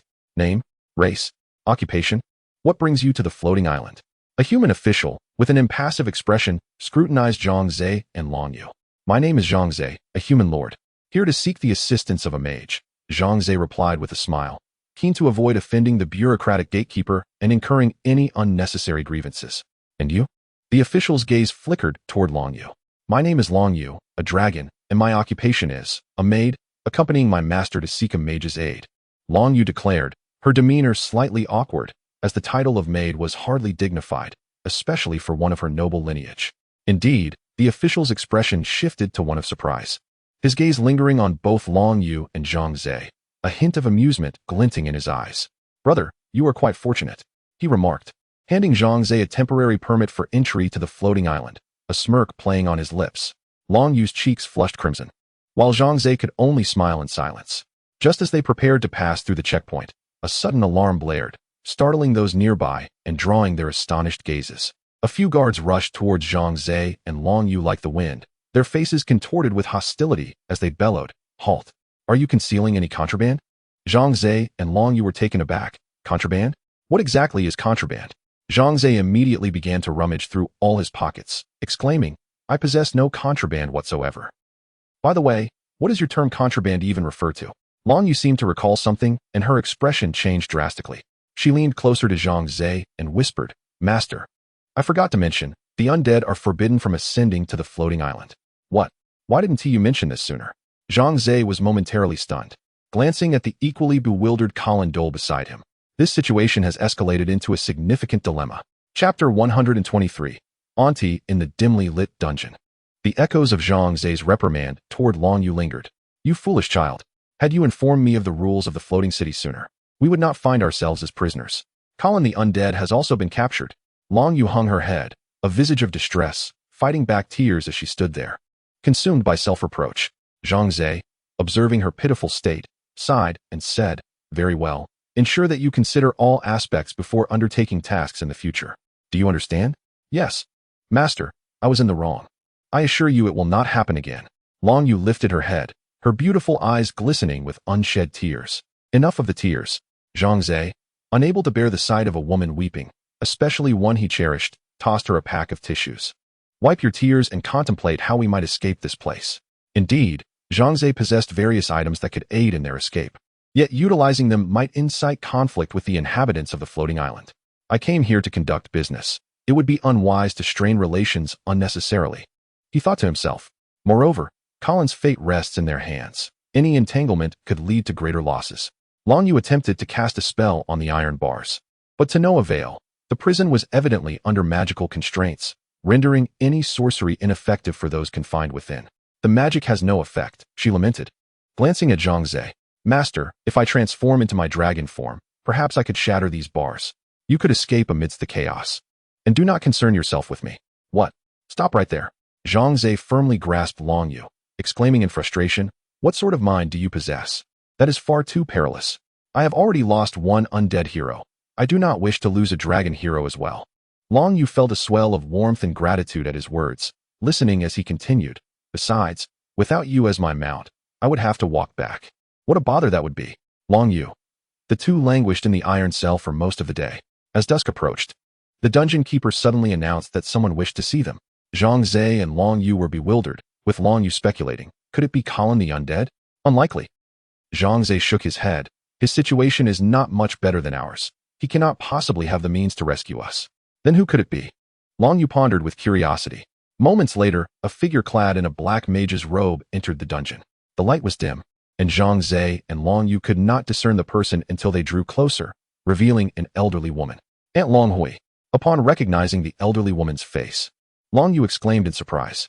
Long Hui shot Long Yu an exasperated glare before turning her attention to Zhang Ze. Who are you? Why have you violated regulations by bringing the undead to the island? And you have implicated my niece. Long Hui commenced her tirade against Zhang Ze, who immediately protested. Wait a moment. It is not I who have implicated your niece. Rather, she has implicated me. Zhang Ze, with a solemn expression, remarked. I brought the undead to the island to seek assistance.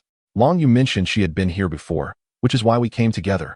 It was her failure to clarify the prohibited matters beforehand. How can you place the blame on me? Long Yu quickly interjected. Aunt, it is indeed my fault. Do not hold my master accountable. Master? Long Hui's eyes widened in astonishment as she exclaimed, when did you acknowledge a master? What type of contract is it? Slave contract? Employment contract? Or a life and death contract? None of those. There is no contractual relationship between my master and me. I am merely a hired hero. Retaining my personal freedom, Long Yu elucidated. Ah, you nearly terrified me. Long Hui finally exhaled in relief. In the realm of the demon continent, women of the dragon lineage are exceedingly sought after, not only for their formidable strength, but also for their unparalleled beauty and certain indescribable abilities, which can incite great excitement in various male creatures, rendering them in high demand. A dragon maiden of royal descent, like Long Yu, is particularly coveted. However, the fate of dragon maidens who become mere playthings is often tragic, with some ultimately meeting a grim end. This is why Long Hui was exceedingly anxious. The dungeon was dark, damp, and reeked of unpleasant odors.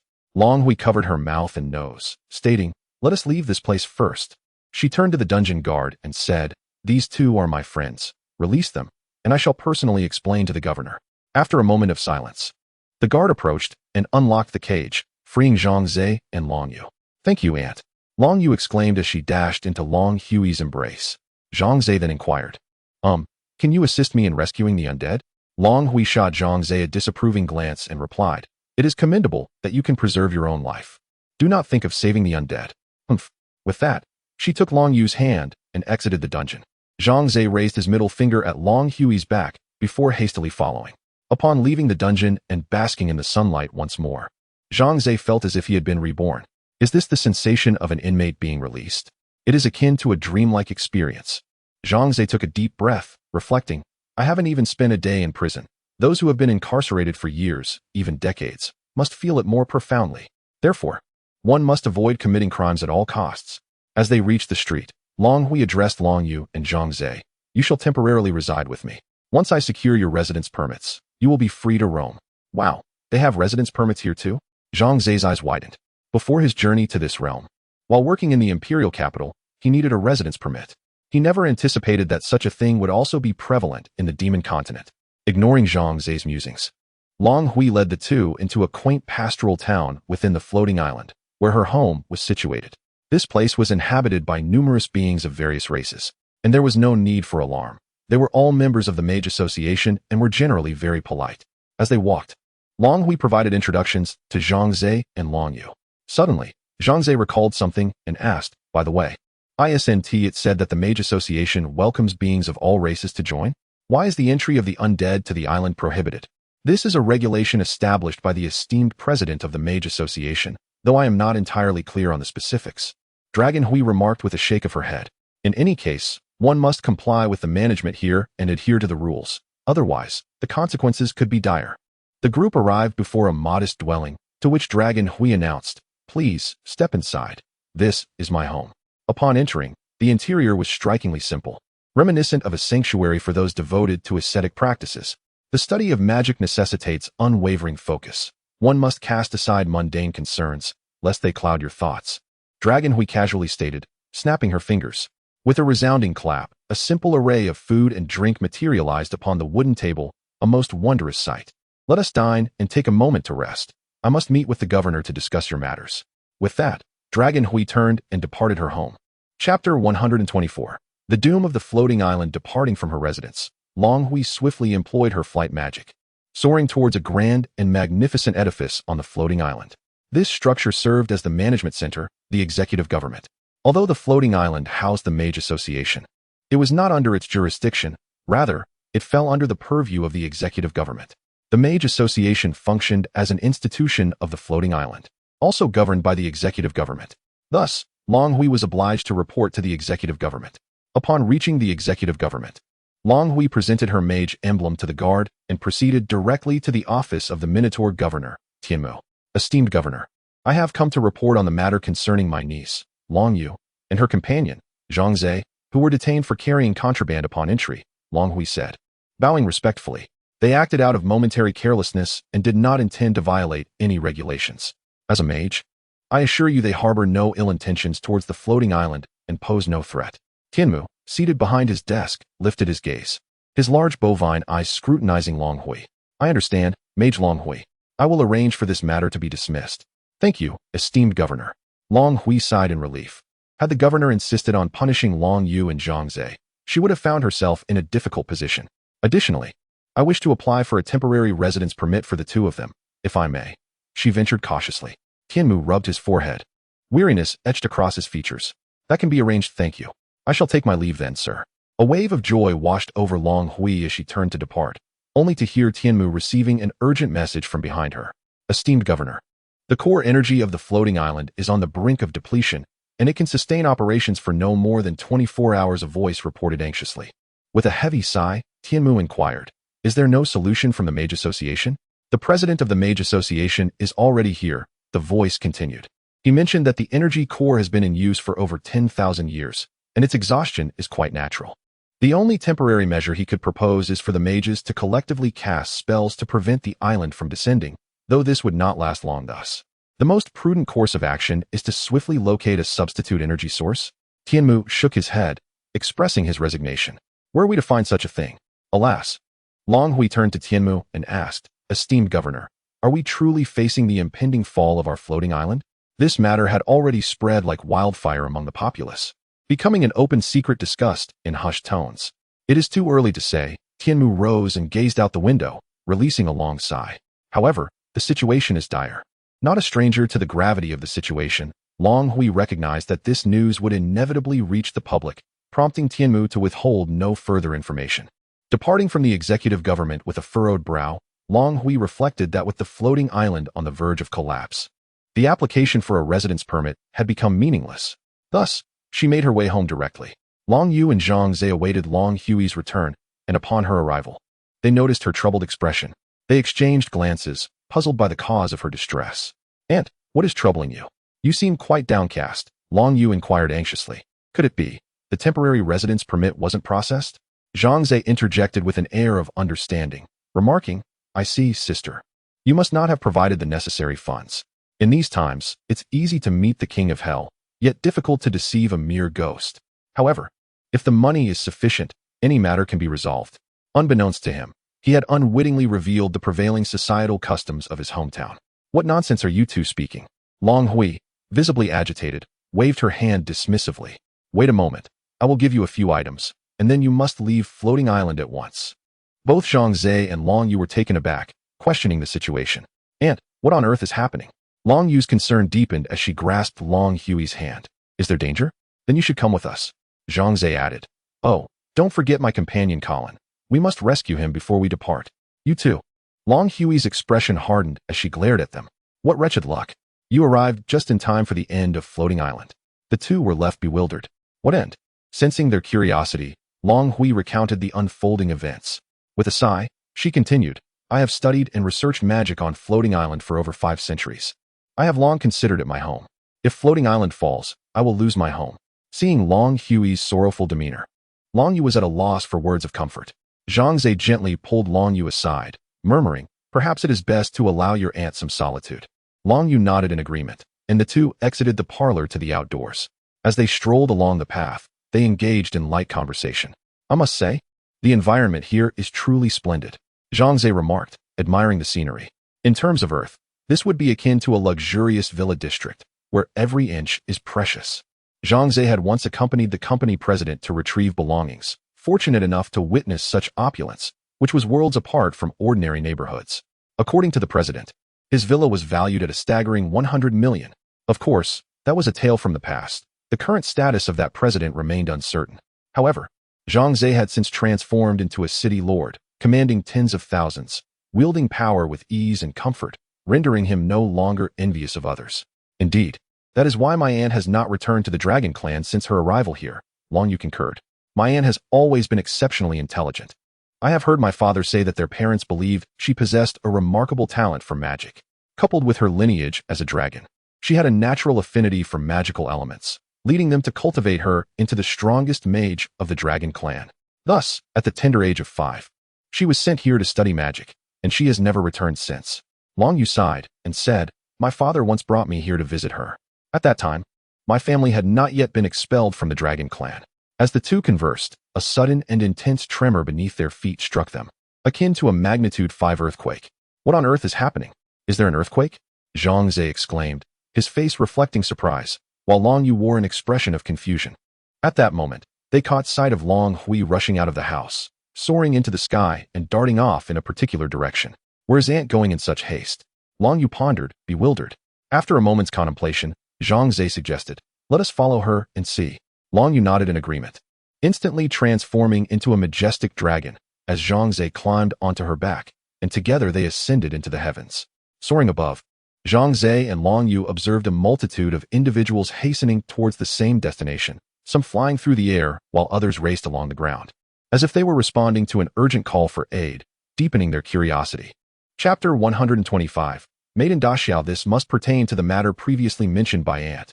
Long Yu's countenance grew serious as he remarked, "The energy situation of the floating island has deteriorated." Zhang Ze gazed in the direction where everyone was rushing, spotting a structure reminiscent of a volcano, likely the energy center of the floating island. As the two hastened their flight, they were abruptly halted by two guards operating open-top flying vehicles. "Halt! This is a restricted energy zone. Unauthorized personnel are not permitted entry." In a moment of desperation, Zhang Ze exclaimed, "We are assistants to Master Long Hui. She instructed us to come quickly to provide assistance." The guards hesitated, their faces displaying skepticism, clearly unconvinced by Zhang Ze's assertion. "Given the critical nature of the energy center, if your presence impedes the rescue, you shall bear the consequences." Zhang Ze's expression darkened as he coldly retorted, "Very well." The guards, unwilling to assume responsibility, promptly allowed them passage. The circumstances surrounding the floating island were dire. The energy core, initially expected to function for another 24 hours, had unexpectedly ruptured. This abrupt failure caused an instantaneous disruption of the island's energy, leading it to commence its descent toward the Earth.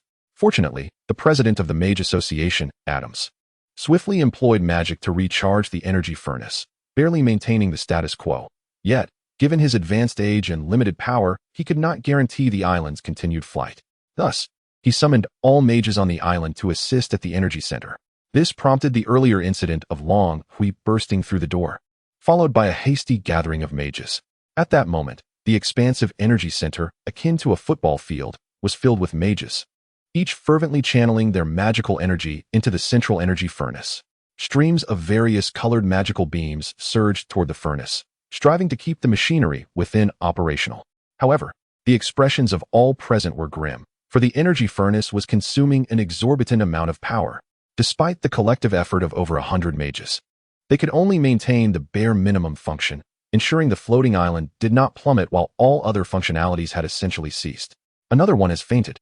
Quickly, carry him away." A voice cried in alarm.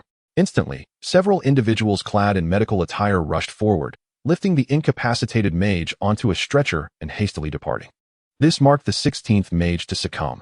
Tian Mu, his face etched with worry, felt particularly unfortunate as the current governor, facing such a monumental crisis shortly after assuming office. "Am I to be remembered as the scapegoat for the floating island in history? What am I to do?" At that moment, Adams, supported by others, approached, his pallor stark, devoid of color, and his hands trembling from exhaustion. "Governor, I have something to convey." The old mage weakly began. "Though my counsel may not be welcome, we must immediately organize the evacuation of all residents on the floating island, for we cannot sustain this for much longer." Tian Mu felt as though a heavy hammer had struck his chest. The very outcome he dreaded had come to pass. However, he was acutely aware that the advice of the old mage was indeed sound. While there was still time, he needed to expedite the evacuation of all individuals, thereby minimizing casualties to the greatest extent possible. This was his foremost duty as the governor. As for the fate of the floating island, its destiny remained uncertain. Yet, it was highly likely that it would plummet. "Very well. Issue the command for all residents to evacuate." With great difficulty, Tianmu delivered the order. The impending fall of the floating island was already his gravest error, and if any lives were lost as a consequence, his conscience would be even more tormented. At that moment, Long Yue and Zhang Ze burst into the scene.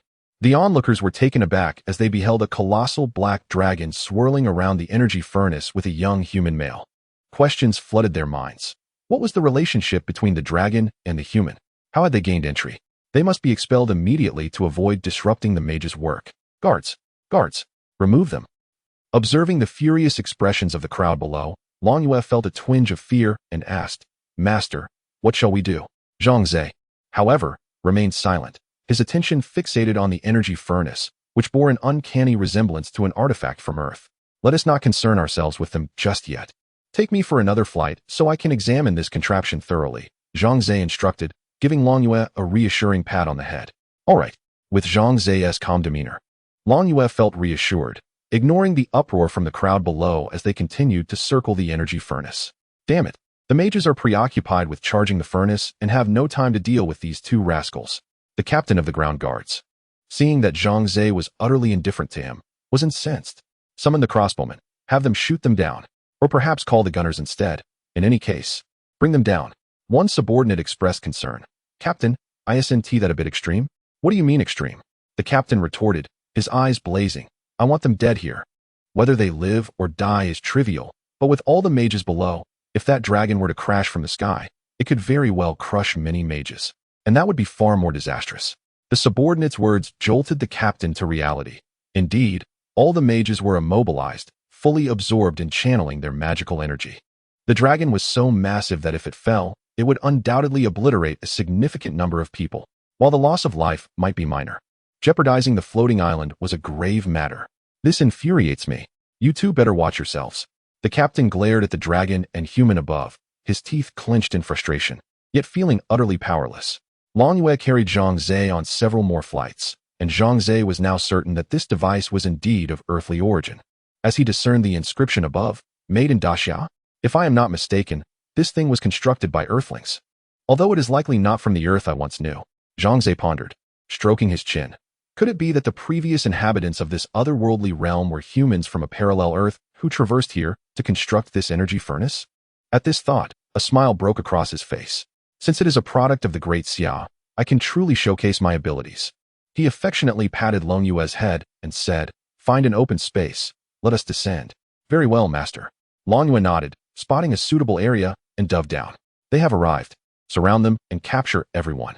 The captain of the guards had been anticipating this moment, and upon seeing Long Yue and Zhang Ze land, he promptly gathered his men to encircle them.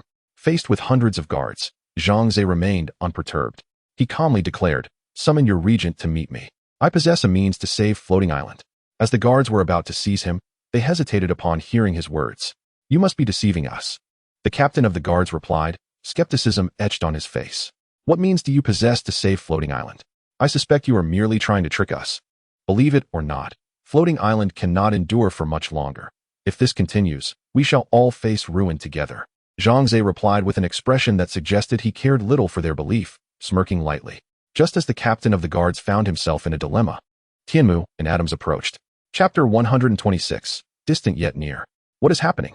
Tianmu stepped into the crowd, casting a glance at Zhang Ze and Long Yu, and solemnly inquired, Who are you two? Why have you trespassed into the energy center? Your Excellency, they are deceivers, claiming to possess a means to save the floating island. The captain of the guard immediately saluted and respectfully stated, Please allow me to apprehend them. Upon hearing this, Tianmu could not help but scrutinize Zhang Ze anew, gesturing dismissively. Not so fast. What is your name? Why do you assert that you can save the floating island? I am Zhang Ze, he declared with poise, responding nonchalantly. Because I know who manufactured this energy furnace. Thus, I possess the means to restore its functionality. The moment he uttered these words, the entire assembly stood in astonishment. Tianmu thought he had misheard and asked again, You claim to know who created the energy furnace? Is that true? Adams, however, wore a puzzled expression and shook his head. Impossible. This is an ancient relic. After centuries of our research, we have been unable to ascertain its origin. How could a young man like you know its history? What you cannot accomplish, you must not assume others cannot either. Zhang Ze shot a glance at Adams, proudly asserting, One must remember, there are always those beyond our understanding, realms beyond our reach. Very well, enlighten us then. Who crafted this energy furnace? Tianmu pondered for a moment before asking, eager to hear the young man's response. To recount the history of the floating island, one must trace back millions of years. At that time, The continent of the demon realm had just endured a cataclysm. All life had perished, and the cause remained unknown. Gradually, new forms of life emerged, giving rise to the indigenous races we recognize today. Through millions of years of evolution, they gradually acquired intelligence and grew increasingly powerful, ultimately dominating the entire continent. The floating island drifted above them, resembling a solitary ghost ship. The indigenous races harbored a profound curiosity about it, spawning countless myths and legends, rendering it a riddle in the hearts of all beings. Later, magic emerged, and technology began to advance. Wizards wielding magic and goblins utilizing flying machines ascended to the floating island, only to discover that it was, in fact, a highly advanced city. The very energy that sustained this aerial isle was the energy furnace, which had been functioning for millions of years, still operating seamlessly, leaving the indigenous races in awe. Subsequently, the first wave of various peoples to reach the island formed a united governing body and elected a chancellor to manage the entire floating island. It was also during this period that the Mage Association was established, alongside other organizations such as the Machine Engineering Association, the Biological Research Association, and the Blacksmithing Association. However, these latter entities did not possess the same renown as the Mage Association, and thus, few were aware of them. After seizing the floating island, the governing body organized personnel to conduct research on the energy furnace, hoping to unravel the mystery of its uninterrupted operation for 1,000,000 years. Regrettably, the inscriptions on the energy furnace remain an enigma, the operational principles of which have confounded countless sorcerers and mechanical engineers, ultimately eluding resolution. What is known, however, is that the energy furnace relies on a core of energy that rotates, filled with a plethora of active electric magical elements. This explains why, as the energy core approaches depletion, Adams instructed all mages to channel their magic into the furnace, to reinvigorate the dormant electric magical elements within and restore its functionality. Yet, this is merely a temporary fix. The artificial magical energy pales in comparison to the vast needs of the entire energy furnace. Once devoid of hope, Kimmu decided to heed Zhang Ze's words when he claimed to possess knowledge of the energy furnace's past and present. This magnificent furnace was crafted by a truly great nation, the Great Xia. With hands clasped behind his back, Zhang Ze paced leisurely before the assembly and spoke at a measured pace. The people of Great Xia are industrious and intelligent. They have birthed many remarkable inventions, this energy furnace being one of them. Great Xia? I have never heard of such a nation, murmured the crowd, intrigued by the unusual yet grandiose name. A country capable of inventing an energy furnace must undoubtedly be formidable, evoking a sense of admiration. Why did they construct the energy furnace and floating islands? Adams interjected. I cannot say for certain. Zhang Ze shrugged nonchalantly. Perhaps it was to evade war, or maybe to wage it. Who can definitively say what transpired centuries ago? He pursed his lips and added, in any case, I can decipher the inscriptions on the energy furnace and understand its operational methods. Kimmu pressed urgently. It is on the verge of ceasing operation. Do you know how to restore it? Quite simply, it requires a replenishment of energy, Zhang Ze replied with casual nonchalance. Adams scoffed dismissively. That statement is tantamount to nothing. Of course we know it needs energy. Do you believe we are wasting countless hours and efforts for no reason? Am I a fool?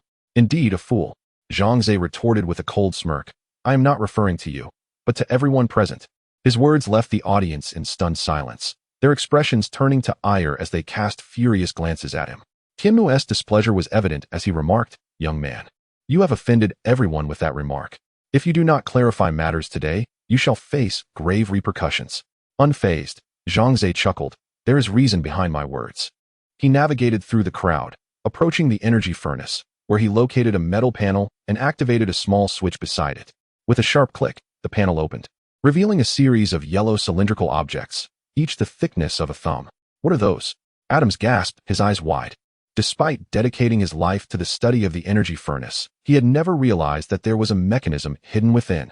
Zhang Ze extracted a yellow cylindrical object from within, playfully holding it in his hand. He chuckled. This item is quite common in our Great Xia kingdom. It is known as a battery. A battery? Adams responded, his expression one of confusion. He had never encountered such a thing before, but from its name, he could surmise that it must be related to electricity. Kimmu approached, taking the battery from Zhang Ze's hand, examining it closely before inquiring, are these small batteries responsible for powering the energy furnace for millions of years? Can they truly support such a vast island? Zhang Ze replied, I am not entirely certain how the energy furnace operates, as that technology hails from centuries past. However, I can assure you that once a new battery is replaced, the energy furnace will function normally, and the floating island will not descend. Upon hearing this, Tianmu's eyes sparkled with excitement, and he eagerly asked, "Then please tell us, where can we acquire such marvelous batteries?" All eyes turned to Zhang Ze, filled with anticipation. It was a distant possibility, yet tantalizingly close. Zhang Ze smiled knowingly.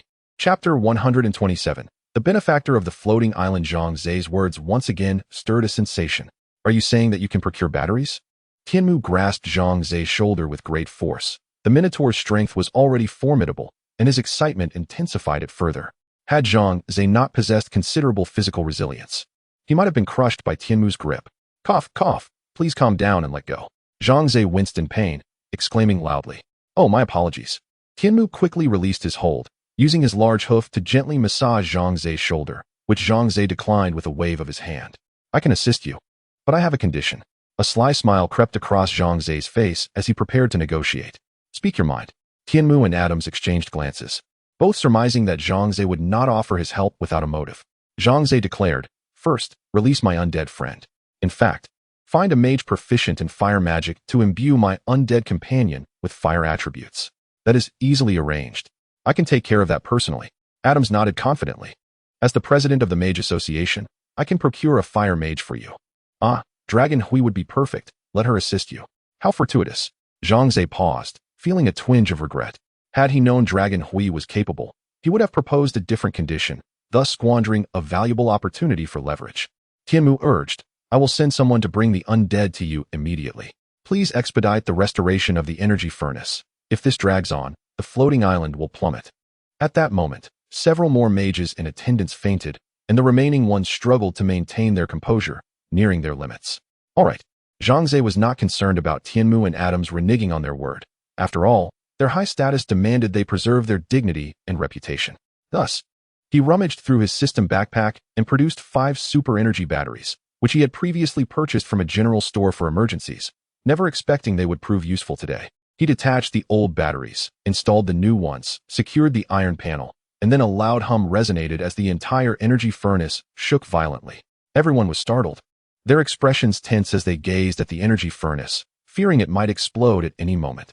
Tianmu and Adams wore anxious faces. Tianmu inquired, "What is happening?" "It won't explode, will it?" "Rest assured," Zhang Ze reassured them, having consulted the system prompt earlier, which indicated, "The energy furnace is rebooting. Expected to return to normal in 30 seconds. Indeed, 30 seconds later, the machine gears within the energy furnace began to operate normally, gradually increasing in speed until they returned to their original state. The entire floating island also began to stabilize and ascend, ultimately floating high in the sky once more. With the crisis finally averted, a collective sigh of relief escaped everyone, especially from Tianmu and Adams, who felt an immense weight lifted from their shoulders. "Thank you, young human." The Sky Curtain expressed profound gratitude towards Zhang Ze, saying, "You have saved the floating island and all its inhabitants. You are our benefactor. From this day forth, you shall be regarded as a distinguished resident of the floating island, enjoying the finest privileges. Indeed, you are also a benefactor of our Mage Association." Adams, smiling as he stroked his grizzled beard, proclaimed, "I hereby announce that Mr. Zhang Ze is our most esteemed guest at the Mage Association, and I bestow upon him the honorary title of Vice President." The crowd erupted into applause, sincerely thanking Zhang Ze. At that moment, Kalendor was brought forth, and upon seeing Zhang Ze and Long Yu, he was overwhelmed with emotion, as if he had reunited with family. "My lord, I thought I would never see you again," Kalendor exclaimed, his face reflecting fear. Had it not been for Zhang Ze's intervention, he might have been disassembled by the mages. "Do not worry. No one shall harm you now," Zhang Ze reassured Kalendor. Just then, Long Hui stepped out from the crowd, her expression complex. "I never anticipated that you could save our floating island." Long Hui inhaled deeply and bowed deeply to Zhang Ze, saying, "Thank you." Long Yu, smiling, remarked to Long Hui, "Aunt, my master is truly remarkable. When you have time, I shall take you to my master's territory. It is certainly no less impressive than the floating island." "Is that so?" Long Hui replied, her face showing astonishment, although she may have doubted before. After witnessing Zhang Ze's valor in saving the floating island, she suddenly found this young human to be enigmatic, perhaps possessing extraordinary abilities. With the crisis averted, the people of the floating island rejoiced, celebrating their rebirth. The Sky Curtain promptly declared a 3-day holiday across the island for grand festivities.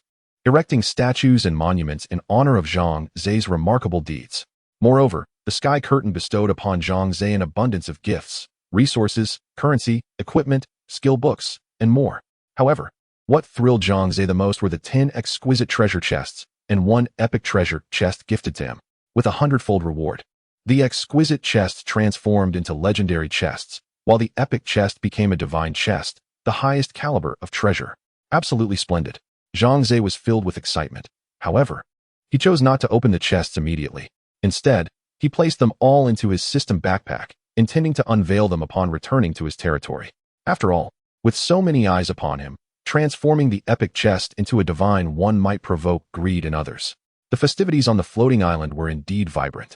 Yet Zhang Ze refrained from partaking, instructing Long Hui to swiftly imbue Kalendor with fire elemental attributes before returning to the side of Count Felaman. Additionally, this time Zhang Ze resolved to go in person. Long Yu, surprised upon learning this, expressed her concern, saying, "Master, Count Felaman is a very dangerous individual. It is too perilous for you to go in person." "No, I must go myself this time," Zhang Ze insisted. Zhang Ze had made up his mind, declaring, "I must meet that malevolent deity, Bagu. He holds great potential for me, and I intend to rescue him from the clutches of Count Philemot." Pausing for a moment, he continued, "And then there is Princess Belair. I promised Owen that I would aid him in his quest to save her, and I cannot go back on my word. Furthermore, Princess Belair is a figure of considerable significance. She may very well provide me with substantial assistance." Realizing she could not dissuade Zhang Ze, Long Yu could only caution him, "Please exercise utmost caution, my master. I shall await your return in our domain." Meanwhile, Long Hui had successfully infused Corinder with the fire element. Now, this undead being remained unchanged wherever it roamed, neither exuding cold nor warmth. "Excellent," Zhang Ze exclaimed with satisfaction. Smiling at Long Hui, "I appreciate your assistance, Mage Long Hui. Would you be interested in working for me? I can offer a generous reward." Chapter 128, 2 Divine Artifacts. Long Yu gazed at Long Hui with eager anticipation, yearning for the opportunity to collaborate with her aunt in serving Zhang Ze. "I apologize," Long Hui mused for a moment before ultimately shaking her head. "My life's pursuit lies in the exploration of the essence of magic. I harbor no interest in other matters. I am grateful for your trust, yet I shall not waver in my convictions. I will never leave Floating Island nor relinquish my cherished magical endeavors." Zhang Ze nodded silently.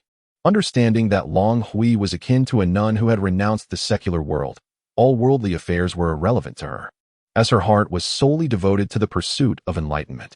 Having resolved all matters concerning the calendar, Zhang Ze decided to return home. Upon learning of Zhang Ze's departure, Tian Mu and Adams led the citizens of Floating Island to bid him farewell. "Esteemed Mr. Zhang Ze, we shall forever remember your kindness. Should you require our assistance in the future, do not hesitate to ask," Tian Mu declared earnestly. Adams presented Zhang Ze with a jade tablet, saying, "Please accept this token. Upon seeing it, mages will recognize your status. Although we still fall short compared to the church, the influence of our mage association on the magic realm continent is not insignificant. Whenever you are in need, any mage you encounter will heed your command." This was indeed a valuable gift, and without hesitation, Zhang Ze accepted it into his possession. Numerous enthusiastic citizens approached with food and gifts to present to Zhang Ze, but he graciously declined. Such offerings held little utility for him. It would be better to leave them for those citizens, ensuring their lives might improve. Thus, amidst the cheers of the crowd, Zhang Ze and his companions departed from Floating Island, soaring toward their domain. Having achieved his objectives and gained the support of both Floating Island and the Mage Association, Zhang Ze felt a profound sense of joy. This journey had not been in vain, and the rewards were substantial. Upon arriving at his territory, Zhang Ze retrieved the treasure chest gifted by Tian Mu and began to open it one by one. "Ding. You have received 10,000 wood. Ding. You have acquired a premium weapon. Ding. You have obtained 20,000 food. Ding. You have received 40,000 wood. Ding. You have acquired a premium blueprint. Ding. You have received 20,000 stone. Ding. You have obtained 16,000 currency. Ding. You have received 10 bottles of medium-grade energy potions." The radiant effects from the treasure chests dazzled Zhang Ze's eyes, yet his heart brimmed with delight.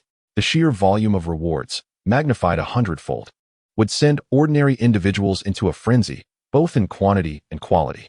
However, Zhang Ze had grown accustomed to such bounties, methodically making choices to maximize the utility of these rewards. Choice 1.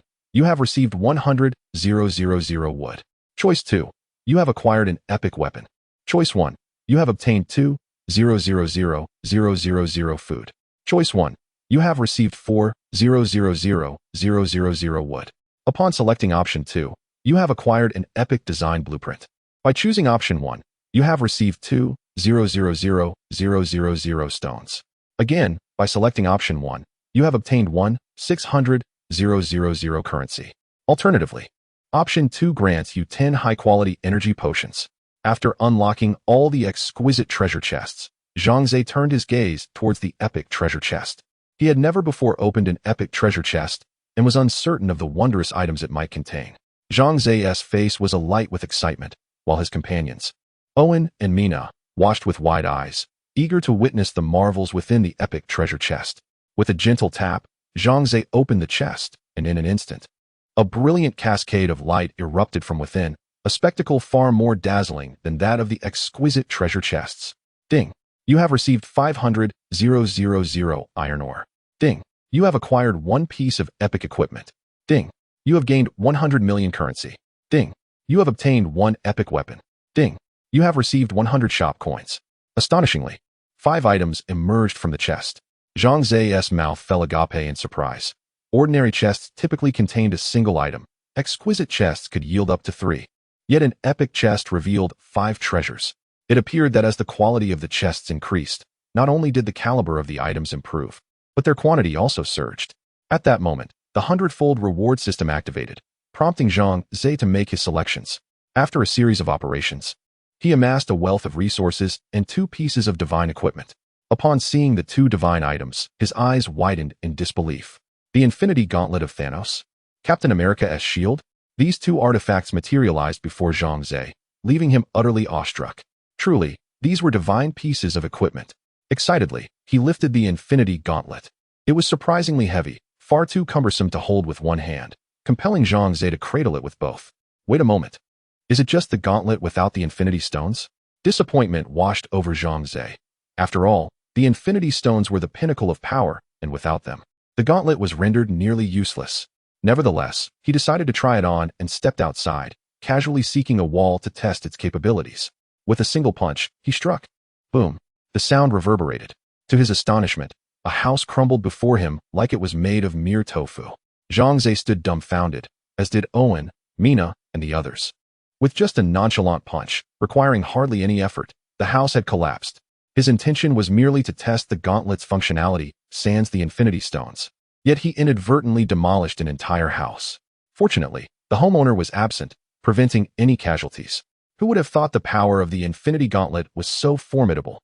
Zhang Ze pondered thoughtfully. It seems I have misjudged Thanos in the past, believing him powerless without the Infinity Stones. Clearly, I was gravely mistaken. This individual possesses immense strength in his own right. Owen, filled with astonishment, inquired, "My lord, did you truly strike down an entire house with a single blow? Such formidable strength." Mina, still shaken, shook her head and remarked, "It is not merely the house. I believe that with a single punch, my lord could demolish a substantial section of the city wall." Long Yu, his face etched with fear, added, "Goodness. I sense that my master barely exerted any effort just now.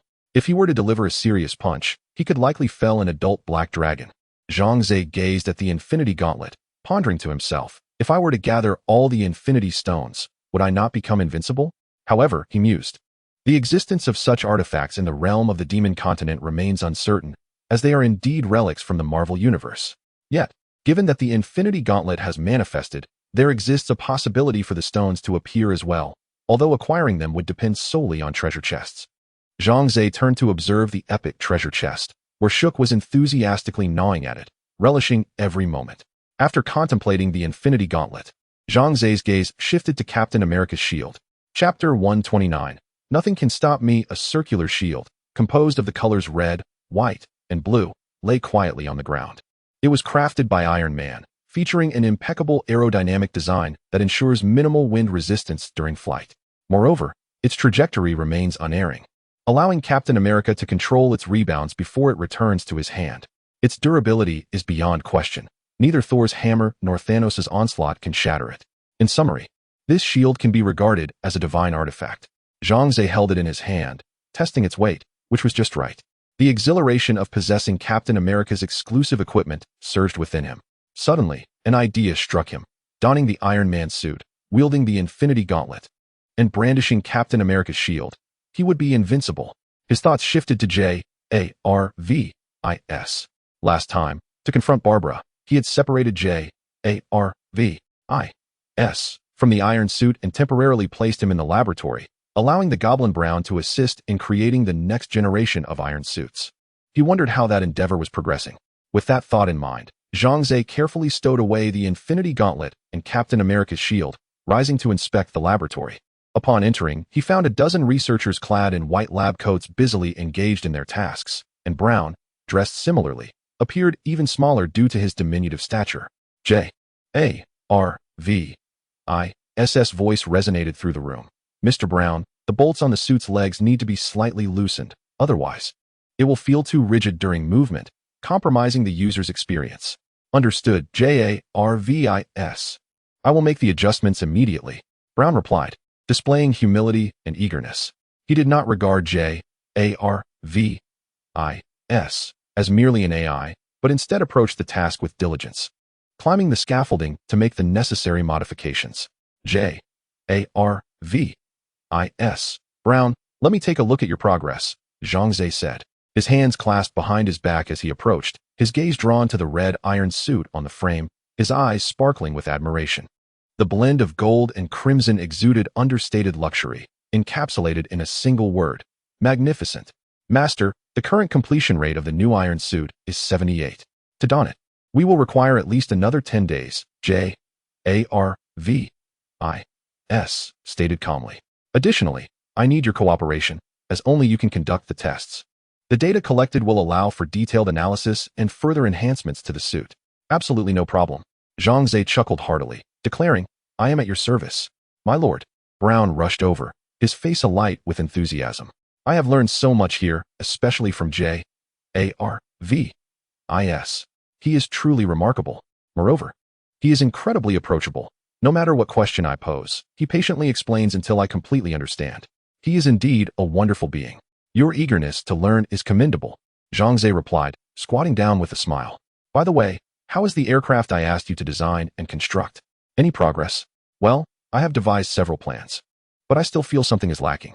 The Goblin Brown nodded and said, later, I presented my plan to Teacher Jarvis, who offered me numerous invaluable suggestions. I found his advice exceedingly beneficial and decided to completely overturn my original design and start afresh. Zhang Ze was quite pleased with Brown's earnest approach to research and offered him praise and encouragement. Since the iron armor could not be utilized at present, Zhang Ze left the laboratory, refraining from interrupting Jarvis and Brown in their work. Upon exiting the research facility, Zhang Ze continued to stroll through his expansive territory. It must be noted that his dominion had grown considerably, roughly equivalent to the combined area of 2 districts in the former capital of the Great Xia. Walking through it would take over an hour to traverse. This was merely the extent granted by the level for Lord's Hall, and Zhang Ze believed that as the hall's level rose, so too would the expanse of his territory. There was also a notable change. Zhang Ze no longer needed to personally construct buildings. After upgrading the Lord's Hall, he discovered a new function in his attributes panel, titled Appointment.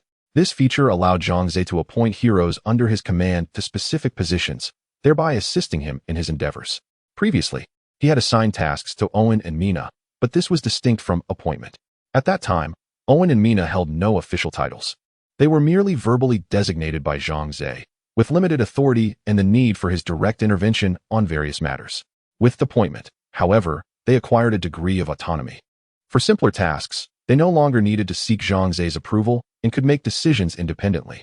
This unwittingly provided them with operational latitude, enhancing both their efficiency and the outcomes of their work.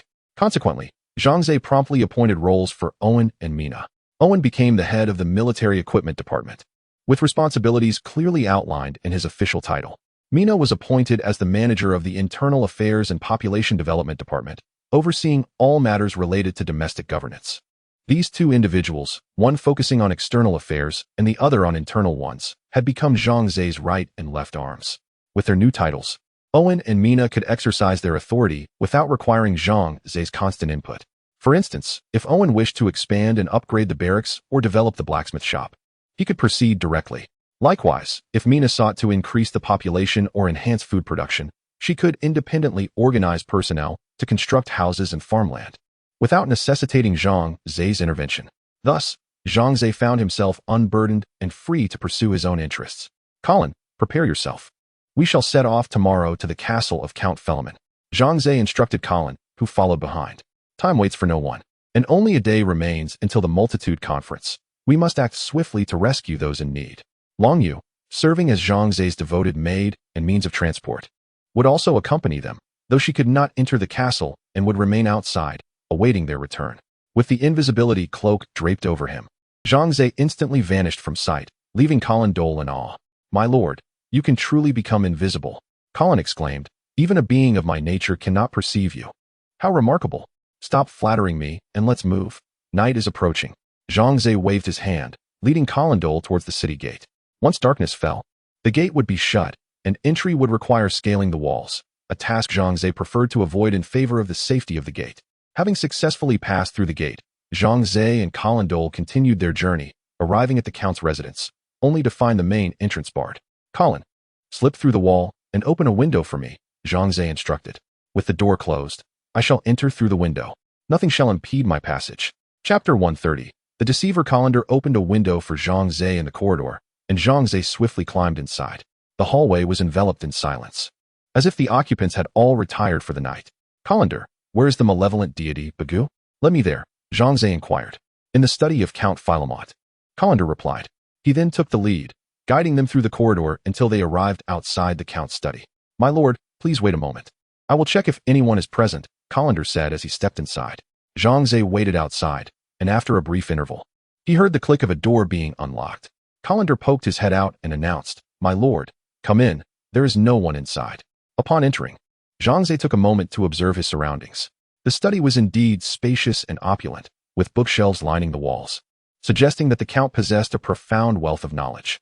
However, he lamented that knowledge alone cannot alter one's character. Colander informed Zhang Ze of the mechanism's location, and Zhang Ze activated it, revealing a passageway to an underground chamber. They both ventured inside. As they reached the dimly lit end of the corridor, 3 iron doors loomed before them. Colander could provide the password for the first door, but the second door required a fingerprint and the third a retinal scan, necessitating alternative methods. Pondering the situation, Zhang Ze considered various strategies, but ultimately decided it would be more prudent to have Colander seek out Count Philemon.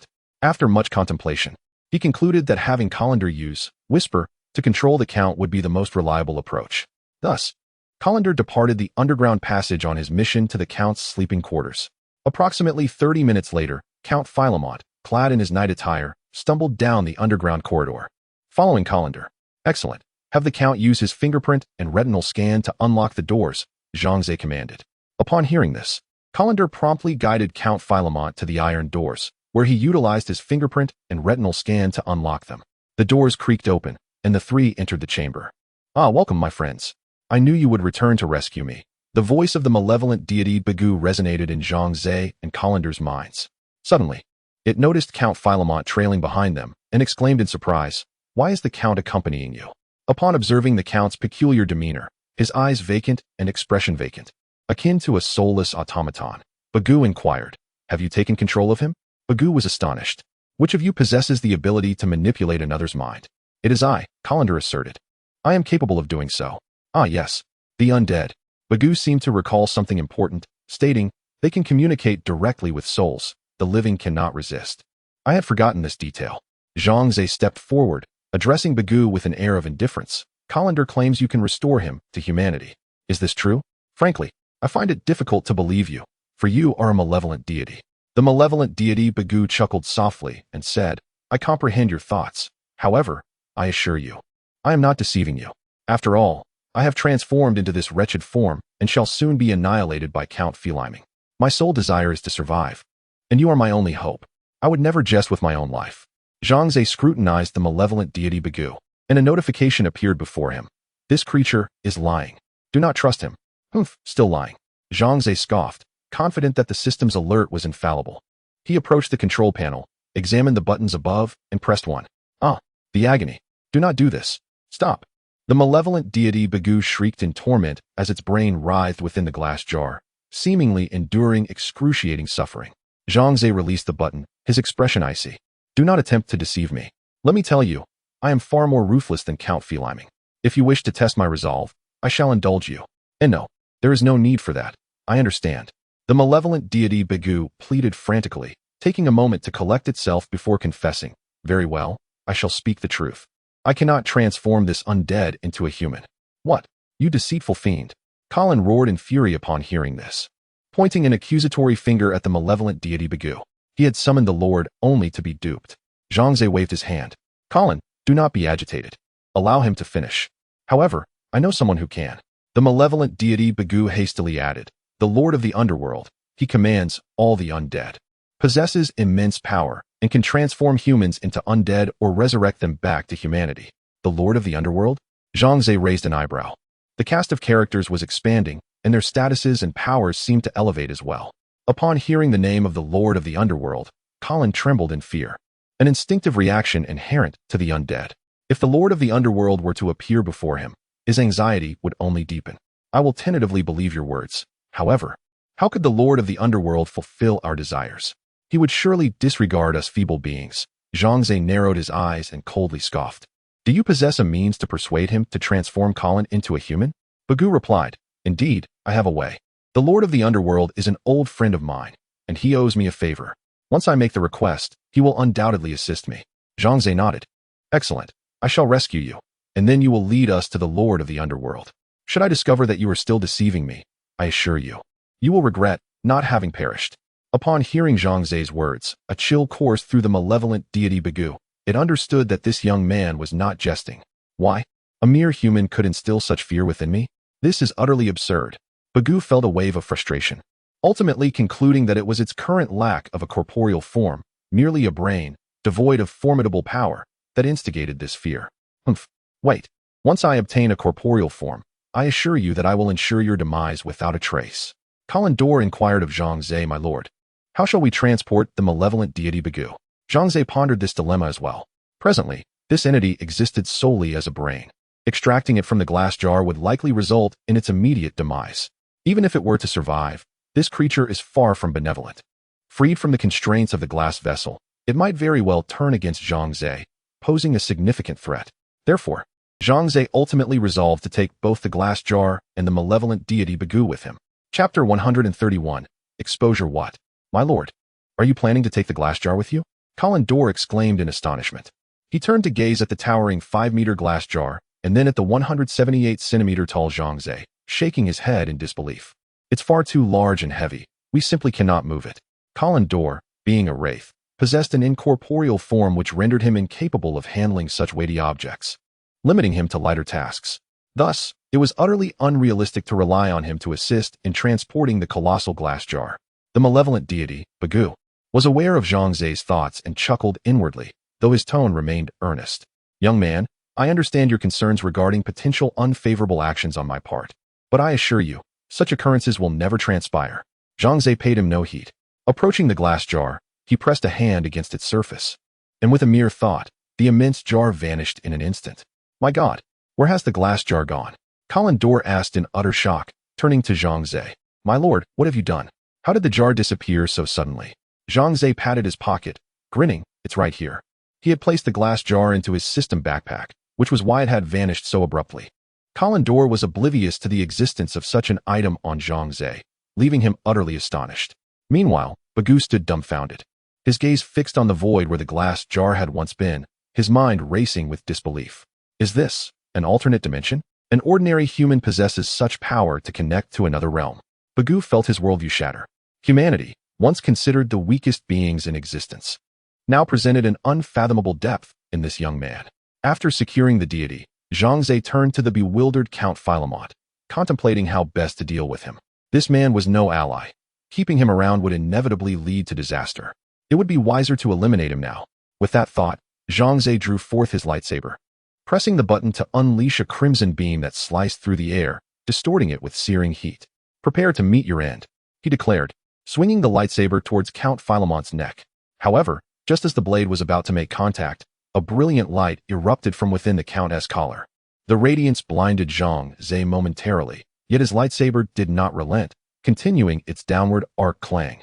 It met an invisible barrier, as if striking against an impenetrable wall, leaving Count Philemont unscathed. What is happening? A protective charm? Zhang Ze stepped back, astonished. Colin Dor quickly interjected. It's a protective magic array. I suspect it was gifted to Count Philemont by that old mage. He then recounted the encounter between the Count and the old sorcerer to Zhang Ze. Damn it. Zhang Ze let out a frustrated snort and remarked. It seems that Count Philemont is an exceedingly meticulous and cautious individual. Fearing that someone might conspire against him, he has summoned this protective array. What should I do? As Zhang Ze pondered, the radiant light intensified, ultimately enveloping Count Philemont completely, and then, right before the eyes of Zhang Ze and Colin Dor, he vanished. Surely, the array sensed that this place was unsafe for Count Philemont. Hence it transported him to a secure location, Colin Dor speculated. Zhang Ze reflected for a moment, and said, never mind. We have no knowledge of where Count Philemont has been sent. I must rescue Princess Beryl. Let him be for today. Let us go. Subsequently, Zhang Ze and Colin Dor hurriedly exited the secret chamber, only to hear the urgent tolling of bells from outside. Ding, ding, ding. Simultaneously, they heard the guards shouting. Intruders have breached the castle. Seal off all passages and apprehend them. Seeing shadows flit by outside the window and torches flickering, they realized their movements had been discovered. Humph. It must be Count Philemont's alarm. As soon as his protective array activates, the entire city goes on high alert. Zhang Ze thought anew of Count Philemont, convinced that he was indeed a cunning old fox. My lord, what shall we do? The place is swarming with soldiers. Colin Dor asked nervously. Although he was a specter unafraid of death and invisible to all, he worried for Zhang Ze, a living man. Zhang Ze tightened his cloak around him to conceal himself as much as possible and replied in a low voice. Do not worry about me. I possess an invisibility cloak. As long as we tread carefully, we shall not be detected. However, rescuing Princess Beryl is now impossible. Our presence has already been uncovered. While I could escape alone, bringing Beryl along would make it nearly impossible. At that moment, a large contingent of soldiers rushed down the corridor, weapons in hand, searching fiercely. Once they passed, Zhang Ze and Colin Dor took action. They found themselves on the first floor of the Count's estate, where guards were stationed at the entrance, and even a mage was setting up a barrier. Attempting to exit would undoubtedly lead to discovery. Let us ascend to the upper floor and see if there is an opportunity to leap from the window, Zhang Ze suggested as he and Colin Dor turned to sprint upstairs. Upon reaching the second floor, they encountered a throng of soldiers escorting an elderly mage into a room. They have gone to the second floor. The old mage held a small arrowhead floating in his palm, pointing in the direction where Zhang Ze and his companion had moved. Chase them, commanded the captain of the guards, and a battalion of heavily armored soldiers surged up the stairs in hot pursuit of Zhang Ze and Colin Dor. My lord, you must flee. I will hold them off. Colin Dor turned to go back, but Zhang Ze called out, do not go. They have a mage, and you would be easily dispatched. He glanced down the corridor and said, we shall continue running forward without looking back. I will devise a plan. Thus, the two continued to run forward, reaching the end of the second floor without devising a means of escape. Zhang Ze had no choice but to ascend to the third floor. Upon arriving, he beheld a lovely young lady in a flowing gown standing in the corridor, her expression one of perplexity as she glanced around. She resembled Princess Belle, a description Zhang Ze recalled from Owen's words, leading him to hastily charge towards the maiden alongside Colin. Are you Princess Belle? He inquired. The princess was taken aback at once, and then she noticed a young man gradually appearing before her. You are an assassin? Approximately 15 minutes prior, Princess Belle had just settled into slumber when she was awakened by the commotion outside her window, the flicker of flames dancing in the night. Curiosity piqued. She arose to investigate, only to find countless guards surrounding the Count's estate, seemingly in pursuit of someone. Initially, fear gripped her, but upon reflection, she realized that apart from the Count, no one else posed a threat to her. Gathering her courage, she stepped out of her chamber to ascertain the situation, leading to the events that had unfolded moments before. Princess Belle, General Owen is my friend. He sent me to rescue you. Upon hearing Zhang Ze's words, the princess's face lit up with surprise, just as she was about to respond. The sound of hurried footsteps and raucous voices echoed from the end of the corridor. The soldiers were closing in. Chapter 132. I am his superior officer. Princess Balier gritted her teeth and forcefully pulled Zhang Ze into her chamber, promptly shutting the door behind them. Upon entering the princess's boudoir, Zhang Ze was immediately enveloped by a subtle yet alluring fragrance. Hide. Princess Balier glanced around. Her room, though spacious, offered very few hiding spots. At last, a singular option dawned upon her. Quickly, beneath my bed, she exclaimed, pointing toward the space underneath. Zhang Ze, with no better alternatives at hand, complied. Engaging in combat with the guards outside would be unwise, especially with mages among them, whose magical prowess could easily overwhelm him. Thus, evading confrontation became imperative. He nestled beneath the princess's bed, finding sufficient space to lie down, though he harbored concerns about being discovered. Once assured that Zhang Ze was concealed, Princess Belier adjusted her attire and composed herself before the mirror, preparing to face the scrutiny of the guards. At that moment, a tiny sprite fluttered to her shoulder, whispering a few urgent words and gesturing towards a particular corner. Startled, Princess Belier turned her gaze to the shadowy recess where Colin stood. The sprite, capable of perceiving the ethereal, cautioned her to exercise vigilance. Who goes there? Step forth. Princess Belier retreated a step, her voice tinged with anxiety. If you do not reveal yourself, I shall summon assistance. Do not call for help, Your Highness, Colin interjected hastily. I am but a retainer of Lord Zhang Ze, and I harbor no ill intentions. From beneath the bed, Zhang Ze's voice resonated. Princess Belier, he is indeed my retainer. There is no need for concern. Sighing in relief, Princess Belier urged, quickly find a place to hide. Well, no need to hide, as no one can perceive you anyway. Just then, a series of knocks echoed from outside the door. Your Highness, Your Highness. Princess Belier hurriedly returned to her bed, inhaling deeply as she adopted a nonchalant tone. Who is it? I am resting. Your Highness, a band of assassins has infiltrated the Earl's estate, seeking to assassinate him. They are exceedingly dangerous, and we are in pursuit. For your safety, please open the door so we may conduct a search. Princess Belier furrowed her brow, ire flaring within her. This is my chamber. Am I not aware of whether intruders have entered? Do not disturb my rest. Begone. A moment of silence ensued outside, before the door was abruptly kicked open. Ah, what are you doing? Princess Belier gasped, hastily covering herself with the bedclothes, her voice rising in indignation. Do you not comprehend my words? I am a princess. All of you, vacate at once.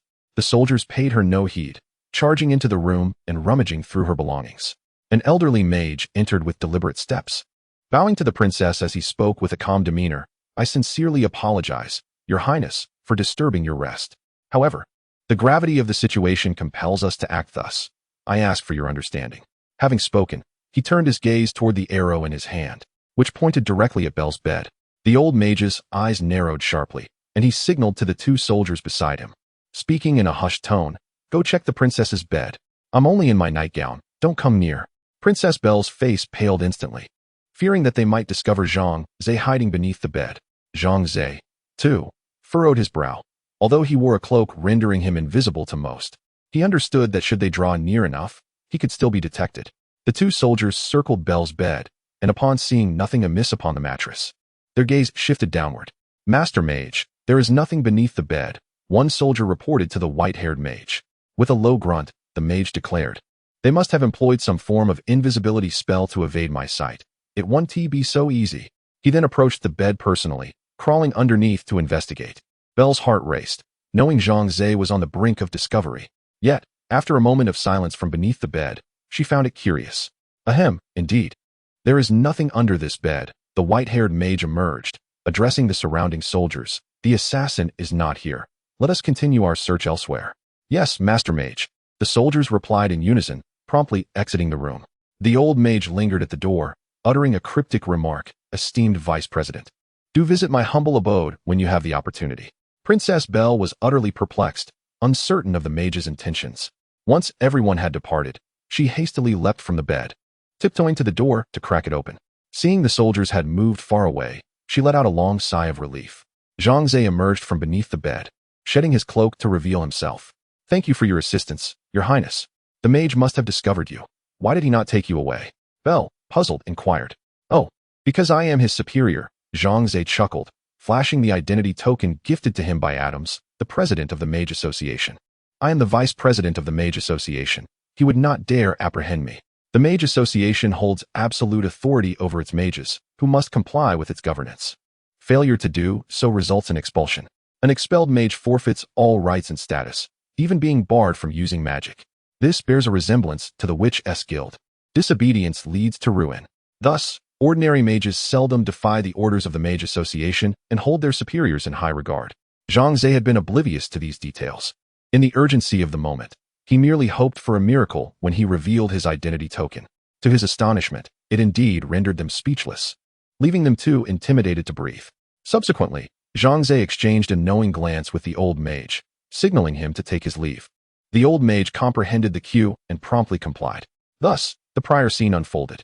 "So you are the vice president of the Mage Association?" Belle exclaimed, covering her mouth in astonishment. Suddenly filled with excitement, she inquired, "Could you possibly arrange for the Mage Association to deploy a legion of mages to assist me in claiming the throne? I assure you, I shall not be ungrateful." Zhang Ze was momentarily taken aback, quickly shaking his head in response. "That seems rather implausible. I am merely an honorary vice president and likely lack the authority to mobilize such forces." Belle's expression fell, disappointment evident on her face, as she had anticipated this outcome. How could someone of her own age possess such considerable power? After a moment's contemplation, she queried Zhang Ze, "Where is General Owen at present? When will you rescue me?" "Well, the matter of your rescue cannot be rushed," Zhang Ze replied, shrugging with a hint of exasperation. "The entire city is under lockdown. Not even a bird could escape, let alone a living person." He approached the window, observing the guards patrolling below, and concluded, "We must await a more opportune moment." Chapter 133. An infallible method. Although Zhang Ze had not been captured, his desire to leave the castle was utterly futile. Count Fei Liming had fortified every exit with sentinels and magical barriers specifically designed to detect fluctuations in magical elements, rendering any attempt at stealth almost impossible. Following his awakening, Count Fei Liming erupted in fury, perceiving this as a challenge to his authority, and he launched a comprehensive manhunt throughout the castle in an attempt to apprehend Zhang Ze and Lair. However, his aspirations remained unfulfilled. Under the protection of Princess Lair, Zhang Ze lived quite comfortably. Despite his limited freedom of movement, he lacked for neither food nor drink, and residing within the princess's quarters proved to be rather pleasant. "The old sorcerer has summoned me. Perhaps he can assist me in my escape from this place," Zhang Ze mused. Yet he found himself unable to depart from Count Fei Liming's estate, as it too was encircled by magical barriers that would immediately expose him upon stepping outside the door. This predicament filled him with vexation. Was he destined to remain trapped here indefinitely?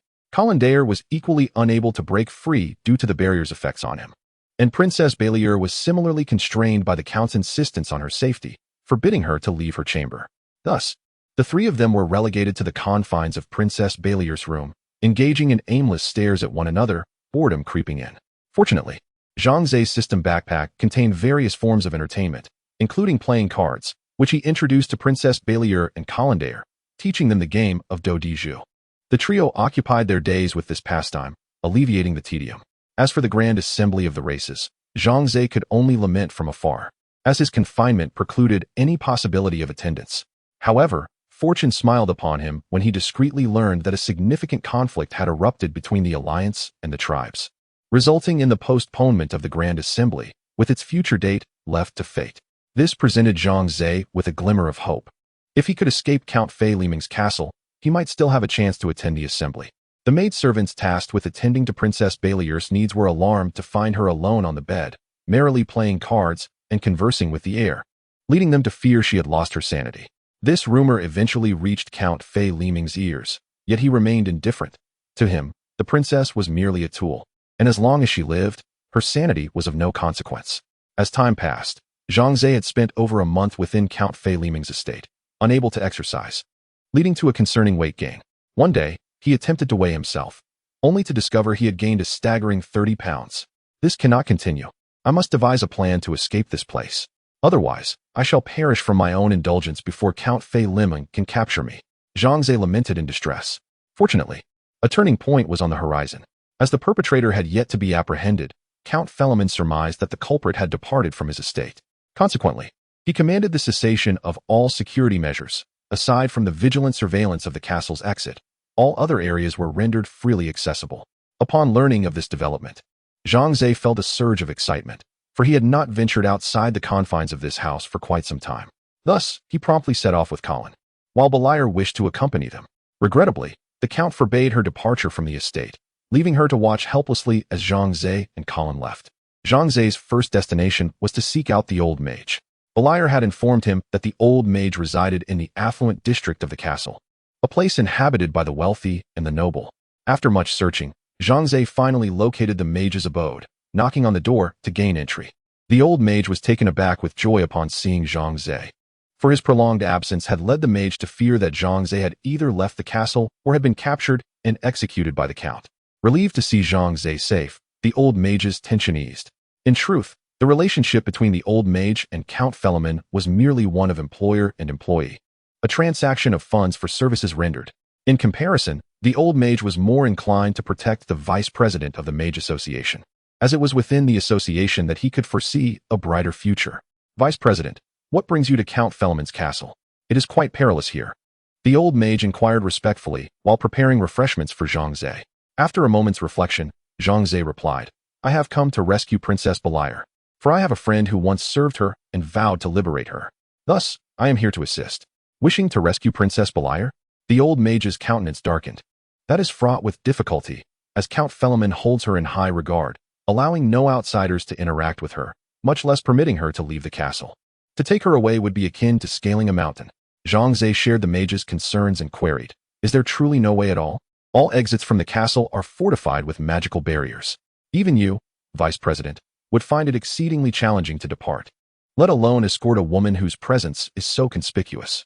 From my perspective, this task appears insurmountable, the old mage lamented, shaking his head. Indeed, Princess Belair's visibility is quite pronounced. Zhang Ze mused, stroking his chin.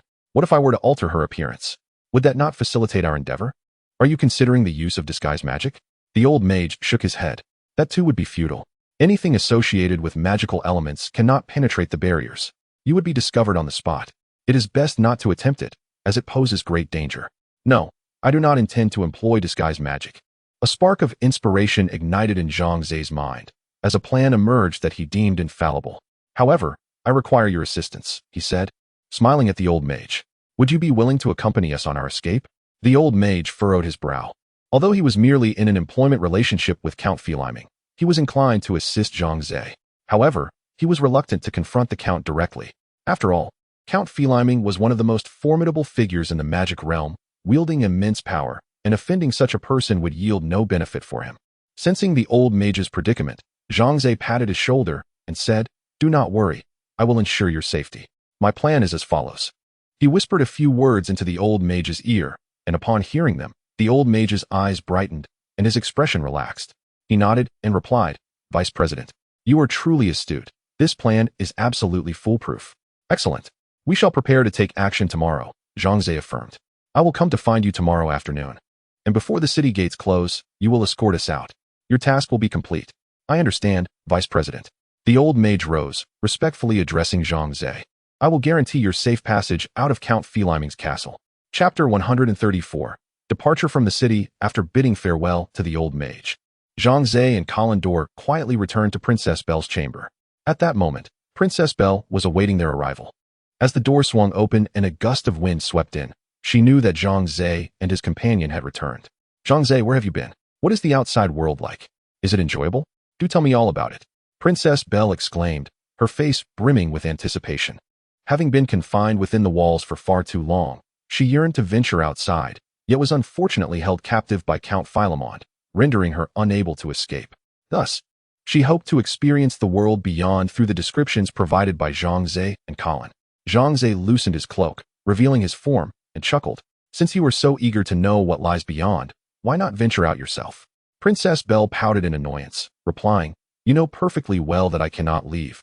Yet you say such things to irritate me. It is truly excessive. Ah, do not be vexed. I speak the truth, Zhang Ze assured her. He then retrieved a vial of potion from his system backpack and handed it to Princess Belle. She regarded the vial with a puzzled expression, curiously inquiring, What kind of potion is this? Zhang Ze explained, This potion, when consumed, will cause one's body to shrink. A single sip will reduce your size by half, and another will have it once more. Princess Belle's eyes widened in astonishment. She had never heard of such a wondrous potion and found it somewhat unbelievable. This was largely due to her habitual confinement within the palace, with limited exposure to the outside world. Moreover, being a girl, the old king seldom allowed her to engage with such peculiarities, focusing instead on teaching her the conventional lessons deemed suitable for women. Consequently, her knowledge was significantly limited. Is what you say truly so? This potion can make one smaller?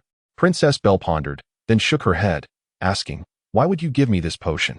Do you wish for me to drink it? Indeed. Do you not grasp my meaning? Zhang Ze replied, exasperated by her lack of understanding. After a moment of contemplation, Princess Belle finally grasped his intent, her eyes widening in excitement as she exclaimed, "You mean for me to administer this potion to Count Philemon? In doing so, we could hold him captive and escape the castle." Zhang Ze sighed, feeling a wave of exasperation wash over him. Kalendor interjected to clarify, "Your Highness, what our lord meant was for you to consume the potion, and then we would seek assistance from the old mage to facilitate our departure from the castle. As for your previous notion of taking Count Philemon hostage, that is unfeasible. The Count is quite alert, especially following recent events. I doubt anyone could approach him, let alone administer such a potion." Only then did Princess Belle comprehend the situation, nodding as she remarked, "I understand. However, after we consume the potion, will we be able to return to our original size? I certainly do not wish to remain a diminutive figure for the rest of my life." Zhang Ze chuckled, reassuringly stating, "You need not worry. There is absolutely no cause for concern. Once the potion's effects wear off, we shall return to our original heights." With a sigh of relief, Princess Balier patted her chest, feeling reassured. Thus, by noon the following day, Zhang Ze urged Princess Balier to consume the potion. Upon taking her first sip, her body shrank to half its size, now only reaching Zhang Ze's waist.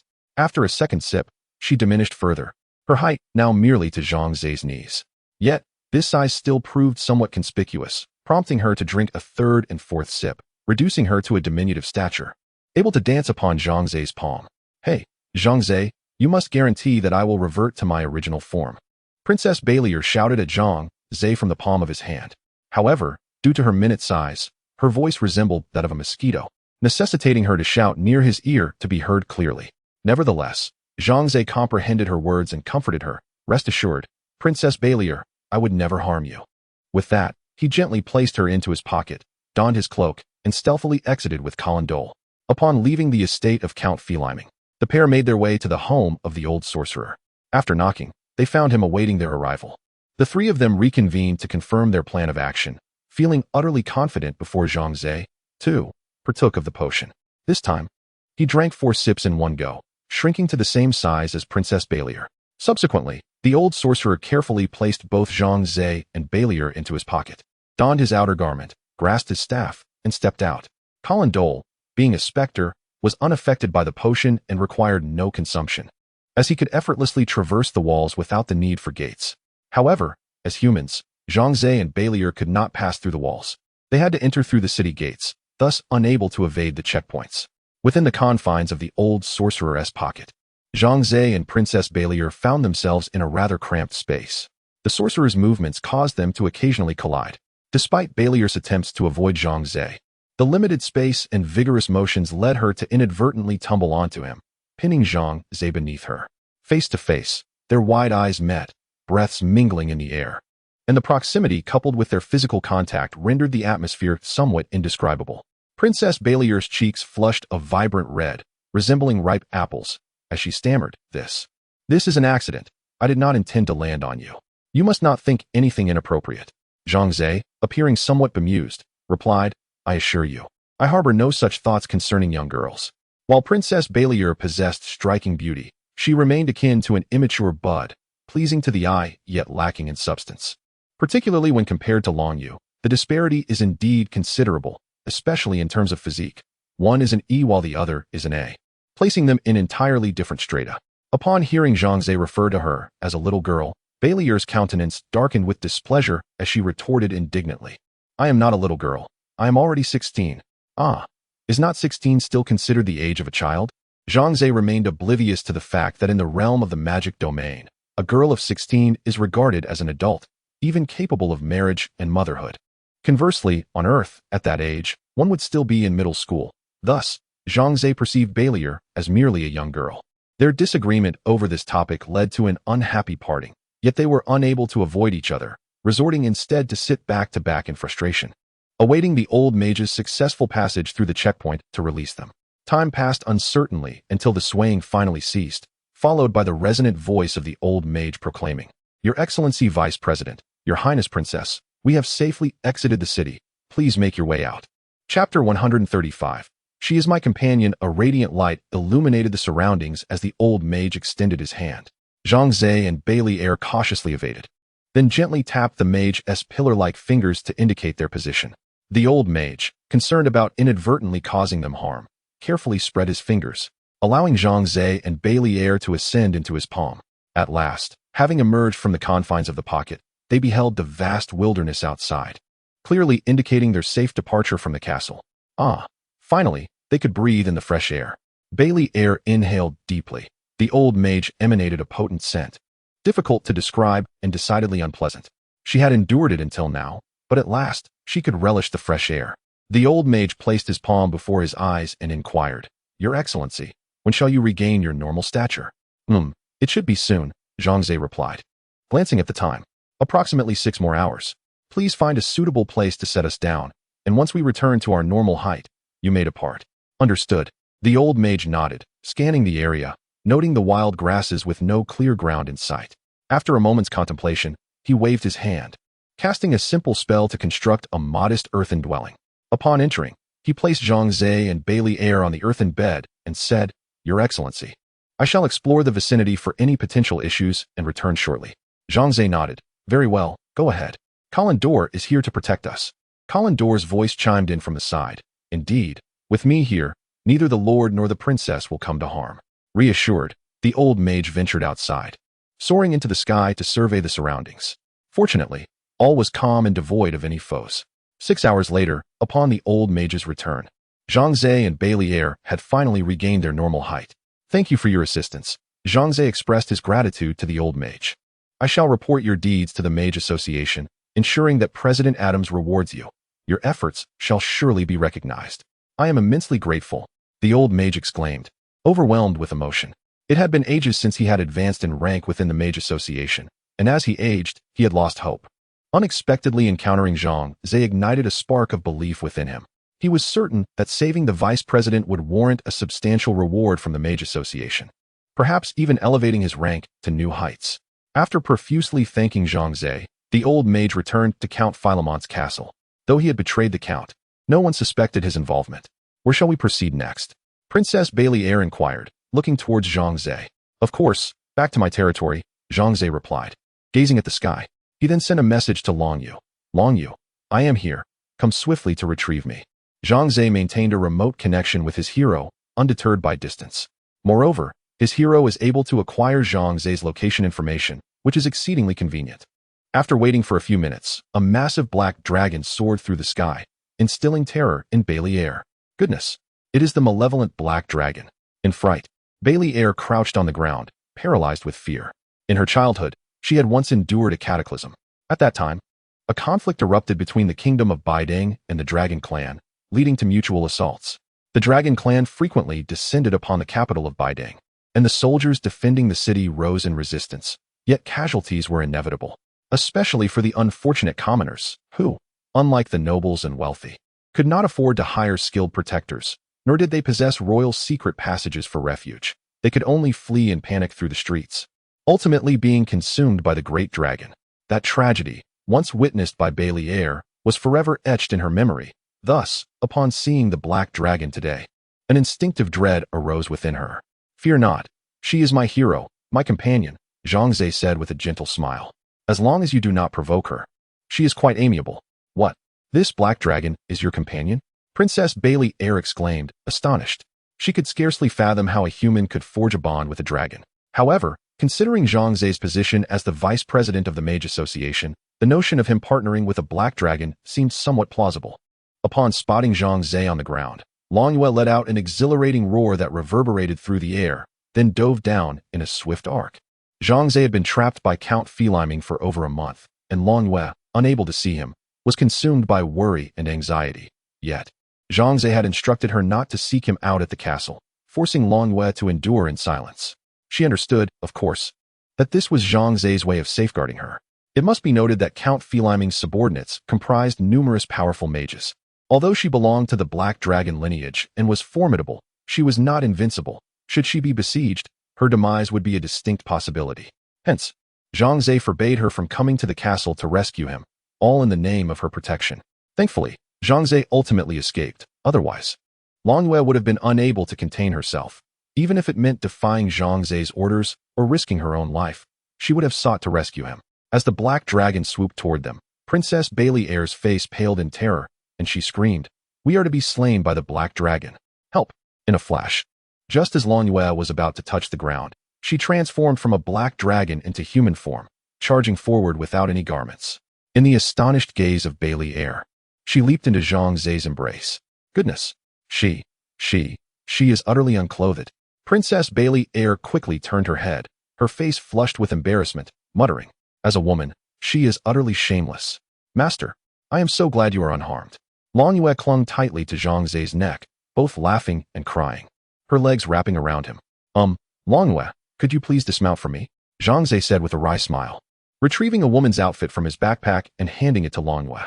"Quickly put on this clothing. Your current state is indecent." Indecent? What does that mean? Long Yue belongs to the Dragon Clan, and she is indifferent to such trivial matters. Moreover, she possesses a fervent passion for romantic pursuits, as is the nature of dragons, particularly the female ones. Zhang Ze presented Long Yue with a set of loose silk pajamas, chosen for her to wear since she would soon transform back into a black dragon and carry Zhang Ze back to the castle, thus facilitating a change of attire.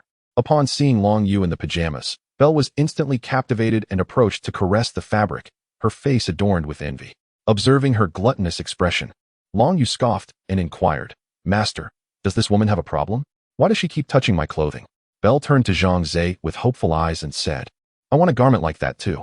Do you have any more? I can purchase it." Such garments are plentiful in the general store within Zhang Ze's domain. He replied, "At present, I possess only this one. Once we return to my territory, I shall procure another for you." Belle, with utmost seriousness, declared, "You must keep your word. No backing out." Her greatest passion in life is collecting beautiful clothes, and upon seeing the silk pajamas, she resolved to acquire them at all costs. Chapter 136. A New World. Long Yue once again indulged in a moment of intimacy with Zhang Ze before transforming back into a black dragon. With Zhang Ze and Lair aboard, she ascended into the sky, soaring towards their territory. This marked Lair's inaugural experience of flying on a colossal dragon, her eyes wide with wonder, especially captivated by the magnificent Long Yue beneath her. Occasionally, she would reach out to touch Long Yue's shimmering scales, feeling as if she were caught in a dream. After a day and a night of flight, they finally arrived at Zhang Ze's domain. Hovering high above, Zhang Ze pointed out to Lair, "Do you see that city below? That is my territory." Lair leaned over to glance down, spotting a square city sprawling over 100 acres on the plain. While the city appeared rather prosperous, to someone as worldly as Lair, Zhang Ze's territory seemed rather diminutive. How small? Lair did not shy away from expressing her disdain. "Your territory is comparable to a modest town in our Biding kingdom." Zhang Ze smiled quietly, choosing not to respond, yet Long Yue, beneath them, was far from pleased. Having come to regard Zhang Ze's territory as her own home, she believed it to be the happiest and most beautiful place in the entire demon realm. To hear Lair's derision was intolerable, and thus she became incensed. In a sudden twist, she flipped in the air, unceremoniously sending both Zhang Ze and the specter tumbling down. However, she swiftly rolled over, catching Zhang Ze and Colin Dao in a heartbeat, while she paid no heed to Lair. The latter plummeted towards the ground, her face paling in terror as she screamed in fright. Zhang Ze, alarmed, immediately commanded Long Yue, "Stop this madness. Quickly save Lair." "Oh, very well." Long Yue, unwilling to defy Zhang Ze's orders, promptly dove down to catch Lair. Trembling uncontrollably, Lair's face turned ashen, tears of fear glistening in her eyes. She had nearly believed she would meet her demise. "Are you all right?" Zhang Ze asked with genuine concern. "I want to get down. I can't do this anymore. Please let me down." Lair cried, gripping Zhang Ze's hand in distress, genuinely traumatized by the ordeal. Zhang Ze felt a sense of helplessness. When would Long Yue temper her fiery temperament? They had nearly faced a grave mishap. Once Long Yue landed on solid ground, Lair finally felt a sense of relief as her feet touched the earth. Zhang Ze sighed, casting a glance at the distant city, reflecting, "Fortunately, it's not far. We can reach it in a few hours." Long Yue, recognizing her error, kept her head low, following silently behind Zhang Ze. As nightfall approached, the group hastened their journey and managed to return to the territory just before sunset. Lair, having never traveled such a distance, was exhausted and famished, her weariness overwhelming her. Upon entering the territory, she immediately sat down, refusing to rise. "I can't go on. I am starved, parched, and utterly fatigued. My feet are blistered." She turned to Zhang Ze, exclaiming, "Zhang Ze, hurry and fetch a carriage for me. I must ride." Long Yue, witnessing Lair's haughty demeanor, felt a surge of frustration, yet remained silent out of respect for Zhang Ze's presence. Zhang Ze glanced at Belle's feet and noticed the blisters that had formed. He nodded and said, "Very well, please wait a moment. I shall summon someone." He promptly sent a message to Owen, instructing him to bring a carriage to fetch Princess Belle. Upon receiving Zhang Ze's message, Owen was elated. He immediately drove the carriage to the city gates to greet his lord and the princess. Upon seeing Belle, Owen dismounted with haste, kneeling on one knee before her, and exclaimed, "Your Highness, you have finally regained your freedom." Belle, filled with joy at the sight of Owen, replied with a smile, "General Owen, I am so grateful you sent Zhang Ze to rescue me. Otherwise, I would still be in peril." "Ah, Your Highness, how could I dare to assign Lord Zhang? It was he who insisted on coming to your aid. Otherwise, relying solely on my efforts, it might have taken much longer. Or perhaps I would never have succeeded in rescuing you," Owen clarified swiftly, mindful of his position as Zhang Ze's subordinate and eager not to incur his displeasure. Of course, Zhang Ze was renowned for his good nature, especially towards his subordinates, exhibiting meticulous care that left few with any reason to dislike him. "Really?" Belle said, astonished. She knew Owen's character well. He was honest and dependable, which made her trust him implicitly. She had not anticipated such remarkable prowess from this seemingly unassuming young man, someone even Owen dared not offend. After a moment of contemplation, Belle nodded and said, "I understand. I am quite tired now and in need of a bath and rest. Please make the necessary arrangements." "Yes, Your Highness," Owen replied verbally. But his gaze shifted towards Zhang Ze, seeking his approval. "She is your princess. You may arrange it as you see fit without consulting me," Zhang Ze waved dismissively, adding, "However, you must manage her expenses yourself." "Yes, thank you, my lord." Owen expressed his gratitude repeatedly as he assisted Belle into the carriage. He then delivered her to the only inn within the territory, booking the finest presidential suite with his own funds. "Owen, must you spend money on lodging here?" Belle inquired, surprised to see him taking out his wallet to pay for the room. She was also intrigued by the pink banknotes he used, unable to resist examining one closely, which featured the visage of a kindly, elderly gentleman. "Your Highness, the circumstances here differ from those in our kingdom of Baidan. Lord Zhang mentioned it as a distinctive society, where fair trade prevails and everyone has the right to pursue a good life. Well, to be honest, I don't fully comprehend it myself." Owen explained with a smile. "Fair trade, distinctive society? What peculiar people?" Belle mused, bewildered by the concept. After pondering for a while with no clarity, she decided to dismiss it. As long as her life here was secure, she had little interest in anything else. The presidential suite cost a staggering $1,888 per night, and Owen, despite the financial strain, reserved it for 10 days, depleting his hard-earned savings, fearing to cause any discomfort to the princess. As they stepped into the elevator, Belle initially believed the door led to her room. However, upon entering, she found herself in a metal shed. Just as she was about to turn and inquire, she witnessed the two iron doors closing abruptly. Suddenly, she felt a tremor beneath her feet, accompanied by an overwhelming sensation of weightlessness that startled her. "Ah, Owen, what is happening with this room? Why is it moving?" Belle's face was filled with terror. Owen quickly reassured her, "Your Highness, please do not be afraid. This is an elevator, which will take us directly to the highest floor of the hotel without the need to climb stairs." An elevator? A series of unfamiliar terms tumbled from Owen's lips, leaving Belle in a state of bewilderment. She felt as though she had stepped into a new realm, one she had neither seen nor heard of before.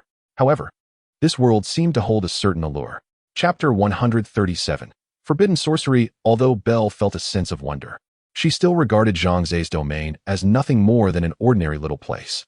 Despite its unique features, it could not compare to the grandeur of the capital city of the Baidan Kingdom. Thus, she believed that the praises expressed by Long Yu and Owen were overly exaggerated. Surely, their prolonged stay in Zhang Ze's territory had led them to unconsciously perceive it as the finest of places. Belle shook her head, having seen the world.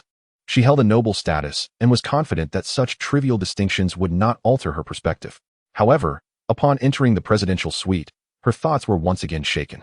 The exquisite carpets, opulent decorations, and lavish furnishings astonished her.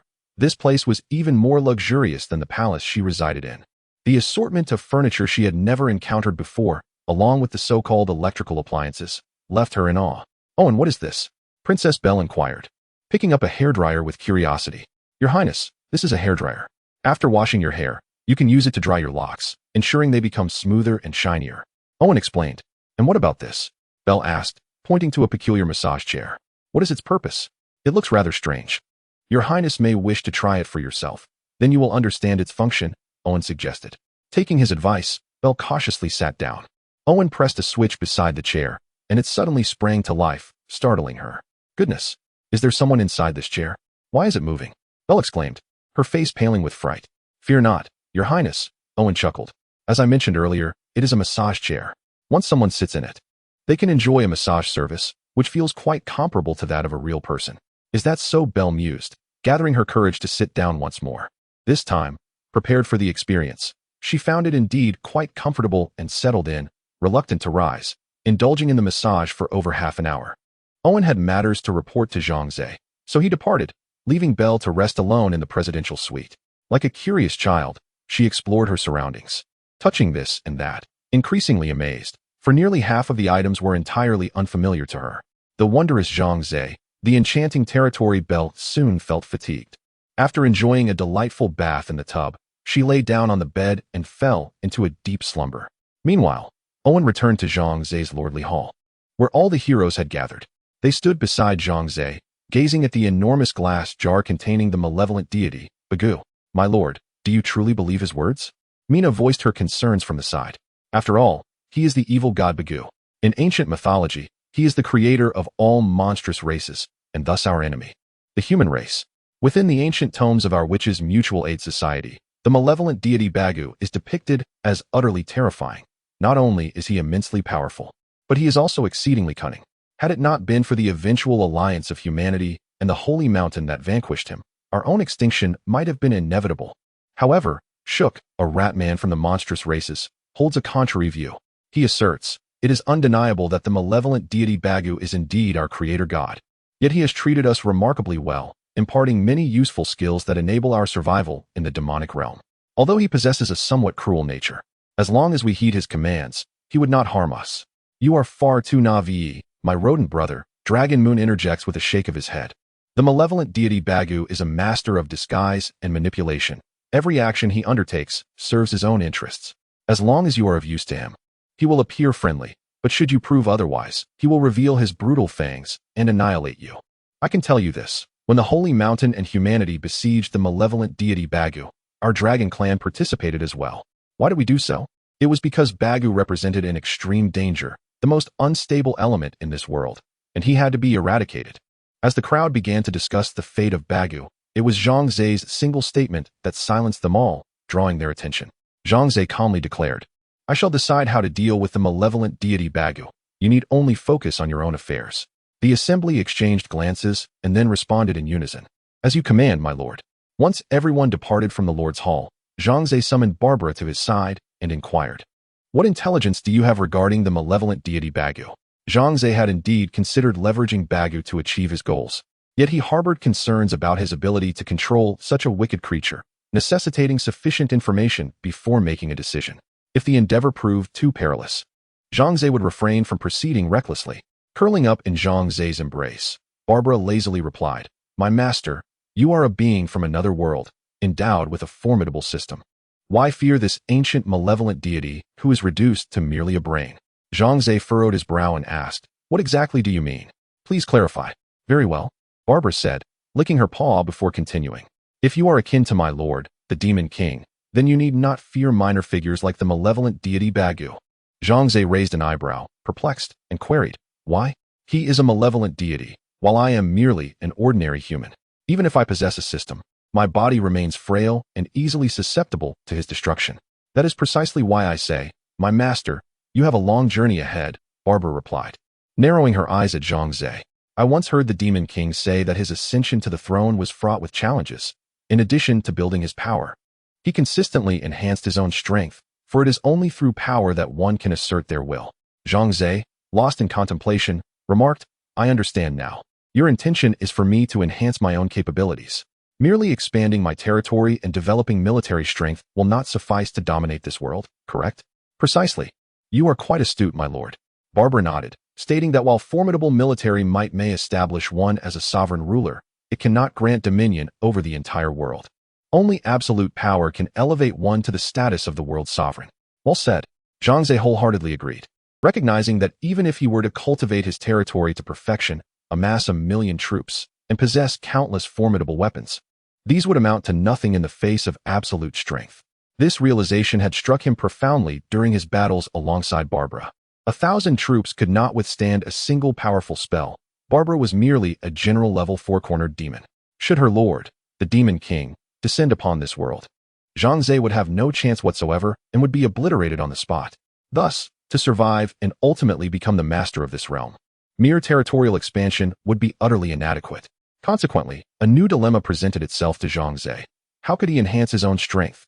Should he venture out to slay monsters? However, his attribute panel lacked levels or experience bars. Although he could learn skills, these abilities would not significantly augment his power, merely rendering him slightly stronger than the average person. Zhang Ze, feeling somewhat distressed, could not help but consult Barbara once more. How does your Demon King cultivate? Could you share the method with me?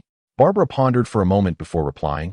I am not entirely sure of the specifics, as the Demon King has not disclosed them to me. However, I do know that he ventures into the wilderness every few days to train, seemingly challenging powerful wild monsters to enhance his strength. Zhang Ze's eyes narrowed. From Barbara's words, he gleaned several insights. Firstly, this Demon King also engages in combat with monsters, suggesting he likely levels up through such encounters. Secondly, despite having attained the status of Demon King, he remains diligent in his training, indicating that he perceives room for growth and perhaps a looming sense of crisis. As for further information, Zhang Ze could extract nothing more from Barbara, so he refocused his attention on the malevolent deity, Bagu. Respected Lord Zhang Ze, I implore you to believe me. I harbor no ill intentions, the malevolent deity Bagu asserted, behaving submissively, aware that his life now rested in Zhang Ze's hands and unwilling to resort to trickery. He understood that Zhang Ze was meticulous and astute. Any deceit would undoubtedly be uncovered, leading to a dire fate. It would be wise for you to heed my words, or I shall show you no mercy.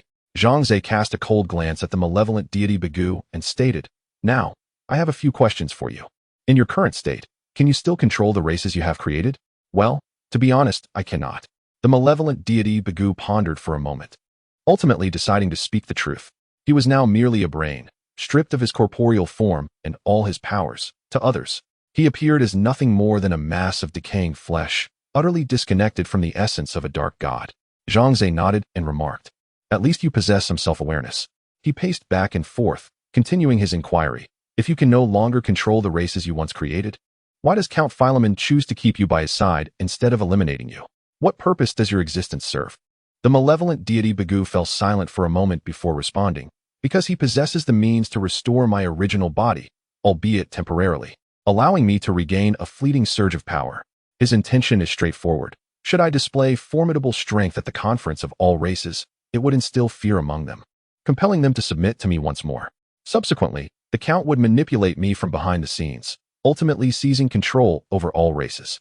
How does Count Philemon intend to restore your body? I must know the method, for I too wish to use you to dominate the races. Zhang Ze declared without hesitation. To my knowledge, he intends to employ a forbidden spell, one that can temporarily revert my form to its original state, the malevolent deity Bagu explained. However, this arcane magic can only be procured through an organization known as the Mage Association. The Mage Association? Zhang Ze's eyes widened in surprise. He had only recently returned from that very establishment and had even been bestowed the honorary title of vice president. However, due to the perilous nature of this forbidden art, it had been sealed away on their floating island, and Count Philemon had yet to discover a means of obtaining it. Thus, he has been devising strategies, which is how I have managed to survive. The malevolent deity Bagu lamented, Nevertheless, I will eventually be disposed of. Once I cease to be of any use to him, I will be deemed nothing more than worthless refuse. A sense of irony washed over Bagu as he reflected on Count Philemon's methods, so reminiscent of his own. Both were ruthless, extending smiles only to those from whom they could derive benefit, while revealing their cruel fangs to those deemed expendable. Count Philemon was indeed a cunning old fox, devising such a scheme, which commanded respect. Zhang Ze, oblivious to the inner turmoil of the malevolent deity Bagu, contemplated how he might procure this forbidden spell from the Mage Association. He wondered if his position as the newly appointed vice president would grant him any leverage. Yet he resolved to make the attempt regardless. The previous conference of all races had been postponed due to conflicts, but the delay was not extensive. The latest news indicated that it would reconvene in 1 week. This meant Zhang Ze had but a week to secure this forbidden spell and facilitate the restoration of the malevolent deity Bagu's original form. With time pressing and the task formidable, it would be prudent to visit the Mage Association promptly and inquire if Adams could provide him with this forbidden spell. Zhang Ze stroked his chin thoughtfully and then turned to the malevolent deity Bagu, stating, "I shall take you to the Mage Association at once." Upon concluding his words, Zhang Ze promptly stowed the malevolent deity, Bagu, along with his glass jar, into his system backpack, and then summoned Long Yu, ascending upon her to soar towards the floating island. Unbeknownst to Long Yu, Zhang Ze's intentions remained a mystery. However, she felt sheer delight at the prospect of visiting the floating island, for it meant reuniting with her beloved aunt. The floating island perpetually drifts above the realm of the magic continent, eluding easy discovery, as it does not linger in a singular location. Yet, Long Yu possessed the unique ability to effortlessly ascertain the island's whereabouts, as she could engage in a soul communion with her aunt, Long Hui, a distinctive trait bestowed upon those of the dragon lineage. Upon learning that Long Yu was bringing Zhang Ze to the floating island, Long Hui received them with great enthusiasm, promptly disclosing the current location of the island and urging her to hasten, lest it drift away once more. Without delay, Long Yu guided Zhang Ze towards the island's coordinates, and after several hours of flight, they beheld the floating island. Upon catching up to the island, Long Yu alighted upon its surface, where Long Hui, along with Adams and numerous others, awaited their arrival with joy. The sight of Zhang Ze filled them with elation, for he was revered as the benefactor of the floating island, cherished by all. Chapter 138. Audacious Thoughts. Esteemed Lord Zhang Ze, we welcome your return to the floating island. Tian Mu greeted Zhang Ze respectfully. However, Zhang Ze had no time for pleasantries and merely nodded before redirecting his gaze towards Adams. President Adams, may I inquire whether our Mage Association possesses a forbidden spell capable of restoring the malevolent deity Bagu to his original form? Upon utterance of these words, the once vibrant atmosphere fell into an immediate silence. Astonishment etched on every face as they struggled to comprehend Zhang Ze's sudden inquiry. Unbeknownst to Zhang Ze, discussing the dark god Bagu and the associated forbidden magic was strictly prohibited on the floating island. Mere mortals could even be exiled for such dialogue. Yet, due to Zhang Ze's status as a benefactor of the floating island, none dared to voice their objections. Adams furrowed his white brows and asked in a grave tone, "Lord Zhang Ze, why do you wish to broach this subject? You must understand that the dark god Bagu is one of the most nefarious deities of antiquity. While he has birthed many aberrant races, his transgressions are innumerable, and thus we refrain from discussing him. I am aware that he is no benevolent being. Yet I find myself in dire need of his power to accomplish a certain endeavor. Therefore, I must seek out that forbidden magic," Zhang Ze replied, glancing at Adams. "Might you assist me in this matter? I regret to inform you. Although you have saved the floating island, I cannot grant you access to this forbidden magic," Adams declared emphatically. "This concerns the lives of millions across the entire continent of the magical realm. I cannot entrust it to you for reckless pursuits. That would be an act of irresponsibility." After contemplating for a moment, Zhang Ze responded, "If that is the case, I shall not press the issue. Do you know of any alternative means to achieve my objective? I truly fail to understand, Lord Zhang Ze, why you are so intent on restoring the dark god Bagu. He is an extremely perilous entity, and you could very well jeopardize your own life." Adams continued to advise earnestly. Zhang Ze was certainly aware that the dark god Bagu was akin to a ticking time bomb, yet he desperately required Bagu's assistance to dominate the entire magical realm. He needed the support of those aberrant races. Tian Mu, perceptive as ever, sensed that Zhang Ze had matters he preferred not to disclose in public. He then invited everyone to his office to discuss matters in a more private setting. The remaining populace was dispersed. Yet Zhang Ze's audacious request became the focal point of discussion, with many speculating on the motivations behind his actions. Was he perhaps in league with the dark god Bagu? Long Hui followed closely behind Zhang Ze and the others, discreetly pulling Long Yu aside to inquire about the situation. "Aunt, the master harbors no ill intentions, nor has he engaged in any dealings with the dark god Bagu. His actions are solely aimed at augmenting his own power, ensuring that we are not oppressed by others," Long Yu elucidated on Zhang Ze's behalf. Long Hui frowned and remarked, "Is there truly no other way for him to bolster his strength? Must one truly engage with the malevolent deity, Baku? Long Yu, as a member of the dragon clan, should be acutely aware of the terror that Baku embodies. Why, then, do you not earnestly counsel your master?" Long Yu sighed and replied, "Aunt, I have already attempted to dissuade him. However, my master possesses an unwavering resolve and refuses to alter his convictions. I find myself utterly powerless." As the group conversed, they finally arrived at the office of the Sky Canopy's governor. Adjacent to the office was a reception room spacious enough for several individuals to sit comfortably. The governor personally brewed hot tea for Zhang Ze, after which they all settled down to engage in an open and sincere discussion. Zhang Ze understood that unless he elucidated the entire situation today, neither Adams nor the governor would acquiesce to his requests. Thus, he unreservedly conveyed his thoughts to them, assuring them that he would not succumb to the influence of the malevolent deity, and that once the matter was resolved, he would personally eliminate Baku. Lord Zhang Ze, it is not that we lack faith in you. Rather, the gravity of this situation is such that none of us can bear the consequences should anything go awry. Adams shook his head, bearing the weighty responsibilities of the president of the Mage Association, and was unwilling to shoulder the blame for the annihilation of the world. Zhang Ze felt a sense of helplessness. The old man was unyielding and refused to listen to reason. He reiterated, I have heard that although the forbidden spell can restore Baku's form temporarily, it is merely a transient solution. Once the time elapses, everything will revert to its original state. What is there to fear? Lord Zhang Ze, you underestimate the complexity of the matter. The malevolent deity Baku is no ordinary adversary. His powers are formidable, and he is adept in numerous forbidden spells. I firmly believe that if given the opportunity, he could entirely restore his form, Adams replied gravely. Having perused ancient texts, he was well aware of the formidable nature of Baku and remained resolute in his opposition. At this juncture, Zhang Ze recognized that no matter what he said, Adams would not acquiesce to his request, thus bringing their conversation to a close. That evening, as Zhang Ze and Long Yu continued to reside in Long Hui's home, after a simple supper, Zhang Ze departed the house alone for a stroll, contemplating his predicament. What should he do now that Adams refused to entrust him with the forbidden magic? Lost in thought, he inadvertently found himself at the entrance of the Mage Association. By this time, the mages had returned home for the day, leaving only 2 elemental creatures stationed at the entrance to deter any intruders. Zhang Ze squinted, suddenly struck by a bold idea. He circled the Mage Association's building, noting that elemental creatures guarded every window and doorway. How could he evade these creatures and stealthily infiltrate the Mage Association to pilfer the forbidden spell? After musing for a moment, Zhang Ze donned an invisibility cloak and cautiously approached the entrance, stepping lightly to venture inside. As Zhang Ze walked, he meticulously observed the elemental monsters stationed at the entrance, fearing that they might detect his presence and launch an attack against him. Fortunately, the creatures did not notice Zhang Ze. It appeared they lacked the ability to sense magical elements, thus remaining oblivious to his existence. This realization filled Zhang Ze with immense joy, and he promptly entered the Mage Association with swift steps. However, he remained exceedingly cautious, refusing to let down his guard due to his successful infiltration.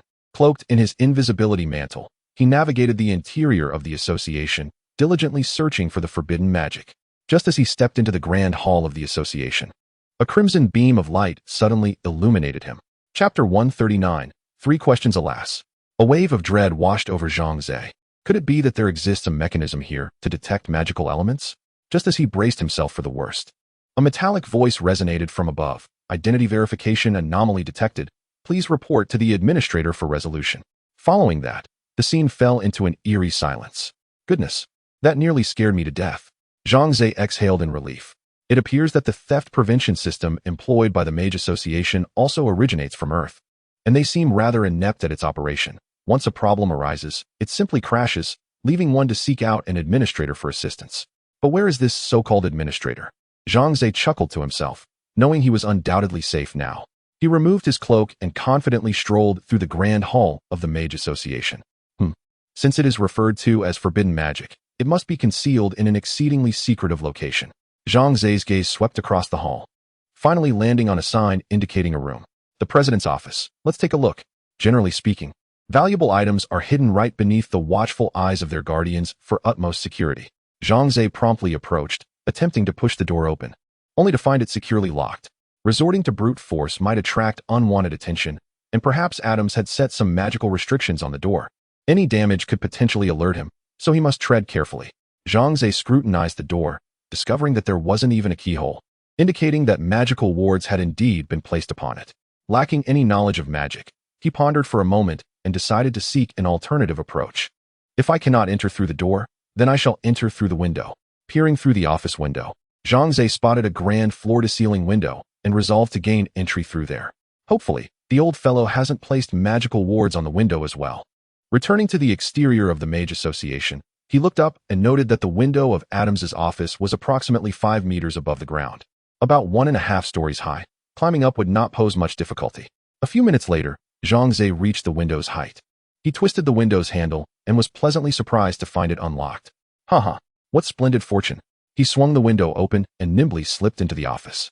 Adams's office was crammed to the brim with an array of magical tomes and various magical artifacts, creating a dizzying spectacle. My goodness, with so many books. Which one contains the forbidden magic? And perhaps there might not be one at all. Zhang Ze stood before a towering bookshelf, his eyes glazing over at the sight of thousands of books. Searching through each one could keep him occupied until dawn. Wait a moment. The malevolent deity Bagu must surely know how to locate that volume of forbidden magic. With this thought, Zhang Ze promptly retrieved Bagu from his system backpack, instructing him to reveal which book contained the forbidden magic. Oh, Lord Zhang Ze, the forbidden magic is contained within a most peculiar tome. Its cover crafted from the leather of orcs, while the pages within are composed of relatively supple human skin, inscribed with the blood of elven maidens. Enough with these grotesque details. Get to the point.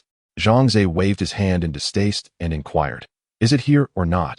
And what are its distinguishing features? Or rather, what does it look like? The malevolent deity Bagu, not daring to delay, promptly replied, I can assure you, it resides within this very chamber, for I can sense its aura. As for its characteristics, its cover is crimson, adorned with a mouth that speaks. You must answer its queries correctly, or it shall not permit you to peruse its contents. A red cover with a mouth. Very well, I understand. Zhang Ze immediately set to work, rummaging through Adam's bookshelf. After 3 arduous hours, he had scoured half the shelves without locating such a volume. Bagu, are you certain you are not mistaken? I see no sign of the book you described. Zhang Ze, now seated on the ground, weary and sore, asked irritably. You wouldn't be deceiving me, would you? How could I dare deceive you? The malevolent deity Bagu lamented. I, too, wish to restore my corporeal form swiftly. Lord Zhang Ze, please persevere a little longer. I believe you shall find it soon. Very well. I shall search the remaining shelves. Zhang Ze rose, stretching his aching back, and coldly declared, if it is not there, I shall not spare you. Thus, another 3 hours elapsed as Zhang Ze meticulously examined every book upon the shelves. Yet he still found no trace of the forbidden magic. I am exceedingly vexed, and the ramifications shall be dire. Zhang Ze's eyes gleamed with menace as he prepared to press the button, intending to inflict suffering upon the malevolent deity Bagu. Wait, Bagu urgently called out, as his numerous tentacles twisted together to form an arrow-like shape, exclaiming, I have located it. It is behind the 16th compartment of the 3rd shelf. Remove that wooden panel, and you will behold it. Is that truly so? Zhang Ze, skeptical, followed Bagu's guidance to the wooden panel, removing it to reveal an object wrapped in oilcloth. Its shape unmistakably that of a book. Huh, you were indeed correct. Zhang Ze eagerly extracted the tome, unwrapping the oilcloth to reveal a red book with a mouth. What is that smell? I seem to detect the scent of human flesh. The mouth suddenly spoke. Ah, it has been so long since I feasted on human flesh. Zhang Ze furrowed his brow, inwardly cursing. Damn it. This truly is the wicked forbidden magic. Even the guardian's mouth clamors for human flesh. Lord Zhang Ze, you must answer the mouth's question seriously. Should you err thrice, it shall self-destruct. The malevolent deity Bagu said anxiously, for this was crucial to his potential restoration, and not a single error could be afforded. Then assist me in answering the questions. For you are an ancient being who has lived for millions of years, and surely possess greater knowledge than I. Zhang Ze cast a fleeting glance at the malevolent deity. Bagu, with a tone of resignation, remarked, if only it were truly possible. The inquiries posed by your mouth are heard solely by you. No one else can perceive them. Moreover, once you articulate the question, it becomes null and void. Zhang Ze was momentarily taken aback. Is it truly so? Very well.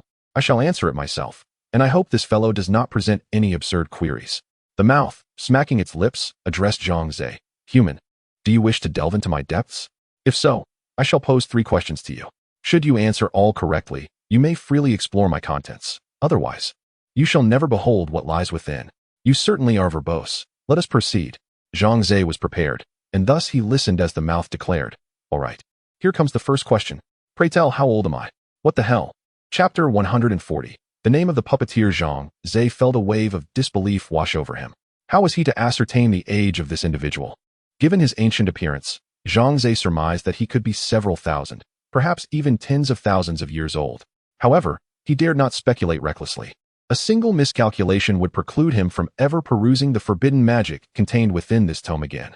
After a moment of contemplation, Zhang Ze turned and approached Adams's desk, beginning to rummage through its contents. The malevolent deity Bagu, encased within a glass dome, regarded him with a perplexed expression, while the ancient book queried, "Where is he? Why does he not respond? My questions are bound by time. Exceed the limit and your answer shall be deemed incorrect." At that moment, Zhang Ze had unearthed the items he sought, a pen and a sheet of paper. What could this young man possibly want with a pen and paper? Bagoo pondered, bemused. Could it be that he intends to write something?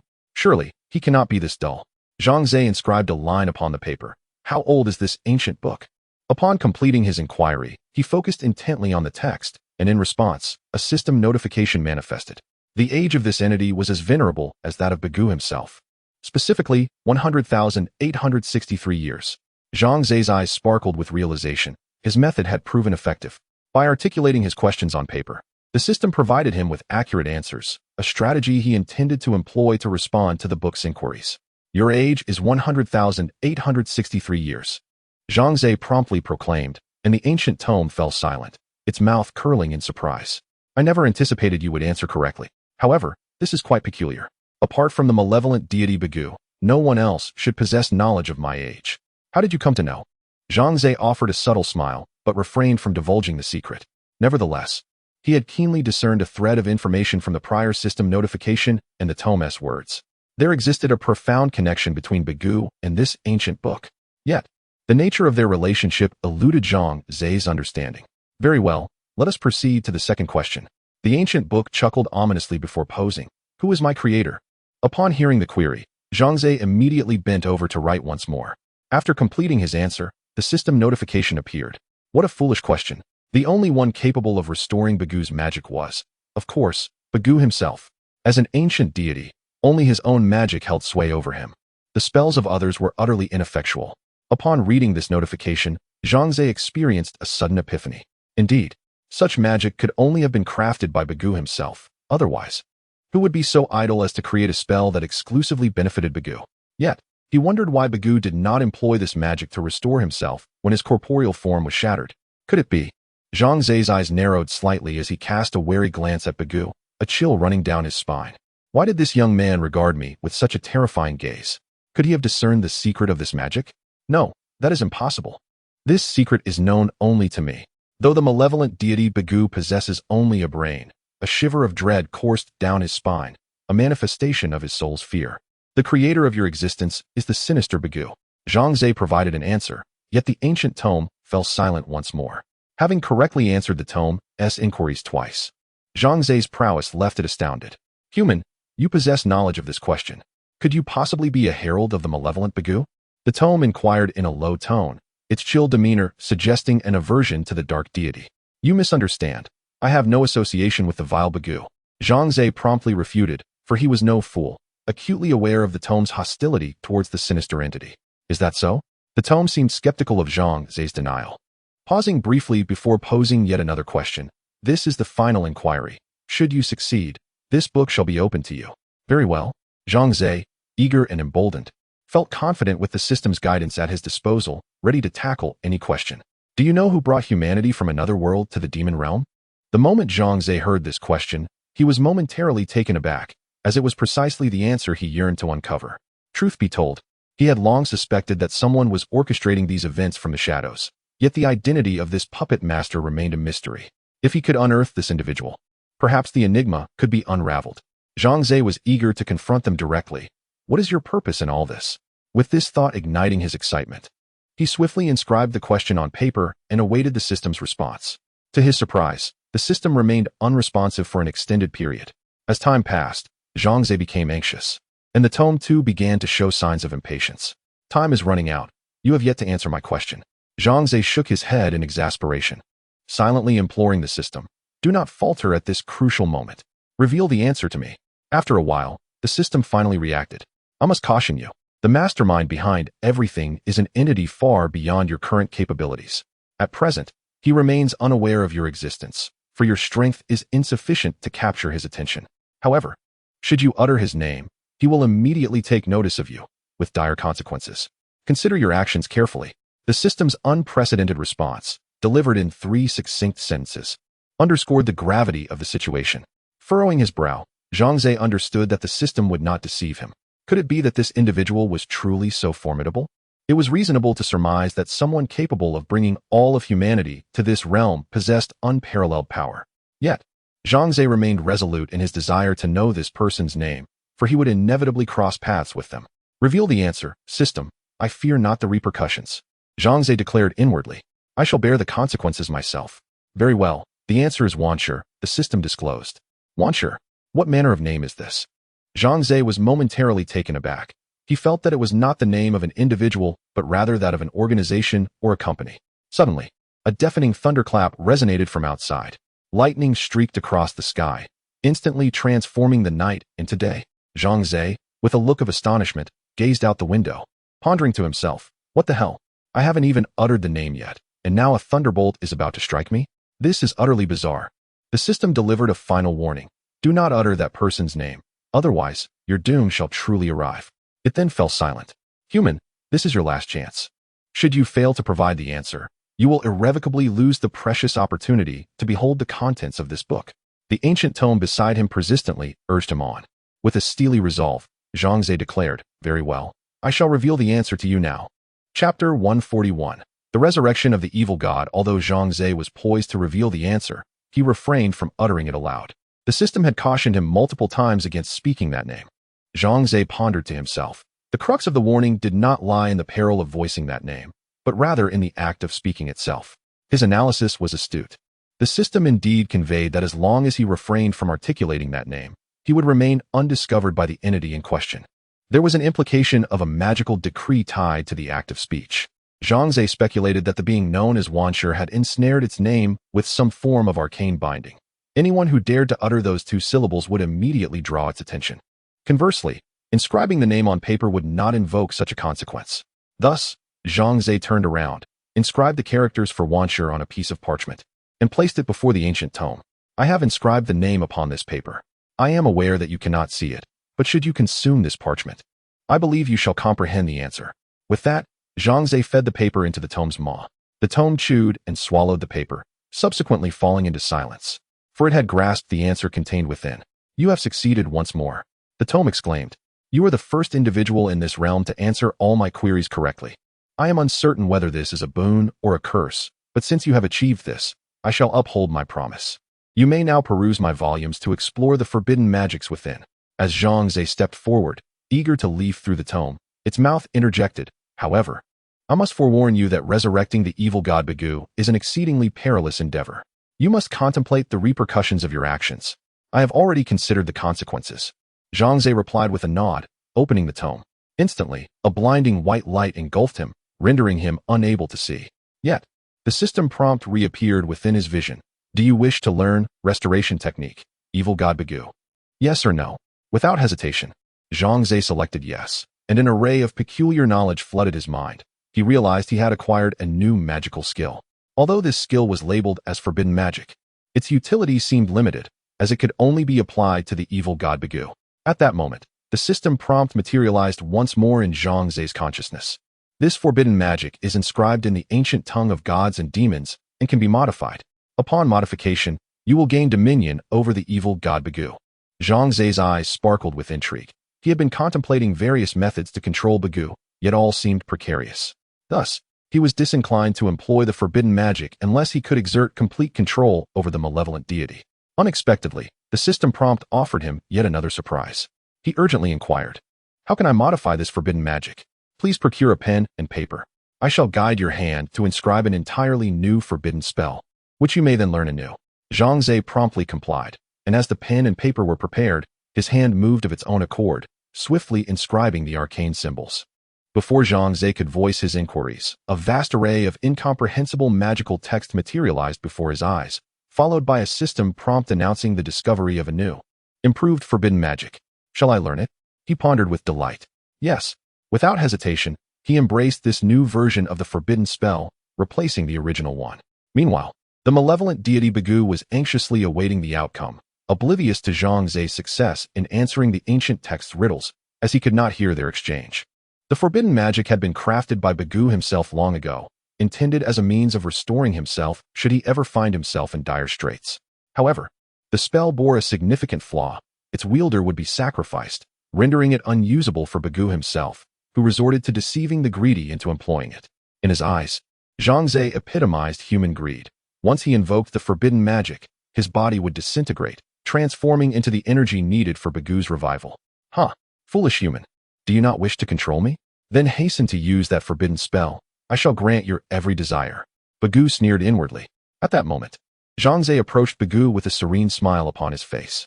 Ah, Lord Zhang Ze, seeing your smile leads me to believe you have succeeded. You have mastered the forbidden magic, have you not? Use it upon me at once. If you restore my form, I vow to serve you eternally. Bagu feigned sincerity. Zhang Ze smiled nonchalantly, replying, Not so fast. I have a few questions for you. Please, do ask. I shall speak freely. Bagu responded grandly.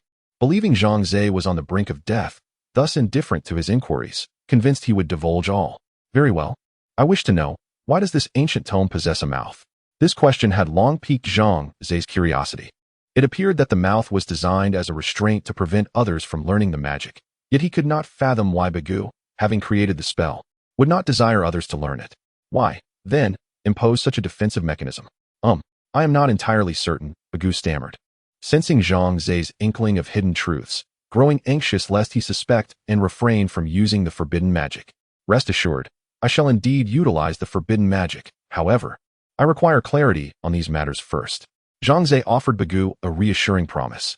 He was indeed determined to employ the spell, for the improved version bore no adverse effects for him and would grant him control over Bagu. Why would he decline? Very well, then I shall divulge the truth. The malevolent deity, Bagu, contemplated and spoke. In truth, this forbidden magic and the defensive seals inscribed in ancient tomes were my own creation, designed to prevent the unwise from recklessly attempting to learn them. This forbidden magic can only be employed once. Its efficacy dissipates upon a second use. Hence, I must ensure it functions as intended when the moment arises. Bagu was not deceiving in this regard. Indeed, the advanced magic he devised could be activated but a single time, as its wielder would perish upon its invocation, leaving no possibility for a second attempt. However, he concealed significant information, notably that the user would face imminent peril. He had no desire for Zhang Ze to flee in fear, as this human still held great utility for him. I understand. Zhang Ze nodded in satisfaction before continuing. I have one more query. Do you know who brought humans from another world to the continent of magic? Upon hearing this question, Bagu was instantly enveloped in terror. No, I do not know. Please, do not pose such inquiries. I have heard nothing of what you speak. Observing Bagu's palpable fright, Zhang Ze felt a degree of surprise, simultaneously affirming that the system's prior warnings were not mere exaggerations. This entity known as Eternal was indeed formidable enough to render even an ancient evil god incoherent with fear. It was fortunate that he had refrained from rash actions moments earlier. Very well, let us disregard my previous question, Zhang Ze shrugged. Recognizing that no matter how persistently he pressed, Bagu would not dare to speak freely. Lord Zhang Ze, let us not squander time. We must activate the forbidden magic at once. I am eager to become your subordinate. Bagu proclaimed insincerely, his heart brimming with desire. He yearned to reclaim his former strength and reign supreme. He was convinced that once he regained his formidable powers, no faction on the continent of magic could oppose him, and he would dominate the entire realm of magic.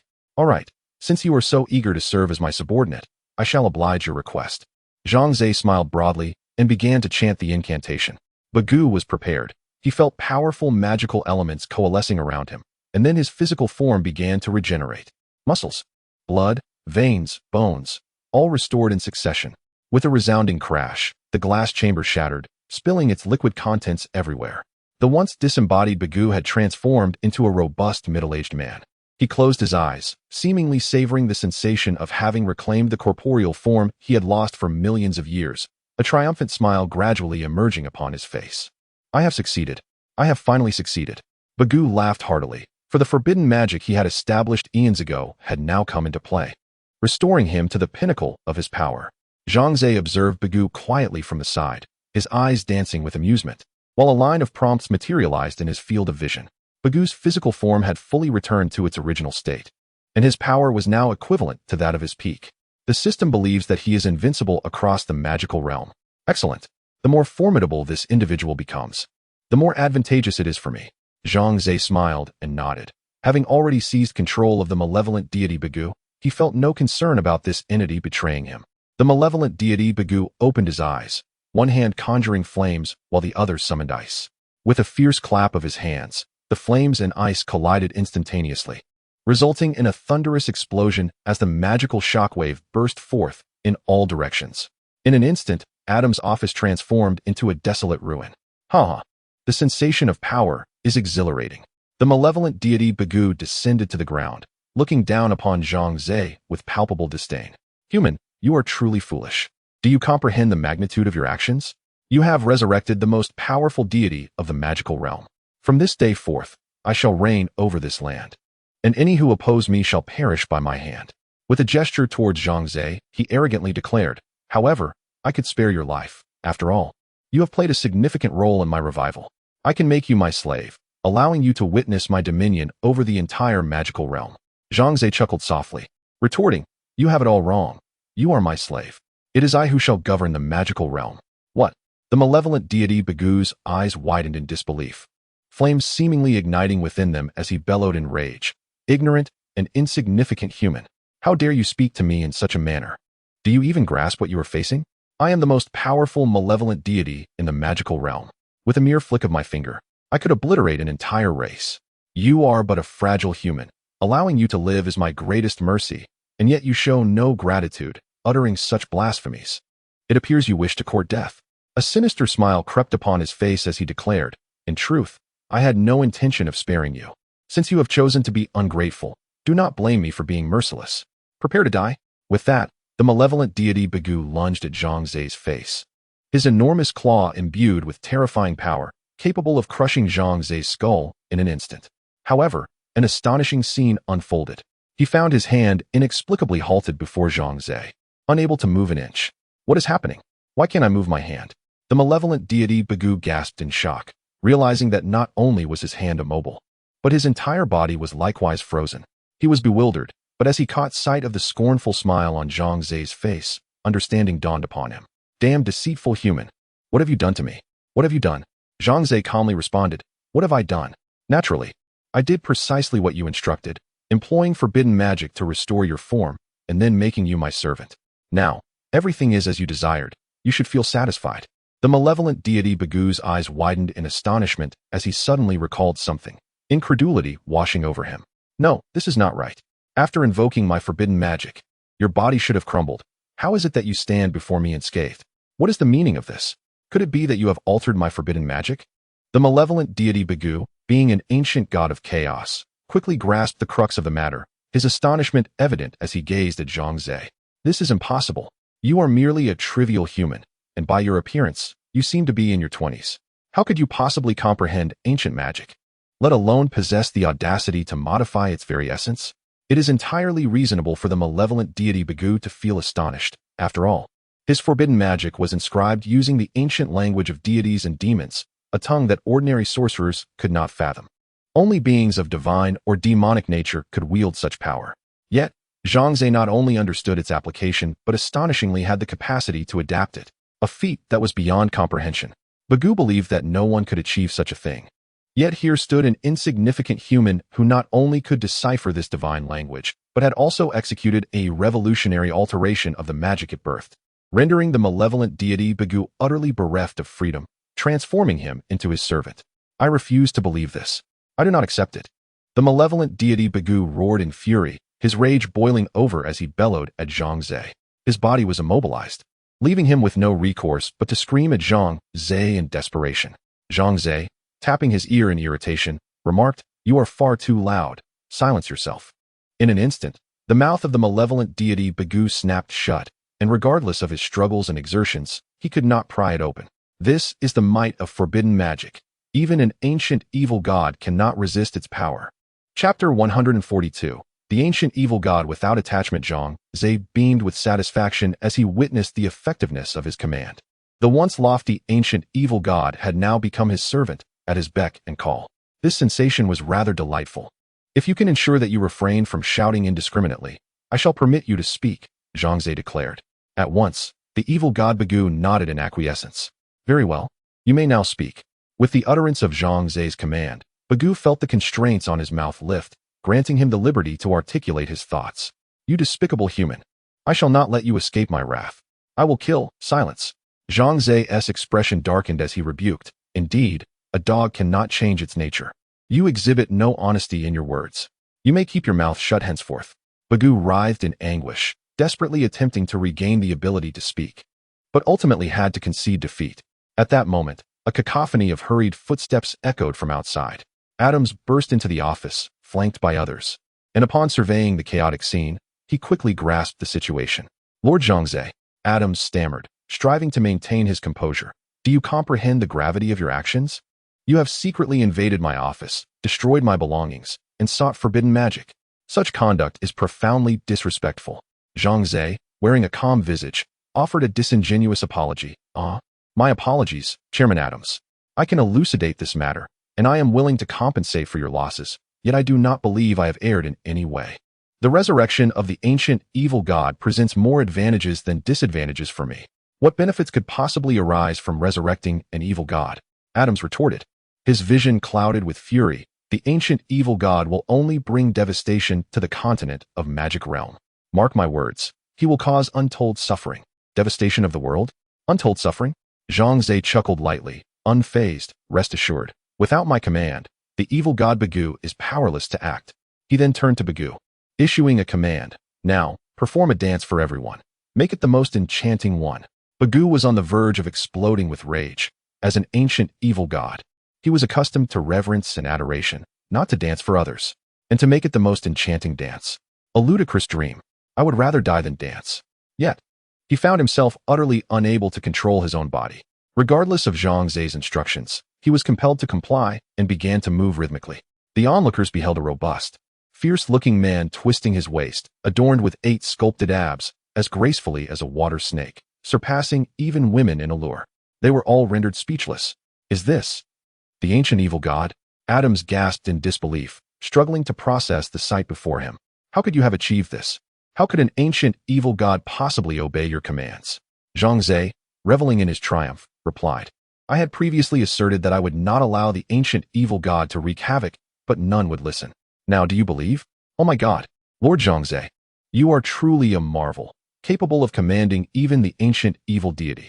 Adam looked at Zhang Ze with increasing admiration. No human has ever been able to control a divine being. Zhang Ze is the very first. The others were equally astonished, eagerly critiquing the dance of the malevolent god Bagoo. TSK. One must admit, the ancient evil deity dances quite beautifully, even more enchantingly than the performers in a tavern. Ha ha ha, if only I had money on me. Otherwise, I would undoubtedly reward him with a few copper coins. I am utterly enthralled. Let the ancient evil deity perform another dance. Alas, the ancient evil deity felt an overwhelming sense of humiliation. He longed to tear apart everyone present and torment their souls for eternity. Unfortunately, he was powerless to resist Zhang Ze's command, forced to continue his shameful display. Ahem. Lord Zhang Ze, that should suffice. Seeing Bagoo's despondent demeanor, Adam could hardly bear it. This ancient evil god, appearing as a robust man, was performing such an embarrassing dance that it was quite unbearable. Furthermore, despite being an evil deity, he deserved a measure of respect. Zhang Ze shrugged and said, very well. Bagoo, cease your performance. The ancient evil deity let out a sigh of relief. He was finally free from dancing. What say you? Will you speak? Zhang Ze inquired with a smirk. However, I must warn you, should you utter any nonsense again, I shall command you to sever your own tongue. Bagoo nodded fervently, finally realizing that he was under the thrall of magic and could not defy Zhang Ze's orders. To ensure his own comfort, he must submit and yield. Thus, he dared not disobey Zhang Ze's command, nor provoke him, for the consequences would be dire. A voice within him constantly urged, this individual is certainly no ordinary human. Ordinary humans lack such audacity and wisdom. Do not confront him. Bide your time for a future opportunity. Observing Bagoo's submission, Zhang Ze nodded and lifted the seal on his mouth, permitting him to speak. Esteemed Master Zhang Ze, I, the evil deity Bagoo, will henceforth obey your every command. Bagoo bowed sincerely to Zhang Ze, his demeanor radiating respect. Zhang Ze acknowledged him with a subtle nod and said, excellent. Now, restore this place to its original condition and compensate President Adams. At your command, Master. The evil deity Bagoo immediately wielded his magic, instantaneously returning the office to its former state, everything restored to perfection. The onlookers were left in awe. They were aware of certain spells capable of reverting objects to their original forms. However, such magic typically applied to only a single object, limited in size, and demanded a significant amount of magical energy, leaving an ordinary person utterly exhausted after a single use. In contrast, Bagoo effortlessly restored hundreds of items within the room, showcasing a level of magical prowess that was nothing short of extraordinary.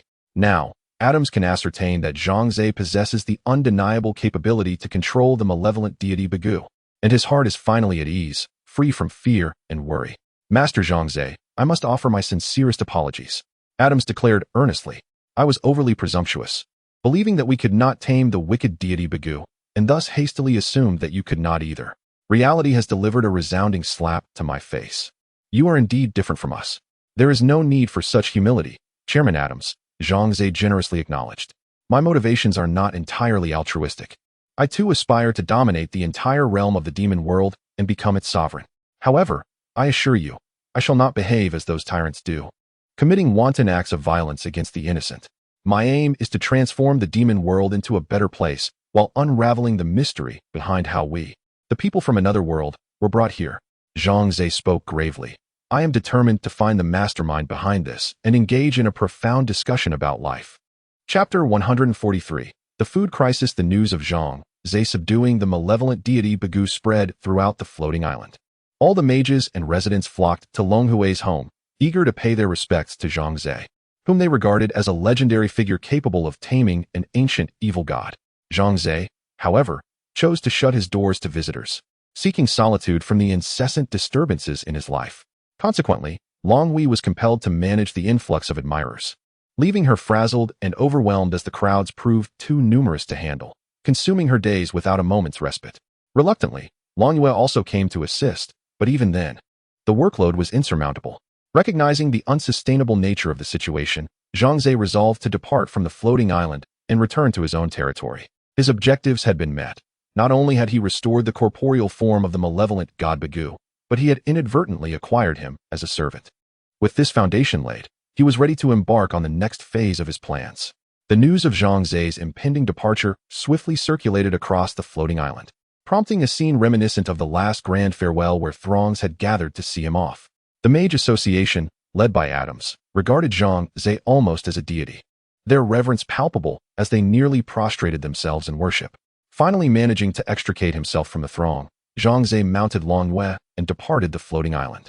Along the journey, he summoned the malevolent god Bagoo and said, "The grand assembly of all races is approaching in a few days. I require your assistance in controlling the other aberrant tribes, persuading them to join my Tiandi association. Are you capable of this?" With utmost respect, Bagoo replied, "In the past, it would have been impossible, but now it is entirely feasible." Possessing formidable power, Bagoo was the creator god of all aberrant tribes.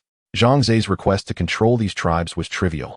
Even annihilating them entirely would pose no challenge for him. Excellent, Zhang Ze responded with satisfaction, before pondering and inquiring, aside from the elusive mastermind, are there any entities on the demon realm continent that rival your might, or perhaps surpass it? After a moment of contemplation, Bagoo nodded and stated, "Indeed, there are two powerful deities above me, their strength far more terrifying, second only to that mastermind." Curiosity piqued, Zhang Ze asked, "Who are they?" "The dark demon god Adolf and the light god Fiel," Bagoo spoke in a solemn tone. "One is the supreme leader of the dark camp, while the other commands the light camp. Both are exceedingly formidable beings. Rumor has it that they were once the right and left arms of that mastermind, but for reasons unknown, they separated from him, establishing the dark and light factions." Thus enlightened, Zhang Ze committed this information to memory. This marked his first substantial understanding of the divine hierarchy within the demon realm, as he had previously been oblivious to the existence of such deities. After all, on Earth, ancient malevolent gods like Zeus had long faded into obscurity, with many believing them to exist solely within myth. After more than a day of travel, Zhang Ze and Longhui finally returned to his territory.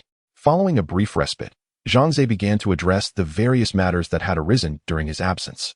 Although Zhang Ze entrusted the affairs of the territory to Owen and Mina before his departure, certain pivotal decisions still required his personal intervention. To his astonishment, his territory had doubled in size. Gazing at the electronic map before him, Zhang Ze felt a sense of surprise. It must be said that Owen and Mina were exceptionally competent subordinates. Their diligent efforts had rendered Zhang Ze's domain increasingly prosperous, alleviating his burdens significantly. Satisfied, Zhang Ze lauded Owen and Mina, saying, You both have performed admirably. During my absence, you have managed the territory with great efficiency, expanding both its area and scale. I am grateful for your hard work. Owen and Mina promptly responded with reverence. It is our honor to serve you, my lord.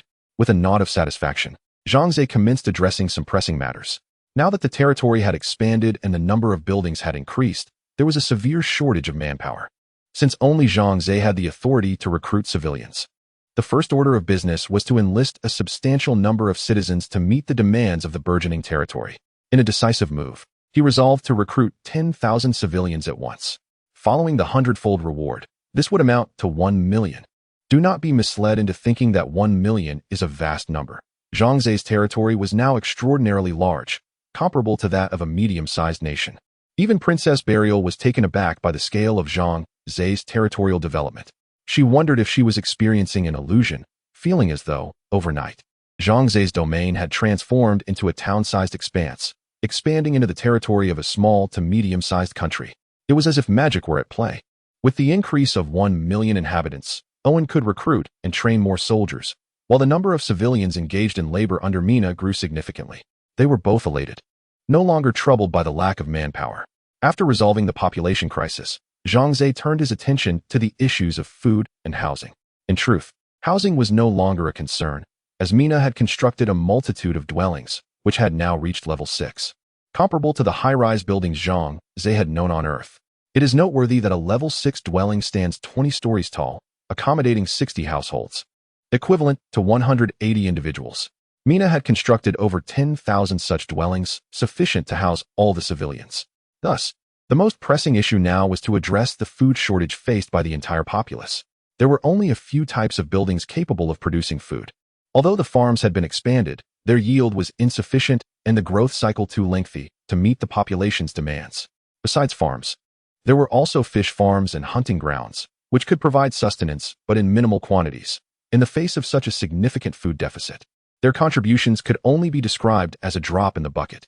Therefore, Zhang Ze required additional sources of food to rectify the situation. Despite already possessing all available food-producing buildings, it seemed that no matter how many more he constructed, it would never suffice. Zhang Ze shook his head in frustration. The construction of farm buildings proved to be a dilemma. Too many would diminish their cost-effectiveness, while too few would lead to insufficient yields. In a state of helplessness, he began to peruse his attributes panel, searching for a solution. Suddenly, his actions froze as he fixated on an architectural icon before him. A system prompt emerged within his mind. Level 1 food processing plant, capable of transforming raw materials sourced from farms and fishing grounds into a greater variety of food. 1 unit of raw material can be processed into 3 units of food. Zhang Ze's eyes sparkled with excitement, and he sprang from the sofa, exclaiming, "Mina, come here." Chapter 144. The behemoth Mina rushed into the Lord's hall upon receiving a directive, only to be met by Zhang Ze, who promptly manifested the blueprints of a food processing factory and laid them before her. After reviewing the plans, Mina's face lit up with astonishment as she inquired, "My lord, are you suggesting that this structure, referred to as a factory, can process food? Will it alleviate our food scarcity?" "Indeed," Zhang Ze affirmed with a nod. "While I am uncertain of the palatability of the food produced, the yield can be doubled. For now, our primary concern is merely to satiate hunger.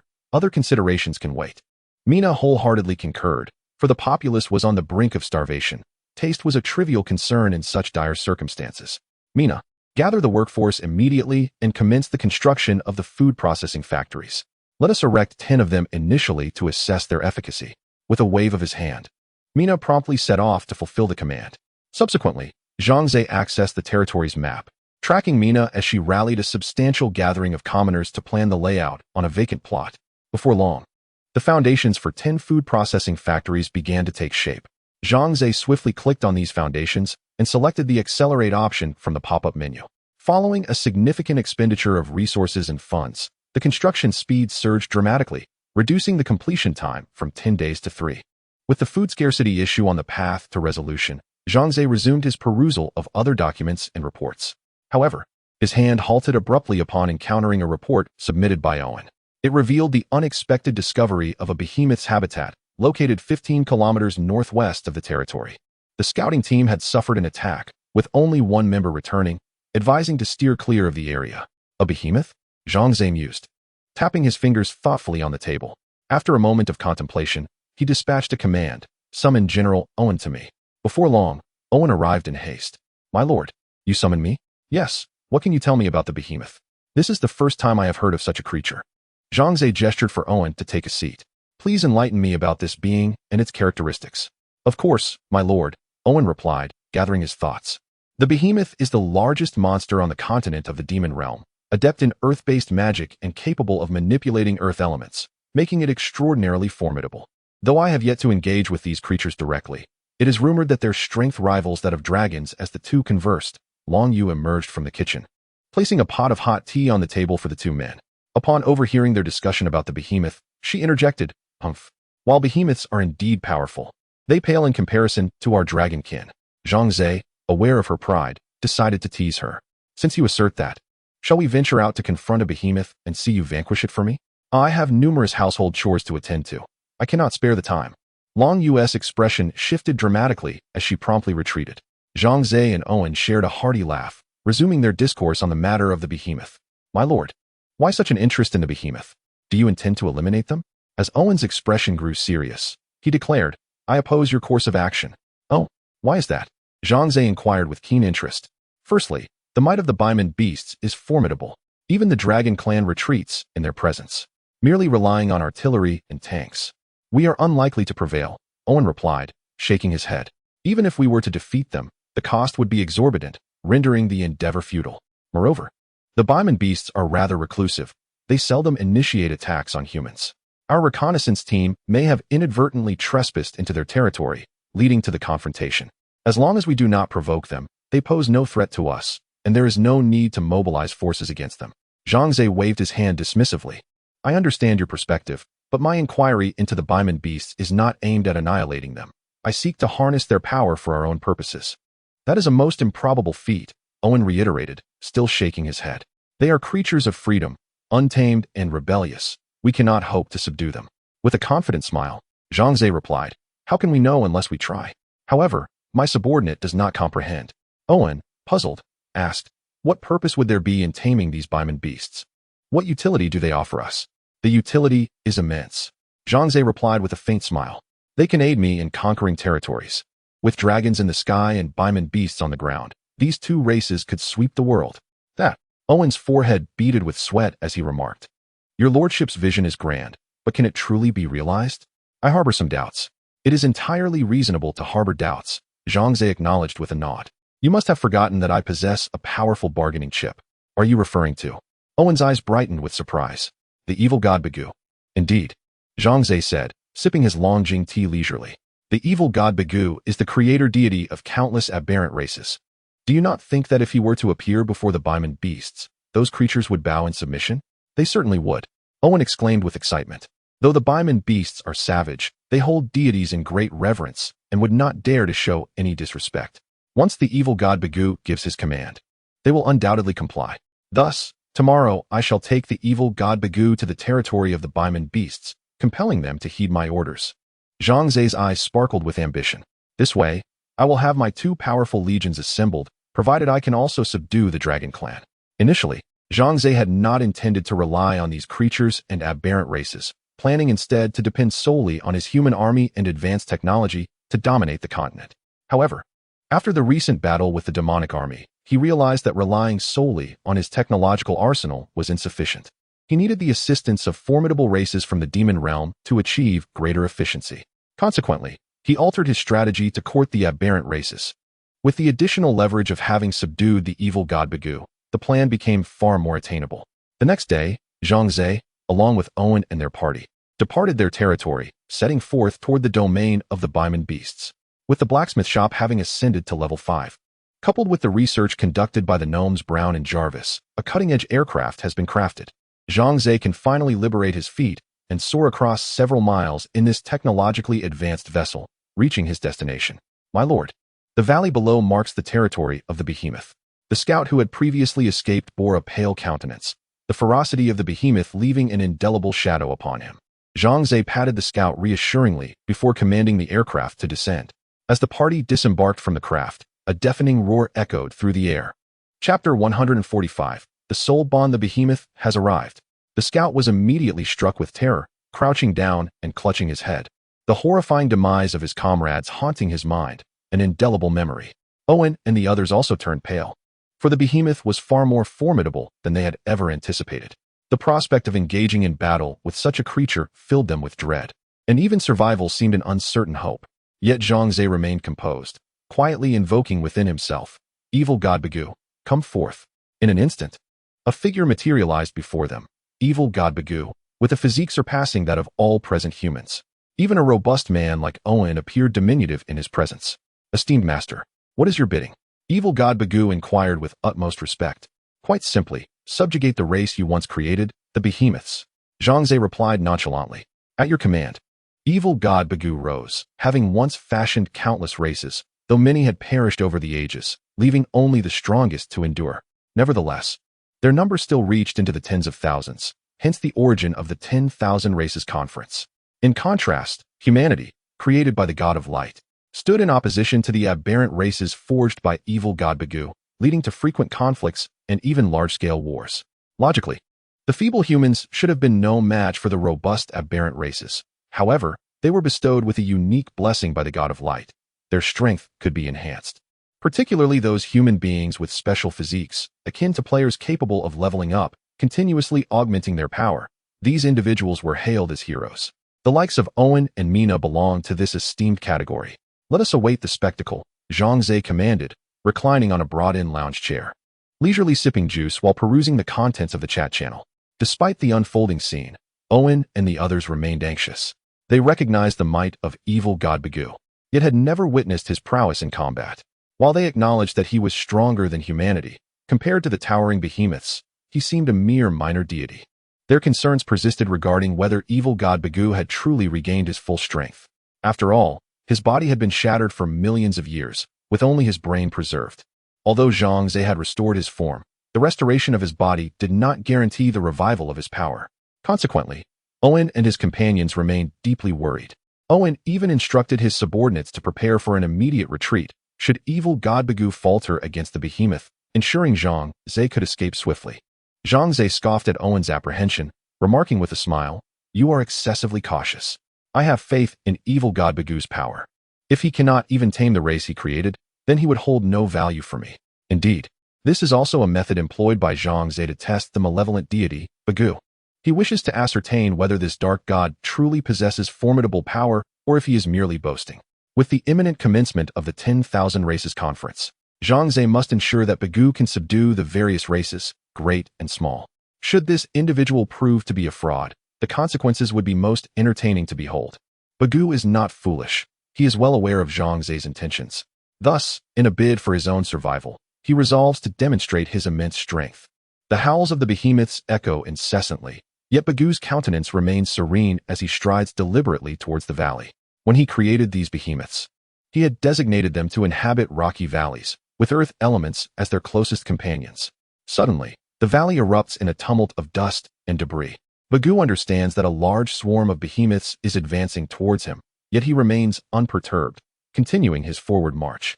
Before long, over 100 colossal behemoths appear, encircling him, their purple fur bristling with rage and a thirst for blood, seemingly intent on tearing this intruder to shreds. Observing the behemoths surrounding him, Bagu snorts derisively and declares, "You fools, have you forgotten your own creator?" Indeed, while the behemoths are powerful, their intellect is woefully lacking. They stand in stark contrast to the dragon race, who are highly intelligent, adept in magic, and inherently strong. In contrast, the behemoths may be dim-witted, yet they excel in close combat, boasting the most robust physiques among all races. Their regenerative capabilities are remarkable. It is said that as long as they draw breath, they will be revitalized by the next day. This is one reason why the dragons are reluctant to engage the behemoths in battle, no matter how fiercely they fight. They cannot slay these beasts. The behemoths gaze blankly at the peculiar human before them. To their eyes, Bagu appears merely as a slightly stronger version of an ordinary human, and compared to them, he is utterly insignificant. Consequently, they dismiss him entirely.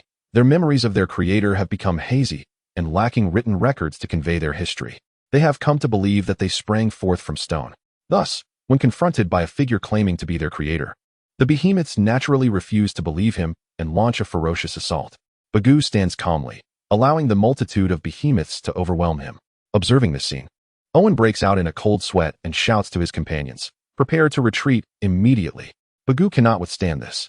However, Zhang Ze waves his hand nonchalantly, assuring, "Do not panic, Bagoo is still alive." Ever since Bagoo became Zhang Ze's servant, a bond of souls has formed between them, granting Zhang Ze insight into Bagoo's very essence. Thus, whether Bagoo lives or dies is a matter Zhang Ze comprehends all too well. The fellow lived quite well. The reason for his lack of retaliation was his desire to observe the evolution of the behemoth he had created over millions of years, to ascertain whether it had grown stronger or weaker. Zhang Ze scoffed and shook his head, remarking, "What a dull individual." Indeed, a tremendous crash resounded. All the behemoths weighing down the malevolent deity Bagoo were sent flying. It is worth noting that a single behemoth weighs 2 to 3 tons. With hundreds of behemoths present, that amounts to 200 to 300 tons of weight. Were it a mere mortal, they would have been crushed to a pulp, yet the malevolent deity Bagoo remained unscathed. He stretched his limbs and then began to walk slowly towards the bewildered behemoths surrounding him.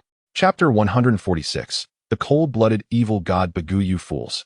Since you have forgotten who I am, allow me to remind you. The evil god Bagoo spoke coldly. Although the behemoth beasts were astonished, they showed no fear and quickly rallied, launching another assault on the evil god Bagoo. What followed was a display of Bagoo's prowess. He darted like lightning among the throngs of behemoth beasts, each punch and kick eliciting agonizing cries from his foes. As an evil god devoid of emotion, he struck without mercy. After a fierce battle, more than half of the over 100 behemoth beasts lay lifeless at his feet, brutally slain by his hand. This was sheer brutality. Even Owen found it hard to bear. Though these creatures may not have recognized the evil god Bagoo, there was no need for total annihilation. Owen mused that if he were in Bagoo's position, he would have merely taught the behemoth beasts a lesson, never resorting to lethal force. After all, they were creations of his own, akin to children, deserving of some measure of compassion. However, the evil god Bagoo was a cold-blooded entity.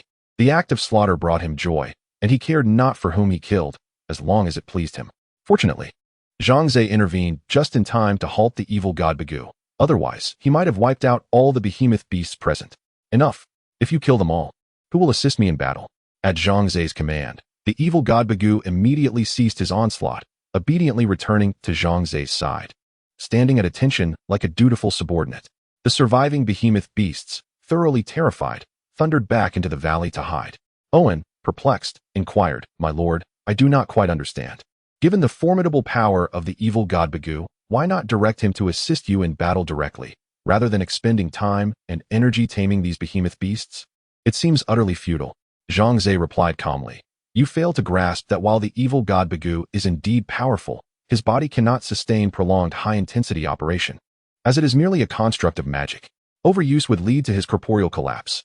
He glanced at the evil god Bagoo and continued indifferently, "He holds many uses for me, and I do not wish for him to deteriorate too quickly." Owen's eyes widened in realization, and he nodded, saying, "Your foresight is commendable, my lord." The evil god Bagoo stood silently nearby, devoid of expression or movement, yet his inner thoughts roiled like a tempest. He had not anticipated that his form was temporary, and that excessive use would lead to his demise. He pondered, "I must urgently find a way to restore my body to a permanent state. Otherwise, if I were to engage in combat with Zhang Ze, succumbing to physical strain would be disastrous." Zhang Ze rose, hands clasped behind his back, and began to walk into the valley. The behemoth beasts should be sufficiently intimidated to refrain from further conflict, and thus Zhang Ze intended to tame them. Of course, the evil god Bagoo was to accompany him. Owen and the others were left behind by Zhang Ze, who believed that only he and the malevolent deity Bagoo were sufficient for their endeavor, without the need for additional companions. Although Owen was apprehensive, Zhang Ze's mind was resolute, so he refrained from further protest. Zhang Ze strode confidently ahead, while the malevolent deity Bagoo followed obediently, head bowed. Despite several urges to eliminate Zhang Ze, Bagoo found himself unable to act due to the binding magic that connected their souls, which left him seething with frustration. Zhang Ze chuckled and remarked, "Are you not feeling quite vexed right now? Desiring to slay me yet finding your hands tied?" Bagoo, taken aback, promptly knelt and expressed his innocence, declaring, "My master, I am truly wronged. I harbor no nefarious intentions." "Enough of your pretense," Zhang Ze retorted with a cold snort. "We have forged a servant's contract, binding our souls through magic. I am aware of your thoughts, so it would be wise for you to behave, lest I summon a thought that reduces you to ashes." Bagoo, drenched in cold sweat, recognized the gravity of Zhang Ze's words, understanding that they were not mere threats. He immediately bowed his head, promising not to transgress again. Zhang Ze, not wishing to pursue the matter excessively, decided that as long as Bagoo complied, he would remain a valuable ally, allowed to live until he served no further purpose. Subsequently, they advanced deeper into the valley, where the behemoth beasts sensed their arrival. Although filled with rage and intent on expelling the intruders from their territory, their limited strength rendered them unable to confront the malevolent deity Bagoo, forcing them to cower in dark corners, emitting low growls. Zhang Ze found amusement in the sight of these fearsome creatures, realizing they were mere bullies, cowards who feared the strong. "Now, where is your leader? Have it come forth to meet me," he called out, hands in pockets, standing boldly in the center of the valley. His booming voice reverberated throughout the terrain, ensuring all behemoths heard him clearly. However, Zhang Ze overestimated their courage. The beasts remained hidden in their lairs, too frightened of Bagoo to emerge. After some contemplation, Zhang Ze instructed Bagoo, "Return to your alternate dimension for now. I shall summon you when needed." Understanding the source of the behemoth's fear, he deemed it best to have Bagoo withdraw temporarily to ease their trepidation before negotiating with them. Concerning his own safety, Zhang Ze felt assured, as the behemoths were already intimidated by Bagoo and recognized Zhang Ze as the deity's master. Should any harm befall him, the dreadful deity would likely reduce their valley to ruins. Thus, confident in this understanding, Zhang Ze allowed Bagoo to retreat, choosing to confront the behemoths alone. Indeed, as the malevolent deity Bagoo vanished from sight, the surrounding behemoths gradually fell into a hushed silence. It appeared they were engaged in whispered discourse until at last, a colossal beast, towering at approximately 5 meters, emerged from its cavern and approached Zhang Ze. The behemoth began to utter a torrent of words in its own tongue, yet Zhang Ze could comprehend none of it. "For heaven's sake, could you speak in Mandarin?" Zhang Ze lamented, feeling a surge of frustration. After a moment of contemplation, he perused his inventory and discovered a tome titled Mastery of Behemoth Language. Upon studying it, he was instantaneously endowed with the ability to understand the behemoth speech. Chapter 147. The Draft Humans, "What brings you to my domain?" inquired the distinctly peculiar behemoth, its voice resonating with an almost thunderous tone as it addressed Zhang Ze. "You have your own territories. Why encroach upon mine?" Zhang Ze shook his head, responding, "You misunderstand. I do not come here to invade your lands." "Then what is your purpose?" The behemoth's leader, bewildered, pressed for clarification. "I am here to conscript soldiers." A sly smile crept across Zhang Ze's face. To him, everyone outside humanity was a foreigner, and unless a race demonstrated exceptional goodwill and fealty, he harbored no fondness for them. Thus far, only the dragonkin and the rat folk had earned a modicum of his favor, as Long Yue and Shuk had rendered him significant assistance. In contrast, he had little regard for the goblin clan, particularly their leader, a notoriously miserly figure with whom Zhang Ze found dealings intolerable. The behemoth before him was no different. Though immensely strong, their intellect seemed lacking, coupled with a pronounced hostility toward humans. According to Owen, when the behemoths were famished, they would venture into human territories to seize and devour their kin. Hence, Zhang Ze regarded these dim-witted giants merely as tools to be exploited. What? Conscription? The behemoth's leader struggled to comprehend the term, as it held no meaning in their lexicon, leaving it looking utterly perplexed. Zhang Ze sighed in exasperation, clarifying, "I mean for all of you to fight for me." The behemoth's leader finally grasped the intent, its expression shifting to one of indignation. "So, you wish to enslave us? Dream on. We, the behemoth tribe, value our freedom. We shall never submit to the threats of any being. Is that so?" Zhang Ze retorted with a cold smirk. "Would you like me to summon that malevolent deity, Bagoo, to discuss this matter further?" Upon hearing Zhang Ze's words, the previously defiant behemoth leader instantly wilted, reluctant to face such a creature in battle, fully aware of the insurmountable odds against them. No, please do not summon him. I believe we can negotiate further." The behemoth leader hastily replied, shaking its head. After a moment's contemplation, it added, "We can fight for you, but we shall not be enslaved. And I cannot send all of my kin to aid you in battle." Agreed. Zhang Ze had no desire to eradicate the behemoths entirely, for he was wise enough to avoid such folly as depleting resources. He hoped for a steady supply of behemoth warriors to fight on his behalf, thus necessitating a degree of recuperation for them. Words alone are insufficient. Let us formalize our agreement. Zhang Ze snapped his fingers, summoning the malevolent deity, Bagoo, who appeared at his side, bowing respectfully. "You called for me, master?" "Indeed." Draft a contract stipulating that the behemoth tribe shall provide me with 500 warriors annually, in return for adequate compensation. Should they default, they shall face divine retribution. Understood, master. The malevolent deity, Bagul, conjured an ancient parchment, upon which, through the force of his will, inscribed lines of archaic script emerged, detailing the contract that Zhang Ze had previously articulated. Zhang Ze, upon receiving the scroll from Bagul, glanced over it briefly and, finding no discrepancies, handed it to the leader of the behemoth clan. Please sign, he urged. The behemoth chieftain took the scroll, feigned a thorough examination, and nodded, stating, I too perceive no issues. Let us proceed with the signing. With that, it pressed its hand upon the parchment, and a flash of golden light enveloped the contract, signifying its enactment. Simultaneously, the scroll ascended into the sky, eventually vanishing from sight. Zhang Ze couldn't help but chuckle inwardly. The behemoth leader was rather foolish, entirely oblivious to the ancient script. In its earlier perusal of the contract, it had even failed to notice it was upside down, all the while putting on a pretense of scrutiny, truly amusing. However, Zhang Ze refrained from exposing the leader's ignorance, for although the behemoths were dim-witted, they possessed a strong sense of pride and would not tolerate mockery. Thus, he opted to avoid unnecessary conflict. Now that the contract is duly signed, I request that you fulfill your end of the bargain by delivering the 500 warriors for this year to me. I shall provide them with their remuneration shortly. Zhang Ze stated. The behemoth chieftain, being straightforward, recognized the importance of honoring its word and swiftly commanded the assembly of 500 soldiers in the valley's center. These warriors were towering figures, exuding an imposing presence. Zhang Ze stood before them, dwarfed as if he were a mere mortal beside a century-old giant tree, with a disparity in height exceeding tenfold. From a distance, it appeared as if mountains were in motion, under the chieftain's orders. Coupled with the ominous presence of the deity Bagul, the behemoths treated Zhang Ze with utmost respect. Zhang Ze then instructed Bagul, these behemoth warriors are now your charge. Please lead them back to my territory. I shall not accompany you. The journey back from the behemoth valley to his own domain spanned over 10 kilometers, and traversing this distance on foot would take at least half a day. Zhang Ze had no intention of enduring such hardship and resolved to return with Owen and the others via an aerial vehicle. Bagul, compelled to comply, leapt atop one of the behemoths, directing the others as they proceeded toward Zhang Ze's territory. The synchronized movement of over 500 behemoths caused the very earth to tremble, akin to the tremors of a magnitude 5 or 6 earthquake. Upon returning to Owen and the others, Zhang Ze found them anxiously awaiting his arrival. Their collective sigh of relief echoed as they saw him safe. Let us depart. I trust that by dawn, my behemoth army will have reached our domain. Zhang Ze reclined comfortably in the luxurious seat of the aircraft, designed akin to the business-class seats of a commercial airplane, finding it remarkably soothing. Subsequently, the aircraft ascended into the sky and swiftly returned to its territory.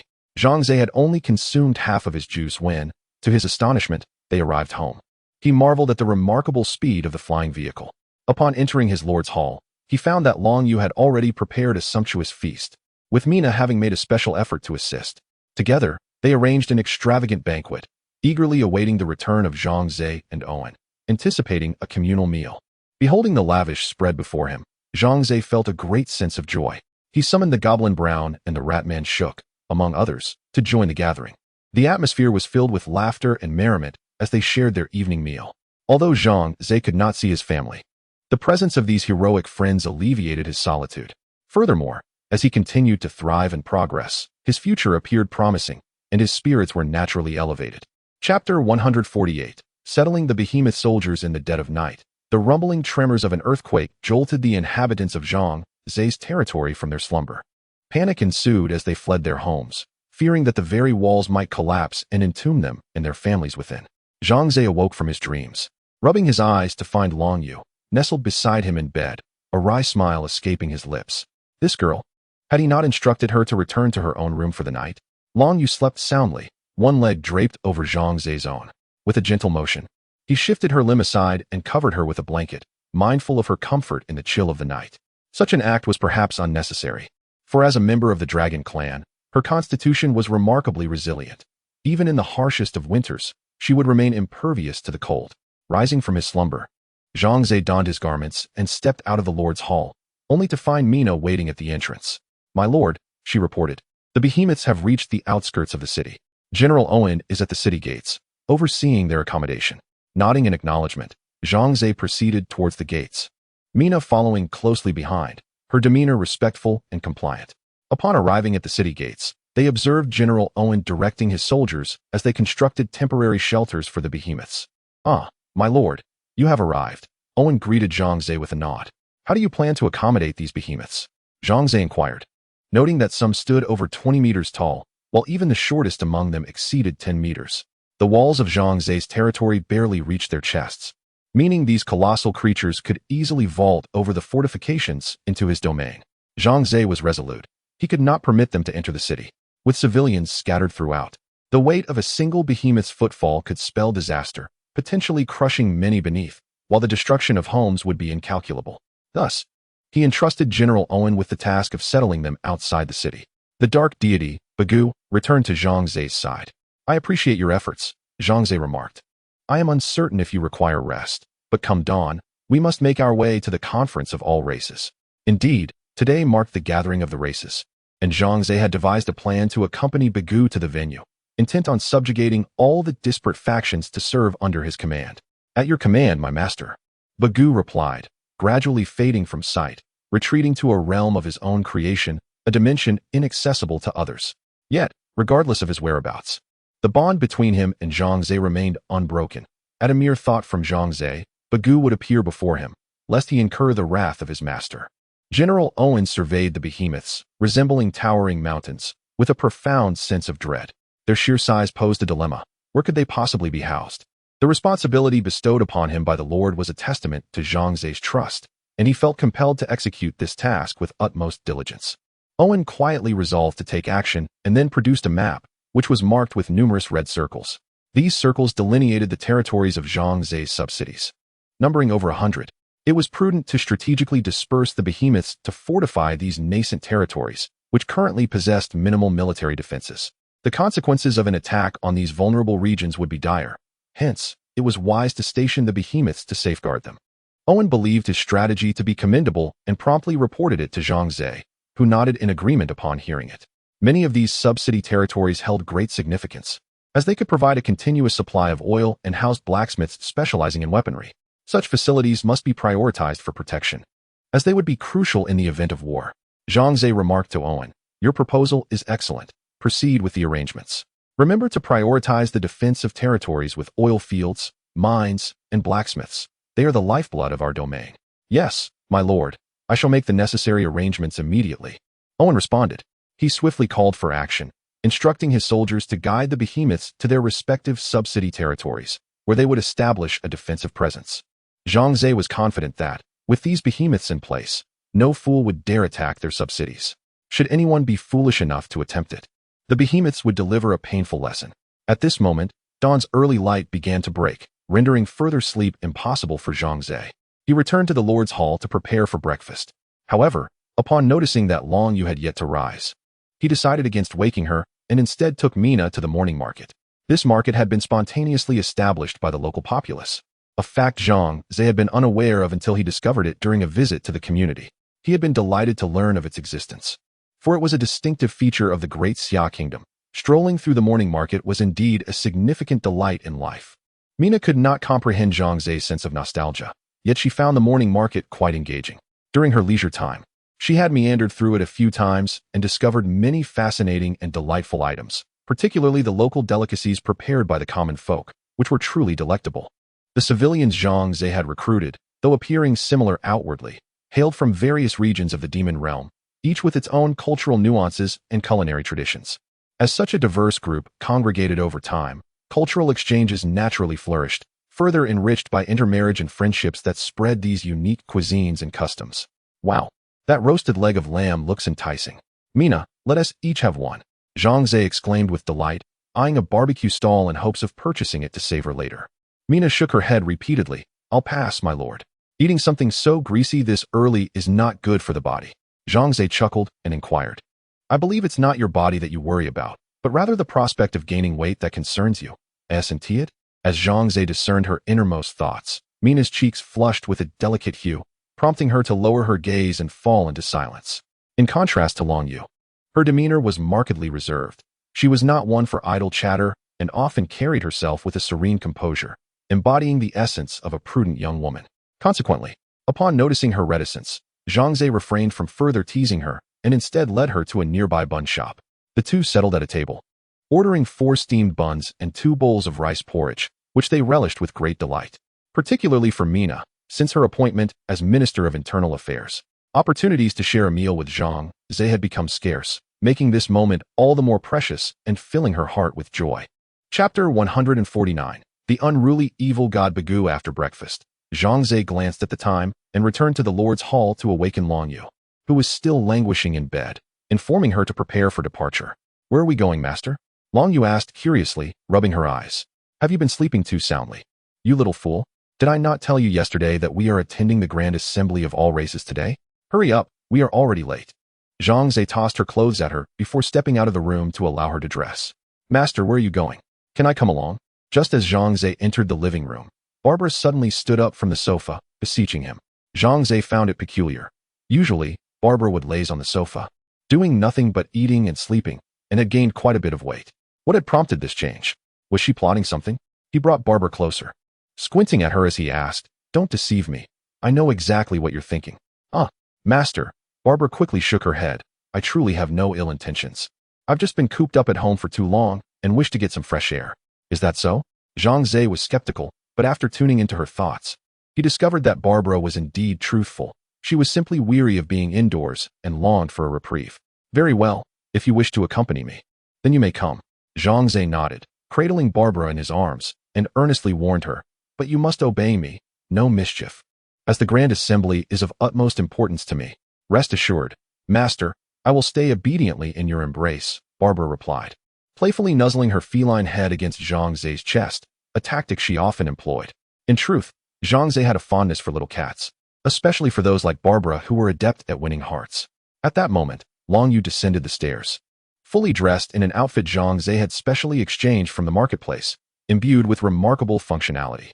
When Long Yu transformed into a black dragon, the garment would automatically vanish, ensuring it remained unharmed. Upon reverting to her human form, the attire would reappear, safeguarding her modesty and privacy as a young woman. Long Yu herself was indifferent to this, but Zhang Ze could not tolerate it. In his heart, all these girls belonged to him, and none could lay claim to them. "Master, I'm ready. We can set off now," Long Yu cheerfully declared, her spirits high because she had longed to witness the grandeur of the Grand Assembly of all races. Regrettably, due to familial circumstances, she had been stripped of her rights, as only the legitimate nobility of the Dragon Clan were permitted to participate. Now, she could finally accompany her master to the Grand Assembly. Long Yu felt a surge of excitement, thinking to herself that she would show those disdainful dragon kin that her life outside the clan was thriving beyond their imaginations. Zhang Ze, cradling Barbara, exited the Lord's Hall alongside Long Yu, where Owen, Mina, and others were awaiting their return. "My lord, allow me to accompany you." Owen stepped forward, stating, "I possess considerable knowledge about these races. During my time in the king's army, I had significant dealings with them, and I can provide a succinct introduction to their circumstances." Zhang Ze pondered for a moment before nodding in agreement, recognizing the necessity of such a guide. At that moment, a voice unexpectedly whispered in Zhang Ze's ear, "My lord, I too wish to join you." The speaker was the undead Kalindal, who startled Zhang Ze, who had been caught off guard. He chided, "Next time, please announce your presence before sneaking up on me like that. You nearly gave me a fright." "I apologize, my lord. I shall be more mindful next time," Kalindal hastily replied. It was only upon seeing Kalindal that Zhang Ze recalled he had yet to restore him to human form. Thus, he summoned the malevolent deity Bagu to his side to inquire about the matter. "Esteemed master, I previously mentioned that to resurrect the undead, one must consult the Lord of the Underworld. Only with his assistance may Kalindal be restored to his former self," the deity Bagu stated reverently. "Then where can I find the Lord of the Underworld? How might I locate him, and what must I do to gain his consent?" Zhang Ze posed 3 inquiries. "The Lord of the Underworld resides in the realm of the deceased, a place where all souls journey after death. The only way for us to access the underworld is to become undead ourselves, thus allowing us to meet the Lord. As for persuading him to restore Kalindal to humanity, he owes me a favor. I need only ask, and he will surely assist," Bagu explained. Upon hearing this, Zhang Ze felt a wave of exasperation. "So, we must become undead to meet the Lord of the Underworld? Does that mean we must die first? I shan't be so foolish." Bagu replied respectfully, "In truth, there are many ways to detach your soul from your body without succumbing to death." "Oh, What methods might those be? Pray, enlighten me. Zhang Ze's curiosity was piqued.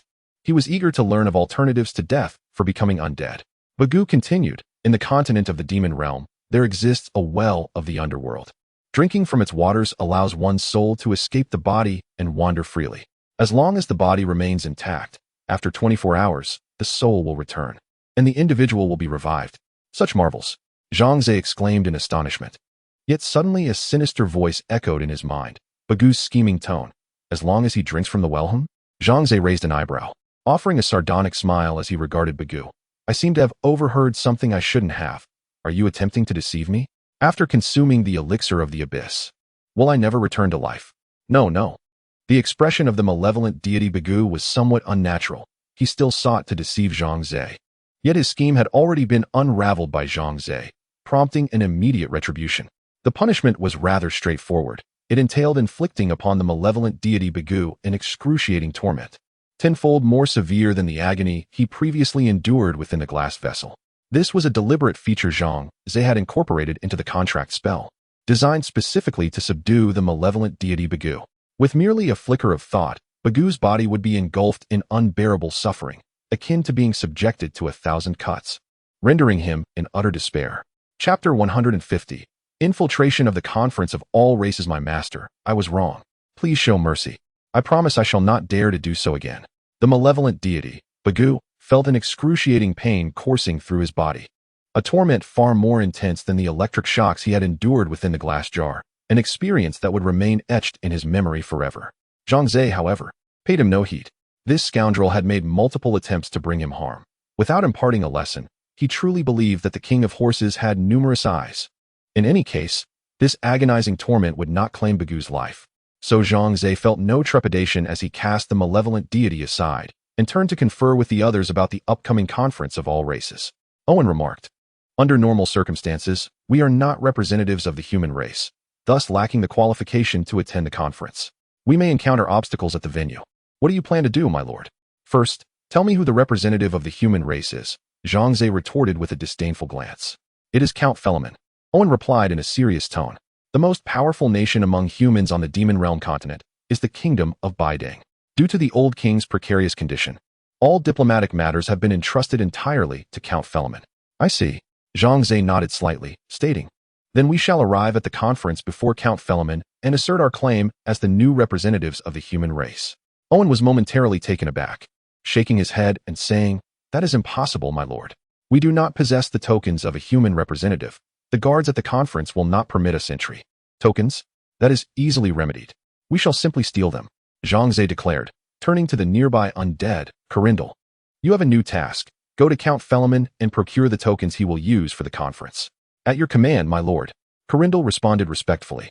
Once the discussion concluded, Zhang Ze cast a glance at the malevolent deity, Bagu, who lay there, foaming at the mouth and unconscious from the torment. With a cold snort, he declared, that will suffice. Instantly, the pain vanished, allowing Bagu to catch his breath. He felt as though he had narrowly escaped death, yet for some inexplicable reason, he remained alive, his consciousness frighteningly clear, a sensation he would never wish to experience again. Thank you, my master. Bagu gasped, kneeling on the ground in gratitude. Though he harbored intense hatred for Zhang Ze within, he had no choice but to prostrate himself outwardly, showing utmost obedience. For he was utterly unable to defy any command from Zhang Ze and could only choose submission. Zhang Ze regarded him with an icy stare, stating, this is the second time you have attempted to harm me. Do not test my patience any further, or I shall make your existence a living hell. Bagu had always been a source of concern, and were it not for Zhang Ze still deeming him of some use, he would have gladly erased him from existence. Once the discussions were complete, Long Yue transformed into a colossal dragon.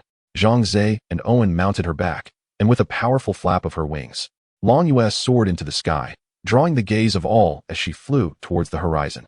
The gathering of the multitudes is held annually at the same location, atop the Twin Moon Peaks, where the expansive vistas offer a sense of security free from the treachery of ambushes by any race. Ultimately, this choice stems from the profound distrust among these races, each wary of potential betrayal from the others, leading them to select this venue for their assembly. The distance from Zhang Ze's territory is considerable. Even the swift dragon moon requires a week to traverse the journey. Fortunately, prior to the gathering, various rites and celebrations take place, affording Zhang Ze ample time to arrive. Moreover, he resolved to obtain the token from Count Philemont before attending the gathering. However, the lord of the city, concerned, remarked, "Given our pace, by the time we reach the gathering, Count Philemont will already be in attendance. Will it still be of use to steal the token from him?" "Of course it will be," Zhang Ze replied with a faint smile. "We can utilize this token to undermine Count Philemont's credibility." The others, though puzzled, felt reassured by Zhang Ze's apparent confidence in his plan. Thus, their arduous journey commenced. For an entire week, Dragon Moon soared tirelessly through the sky. Despite having only Zhang Ze and Owen on her back, she felt a pang of concern for him. Limiting her flight to 12 hours a day and reserving the remainder for rest, Dragon Moon was deeply touched, yet worried about hindering Zhang Ze's ambitions. Thus, she stubbornly persisted in flying for 20 hours daily, leaving only 8 hours for slumber alongside him. This was already her limit, as dragons typically require over 20 hours of sleep. Nonetheless, for Zhang Ze's sake, she forced herself to alter her natural rhythms, leading her to feel increasingly fatigued each day. Through Dragon Moon's relentless efforts, Zhang Ze and his companions finally arrived a day early at the site of the gathering, the Twin Moon Peaks. At that moment, the area was abuzz with laughter and camaraderie, various races mingling joyfully, though it remained uncertain whether their sentiments were sincere or merely superficial. At least on the surface, they appeared amicable, akin to brothers. Zhang Ze did not immediately lead his companions into the assembly, but, after settling Dragon Moon and Owen, donned an invisibility cloak and, alongside the undead Kalendor, infiltrated the venue. Their objective was to locate Count Philemont's assistant and procure the token from him. However, to Zhang Ze's astonishment, the expanse of the gathering was immense. With tens of thousands of races encamped, there were over 100,000 tents. Searching for Count Philemont's quarters among such a multitude was akin to finding a needle in a haystack. What could be done? Hiding in the shadows, Zhang Ze squinted and pondered.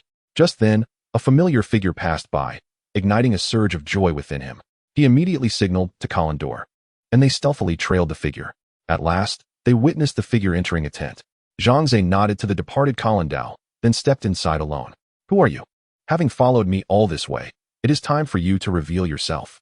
The individuals within the tent had long been aware of his presence and were now standing inside, awaiting Zhang Ze. As the entrance flap rose without a breeze, one of them raised a staff, aiming toward the entrance, and in a deep voice inquired, "Do not make a move. I am Zhang Ze." He removed his cloak, revealing his true appearance, and remarked, "Good sir, the old mage, do you still remember me?" The other party immediately displayed a look of surprise, lowered his staff, approached Zhang Ze, shook his hand, and exclaimed with a smile, "Ah, it is your excellency, the vice president.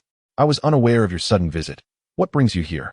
Chapter 151. The emergence of Mage Zhang Ze. The appearance of Zhang Ze left the old mage utterly astonished.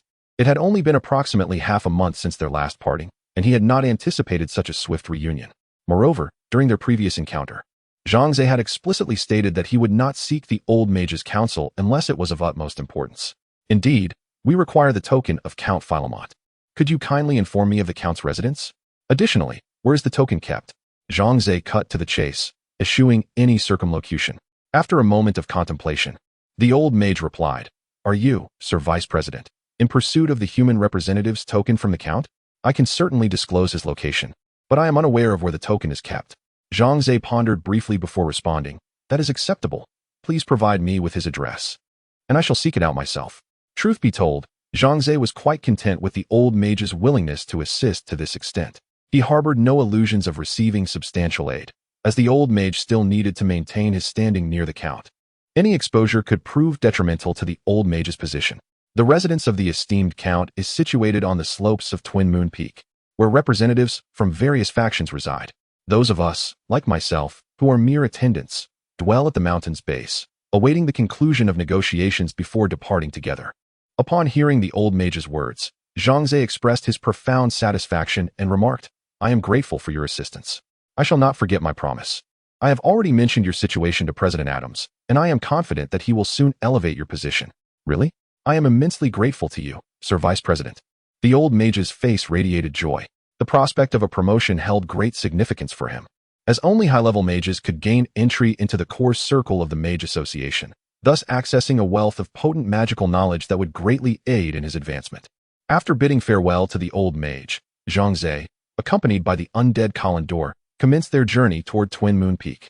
They navigated through the throngs of jubilant revelers until they finally reached the foot of the mountain, only to discover that the area was heavily guarded. It was evident that such stringent measures were implemented to prevent anyone from stealthily infiltrating and harming the representatives, thereby disrupting the proceedings of the Grand Assembly. My lord, there is a magical detection array here. Kalendor pointed to a nearby blue magical formation inscribed upon the ground. Zhang Ze furrowed his brow, taken aback by the meticulousness of the defenses. He had not anticipated the construction of such an extensive magical detection array enveloping the entirety of Twin Moon Peak. This was no small feat. However, a smirk played at the corners of Zhang Ze's lips. Since the opposing side had established a magical array, it was likely they would employ mages. Given that 90% of the mages on the Magic Realm continent were under the jurisdiction of the Mage Association, Zhang Ze pondered whether, as the vice president of the association, he could command them. Determined, Zhang Ze resolved to first locate the mage responsible for the array's construction and reveal his identity, compelling the mage to submit to his authority. Two individuals circled around the perimeter of the magical formation, yet they failed to locate the mage who had established it. As dawn gradually broke, Zhang Ze felt a twinge of urgency. Kalendor, capture a prisoner at once. I must extract the whereabouts of this mage. Upon hearing Zhang Ze's command, the undead Kalendor sprang into action. He stealthily approached a goblin soldier and whispered into its ear. In no time, the creature had succumbed to a trance. Like a lifeless puppet, obediently following Kalendor back to Zhang Ze's hiding place. Upon seeing the goblin soldier, a thought struck Zhang Ze. Kalendor possessed a formidable heroic skill capable of controlling the target's mind, rendering it unnecessary to bring the foe here, which could easily arouse suspicion. However, with the situation as it was, Zhang Ze had no choice but to resolve the matter swiftly and then send the goblin soldier back to avoid raising any doubts. The goblin soldier stood before them, its eyes vacant, responding obediently to Zhang Ze's inquiries. Tell me, where does the mage who set up this perimeter reside? Zhang Ze inquired solemnly. She resides in a tent within the magical formation, the goblin soldier replied in a slow, hushed tone. Zhang Ze was immediately troubled. He could not enter the magical formation, and the mage resided within it. How could he proceed? He began to ponder alternative strategies, then turned to the goblin soldier and asked, Can you see that mage? Yes. A flicker of hope ignited in Zhang Ze's heart. He continued with determination. Then you must do something for me. Find that mage and inform her that the vice president of the Mage Association wishes to meet her. Zhang Ze produced a metal insignia, symbolizing his identity, and handed it to the goblin soldier, instructing it to present this token to the mage. The goblin soldier obediently accepted the insignia and wobbled away to seek out the mage. Now, Zhang Ze could only wait anxiously for news. Whether the goblin soldier would successfully complete its task was beyond his control. As the minutes dragged on, Zhang Ze's anxiety intensified. The wait felt interminable, and he worried for the goblin soldier's safety. After all, the creature, devoid of reason, was no different from a fool, and should it encounter its kin, it would surely be recognized. Another hour passed, and just as Zhang Ze was about to relinquish hope, Kalendor suddenly spoke. My lord, someone approaches. It appears to be the goblin soldier, and it has brought another individual. Hearing this, Zhang Ze's spirits soared, yet he quickly composed himself. He donned his invisibility cloak and, alongside Kalendor, sought refuge in a concealed spot to observe the goblin soldier and the newcomer discreetly. After a while, the goblin soldier indeed appeared within their line of sight, escorting an individual draped in a cloak, whose features remained obscured. However, Zhang Ze suspected that the figure might be a woman, as she possessed the distinctive contours typical of femininity. Could this woman be the mage responsible for setting up the magical array? Zhang Ze pondered silently.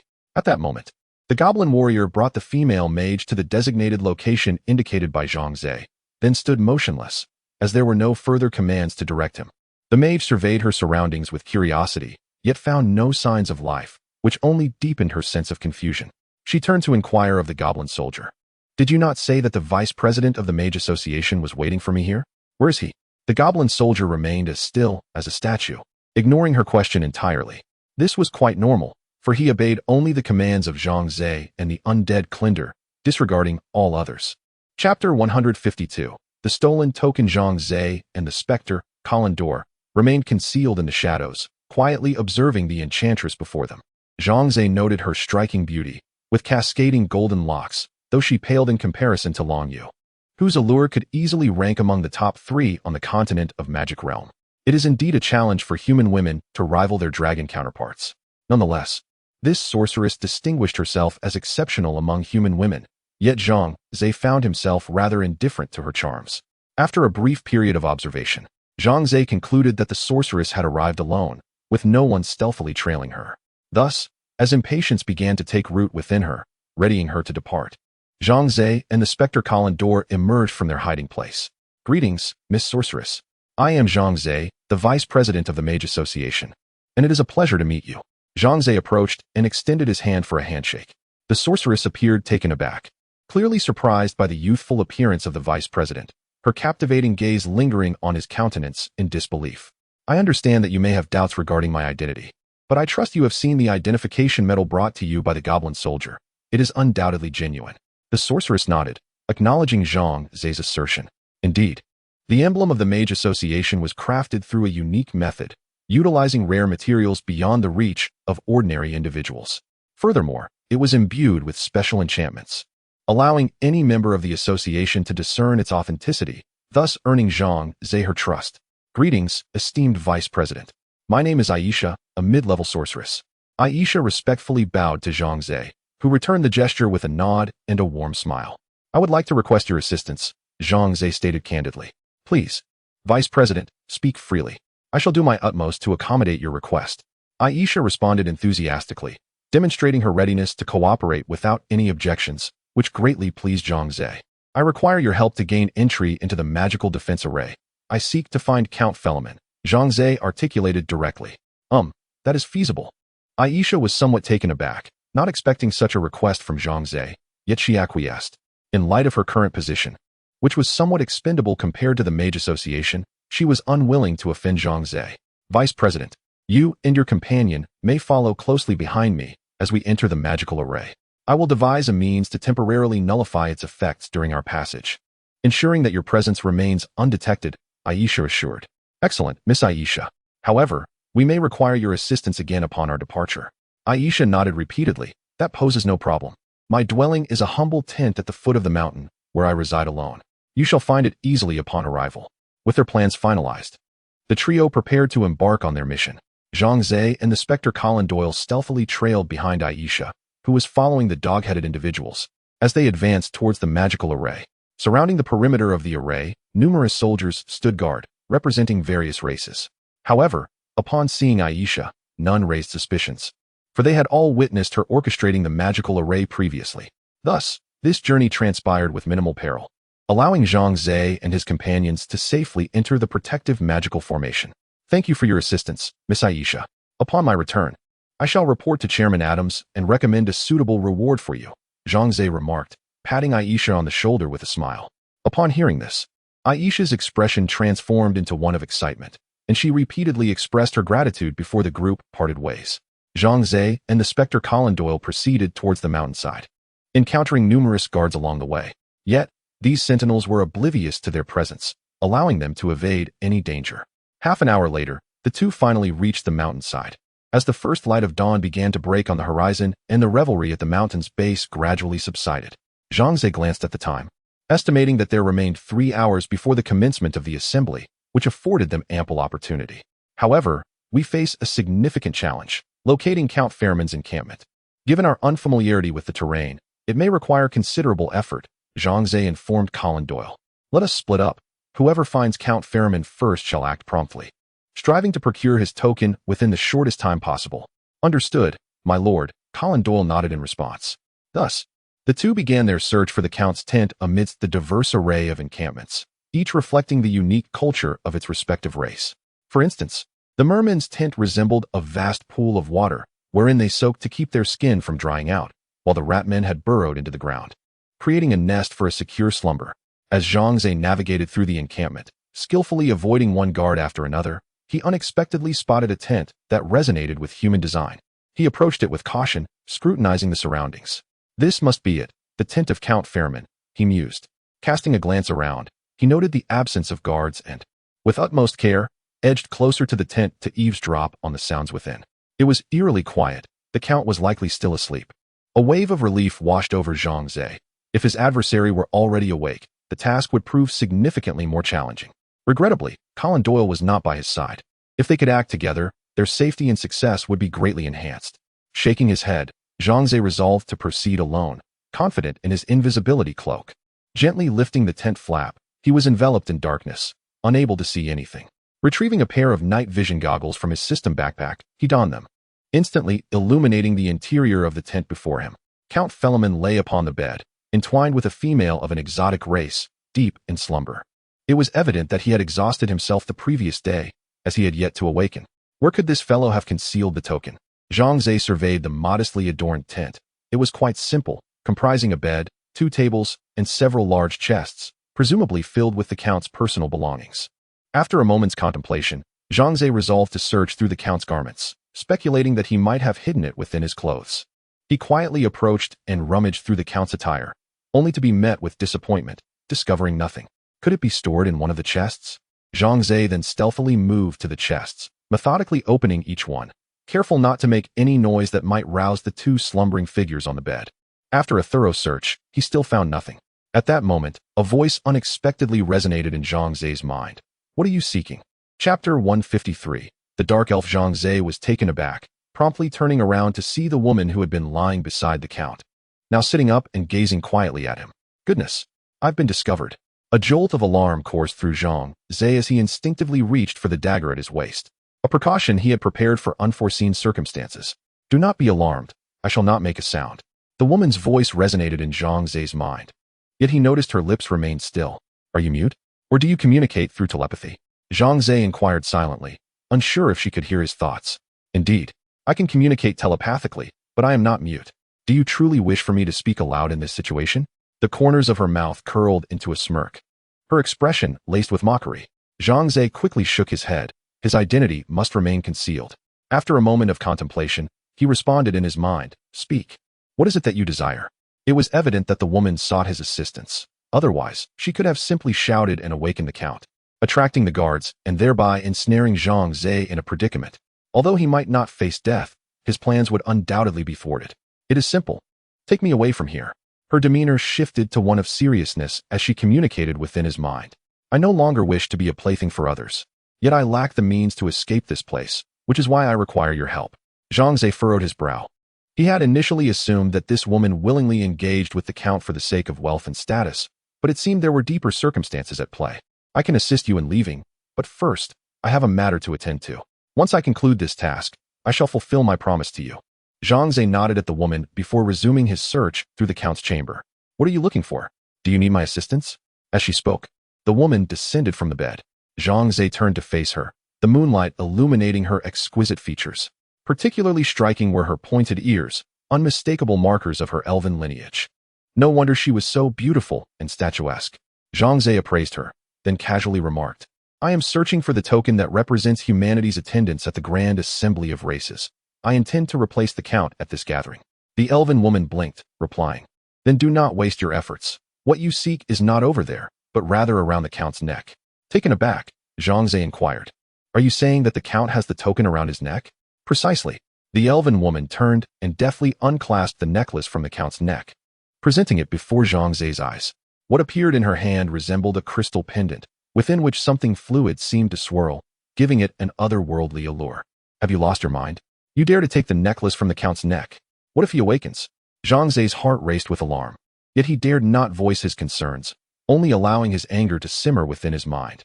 Rest assured, any man who has shared my bed will succumb to a deep slumber and shall not awaken until dawn, the elven maiden proclaimed with an air of pride. We night elves possess such power, capable of ensnaring men's very souls. Night elves. Zhang Ze paused momentarily, recalling that Owen had once mentioned the existence of various types of elves, the most common being the woodland elves, while night elves were rather rare. It was said that the night elf clan had a greater number of females than males, each one remarkably beautiful, second only to the dragonkin. However, their enchanting beauty had brought them misfortune, rendering them targets for human hunters. After all, the dragonkin were too formidable for ordinary humans to provoke. In contrast, the night elves, ranking among the weaker factions, often found themselves bullied by other races, particularly favored by middle-aged men of humanity. Noticing Zhang Ze's scrutinizing gaze, the night elf scoffed inwardly, her expression one of disdain. Indeed, all human men are the same, driven by lust. Yet, she maintained a facade of politeness towards Zhang Ze, adopting a coy demeanor as she addressed him. If you assist me in escaping this place, not only will I keep your secret, but I can also fulfill any desire you may have. Though Zhang Ze perceived the blatant implications, he found himself disinterested in this wilted blossom. Having been surrounded by beauty throughout his life, I appreciate your offer, but all I require is your assurance that you will not disclose my situation. Everything else is unnecessary, he replied, waving his hand dismissively before approaching to take the necklace from the night elf's grasp. The night elf was taken aback. Typically, human males were rendered immobile by her presence, displaying overt greed and desire. Yet this young man seemed entirely indifferent to her allure. By the way, I haven't asked your name, Zhang Ze inquired casually as he secured the necklace. Tana, the night elf replied softly. And you, human, what is your name? Zhang Ze will suffice. I can facilitate your escape from here, but thereafter, where you choose to go is no longer my concern. With that, Zhang Ze stealthily led Tana out of the count's tent. The dawn had fully broken, and many within the nearby tents were already stirring, preparing for the day's grand assembly of the races. Colander, of the undead, wandered nearby, having yet to locate the count's dwelling. As the light began to brighten, he hastily messaged Zhang Ze, inquiring about their next course of action. Upon receiving his message, Zhang Ze arranged a clandestine meeting in an unnoticed, secluded corner to discuss their subsequent maneuvers. Tana, we have stolen the count's insignia. I can only imagine the fury that will ensue upon his awakening. My friend and I can render ourselves invisible, but you cannot remain here, he cautioned. Zhang Ze addressed Tana, saying, for your own safety, it would be prudent for you to descend the mountain immediately and seek out the sorceress who set the magical array. Just inform her that I have sent you. As he spoke, Zhang Ze handed his identity token to Tana, adding, you shall remain with her and await my return. Upon receiving the token, a flicker of surprise crossed Tana's eyes. He was indeed the vice president of the Mage Association? How remarkably youthful. Having had previous encounters with the Mage Association, she was aware that its esteemed members were typically advanced in years, often resembling venerable old men with graying beards. Thus, a strikingly handsome and youthful man like Zhang Ze was an exceptional rarity, leaving her astonished and fortunate to have encountered someone of such illustrious standing. As long as I cling to this golden opportunity, with the Mage Association's protection behind me, I shall undoubtedly be safe, she mused with delight. Having settled Tana's arrangements, Zhang Ze removed his cloak, revealing the splendid attire beneath, specifically crafted for him by Bell and Longyu for the Grand Assembly. Colander, let us proceed to the conference. Chapter 154. The debate. The specific location of the meeting was atop the Twin Moon Peak, where an expansive outdoor platform awaited. Zhang Ze blended into the crowd, gradually making his ascent, while the undead Colin Dole incessantly murmured in his ear, my lord, are we truly not at risk of exposure? I harbor some concerns. Colin Dole's apprehensions were not without merit. Historically, the representative of the human race at the 10,000 Races Conference had been Count Felaman. This year, however, the sudden substitution of Zhang Ze, despite his possession of the token representing humanity, was bound to arouse suspicion. Furthermore, Count Felaman would never passively allow Zhang Ze to usurp his position as representative. He would undoubtedly seek to unveil Zhang Ze's true identity, potentially leading to a fierce debate. Zhang Ze maintained a serene demeanor, his expression composed as he whispered, there is no need for alarm. We possess a trump card. Have you forgotten about the evil god Bagu? He is our most formidable asset. Once we reveal him, all those of the aberrant races shall bow before me. Zhang Ze's assertion held truth. As long as he could assert control over these aberrant races, he would harbor no fear. Previously, Count Felaman, as the representative of humanity, could only engage in normal discourse with those aberrant races, existing in a relationship of equal standing, unable to command them to act on his behalf. This was precisely why he sought to capture the evil god Bagu, to wield him as a means to dominate the aberrant races and fulfill his nefarious ambitions. Now that the evil god Bagu had fallen into Zhang Ze's hands, he was imbued with confidence, certain that he could vanquish Count Felaman. After approximately half an hour of progress, Zhang Ze finally reached the grand platform atop Twin Moon Peak, where an enormous stone circular conference table was set, reminiscent of the round-table discussions in films. All representatives gathered around the table, ensuring an atmosphere of equality, devoid of hierarchy. Zhang Ze stood to the side, hoping to discern some form of identification for each seat, only to find that attendees were seated at random. Consequently, he chose a stone chair and settled in. Greetings, human. A towering minotaur seated beside him bellowed, his large nostrils exhaling warm air. Zhang Ze acknowledged him with a nod, and at that moment, another aberrant being took a seat across from him. This creature was covered in green skin, resembling a human to some extent, yet it was unmistakably a green goblin. The green goblin glanced at Zhang Ze, seemingly disinterested. Zhang Ze, disinclined to engage in pleasantries, was not present to forge friendships, but rather to establish dominion over these aberrant races. At this juncture, many representatives had taken their seats, and the chairs surrounding the circular table were now filled. This gathering, hailed as the Conference of 10,000 Races, comprised merely hundreds of races. Otherwise, it would be impossible for 1,000 individuals to be accommodated. I have no place to sit. Are there not enough chairs? Or are there too many of us here?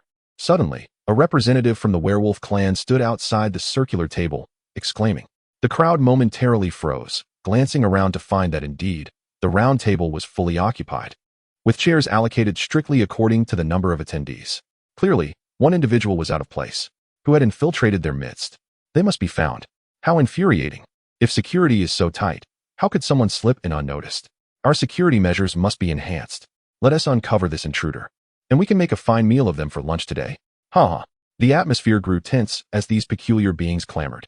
Zhang Ze maintained an air of calm, as if entirely detached from the unfolding chaos. Just then, Count Felaman, seated diagonally across from Zhang Ze, suddenly recognized him.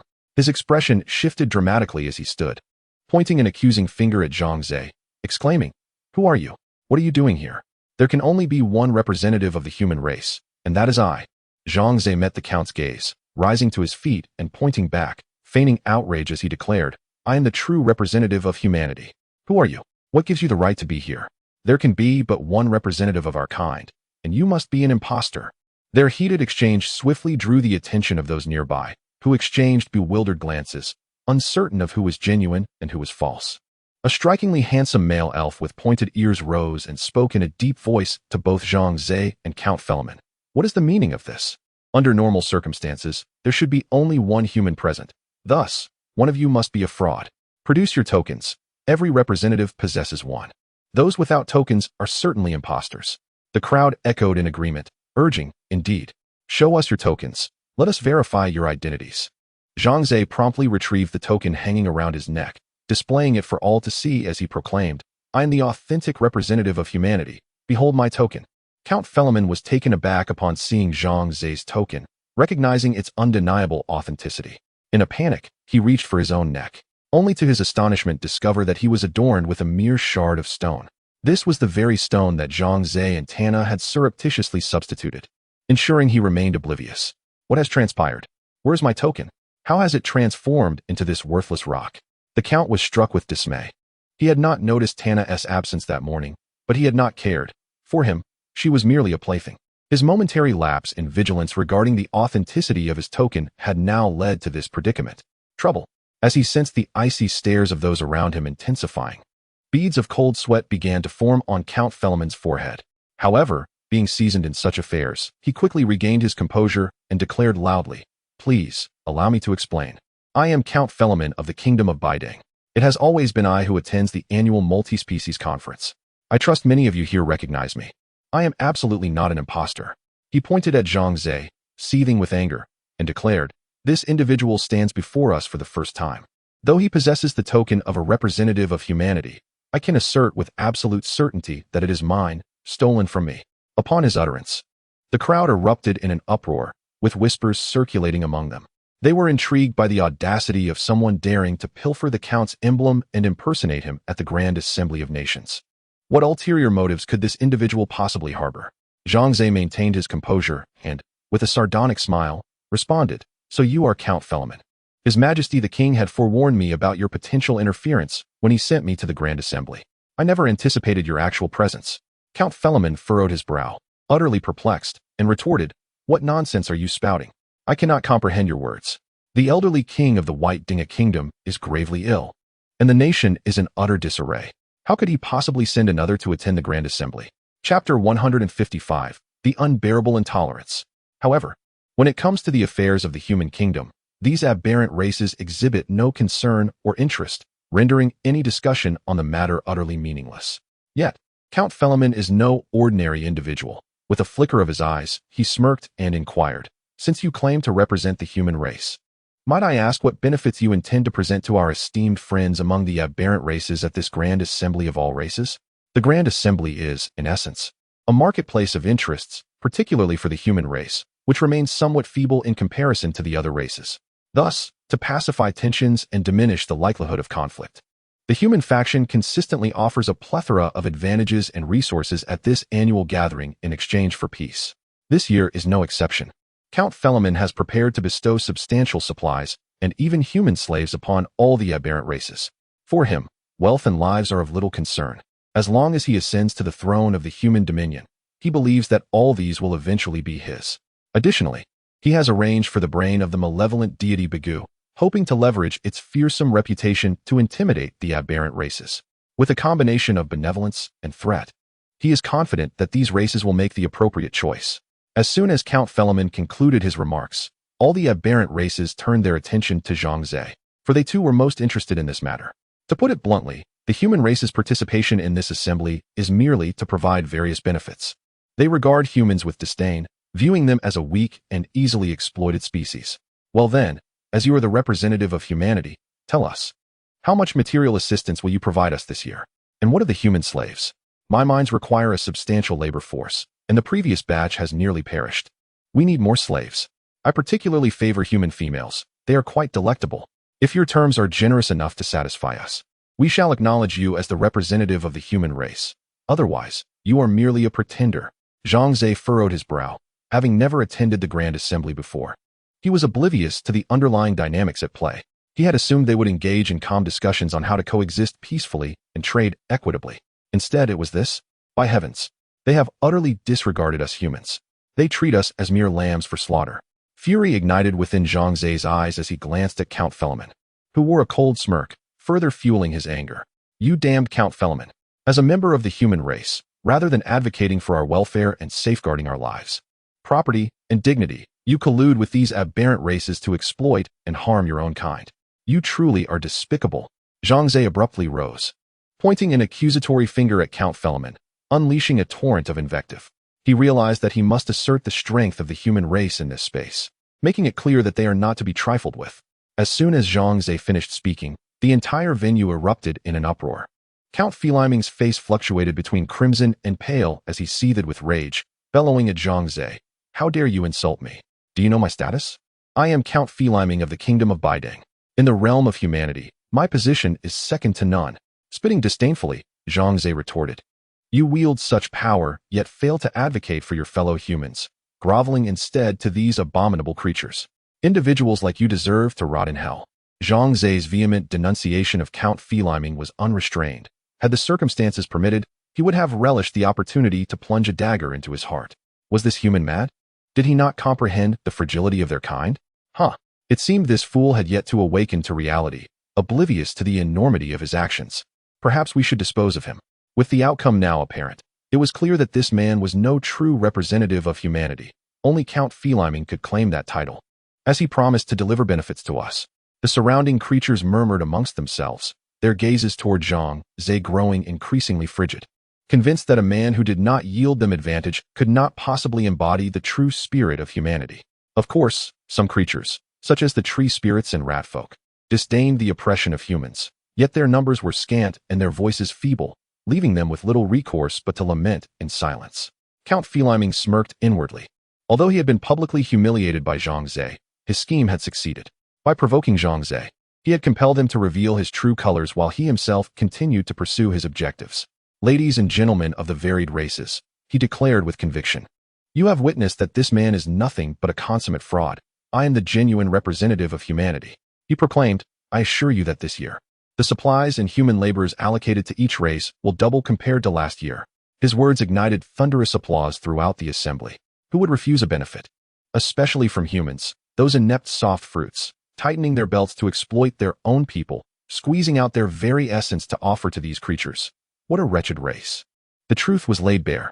Count Philemon must have pilfered the token from this wretch, emboldening him to masquerade as a representative of humanity in negotiations with us. Guards, seize him. Yes, take him away. But do not kill him. Once our meeting concludes and it is time for dinner, let us slice him into morsels to be savored. Though I harbor no fondness for the flesh of male humans, it is better than nothing. Witnessing the audacity of these vile abominations, a murderous intent flickered in Zhang Ze's eyes. Undeniably, should he strike here, he would likely be overwhelmed. Moreover, he was not adequately prepared. Nevertheless, Zhang Ze resolved to act, for he could no longer endure. If he did not slay these creatures, he would be unworthy of the title of human. You wretches are no different from your creator god, evil, shameless, despicable, base. Zhang Ze abruptly leaped onto the table, vehemently pointing at the surrounding aberrant beings while unleashing a torrent of invective. Ultimately, his gaze fell upon Count Philemon. Yet, compared to them, the one I despise the most is you. As a human, you have betrayed your own kind. Such treachery is utterly unforgivable. Upon finishing his proclamation, Zhang Ze drew a dagger from his waist and lunged towards Count Philemon with fierce intent, determined to exact vengeance upon this traitor to humanity. Count Philemon, taken aback and aghast, never anticipated that this young man would dare to act so brazenly in public. Fortunately, two soldiers rushed forward. One shielded him as he retreated, while the other brandished a long sword to engage Zhang Ze.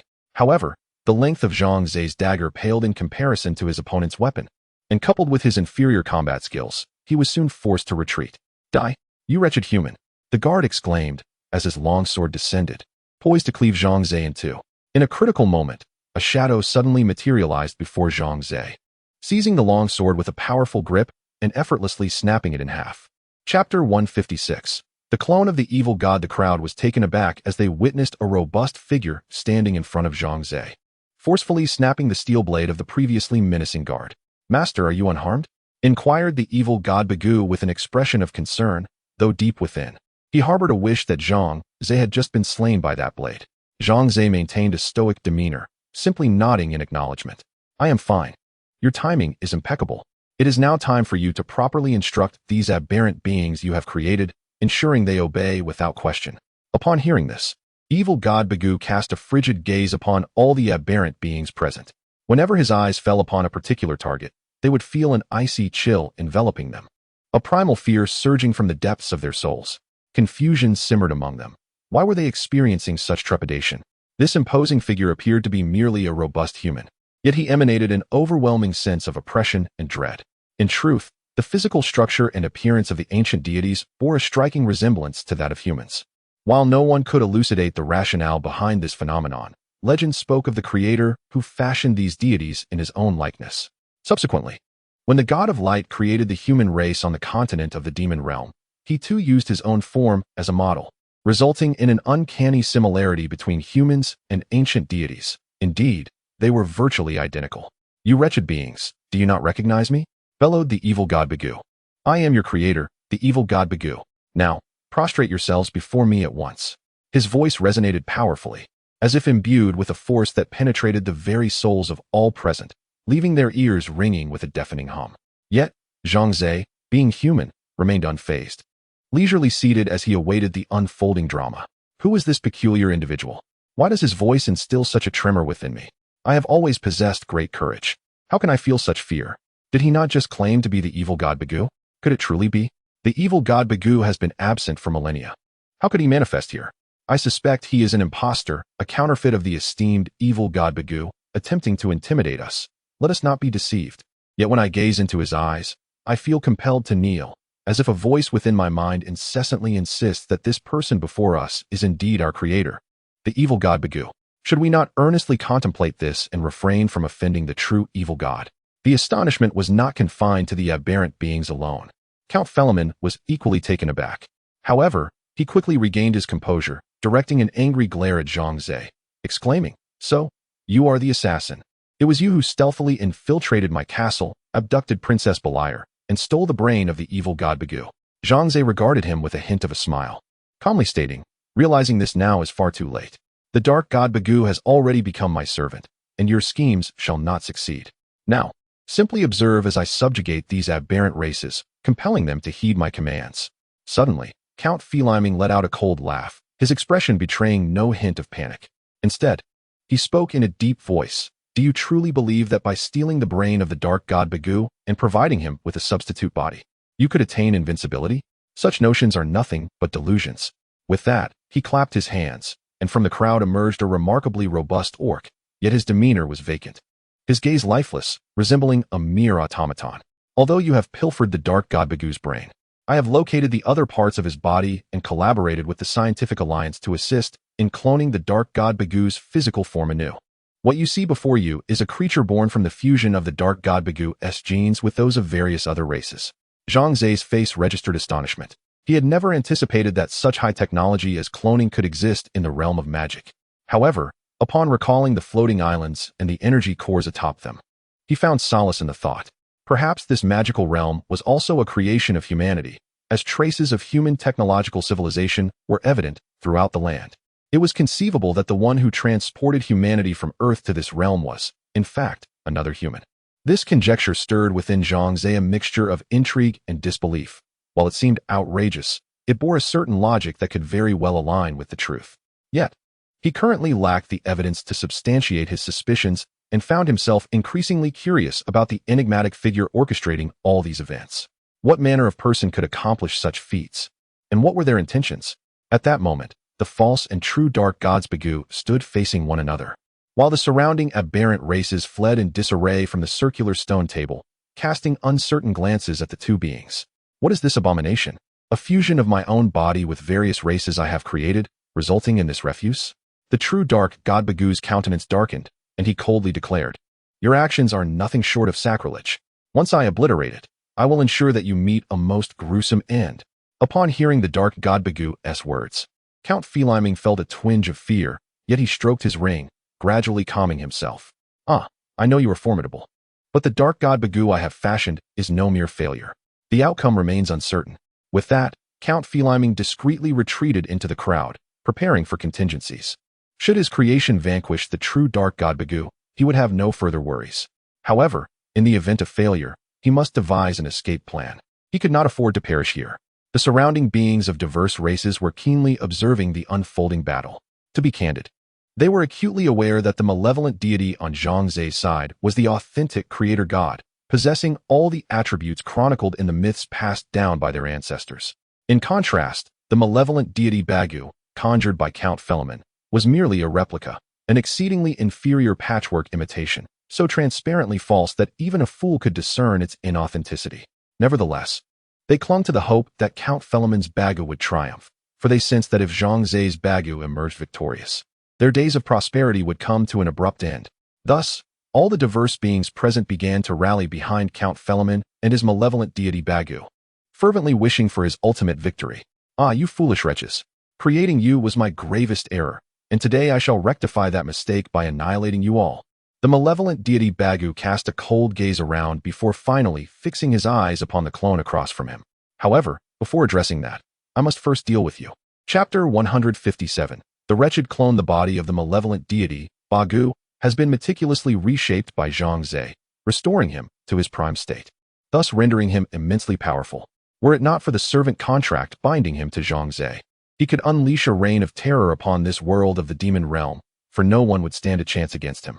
With the absence of any ancient deities in the demon realm, only Bagu remains, ensuring he encounters no worthy adversaries.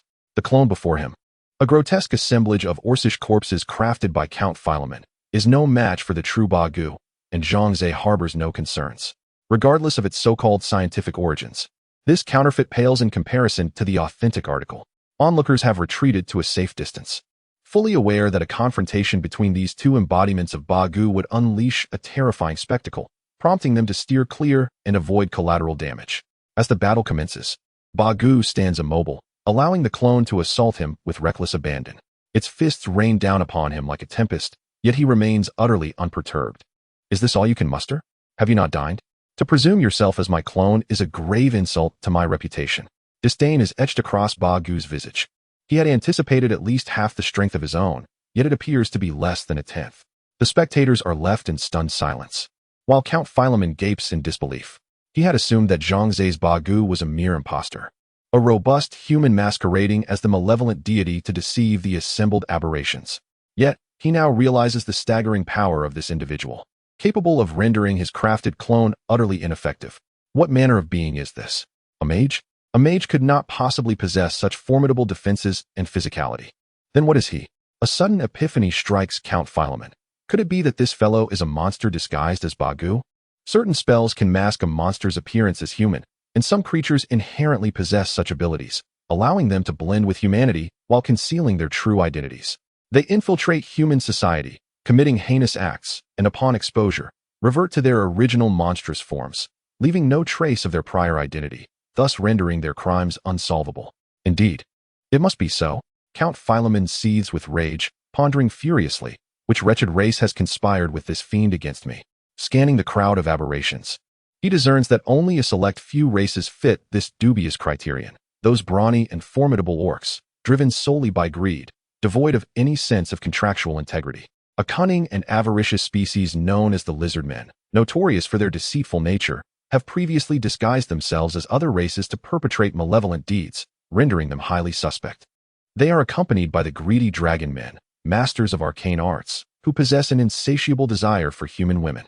Due to their fearsome appearance, they often resort to transforming into handsome and robust human males to seduce them. Yet, which one could it be? Count Ramon's eyes glinted ominously.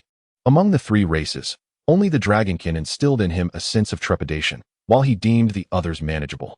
Contemplating this, he promptly dispatched his subordinates to investigate the orc and lizardmen tribes, ostensibly to gather intelligence, but in reality to confront them, demanding whether they were colluding with Zhang Ze against him. Both tribes, perplexed by the accusation, vehemently denied any association with Zhang Ze, claiming they had never even encountered him, thus feeling unjustly wronged. As the information was relayed back to Count Ramon, he too found the situation perplexing. Could it truly be that the orcs and lizardmen were innocent? His gaze shifted to the leader of the dragonkin, his mind conflicted with uncertainty. Despite their haughty demeanor, his relationship with them had been relatively amicable, having bestowed numerous benefits upon them. Logically, they should not conspire with outsiders to undermine him. However, the unpredictability of the world suggested that perhaps Zhang Ze had offered the dragonkin greater advantages than he himself could provide, leaving Count Ramon in doubt. At that moment, the irate dark god, Bagu, seized the head of the clone and shouted, "You wretched creature! After waiting so long, you have inflicted no harm upon me. It seems this is your only capability. Prepare to meet your demise."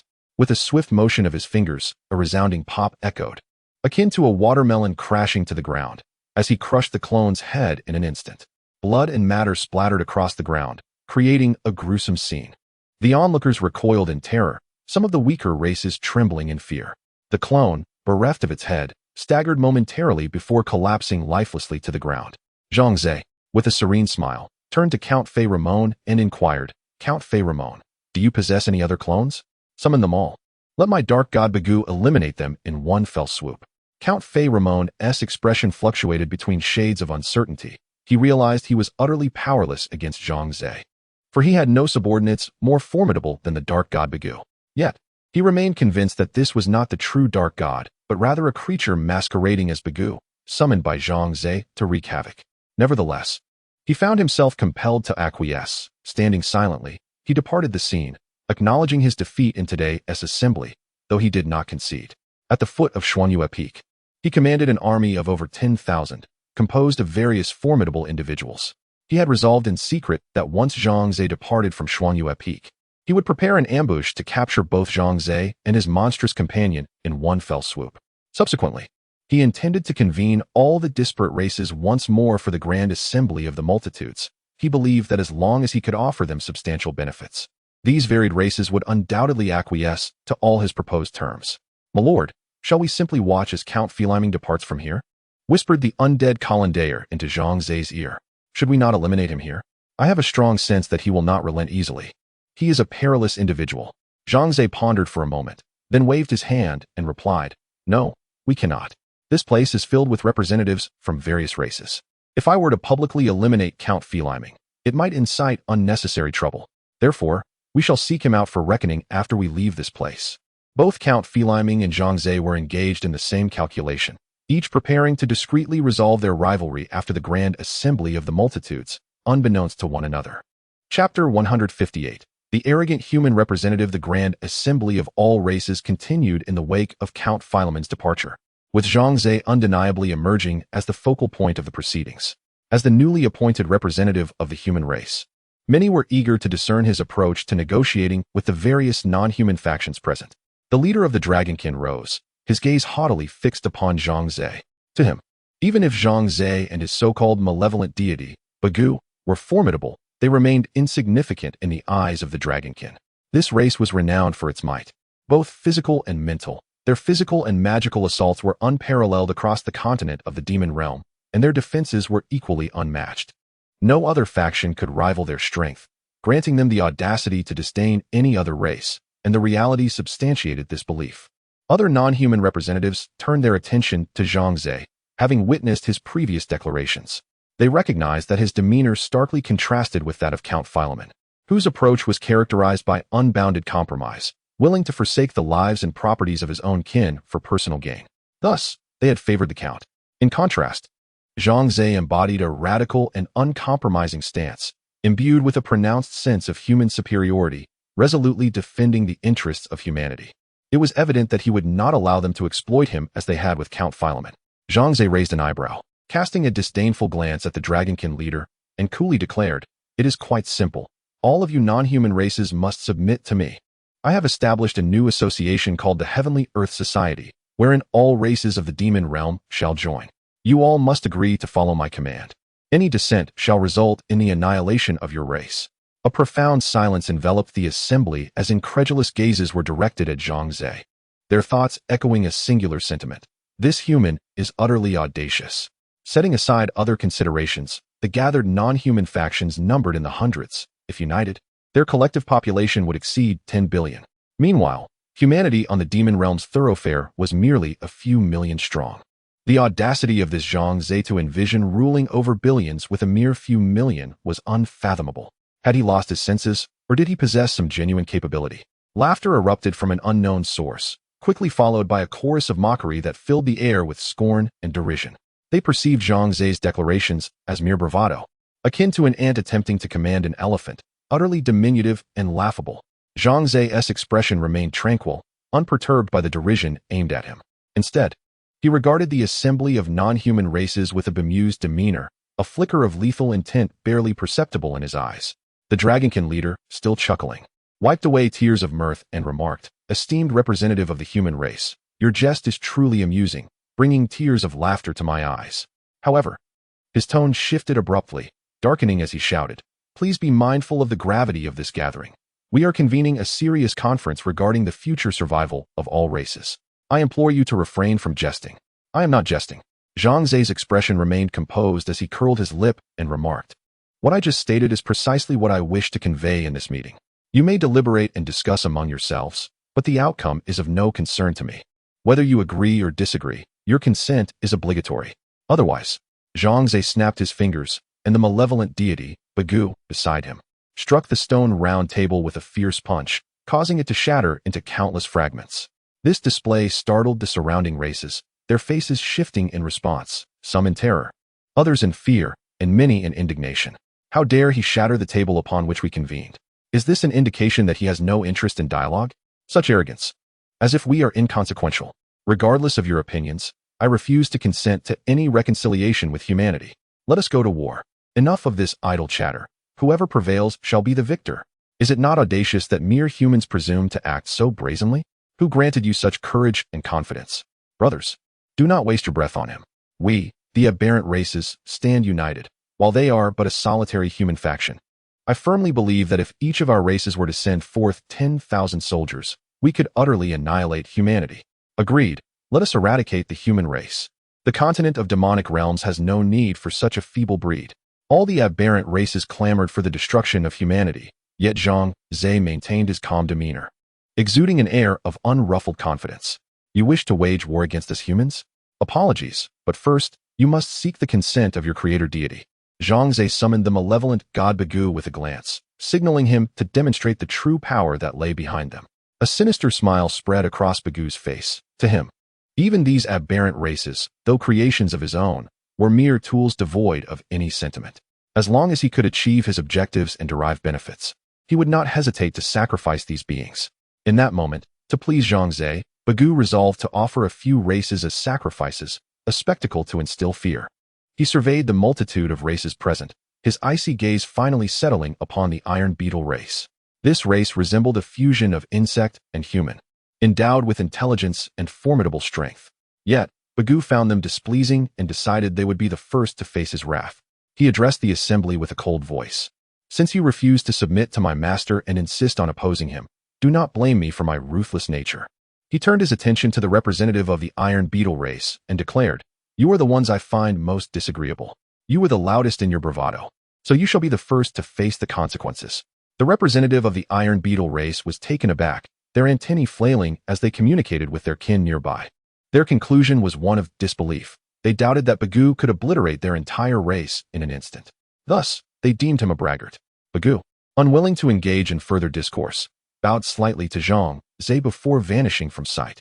He resolved to demonstrate through decisive action who truly held dominion over them.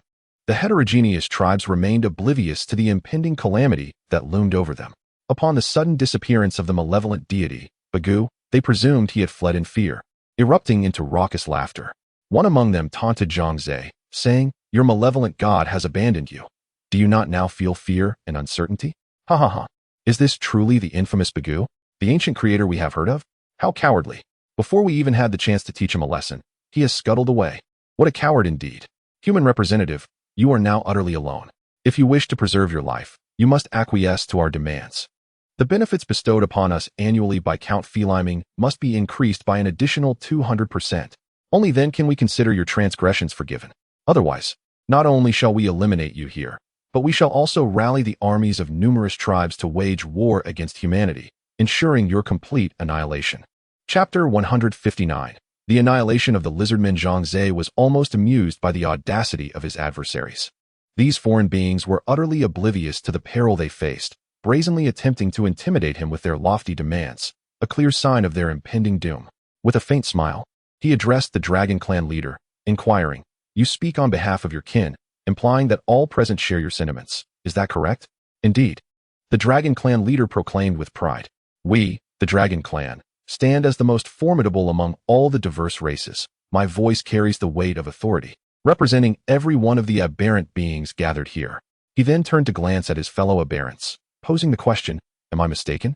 Do any of you dissent?" His tone was laced with a veiled threat, prompting the other aberrant races to hastily shake their heads in denial. They understood that opposing the Dragon Clan at this juncture would likely result in their swift annihilation.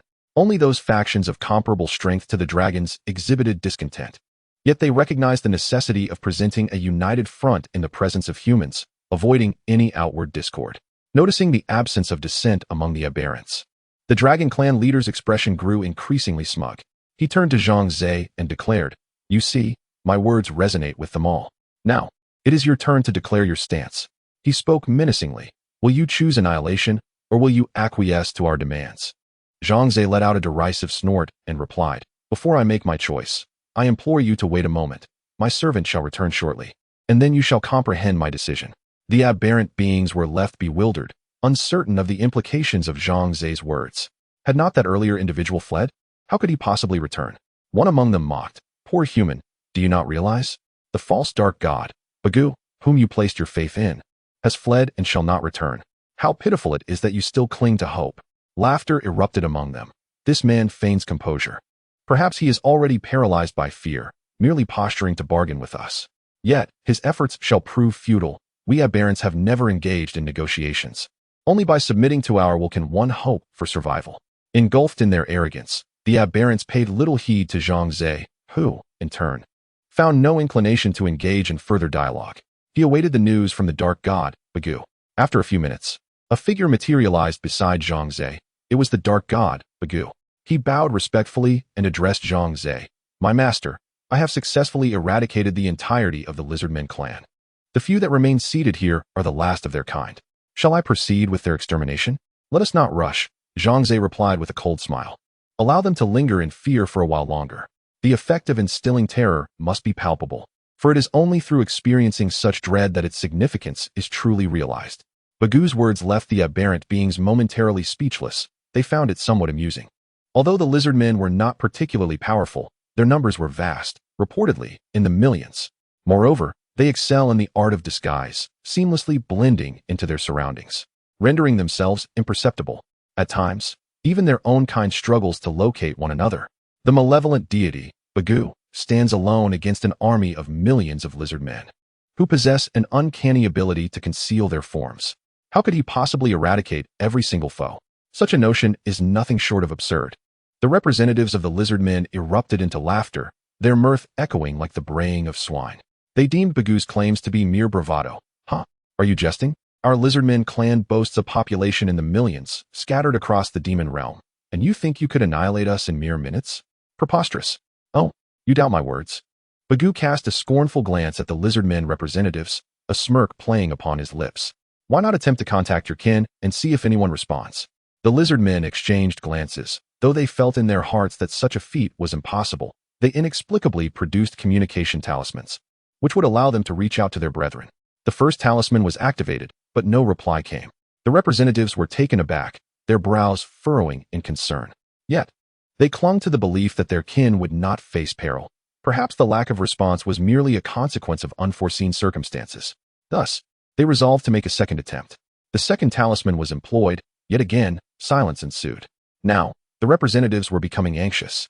It was inconceivable for misfortune to strike twice, especially since their clan had designated members responsible for maintaining contact, wary of any mishaps during gatherings. Sensing something amiss, they hastily used a third, fourth, and fifth talisman. With no exceptions, all met with silence. Could it be? Had their kin truly? One lizardman representative's face contorted in shock, while the others turned pale. If Bagu spoke the truth, then their entire clan was reduced to just these few, and notably, all were males. I refuse to believe it. This cannot be. Our lizardmen clan numbers in the millions. How could not a single one escape? One lizardman, in a fit of hysteria, brandished his weapon and charged at Bagu, seeking vengeance for his kin. The other representatives attempted to restrain him, but to no avail. As he lunged before Bagu, weapon still unraised, he was met with a single, devastating punch that obliterated his form. The audience was left in stunned silence. The lizardman's physique, robust in stature, had been shattered by Bagu's might. Such power was truly terrifying. Only two representatives remained, trembling uncontrollably, now acutely aware that Bagu had not been exaggerating nor deceiving them. The malevolent deity Bagu truly possesses the power to annihilate their entire race. What shall we do? Our lineage has already been extinguished, and now only the two of us remain. What purpose does our existence serve? There are not even female lizard folk left, rendering us incapable of procreation. Our race has indeed met its utter demise. The two lizard folk exhibited a sense of bewilderment, and in a daze, they exited the conference hall, their ultimate destination a mystery to all. Yet, it is well understood that the fate awaiting them can only be extinction. Now, do you comprehend my choice? A cold smile crept upon Zhang Ze's face as he embraced a singular belief: treat enemies with the same merciless severity as the frigid winter. Chapter 160, Obedience or Extinction. The atmosphere fell into an eerie silence, as the expressions of all the alien races shifted dramatically, rendered incredulous by the astonishing events unfolding before them. A mere human had, in mere minutes, obliterated an entire race, a feat that was utterly unfathomable. Deep down, they were reluctant to accept the reality of the situation, yet the undeniable truth was laid bare before them. You have annihilated an entire race. The voice of the Dragon Clan leader trembled, a manifestation of both rage and fear.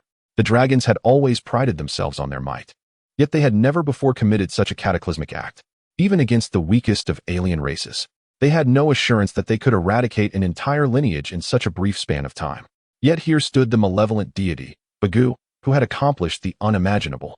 Doubts crept into their minds. Was Bagu truly a genuine dark god? I did indeed annihilate a race. What do you intend to do about it? Zhang Ze declared with an air of arrogance. If anyone here still harbors dissent, feel free to voice it now.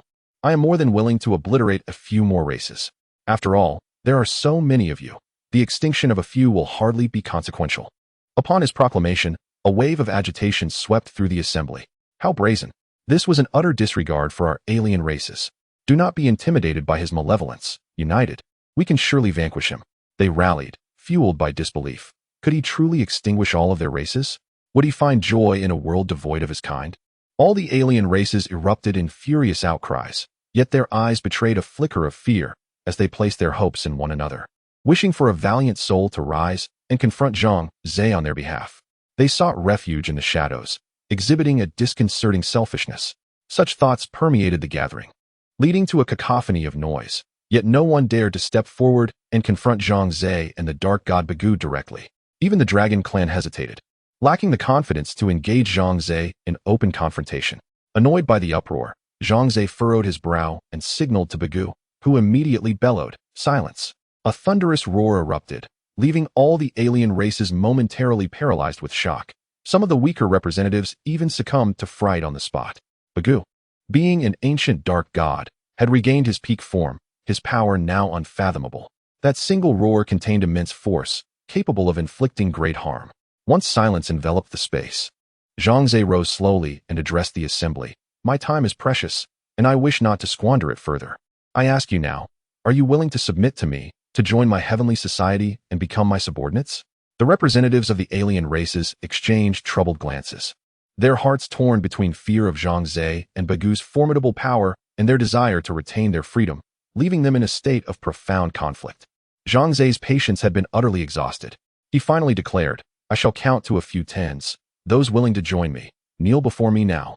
Those unwilling may stand opposite me, so that I may behold the courageous races among you. I shall inscribe the names of your kin upon your tombstones to testify to your existence.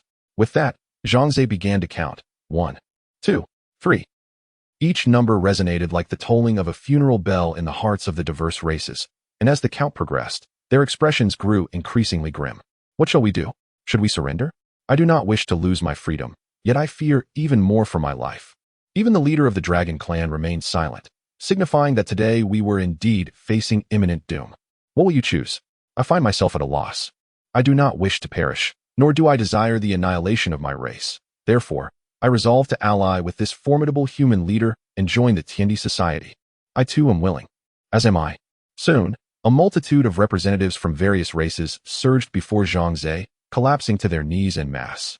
They had shed their previous arrogance, bowing their heads in submission like meek lambs. Zhang Ze did not even glance at them. In his eyes, these surrendering individuals were no different from the dogs he kept at home. His sole desire was to see which races still dared to defy him openly. 10. Time is up.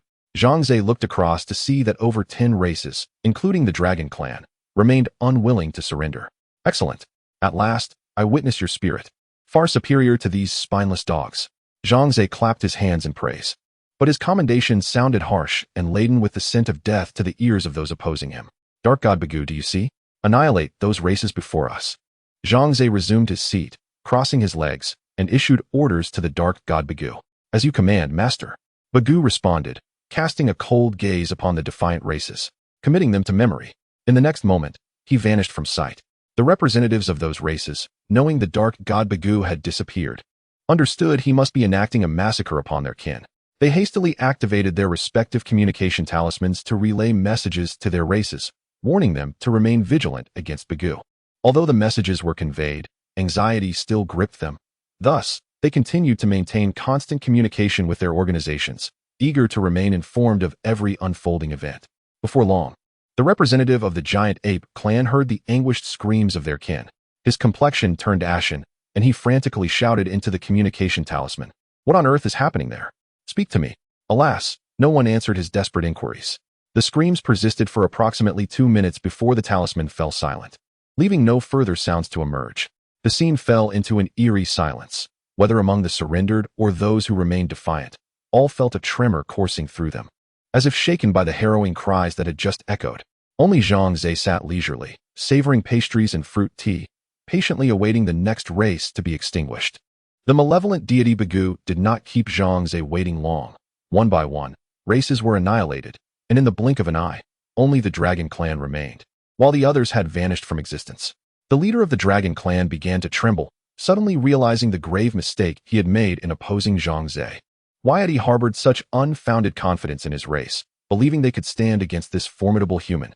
Now, he must swallow the bitter fruit of his own making, for his foolishness would lead to the extinction of his kind. No, this cannot be. I must not allow my race to be annihilated. The leader of the Dragon Clan clenched his teeth, inwardly resolving, I must devise a way to save my people. Chapter 161. The Gathering of the Dragon Clan. The leader of the Dragon Clan immediately invoked a powerful spell, one that enabled him to establish a telepathic connection with his kin, no matter the distance that lay between them. This unique ability was a hallmark of the Dragon Clan leader. He urgently summoned all members of the Dragon Clan to his side, for they now faced an existential threat, and he needed their unwavering unity to confront a formidable adversary.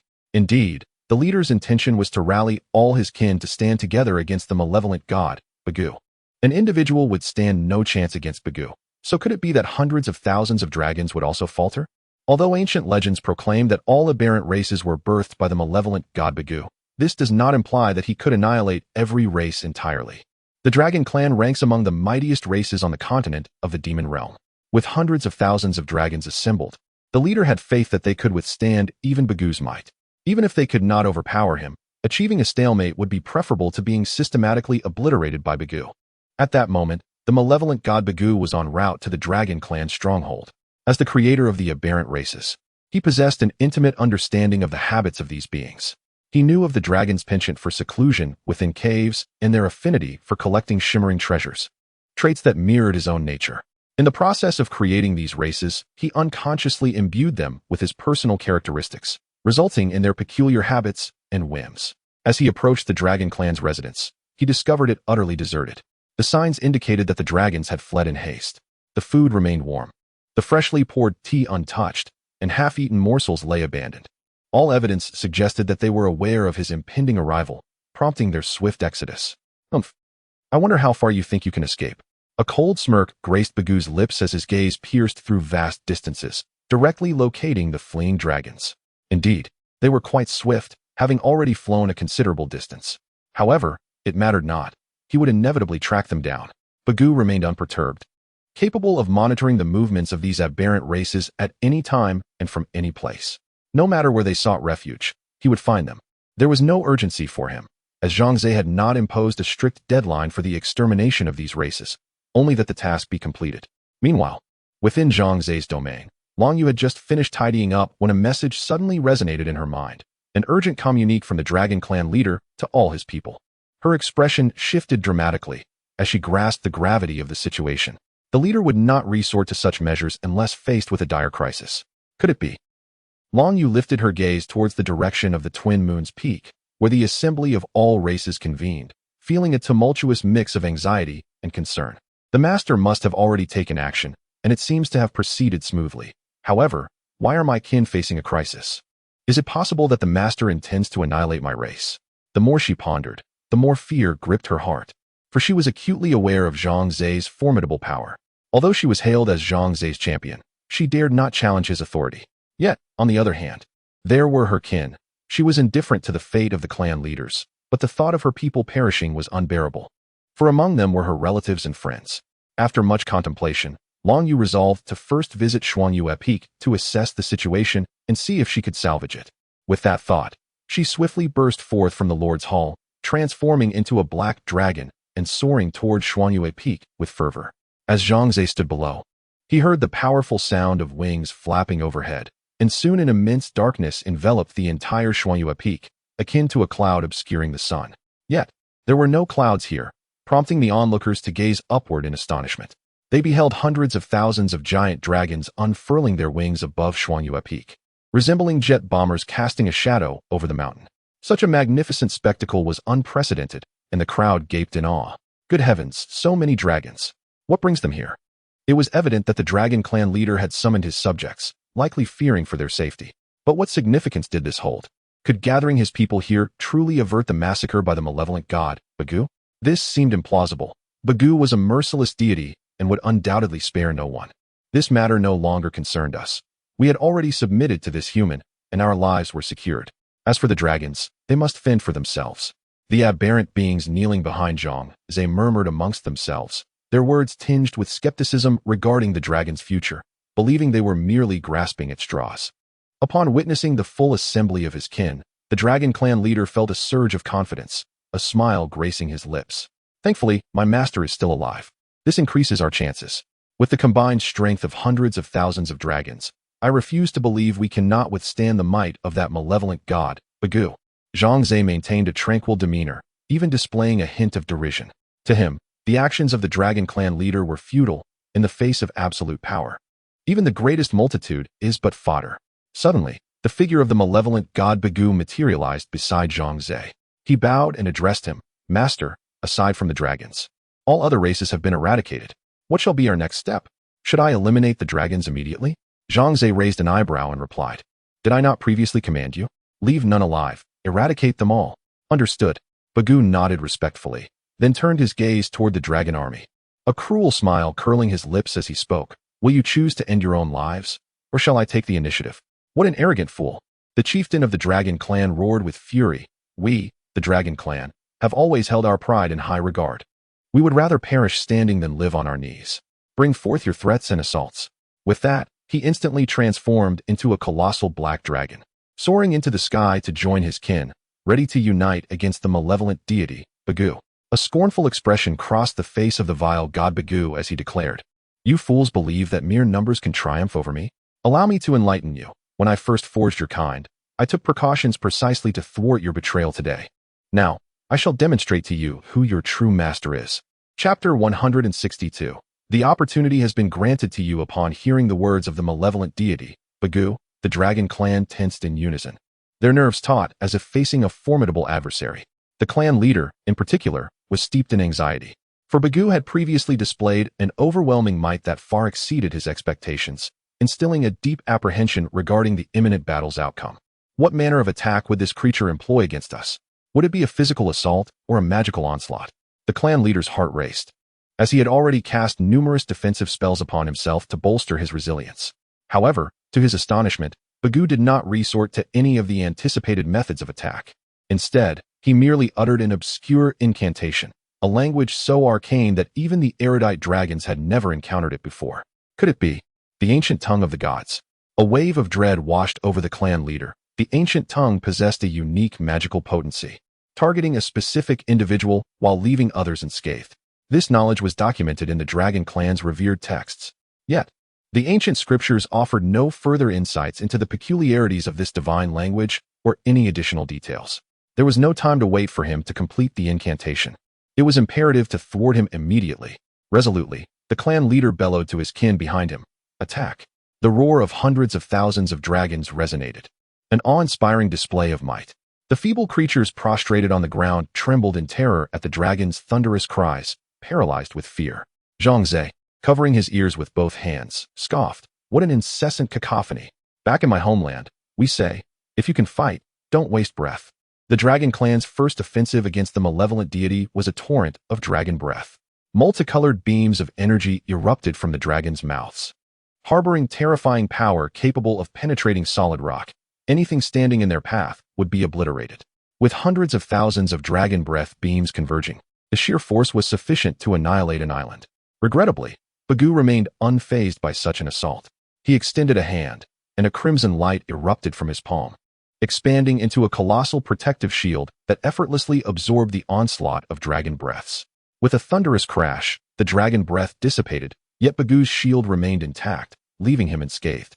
The Dragon Clan stood in utter disbelief, particularly the clan leader, who had presumed that a unified assault from his entire kin would at least inflict some damage upon Bagu. However, it appeared that was not the case at all. Bagu smiled faintly and remarked, "What other tricks do you possess? Unleash them. But I suspect that aside from your dragon breath, your repertoire consists merely of trivial spells, not to mention your robust physiques, which I designed you to possess. Do not be so arrogant." The Dragon Clan leader seethed, his nostrils flaring with fury. He bellowed once more, "Everyone, charge forth and tear him apart." With a whoosh, shadows descended from the sky like swords, targeting the malevolent deity, Bagu. The dragons extended their razor-sharp claws and opened their massive jaws filled with teeth, intent on shredding and devouring the wicked Bagu until not a trace remained. "I relish the company of you little dragons," Bagu remarked, unfazed by the onslaught, a calm smile adorning his face. "I shall reduce you all to mere fragments." With that, he leapt from the ground, soaring towards the dragons. The ensuing scene was nothing short of a one-sided massacre. Bagu's fist struck with the force of cannons, violently smashing into the heads of each dragon, resulting in certain obliteration. His form darted like lightning amidst the giants, who could scarcely perceive his presence, only hearing the anguished cries of their fallen comrades. The morale of the dragons began to wane, the deaths of their kin instilling terror within their hearts. Helplessly, they watched as Bagu, like a god of war, wreaked havoc among them with impunity. The Dragon Clan leader's expression shifted dramatically within mere minutes. The first wave of 100,000 dragons he had dispatched was annihilated by Bagu. The ground was strewn with blood and dragon remains, while Bagu, drenched in crimson, stood triumphantly, a satisfied and intoxicated smile gracing his features, as if the slaughter had bestowed upon him a euphoric thrill. This creature was undoubtedly a malevolent deity. No ordinary being could wear such an expression. The Dragon Clan leader's heart sank, encased in an icy despair. His kin displayed expressions of dread. 100,000 dragons could easily trample any race in the demon realm, yet they had been effortlessly slaughtered by Bagoo, a reality too incredulous to fathom. Zhang Ze, seated on his chair, wore a displeased expression.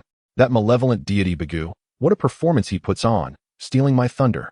Who is the protagonist here, anyway? Bagoo beckoned to the Dragon Clan leader with a mocking gesture, a cold smile playing on his lips.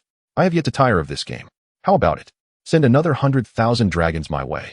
The Dragon Clan leader trembled at his words, glancing at his kin, whose eyes mirrored fear and trepidation, devoid of any fighting spirit. Even if he were to send everyone into battle, the outcome would likely remain unchanged. They would all meet the same fate at Bagoo's hands. I wish to reconsider. The Dragon Clan leader finally realized that he could no longer contend with Bagoo's might and sought to salvage the situation, choosing to submit. Might I join your ranks? Our Dragon Clan shall never again defy your commands. As he spoke, the Dragon Clan leader lowered his once proud head. He is not foolish. On the contrary, he is quite astute. Can his pride and self-esteem save his life? Given the current circumstances, only submission can offer a path to survival. The malevolent deity. Bagoo snorted and remarked, "Are you surrendering so easily? Isn't your Dragon Clan known for its arrogance? You spoke with such bravado moments ago. Why now the capitulation?" Upon hearing Bagoo's words, the Dragon Clan leader felt an intense anger, yet he dared not voice his discontent. Instead, he turned his gaze towards Zhang Ze, aware that the one who held sway in this matter was Zhang, not Bagoo. Thus, he earnestly addressed Zhang Ze, saying, "Esteemed representative of the human race, our Dragon Clan is willing to submit to you and join the Heavenly Earth Society. I implore you to spare us." This was a profoundly humble overture. The Dragon Clan leader believed Zhang Ze would certainly acquiesce. However, to his astonishment, Zhang Ze merely shook his head and replied, "I have already extended an opportunity to you, but you failed to seize it. Thus, I cannot be held accountable. Bagoo, proceed with the task I have entrusted to you." "Yes, my master." Bagoo's face lit up with excitement. Slaughter was his most cherished pastime. Chapter 163. Plea for mercy. As the malevolent deity Bagoo approached with deliberate intent, the spirits of all dragons were taut with tension. Even the faintest sound, such as a falling pin, would likely shatter their composure. "Little dragons, your master has come to collect you," Bagoo remarked, a chilling smile gracing his lips, as his eyes suddenly ignited with blinding crimson light. The dragons, upon witnessing this radiance, felt a resounding thrum in their minds. All sound faded, darkness enveloped their vision, and their bodies became unresponsive. Like aircraft struck down from the sky, they plummeted headfirst towards the ground. Thud, thud, thud. The cacophony of heavy bodies meeting the earth resonated as the colossal dragons crashed down, creating deep craters in the terrain. Some were particularly unfortunate, tumbling directly from the peaks of mountains towering thousands of meters high. Even with their robust hides, the impact from such heights, coupled with the sharp stones of the mountains, left them battered and bloodied, reduced to mere pulp upon landing. The dragon leader lay on the ground, retaining a flicker of lucidity, for he was the mightiest among his kin. As the clan's patriarch, he had inherited the strength of their ancestors, allowing him to resist Bagoo's mental assault to a degree. However, his kin were far less fortunate. Scarcely a dragon remained conscious, reduced to soulless husks sprawled on the ground, vulnerable to slaughter. What have you done to us?" The leader managed to lift his head, fear etched across his visage. Bagoo's gaze fell upon him, the blinding red light inducing waves of dizziness, as he spoke slowly. "When I fashioned you, I inscribed my mark upon the very depths of your souls. Once I unleash this mental interference, all targets shall fall under my dominion. Whatever I command, you shall obey unconditionally." Bagoo chuckled darkly, adding, "It bores me to slay you myself. Let you engage in mutual destruction instead, providing a modicum of amusement for my master." With that, he summoned a signal to all dragons: "Commence self-destruction, until but one remains." As this signal spread, the dragons descended into madness. They began to viciously assault their comrades, biting, clawing, and unleashing torrents of dragon fire upon one another. In their fervor to eliminate their foes, they spared no effort. The scene transformed into a gruesome and horrifying spectacle. Dragons, already fearsome in nature, became even more terrifying when they fought with reckless abandon, intent on annihilating one another without reservation, even at the cost of mutual destruction. Had it not been for Bagoo's control preventing these titanic beasts from approaching Zhang Ze's vicinity, the entire Twin Moon Peak would have been laid to waste by their ferocity. The thunderous roars, the sounds of gnashing teeth, and the agonizing screams intertwined, instilling a profound dread within all the aberrant races. They began to ponder, had they not chosen to surrender moments ago, their own kind would now be embroiled in mutual slaughter. Thus, they felt a surge of relief for having made a judicious decision, avoiding the folly of opposing Zhang Ze and the malevolent deity, Bagu. Zhang Ze remained indifferent to Bagu's perverse inclinations. He was not one to derive pleasure from scenes reminiscent of the ancient Roman gladiatorial contests. His singular aim was to subjugate all aberrant races for his own advantage. After all, to conquer the entirety of the demon realm continent, relying solely on the forces of his own territory, was woefully insufficient. One must not forget that a formidable overlord from the demon realm was eyeing the continent with malevolent intent. Thus Zhang Ze had to remain vigilant. However, he did not intend to hinder Bagu's barbarity. At times, such cruel acts served a purpose, instilling a sense of dread among the scheming aberrant races, dissuading them from opposing him. Those who dared to defy him would meet a fate akin to that of the Dragon Kin. The tragic spectacle of mutual destruction endured for roughly half an hour, resulting in a staggering reduction of the Dragon Kin's numbers by half. The Dragon Clan leader, witnessing the grievous loss of his kin, felt an unbearable ache in his heart. Yet, he was compelled to eliminate his own kind who charged at him. Failure to do so would mean being torn to shreds. A tumult of sorrow and rage swelled within him, yet he found himself powerless. For any thought of assaulting Bagu would precipitate excruciating pain, as if a colossal hand were stirring within his mind, rendering him nearly incapacitated. He understood that this was yet another soul imprint devised by Bagu, preventing the race he had created from turning against him. Were the Dragon Kin truly destined for annihilation here? In that moment of despair, a black dragon suddenly appeared in the sky. Upon witnessing the carnage atop the Twin Moon's peak, she emitted a heart-wrenching cry and dove towards the ground. Bagu, upon recognizing the black dragon, displayed a look of surprise. As the dragon alighted, she instantaneously transformed into a stunning woman, rushing towards Zhang Ze. "Master, I beseech you, spare my kin," Long Yu implored, collapsing before the assembly. Clutching Zhang Ze's legs, tears streaming down her face in a pitiful display. Zhang Ze, taken aback by Long Yu's unexpected arrival from a distant realm, swiftly removed his robe and draped it over her bare form, lifting her into his embrace. "How did you come to be here?" he inquired. "I received a message from the Dragon Clan leader, sensing trouble, and hurried here, only to find sobs," Long Yu lamented, her gaze falling upon the lifeless bodies of her kin, unable to contain her sorrow. "Master, I plead with you, spare my kin. They acted under the orders of the Dragon Clan leader, foolishly opposing you. If punishment is to be meted out, let it be upon the Dragon Clan leader alone, and allow my other kin to go free." Zhang Ze remained silent for a moment, then gestured to the malevolent deity Bagu, commanding, "Let them cease their fratricidal conflict." "As you wish, my master," replied the sinister god Bagu, immediately halting the psychic suggestion. All dragons ceased their violent struggle, gradually regaining their clarity of mind. They stared in shock at the surrounding carnage of their kin and the blood staining their own claws. The Dragon Clan leader struggled to crawl before Zhang Ze, pleading, "My lord, I beseech you, spare us. I represent my people in offering our unwavering allegiance. We shall heed your commands without question henceforth." Zhang Ze did not even cast a glance at the Dragon Clan leader, simply addressing Long Yu. "I have commanded them to stop their self-destruction. You need not weep any longer." "Thank you, my master." Long Yu wiped away her tears, relieved to see her kin returning to their senses. Although this brutal conflict had claimed half of the Dragon Clan, she recognized that this outcome was the best possible, for otherwise, their very existence could have been extinguished. Chapter 164. You truly are a mercenary. The Dragon Clan has now lost its former arrogance, appearing as docile as stray dogs on the streets. Simultaneously, all members of the Dragon Clan gazed at Long Yu with expressions of gratitude, for they understood that it was her plea that had spared them from calamity. Zhang Ze rose, casting a cold gaze upon the assembled dragons, and declared in a resounding voice, "From this day forth, Long Yu shall be the chieftain of your clan." The dragons exchanged glances, then bowed their heads in unison, responding, "As you command." As for the former chieftain of the Dragon Clan, although he harbored reluctance in his heart, he dared not defy Zhang Ze and also lowered his head in acknowledgement of Long Yu's new status. Thus, from that day forward, Long Yu ascended to the position of chieftain of the Dragon Clan, fulfilling Zhang Ze's promise to aid her in reclaiming her place among her kin, and assisting her in attaining the throne of leadership. Now, all the varied races had become Zhang Ze's followers and servants, united under the name of the Heavenly Earth Society. The scene shifted to another location, where Count Philemon, seething with rage, departed from the Twin Moon's peak and returned to his military encampment. He immediately issued a command. All soldiers, take positions in the ice canyon and ambush Zhang Ze. In an instant, the army mobilized.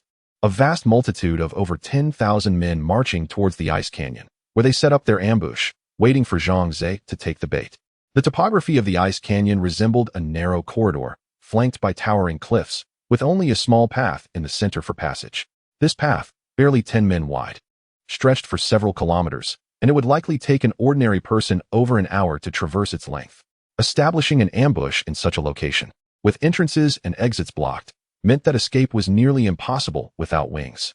Count Philemon, ever meticulous, had also considered the possibility of Zhang Ze being able to fly.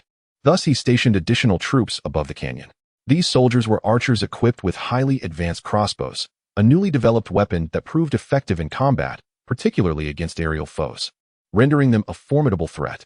Moreover, the Count deployed numerous mages, whose spells could inflict significant damage upon airborne targets, leading him to believe that this time, he would surely eliminate Zhang Ze. "You scoundrel! How dare you thwart my plans? This time, I will see you torn to shreds," Count Philemon thought maliciously. As night fell, the soldiers lying in ambush on either side of the ice canyon finally received word that a contingent was descending from the Twin Moon's peak, drawing close. Upon investigation, they discovered that the approaching group consisted entirely of humans. "It must be Zhang Ze," Count Philemon exclaimed with excitement, immediately summoning his subordinates to prepare for battle. Approximately an hour later, the human contingent entered the ice canyon, and Count Philemon stood atop the cliffs, peering down with his telescope to survey the scene below. Among the advancing ranks, a figure cloaked in a hood, concealing their visage entirely, captured his attention. He needed to ascertain whether Zhang Ze was among this contingent. Otherwise, he would never issue the command to attack. Could this individual be Zhang Ze? Count Philemon pondered, yet he could not be certain at that moment. So he resolved to observe further. Just then, the hooded man revealed his face. It was indeed Zhang Ze. "Huh, you cannot escape now. Attack, everyone," Count Philemon, elated at finally witnessing Zhang Ze's true identity, bellowed. "Ensure the complete annihilation of Zhang Ze and his entourage within the ice canyon. They must not be allowed to flee." "Yes, my lord." Instantly, a ferocious assault was unleashed. Soldiers surged into the canyon from both flanks, yet they did not engage the group. Instead, they erected a formidable barrier of shields, sealing off both the exit and entrance so tightly that not even a mouse could escape. Their sole intention was to prevent the encircled party from fleeing. The primary force of the attack, however, hovered above. Mages and archers unleashed spells and arrows with reckless abandon upon the beleaguered group below. From the ground, gazing upward, one could see a deluge of arrows and a myriad of magical effects cascading down. A truly terrifying spectacle. Yet astonishingly, the humans below displayed no sign of fear. Rather, they appeared composed and unperturbed. Suddenly, a voice rang out. "Our master is indeed astute. There are ambushes laid here. Kin, eradicate these vile and despicable foes." As the words fell, the humans on the ground transformed instantaneously, morphing into enormous, fearsome dragons. Roar! The dragons emitted thunderous roars that reverberated throughout the canyon, causing Count Philemon's soldiers' ears to ring and their hearts to plummet into despair. My heavens! Dragons! How could they be dragons? Were they not humans? Why have they suddenly transformed into dragons? Curse it, the dragonkin can assume human forms. We have been deceived. One dragon is terrifying enough. There are hundreds here. We are doomed. Run. I refuse to die at the claws of a dragon. In an instant, panic ensued among the soldiers. Count Philemon was taken aback. He had never anticipated that the dragonkin would ally with Zhang Ze. Previously, the dragons had held humanity in contempt. Why had they suddenly pledged fealty to Zhang Ze? Why would they heed his commands, disguise themselves as him, and deliberately walk into his trap? Damn you, Zhang Ze! It seems you have long foreseen my ambush. Count Philemon trembled with rage, and at that moment, he heard the unmistakable sound of dragon wings beating in the sky. He looked up to see a vast swarm of dragons approaching from the horizon, numbering no less than 10,000. This cannot continue. I must flee at once, or I shall be trapped here forever. Count Philemon's mind raced with urgency as he grasped the inevitability of his downfall. He dared not linger any longer. Swiftly mounting his steed and accompanied by a few trusted confidants, he abandoned his troops and quietly retreated along a narrow path towards his castle. He thought to himself, "Once I return to my fortress, even the mightiest dragon would find it arduous to breach my defenses. If I can hold out just a few days, The Pope will surely send reinforcements to rescue me. With this resolve, he lashed the reins of his horse with fervor, urging it to gallop faster. Fearful that the dragons behind him might discover his escape and pursue him, which would spell disaster. The conflict in the ice canyon was overwhelmingly one-sided. The frail humans stood no chance against the formidable dragon race. The sheer number of dragons, tens of thousands, vastly outmatched the mere 10,000 human soldiers, resulting in a massacre. Zhang, perched upon the back of Dragon Moon, observed the carnage below with an indifferent expression. Although those who perished were of his own kind, he felt no sympathy. Only those who shared his vision were allies, while all others, regardless of their lineage, were foes. A cold glint flickered in Zhang's eyes. The battle raged for about 10 minutes, decimating the ranks of human soldiers. Over 1,000 ultimately surrendered, and Zhang resolved to return them to his territory as slaves to labor. These captives would not only reduce the expenses of his domain, but also augment the workforce. A prospect Zhang found quite advantageous. As for the other races, he instructed them to return to their own lands and await his summons. Zhang also granted Dragon Moon a reprieve, allowing her to lead the dragons back to their territory to manage the transition of leadership. With the malevolent deity Bagu at his side, he need not worry about any insurrection from the dragon clan's leader. Initially, Zhang had intended to execute the dragon leader, but Dragon Moon's plea had spared his life. She argued that she was still young and lacked the capability to manage the entire dragon clan independently, thus requiring his assistance to grow into a competent leader. Zhang naturally had no objections, believing that Dragon Moon would evolve into an exceptional chieftain. Leading over 1,000 captives, Zhang, accompanied by the undead Colander and the dark god Bagu, returned to his domain. Mina and Owen awaited their return, their faces reflecting astonishment upon seeing the throng of prisoners. "My lord, this is..." Owen exclaimed, recognizing the distinctive armor and insignia of Count Philemon's forces adorning the captives, which evoked his surprise. "Nothing much. Count Philemon attempted a surprise attack, but was met with my decisive counterstrike. His forces are now decimated, leaving only these over 1,000 captives. I entrust them to you. Arrange for their labor," Zhang replied nonchalantly before retreating to his lord's hall to rest. With Dragon Moon absent, Mina resumed her role as Zhang's steward, attending to his needs and provisions. Zhang Ze perceived that Mina, while tending to him, was also burdened with the affairs of the territory, which must be exhausting. Thus, he resolved to recruit a female hero at the tavern. His intention was not for the hero to serve him, but rather to assist Mina in alleviating her burdens. During Zhang Ze's absence, the territory had flourished remarkably. The Lord's Hall had ascended to level 6, and the area had expanded manifold. The number of houses, resources, and population had multiplied exponentially. Zhang Ze found himself growing ever stronger without relying on the hundredfold reward system, as the existing resources were ample for his needs. However, the prospect of treasure chests still brought him joy, as only they could activate the hundredfold system. Upon entering the tavern, the innkeeper welcomed him with warmth, lamenting, "My lord, it has been ages since you last graced my humble establishment. Did we not agree that heroes could be recruited anew every 72 hours? Yet, it has been over 7,200 hours since your last visit, and I have longed for your return. Spare me the flattery," Zhang Ze retorted, casting not a glance at the innkeeper. He tossed a pouch of gold coins towards him and declared, "You desire gold, do you not? Here, now recruit me a female hero. She need not be exceptionally strong or strikingly beautiful, but she must possess the skills to manage household duties, as I wish for her to assist Mina in sharing her burdens." "Certainly, my lord. You shall be pleased," the innkeeper exclaimed, snatching the pouch and weighing its contents with glee. "Since you have not frequented my establishment in quite some time, and given your generous offer, I have decided to provide you with a bespoke service." Zhang Ze paused, curiosity piqued. "What do you mean by bespoke service?" "It means you can specify the criteria for the hero you wish to recruit," the innkeeper explained, a smile gracing his face. "For instance, you mentioned that the hero need not possess great combat prowess or extraordinary beauty, but should be adept at household tasks and possess a gentle disposition. You can customize all these attributes." The innkeeper continued, "As long as you outline your conditions clearly, you will surely attract the hero of your dreams. However," he added, shifting his tone, "because this is a customized hero, various limitations apply. Thus, finding one that meets your specific requirements may not be a swift endeavor, and you must be prepared for a potentially lengthy process." "Very well." Zhang Ze sipped his juice nonchalantly. "I have all the time in the world. As long as I can recruit a hero to my satisfaction, I am willing to wait." The innkeeper then slid a form before Zhang Ze, saying, "My lord, please fill out this form with your various requirements and conditions for the hero you wish to recruit. Once completed, I will publish this recruitment form." and any suitable heroes will come forth to apply. Excellent.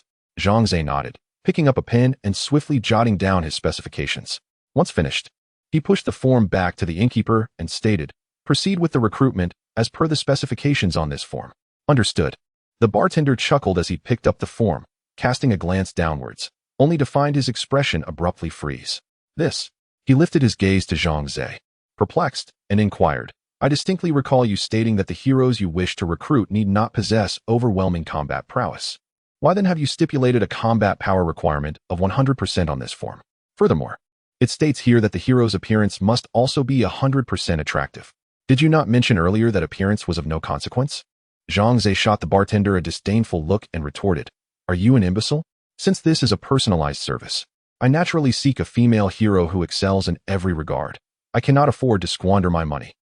Very well, the bartender thought to himself, a flurry of expletives racing through his mind. With a wave of his hand, the form vanished into thin air, and simultaneously, a countdown timer materialized within Zhang Ze's line of sight. Recruiting a hero requires a waiting period of 720 hours. Goodness, does it really require that much time? Zhang Ze exclaimed, his eyes widening in disbelief. 30 days seemed excessively long. The bartender, still smiling, shook his head and replied, "Not long at all. In fact, this is considered quite a brief period, given the lofty standards you have set. Finding heroes who meet such criteria is no simple task. Of course, as you are now our esteemed guest, we can offer you some special services."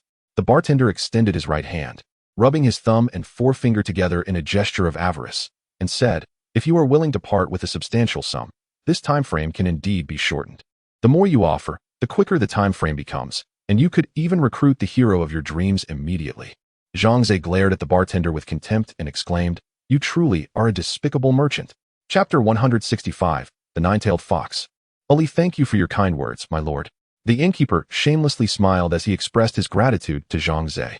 To him, being labeled a cunning merchant was, surprisingly, a compliment.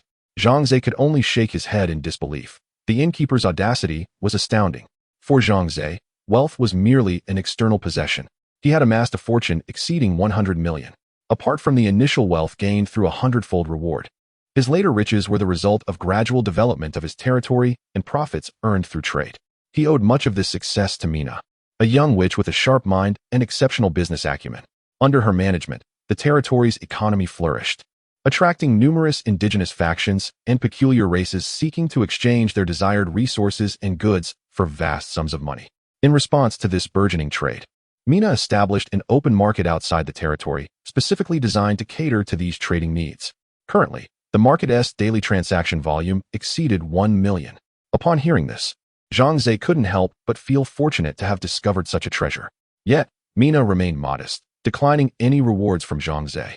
To her, merely surviving until now was a blessing from him, and she felt genuinely happy and fulfilled working for him. Thus, she willingly dedicated herself without expecting compensation. Zhang Ze treated Mina with great kindness, well aware of the hardships she had endured, ensuring she was cared for in every aspect. He hoped to recruit another hero as exceptional as Mina. Reaching into his backpack, Zhang Ze retrieved 100,000 gold coins, casually tossing them onto the counter as he addressed the innkeeper. "I am not short on money, but the hero I seek must meet my criteria. Otherwise, I shall demand a refund." "Certainly." The innkeeper beamed as he collected the coins, confidently asserting, "The hero I present to you will undoubtedly satisfy your expectations." "Very well. Since you are so assured, allow me to witness the prowess of the hero you have procured." Zhang Ze ordered another drink and began to savor it. Though he had parted with 100,000 gold coins, he understood it would take 10 minutes before he could meet the hero. The innkeeper urged Zhang Ze to produce an additional 10 million gold coins for an immediate audience with the hero, but upon reflection, Zhang Ze deemed the cost unjustifiable. Despite his considerable wealth, every coin had been painstakingly earned by Mina, and he refused to squander it frivolously. 10 minutes was a wait he could endure.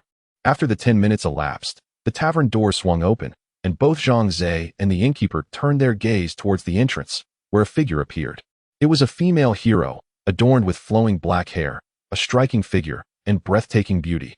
Indeed, she was as impressive as the innkeeper had claimed. However, what captured Zhang Ze's attention even more was the foxtail swaying behind her. Indeed, this female hero was none other than a seductive fox spirit. "I am taken aback to discover that you are a fox spirit." Zhang Ze was somewhat astonished.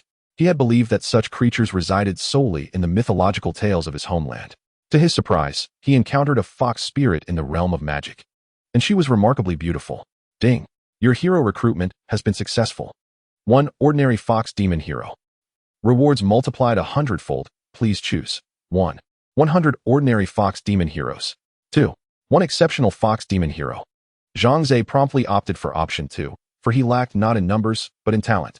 In an instant, the solitary foxtail of the fox spirit heroine transformed into 9. She had ascended from an ordinary fox spirit to the esteemed 9-tailed fox. What is happening?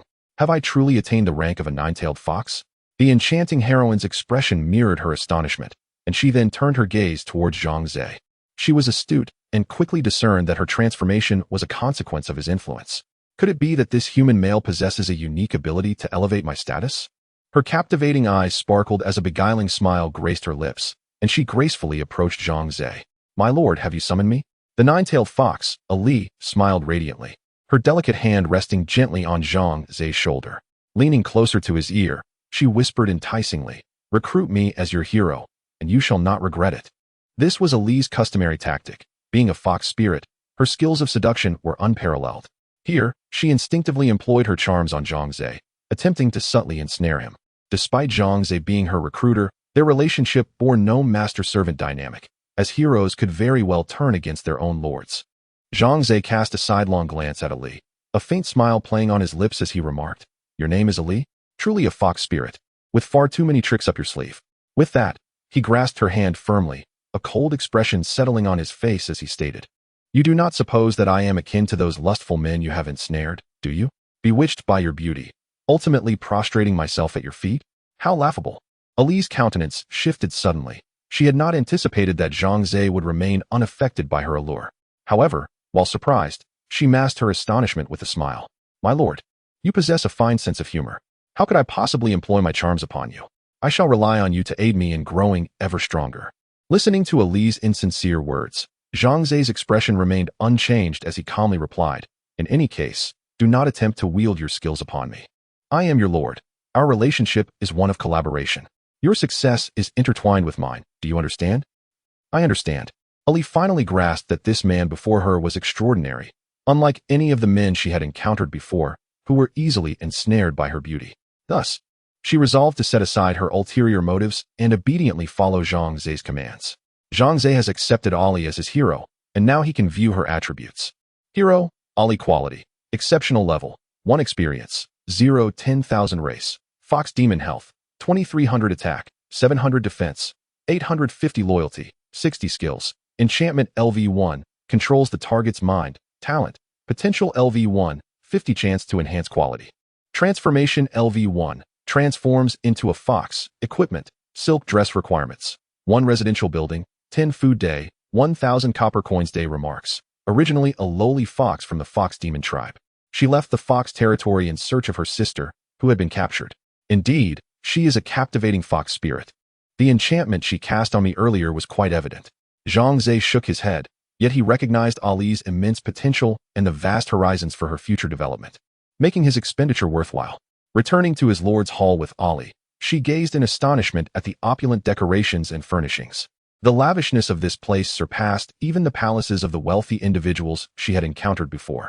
It was well understood that those individuals were either kings or nobles, wielding immense power and boundless wealth. Could it be that this human, Zhang Ze, surpasses those kings in riches?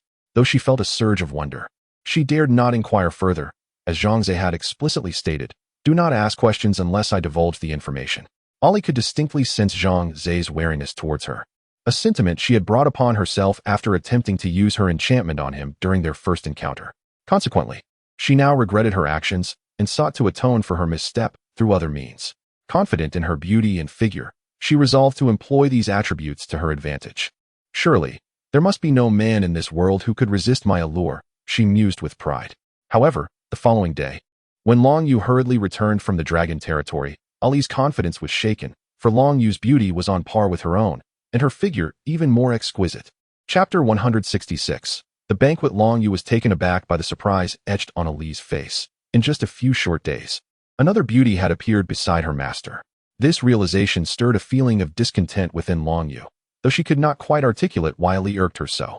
Fearful of inciting Zhang Ze's ire, she chose to suppress her emotions. It was evident that such an exceptional master would naturally attract many admirers. Perhaps her jealousy was unwarranted. Long Yu sighed inwardly, questioning her own allure and whether it was insufficient to captivate Zhang Ze. Conversely, Ali regarded Long Yu with equal apprehension, sensing her as a rival. Perhaps it was the innate pride of womanhood that compelled her to compare herself to Long Yu. Unbeknownst to Zhang Ze, who seamlessly introduced Ali to Long Yu, Ali was invited to partake in the evening's festivities. As Ali attended her inaugural banquet in the Lord's Hall, she remained modest, aware of her newcomer status. She quietly dined while listening to Zhang Ze and Owen discuss various matters. Lord, our territory has expanded significantly. Even merging with several smaller subsidies, Owen proposed. I believe it is time to develop these subsidies further. The resources required for upgrading them are far less than those needed for enhancing the main city, allowing us to allocate our resources more efficiently. Zhang Ze nodded in agreement, appreciating Owen's insight. Your suggestion is commendable. I have been contemplating similar strategies. Let us proceed by upgrading all subsidies that have merged with the main territory. You may access the necessary resources, and should you find them lacking, come to me. I can procure additional supplies on the trading platform to ensure we have ample resources. Zhang Ze had not engaged with the trading platform or the chat channels for quite some time. Many participants remained mired in self-pity, with only a handful articulating rational opinions. The true power players had long ceased to partake in such fruitless conversations, dedicating themselves instead to the advancement of their territories, fostering relationships with local factions, or bolstering their military strength. They had no time to engage in idle chatter with the disheartened. While Zhang Ze maintained some communication with his family, it had dwindled significantly. His own responsibilities kept him exceedingly busy, and his family had their own territories to manage. Thus, they would exchange brief greetings each night before sleep, ensuring that each knew the other was safe. This dynamic felt akin to a child leaving home to establish independence. One could not remain under parental protection forever and must ultimately learn to stand on one's own. Occasionally, his sister would message to inquire about his well-being. Yet due to their prior disbelief in his newfound strength, Zhang Ze kept his responses succinct. Once he unified the entire magic realm, he was certain that his parents and sister would come to believe in his words. As Zhang Ze pondered, he resolved to wait until he discovered the territories of his parents and sister, believing that once the truth was revealed, they would inevitably come to trust him. Thus, he opted to refrain from any explanations for the time being, allowing events to unfold naturally. Once Owen concluded his report, Mina began her own. My lord, she began. As our territory has expanded significantly, the demand for population has surged. To date, our population has exceeded 3 million, yet we still face a shortfall of over 1 million. In which areas is labor most needed? Zhang Ze inquired, sipping his wine. I can recruit commoners. Simply inform me of the specific numbers you require. First and foremost, we need a substantial number of farmers, Mina replied, retrieving her work notebook and reading aloud. Due to the population growth, the demand for food remains pressing. Currently, our farmlands can sustain only the existing population, and an increase would lead to a food shortage. However, to foster development, we must recruit more labor, creating a paradox in supply and demand. Additionally, we require numerous workers, as our factories produce a variety of daily necessities and equipment, resulting in a significant labor shortage. Particularly, skilled workers are in high demand. I have already coordinated with the research department. The Goblins Brown and Mr. Jarvis will assist us in training a batch of knowledgeable workers, enabling our factories to produce superior equipment and products. Closing her notebook, Mina estimated, I reckon we will need at least 1 million more. Ollie, who had been sipping corn soup nearby, was taken aback upon hearing this. The population had reached 3 million, and now an additional million was necessary. This amounted to a staggering 4 million. Goodness, this territory harbored such a multitude of humans. Ollie could hardly fathom the vibrancy of a city with 4 million inhabitants. Yet she understood that a nation with such a population would wield tremendous power. Indeed, that sounds feasible. Zhang Ze nodded decisively. To him, recruiting 4 million people essentially required only the enlistment of 40,000, as the hundredfold reward would amplify those numbers to 4 million. However, the perennial issue of housing and food for these newly added inhabitants must be addressed. Otherwise, they would ultimately depart from our territory. Zhang Ze fixed his gaze on Mina, who nodded in acknowledgement. Understood, my lord. Next to speak was Goblin Brown, who stood on a chair and respectfully bowed to Zhang Ze. My lord, Mr. Jarvis and I have been diligently researching the latest technologies. We now possess state-of-the-art Goblin fighter jets and the latest generation of steel battle suits. Zhang Ze's eyes lit up with excitement. The new generation of steel battle suits has been successfully produced? When may I don one? At any moment. Goblin Brown replied with a smile. Previously, Master Jarvis collected all your data and tailored this new generation of steel battle suits to meet your specifications. Wonderful. Zhang Ze was filled with exhilaration, for he recognized that his current strength remained insufficient. Should he encounter a formidable adversary without the protection of heroes by his side, he could find himself in peril. However, with the advent of the iron armor, he now possessed the means to safeguard himself even against powerful foes. Or at the very least, to make a timely escape. More importantly, the iron armor afforded him a measure of vigilance against the malevolent deity, Bagu, though presently compliant. This entity was akin to a ticking time bomb. Once the potency of his magic waned, he would swiftly turn against Zhang Ze, thus necessitating Zhang Ze's caution. Nestled in Zhang Ze's embrace, Barbara shivered at the news of the new iron armor's production. The indelible impression left by Zhang Ze's previous armor lingered in her mind. The notion that such advanced technology could rival her own four-cornered demon lineage astonished her greatly. With the new generation of iron armor now emerging, it was likely to surpass its predecessor in strength, eliciting a blend of fear and delight within her. This apparent contradiction was, in fact, quite natural. Her fear stemmed from a deep-seated apprehension of the iron armor, while her joy was rooted in her happiness for Zhang Ze. She understood an essential truth. The stronger Zhang Ze became, the greater the benefits she would reap. Chapter 167. Integrating into the family. Once everyone had presented their reports, Zhang Ze rose to introduce Ali. Dear companions, this is Ali, the heroic fox demon who has recently joined our ranks. Please give her a warm welcome. In truth, the others had already noticed Ali's presence. However, since Zhang Ze had not mentioned her, no one dared to speak up. Now that Zhang Ze had made the introduction, the attendees erupted into applause, offering Ali friendly smiles. Ali also stood, bowing gracefully to the crowd, feeling a profound difference between this collective and those she had encountered before. Here, the atmosphere was uplifting, characterized by unity and camaraderie, devoid of the treachery and deceit that so often poisoned human interactions. Everyone was united in their efforts to assist their esteemed lord in becoming the sovereign of the demon realm. To be candid, Ali felt somewhat out of place, as she was accustomed to dealing with those of dubious intentions. The sheer sincerity of this gathering made her feel a touch disoriented. Hello everyone. I am Ali of the Fox Demon Clan, and Ali found herself at a loss for words. Zhang Ze, standing nearby, gently reassured her. Do not be anxious. Speak freely. No one here will mock you. Taking a deep breath, Ali felt a pang of frustration. Typically, she was eloquent and articulate. Yet today, in this setting, she felt as if she had lost her voice. Regaining her composure and carefully choosing her words, she continued. I hail from the Fox Demon Clan, as you may know. We are often scorned for our ability to deceive, but it is our means of survival. As a member of this clan, I cannot change our reputation. However, having joined Lord Zhang Ze's esteemed company today, I am determined to fulfill my duties earnestly. I hope for your kind guidance. With that, she bowed deeply once more and returned to her seat, feeling an unsettling disquiet. Her words today diverged dramatically from her usual demeanor. Ordinarily, she spoke with a duplicitous tongue, never uttering a true word. Yet, in this moment, she found herself revealing her genuine thoughts. She despised the life of manipulation and intrigue, longing instead for genuine friendships like those of ordinary folk. Yet her identity and lineage constrained her from achieving such connections. Observing the warm camaraderie among Zhang Ze, Owen, and Long Yu, she felt an irresistible desire to integrate with them, prompting her candid declaration. Would they perceive her words as deceit? After all, her clan bore a tarnished reputation, often regarded as tricksters and seductresses. Ali's heart raced with anxiety, and she dared not lift her gaze, fearing to encounter expressions of disdain or skepticism. The sound of applause filled the air. Though not thunderous, it was evident that the audience was sincerely appreciating her words. Now that you have joined our Lord's ranks, we are family. Please, feel free to speak up about anything in the future, Owen said, smiling like the amiable elder brother. Mina smiled gently, saying, Sister Ali, you seem quite anxious. Here, we treat everyone equally, regardless of the race from which you hail. As long as you sincerely dedicate yourself to serving our esteemed Lord and our territory, you will be embraced by all. The Goblin, Brown, chimed in indeed. Our Goblin clan is often misjudged as miserly and deceitful. Yet, the City Lord does not disdain me.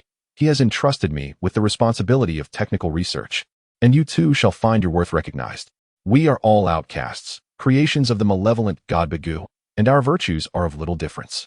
But here, As long as you genuinely amend your ways and refrain from wrongdoing against your kin, we will welcome you, remarked the rat man, shook, while nibbling on a wooden chest. The undead, Colin, nodded in agreement. What you all say is true. I, an undead without a corporeal form, can only engage in minor mischief for the Lord. Yet he holds me in high regard. Thus, I pledge my eternal loyalty to him. Long Yu merely pursed her lips, refraining from comment, as she viewed Ollie as her rival and wished to remain silent. Thank you all for your encouragement. I shall strive diligently in service to our Lord. Ollie felt a warmth in her heart, relishing this atmosphere that felt akin to being at home. Eventually, the banquet concluded, and Zhang Ze instructed Mina to arrange lodgings for Ollie. Initially, she presumed she would share a residence with Zhang Ze. However, she was instead placed in a quaint two-story private villa. Although the decor was splendid, a sense of disappointment lingered within her. Why was it that someone named Long Yu could reside with Lord Zhang Ze, while she had to occupy a small dwelling alone? Though a tinge of discontent brewed within her, she dared not voice it, for this was Zhang Ze's arrangement. Nonetheless, the items within the villa intrigued Ollie greatly. Mina took the time to explain to her what a television, an air conditioner, and a washing machine were. These contraptions were entirely foreign to her. She had never heard of, seen, or used them before. When she turned on the television and discovered people dancing and singing, she was utterly astonished. What kind of wondrous magic is this? How can people be trapped within? Ollie felt a flutter of fear, concerned that she too might be ensnared. Yet, being quite astute, she spent the night investigating and ultimately discerned that this television merely transmitted images via signals, with no one actually imprisoned within the metal box. Later, she luxuriated in a warm bath and noticed several peculiar plastic bottles nearby, from which she could pour fragrant liquids. Curiosity piqued, she took a taste, only to spit it out in disgust, pondering, what is this? So unpalatable. Could it be poison? Upon examining the bottle, she found detailed instructions: shampoo, body wash. What purpose could these serve? After further exploration, she finally understood that these two items were for bathing and washing hair. Using them feels delightful. And they smell so wonderful. Ali's face radiated with delight as she reflected on her previous bathing practices, which had relied on rather outdated methods, such as collecting flower petals. The fragrance of these natural elements paled in comparison to the rich aromas of the shampoo and body wash she now employed. Consequently, the unpleasant odor that had lingered around her was exceedingly difficult to mask. However, with the introduction of the body wash, that offensive scent vanished entirely. This transformation filled Ali with immense joy, as she, like any young woman, cherished her beauty and wished to avoid eliciting any expressions of distaste from those around her. She envisioned the happiness that would blossom on her mother and sister's faces if she were to gift them the body wash and shampoo, and her heart swelled with anticipation at the thought. Chapter 168. A new crisis not far from Ollie's residence. Belle was in her guest room, having just finished her bath. As she gazed out at the night sky, she fell into deep contemplation. The day prior, Owen had sent her a message indicating that her elder brother, John, the Grand Prince of the Kingdom of Baiding, was reaching out to their siblings. Although the exact nature of their intentions remained unclear, Belle understood all too well that her brethren sought to unite against her. After all, she was the weakest among all the heirs to the throne, making her the easiest to eliminate. With her removed from the equation, they could convene and discuss how to divide the Kingdom of Baiding amongst themselves. The late king had always held a particular fondness for Belle, recognizing her as the most sensible of his children. During the king's illness, she had been a devoted caretaker, tending to her father while her other siblings plotted for power, indifferent to his well-being. Though the old king was gravely ill, he was not oblivious. He knew that Belle was the most filial and kind-hearted of his progeny, making her the most suitable candidate for the throne. Regrettably, the king's condition had deteriorated to the point where his trusted advisors and ministers had distanced themselves from him, no longer heeding his commands, but rather conspiring with the most ambitious of the royal offspring. Naturally, the old king refrained from discussing such matters with them. Nonetheless, the old king had devised a plan of his own. He secretly entrusted the imperial seal to Belle. Thus, even if the princes and ministers conspired to usurp the throne, they would find themselves thwarted. Only the heir in possession of the seal possessed the legitimate right to ascend to the throne of Baiding and become the new monarch. This was precisely why the princes and princesses sought to conspire against Belle first. Possessing such a treasure was a crime in itself. Belle was acutely aware of her precarious situation. Should the princes conspire together, they would undoubtedly amass a great army to assault Zhang Ze's territory. She dreaded such a scenario, fearing that her presence would bring war upon Zhang Ze and his lands. Thus, she found herself torn between the decision to flee. However, The vastness of the demon realm left her pondering where she could possibly go. Belle's expression was one of deep sorrow. She had become accustomed to life with Zhang Ze, and the thought of relocating to another place filled her with dread. Moreover, this location was indeed safer than many others. While Count Philemon's domain also offered security, his ulterior motives were apparent. He had taken her in solely to further his own quest for power. Should he succeed, she would become obsolete, facing dire consequences. What should I do? Belle rose and paced her room, her mind racing. Ultimately, the only course she could conceive was to seek counsel from Owen. The following day, Belle summoned Owen to discuss her concerns. Upon hearing her plight, Owen's expression turned grave. "Your Highness," he said, "there is no need to worry about the safety of our territory. With the Lord in charge, our land shall not be easily compromised." In this regard, Owen was not exaggerating, for Zhang Ze's territory was now as formidable as an impregnable fortress. The outer walls had been upgraded to level 6 and reinforced. Even a barrage of 1,000 cannons would struggle to breach them. Furthermore, Zhang Ze had summoned a cadre of mages from the Mage Association to assist in constructing the defensive fortifications. The female mage encountered earlier on the Twin Moon Peak had also been brought to the territory by Zhang Ze. Although she was not a hero, he accorded her the same respect as one, entrusting her with the design and arrangement of the magical defense array. In conjunction with the previous grand magical defense formation and several smaller arrays, a comprehensive and reliable defensive system was established. Unless a formidable Demon King's army were to launch an assault, Zhang Ze had little to fear. Thus, Owen felt exceedingly confident in the territory's defenses, believing that even if the various princes and princesses were to unite, they would not stand a chance against Zhang Ze. However, I still have my concerns.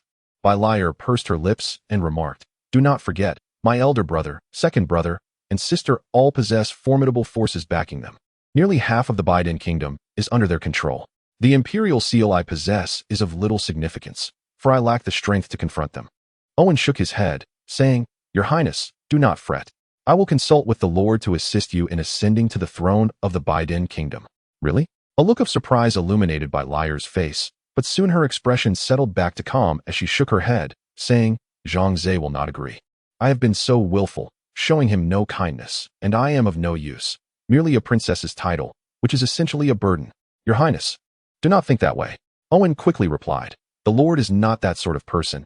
He is entirely different from Count Philemon and the first and second princes. He is truly an open-minded individual. Otherwise, I would not have vowed to follow him for life." Owen, are you no longer loyal to me?" Princess Lair exclaimed in astonishment. Owen was her most capable subordinate and her only confidant. Now he was swearing allegiance to Zhang Ze. What would she do moving forward? "Do not worry, Your Highness. My loyalty to Lord Zhang Ze does not conflict with my loyalty to you," Owen explained with a smile. "Both of you share a common goal, and there will be no conflict of interest between you, allowing me to serve both of you simultaneously. Is that so? Well, all right then." Lair felt a twinge of discomfort in her heart. Despite Owen's lengthy explanations, she remained unsettled, as if her toy had been taken from her by Zhang Ze. After comforting Princess Lair, Owen approached the Lord's Hall to seek an audience with Zhang Ze and report the situation. "Oh, are you saying that the first and second princes of the Biden Kingdom plan to unite and launch an assault on our territory?" Zhang Ze raised an eyebrow, closed the chat channel, and remarked with a cold smile, "Their objective in attacking my territory is, in fact, to eliminate Princess Lair. I assent to it. They intend to divide the kingdom of Bidang among themselves. Am I not correct?" After a brief moment of contemplation, Zhang Ze discerned the essence of the matter. The Lord's wisdom is truly commendable. Owen nodded in agreement. "Indeed, that is the case. The latest information I have received indicates that they are mobilizing the forces of the kingdom of Bidang, which is the same army I was previously part of." "What is their strength? How many are there?" Zhang Ze casually inquired. Although they held the status of princes, it was implausible for them to summon the entire national army, as they lacked the authority of a king. After a moment's thought, Owen replied, "I estimate their numbers to be around 500,000. Chapter 169. The heirs to the throne 500,000. Zhang Ze narrowed his eyes, not overly concerned by this figure. His own domain boasted a military strength exceeding 200,000, bolstered by Owen's training and the provision of advanced, high-tech weaponry. This 200,000-strong force possessed sufficient combat prowess to vanquish any indigenous power, even those outnumbering them significantly. However, Zhang Ze understood that the situation would not be so straightforward. Otherwise, Owen's demeanor would not be so grave. Indeed, Owen continued, "If we were facing 500,000 ordinary human soldiers, I would not be worried. Despite the numerical disadvantage, our strength is formidable. One of our soldiers can easily contend with 10 of theirs. However, the first and second princes are backed by influential forces with deep-rooted connections, allowing them to summon greater military might. Curiously, Zhang Ze inquired, what kind of military forces could they potentially mobilize? If you suggest dragons or behemoths, I would be less concerned, as I hold the malevolent deity Bigu in my grasp. Such aberrant races would be compelled to obey. Now that these aberrant races have declared their allegiance to you, my lord, I doubt the prince's factions would seek their assistance again. Owen stroked his chin thoughtfully. I fear they may summon some nefarious creatures from another realm. Another realm? Zhang Ze was taken aback, responding, I am aware of the demon realm, and I understand that our world is considered an alternate realm compared to the demon continent. Are there other dimensions beyond that? It is a different space altogether. Owen's expression turned somber as he elaborated. I once served in the king's army and heard whispers of a mysterious force capable of conjuring terrifying monsters from other realms. I recall during the great conflict between the human race and the aberrant races, when humanity was at a disadvantage. It was these summoners who called forth powerful and horrific beings from beyond, which ultimately repelled the aberrant forces and compelled them to negotiate. Thus, I believe there is a strong possibility they will summon such dread creatures from another realm, aimed specifically at us. Owen spoke gravely. After all, with all aberrant races now subservient to you, the human factions will likely turn their ire towards us. Moreover, with Princess Beryl on our side, they could justify launching an offensive against us. Zhang Ze scoffed, declaring, let them come. I may not know how fearsome the beings from another realm may be, but I am confident in our own strength. The outcome remains uncertain. Zhang Ze had already devised his plans.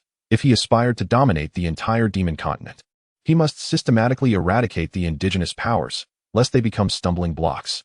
This was particularly true for the most formidable factions, starting with Count Fileman, followed by the Church, and lastly, the Kingdom of Baidan. These three forces stand as the mightiest on the demon continent, and Zhang Ze must eliminate them all to realize his ambitions. Count Fileman and the Church had no intention of retaining Zhang Ze, while in the Kingdom of Baidan, Zhang Ze contemplated allowing Belair to return and claim the throne. This way, the Kingdom of Baidan would not be his adversary, but rather his ally. Hence, prior to dealing with Count Fileman and the Church, Zhang Ze resolved to conquer the Kingdom of Baidan first. Since the Crown Prince and the Second Prince were willingly presenting themselves, I cannot refuse their goodwill. I shall seize this opportunity to ensnare them all. A cold smile graced Zhang Ze's lips. Meanwhile, in the distant castle of the Crown Prince, he awaited the arrival of his brother and sister to discuss strategies against Zhang Ze. Your Highness, while we must collaborate with the Second Prince and the Little Princess, we must remain cautious of them. A middle-aged man standing beside the Crown Prince remarked respectfully. After all, there is only one throne in the Kingdom of Baidan, and it is yours alone to occupy, not to be relinquished to another. Indeed, Crown Prince John scoffed, responding, I summoned them merely for the appearance of cooperation. Once we eliminate Zhang Ze and Belair, I shall turn my attention to them. The middle-aged man solemnly added, I fear the Second Prince and the Little Princess harbor similar intentions. We are all harboring ulterior motives, secretly plotting against one another. However, it matters not. We presently share a unified objective, to eliminate Zhang Ze and Belair. Thus, we can coexist peacefully for now. Crown Prince John smiled faintly, stating, we are but siblings. Having played together since childhood, we understand each other best. Half an hour later, a subordinate approached with news, Your Highness. The Second Prince and the Little Princess have arrived at the city gates, requesting entry to meet with you. Let them in. Crown Prince John promptly rose and gestured. I shall personally welcome them. Subsequently, he led his entourage to the castle gates, where two groups awaited. At the forefront of one contingent was a young man in his 20s, clad in silver armor and sporting a charming smile, none other than the Second Prince, Peter. Among the ranks of the other army was a luxurious carriage, within which sat the little princess, Aisha. She lifted the curtain and nodded towards Crown Prince John in greeting from a distance. Though John wore a smile, he seethed inwardly. Those two rascals. They do not even dismount to greet their elder brother. The two groups slowly advanced into the castle, accompanied by elite troops. Although their numbers were few, their combat prowess was formidable, and among them lurked some extraordinary individuals, all dedicated to protecting their masters. After all, Crown Prince John was not to be trifled with, having clandestinely assassinated leaders of rival factions on numerous occasions. Even though the Second Prince and Little Princess were his own siblings, John would show no mercy. Leading his brother and sister into the castle's grand hall, Crown Prince John commanded his subordinates, prepare food immediately. I shall host my brother and sister. Brother, you are exceedingly courteous. After my arduous journey, I truly crave a hearty meal. However, I have brought my own provisions, so you need not trouble yourself. Prince Peter said with a chuckle, patting his elder brother on the shoulder. Princess Elsa, however, remained stoic, her veiled face betraying no emotion. Brother, I find your chef's creations unpalatable. I have brought my own cook to prepare my meals, she stated coldly. Very well, suit yourselves, Prince John replied nonchalantly, though he was well aware of his sibling's sentiments. Are you afraid that I might poison your food? Such a suspicion reflects a most base mindset. Prince John thought to himself, waving his hand to signal his attendants to prepare accommodations for his brother and sister so they might rest comfortably. Chapter 170. Contradiction. The three siblings gathered around the dinner table, with the eldest, John, maintaining a perpetual smile, yet remaining somewhat reticent. The little princess, Elsa, wore a perpetual frown, harboring a deep-seated aversion to dining with her two brothers. Only the second prince, Peter, spoke incessantly, sharing amusing anecdotes that failed to alleviate the awkwardness and monotony enveloping the atmosphere. I believe it is time we discuss serious matters, John stated, setting down his utensils and directing his gaze towards his brother and sister. That wretched girl, Belial, has sought refuge in the realm of a certain Zhang Ze, a being from another world. She possesses our father's imperial seal, and it is only by reclaiming this seal that we can rightfully ascend to the throne. I have heard of this as well, Peter replied with a smile. Though the denizens of that other world possess peculiar technologies, they pale in comparison to our sheer might. We command an army of 500,000, and with the aid of summoners, we can call forth formidable malevolent creatures from their realm. I believe dealing with this Lord Zhang Ze will be a trivial endeavor. The little princess, Elsa, interjected coldly, do not underestimate the beings from the other world. I have encountered a few in my own territory. Their technological advancements surpass ours by a considerable margin. Were it not for our magical prowess, we would likely find ourselves at a disadvantage. That is precisely why I assert that these beings pose no real threat. Peter exclaimed, striking the table. We must act swiftly to eradicate these entities from the other world, lest they interfere with our plans. Furthermore, I am convinced that they will eventually have a significant impact on our magical realm. I refuse to allow anyone to establish a nation under our very noses. His words resonated with both John and Elsa, for regardless of who would ultimately ascend to the throne, neither wished to see a foreign nation emerge within their dominion. It was imperative to eliminate these forces entirely. Thus, the three of them, unbeknownst to each other, shared a common objective, to vanquish Zhang Ze and Belial and reclaim their imperial seal. John spoke gravely. As for who shall claim the throne in the future, we can deliberate on that matter later. For now, our priority is to eliminate this outsider. Peter and Elsa nodded in agreement, marking the first instance of consensus among the trio. Brother, when do you intend to take action? Peter inquired of John. Once a timeline is established, I shall seek out the summoners and enlist their aid in summoning creatures from the other world to aid in our battle. The summoners were indeed formidable, even surpassing the might of the Magical Association and the Church. However, they had chosen a life of seclusion, shunning fame and fortune, remaining oblivious to worldly affairs. Only in the face of catastrophic peril would they emerge to lend their assistance, retreating back to their hidden lives once the crisis had abated. This course of action represents the most favorable outcome for humanity on the continent of illusions, particularly for the rulers, who are apprehensive that these formidable summoners might vie for their power. They are acutely aware that their own strength is insufficient to withstand the assaults of these summoners. John declared, I am prepared to launch an attack in 3 days. He could hardly wait a single day. The urgency to eliminate Zhang Ze and by lair and seize the imperial seal left him restless even in slumber. Is time truly so pressing? Peter inquired, astonished. Yet he soon chuckled, remarking, this is indeed the style of my elder brother, decisive and swift. I concur with your intentions. Eliminating the enemy sooner would benefit us all. Aisha interjected, this way, we can promptly select the heir to the kingdom of Baidan, for a nation cannot endure even a day without a sovereign. Sister, you seem a bit too eager, Peter replied with a wry smile. Have you forgotten? Our father is still alive, and legally, he remains the king of Baidan. Humph, that old man is merely clinging to his last breath. Should I desire, he could depart this world at any moment. Aisha retorted coldly. She had placed numerous spies around the old king, even among the maids and attendants who served him, all loyal to Aisha. Thus, with a mere word from her, the old king could meet an untimely demise, leaving no trace of foul play. You are truly ruthless. Peter laughed heartily.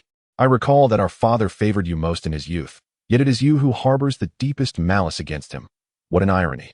Aisha shot Peter a fierce glare, responding icily, "Now I understand why our father despises you. Your tongue truly is foul." Peter's expression turned grave as he retorted, "We are two sides of the same coin. Neither of us should look down upon the other."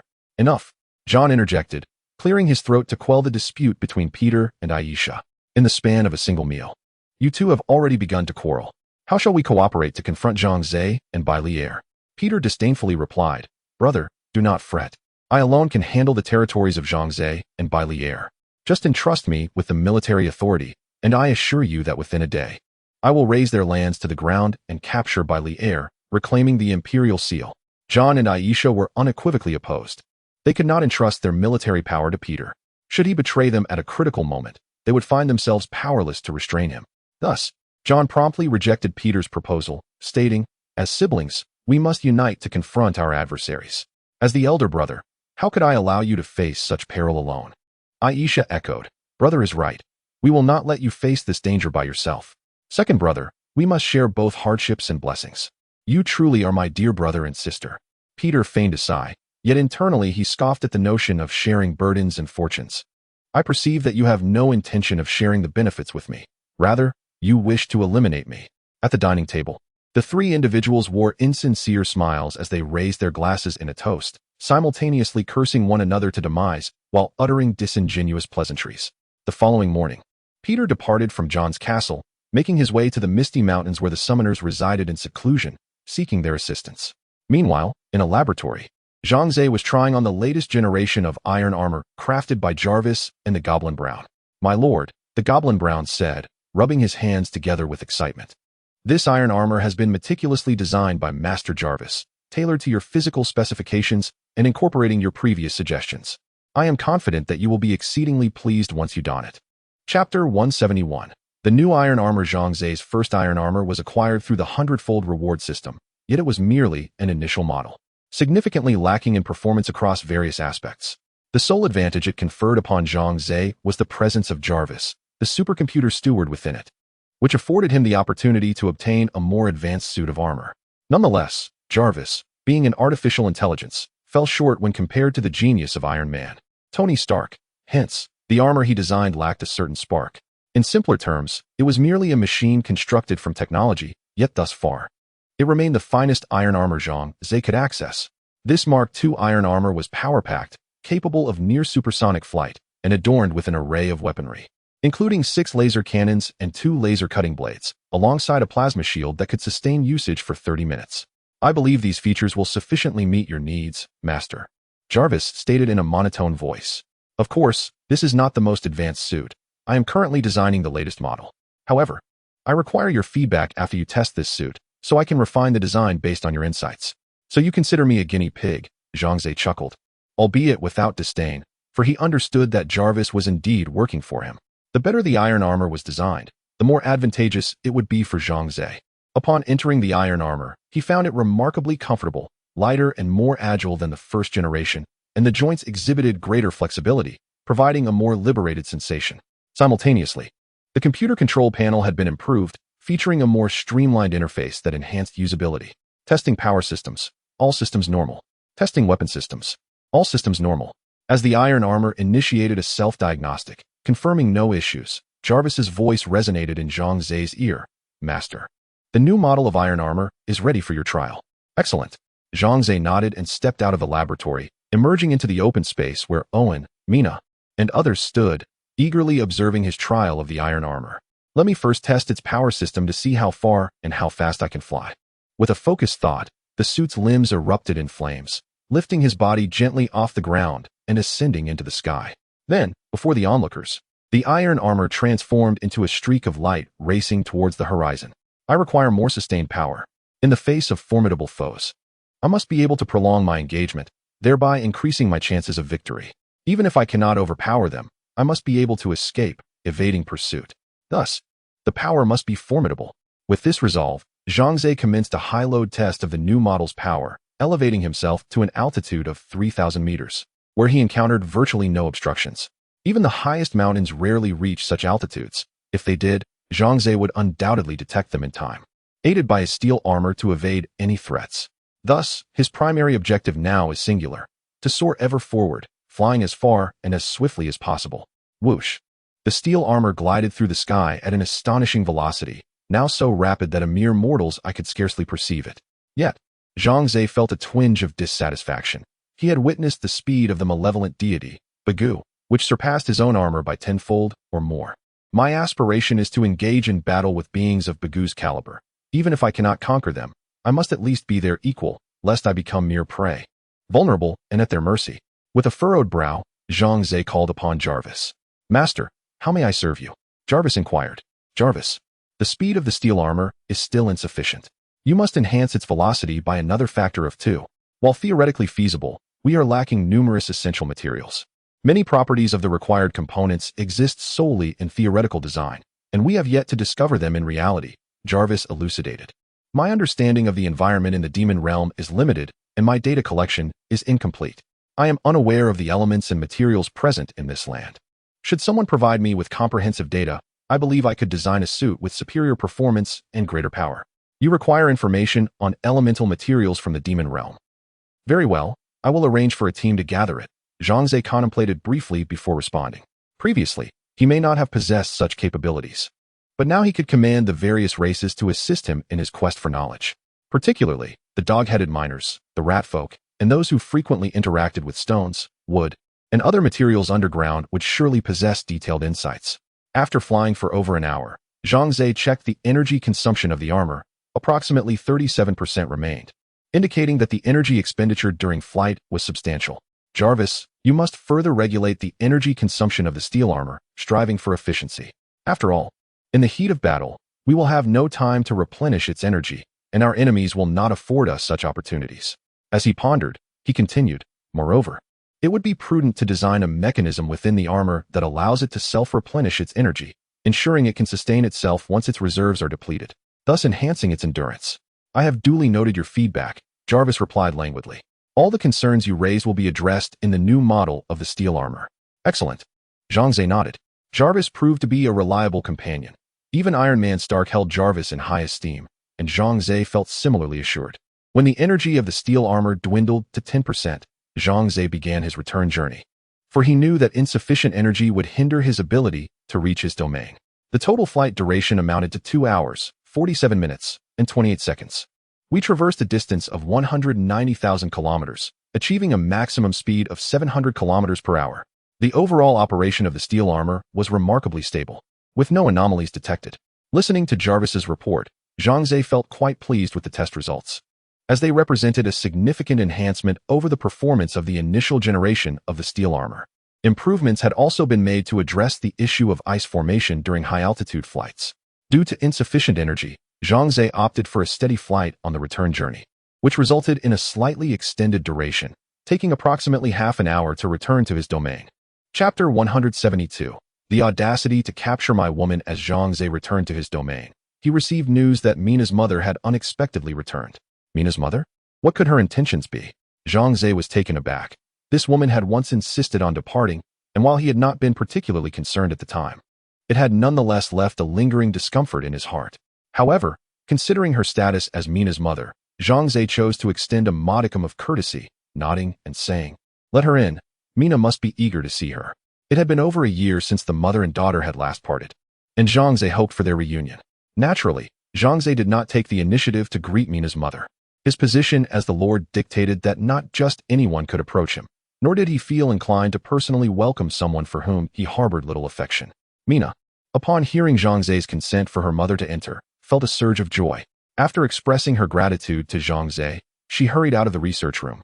Racing towards the city gates, Zhang Ze remained in the research room, engaging in discussions with Jarvis and the goblin, Brown, regarding a new model of steel battle armor. He had yet to test the weapon systems, having only experimented with the power system, its operational speed, and overall condition, all of which met with his satisfaction. Zhang Ze acknowledged the efforts of Jarvis and Brown. Jarvis remained composed, being an AI system, while Brown exhibited a mixture of excitement and pride, aware that a significant portion of their success was attributable to Jarvis. He considered himself merely a humble apprentice assisting Jarvis. Nevertheless, Brown felt he was making rapid advancements. He had never before encountered such a wealth of knowledge, broadening his horizons and impressing upon him the immense power of technology in the world. This conviction cemented his determination to pursue the path of science and technology relentlessly. For the goblin race, there were no alternatives. They were too feeble in terms of martial prowess and could not rival elves or dragons in magic. Thus, science and technology emerged as their primary means of production. The steel battle armor was transported to the research facility for recharging, which required an enormous amount of energy. Charging it during the day was out of the question, as it would plunge half of Zhang Ze's territory into darkness. Therefore, Jarvis typically recharged the armor in the dead of night, ensuring that normal production and daily life within the territory remained uninterrupted. While Zhang Ze was deep in conversation with Jarvis and Brown, Elise suddenly rushed in, her expression fraught with urgency. "My lord," she exclaimed, "there's trouble. Mina is in danger." "What?" Zhang Ze's brow furrowed instantly. How could Mina possibly be in danger within his own domain? He quickly inquired about the situation. Ali replied, "It's Mina's mother. She has brought 2 witches, likely from the Witches' Mutual Aid Society. They intend to take Mina back, claiming that their leader wishes to punish her." "Damn it! How dare you intrude upon my territory and seize my woman? You must be courting death." Zhang Ze was instantly consumed by fury. He promptly instructed Ali to lead the way, with himself following closely behind. At the same time, he conveyed a message to Owen, commanding him to mobilize the soldiers to secure every exit of their domain, ensuring that those witches could not abscond with Mina, nor escape at all. Owen swiftly implemented the orders, sealing off all exits from the city walls. Unless those witches sprouted wings to flee into the skies, they would not be permitted to take a single step away from this place. Upon entering his lord's hall, Zhang was met with the sight of Mina, unconscious in her mother's embrace, while the other 2 witches were casting spells, drawing an eerie circular magic array upon the ground, the purpose of which remained unclear. "Cease this at once. Release Mina," Zhang bellowed as he brandished his laser sword. The 3 witches were momentarily taken aback. Mina's mother, upon seeing Zhang, displayed a look of surprise, yet remained silent due to the presence of the other witches. A plump witch spoke up. "So you are the lord of this city?" "Zhang Ze is it. Mind your own business. This is an internal matter of our witch association, and we shall handle it ourselves." Another tall, slender witch scoffed, "Indeed. Just content yourself with being the lord and enjoy your privileges. If you dare interfere with our affairs, I assure you, your territory will become a deserted city within 3 days." "How audacious you are," Zhang Ze retorted with a sardonic laugh. He had already subdued all the various races on the continent of magic and held the position of vice president of the Mage Association. His name was well known across the land, if not universally recognized. These wretched witches, having long hidden in their domain, were perhaps too ignorant to realize Zhang's formidable reputation. At that moment, Long Yu, Ali, Owen, and others entered the Lord's Hall, surrounding the 3 witches and sternly demanding they release Mina or face dire consequences. The 2 witches, realizing they were outnumbered, began to feel anxious.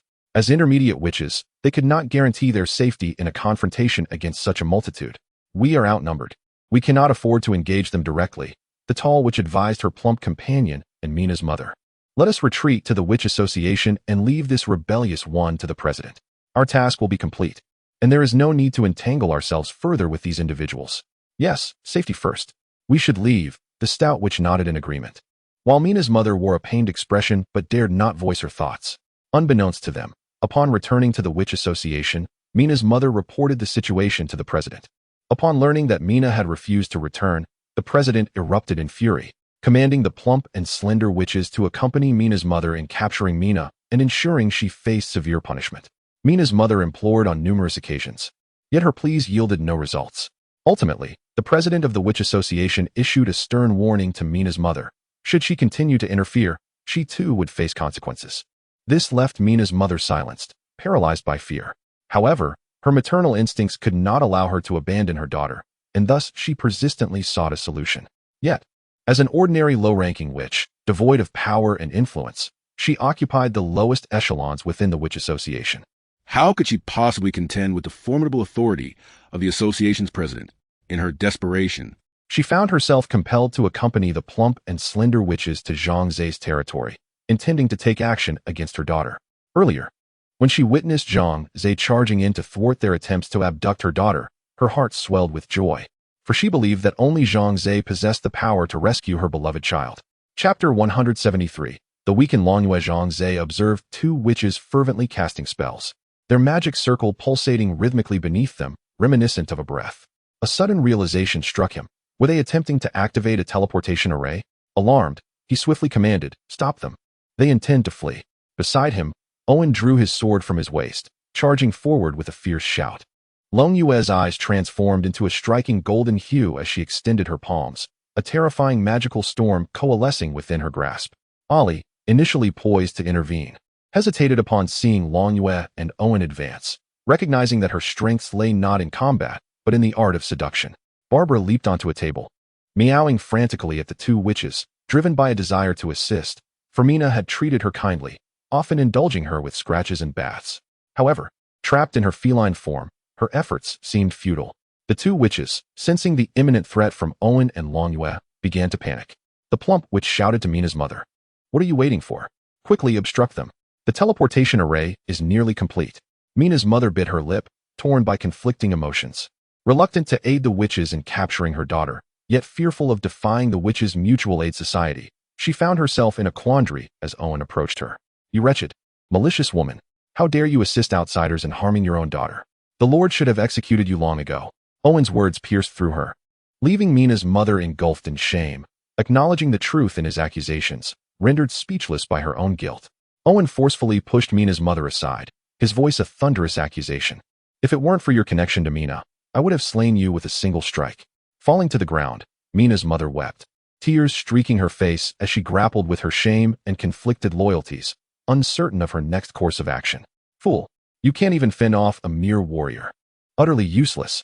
The plump witch scolded coldly, her hands outstretched as a dark magical beam shot directly towards Owen. Alarmed, Zhang Ze prepared to assist.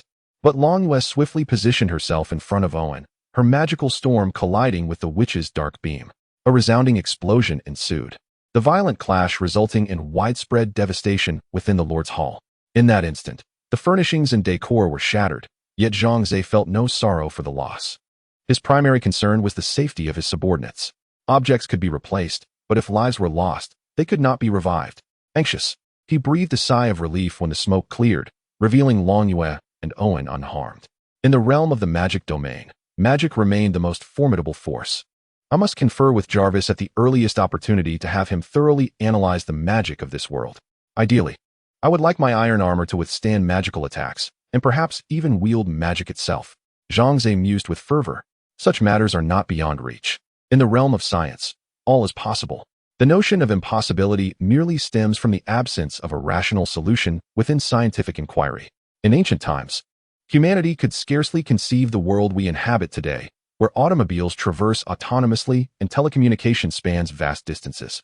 These transformations are the gifts of science to the human experience. Hence, Zhang Ze firmly believes that with thorough scientific exploration, the secrets behind magic will undoubtedly be unveiled. Jarvis, the super AI computer system, stands as a testament to this belief. Given ample time and research materials, he shall surely unlock these mysteries. Meanwhile, the battle rages on. The stout witch emerges from the magic circle, pulling Mina and her mother back into the circle, confronting Long Yue and Owen alone. On the other side, her companion, the slender witch, desperately urges the magic array to activate the teleportation circle more swiftly. Cursed dragonkin. The stout witch feels a pang of anxiety. The dragon race is notoriously powerful, both in physical prowess and magical might. Consequently, she feels a profound uncertainty in her confrontation with Long Yue.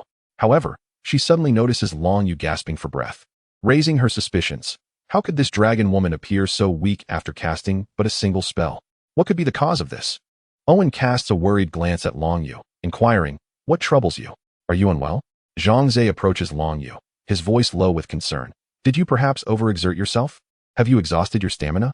Long Yue weakly nods, wiping the sweat from her brow as she confesses, "My magical power remains inadequate. I can only barely contend with my opponent's magic once." A sense of foreboding envelopes Zhang Ze. He understands that Long Yue's condition is intrinsically linked to her physical constitution. After all, she has yet to undergo her coming-of-age ceremony, and without this rite, her capabilities are limited. Although Long Yue momentarily surpassed her limits, her body has grown exceedingly frail, a precarious situation indeed. After this battle, I must take you to undergo the dragonkin's coming-of-age ceremony. Otherwise, your physical state is far too weak, Zhang Ze asserts. Having previously intended for Long Yue to partake in the ceremony within his dragon territory. However, she had hastily returned, driven by her longing for him and concern for her own solitude, neglecting the vital right. Zhang Ze feels both touched and amused by this revelation. He informs Long Yu that he has recruited a new female hero, the nine-tailed fox Ollie, who will care for him in her stead. To his surprise, Long Yu's expression grows even more serious, insisting on returning to tend to Zhang Ze herself, claiming that Ollie cannot possibly understand his habits as well as she does. In truth, these are merely excuses. She fears losing Zhang Ze to another. Upon witnessing Long Yu's frailty, the stout witch's face brightens with delight, and she cackles. I never imagined I would encounter a wretched dragon who has not undergone the coming-of-age ceremony. Sister, we may yet have a chance. The slender witch continued to exert her magical prowess when she heard the voice of the portly witch warning her, Sister, do not underestimate them. I sense a great danger in these individuals. Quickly assist me in activating the teleportation array. Once we depart from this place, we shall be free of all concerns. However, the stout witch had other intentions. With a disdainful huff, she replied, Sister, among those capable of wielding magic here, one is Mina, whom we have under our control, and the other is this dragonkin woman, who is now so feeble that she can scarcely lift her legs. I believe I could single-handedly raise this territory to the ground. When we return to the Coven of Witches, the President will surely commend my efforts. Chapter 174. The conceited fat witch. The fat witch, blissfully unaware, was blind to the impending calamity her unbridled confidence would usher in, as she remained ignorant of the formidable adversary she faced. Indeed, she possessed the ability to wield magic. However, magic is not an omnipotent force. Zhang Ze had previously engaged in combat with Barbara, and when it came to the prowess of spellcasting, Barbara far surpassed the fat witch by several leagues. Yet, she ultimately succumbed to Zhang Ze, losing her freedom and becoming his servant. Now, Zhang Ze donned the latest version of his iron suit. While it remained incapable of casting spells, Jarvis had meticulously designed the suit with future encounters against magic users in mind. Drawing from the data gathered during Zhang Ze's previous battle with Barbara, Jarvis had executed comprehensive enhancements to the iron suit, particularly in terms of its various resistances to magic, sparing no effort in its transformation. This endeavor was prolonged and required a significant investment of resources, including numerous rare materials. For instance, to bolster resistance against fire-based magic, Jarvis infused the steel plates of the suit with a considerable quantity of fire-resistant stones, a precious resource. To meet Jarvis's demands, Zhang Ze procured approximately a ton of these stones from the trading platform, but it proved insufficient, leading him to acquire over 100 tons subsequently. Since fire-resistant stones could not be directly incorporated into the suit's materials, Jarvis needed to refine them, infusing the essence extracted into the steel plates, which accounted for the substantial quantity required. The total expenditure on these fire-resistant stones amounted to over 1 million coins, yet Zhang Ze felt no remorse. He was willing to invest generously to enhance the combat capabilities of his iron suit. Moreover, to prevent psychic magic from penetrating the iron suit and affecting its pilot, Jarvis engraved magical runes within the steel plates using lasers. These runes, obtained from the Mage Association, were specifically designed to counteract psychic spells. This design was a boon for Zhang Ze, as it alleviated his concerns about succumbing to illusions, charms, or confusion during battle, allowing him to remain alert throughout the encounter, which was of utmost importance to him. Otherwise, before he could even engage the enemy, he might lose consciousness, becoming a mere puppet at the mercy of his foes, a scenario Zhang Ze wished to avoid. Thus, although the iron suit could not wield magic, it was equipped with the performance necessary to contend with magical adversaries. Provided Zhang Ze utilized it judiciously, he would generally prevail unless confronted with an exceptionally powerful mage. At that moment, Owen charged towards the fat witch, intent on reclaiming Mina. However, the fat witch ensnared him with a wind-based spell, instantly lifting Owen into the air, where his head collided with the ceiling's wall before plummeting heavily to the floor below. Owen let out a muffled groan, blood spilling from his lips. He attempted to rise, only to discover that his body had succumbed to immobility. The recent flight and fall had fractured several of his ribs. Zhang Ze observed Owen's condition, noting in his attributes panel that Owen's health had plummeted to approximately 30%. Although Owen was an exceptional hero, he remained merely human, and as a warrior engaging in battle against a mage-type adversary, he possessed no advantage whatsoever. Long Yu yearned to step forward and compete with the rotund, which in a display of magic, yet her body forbade her from doing so. Consequently, Zhang Ze swiftly pulled her back, simultaneously commanding his subordinates to rescue Owen. The malevolent deity, Bagu, had expended considerable energy in the previous confrontation, In an effort to allow him to recuperate for the impending encounter with Count Philemon, Zhang Ze had sanctioned his rest, rendering him unlikely to assist at this juncture. Zhang Ze felt a tinge of regret. Had he known that trouble would come knocking, he would not have permitted Bigu to rest. Ha! Come forth, you magicless muggles. Witness how I dispose of you. The rotund witch, brimming with arrogance, believed herself invincible. The slender witch shook her head, recognizing her sister's hubris. Yet the current circumstances indeed favored them, so she chose not to dwell on it. Our teleportation array will activate in 10 seconds. I need not concern myself with my sister. I must hasten to bring Mina back to the Witches' Guild and fulfill the task assigned by the president. The rest can be addressed later. The slender witch contemplated as she fervently urged the magic to expedite the activation of the teleportation array. The soldiers surrounding them were torn between fear and anger towards the rotund witch, yet they dared not approach, for her power was formidable, and they feared their lives would be forfeit. They were but ordinary individuals, unwilling to risk their safety, and Zhang Ze would not compel them to do so. After all, ordinary people stood no chance against a witch wielding potent magic, and he wished to avoid unnecessary sacrifices. Furthermore, if he were to force these soldiers into a perilous situation, it might diminish the loyalty of the territory's civilians, resulting in a loss far greater than the gain. All of you stand down. Allow me to confront this wretched witch. Upon hearing Zhang Ze's command, the soldiers exchanged glances.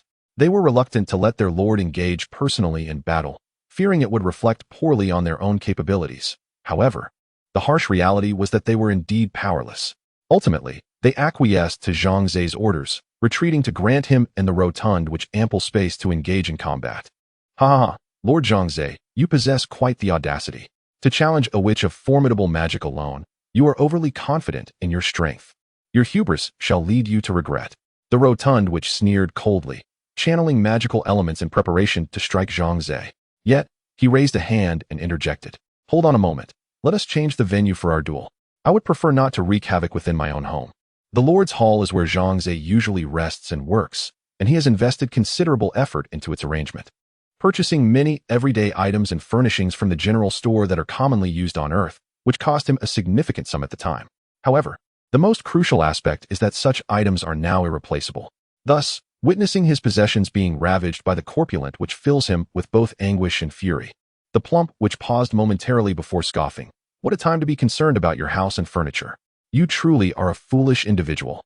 She then turned to the slender witch and remarked, Sister, look how foolish he is. I truly cannot comprehend why this Mina is so devoted to him. The slender witch, deeply engrossed in controlling the teleportation spell, was unable to respond, with merely 3 seconds remaining until the activation of the teleportation array. Zhang Ze glanced at the slender witch and realized that the prospect of rescuing Mina today was slim, as he felt utterly powerless against these two witches in terms of magic. He silently thought, Mina, I am sorry to impose upon you for now. Once I acquire greater strength, I shall return to the Witch Assistance Society to rescue you. Rest assured, it shall not be long. Chapter 175. The army approaches the corpulent witch, and Zhang Ze convened at the town's Grand Plaza, where a throng of citizens had gathered, eager to witness the confrontation between their lord and his foe. As for the slender witch, she had already utilized the teleportation array to escape before Zhang Ze and the others departed, leaving him powerless to confront her. However, Zhang Ze was consumed by profound indignation. How could someone brazenly abduct his beloved right under his nose? Such an affront was utterly intolerable.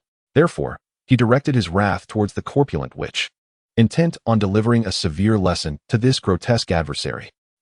Though you may be the lord of a grand city, you remain merely an ordinary human.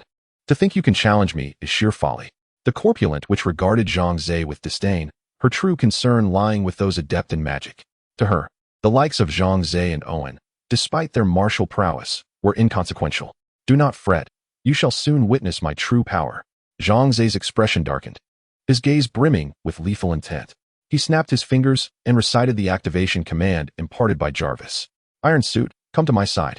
Zhang Ze's voice had been programmed as the activation sound for the second-generation Iron Suit, and a compact communicator hung by his ear, transmitting his command directly to the suit. In an instant, the Iron Suit responded to his command, with Jarvis himself transferring to the suit. It soared from its stand, darting through the skylight of the research facility and ascending skyward, shortly appearing beside Zhang Ze. Its sudden arrival startled all present, and many citizens recognized it as the Iron Suit, erupting into joyous cheers. After all, It was this very suit that had enabled Zhang Ze to vanquish the invading demonic army and capture Barbara. Barbara, cradled in Long Yu's arms, lifted her head upon seeing the iron suit, her feline eyes fixated upon it as she murmured, "It seems stronger than before. Even if I were to reclaim my human form, I would likely be no match for the iron suit. That corpulent witch is doomed." Though Long Yu could not engage in combat, she could still move freely, silently encouraging her master, "Go, defeat this fiend." The others echoed this sentiment, wishing for Zhang Ze to eradicate the malevolent witch invading their realm. Yet, the corpulent witch remained oblivious to the suit's formidable capabilities, continuing to laugh derisively. Convinced that Zhang Ze was merely grasping at straws. "Is this your secret weapon? A suit that walks on its own? Huh, I could destroy such armor with ease." Zhang Ze curled his lip, a scoff escaping him. "Then by all means, give it a try." Upon finishing his words, he stepped into the steel armor. And the moment he did, all the devices sprang to life. The voice of Jarvis echoed in his ears. "Master, the diagnostics of the armor are complete. Everything is functioning normally, and you are ready for combat." "Excellent." Zhang Ze scoffed, declaring, "Full power. I shall deal with this scoundrel immediately." The plump, which was gathering magical elements in both hands, for destruction was her forte, and the magic she wielded brimmed with formidable annihilative power. "Die, you foolish wretch." The plump, which hurled the magical elements at Zhang Ze, for once touched by such forces, one would first experience intense corrosion, followed by aging and decay. If it were a human, they would instantly be reduced to a skeleton. "Master, analysis indicates that the danger level of the opposing magical elements stands at 37%. You may choose to confront it or evade," Jarvis advised. Zhang Ze squinted, swiftly making his decision. Forward. He refused to cower any longer. The abduction of Mina had already left him feeling suffocated. To hide now would render him utterly unmanly. 37% is still within my capacity to endure." With a mighty roar, Zhang Ze propelled the steel armor forward, delivering a powerful punch towards the plump witch. Boom. The magical elements collided directly with the armor, yet Zhang Ze did not flinch, allowing the magic to corrode the exterior of the steel suit. Jarvis quickly intervened, and a protective film resembling grease materialized over the armor's surface, his latest research breakthrough, capable of counteracting a portion of the magical effects. The plump witch was taken aback, astonished to see her magical elements failing to corrode the armor. In her moment of distraction, Zhang Ze's fist was already upon her. It was a thunderous blow. Not just a person, even a house could be crushed by such force. The plump witch's expression shifted dramatically, though adept in magic. Her body remained that of an ordinary human. A direct hit would likely obliterate her. Thus, she acted swiftly, using magic to teleport herself 10 meters away. Though she evaded the punch of the steel armor, she found herself gasping for breath. The strain of instant teleportation consumed immense magical energy, and being overweight only doubled the toll. The plump witch panted heavily, contemplating her predicament. However, that 10-meter distance was but a breath for Zhang Ze. As he missed his target, Jarvis instantly locked onto the witch's next position. Without hesitation, Zhang Ze turned and soared towards her once more, unleashing a flurry of punches that nearly sealed off all her escape routes. Realizing the gravity of her situation, the plump witch felt fear. Her magic had proven ineffective against him, and with no chance to flee, she had no choice but to encase herself in magical elements, attempting to form a protective barrier. Bam! Bam! Bam! Zhang Ze's fists crashed down upon the plump witch, and although the energy shield absorbed much of the impact, he remained relentless, launching a frenzied assault. He was determined to unleash the fury that had been building within him, though the corpulent witch remained unscathed. The tremors caused by Zhang Ze left her disoriented, and she sensed that the magical elements surrounding her, which served as a protective barrier, were precariously on the verge of collapse. This was disastrous. "My protective enchantment is about to shatter," the stout witch gasped in horror, feeling utterly powerless as all her magical energy had been depleted, leaving her as nothing more than an ordinary human. "Wait, please spare me. I can lead you to rescue that woman." The corpulent witch, realizing her energy shield was on the brink of destruction, cried out in terror, cognizant that if Zhang Ze continued his assault, her demise was inevitable. "I can rescue her without your assistance." Zhang Ze's eyes blazed with fury. He had resolved to eradicate the witch's mutual aid society. Thus, he paid no heed to the witch's plea. With a flurry of punches, he shattered her energy shield completely, and amidst her terrified screams, he delivered a fatal blow. Exhaling deeply, Zhang Ze felt a sense of relief. He had emerged victorious in this battle. Yet, the gloom in his heart lingered. Slaying 10 corpulent witches could not bring back his Mina. Long Yu. As Zhang Ze exited his armored suit, Owen commanded the disposal of the deceased witch's remains. Upon hearing Zhang Ze call for her, Long Yu hastened forward and respectfully inquired, "Master, do you require my assistance?" "Yes." "Do you know where the Witches' Mutual Aid Society is located?" "I must rescue Mina." Zhang Ze replied solemnly. "I can mobilize my kin to search for it." Long Yu responded, "However, Master, the strength of the Witches' Mutual Aid Society is comparable to that of the Mage Association, so it may be challenging for us to annihilate them with our current capabilities." Zhang Ze furrowed his brow, realizing that despite all the power he possessed, Long Yu's assertion of their inability to conquer the Witches' Mutual Aid Society hinted at the formidable strength of their adversaries. "How can I rescue Mina then?" Zhang Ze's brow knitted tighter, burdened by despair. At that moment, Owen approached Zhang Ze and suggested, "My lord, I have a proposal." "Speak, what is it?" Zhang Ze turned to Owen, who continued, "I know that the Mage Association has always been in opposition to the Witches' Mutual Aid Society. Although there has not been outright warfare, small conflicts are incessantly occurring." "Oh." Zhang Ze's eyes narrowed slightly. This was indeed promising news. If what Owen claimed was true, that the Mage Association and the Witches' Mutual Aid Society were adversaries, then he could forge an alliance with the Mage Association to jointly eradicate the witchcraft organization. Owen articulated Zhang Ze's thoughts. "As long as we can secure the Mage Association's assistance, we should be able to overcome the Witches' Mutual Aid Society. Even if we cannot completely obliterate them, rescuing Mina should not pose a significant problem." "Excellent. I shall go to the Mage Association at once and discuss this matter with their president." Zhang Ze resolved without delay, eager to act, for he was deeply concerned for Mina's safety. Just as Zhang Ze was preparing to pilot his iron suit and soar towards the floating island, a thunderous rumble erupted from outside the city. The crowd was instantly taken aback, bewildered by the sudden commotion. Owen promptly commanded his subordinates to investigate, but Zhang Ze interjected, "Allow me to go." With that, he ascended into the sky, gazing downwards towards the source of the sound. Before him, vast stretches of land outside the territory were being upheaved, and bizarre machines began to emerge from the earth, resembling enormous drilling apparatuses. These machines boasted robust bodies, their heads shaped like conical drill bits, trailing behind them segments akin to train carriages. Zhang Ze narrowed his eyes and commanded, "Jarvis, scan those machines and reveal what lies within." "At your command, master." Soon, a series of penetrating images flooded Zhang Ze's vision, revealing that the machines concealed individuals within. Each was a fully armed soldier, yet their attire echoed that of ancient warriors, distinctly different from modern soldiers. Zhang Ze felt a sense of intrigue. He was puzzled about the origin of these soldiers, yet he was certain of their intentions, to assault his territory. Where had they come from? Who had sent them? As curiosity filled his mind, he flew closer to ascertain their situation, only to discover that the design of their armor and the insignia on their banners were identical to the emblem of Count Fileman's family. The answer was now clear. These individuals were indeed soldiers of Count Fileman. "You insolent Count Fileman, I have yet to settle the score with you. And you dare to disturb the ground beneath me. You are truly courting disaster."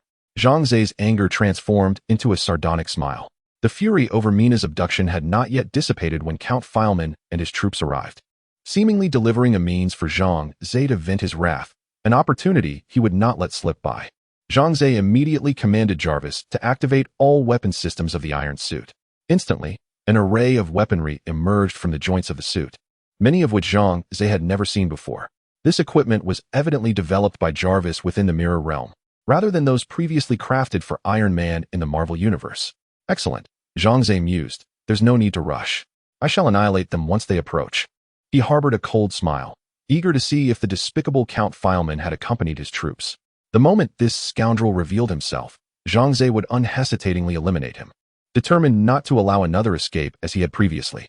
To release a tiger back into the mountains is to invite endless calamity. Such a fate would not befall Zhang Ze. Soon, these colossal drilling machines emerged from the ground. Zhang Ze estimated there were at least 100 of them, and he wondered where Count Fileman had procured such contraptions.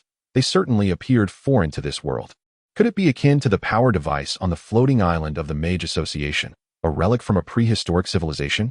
Zhang Ze felt a sense of intrigue. In truth, that so-called prehistoric civilization is merely the civilization of Earth, its origins obscured by the passage of time, now a mystery to all. Were it not for Zhang Ze's discovery, this knowledge would remain hidden. It seems that Count Fileman must possess insights into the origins of these artifacts. I must capture him and interrogate him thoroughly. Zhang Ze narrowed his eyes, resolutely deciding that he would take him alive. A colossal machine emerged upon the land. its hatch opening to release a throng of soldiers who swiftly assembled on the ground, forming a formidable phalanx that appeared overwhelming in its numbers. Zhang Ze observed these soldiers from the air, his heart unfazed. To him, they were merely fodder. Where could Count Philemon be? Surely he has not failed to arrive. Zhang Ze pondered, yet felt it illogical. Would such a grand scale of battle allow this fellow to trust his army to act independently? Unbeknownst to Zhang Ze, Count Philemon had indeed arrived, though he did not mingle with the soldiers. Instead, he hovered above in a flying craft reminiscent of a UFO, observing the battlefield through a viewing window. Huh, Zhang Ze, this time I shall surely breach your city and plunder your wealth. Count Philemon chuckled with pride. Having mobilized 1,000,000 troops, an unprecedented display of force, all aimed at vanquishing Zhang Ze and avenging past humiliations. As the army assembled, an officer soon commanded them to commence their siege. However, before they could draw near the city, a thunderous voice resonated from the sky. You rascals! You shall all perish here today. Zhang Ze amplified his voice through the speaker of his iron armor, ensuring that his words echoed clearly for hundreds of miles. What is that? A suit of armor? It's flying in the sky? The soldiers speculated, convinced it was yet another sorcerer conjuring tricks. Let us shoot it down with arrows. Fear not, for the Count is also in the sky. Can a mere suit of armor withstand our myriad forces? Charge with courage. Despite their astonishment, the soldiers on the ground dismissed Zhang Ze, believing that their multitude of over 1,000,000 would easily overwhelm him alone. Thus, Zhang Ze was poised to impart a lesson. Jarvis, deploy the laser artillery and unleash all munitions. Zhang Ze commanded coldly. Without hesitation, Jarvis complied, and the cannon of the iron armor erupted in a frenzy of fire, sweeping through the throngs of soldiers below. In moments, explosions erupted all around, flames reaching skyward amidst a cacophony of sound. Countless soldiers were obliterated by the laser artillery, while others, ignited by the flames, ran wildly in a frenzy, rolling on the ground in a desperate attempt to extinguish the fire, only to discover that the flames would not be extinguished, due to the unique fuel contained within the ammunition employed by this artillery. Conventional methods proved futile in extinguishing its flames. Even immersion in water would require an extensive duration to extinguish it. With the surrounding terrain being entirely flat and devoid of water, the notion of rolling on the ground or using sand to quell the fire is rendered absurd. Consequently, numerous soldiers became charred corpses amidst their anguished screams. Fear began to envelop the remaining individuals, as they realized that the armored entity above them could unleash a peculiar weapon capable of inflicting immense harm. Thus, the crowd began to retreat, with some even turning to flee in desperation. Count Philemon observed the unfolding scene from above, his ire directed at Zhang Ze, nearly grinding his teeth in frustration. Cursed Zhang Ze! Where did he procure such an extraordinary contraption with such formidable power? Yet he was prepared. Today, your demise is inevitable. With a disdainful snort, Count Philemon blew into a whistle crafted from the bone of a monstrous creature. Its sound would summon formidable beasts. Indeed, shortly thereafter, a swarm of grotesque beings took to the skies, adorned with bat-like wings and wielding an array of weapons, surging towards their target. Count Philemon opened the hatch and bellowed commands to the throng of monsters. Eliminate that metallic abomination. The creatures emitted cawing cries reminiscent of crows before swiftly darting towards Zhang Ze. Jarvis promptly relayed to Zhang Ze, Master, a large number of targets are approaching. They appear intent on assaulting us. Zhang Ze turned to behold the throng of creatures in the sky, a cold snicker escaping his lips as he declared, merely a horde of flying monstrosities. I shall dispatch them all today. Jarvis, deploy the remote-controlled robots to continue attacking the ground forces. You and I shall confront these creatures. Without hesitation, Jarvis activated the 4 remote-controlled machines that launched from the waist of the armored suit. Though diminutive in size, their offensive capabilities were formidable, capable of emitting razor-sharp laser beams that would cleave anything in their path. The bewildered soldiers, witnessing Zhang Ze ascend, were filled with elation and surged madly towards the castle. However, an oddly shaped entity materialized before them, followed by a streak of crimson light that sliced through their ranks, leaving many in shock as they discovered their upper and lower bodies had become severed. Chapter 176. The Defeat of the Earl and the Onset of a New Crisis. Ah, my waist! Who can rescue me? I have been cleaved in two. Help! A cacophony of anguished cries echoed from all directions. In mere seconds, thousands were severed in half by a beam of light. Even more, although still alive, bore grievous wounds, with severed limbs representing the least tragic outcome. With the deployment of 4 remote-controlled robots capable of unleashing laser beams, the enemy's advance was successfully repelled. No one dared to approach. paralyzed by fear of the terrifying death rays. Yet, these remote-controlled robots possessed limited energy, each operational for only 10 minutes. The consumption of energy by their laser beams rendered them inoperative, soon collapsing into heaps of scrap metal. Nevertheless, the soldiers of Count Flemin remained cautious, wary of the possibility that these machines might suddenly spring to life and unleash their deadly rays once more. Thus they retreated to the shadows, observing quietly. During this time, Owen had organized his troops to ascend the city walls, preparing for a counterattack. The 98K rifles and Italian artillery were primed, and at the city gates, Tiger tanks stood in formation, their cannons aimed outward. The moment the enemy entered their range, they would unleash a barrage, obliterating all in their path. Meanwhile, in the skies above, Zhang Ze was engaged in a fierce battle against the monstrous foes. With the ability to emit laser blades from both hands and a capacity to discharge high-voltage currents, any creature that grasped him would be reduced to charred remains. Zhang Ze maneuvered through the throng of monsters with agility, wielding his dual laser blades with devastating effect, leaving no adversary unscathed. One after another, the monstrous corpses plummeted from the sky, blood spraying like a torrential downpour. However, the sheer number of foes was overwhelming.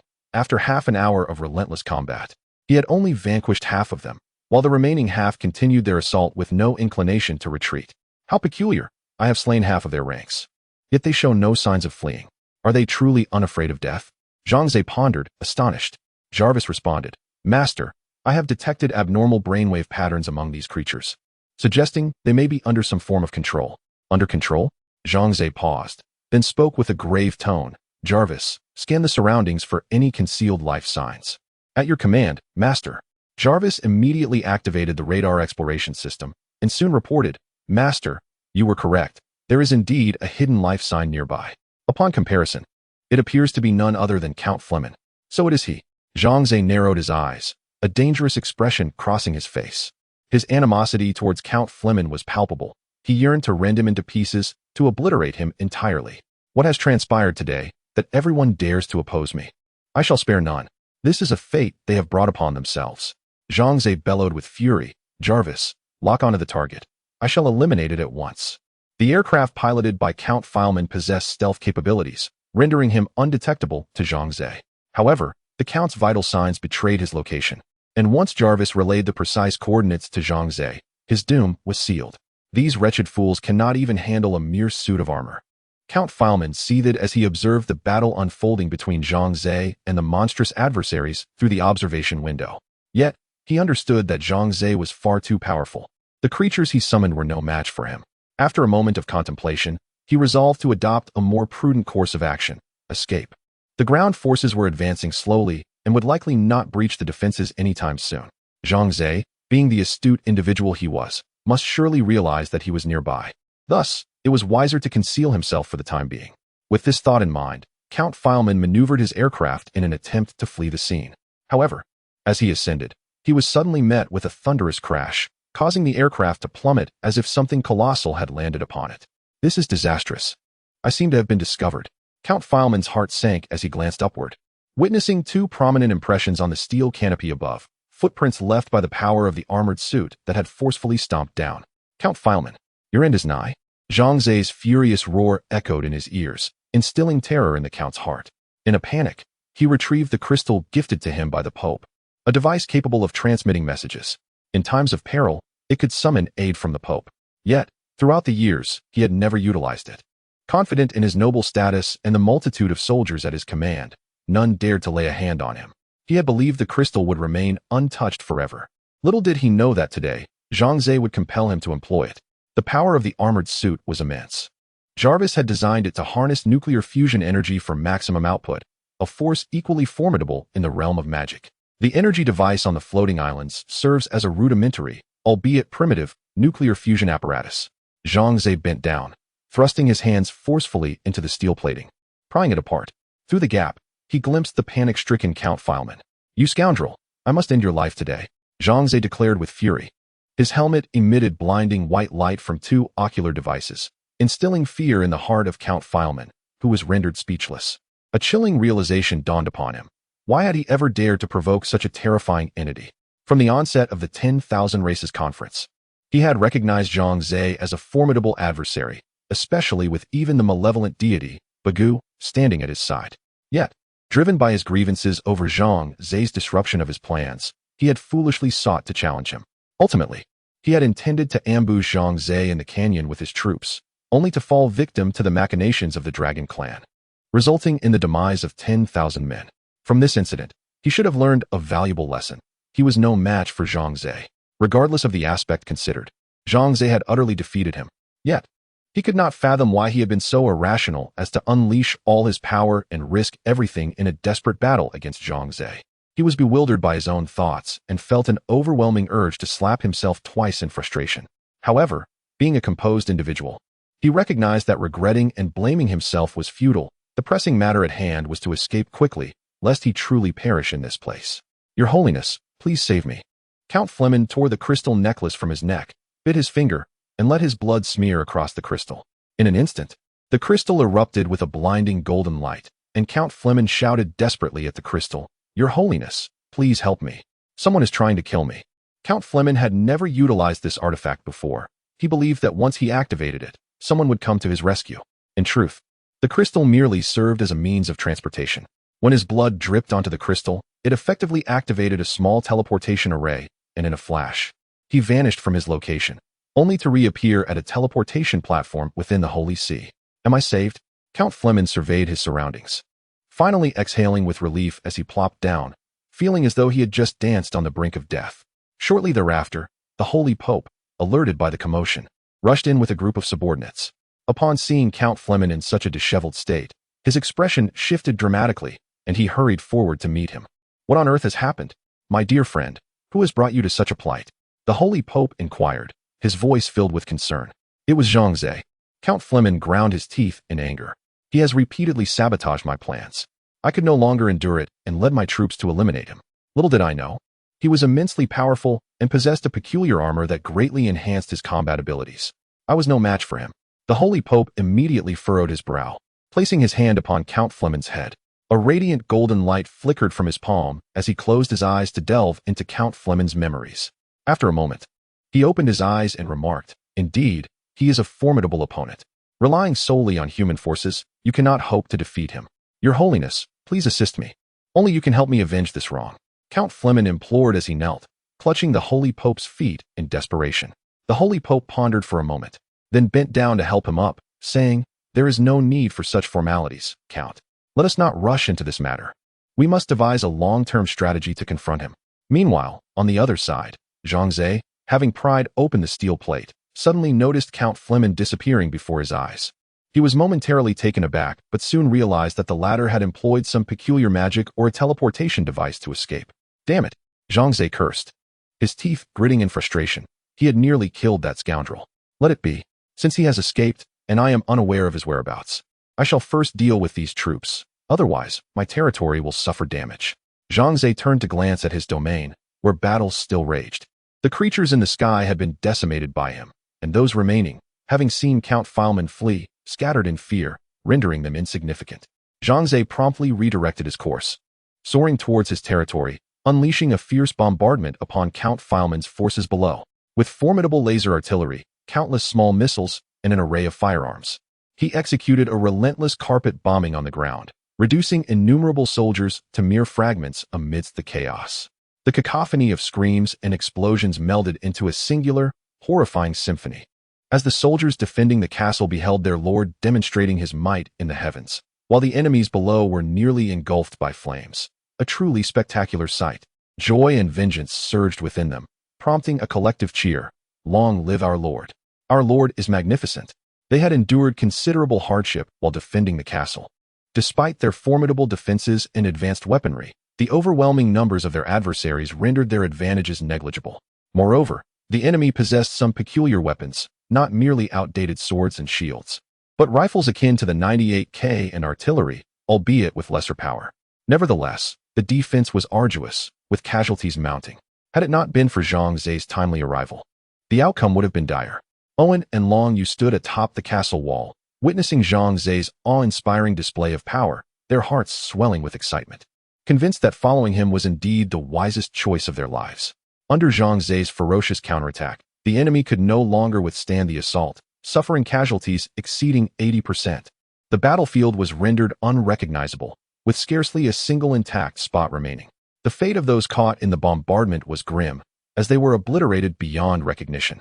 With Count Fileman having fled, his subordinates lost their resolve, becoming a headless mass unable to continue the fight, and began to retreat.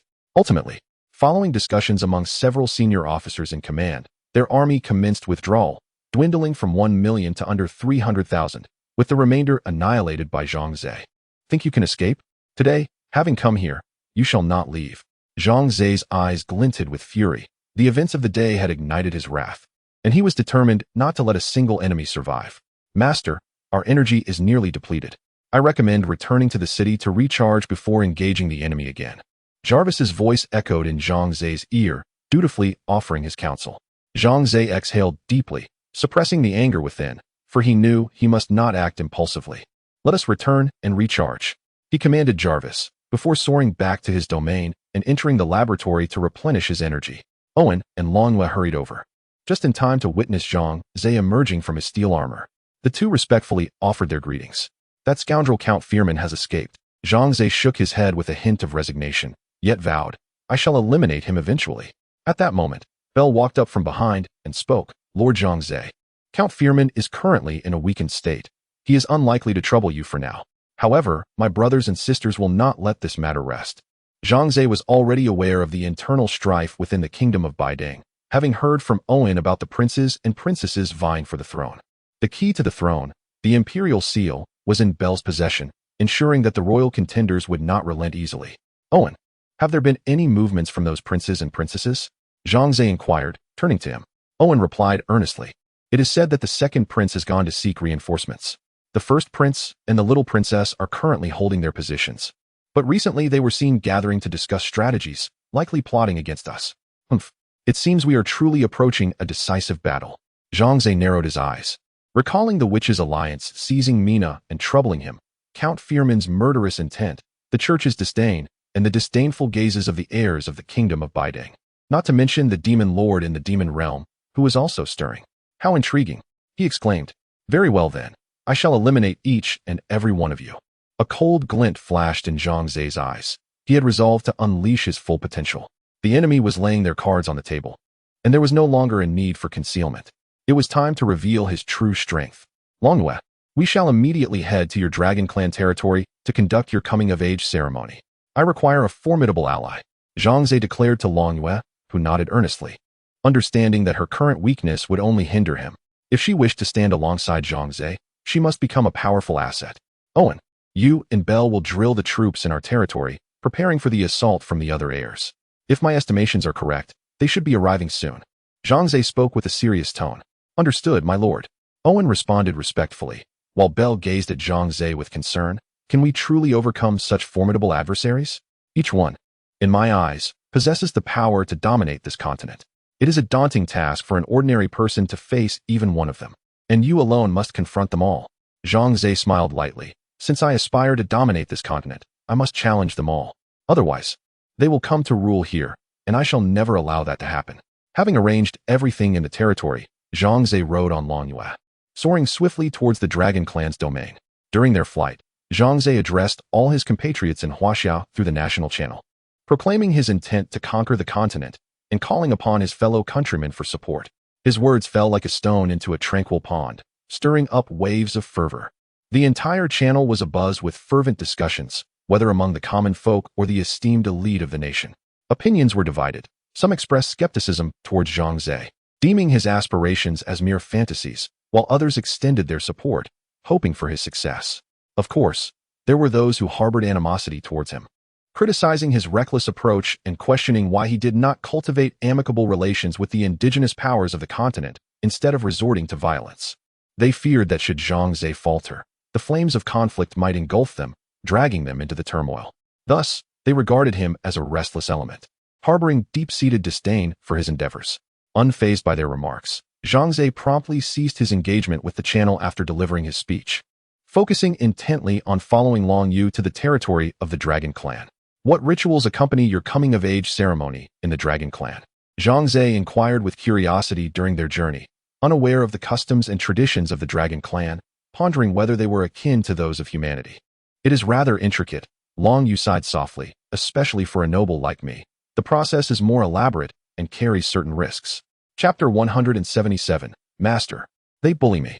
It is revealed that the rite of passage for the dragon clan necessitates a communion with their ancestors, a connection of the soul.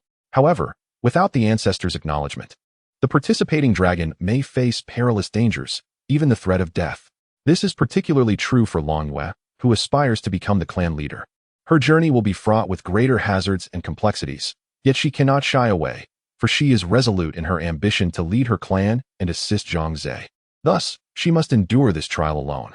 Upon arriving in the dragon territory, the sight of Zhang Ze and Long Yue's return prompts all dragons to kneel in reverence. Zhang Ze, uninterested in idle chatter, promptly gestures for them to prepare for the rite of passage. Consequently, the ceremony commences that very evening, with Zhang Ze occupying the highest seat. Observing Long Yue as she stands upon the sacrificial platform, the assembled dragons, gathered on one side, softly chant cryptic incantations while performing peculiar dances that seem almost otherworldly. Zhang Ze comprehends that these chants and movements are a means of communicating with their ancestors, and thus he remains silent, his gaze fixed upon the proceedings. Soon, Long Yue closes her eyes, her body gently levitating above the ground. Her spirit has transcended into another realm, the abode of her ancestors. Gradually, several spectral dragons materialize before her, their authoritative and scrutinizing gazes weighing heavily upon her, suffocating her with their overwhelming presence. Yet, recalling that Zhang Ze awaits her return, she gathers her courage and meets the gaze of the colossal dragons, her eyes ablaze with an indomitable spirit. Child, you are to be the next candidate for clan leader? One dragon appraises Long Yue with a hint of disdain. Your strength is woefully inadequate. You might qualify as an ordinary noble of the dragon clan, but to aspire to leadership is beyond your reach. The other dragons nod in agreement, voicing their skepticism towards Long Yue's capabilities. Long Yue speaks with conviction, esteemed ancestors. I do not come before you to beseech the honor of leadership nor to negotiate. I am here to declare that I, Long Yue, shall henceforth be the leader of the dragon clan. I command you to bestow upon me the rite of passage, so I may become a true adult dragon. The dragons are taken aback by Long Yue's proclamation, their disbelief palpable as they unleash furious roars. How audacious! Do you presume to command us? Do you understand who we are? We are your ancestors. This is utterly preposterous. Return whence you came. We shall never acknowledge your claim to leadership, nor shall we grant you the right. Indeed, depart at once, or we shall rend your soul asunder. The colossal dragons are incensed by Long Yue's defiance, yet she remains unfazed. For Zhang Ze had previously equipped her for this moment. They had anticipated such an encounter. Master, they bully me. In her heart, Long Yue incessantly recited the phrase that there existed a profound spiritual connection between her and Zhang Ze. Thus, this information swiftly traversed into Zhang Ze's mind, transcending the barriers of their disparate realms. Zhang Ze promptly responded, "Wait a moment. I shall send someone to assist you." The individual dispatched was none other than the malevolent deity, Bagu. Previously, during the skirmish, Bagu had retreated to his own domain for recuperation, thereby missing the fray. Now, having returned, Zhang Ze instructed him to immediately aid Long Yue in dealing with the obstinate stalwarts. Bagu accepted the command and, in an instant, traversed the fabric of time and space to arrive in Long Yue's realm. Although this was the ethereal domain of the dragon clan, it posed no challenge for Bagu. Who are you? Why do you intrude upon our dragon clan's spiritual sanctuary? This is the hallowed resting ground of our ancient lineage. Begone. The dragons, upon sensing Bagu's presence, erupted in astonished fury, attempting to expel him. Bagu calmly approached Long Yue and said, "My master has sent me to assist you. How shall we proceed in resolving the matters at hand?" Addressing the esteemed ancestors of the dragon clan, Long Yue raised her gaze, icy determination evident in her eyes. As her time with Zhang Ze extended, her temperament increasingly mirrored his. His every word and deed subtly shaped her, rendering her decisively resolute. "Ha! Little girl, do you presume to threaten us? Do you think that an outsider can aid you? This is our domain. We hold sway here.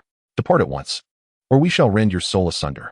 The elder dragons regarded Long Yue and Bagu with disdain, dismissing them entirely. Long Yue nodded and said, "I understand. Bagu, only one dragon need remain." Bagu acknowledged her command, "I comprehend." The surrounding dragons looked on in astonishment. What did she mean by retaining but a single dragon? Did he intend to slay the others? Such audacity was tantamount to courting death. Enraged, the dragons unleashed their soul flames, aiming to incinerate Longyue. But these fiery assaults were effortlessly dispelled by Bagu's mere gesture. What? How could this being thwart our soul flames? This is inconceivable. Panic ensued among the dragons. Within their spiritual realm, their soul flames were invincible, capable of consuming all in their path. It was akin to being in someone's dream, where that individual reigns supreme, and all others must yield to him. Ah, you foolish dragons, do you still not recognize who I am? Bagu surveyed the dragons with a cold gaze and proclaimed, "Where is the eldest of your kind?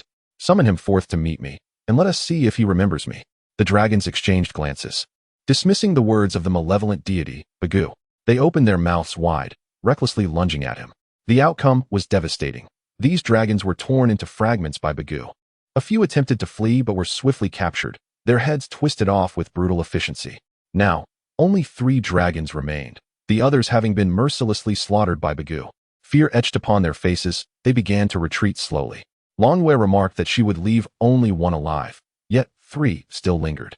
Bagu, casting a sidelong glance at them, declared, "2 more must perish. Spare us, spare us." One dragon, rendered speechless by terror, pleaded. Although in a spectral state, its demise would still mean death, instilling a profound fear within it, as it begged for mercy from Bagu and Longyue. Longyue pretended not to notice, and Bagu, showing no mercy, advanced swiftly, delivering a crushing blow that shattered the dragon's head. The remaining 2 turned to flee, only to be overtaken by Bagu, who tore them apart with a single motion. The last dragon survived, but had its tail severed, writhing in agony on the ground. Only 1 remained. Bagu turned to Longyue, stating, "Your task is complete." Longyue nodded, when suddenly, a massive figure loomed over them. "Who dares slay my dragon offspring?"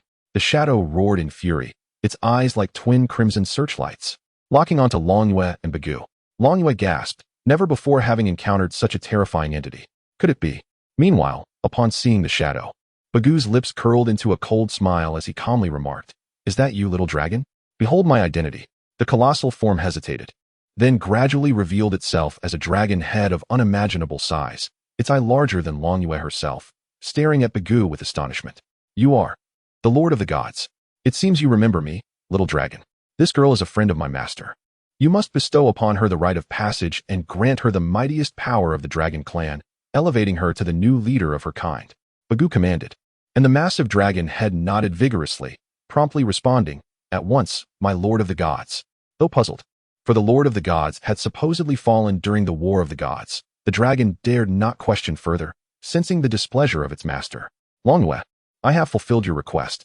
Now, I must return to my master," Bagu announced, preparing to depart. Just then, he caught sight of the dragon still writhing in agony nearby. With a snap of his fingers, the dragon exploded in a burst of death. "Excellent. Now only 1 dragon remains. I have upheld my end of the bargain." With that, Bagu withdrew from the realm of dragon souls, returning to Zhang Ze's side. Zhang Ze listened to the report from the malevolent deity, Bagu, nodding in satisfaction before closing his eyes, awaiting the emergence of Longyue. Approximately half an hour later, a brilliant golden light flashed, and a formidable aura emanated from within, causing the surrounding dragon kin to sway as if struck by a tangible force. "Master, I have returned." Longyue stepped forth from the golden radiance, her beauty and nobility heightened, her aura even more astonishing. The ordinary dragons trembled in fear at the sight of her. Even the former leader of the dragon clan found himself weak-kneed, collapsing to the ground in shock. He had never wielded such immense power during his reign. How had Longyue achieved this? Zhang Ze nodded, expressing his approval. "Indeed, you have grown stronger than before." Longyue smiled at Zhang Ze. "Thanks to your assistance, master. The god of dragons, the first dragon of our kind, has bestowed upon me all his power, making me the mightiest among the dragon kin." "Excellent. Now let us visit the Mage Association.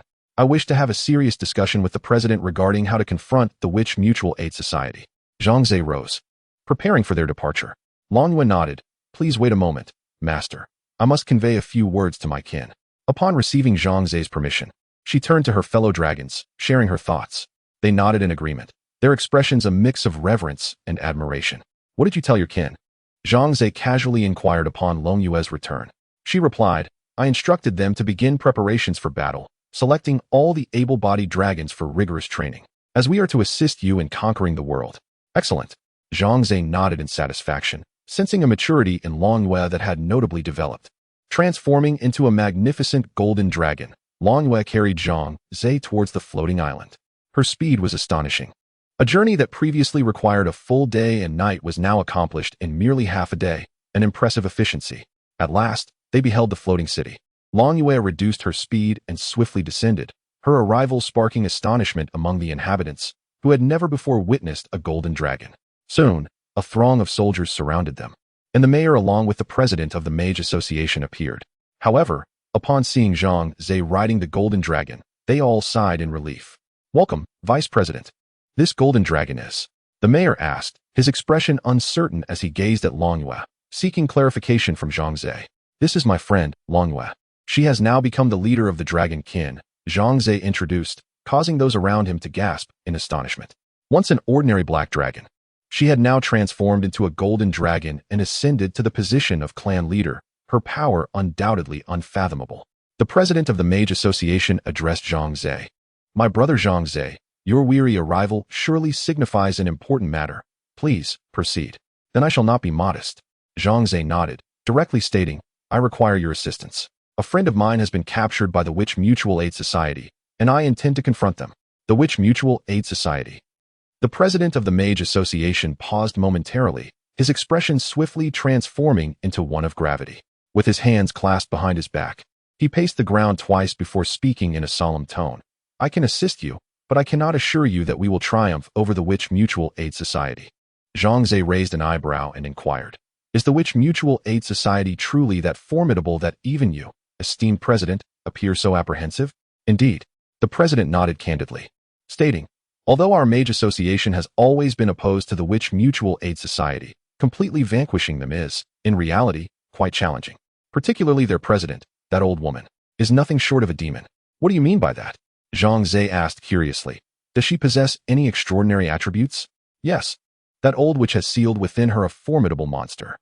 Frankly speaking, if she were to unleash that creature, we might stand no chance."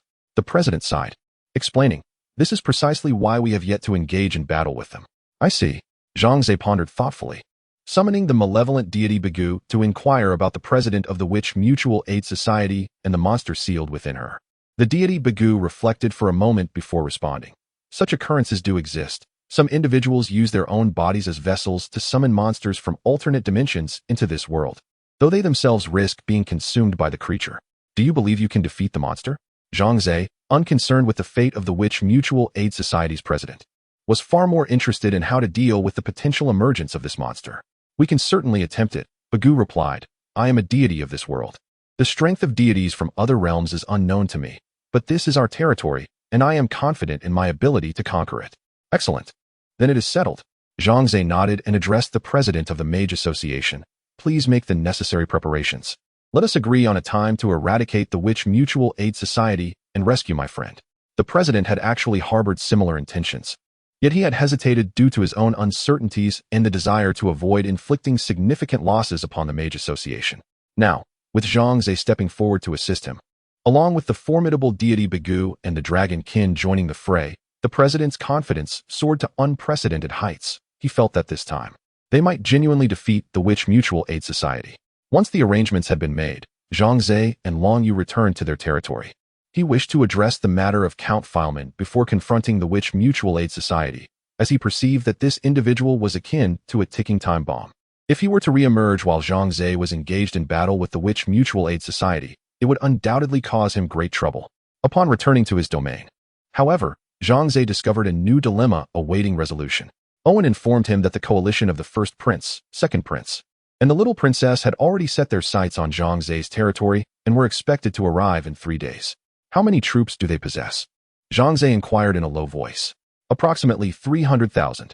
Owen's expression was grave as he remarked, "I truly did not anticipate that they could amass such a multitude." Zhang Ze waved his hand dismissively and replied calmly, "It is not the number that instills fear, but rather the presence of chaotic and monstrous entities."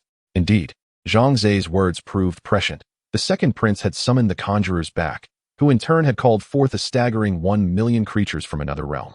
These beings possessed powers several times greater than that of ordinary soldiers, instilling confidence in their ability to vanquish Zhang Ze.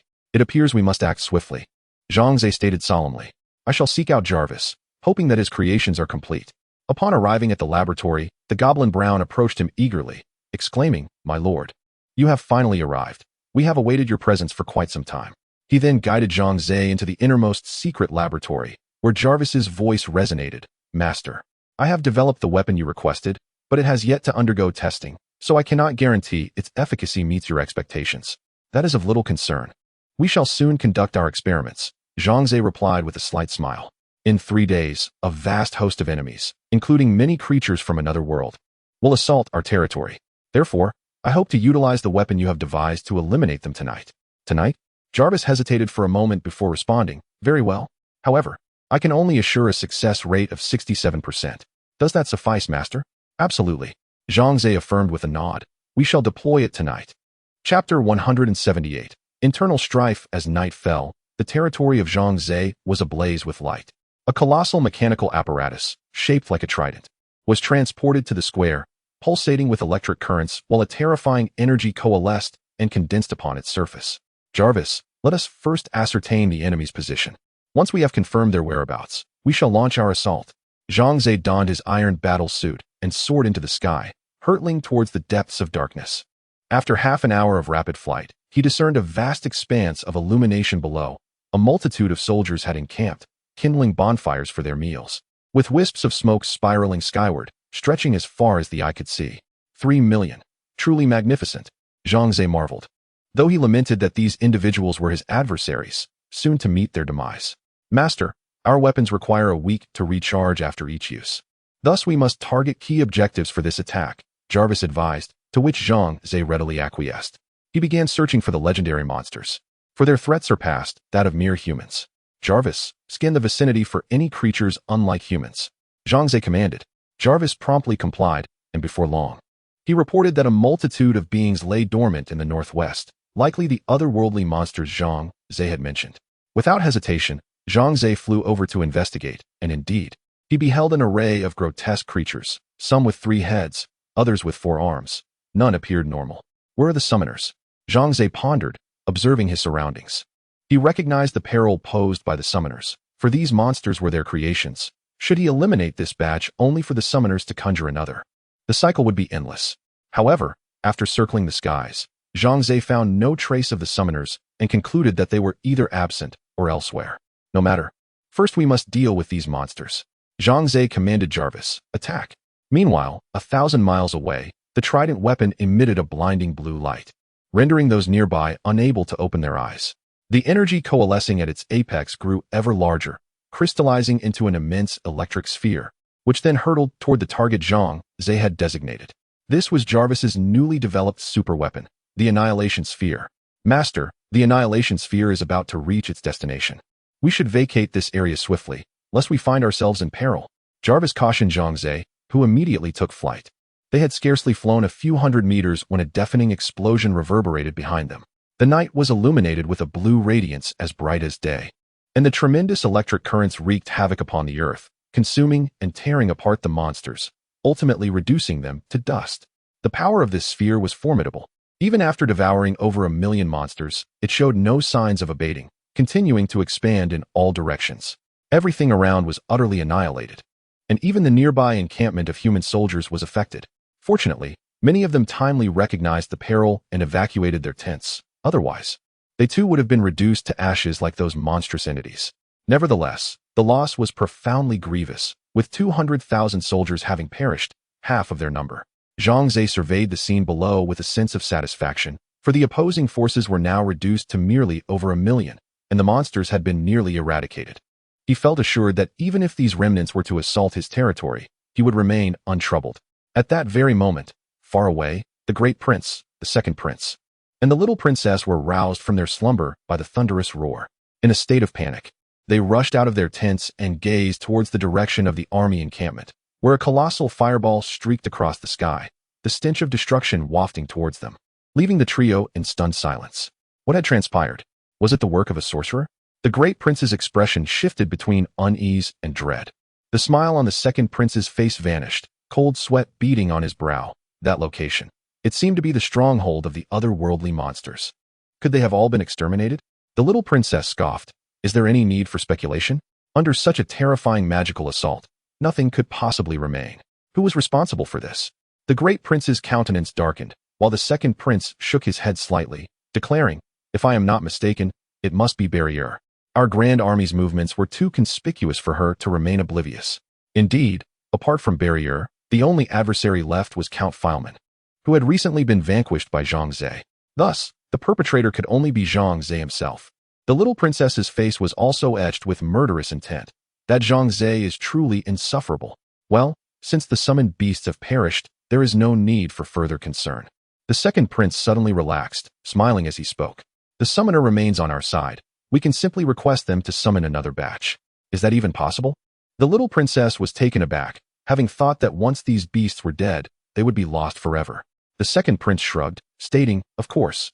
Such creatures are abundant in another realm, easily summoned by the hundreds of thousands."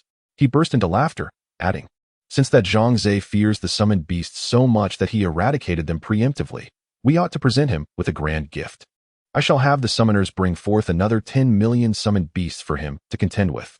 This assault had been exceedingly successful, and Zhang Ze was quite pleased.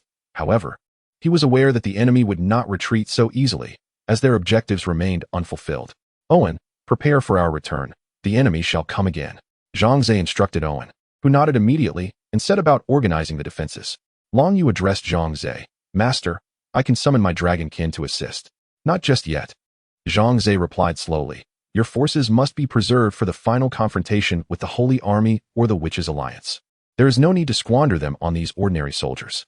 After arranging everything meticulously, Zhang Ze encouraged everyone to rest well before entering a private chat channel to converse with his parents and younger sister. They were already aware that Zhang Ze was no ordinary individual and understood the myriad challenges he was about to face, which filled them with concern, particularly his sister, who wished to send her forces to assist him, yet neither side had managed to establish their positions, rendering such discussions futile. Nevertheless, Zhang Ze reassured his family that once he unified the demon realm, he would be able to mobilize the entirety of the continent's forces to locate them, and at that point, they could reunite as a family. For now, however, he urgently hoped that his parents and sister could keep themselves safe. As turmoil loomed and he could not protect them, they could only rely on themselves. After concluding the conversation with his family, Zhang Ze laid down to rest. He had been quite busy lately and had not had the opportunity for proper repose, so he soon fell into a deep slumber. Dragon Moon quietly entered Zhang Ze's room, saw him sound asleep, smiled softly, and then stealthily climbed onto the bed to lie beside him. The following morning, just as Zhang Ze awakened, Owen arrived with intelligence reports. The coalition of the Crown Prince, Second Prince, and the little princess had already arrived at the city gates. Their speed was astonishing. Zhang Ze was taken aback. Just last night, they had been 3 days' journey away, yet they had reached so quickly? Not to mention that Zhang Ze had launched a surprise attack on their camp the previous night, inflicting significant casualties. Under such circumstances, their rapid march was truly unexpected. Furthermore, there was even graver news: the monsters had reemerged. Owen's tone was grave as he expressed his suspicion that their summoner had conjured yet another horde of creatures. And the numbers were staggering, at least 10 million. Everyone was dumbfounded. 10 million monsters. Zhang Ze narrowed his eyes, sensing the severity of the situation.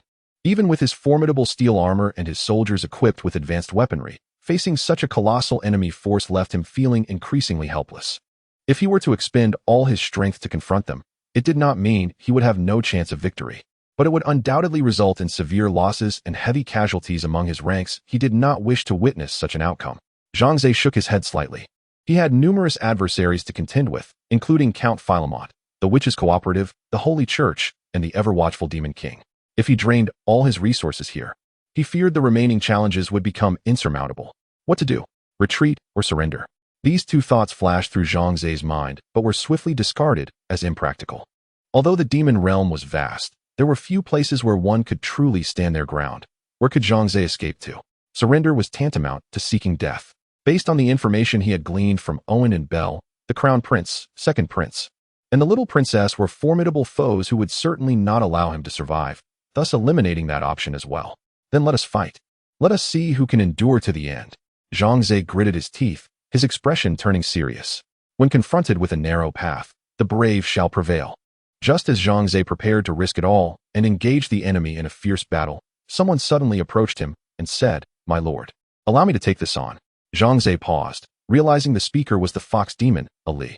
"How do you intend to deal with them?" Zhang Ze inquired. Curiosity piqued.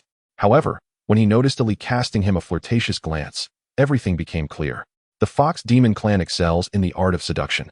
A formidable adversary to men, and with 2 men in the enemy camp, Ali had found her opportunity. Yet, Ali, you may enchant them, but you must not sacrifice your body. Zhang Ze's expression turned grave as he earnestly stated, I appreciate your willingness to assist me, but I do not wish for you to jeopardize yourself. Do you understand? Ali's expression froze momentarily, disbelief flickering in her eyes. As a member of the Fox Demon clan, she had seduced men on numerous occasions, some for her own benefit, others at the behest of others.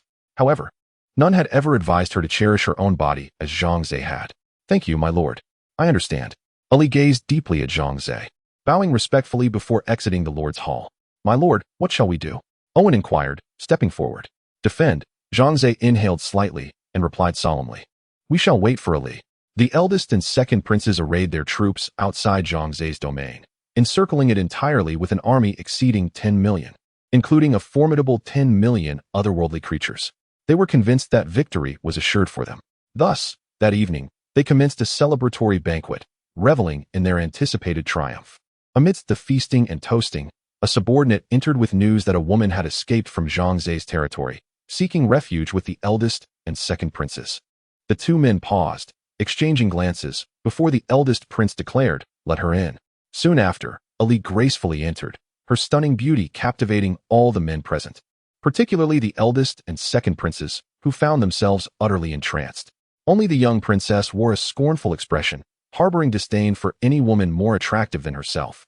Should this woman fall into her hands, her first act would be to mar her face beyond recognition. I am Ali, seeking to pledge myself to the esteemed princes. I do not wish to perish within the city. Ali knelt, her expression one of poignant vulnerability, evoking sympathy. Coughing lightly, the eldest prince was the first to rise, stepping forward to assist Ali to her feet. With a kind demeanor, he reassured, Fear not, my dear, for you shall find safety under my protection. At that moment, the second prince approached, wearing a teasing smile, and remarked, Brother, as the commander, you must prioritize the greater good. Leave the task of caring for the lady to your younger brother. You? The elder prince cast a sidelong glance at the younger prince and shook his head, declaring, Let it be. The women who fall into your hands seldom meet a favorable fate. The younger prince, now incensed, retorted, Brother, do not slander me. I have never harmed a woman. Are you pretending? The women who have perished at your hands number no fewer than 800, if not 1,000. Do you think I am unaware of this? The elder prince's expression darkened, exuding an almost palpable aura of menace. The younger prince, undeterred, grasped the hilt of his dagger and coldly scoffed. There are many matters I could concede, but this woman is mine. The young princess was taken aback, struggling to comprehend how. In less than a minute since the woman's appearance, these brothers had turned against each other. Though they had always harbored tensions, they had never before erupted into such fury. What could have caused this? She glanced at Ali, noticing a faint, cold smile playing at her lips, and suddenly understood. It was this woman.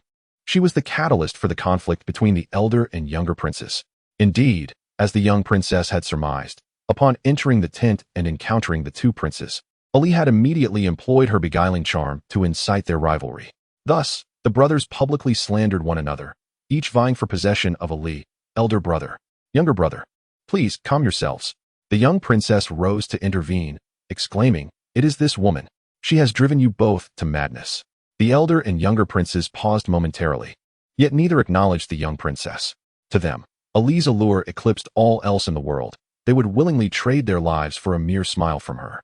Infuriated, the young princess, recognizing the peril of their rift jeopardizing the war effort, suddenly lunged at Ali, thrusting her dining knife with fervor. Caught off guard, Ali was struck in the shoulder, blood immediately streaming forth. The pain caused her enchanting spell to dissipate, and the princes regained their senses. Bewildered as they surveyed their surroundings, recalling that they had nearly drawn blades against one another. Is it this woman? The elder prince inquired, to which the younger prince nodded in agreement. It must be her. Seize her. The elder prince commanded with a wave of his hand, his voice low and resolute. Once we conquer Zhang Ze's territory, burn her alongside him. Instantly, a throng of subordinates surged forth to bind Ali and drag her away. With a sigh of relief, the young princess mused to herself, Men possess far too many weaknesses. A single woman can render them utterly besotted. How can they possibly govern a nation or this continent? It falls to us women to assume that mantle. Ali was confined within a prison, under the watch of designated guards. However, Her captors had made a grievous error by assigning 2 men for the task, precisely aligning with Ali's intentions.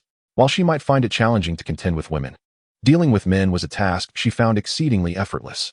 With a casual flick of her gaze, Alia cast 2 flirtatious glances towards the male soldiers, instantly rendering them spellbound and obedient to her every word. They swiftly released her from her confinement and tended to her wounds. I must fulfill the Lord's task. Alia, suppressing the agonizing pain in her shoulder, commanded the 2 soldiers to escort her to the residence of the second prince. Alia believed that, in contrast to the first prince, the second prince was more impulsive, making him more susceptible to her allure. Thus, she chose to approach him. Once she had instructed the soldiers to stand guard outside, Alia entered the second prince's tent alone. At that moment, he was poring over a map. Upon noticing her entrance, his surprise was quickly overshadowed by a dazed fascination. Alia had already cast her enchanting spell upon him, leaving him devoid of his usual restraint. Second prince, if you assist me in eliminating the first prince, I shall be yours entirely. Alia's beguiling voice echoed in the depths of the second prince's mind, causing his expression to darken with a chilling resolve. He had made up his mind to turn against his elder brother. The rivalry between them as siblings had always been a fierce one, and this collaboration was merely a prelude to their inevitable confrontation. Thus, he pondered, why delay the inevitable when he could act now? Chapter 179, Fratricide. Thus, the second prince promptly assembled his forces, preparing to launch a surprise attack on the first prince's camp. Unbeknownst to him, the first prince had long since infiltrated his ranks with spies. As soon as the second prince made his move, the enemy was already aware and swiftly gathered troops to ambush him. The first prince scoffed to himself, contemplating how to eliminate his own brother. Little did he expect that the second prince would deliver himself right to his doorstep. Consequently, the second prince fell into the ambush, leading his several thousand men into a trap laid by the first prince's 30,000, and fierce combat ensued. Just as the second prince seemed on the verge of capture and execution, a thunderous battle cry erupted from outside. Monsters summoned by a conjurer charged towards the first prince's forces. The first prince was taken aback. Why were the summoned creatures attacking him? He was perplexed, yet upon seeing his brother's mocking expression, everything became clear. You scoundrel! Have you secretly made a pact with the conjurer? What have you traded with them? He bellowed in fury. The second prince maintained his sardonic smile and replied, nothing much. Merely informed them that should I ascend to the throne of the kingdom of Baidang, I would appoint the leader of the conjurers as our national advisor. The position of national advisor was highly esteemed, second only to the king, and often wielded greater power than the monarch himself. The first prince's expression shifted dramatically, and he exclaimed in outrage, have you lost your mind? Do you not understand that the conjurers are actually? I am well aware. The second prince interrupted, his demeanor growing increasingly frenzied. However, in pursuit of the throne, I am willing to risk everything. The second prince's countenance morphed into one of madness. Indeed, the temptation offered by the conjurer was merely a catalyst. The war was inevitable in his eyes. The first prince, unwilling to remain passive, immediately issued orders for his troops to assemble and charge forward. Instantly, the forces of humanity clashed violently with the summoned creatures, resulting in the deaths of tens of thousands. With significant casualties on both sides, a truly harrowing spectacle. The little princess, awakened by the din of battle, swiftly dispatched scouts to ascertain the situation. Upon receiving the report, her face reflected utter shock, quickly transforming into seething anger. These 2 fools. At such a critical juncture, they dare to turn on each other. Taking a deep breath, she contemplated her next move and issued a command. All soldiers withdraw 50 miles. Keep our distance from these 2 lunatics, and do not get entangled in their conflict. Stepping out of her tent, she glanced towards Zhang Ze's direction, musing to herself, this must be the machination of Zhang Ze. If I am not mistaken, he will soon make his move. Her intuition proved correct. Zhang Ze had been closely monitoring the enemy's movements. Upon witnessing the infighting, he felt a surge of elation. Owen, Long Yu, prepare yourselves and await my command. We shall launch a full-scale assault. Zhang Ze could not act immediately, for the battle had only just begun. He needed to wait until both sides were exhausted and mutually weakened before he could strike, ensuring the greatest advantage for himself. However, what about Ali? Zhang Ze felt a pang of concern and, after a moment of contemplation, immediately instructed the undead Kalendor, go to the enemy camp at once and seek out Ali's whereabouts. Do everything in your power to rescue her. If you encounter any difficulties, do not hesitate to seek my assistance. I shall come to your aid. Yes, my lord. The undead Kalendor swiftly took action, vanishing into the shadows of the night. Meanwhile, the battle between the first and second princes raged on, with both sides investing vast resources and manpower in a fierce conflict, akin to sworn enemies intent on annihilating one another. Ollie, wishing to escape discreetly since her mission was complete, found herself unexpectedly confined by the second prince's orders. Although she had momentarily seduced her captor, his inner greed and fervor only intensified. He had come to regard her as his possession, resolutely forbidding her departure. Ollie, possessing feeble combat abilities, was powerless against the hundreds of soldiers surrounding her. Even if she could employ her enchanting skills, she could not simultaneously sway so many men. Thus, she remained helplessly awaiting the whims of fate. Just then, a voice whispered in her ear, "Miss Ollie, the Lord has sent me to rescue you." Though her expression remained impassive, joy surged within her heart as she replied in a hushed tone, "There are too many soldiers here. Can you handle them alone? Fear not. I am an undead. They cannot see me, and I can manipulate their minds." With that, Kalendor departed from Ollie's side. Moments later, the hundreds of soldiers inexplicably turned against their comrades, engaging in a fierce and chaotic battle as if driven mad. Ollie's heart soared with delight, recognizing this as the handiwork of Kalendor. Seizing the opportunity, she rose and fled outside. With the undead Kalendor's assistance, she stumbled back to the outskirts of Zhang Ze's territory, where he awaited her at the gate. Upon seeing her return, he embraced her gratefully, exclaiming, "Thank you for your invaluable help." Ollie, her cheeks flushed with joy, replied, "Serving my lord is the duty of a true hero." Noticing her injuries, Zhang Ze promptly dispatched someone to attend to her wounds with utmost care. It was now his turn to deal with those two wretched princes. After Ali's departure, the effects of her enchantment began to wane, and the second prince gradually regained his senses. Yet, he did not cease his assault on the first prince. "Since matters have come to this, let us determine a victor." He clenched his teeth and ordered the attack to continue. The current situation was, in fact, advantageous for him, as he commanded an army of 1,000,000 otherworldly monsters, known for their formidable combat prowess. Even against the elite forces of the first prince, they still posed a significant threat. He resolved to seize this opportunity to vanquish the first prince, pursue the little princess, and ultimately turn his attention to Zhang Ze. On the other hand, the first prince felt a growing anxiety, acutely aware that his troops had reached their limit. Faced with the overwhelming power of those monstrous adversaries, it became increasingly difficult to send his soldiers forth to face certain death. The casualties among the soldiers are alarmingly high. If he continues to relentlessly compel them to fight, it could easily incite a rebellion. However, he finds himself in a precarious situation. To retreat would be tantamount to admitting defeat and withdrawing from the contest for the throne. "I shall not concede. I refuse to accept this fate." The crown prince's heart roars with indignation, yet as he surveys the surrounding turmoil, an icy chill begins to envelop his spirit. The defeat is as overwhelming as an avalanche. Just when despair sets in, the enemy's assault comes to an abrupt halt, leaving the crown prince and his subordinates bewildered, uncertain of the enemy's intentions. "Brother, to prevent further bloodshed, let us settle this war between the two of us." The second prince's voice suddenly resonates throughout the battlefield, crystal clear, as if he were speaking directly into their ears. An eerie silence descends upon the scene. All of the crown prince's soldiers turn to him, awaiting his response. Narrowing his eyes, the crown prince recognizes that the second prince's stance is likely a ruse. Given that he has already lost the war, the cessation of the enemy's advance juxtaposed with a proposal for a duel seems suspicious. "Ah, I understand. This wretch wishes to avoid the infamy of having slain his own brother, resorting to a so-called fair duel to claim victory in the struggle for the throne. A cunning scheme indeed." The crown prince scoffs inwardly, yet he is undaunted. He knows he has already met with failure, and the only outcome left is death. Thus, he would prefer to wield his sword one last time rather than face capture and execution. Should he triumph, he might yet turn the tide in his favor. With resolve, he declares, "Brother, I accept your proposal. Let us engage in combat." Consequently, a substantial area of the battlefield is cleared, and the brothers stand face to face, weapons in hand, ready to engage in a brutal clash. On the wall, Zhang Ze observes this unfolding drama, his brow furrowing as he discerns the second prince's stratagem. Rather than deplete their forces through internal strife, he seeks to eliminate his brother and then absorb his troops to consolidate power against me. Zhang Ze squints, contemplating. This second prince is indeed a master of deception. However, I cannot dispatch my troops now. They have halted their fighting, and sending reinforcements would yield no benefit. Let me witness which of the brothers emerges victorious in this contest. The duel lasts approximately 5 minutes, both brothers panting heavily and bearing injuries. But it is evident that the crown prince possesses superior skill, having honed his prowess in the art of combat, in stark contrast to the second prince, who indulges in revelry.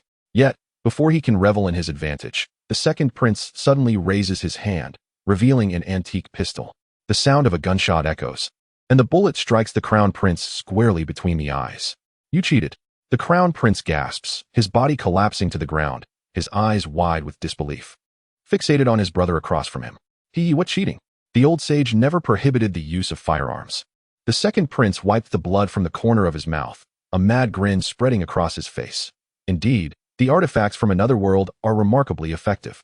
Zhang Ze, with wide eyes, found it hard to believe. From where did this fellow procure a handgun? Could it be from another lord? The details remain a mystery, nonetheless. The outcome is clear. The first prince lies dead, and the second prince has seized control of all military power. It seems he is poised to launch a full-scale assault on Zhang Ze. Zhang Ze, prepared for the impending attack, anticipated the second prince to march his troops forward. To his surprise, the enemy did not advance, but rather encircled without engaging. Additionally, the second prince dispatched 500,000 summoned creatures towards the camp of the little princess. Good heavens! This man is ruthless. Having just slain his elder brother, he now plots to eliminate his younger sister. Zhang Ze and Owen exchanged astonished glances at this scene. Yet, it is precisely such cold-blooded individuals who triumph in contests of power. Owen shook his head in resignation, stating, "The second prince is morally corrupt. He is now blinded by ambition, willing to resort to any means for the throne. My lord, what shall we do?" "There is but one course of action. We must eliminate the second prince. He must not be allowed to continue directing the battle." A fierce glint shone in Zhang Ze's eyes. Once the second prince is dispatched, the enemy will be leaderless, and we can launch our counteroffensive. Following the plan's formulation, Zhang Ze donned his iron battle armor and soared into the sky towards the little princess's encampment. He knew that, should the second prince wish to harm the little princess, he would likely employ tactics akin to those he used against the first prince. Thus he would have to confront her personally. This presented Zhang Ze with an opportunity to eliminate him alone. Soon, Zhang Ze arrived at the little princess's camp, where chaos had erupted. The little princess's forces were inferior to those of the first prince, resulting in a one-sided slaughter, her troops falling like leaves in autumn. Yet, the little princess remained composed. For she had a powerful ally, the Witches' Mutual Aid Society. Naturally, this was a secret known only to her. To achieve victory, one must always seek a formidable backing. The first prince, strong and well-resourced, had no need for external support. The second prince relied on summoners, albeit at a considerable cost. The little princess's ally, the Witches' Mutual Aid Society, also demanded a significant price, but she was willing to bear it. The second prince, employing the same tactics, challenged the little princess to a duel, yet she ignored him, remaining within her ranks. This left the second prince in a quandary. Should he charge indirectly? He risked being labeled a tyrant by future generations and historians. However, for the sake of the throne, he felt compelled to take the risk and led his soldiers into battle. The little princess was captured, yet none dared to harm her due to her noble status. Only the second prince approached her, tossing her a sword and declaring, "Sister, we are both of royal blood. Rise and duel with me using this sword. Do not forsake the dignity of our lineage." The little princess rose quietly, refraining from picking up the sword. Instead, she addressed the second prince, stating, "Brother, I concede. The throne is yours, and my life is at your disposal. However, I have one final request that I hope you will fulfill." The second prince furrowed his brow, aware that his sister was both whimsical and ruthless, and he suspected there might be a hidden agenda. "What is your request?" "I simply wish to embrace you and bid farewell, for we may never meet again," the little princess replied, her expression calm, as if she had accepted her fate. The second prince hesitated, sensing that something was amiss. Just as he was about to decline, the little princess continued, "You have achieved victory, and you are a grown man. Surely, you are not so timid as to refuse even an embrace from your sister?" The soldiers surrounding them turned their gazes to the second prince, their eyes brimming with disdain and scorn. Indeed, if the second prince could not acquiesce to such a modest request, could he truly call himself a man? Reluctantly, he nodded, convinced that his sister had no further tricks up her sleeve. Yet, before the embrace, he ordered several female soldiers to thoroughly search the little princess, ensuring she bore no weapons. Only after confirming her innocence did he open his arms, a smirk playing on his lips as he said, "Come here, my little sister. This will be our final embrace." "Indeed, brother, this is our last embrace," she replied, and in an instant, she wrapped her arms around his waist. Suddenly, flames erupted around her. The second prince gasped in horror, struggling to escape her grasp as the fire spread to him, relentless and inextinguishable, the searing pain causing him to scream in agony. The soldiers stood in shock, some finally springing into action to help extinguish the flames, while others fetched buckets of water to douse them. Yet, their efforts proved futile. No matter what they tried, the cursed flames refused to be quenched, burning fiercely until they reduced the two to ashes. From above, Zhang Ze observed the unfolding scene with astonishment, feeling a mix of shock and melancholy. For power and status, they had descended into utter madness. Shaking his head, he continued to monitor the situation below. With the first prince, second prince, and little princess all dead, the enemy camp was left without leaders or commanders. Although chaos did not ensue, the soldiers were demoralized, and the high-ranking officials convened to devise a strategy. Witnessing the demise of the second prince they had supported, the summoners withdrew their summoned beasts, quietly retreating to their own encampments. It was evident that the battle had come to an end, and Zhang Ze breathed a sigh of relief. Contemplating briefly, he flew directly into the enemy's tent, startling the officials who were deep in discussion about their next course of action. Zhang Ze spared no words and directly addressed them. Now, your eldest prince, second prince, and little princess are all deceased. The last heir to this kingdom is Princess Belial. Do you intend to eliminate her as well? All the high officials exchanged glances, understanding Zhang Ze's implication. A few of them nodded in agreement and spoke in unison. We are willing to warmly welcome Princess Belial back to the royal city to ascend the throne. Zhang Ze finally breathed a sigh of relief. This calamity had come to an end. When the news reached Zhang Ze's territory, Belial and Owen rejoiced upon learning of the demise of the eldest prince, second prince, and little princess. Their happiness intensified upon witnessing high-ranking military officials personally come to welcome Princess Belial back to the royal city. Naturally, they recognized that all of this was orchestrated by Zhang Ze, prompting Belial to express her deep gratitude and resolve to appoint him as the national advisor. Zhang Ze, without pretense, accepted this well-deserved reward. Next, he prepared to focus his efforts on confronting the Holy See and Count Fellman. Just as the battle on this front concluded, the Pope received news of the demise of the eldest prince, second prince, and little princess at the hands of Zhang Ze. He learned that Zhang Ze and Princess Belial were amassing an army to advance towards the Holy See, with a clear intent to eradicate the church. Within the halls of the Holy See, countless bishops wore expressions of dread, uncertain of what actions to take. Although the church had hundreds of thousands of holy soldiers at their disposal, the enemy vastly outnumbered them, rendering victory a distant hope. Count Fellman, visibly anxious, fretted over the possibility that the Pope might offer himself to Zhang Ze in a bid for peace. However, the Pope evidently had no such intention, despite the unfavorable circumstances. He was unwilling to betray his friend. Thus, he devised a compromise. Chapter 180. The final chapter summoned the messenger and deliver my handwritten letter into the hands of Lord Zhang Ze. The Pope, with casual grace, penned a letter to be conveyed to Zhang Ze. Upon receiving the Pope's missive, Zhang Ze felt a wave of unexpected emotions wash over him, plunging him into deep contemplation. The onlookers gazed at Zhang Ze with curiosity, eager to uncover the contents of the letter. Not wishing to conceal the matter, Zhang Ze shared the letter with the crowd for their perusal. What? The Pope seeks to collaborate with us? Upon reading the letter, Owen displayed an expression of disbelief, exclaiming, "The Church has always held itself in high regard, never allying with anyone, let alone with us, their adversaries. How can this be?"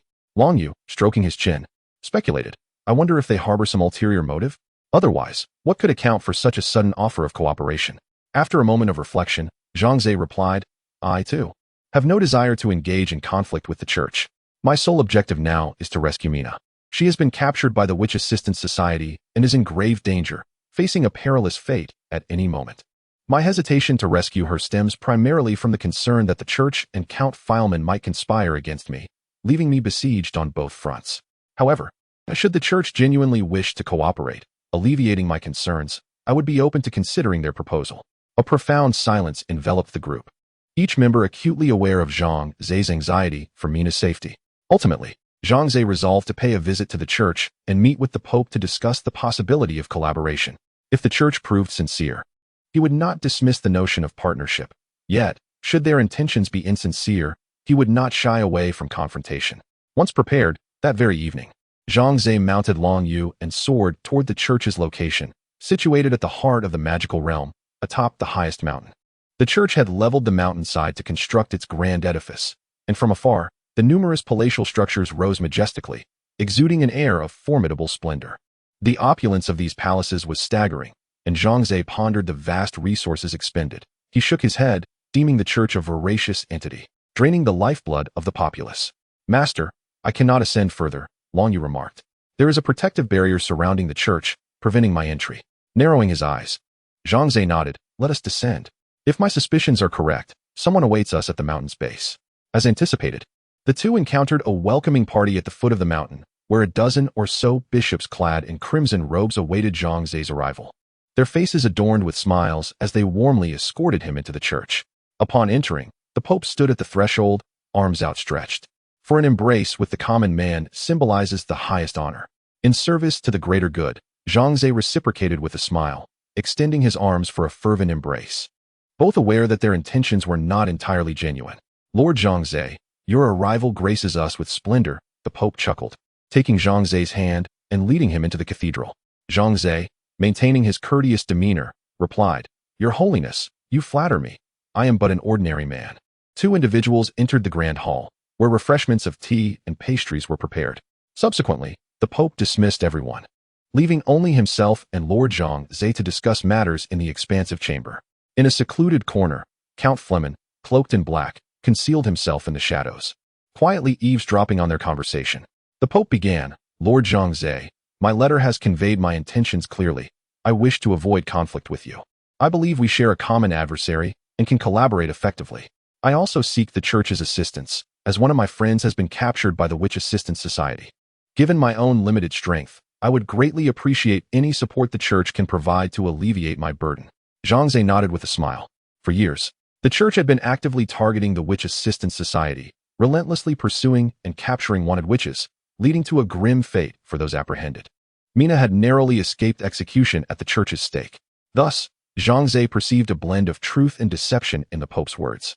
Yet he believed their intent to confront the Witch Assistance Society was genuine. After their deliberations, Zhang Ze and the Pope rose to shake hands in reconciliation, agreeing to mobilize their forces the following day to jointly assault the Witch Assistance Society. To demonstrate his sincerity, the Pope drafted a document, affixing his seal, and both he and Zhang Ze signed it, rendering the agreement binding. This document should not be underestimated. It was imbued with magical essence, possessing regulatory effects. Should either party violate its terms, they would face severe repercussions. Upon signing, the document vanished, leaving behind a mark on both Zhang Ze and the Pope's arms, symbolizing their commitment. Then, Your Holiness, I hope to fight alongside your holy army on the battlefield tomorrow, Zhang Ze declared. You need not worry, Lord Zhang Ze. To vanquish our common foe, I shall dispatch my finest holy army. I am confident our collaboration will be fruitful. Subsequently, Zhang Ze departed the church, accompanied by Long Yu. Returning to his territory, the Pope stood on the platform, watching Zhang Ze's retreating figure, his expression a fluctuating tapestry of emotions. Your Holiness, do you truly intend to partner with Zhang Ze? Count Fleming inquired from behind. The Pope replied with a subtle smile, Count Fleming, my dear friend, there is no detriment in collaborating with Zhang Ze. We have battled the Witch Assistance Society for millennia without achieving total eradication. This is not due to a lack of strength within the Church, but rather because Heaven's Mountain has forged a pact with the witches, which I cannot contravene without inciting their ire. Thus, we have refrained from launching a large-scale offensive against the Witch Assistance Society. However, Zhang Ze is unencumbered by such constraints and can act freely. I can strategically utilize him to utterly obliterate the Witch Assistance Society. I trust that Zhang Ze's blade will be exceptionally sharp. As he spoke, a cold smile crept upon the Pope's lips. Count Fleming, perplexed, queried, why would Heaven's Mountain enter into an agreement with the witches? They should be adversarial organizations. There are many matters that elude your understanding. The Pope gently shook his head and sighed, remarking, Heavenly Mountain is not as just and righteous as we envision. It harbors many shadowy corners. Upon returning to his domain, Zhang Ze immediately sought out Jarvis. In order to vanquish the Witch Assistance Society, he needed to assemble an elite force. Unlike other foes, witches wield extraordinary magic that ordinary soldiers cannot contend with. However, when Zhang Ze battled the corpulent witch, the armor of his steel battle suit proved resilient against her magical assaults. Thus, he hoped Jarvis could expedite the production of a batch of armor, not of steel suits, but of the regular armor that ordinary soldiers would don. With such armor, his soldiers would no longer fear the witches' or sorcerers' onslaughts, Zhang Ze mused. Furthermore, He intended to forge weapons capable of countering magical forces. Master, I can fulfill your request, but time is of the essence, Jarvis replied. To produce 100,000 suits of armor, I will require at least 10 days. That is unacceptable. Zhang Ze shook his head. I must lead my troops by tomorrow night, leaving you only a day.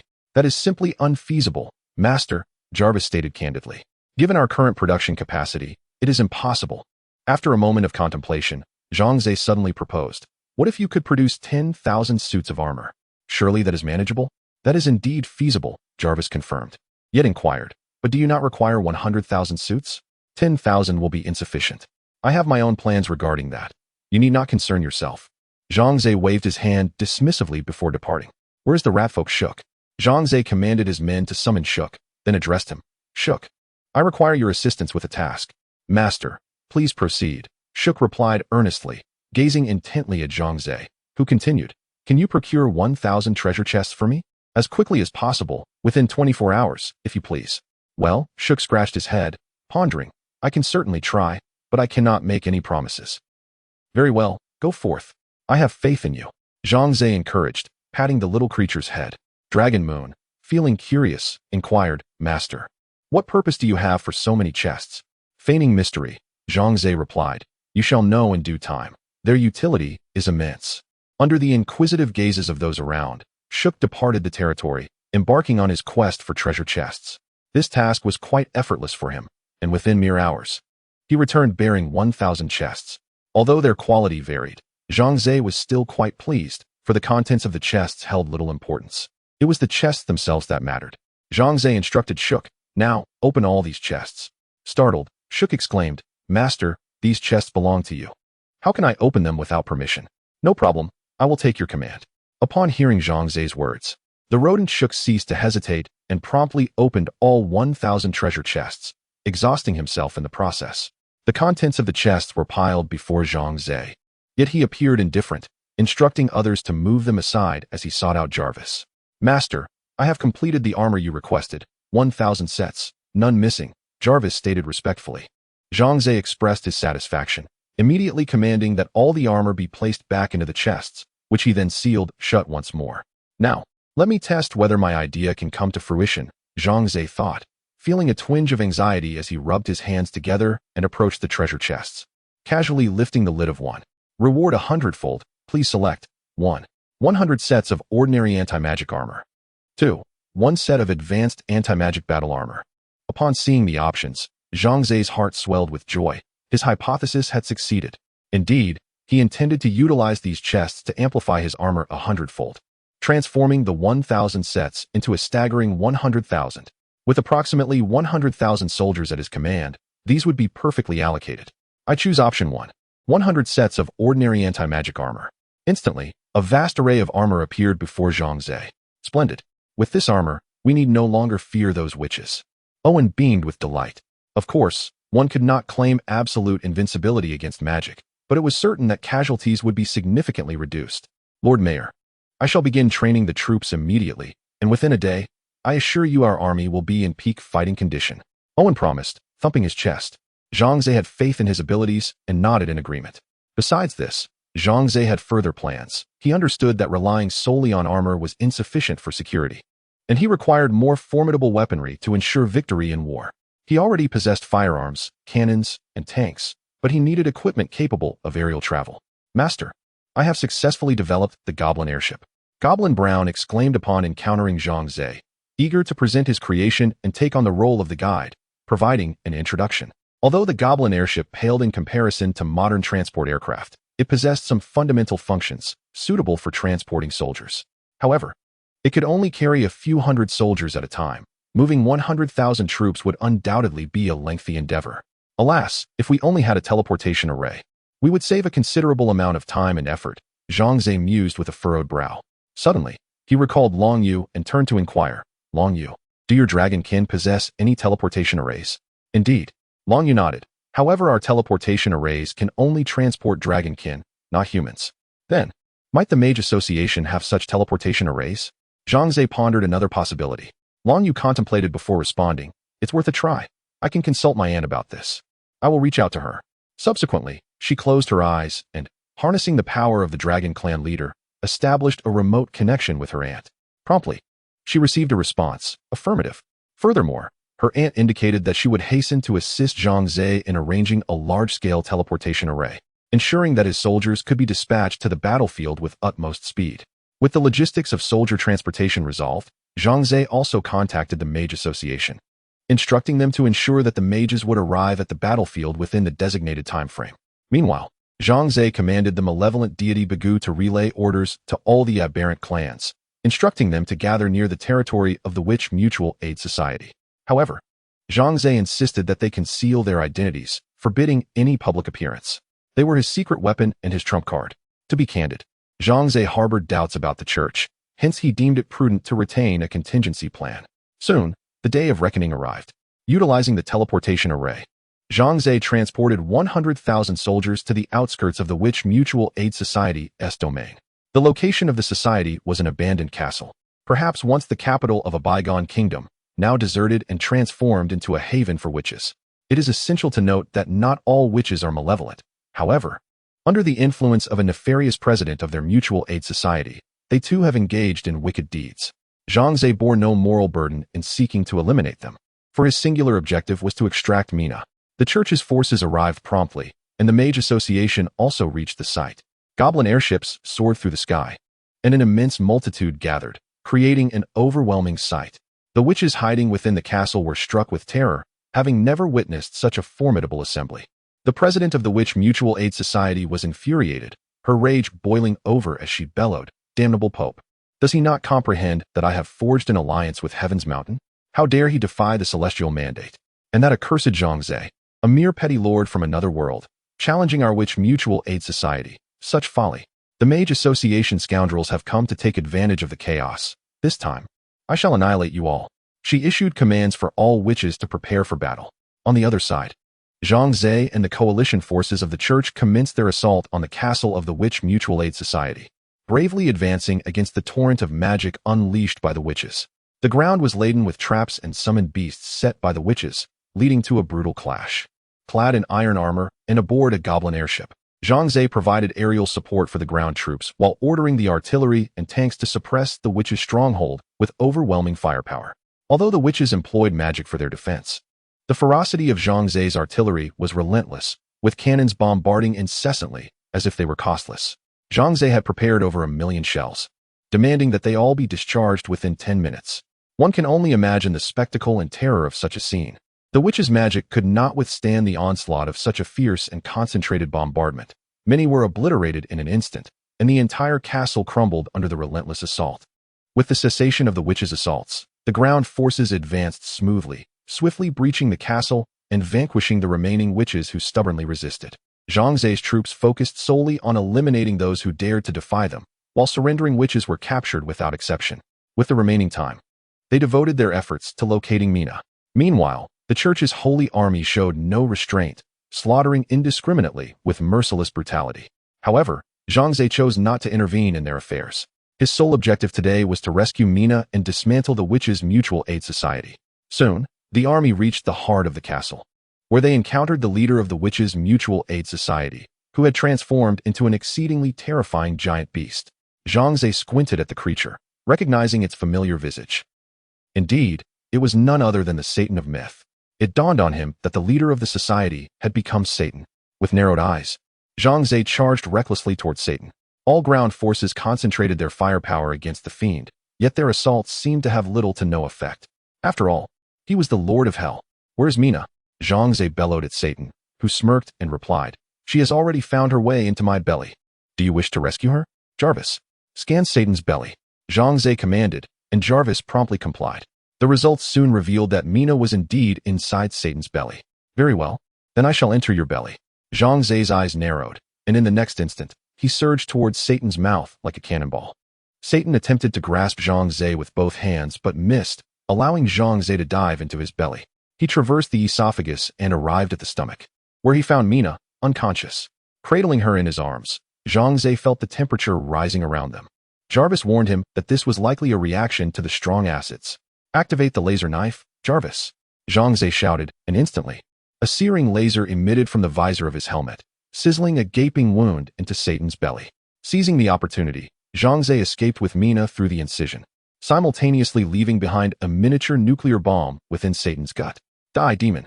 With a furious roar, Zhang Ze triggered the detonation of the bomb, a blinding white light flashing before everyone's eyes. Satan's anguished scream echoed as he was obliterated into fragments. Though the shockwave from the mini-nuclear explosion was largely absorbed by Satan's belly, a portion still escaped, toppling the surrounding soldiers and causing the entire castle to collapse. The Witches' Mutual Aid Society, which had wreaked havoc for millennia, was utterly annihilated. Mina remained in a state of unconsciousness, and Zhang Ze hurriedly entrusted her to Long Yu before turning his attention to the Pope's forces nearby. At that very moment, the Pope coldly regarded him and issued commands for his soldiers to launch an attack against Zhang Ze. I anticipated your ill intentions, you old scoundrel. Zhang Ze let out a cold snort, promptly commanding the malevolent deity Bigu to lead all the aberrant tribes in encircling the Holy Army from the rear. Meanwhile, he would confront them head-on with his soldiers, igniting the flames of a cataclysmic battle once more. The Holy Army, besieged from both flanks, found themselves in a precarious predicament. Yet, bolstered by their fervent faith, they exhibited formidable combat prowess, bravely resisting the onslaught. However, they were incapable of vanquishing Zhang Ze and could only maintain their current position. Ascending to the skies, Zhang Ze shouted down to the Holy Army below, "Surrender now and hand over your Pope, and I shall spare your lives." The Holy Army defiantly clung to their resolve. Even in the face of death, they would never relinquish their spiritual leader. The Pope, his visage ashen, realized the grave error he had committed, underestimating Zhang Ze's might. He comprehended that without his Holy Army, Zhang Ze possessed the power to dismantle the Witches' Mutual Aid Society. His acquiescence to collaborate stemmed from a desire to draw Zhang Ze away from the Vatican, thereby preserving his own forces for a future assault. Damn it! I have fallen into his trap once more. The Pope seethed through gritted teeth. However, Zhang Ze, do not become too complacent. I still possess one final trump card. With that, he unleashed a spell, one that was forbidden. As the incantation took effect, the very fabric of reality shifted. Thunder rumbled, lightning cracked, and all existence froze, leaving only Zhang Ze capable of movement. Astonished, he gazed upwards to see a colossal vortex materialize in the sky, and his body began to levitate, slowly being drawn into its depths. What is happening? Zhang Ze thought in alarm. Catching sight of the Pope below, a sardonic grin plastered on his face. He realized he had fallen victim to the Pope's sorcery. You wretched fiend, I shall take you down with me. Zhang Ze swiftly shed his iron armor and called upon Jarvis to assist him in eliminating the Pope. Jarvis fulfilled his mission, soaring to the Pope's side and seizing him, detonating himself amidst the Pope's terrified screams. As the Pope was obliterated, Zhang Ze exhaled a sigh of relief. Although he was aware his own fate might not be any better, at least he had rid the world of a significant threat. As for Count Philemon, without the Pope's backing, his demise would surely follow once Belle became queen. He had already informed Jarvis, Owen, and Longyue about his parents and sister, trusting they would care for them well. What awaits me within the vortex? Once his concerns were set aside, curiosity replaced his fear of death. After all, his survival in this world had always been a matter of sheer luck. As his body was fully engulfed by the vortex, he slipped into unconsciousness, as if everything around him faded away. When he opened his eyes again, he found himself in a vast, bizarre desert. The sands a deep black while the sky blazed a blood-red hue. Where's this place? It appears most peculiar. Zhang Ze, perplexed, sat up and surveyed his surroundings, pondering to himself, have I perhaps met my demise? Is this the realm of the afterlife? Suddenly, a chime resonated within his mind. Ding. Esteemed lords from Earth, welcome to the demon realm. Cast aside all memories of the past. A new life beckons you. Cultivate your dominion, sketch the visions of your heart, and realize the ultimate aspirations of your existence. All awaits you in the demon realm. The end.